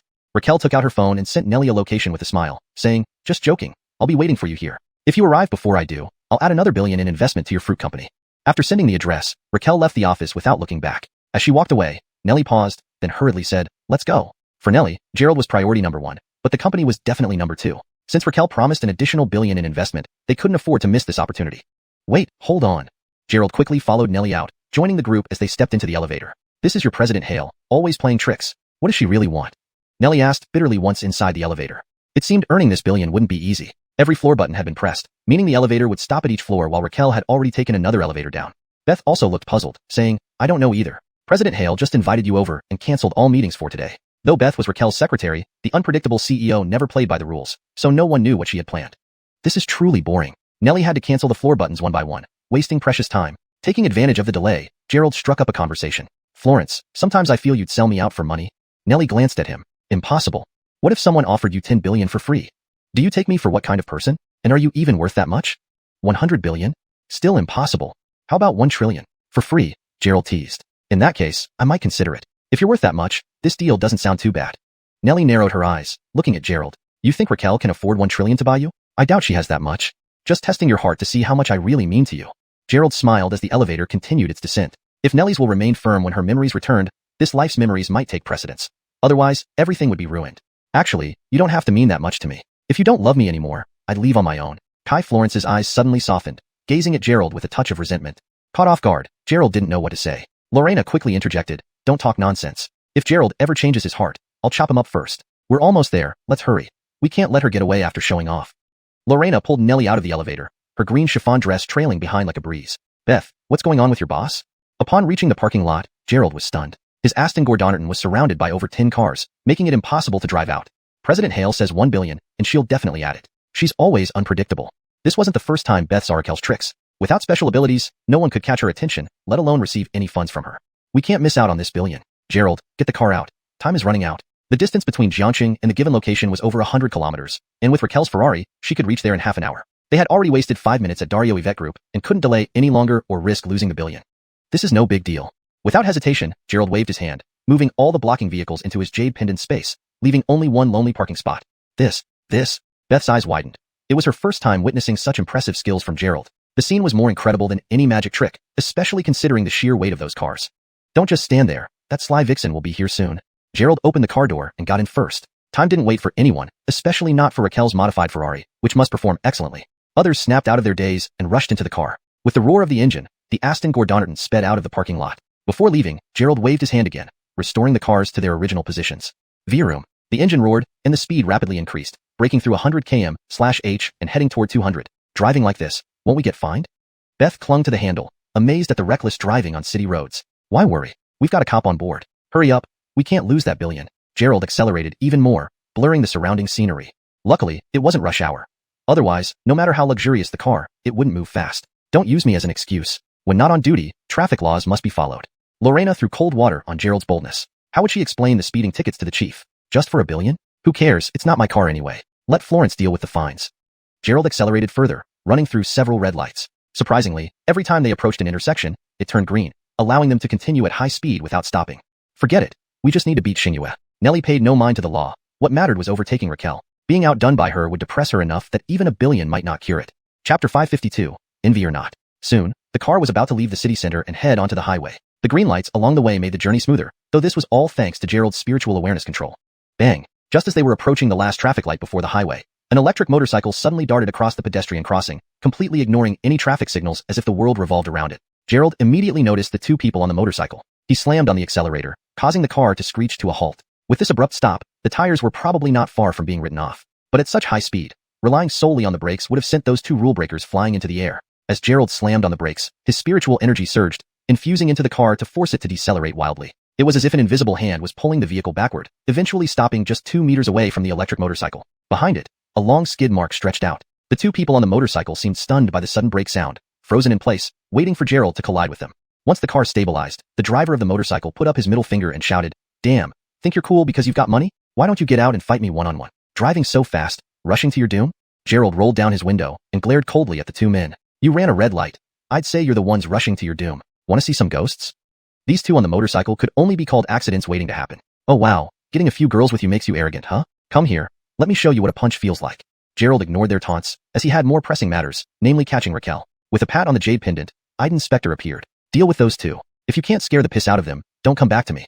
With that, Gerald floored the gas pedal again, speeding away while leaving behind screams of terror on the street. After getting on the ramp, and then hitting the highway, the speed increased dramatically. The speedometer needle was almost maxed out. Even Raquel probably wouldn't dare drive this fast. Still, compared to Alexandria's racing skills, which involved actually flying, this was still slightly lacking. 20 minutes later, a red Ferrari flashed past, rapidly tearing ahead on the highway. They were only 50 kilometers away from their destination but had spent nearly half an hour chasing Raquel, who indeed drove incredibly fast, reaching speeds well over 200 kilometers per hour to cover the distance in 20 minutes. "Florence, how much of that billion are you planning to give me?" Gerald felt victory was within grasp unless the Ferrari could fly, which was unlikely. Nellie maintained her usual stance, stating that the billion was for company investment, and as a shareholder, he should wait for year-end dividends. She truly didn't part with even a single cent when it came to him. Gerald smiled bitterly. Since forming the company with Nellie, he hadn't seen a penny. This was truly taking his money and his person, yet he couldn't do anything about it. As the car accelerated further, it began closing in on the Ferrari. Raquel also noticed the silver lightning bolt coming from behind and sped up, but she wasn't as fast as Gerald. Within a minute, they were driving side by side. At this moment, Gerald didn't overtake Raquel, but instead stayed parallel, as if intentionally provoking her. So fast. Raquel tightly gripped the steering wheel, struggling to control the vehicle at such speeds, yet Gerald was calmly driving one-handed with the window down, giving her a thumbs up with his right hand. Bang! Suddenly, the Aston Gordonnerton accelerated further, zooming past the Ferrari until it became just a blur. 5 minutes later, Gerald reached the location Raquel had set as the meeting point, a luxury car club. Lamborghinis, McLarens, Ferraris, it had everything. There were even Bugattis, Pagani Bertiras, and limited edition Koenigsegg's. To even consider owning these supercars, one needed a net worth of no less than $1 billion. Roar, roar, roar. The club echoed with engine sounds, indicating intense races inside. The map doesn't even show this place. Seems quite mysterious. Does CEO Hale often come here? Gerald got out of the car and glanced at the smoking tires, realizing it would need maintenance again, courtesy of Ethan. Even the Aston Gordonnerton felt inadequate compared to the exclusive editions of supercars, each easily worth 10 times its price. "I haven't been here either." Beth shook her head, acknowledging that despite spending work hours with Raquel, their lives outside of work were separate. "Let's wait and see what she plans to do."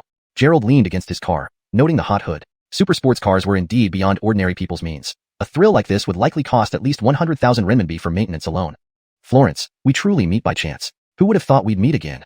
As they waited for Raquel, an unexpected voice sounded, both surprised and sleazy. Turning around, it was Shepard, the rich brat. Seeing him, Nellie's face darkened. This clingy nuisance was impossible to shake off.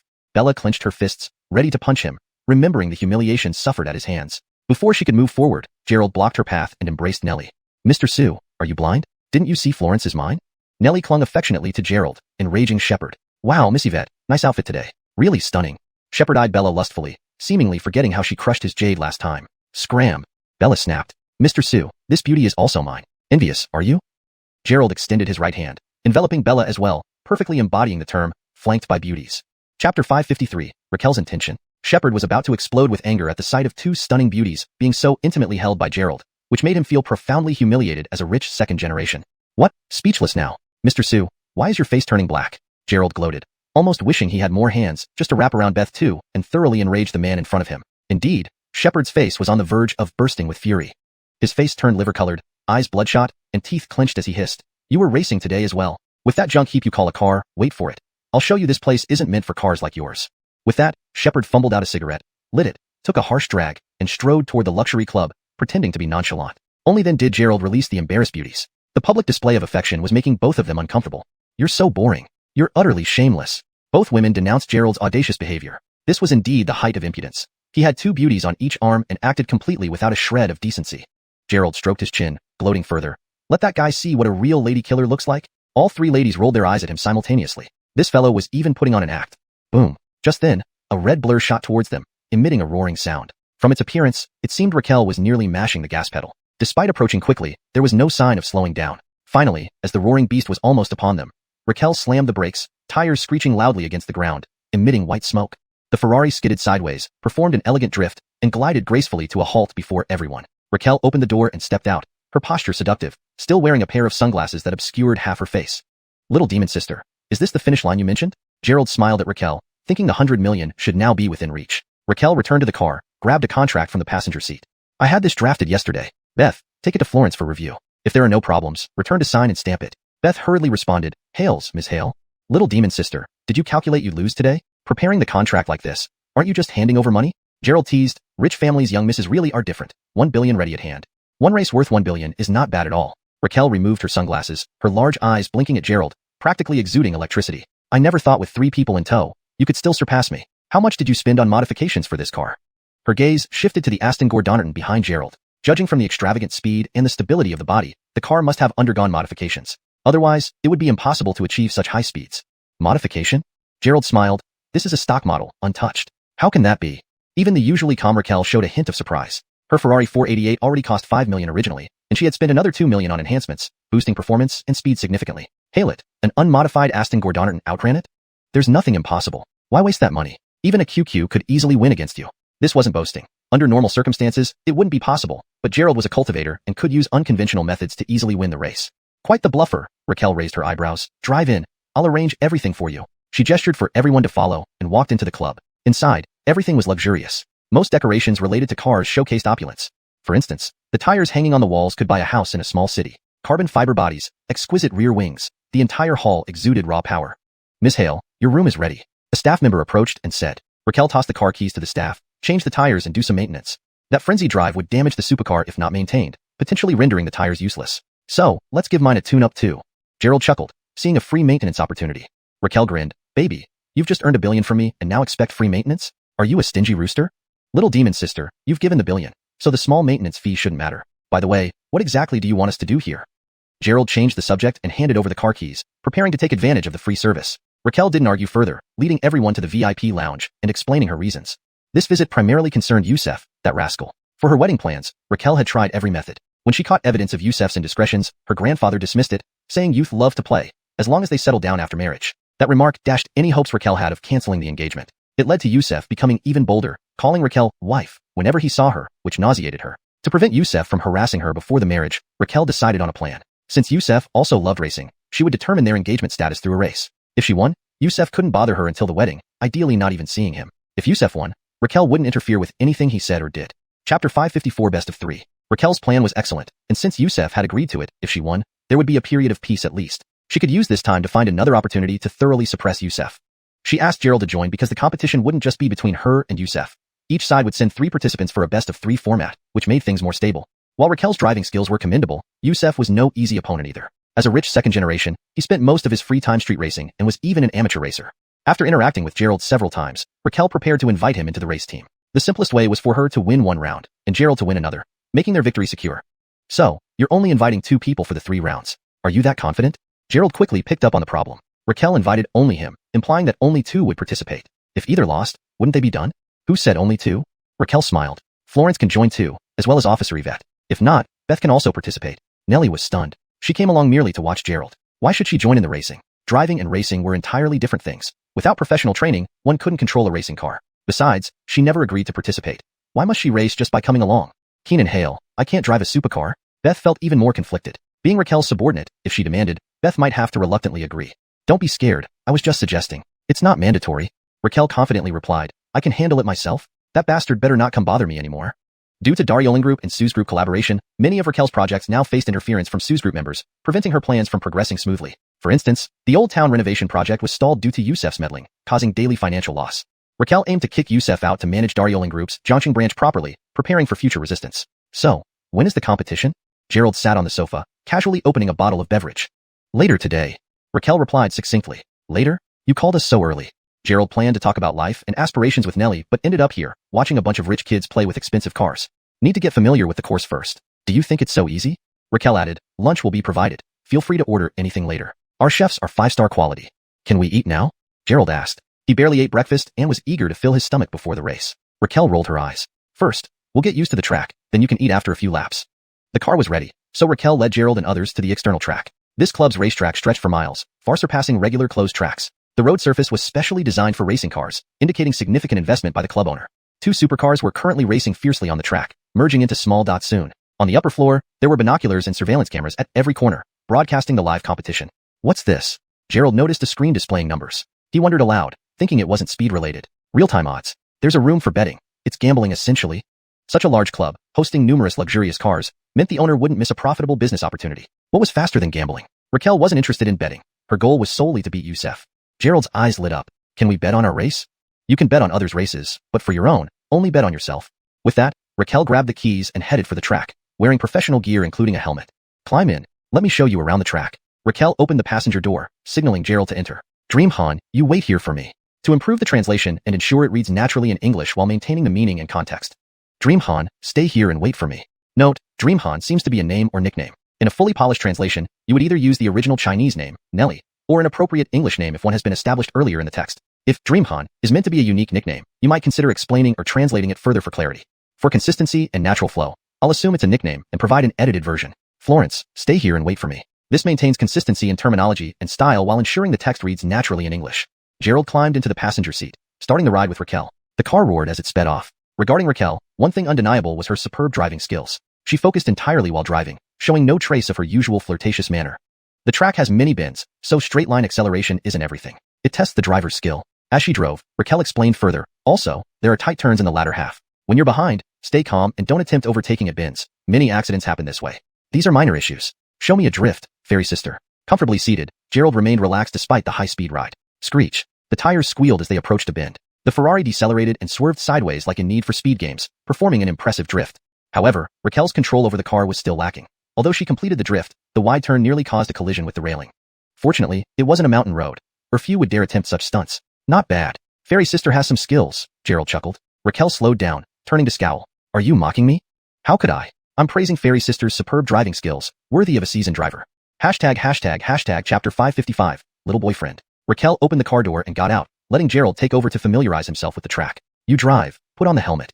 Gerald didn't hesitate, sitting in the driver's seat and slamming his foot on the gas pedal. Given the car's performance, this sudden acceleration emphasized its wild nature. However, flooring it all the way, there was still a bend ahead, requiring an immediate steering wheel adjustment after accelerating. Otherwise, losing control would be very easy. Raquel's heart skipped a beat. Gerald's approach to corner starts was utterly reckless. Her car had been modified, giving it even more horsepower and stronger engine power. Although it had a vehicle stability system, it wasn't a straight-line acceleration. Driving like this made it hard to maintain control. With a roar, the speed reached above 100 in just a few seconds. It looked like they were about to enter a turn, yet the speed was still rapidly increasing. You're not slowing down? Raquel quickly reminded him. Entering a turn at such a violent speed, especially accelerating while turning, how fast would they exit? Wouldn't it risk crashing through the guardrail? No problem, let me show you the skills of a car god. When Gerald entered the turn, the car was already traveling at 180. At this speed, facing a sharp turn, even professional racers might not be confident about pulling off a drift. Next, Raquel witnessed something that shattered her imagination. She couldn't figure out exactly what Gerald did. The Ferrari seemed to have come alive, gliding sideways at a perfect angle, occupying both lanes as if it were sliding along. Upon exiting the turn, the car realigned itself at a bizarre angle and shot forward onto the track. Raquel was incredibly tense. The entire process from entering to exiting the turn took only a few seconds, but felt like minutes. Gerald's operation was almost supernatural. It simply couldn't be done by humans. How was that? Pretty impressive, right? Gerald stole a glance at Raquel, seeing her shocked expression, which filled him with pride. Don't brag until you win, she said, though she believed Gerald's driving skill meant winning the race was certain. Soon, Gerald drove toward the finish line, executed a beautiful tail spin, and parked the car neatly. Pretty cool, huh? He said, touching his chin as he looked at the people waiting. Indeed, driving a $5 million car felt better than the Aston Gordonnerton. No wonder so many people loved modifying cars. Perhaps he should give his own car to Sterling to modify too, since he was into cars. Raquel got out of the car, brushing aside her messy hair, and walked over composedly. Lorena had long grown accustomed to Gerald's aggressive driving style and calmly commented, "Feeling good racing with other beauties?" "Exactly, look at you showing off," Nellie added. These two women seemed united in keeping Raquel, the seductive beauty, from getting too close to Gerald. Ignoring them, Raquel smiled invitingly. "Florence, your little boyfriend is really something. He's quite impressive. Why don't you let him accompany me for a couple of days? We've got more races coming up." "Gerald." Nellie glared at him, wishing she could devour him whole. She needed to work on cultivating her patience further. Otherwise, Raquel's words could upset her easily. "I earned you $1 billion, Gerald retorted. Nellie thought about it. Earning $1 billion. A little mockery was worth it. Tired? Have some water. Nellie handed Gerald a bottle of mineral water, bypassing Raquel. "Sit beside me and rest for a bit." Her tone was soft and caring, making her seem like an attentive wife. She even pulled over a chair for Gerald. This gesture made Gerald feel a little flustered. Looking at Nellie's smiling face, he could see traces of resentment in her eyes. Clearly, he'd get a lecture tonight. "Come here, give me a shoulder rub." Gerald pointed to his shoulders. Fire sparked in Nellie's eyes. This guy was pushing his luck. "Driving tired you out? I'll give you a shoulder rub." Lorena appeared behind Gerald before he could react, pressing down on his shoulders with force, even manipulating internal energy, causing his shoulder bones to crackle. "Comfortable?" Lorena squinted her eyes mischievously. "Very comfortable." Gerald nodded frantically, afraid to say no. "Glad you think so. I'll rub a bit longer," Lorena said. Gerald felt dizzy. Showboating can backfire badly. "Wife, you came early." Yusef spotted Raquel and ran over eagerly, followed by two others, presumably the hired drivers. "Idiot." Lorena saw Shepard following Yusef and nearly broke Gerald's bones. "Who's your wife? Don't call me randomly, Yusef. Your behavior is disgusting," Raquel spat, feeling nauseous. "Xiang Yu, you said if I win, you'd be my wife." Yusef grinned confidently, thinking Raquel's help wouldn't be formidable. He had an amateur racing certificate, and Shepard also did. Irvin, another driver, was a professional racer. Winning them should be easy. Win first. Raquel stared at Yusef angrily, then her eyes flashed slyly. Walking slowly to Gerald, she stroked his head. "Oh right, meet my little boyfriend who's here specially to race against you today." She caressed his cheek with a flirtatious smile. Gerald froze. Wait, why did this scene feel oddly familiar? Nellie was stunned. This move was hers, and Raquel was shamelessly using it. Lorena was so angry she wanted to hit someone. She and Gerald were already married. How could this become Raquel's? "He's my boyfriend, and you're my wife. Where does he fit in?" Yusef was the most infuriated, practically hopping with rage. Note, for clarity and consistency, character names have been rendered in pinyin. The story has been translated to preserve the original tone, style, and structure while ensuring readability and coherence. Chapter 556, Reasonable and Justifiable. A sneer slowly spread across Raquel's lips, filled with mockery, disdain, scorn, and derision. "What's wrong? It's okay for you to have a harem of women, but not me to find a man? Anyway, you've dated so many women already, it wouldn't be a problem for me to find one too, as long as we're not married yet, right? Isn't that what you're doing?" Raquel had hit on a topic that seemed huge and involved the millennia-old issue of gender equality in China. Men were forgiven for being promiscuous as youthful indiscretions. Women, however, would be labeled as indecent or shameless for similar acts. "Right, what's wrong? You admire having so many beautiful girlfriends, don't you? Jealous? Don't get upset, it'll hurt your health." Gerald added another sarcastic comment. Last time, Yusef had dared to show interest in Nellie. How could he put up with that? "This guy, if I'm not mistaken, was her boyfriend last time. Now you've moved on this fast." Yusef pointed at Gerald and sneered. "Don't treat me like an idiot. If you find a man, at least choose someone I don't know. What difference does that make? Even if he has a girlfriend, another one won't matter. A wife can only be one person, but girlfriends can be multiple." Raquel continued to laugh coldly, not taking Yusef seriously at all. If this is how they wanted to play, she'd just go bigger. If he found women, then she'd find men. Reasonable and justifiable.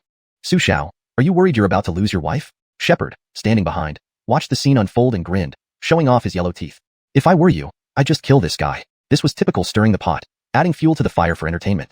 Su Jewelry, while the leading jewelry company in Jiangxing, paled when compared to national leaders, possibly matching Pujuan Group at most. That was why he had tried to pursue Nellie when in the capital city. Now seeing Gerald with all these top-tier beauties around him made him feel a bit defeated. His conquests suddenly seemed less impressive. But he couldn't directly challenge Gerald due to the power gap. Hence, he planned to incite others to take action instead. "Shepard, I see you guys want to leave the capital city." Raquel's face instantly turned cold. She used Gerald as a shield, but if anyone dared to attack him, she wouldn't stand for it. Shepard's expression changed, revealing a somewhat fawning smile. "Keenan Hale, wasn't I also considering family harmony and the interests of both families? A day's marriage equals 100 days of grace. It wouldn't be good to let things become too strained. Besides, isn't Su Xiao trying to reform? He doesn't even go to nightclubs anymore. This should all be carefully considered, right?" His words were perfectly crafted to offend neither side while putting Gerald in an awkward position. If Gerald really did something with Raquel, the Hale family and Su family would both come after him. "You talk prettily, But did you guys not go to a Japanese izakaya until 3:30 last night with 4 Japanese beauties for company? I didn't realize your appetites were so big. Can your little frames handle it? Raquel glanced over, and Yusef's face immediately stiffened. In the capital city, knowing their arranged marriage was confirmed, he indulged in revelry whenever his buddies called. He hadn't realized Raquel had people keeping tabs on him. Xiang Yu, I only went out for drinks, nothing else, Yusef quickly explained. Indeed, he had just gone for drinks. He hadn't messed around with women. Moreover, after that video was sent to his family, his father had severely disciplined him, and the patriarch had cut off his living expenses. Yusef now dared not spend recklessly. Don't explain. Stop talking to me. We'll settle accounts during the race later. I never want to see you again. Raquel gave Yusef a cold glare, then turned gracefully and walked towards the lounge. Kid, you wait. Yusef left a threat, then departed with Shepard and Irvin to prepare for the afternoon's race. Gerald stood there, looking from their heated argument to the 3 stunned women beside him. It seems even rich people quarrel no differently than market ladies, Gerald chuckled. Nellie glared at Gerald, saying, What, feeling proud? Not afraid of Sue family issues? Why be afraid? Being a shield isn't new to me. Let's go. I'm starving. Wonder what lunch our witch prepared. Compared to racing, Gerald was more interested in cars. With his current driving skills, competing against them felt like bullying kindergartners. Keenan Hale has arranged a private room. You won't starve. Beth pointed to a room within the club. Raquel had already set everything up. Lunch wasn't from the club kitchen, but brought in from Jinlin Hotel's French chef. Arriving at the restaurant, Raquel sat at the main seat, looking rather upset, probably because of Yusef. The table was full of delicious food, but her eyes stayed fixed on the door. Which sister? Why the wide eyes? Has the food lost its charm for you? Planning to eat human flesh next? Gerald smiled and walked in, teasing as he saw her bulging eyes. I wish I could, but where do you buy Tang Priest meat? Raquel crossed her arms, glaring like lasers, wanting to obliterate everything in sight. We'll give them a run for their money after this meal. Eat well for strength to race. Raquel called everyone to eat, cutting a large piece of steak and biting into it as if devouring Yusef. Imagining a future with Yusef calling her wife daily, goosebumps rose on her skin. Living with such a person would be worse than death. Not that she would cry every day, but definitely unpleasant. Chapter 557, Gordanters of the Heart. Of course, Raquel wouldn't spend her whole life with Yusef. This marriage was merely a union between families. No one cared whether Raquel was happy or not. They only cared about who she married. As long as the wedding took place, their purpose was achieved. Even if they went their separate ways after the marriage, it wasn't a problem. Wait, I'm going to compete against Shepard. Bella sat down and said with burning eyes. She had long wanted to settle the score with Shepard. Unexpectedly, she met him today. She would teach him a lesson later. Great. We were just worrying about having no third participant. Raquel immediately agreed. She had prepared for 2 races anyway. The third race was irrelevant to the outcome. What car do you want to drive? I can prepare it for you. Since Bella was participating, she naturally needed a sports car. Though unsure of Bella's driving skills, she couldn't let her lose to Yusef. Whatever, anything's fine. Bella said indifferently. Ever since she learned to control cars with inner strength, her skills might not match professional racers, but weren't comparable to an average person. Okay, I'll get you my modified McLaren then. Gerald asked, Fairy sister, how many sports cars do you own? Let me count. More than 10. Raquel counted on her fingers, this Ferrari 488, another Ferrari F8, a McLaren 720, a Bugatti Veyron, an Audi RS7, a Porsche 911, and... Stop. Gerald couldn't bear Raquel flaunting her wealth anymore. The total value of these cars was at least 1 billion yuan. He wondered if the Hale family was compensating her, buying so many supercars without restraint. Let's eat before the food gets cold. Gerald quickly picked up his chopsticks. Listening further, he feared his heart couldn't take the continued flaunting. Why would a girl need so many supercars? Considering Raquel's character, it was all about seeking thrills. Do you want me to gift you one? Raquel looked at Gerald, blinking her eyes. Gifting a car was nothing significant for her. Let me think. You already have an Aston Gordanter. Too cheap isn't suitable. Okay, I'll give you our family's limited edition Bugatti Veyron. What Veyron? How much is it? Gerald's eyes lit up instantly. Such a luxury car couldn't be bought with mere money. Usually seen in movies, he didn't expect Raquel to offer it. Just over 30 million. However, the car is under the company's name. You can use it as you like, Raquel said. This? Before Gerald could respond, he felt a pain on his foot. Nellie put down her bowl and chopsticks. Our company has cars. No need to trouble you. If Gerald wants, I can buy one for him. Nellie showed strong dissatisfaction. Why should Raquel buy a car for her man? I was just talking. Don't be jealous. Raquel smiled at Raquel, not finding anything wrong with her behavior. I just think, Xiang Yu, you should focus on your own matters. Gordon, sure you don't lose to Yusef, or it will be unpleasant for more than just me. Nellie watched Gerald and Raquel joking around, feeling very dissatisfied. She secretly decided to secure Gerald first, leaving no chance for these vixens. I'll go rest now. Call me when the race starts. Nellie barely ate a few bites before leaving first. Look what you did by being so smug. You made Florence angry. Bella rolled her eyes and got up. Where's your car? I'll test drive it. Gerald was speechless. That heavy kick just now was from Bella. She criticized him along with others. It's in garage number 688. Here's the key. Go ahead and test it. Raquel handed over the keys, saying, Find Xiaoli outside. He manages my cars. Got it. Bella nodded, giving Gerald a cautious glance, then left with the keys. Oh, fairy sister, look at how I offended them for you. You must compensate me. Gerald looked innocently at Raquel, feeling he would be punished at home. Compensation? Sending you a car won't work for Florence. There's still Beth. I'll give her to you. Raquel laughed and looked at Beth, saying, She likes you. Her mind is always on you lately. Keenan Hale, are you planning to fire me? Beth felt even more wronged. How did this come up out of nowhere? There had been no slip-ups at work, no other issues. Raquel laughed. It's not a firing. If I get married, I'll return to the capital. In the future, Jiangqing branch needs someone to handle issues. So after I leave, you'll be the deputy general manager. Beth's hand trembled while holding the chopsticks. What kind of news was this? From a secretary to vice president, who would have thought? As for the president, naturally, it would be someone from the Hale family. But a VP position was fiercely competitive. Vice President, Keenan Hale, I'm afraid I can't handle it. Hearing this, Beth was more surprised than hearing about her dismissal. After working in the company for so many years, she witnessed internal conflicts among higher-ups. They even tried to push her out. Without Raquel, Beth wouldn't have held her position. With Raquel going to the capital and making her the vice president in Jiangqing, it was like leaving a sheep without a protector among wolves, doomed to be eaten eventually. Beth. Raquel looked at Beth seriously. I'm worried about Jiangqing, which is why I need a trustworthy person. After marrying Youssef, there could be major changes due to cooperation with the Su Group. I don't want the company slipping away after I marry. Keenan Hale, can't you find another way? Youssef really isn't worthy of you. Beth was moved. Having worked with Raquel for so many years, she saw how she developed Daryoling Group. Now seeing Raquel's predicament, she felt guilty for being helpless.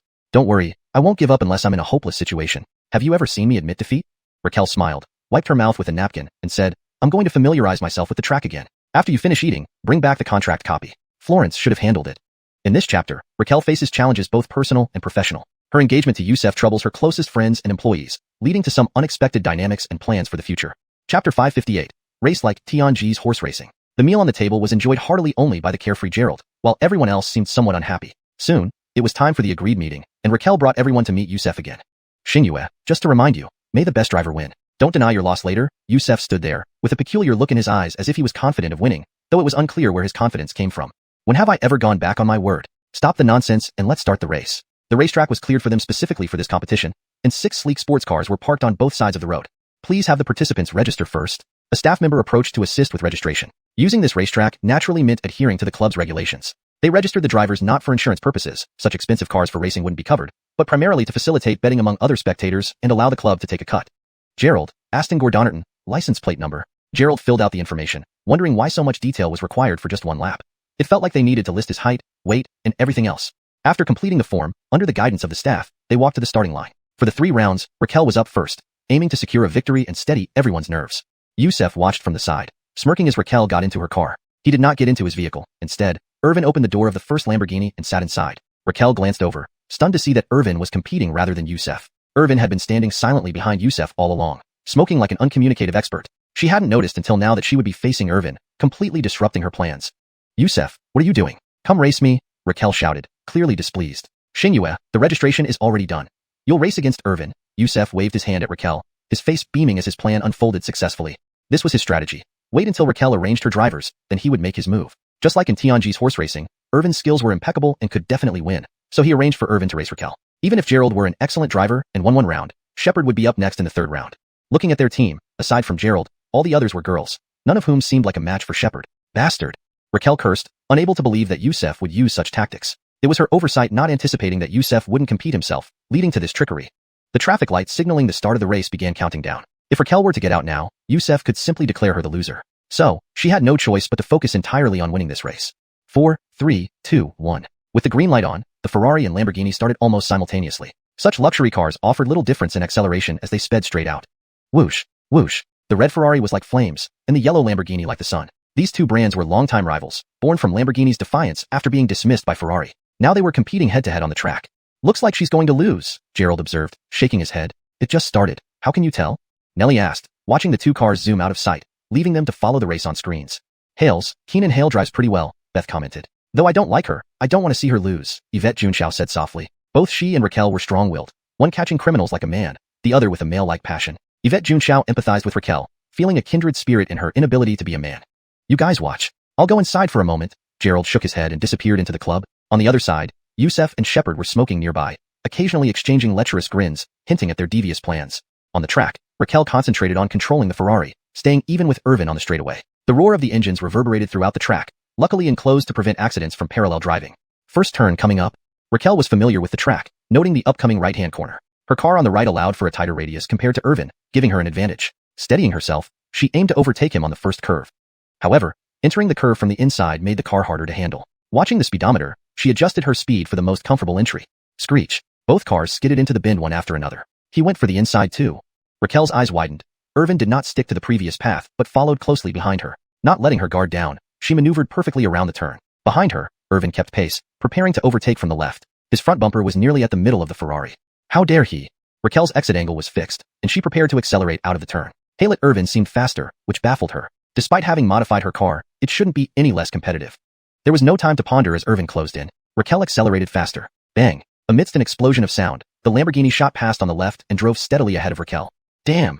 Raquel clenched her teeth, trying to overtake from the left. But just as she adjusted, the Lamborghini moved to block her passing route tightly. Thus, on this straight stretch, Raquel found no chance to overtake. The next turn quickly approached, with Irvin entering first and Raquel hot on his heels. Hashtag chapter 559, playing too big. Entering the curve, Raquel used every trick she had, but Irvin in front was driving further and further away. By the time she exited the curve, she was already 3 seconds behind. These 3 seconds were enough to decide the winner. On the next straightaway, she was already about 200 meters behind Irvin's Lamborghini. As she entered the curve again, by the time Raquel exited it, the car in front of her had vanished from sight. In fact, when she was overtaken at the first curve, Raquel already knew the result of the race, but she refused to give up and wanted to find an opportunity to catch up. Now, it seemed there was no chance at all. The gap between herself and a professional driver was just too large. While her usual racing speed was quite fast, when facing a true expert, the difference became obvious. Despite Raquel's best efforts to catch up, after chasing for a long time, she still could not close the gap. When she reached the finish line, Irvin had already arrived, and his time was a full minute faster than hers, a huge difference. Stepping out of the Ferrari, Raquel's face was as dark as charcoal, even with makeup on. It was clear how terrifying her expression was. Having lost this match, things would be difficult moving forward. Even if Gerald won, there would still be a third match, which would be decisive. Xiang Yu, how was that? We won, Yusef said with a broad smile, running over, his happiness like a kid who had just been given honey. Raquel scowled, glaring at Yusef. There are still 2 more races. You're celebrating too early. Yusef glanced at Bella beside them, sneering, Xiang Yu, do you really think she can win against Shepard? Yusef had watched Gerald street racing just now, and felt he didn't have a sure chance of winning. But why would a girl like Bella stand a chance? Just saying, don't think because you're good at fighting, you'll be good at racing. Lillian, this is different. You'd better give up now to save everyone time, or you might lose and end up looking bad. What if you crash and ruin your face? Shepard also mocked her from the side. They believed that winning this first race would declare their victory. I want to bet one more round. Bella, standing nearby, glared at Shepard with fierce eyes. She hadn't found a chance to settle the score with Shepard yet, but this was the perfect opportunity now. Shepard snorted, smirking. You want to add a bet? Fine, what kind of bet? Bella's gaze was as sharp as a blade. She said, word by word, simple. If you lose, let me beat you up. A joke. With Bella's current skill level as a Burt Jean martial artist, most people couldn't even take one punch, let alone a whole beating. Seeing her ice-cold gaze, Shepard shivered involuntarily. Recalling how Bella crushed the jade bracelet into powder last time, he imagined her hitting him so hard his head would look like a pig's head. But then he thought, they weren't sparring in the ring. Being skilled in martial arts wouldn't help him control a race car. What if I win? Shepard asked, preparing to hear the terms. If the conditions were suitable, he might as well agree. Bella replied, if you win, any condition you set, I will accept. Remember, any condition. This was going all in. Agreeing to any condition meant potentially putting herself in a very compromising position. Shepard's eyes lit up immediately, almost as if he wanted to strip Bella on the spot. Okay, deal. Afraid that Bella would change her mind, Shepard quickly agreed, then added, let's sign a written agreement. Fine. Bella hadn't thought of this point. Openly beating someone would look bad, but with a written agreement, it would be Shepard choosing to get beaten.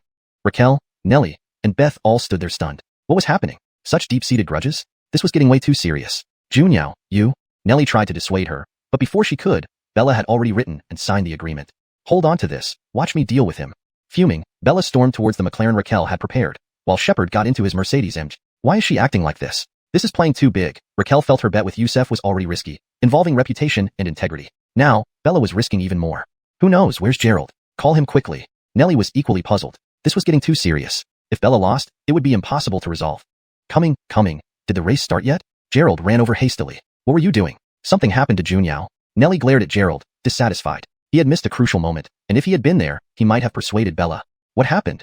Gerald looked bewildered. What could happen to Bella? He had just gone to place a small bet on Bella's race, thinking it was fine since he wasn't participating himself, and betting on his own side was within the rules. And the odds on Bella were really high, 3-1. Winning 1 yuan netted 3 yuan. Clearly, the locals favored Shepard, probably because young Gordon Stursu came here often and his driving skills were recognized. Here's what happened. Beth explained the situation quickly, watching the race that hadn't started yet, asking, can we still stop her? Forget it, it's just this. Understanding the situation, Gerald chuckled. You should worry about Shepard instead. Gordon's sure he doesn't get killed by Junyao later. Bella's driving skills, honed by Gerald, were not exaggerated. With her internal strength, she could maintain full speed without depleting her energy. Moreover, Gerald gave her medicinal pills to ensure there would be no issues. She's that good? Raquel, who had initially been disappointed and despondent, saw hope rekindle with Gerald's confidence. Think about it, if Irvin raced against Junyao, he wouldn't stand a chance, Gerald said confidently. Really? Raquel's eyes widened slightly in surprise. Of course, watch closely. Don't just stand there idle. I brought snacks and drinks. Let's enjoy while watching. Gerald flicked his hand, and a pile of drinks and snacks appeared on the table. Anyone watching would think he was just a food-loving spectator. Chapter 560, The Victor Returns. At Bella's end, the traffic light had started counting down. As the green light lit up, the McLaren took off instantly, and so did the Mercedes. The two cars continued to race neck and neck as before. Gerald sipped his drink leisurely, showing no concern at all. When did Xuanhuan learn how to race? Nellie stared at the screen. It was impossible to tell who would win from the start of the race. She was a complete novice when it came to car racing. Xuanhuan doesn't know how to race, Gerald said in a tone that almost choked Nellie. Not knowing how to race and still competing with an amateur, claiming she could win. It made no sense. So you say she can win, but do you know what will happen if Xuanhuan loses? Gerald unscrewed the cap on his drink and gulped it down, saying, I don't race either, but that doesn't affect my driving skills. You'll understand once you start practicing. Internal strength and spiritual power, although different forms of energy, both belong to the supernatural realm which most people cannot comprehend. They can only appreciate the wonder of it through personal experience. Yvette's sister is quite nice, even though she can be a little blunt. Raquel stood beside them, watching the screen. Bella had taken the lead after the first turn. Fairy sister, you're actually complimenting someone? Gerald laughed. If Xuanhuan wins this race for you, what are you going to give her? Look at how much she's risking just for you.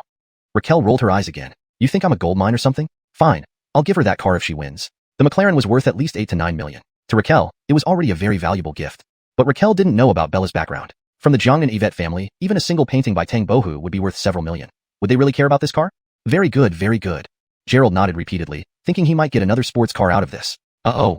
Suddenly, Raquel exclaimed while watching the screen. On the racing road, Shepard's Mercedes caught up with the McLaren at an exaggerated speed during a straightaway. The sudden burst of speed was clearly abnormal. Lacking in skill but not in technology, this kid sure knows how to play dirty. Gerald narrowed his eyes. The Mercedes used nitrous oxide acceleration, boosting its speed to the extreme instantaneously. It could only be used on straightaways. Using it on turns would be suicide. How despicable, what now? Raquel cursed. Asking Irvin to race against her was already bad enough. Now using nitrous oxide acceleration was even worse. While this was within the rules for a closed track race and allowed modifications, even airplane engines were permissible, it was still considered cheating. Only unofficial races could get away with this. Official competitions wouldn't allow it. What now? Wait for Shepard to get beaten up. Gerald was unfazed, tearing open a bag of chips and munching away loudly. Nitrous oxide lasts for at least 10 seconds, enough to decide the race. Raquel had been 3 seconds behind, and had already been overtaken by Irvin. If she lagged 10 seconds behind, the race would be over. 10 seconds, huh? 10 seconds of pure manliness. Gerald shook his head, continuing to chew his chips without responding. Raquel looked back at the screen. Under the influence of nitrous oxide, Shepard had overtaken Bella in the straightaway, gaining around 500 meters, a significant lead in such a short distance. However, as she watched closer, she saw Bella didn't slow down on the next turn. She entered the turn smoothly without braking, reducing the gap to 100 meters. After another turn, the distance between the two vehicles shrank to 300 meters. In the next straightaway, Shepard's Mercedes was gradually being caught up by the McLaren. Without nitrous oxide, he couldn't pull ahead on the straight. Raquel was stunned. According to her understanding, Shepard's Mercedes should have been faster on a straightaway. The AMG GT was renowned as the fastest on land. How could Bella catch up at a visible rate? Soon, before the next turn, the McLaren overtook from the left, entering the turn without slowing down, and then easily pulled ahead by 50 meters as it exited the turn. The distance kept widening, 200 meters, 300 meters, until finally, Bella finished the race with a 5-kilometer lead.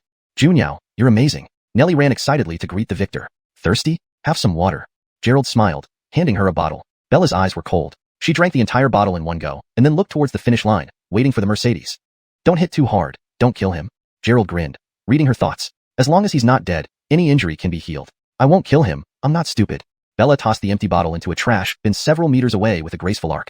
Thank you. Raquel walked over, sincerely thanking her. If not for Bella, she would have been doomed, horrified by Yusef. This is my feud, not done intentionally to help you. Bella, always straightforward, stepped forward and stood nearby. On the other side, Yusef's face turned black with rage, similar to how Raquel had looked earlier. Boom. With a roar of the engine, the Mercedes finally arrived at the finish line, swerving to a stop on the side. Bella approached, yanked the car door open forcefully, and tore it right off. She threw the door aside, smashing a street lamp and causing it to topple. Don't hit me in the face, ah? Bella dragged Shepard out of the car, threw him to the ground, and proceeded with violent assault not suitable for minors. It's okay, I won't kill you. Crack, crack. The sound of breaking bones and Shepard's cries filled the air, more painful than the squeals of a pig being slaughtered. Hashtag chapter 561, flight. Gerald held a bag of chips and watched the scene unfold with great satisfaction. The other girls, upon witnessing this, felt a dark shadow cast over their hearts. Shepard was battered beyond recognition. His bones were broken, twisted in reverse, and his face was bruised and swollen. He wasn't just beaten into a pig's head. He looked like a ghost, uglier than any ghost. Isn't this going to kill him? Nellie asked worriedly. Not enough yet, Gerald replied with a laugh. Though Bella appeared ruthless, she only inflicted external injuries on Shepard, sparing his internal organs. This ensured that the boy would suffer but not die. Yusef and Irvin stood far away, too afraid to intervene, knowing they might end up like Shepard if they did. After a few minutes, Bella clapped her hands and took a deep breath. Call an ambulance and send him to the hospital. Let him learn his lesson. Awesome. Dominant. Gerald gave her a thumbs up. No wonder you're my girl. Bella's ears flushed red as she shot a glare at Gerald. Next. Anyone want to place another bet? I can agree to any conditions. Just let me beat them up first. Gerald waved at Yusef, indicating he should hurry if he wanted to raise the stakes. Yusef, however, ignored him and got into the Koenigsegg, slamming the door shut. Seeing that Yusef wasn't interested in raising the stakes, Gerald wiped the chip crumbs from his mouth and climbed into the Aston Gordonnerton. Using this piece of junk to race against me? From inside the Koenigsegg, Yusef sneered at Gerald. His car was a limited edition supercar worth over 25 million after modifications, while Gerald's Aston Gordonnerton cost merely 2 million, a world apart. That's a nice car, but it won't last long. Gerald smiled, pitying the car for being driven by someone unworthy, someone who tainted the very essence of sports cars. Himph, don't think you'll win easily. If Yusef, as the last challenger, had no tricks up his sleeve, he wouldn't be here. Ignorance is truly terrifying, Gerald sighed, shaking his head.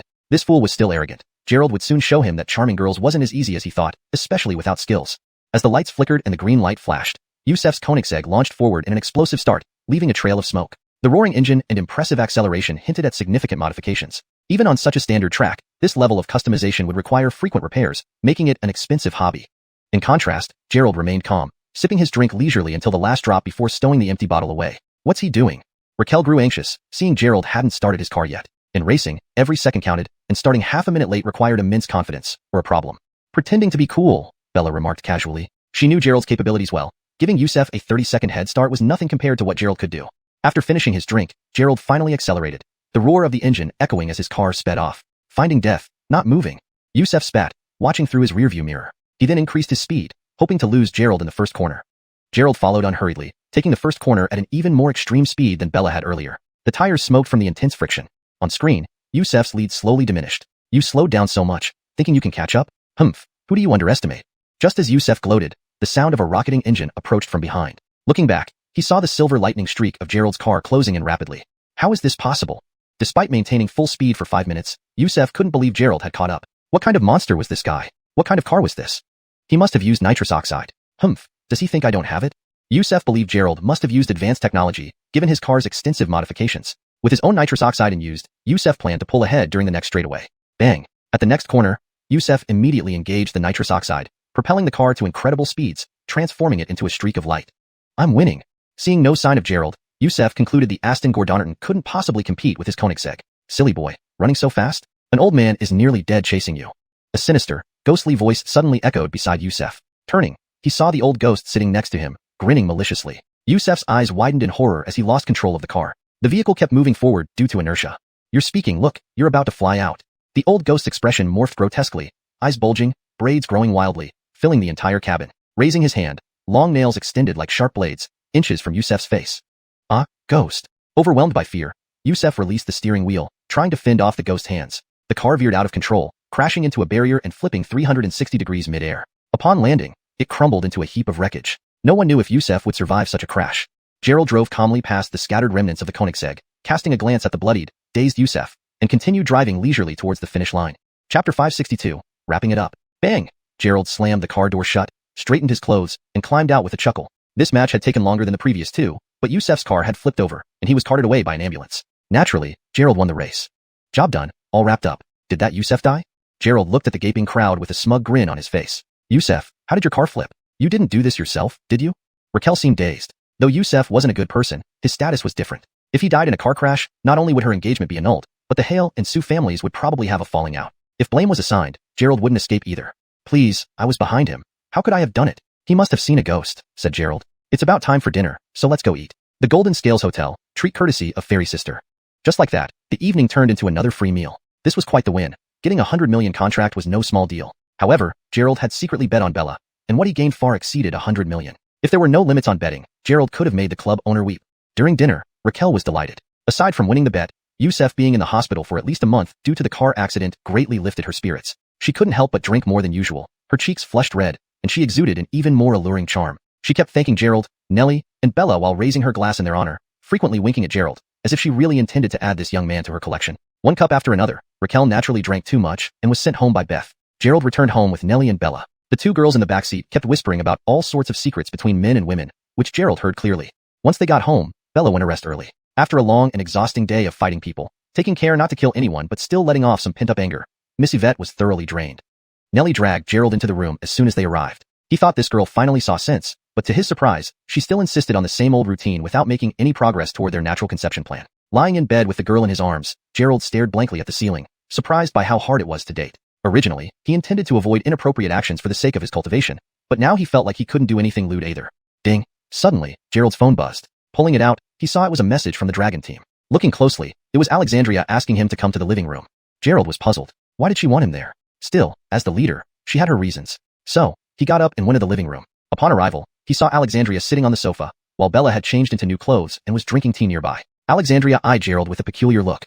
Greetings, Daoist Seinen, Gerald greeted her with a smile. The extreme Yin constitution hasn't been resolved yet. If it truly erupts, you might not be able to handle it, said Alexandria. This matter can be taken slowly, Gerald replied awkwardly. Why did Alexandria seem so concerned about this issue?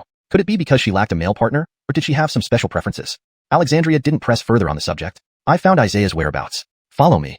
Gerald's eyes lit up. He'd been looking for this old dog for a long time, and now, finally, he found him. What are we waiting for? Let's go and finish him off now. Rolling up his sleeves, Gerald prepared for a showdown. Should I call my brother and the others? Asked Bella. Yuan and the team were healed and ready for action. With everyone together, they could set up a tight net, leaving Isaiah nowhere to run. No, too many people would be counterproductive, Alexandria refused, shaking her head. Warriors had little resistance against Yin souls and could only rely on their inner strength. Facing a minimum gold core stage Isaiah, with so many Yin souls around, unless they could engage in close combat, they would just become food for the Yin souls. After preparing, Alexandria gave Bella some protective charms to ward off Yin soul invasions. They were ready to go and hunt down Isaiah. How did you find him, Daoist Seinen? Isaiah had hidden like a rat, and even though they searched for so long, they only found fragments of his presence. How did Alexandria locate him? This is a Yin year, and today is also a Yin month. In an hour, it will be Yin time. Isaiah's 10,000 souls banner should be completed in the coming period. I have found the most Yin-infested place in Jiangcheng, where the heavens and earth show strange phenomena caused by him. Driving rapidly, Alexandria's speed was almost flying. The final showdown was approaching. It was uncertain whether they could defeat Isaiah tonight, but for Haley and the many people in Shanghai, they had to try their hardest. Raheem was still unconscious. They were unsure if his combat power was enough. Bella wiped her thunderbolt rod, the best weapon for fighting ghosts. Half an hour later, they reached their destination. This is Jiangcheng Vocational High School. Seeing the location, Gerald was taken aback. Last time, they found Isaiah's lair here but never caught him. He hadn't expected him to still be here. Hails. All the school buildings are arranged in reverse according to the 8 trigram formation to absorb Yin energy. While a regular 8 trigram formation absorbed positive energy, its reverse counterpart absorbed Yin and ghostly energies. Gerald hadn't noticed it before. By now, students had finished exams and were on holiday, leaving only a few security guards on campus. Bypassing the guards, Alexandria led them to the central teaching building. Attending classes in such a cursed formation every day, no wonder these students are so wicked. Gerald looked up at the sky, observing that the area wasn't only thick with Yin energy, but also had a reddish murderous aura. Dark clouds gathered above, seemingly heralding an imminent lightning storm. In the clouds, a figure appeared, likely Isaiah himself. You finally came. I've been waiting for a long time. Isaiah's revolting voice emerged from the clouds, followed by a black silhouette gradually becoming visible. Chapter 563, The Myriad Soul Banner. Isaiah emerged from the dark clouds, surrounded by ghostly chi. From afar, he appeared sometimes as an old man and at other times as Clem. Alexandria flicked her right hand and, standing on a celestial sword, soared into the air. Hey, what about us? Gerald had no means to fly so high. During this showdown between experts, would he and Bella have to climb stairs? That would be utterly embarrassing. Alexandria waved her right hand, generating an intense suction that effortlessly lifted Gerald and Bella onto the celestial sword. The three shared the sword and quickly reached the top of the school building. Upon reaching the rooftop, Alexandria immediately set down Gerald and Bella, knowing it would be inconvenient to carry them during the impending battle. Gerald landed and instantly summoned his Overlord sword, ready for defense. Practicing dark arts here. Aren't you afraid of being struck by heavenly lightning? Alexandria glared icily at Isaiah. Thunder rumbled within the cloud formation. Practitioners of dark arts were most vulnerable to celestial lightning, especially when performing their rites in a place that attracts lightning. Hee hee. Isaiah's eerie laughter grew louder, his figure becoming more distinct. Cloaked in black, his face alternated between that of an old man and occasionally, Clem's features. Alexandria's gaze sharpened as she observed him. Soul separation. This was clearly a state of soul separation. If Isaiah had separated his soul, he needed to find a new host or it would be suppressed by cosmic forces until it dissipated. You young fools, today, I shall teach you a lesson.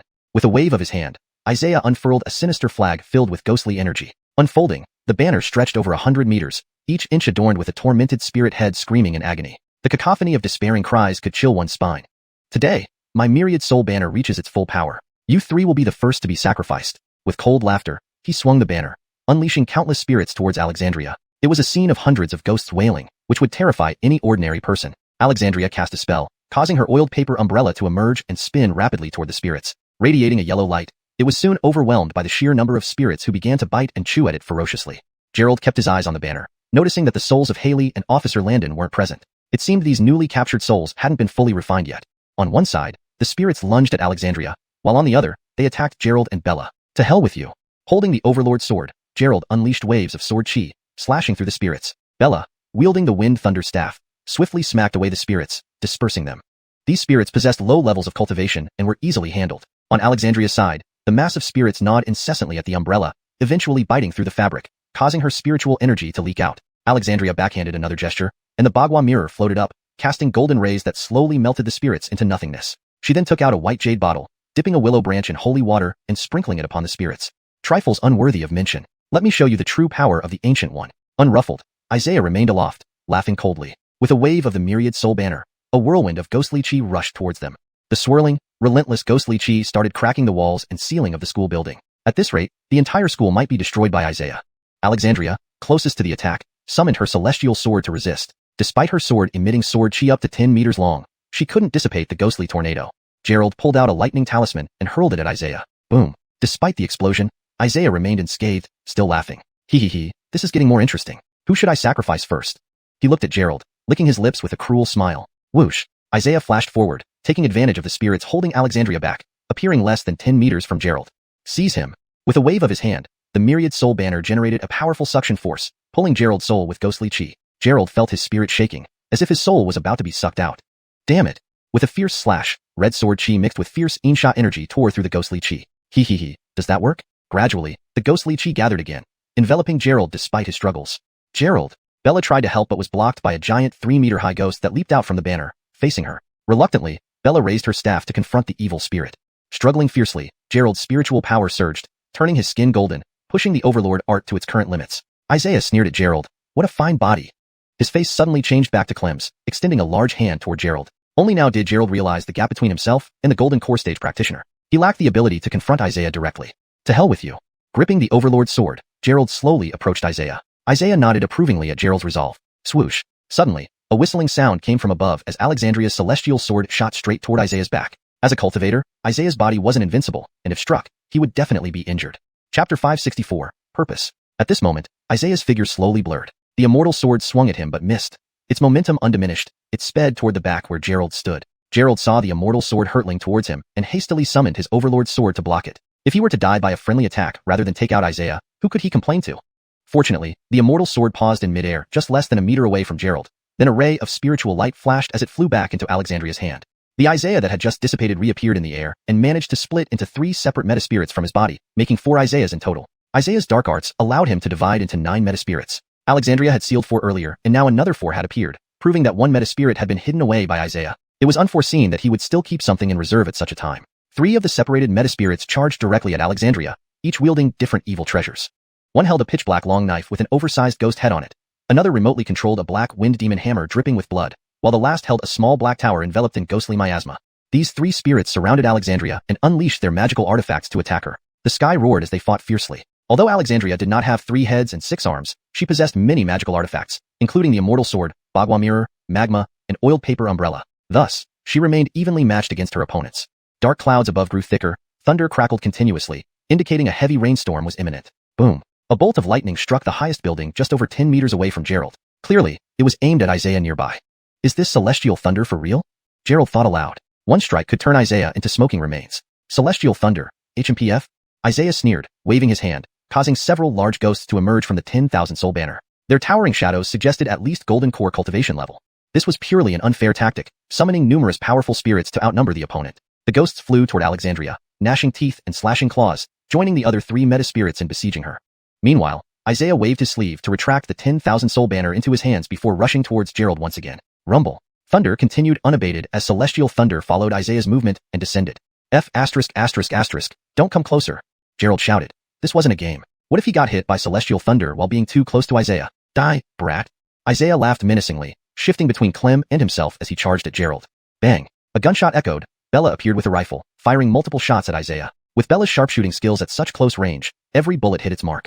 However, the bullets passed through Isaiah as though striking empty air, causing no harm. Looking for death. Annoyed, Isaiah swung the 10,000 soul banner, unleashing a surge of ghostly energy that sent Bella tumbling to the ground. My woman, you dare touch her.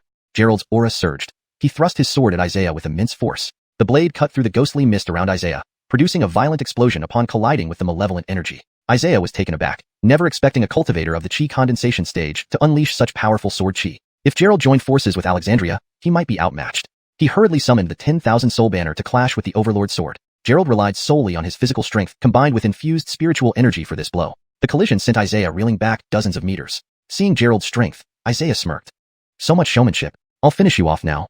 Once more, Isaiah wielded the 10,000 soul banner, generating tremendous suction pulling both Gerald's body and soul towards him. At this point, Gerald realized why Isaiah hadn't killed him despite numerous chances. He was interested in his body. With Gerald practicing the Overlord technique, focusing on dual cultivation of the body and law, his physique was exceptionally strong, capable of resisting even golden core attacks using raw power alone. Isaiah's plan was clearly to seize Gerald's body for a soul transmigration. What the hell? I'm not a woman. What do you want my body for? Gerald cursed, jamming his Overlord sword into the ground to resist the pull. Unable to assist, Alexandria unleashed the 4 sealed metaspirits along with tricolor flames to scorch the remaining spirits. Damn it! Isaiah paused, affected by the assault on his metaspirits. Go! Waving his hand again, the metaspirit holding the black long knife lunged towards the tricolor flames. Alexandria wouldn't allow it to destroy the captured metaspirits, sending the immortal sword to intercept the long knife. But instead of fighting back, the metaspirit plunged into the flames suicidally. The resulting explosion produced a mushroom cloud in the sky, unexpectedly blasting Alexandria hundreds of meters away. If not for her protective charms, this shockwave would have killed her instantly. Stabilizing herself and wiping blood from her lips, Alexandria discovered all captured metaspirits destroyed in the blast. Remaining 2 metaspirits, alongside Isaiah's main body, suddenly surged in power. Chapter 565, Body Snatching. Every time a strand of his divided consciousness was lost, his cultivation would increase by 1 level. Now, with 5 strands gone, the remaining 2 strands of divided consciousness in Isaiah's original body, along with the hidden strand, all possessed full strength. Just now, Isaiah had only half his power, yet it was already so troublesome.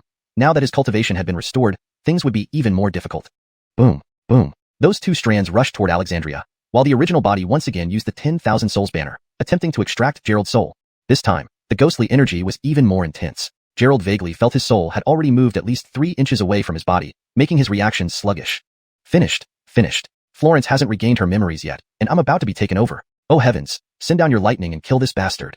Gerald thought as he took out a bunch of talismans and threw them at Isaiah without looking. Rumble. Instantly, flames shot everywhere, and thunder flashed continuously, striking Isaiah relentlessly. Isaiah did not dodge any of the talismans. His shadow flickered, and with a wave of the 10,000 souls banner, all the explosive power of the talismans was absorbed, leaving no trace behind. Gerald was horrified. This guy's strength was truly overwhelming, and there was no way to counter it. The hand holding the champion's sword was now being eroded by ghostly energy, making it impossible to hold the sword tightly. Seeing this, Alexandria quickly flew over, trying to intervene, but Isaiah's divided consciousness and several powerful ghosts immediately blocked her rescue attempt. Rumble. Thunder rained down from the sky, seemingly ready to strike Isaiah at any moment. Hee, just wait for your turn. Isaiah's voice echoed in Gerald's ear. His dark eyes shone eerily, and a black light pierced through, meeting Gerald's gaze directly. Gerald instantly lost control of his mind, feeling like he was losing control over his body, while his soul was being gradually eroded as if something was squeezing its way inside him. At this point, Gerald was in a state of soul, clearly sensing Isaiah's soul rushing toward him within the sea of consciousness. Meanwhile, Isaiah's body had completely transformed into Clem's appearance, standing motionless like an unresponsive corpse. Damn it, this old bastard actually wants to switch bodies with me. Gerald realized if Isaiah took over his body, the heavenly lightning would really strike him. Boom, boom. Thunder roared incessantly. The first few strikes weren't too strong, but later on, hundreds of meters of lightning fell. Kid, learn a lesson for your next life and don't meddle in others' affairs.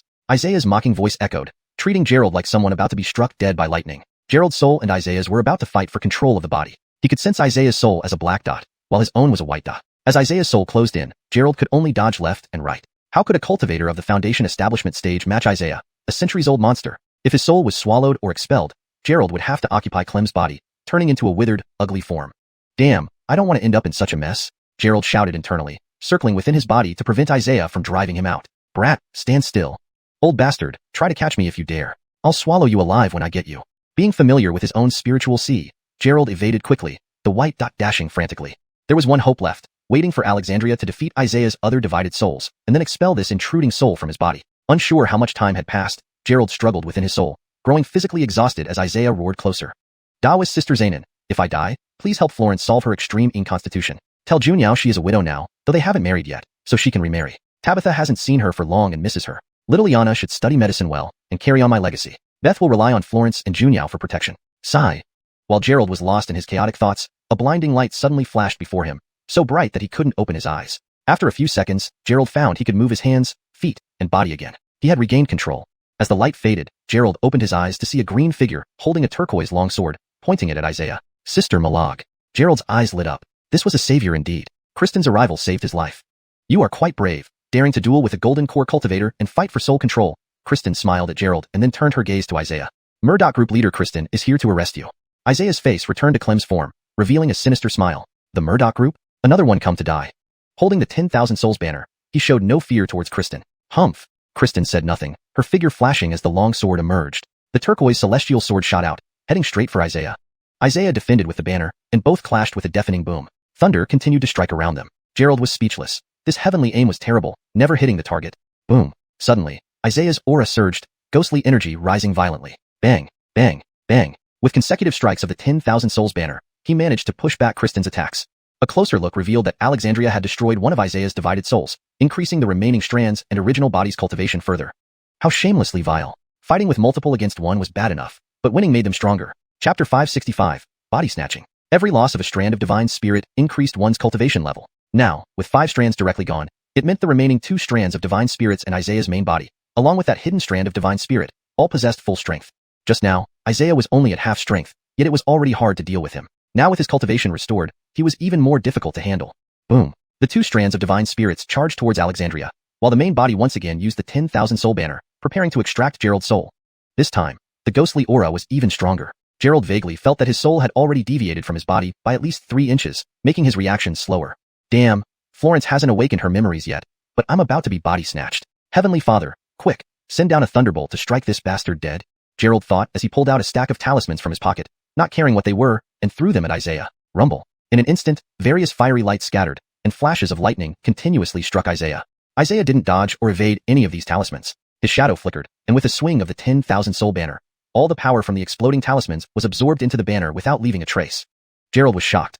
This guy's strength was truly too formidable to resist. The hand holding the champion's sword was now eroded by ghostly aura, unable to grip the sword tightly. Seeing this scene, Alexandria hurriedly flew over, intending to stop it. However, Isaiah's divine spirits, along with several powerful ghostly souls, immediately rushed forward to block her rescue efforts. Rumble. Thunder in the sky kept falling, seemingly about to strike Isaiah's head. Heh, just wait for it to hit you. Isaiah's voice echoed in Gerald's ear. His dark eyes shot out an unusual light, and a streak of black brilliance from his deep gaze locked onto Gerald. Gerald instantly lost control of his mind, feeling as if he was losing control of his body while his own soul was being gradually eroded. Something seemed to be trying to squeeze into his body. At this moment, Gerald was in a soul state, clearly sensing Isaiah's soul surging towards him in his sea of consciousness. Meanwhile, Isaiah's body had completely transformed into Clem's appearance, standing still like a living corpse. Damn it, this old bastard actually wants to swap bodies with me, Gerald thought, realizing that if Isaiah took over his body, the heavenly thunder would indeed strike him. Rumble. Thunders roared incessantly. Initially, the first few bolts weren't too large, but later on, 100-meter-long bolts fell. Kid, learn from your mistakes in your next life. Don't meddle in other people's affairs. Isaiah's mocking voice seemed to taunt Gerald, who was soon to be the evil cultivator struck dead by heavenly thunder. Gerald's soul and Isaiah's soul were about to fight for control of the body within the sea of consciousness. In this spiritual awareness, Isaiah's soul appeared as a black dot, while Gerald's soul was a white dot. Watching Isaiah's soul approach, Gerald could only dodge left and right. As a chi condensation cultivator, how could Gerald's soul power possibly match up against this centuries-old monster? If his soul were swallowed or expelled, Gerald would have no choice but to occupy Clem's old and ugly body. Screw this, I don't want to end up in someone else's body, Gerald yelled in his heart, circling within his body to prevent Isaiah from expelling him. Brat, stand still. Old bastard, try catching me if you can. I'll devour you when I catch you. Being in Gerald's body, he was naturally familiar with the sea of consciousness. Gerald dodged incredibly fast, the white dot darting wildly inside. There was one last hope, waiting for Alexandria to deal with Isaiah's other divine spirits and then drive this soul out of his body. Unsure how much time had passed, Gerald struggled in his soul form, but felt increasingly exhausted. Isaiah's roar grew louder as he drew closer. Da was Sainin, if I die, make sure to help Florence resolve her extreme inconstitution. Tell Elena she's widowed, though not married, so let her remarry. Tabitha hasn't seen her in a long time and misses her. Mindy, the little girl, should study medicine well and inherit my legacy. Beth will rely on Florence and Elena's protection. Sigh. While lost in these thoughts, Gerald suddenly saw a bright light flash before his eyes, blindingly intense, so bright he couldn't open his eyes. After a few seconds, Gerald suddenly realized he could move his hands, feet, and body again, regaining control of his body. As the light faded, Gerald opened his eyes to see a figure in green standing before him, holding a blue-green long sword pointing toward Isaiah. Sister Malag. Gerald's eyes lit up. Finally, some help arrived. Kristen's timely arrival saved his life. Otherwise, he would surely die here. You little brat is quite daring, challenging a golden core cultivator in the chi condensation stage and competing for soul control. Kristen smiled at Gerald, then shifted her gaze to Isaiah. Kristen, leader of the Dragon Group, is now authorized to arrest you. Returning to Clem's body, Isaiah showed a terrifying smirk. Dragon Group, another one seeking death. He gripped the 10,000 soul banner, showing no fear of Kristen. Himph. Without further ado, Kristen's figure flashed, her sword unsheathed, and the blue-green immortal sword shot out, flying towards Isaiah. Isaiah used the 10,000 soul banner to block, the two colliding with explosive force. Thunder continued to strike around them, leaving Gerald speechless. Heaven's aim was truly terrible, unable to hit anything. Boom. Suddenly, Isaiah's martial spirit, surged, his ghostly aura becoming even more rampant. Bang bang bang. With successive strikes from the 10,000 soul banner, Kristen's attack was pushed back. Upon closer inspection, Alexandria had already eliminated one of Isaiah's divine spirits, causing his remaining spirits and main body to increase in strength by another degree. What shameless magic. Fighting multiple enemies at once was bad enough, but after defeating some, the remaining ones became even stronger. Chapter 566, The Darkness Before Dawn. Gerald watched the battle unfold in midair, unable to intervene. Hail it. Isaiah was truly formidable. Kristen handled one opponent, and Soraya managed another, neither of them at a disadvantage. Team Pandora, let's see who finishes off this guy first. Kristen performed an elegant turn in the sky, sending out a wave of sword chi before turning to look at Soraya. Humph. Soraya gave a cold snort without replying, unleashing 3 colored flames. With her sword in hand, she charged toward Isaiah's divided spirit, accompanied by the flames. In the sky, it was a chaotic melee that felt like it could shatter the heavens. Gerald now understood the true might of a golden core cultivator when they unleashed their full power. The speed at which they flew and fought was dazzling. If not for Gerald's current cultivation and powerful divine sense, he wouldn't be able to keep up with their movements at all. This old dog Isaiah seems unable to hold on, thought Gerald, shouting loudly, Da was Sanan, Sister Malag, don't kill him outright. My sister's soul and the police officers from Zhanghai, make him surrender them first. Haley was still in a deep slumber. If her soul were lost, she would never wake up. Hearing this, Soraya and Kristen both pulled back slightly, afraid that they might use overly powerful spells and accidentally finish off Isaiah. Shushishu. Kristen swung her long sleeves and wielded her sword gracefully, sword petals swirling around her as the sword chi danced and circled Isaiah, striking at odd angles. Excellent sword, excellent swordsmanship, such formidable skills. Though Kristen injured enemies with flying swords, this sword technique was far from ordinary. Beside her, Soraya put on an impressive display, her various magical treasures flying wildly, flames shooting out, lightning flashing. It was impressive how each treasure had its unique effects, suppressing Isaiah's divided spirit so tightly he couldn't catch his breath. Destroy. Suddenly, Soraya pointed with her right hand, gathering 3 colored flames into her palm, then conjuring a fire dragon that roared towards Isaiah. Fire was the best counter against evil spirits, especially since Soraya used earthly fire. Isaiah's eyes sharpened. With only a saber as a magical treasure and no xuanhuan fan, there was no way he could withstand this attack from Soraya. Looking for death. The divided spirit shouted, and its aura surged again. It must be known that this divided spirit of Isaiah had additional strength amounting to 40% more than its original self. Combined with its golden core late-stage cultivation, the divided spirit possessed at least half-step nascent soul level power. Boom. As the fire dragon collided, Isaiah chose to resist head-on. His divine spirit power swelled dramatically, increasing in size from normal human proportions to 2 meters, 3 meters, 4 meters. Not good. He's about to self-destruct, shouted Kristen. A joke. The explosion's force now might rival a missile. Sand and rocks started flying as a violent wind swept through the area. Isaiah was being burned by flames while condensing ghostly energy. His body soon expanded beyond limit, like a fat man inflated, completely round and bloated. At this point, even a silver needle could puncture his skin. Soraya's eyes widened in shock, and she rapidly retreated while using her right hand to conjure a jade-green barrier to shield herself from the imminent self-destruction. Isaiah's main body also retreated. If too close during a self-destruction, he would suffer repercussions. Boom. An earth-shattering roar erupted. A massive vortex and intense shockwave exploded outward, centered on Isaiah's divided spirit. A huge mushroom cloud rose, black and carrying a 360-degree omnidirectional blast wave. The nearby school buildings were hit directly by the shockwave, collapsing instantly, turning concrete slabs into graphite. Gerald's eyes widened as he dashed over, embracing Bella, who was unconscious. He flicked his wrist, making his sword of Overlord rise, gathering all his spiritual power until it finally ascended into the air. Suppress. Gerald drew out the demon-suppressing mirror, its light forming a protective shield before him as the shockwave surged towards them. Carrying Bella, Gerald was like a piece of flotsam, carried away by the wind. So powerful, thought Gerald as darkness enveloped him. Though protected by artifacts, the surrounding ghostly energy was overwhelming, obscuring everything. Employing Overlord's decision to its fullest, using physical strength combined with Danteon's spiritual power, Gerald resisted the blast's impact. Gradually, blood began seeping from his body, his skin stained red inch by inch. Struggling to stay airborne, Gerald was inexperienced, especially carrying another person, making it even more difficult to sustain. As the force intensified, Gerald was blown hundreds of meters away, his clothes shredded by the force, the demon-suppressing mirror knocked away. Damn, I can't hold on. Gerald stepped back step by step after the initial blast, only to face a second wave. This was a complete joke. How could explosions happen in waves? Boom. Another shockwave made Gerald's head spin, nearly causing him to fall with Bella. Whoosh whoosh. The winds roared, making it hard to open his eyes. Falling from this height would mean serious injury or death. Suddenly, a cold hand grabbed Gerald. The ghostly energy started to dissipate, allowing him to clearly see what was happening. Soraya held onto Gerald, stopping in mid-air. Her own clothes were tattered. She looked less like an ethereal maiden and more like someone who had just survived a disaster. On the other side, Kristen stood on her sword, her outfit ragged, her forehead bleeding. Both women's aura weakened, clearly indicating that even they could not withstand the full force of the explosion. Hundreds of meters away, Isaiah held the 10,000 souls banner, looking at them with a cold expression. You forcing me to this extent is indeed your skill. Since you've brought it upon yourselves, you will all perish together. Isaiah gripped the 10,000 souls banner, his eyes cold as he stared at everyone. You handle yourself, I'll deal with him. Soraya casually tossed a pill to Gerald, then flew over to join Kristen, preparing to team up to kill Isaiah. Gerald struggled to fly, looking down at the destroyed school. Buildings collapsed, turned into ruins. Thankfully, it was a holiday. Otherwise, the damage would have been catastrophic. To push me to this extent shows your skill. Since you've done so, prepare to die with me. Isaiah clenched the 10,000 souls banner, his gaze cold. Chapter 567, Replacement. Kristen and Alexandria exchanged glances, concluding that Dalton must have lost his mind. Now he had nothing left except the 10,000 souls banner.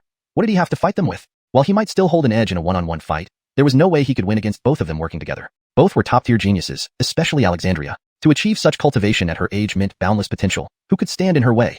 Rumble. Dark clouds covered the sky. Thunder roared louder. Lightning approached visibly, as if the raging celestial thunder aimed to further ravage the ruins already reduced to ashes. Alexandria frowned slightly, noticing something off. Clearly, this heavenly lightning was directed at Dalton.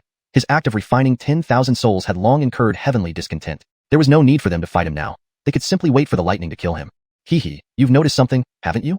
Xiang Yu watched them with a sinister expression, a peculiar smile creeping across his face. His tightened skin revealed bones beneath, looking particularly eerie under the lightning's glow, adding to the chilling horror. Boom. A bolt struck within 10 meters of Dalton, its aftereffects reaching him. Suddenly, Xiang Yu darted toward Alexandria and Kristen. The lightning then struck again like a homing missile, pursuing him relentlessly. Both women simultaneously fled sideways, one in white light, the other in green. Knowing that celestial lightning targeted Dalton alone, being too close would risk getting hit indirectly. Helping him take the blow was not worth it. Thus, a bizarre scene unfolded in the sky. Kristen and Alexandria frantically fleeing, while Xiang Yu rushed towards them accompanied by continuous bolts of lightning.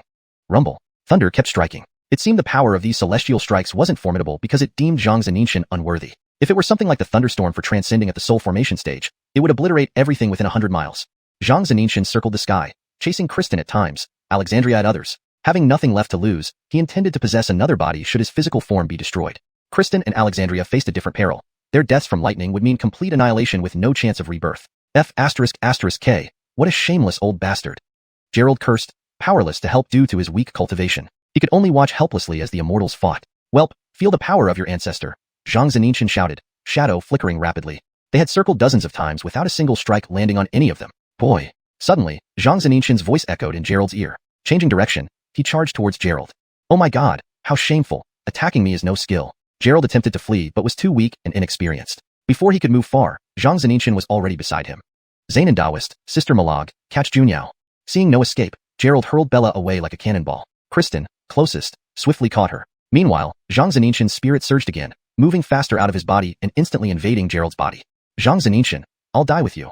At that moment, Garfield rushed forward, unleashing all his power to block Xiang Yu's spirit. Carnell, you were foolish in life and are even more so in death, Xiang Yu sneered, swatting Garfield aside effortlessly.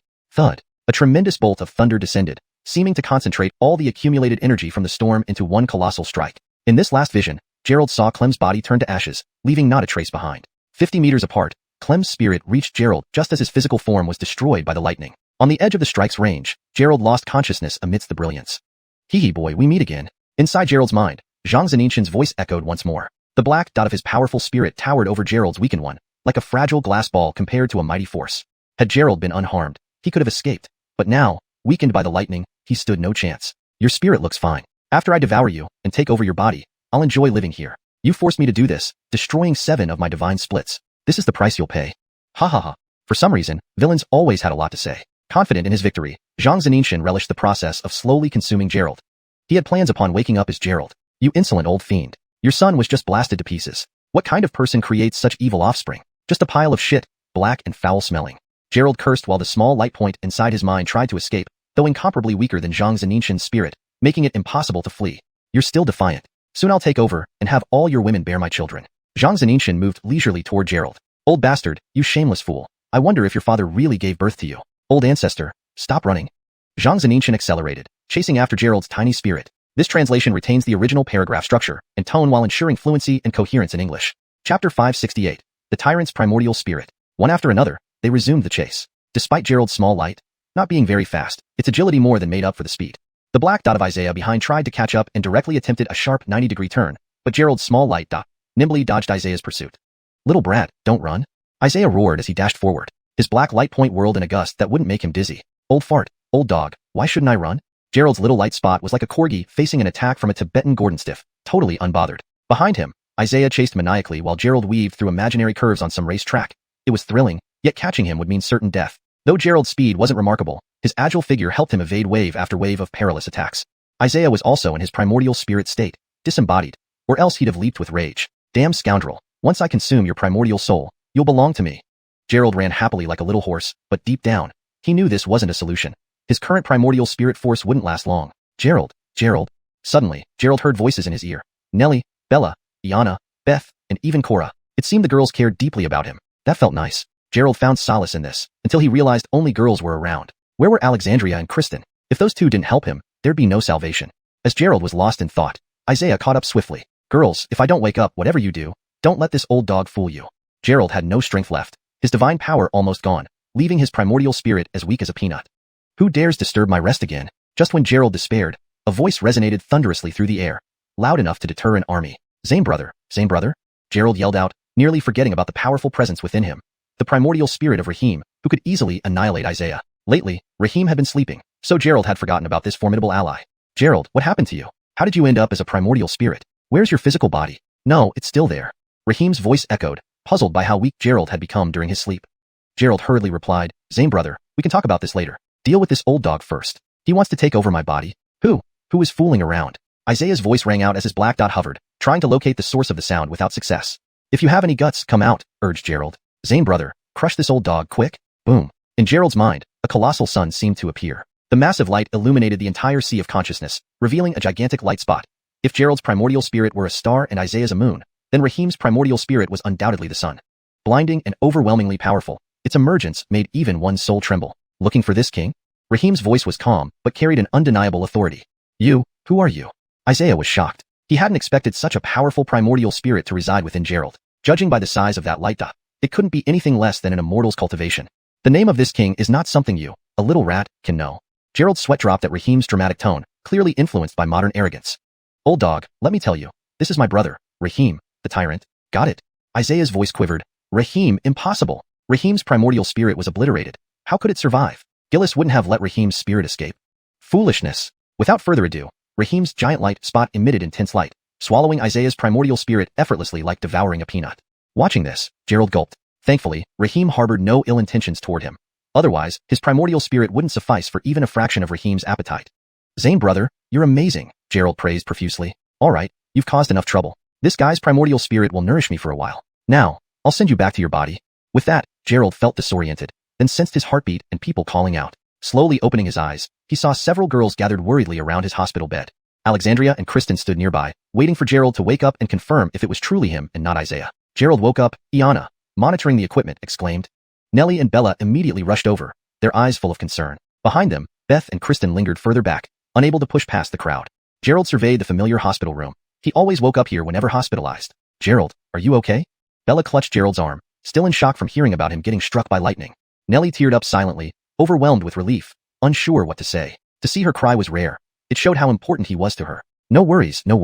Does it look like I'm hurt? Gerald moved his body, ensuring he hadn't been damaged by the lightning. A celestial bolt should have injured him, even in its fringe. Step aside, let's catch up later. Kristen and Alexandria pushed others aside, stepping before Gerald, inspecting him intently with peculiar looks. Chapter 569. Identity Verification. Hey, why are you staring at me like that? You can't possibly think I'm that old dog Isaiah, right? Gerald instantly understood the women's scrutinizing gazes. Enough chatter.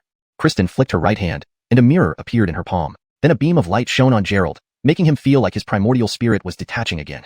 The mirror of truth, it's really a good thing, Alexandria said calmly. Kristen remained silent, carefully scrutinizing Gerald. His primordial spirit seems fine, but this is impossible. With such weak cultivation, his primordial spirit should be far weaker than Isaiah's. He should have been consumed. Kristen frowned, unable to comprehend it. Are you Isaiah? Gerald nearly spat out blood. What kind of question was that? Even if it were true, would he admit it? The mirror of truth is useless too. If there was a soul possession, we wouldn't get any answers from it. Kristen shook her head, seemingly helpless. Hey, you guys want to interrogate me after I've been struck by lightning? I'm a patient here. Do you have any humanity left? Gerald risked his life to deal with Isaiah and woke up to this treatment. Where was the law? This is for your own good. I don't want an evil cultivator around me in the future. Alexandria tapped her right hand, and tricolor flames appeared in her palm, capable of burning not only flesh but even souls. Hey, are you serious? You treat your heroes like this? I'm the honest young gentleman. How could I lie? Gerald realized they were about to torture him as soon as he woke up. He wished he had never woken up. That tone is clearly Gerald, Iana remarked, certain it was him. His shameless demeanor wasn't easily imitated. After being possessed, one can gain the memories of the original owner. That's why these answers don't count, Kristen noted. Speechless, Gerald exclaimed, then how do you confirm that I am who I say I am? This was beyond the realm of cultivation, delving into philosophy. A problem tougher than proving a father is a father. Alexandria pondered, having no answer herself. Dreamhan, save your husband. Junyao, save your spouse. Xuanhuan, save your love. Tabitha, save your benefactor. Xandra, I'm your master. Seeing the approaching flames, Gerald shook his head vigorously. Being burned by the elemental fire wouldn't end well. How about we call it off? He sounds just like Gerald with those shameless words, Bella suggested. Nellie nodded. I think so too. Where did we first meet? Beth asked. When you were drunk and bullied by hooligans. I saved you, but Junyao caught me as a pervert, Gerald replied quickly. Where is Ellie's heirloom? Cora asked. On the wishing tree at Clear Void Mountain, Gerald answered fluently. After more questions, all the women believed him except Alexandria and Kristen. Then tell me, how did you escape being possessed by Isaiah? And where is his primordial spirit? It definitely entered your body back then. If Gerald couldn't answer, he must be Isaiah, with no other explanation. Everyone looked expectantly at Gerald for an answer. Lately, Alexandria had talked a lot about the changes after soul possession, ensuring they didn't fall for a deceiver. Gerald furrowed his brow, realizing that revealing Rahim's existence was critical now or face torment. Zayn and Daoist, I can only tell you. After some thought, Gerald decided to confide only in Alexandria. All right, everyone else, please leave. When others exited the room, Alexandria closely examined Gerald, trying to discern something but finding nothing unusual. The reason I wasn't successfully possessed by Isaiah is because there was an even stronger primordial spirit within me. Hearing this, Alexandria seemed to recall something. Whose spirit? Why didn't it possess you? A stronger spirit could easily possess Gerald, so why leave him alone? Gerald waved his right hand, and the Overlord's sword appeared, gleaming with a bronze hue and red light beneath. Do you know whose magical treasure this is? Gerald asked. Alexandria shook her head. This artifact has such intense insha qi. Its original owner must be a renowned killer. Given its appearance as a bronze sword, it could be from the Warring States period to the Han Dynasty when China was in turmoil, producing countless war gods. So I can't pinpoint the exact identity. She was indeed knowledgeable, considering the many warlords from the Warring States to the Chu Han contention. Famous names like Bai Qi, Wang Jian, Lianpa, and Li Mu were all war gods in their own right. This is Rahim's personal sword. Alexandria's pupils dilated. Rahim's fame transcended both mortals and cultivators. When Rahim committed suicide at the Wu River, he had nearly reached immortal-level cultivation, defying heaven but still falling to divine interference. Clearly, there's a connection.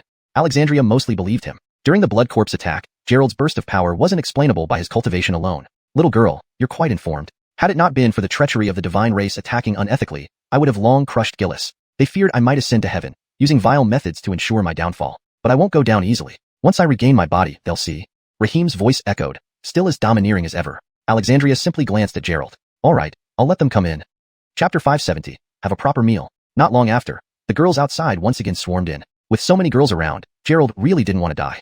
How did you confirm it? Kristen asked softly from outside the door. She couldn't figure out what methods Gerald had used to avoid being possessed by Isaiah. Alexandria said, just trust that it's Gerald. I have other matters to attend to now.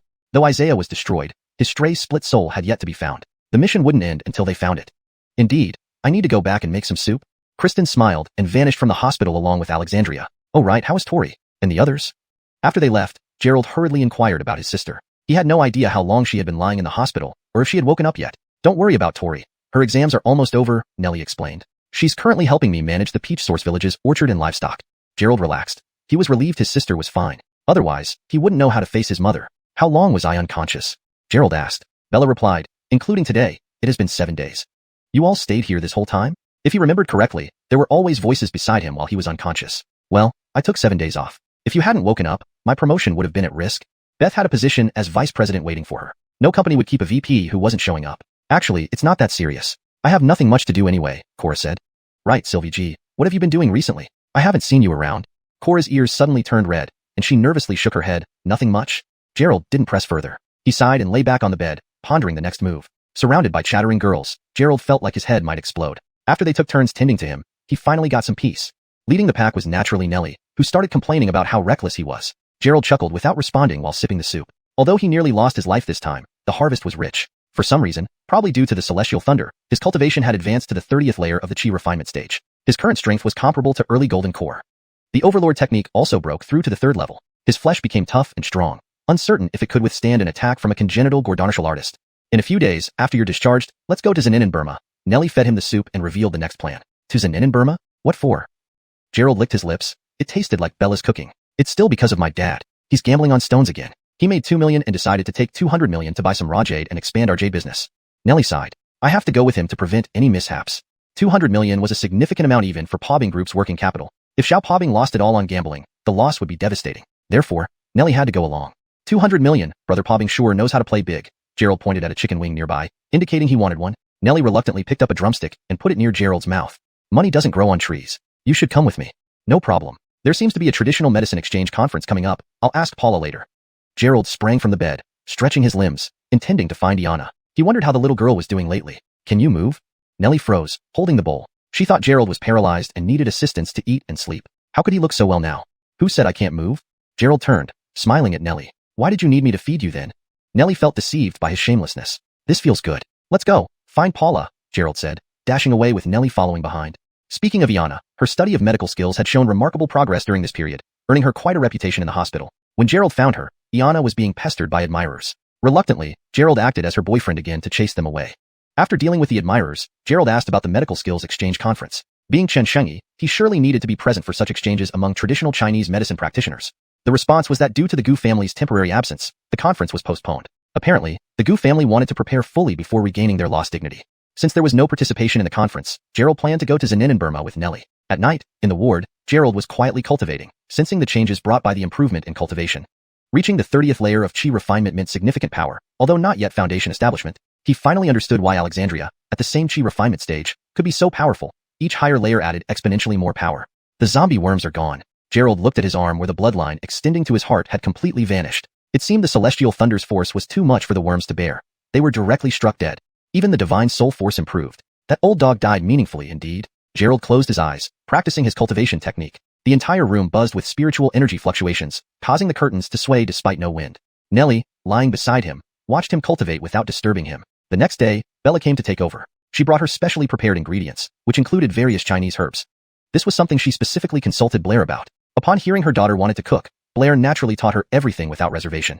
My dear wife is so good. Gerald lounged on the bed, teasingly. Each hospital stay felt like a luxurious life of ease, a truly pleasant experience. Shut your mouth and have your meal properly. Bella placed a bowl of soup beside Gerald, grumpily remarking, You lack ability but act the hero, almost losing your life. Chapter 571. Fall. Gerald rubbed his nose, jesting that he would soon grow plump with all the sumptuous food served early in the morning. It's not my fault that old dog is craving for my body. I have no choice. And you're not a cultivator, otherwise, that old dog might have set his eyes on you. Bella shot Gerald a disapproving glance and took the bowl and chopsticks. Hurry up and eat. Crime cases have increased recently, and I still have to work this afternoon. Although she was a member of the Dragon Group, Bella officially worked as a police officer. Due to Isaiah's series of events, Jiangxing's feng shui seemed disrupted, leading to an uptick in crime. Therefore, she had no choice but to work overtime to maintain peace in Jiangxing. All right. Gerald nodded. By the way, Florence and I will be heading to Zenin in Myanmar in a few days. Do you want to come along? Why should I go? To be a third wheel? Bella retorted.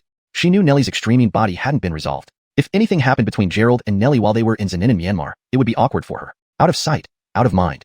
Okay, I knew you wouldn't go. Be careful. I won't visit you during this period.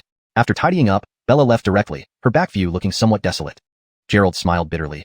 It wasn't so easy to get into these kinds of situations. A few days later, Beth and Cora came again, and Raquel visited Gerald twice. Since Gerald was quite lively, visits gradually tapered off.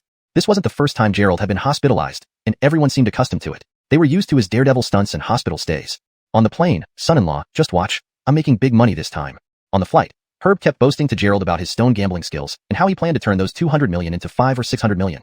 Beside him sat Ethan and Sterling, along with an elder, the seriously injured Ishan. Ishan's injuries weren't fully healed, but with the help of Gerald's elixirs, he could move freely, though he couldn't adjust his inner strength. He accompanied them to help inspect matters with his keen eye, and also to relax outside of Jiangxing. Dad, can you please be quiet? Who talks like you do? Nelly remarked. Though they were in first class, there were other passengers. Everyone else was resting, and Herb's continuous chatter was irritating.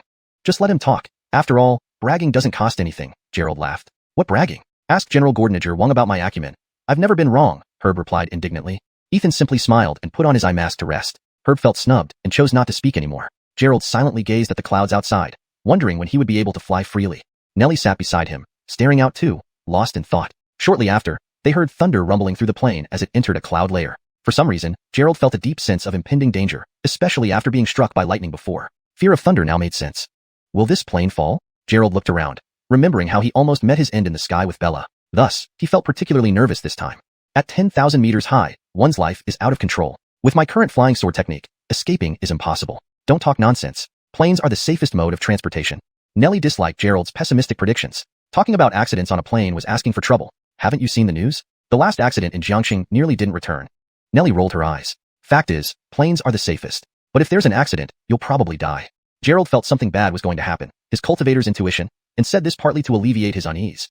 You're so annoying. If you're scared, rest, wear headphones, an eye mask, and sleep until we reach our destination. Nellie thought Gerald was acting strangely, repeatedly talking about plane crashes. It wasn't normal. Gerald took a deep breath, looking at the dense clouds outside, feeling more uneasy. The plane was climbing, trying to pass through the thunderstorm. As it ascended, the push against their backs grew stronger. Snap! Lightning suddenly struck near the plane's side, close to Nellie and Gerald. This lightning isn't stopping. Rain poured down, pelting the plane as if trying to tear through it. Snap! Snap! 2 more bolts of lightning struck toward the plane. Not yet. I'm just a lowly 30-layer chi cultivation shrimp. It's not time for celestial tribulation. Heavenly Tao, don't strike me. Gerald thought, but obviously, heaven wouldn't listen. Boom. A series of lightning bolts traveled from afar and hit the plane. Although not enough to bring it down, the electrifying scene sent chills down everyone's spines. Damn, such strong lightning. Will it knock the plane down? Herb exclaimed, then looked at Gerald and Nellie for their reactions. Where did they go? When Herb turned around, Gerald and Nellie were gone from their seats. At the moment the plane was struck by lightning, Gerald and Nellie experienced a blinding flash, and then they were instantly transported away from the plane. Ah! Accompanied by a piercing scream, Gerald regained consciousness amid a sensation of weightlessness. He saw himself plummeting rapidly. The scream came from Nellie, who had fallen even earlier. Gerald immediately focused his energy, waving his right hand to summon the champion sword. Leaping into the air, he flew towards Nellie using the aerial techniques he'd just learned, riding the celestial sword swiftly. Hashtag chapter 572, the mysterious space. Fortunately, Nellie's descent was not too rapid, and they didn't seem to be 10,000 meters in the sky. The altitude from the ground was no more than a kilometer. Gerald dashed with his sword like a bolt of lightning, catching up to Nellie in an instant. Just as Nellie was about 100 meters above the ground, Gerald swooped in from behind, grabbing her around the waist and pulling her into his arms. Nellie was already terrified out of her wits, hiding in Gerald's embrace and trembling violently. This was far more exhilarating than bungee jumping. A fall from a kilometer high, the sensation of weightlessness and powerlessness, the thought of turning into mush upon impact. Florence, are you okay? Gerald held Nellie gently as he slowly descended to the ground. Her fear subsided slightly, and she shook her head, tidying up her disheveled hair. Where are we? Upon hearing Nellie's question, Gerald realized something strange. They had been on an airplane moments ago, which should have been at an altitude of 10,000 meters if it had indeed disintegrated due to lightning. They certainly shouldn't have landed just a kilometer above the ground. Furthermore, there had been a fierce storm and thunder just moments ago, but now the sky was clear and sunny. Gerald glanced around. They were in a vast plain, with a distant mountain visible on the horizon. Apart from this, there wasn't even a single house. Pulling out his phone, he found no signal whatsoever. This puzzled Gerald. Falling from an aircraft might sever connections, but not to the point where there was zero signal. In China, cell phone signals were almost omnipresent. Even without 4G, not having 2G seemed exaggerated. Gerald used his divine sense to scan the surroundings. For several kilometers in all directions, there was nothing but vegetation, not even a bug or a grasshopper. Gerald, look. Nellie pointed towards the sky. Following her gaze, Gerald was momentarily dumbstruck. The sky was cloudless, yet 2 suns hung high overhead. Indeed, 2 suns. The intense light made the temperature significantly higher. Holy crap, 2 suns. Wait, those 2 things might not even be suns. The term sun referred to a specific star in the Milky Way, but these luminous celestial bodies clearly weren't that sun. Gerald, what do we do? Where are we now? Nellie was growing anxious. Everything here felt eerie and defied logic. I wish I knew where we are. Without any signal, Gerald had tried to contact Ba Wang via mental transmission earlier but received no response. This place clearly wasn't Earth. Gerald noticed the spiritual energy here was much more abundant than on Earth, at least 10 times as much. Even the distant mountain was enveloped in a thick aura, likely possessing hundreds of times more spiritual energy than Earth. Cultivating here would be incredibly efficient, advancing rapidly. However, given the lack of visibility and resources, one might die before achieving anything significant. Are you hurt? If you're fine, let's go to that mountain first. Gerald pointed to the distant mountain and waved his right hand, summoning the xuanhuan. Fortunately, he had brought food, water, and this versatile vehicle from his storage space. Otherwise, walking would have been futile, potentially breaking their feet without ever knowing where they were. Okay, let's see if we can find anyone. Nellie nodded and got into the car with Gerald. The engine roared as they headed toward the mountain. Though it looked close, it was likely over 100 kilometers away. Surrounded by plains, this solitary mountain stood eerily alone. Along the way, Gerald used his divine sense to observe, finding no animals but discovering many rare herbs that had long vanished from Earth. These herbs were only mentioned in ancient records. This can't be the heavenly realm, can it? The 3 realms had once been connected, so secret pathways might still exist. It was possible that Gerald and Nellie had accidentally entered one and been transported here. No signal. I hope my father is okay. Nellie pocketed her phone, looking worried. They should be fine. When I regained consciousness, you were the only one around, and there was no sign of the plane. Gerald believed only they had been transported, likely because they were cultivators while the others were ordinary humans who couldn't trigger spiritual energy fluctuations. Hopefully. Nellie raised her wrist to check the time but noticed the watch hands moving erratically, indicating unstable geomagnetic fields. After half an hour, they finally reached the foot of the mountain. It was much taller than they had imagined. They couldn't even see the peak, which was hidden by clouds. Unable to drive further, they put the car away and started walking. Gerald didn't immediately start climbing. He led Nellie to areas where signs of human activity might be found based on his experience collecting herbs in Dacheng Mountain. They walked for some time, finding nothing besides vegetation. By evening, the twin suns set from opposite directions, plunging everything into darkness. Without sunlight or moonlight, it was terrifyingly dark. Gerald took out the xuanhuan again, deciding to spend the night in the car. Gerald, do you think we'll never get back? Nellie lay down on the rear seats, which could recline flat for comfort. Don't worry, since we can come here, we can surely find a way back. Get some sleep. It's too dark to see anything. Are you hungry? Have something to eat. Gerald took out various foods from his storage space, originally meant for Little Wolf during the Dacheng Mountain trip. There was plenty, but without replenishing supplies, they could survive for at most a month. Nellie took a canned coffee and drank it gulping down. Drinking coffee at midnight? Won't you have trouble sleeping? Gerald chuckled. Nellie lay half reclined on the seat, her eyes glazed over. Whether I drink it or not, I won't be able to sleep. Translation maintained the original paragraph structure, tone, and ensured natural English flow. Chapter 573, A Moment of Bliss. Gerald could only sleep beside Nellie, chatting with her and coaxing the young lady to sleep. Nellie remained worried, and their conversation dragged on for hours. Time seemed to slip away unnoticed as they talked. Gerald held Nellie close, guiding his spiritual energy through his body and massaging her acupoints with his hands. Gradually, Nellie finally fell asleep. When the twin suns rose again, a warm spiritual aura bathed them, and Gerald helped Nellie up. They continued climbing the mountain, and as they ascended higher, their spiritual energy became even more abundant. For several days, Gerald and Nellie walked endlessly. Occasionally, Gerald would fly with her using his sword, but they still couldn't reach the mountain's peak. Gerald, I feel cold. Nellie shivered, nestling closer into Gerald's arms. Her lips were turning blue, and her face was pale. What's wrong? Gerald quickly carried Nellie and landed on the ground. I'm so cold. I don't know why, my whole body feels frozen. Nellie felt like she had plunged into an icy cave. Her entire body was numb from the cold, and she lacked the strength to move. Did you catch a cold? Gerald touched her forehead, feeling an icy chill that made his hand go cold. This was clearly not a normal human temperature. Nellie's temperature was probably around 4 or 5 degrees Celsius and still dropping. If it were an ordinary person with such low body temperature, they would have been dead already. Gerald instantly understood. Nellie's extreme inconstitution had flared up. Only an extreme inconstitution could result in such low temperatures, and during an episode, the body temperature could drop to near zero before gradually rising. In extreme cases, the body would become too hot, ultimately leading to death. Florence, stay awake. Meadow said it would take a year for her constitution to flare up. Why had it happened so early? Could it be because the abundance of spiritual energy here caused Nellie to unconsciously absorb some of it, triggering this episode due to the stimulation of spiritual energy? Gerald didn't have time to think. He stripped off his clothes and placed them on the ground, then laid Nellie on top. Removing her clothes, he revealed her beautiful body, now exceptionally pale due to the drop in body temperature. First, Gerald administered pills to ensure she wouldn't die from hypothermia. Next, he used silver needles to stimulate her acupoints, helping to activate her vital blood. But none of these methods worked. She was still very cold, and her body began to form a thin layer of frost. Gerald, can you hold me tighter? Nellie whispered weakly. Am I dying? Don't talk nonsense. How could you die? Gerald gazed at Nellie. It looked like he had no choice but to use the last method Alexandria mentioned. He picked her up, pressed his lips to hers, and infused his extreme young spiritual energy directly into her body. In an instant, Nellie felt like she had been given a shot of adrenaline. Her pupils tightened, and her legs instinctively wrapped around Gerald's body. Florence, I'll treat you well. Gerald looked at Nellie gently, aware that this method might trigger her memories. If her memory returned, he wasn't sure what would happen next. Okay. Nellie seemed to understand what would follow. Her eyes were like pools of water, and her face flushed with embarrassment. Amidst this tender affection, Gerald proceeded with his next actions. Both willingly, there was no hesitation between them. Soon, in the midst of the forest, two figures gradually merged. Truly, one moment of bliss surpassed countless moments of mundane life. The union of the golden boy and jade girl, a match made in heaven. Over the next day and night, Nellie lay on the ground, barely able to get up. But the aura emanating from her body left even Gerald slightly intimidated. No way, she's at the foundation establishment stage now? Gerald widened his eyes, staring at Nellie. If his divine sense was correct, Nellie had now achieved the foundation establishment stage. He had trained so long and exhausted all efforts to reach foundation establishment, yet Nellie, who had just awakened her constitution, had already succeeded. Was there any justice in the world? Any law? Any humanity? Why are you looking at me like that? Nellie pulled the nearby clothes over her body, blushing and charming. Now she was truly Gerald's woman, and the feeling was quite nice. There's nothing wrong, you're really beautiful. Gerald smiled, relieved that nothing unusual had happened, and Florence was still Florence. Pervert. Nellie shot him a playful glare. Where exactly was he looking? If you call me a pervert, then I'll act like one for you to see. Gerald stretched his muscles and pounced like a hungry tiger. After another day and night, Nellie surrendered. The two returned to the xuanhuan, where Gerald taught Nellie the basics of cultivation and gave her spirit stones and magical treasures for protection.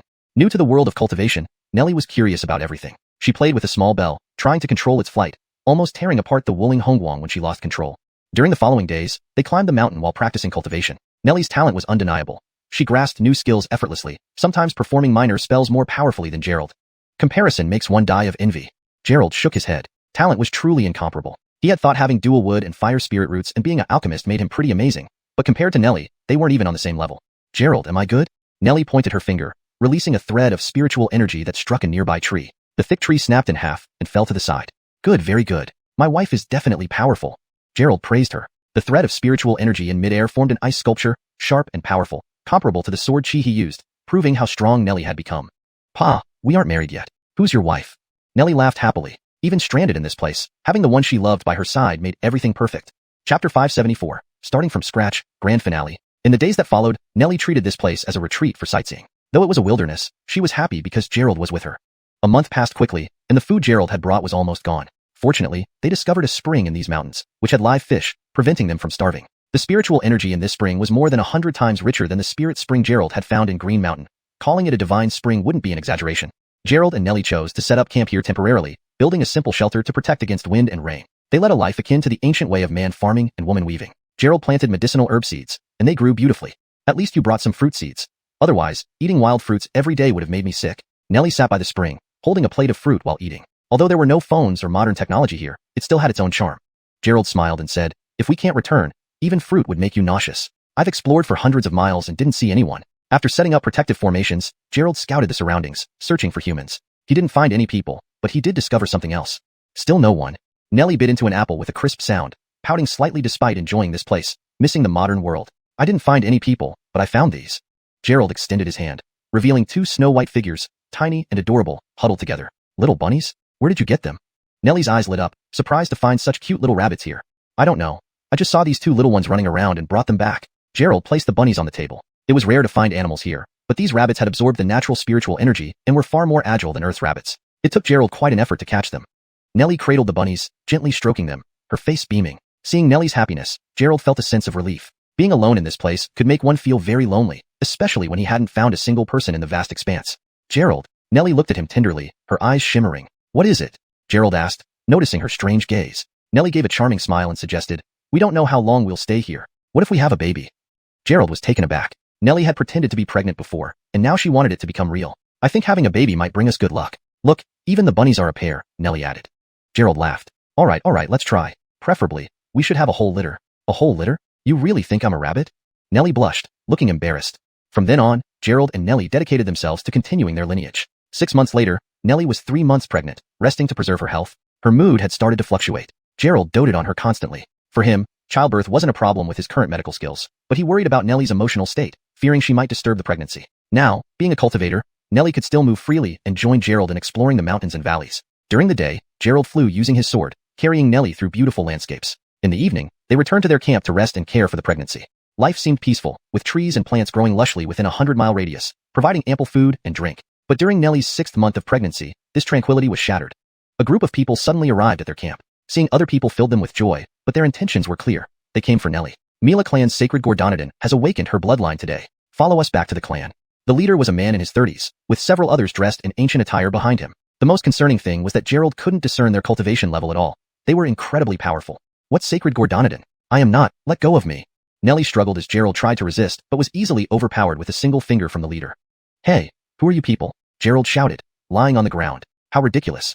After a year without seeing anyone, these people show up out of nowhere. Mila clan of Malagzu, our sacred Gordonadon has awakened her bloodline and must return to the clan to undergo refinement by the Holy Spring. The leader showed no murderous intent towards Gerald, but insisted on taking Nelly. Gerald was to be left behind.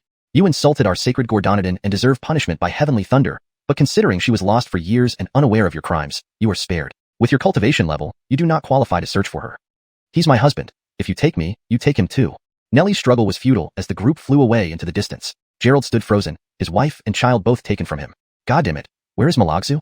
Looking at the sky, Gerald had never heard of Malagzu. Who knew where it was? After waiting a year to meet people, they turned out to be such oddities. Saying it's Malagzu, at least give a map.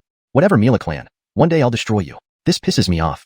Gerald brandished his sword of Overlord, waving it wildly before calming down. Raging wouldn't help, finding Florence was the priority. Watching the direction they flew, he deduced Malagzu must be in that area.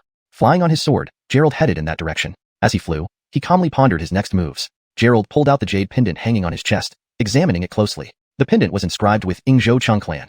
Just like Malagzu, he didn't know where Zhou was either, but he knew it wasn't in the human realm.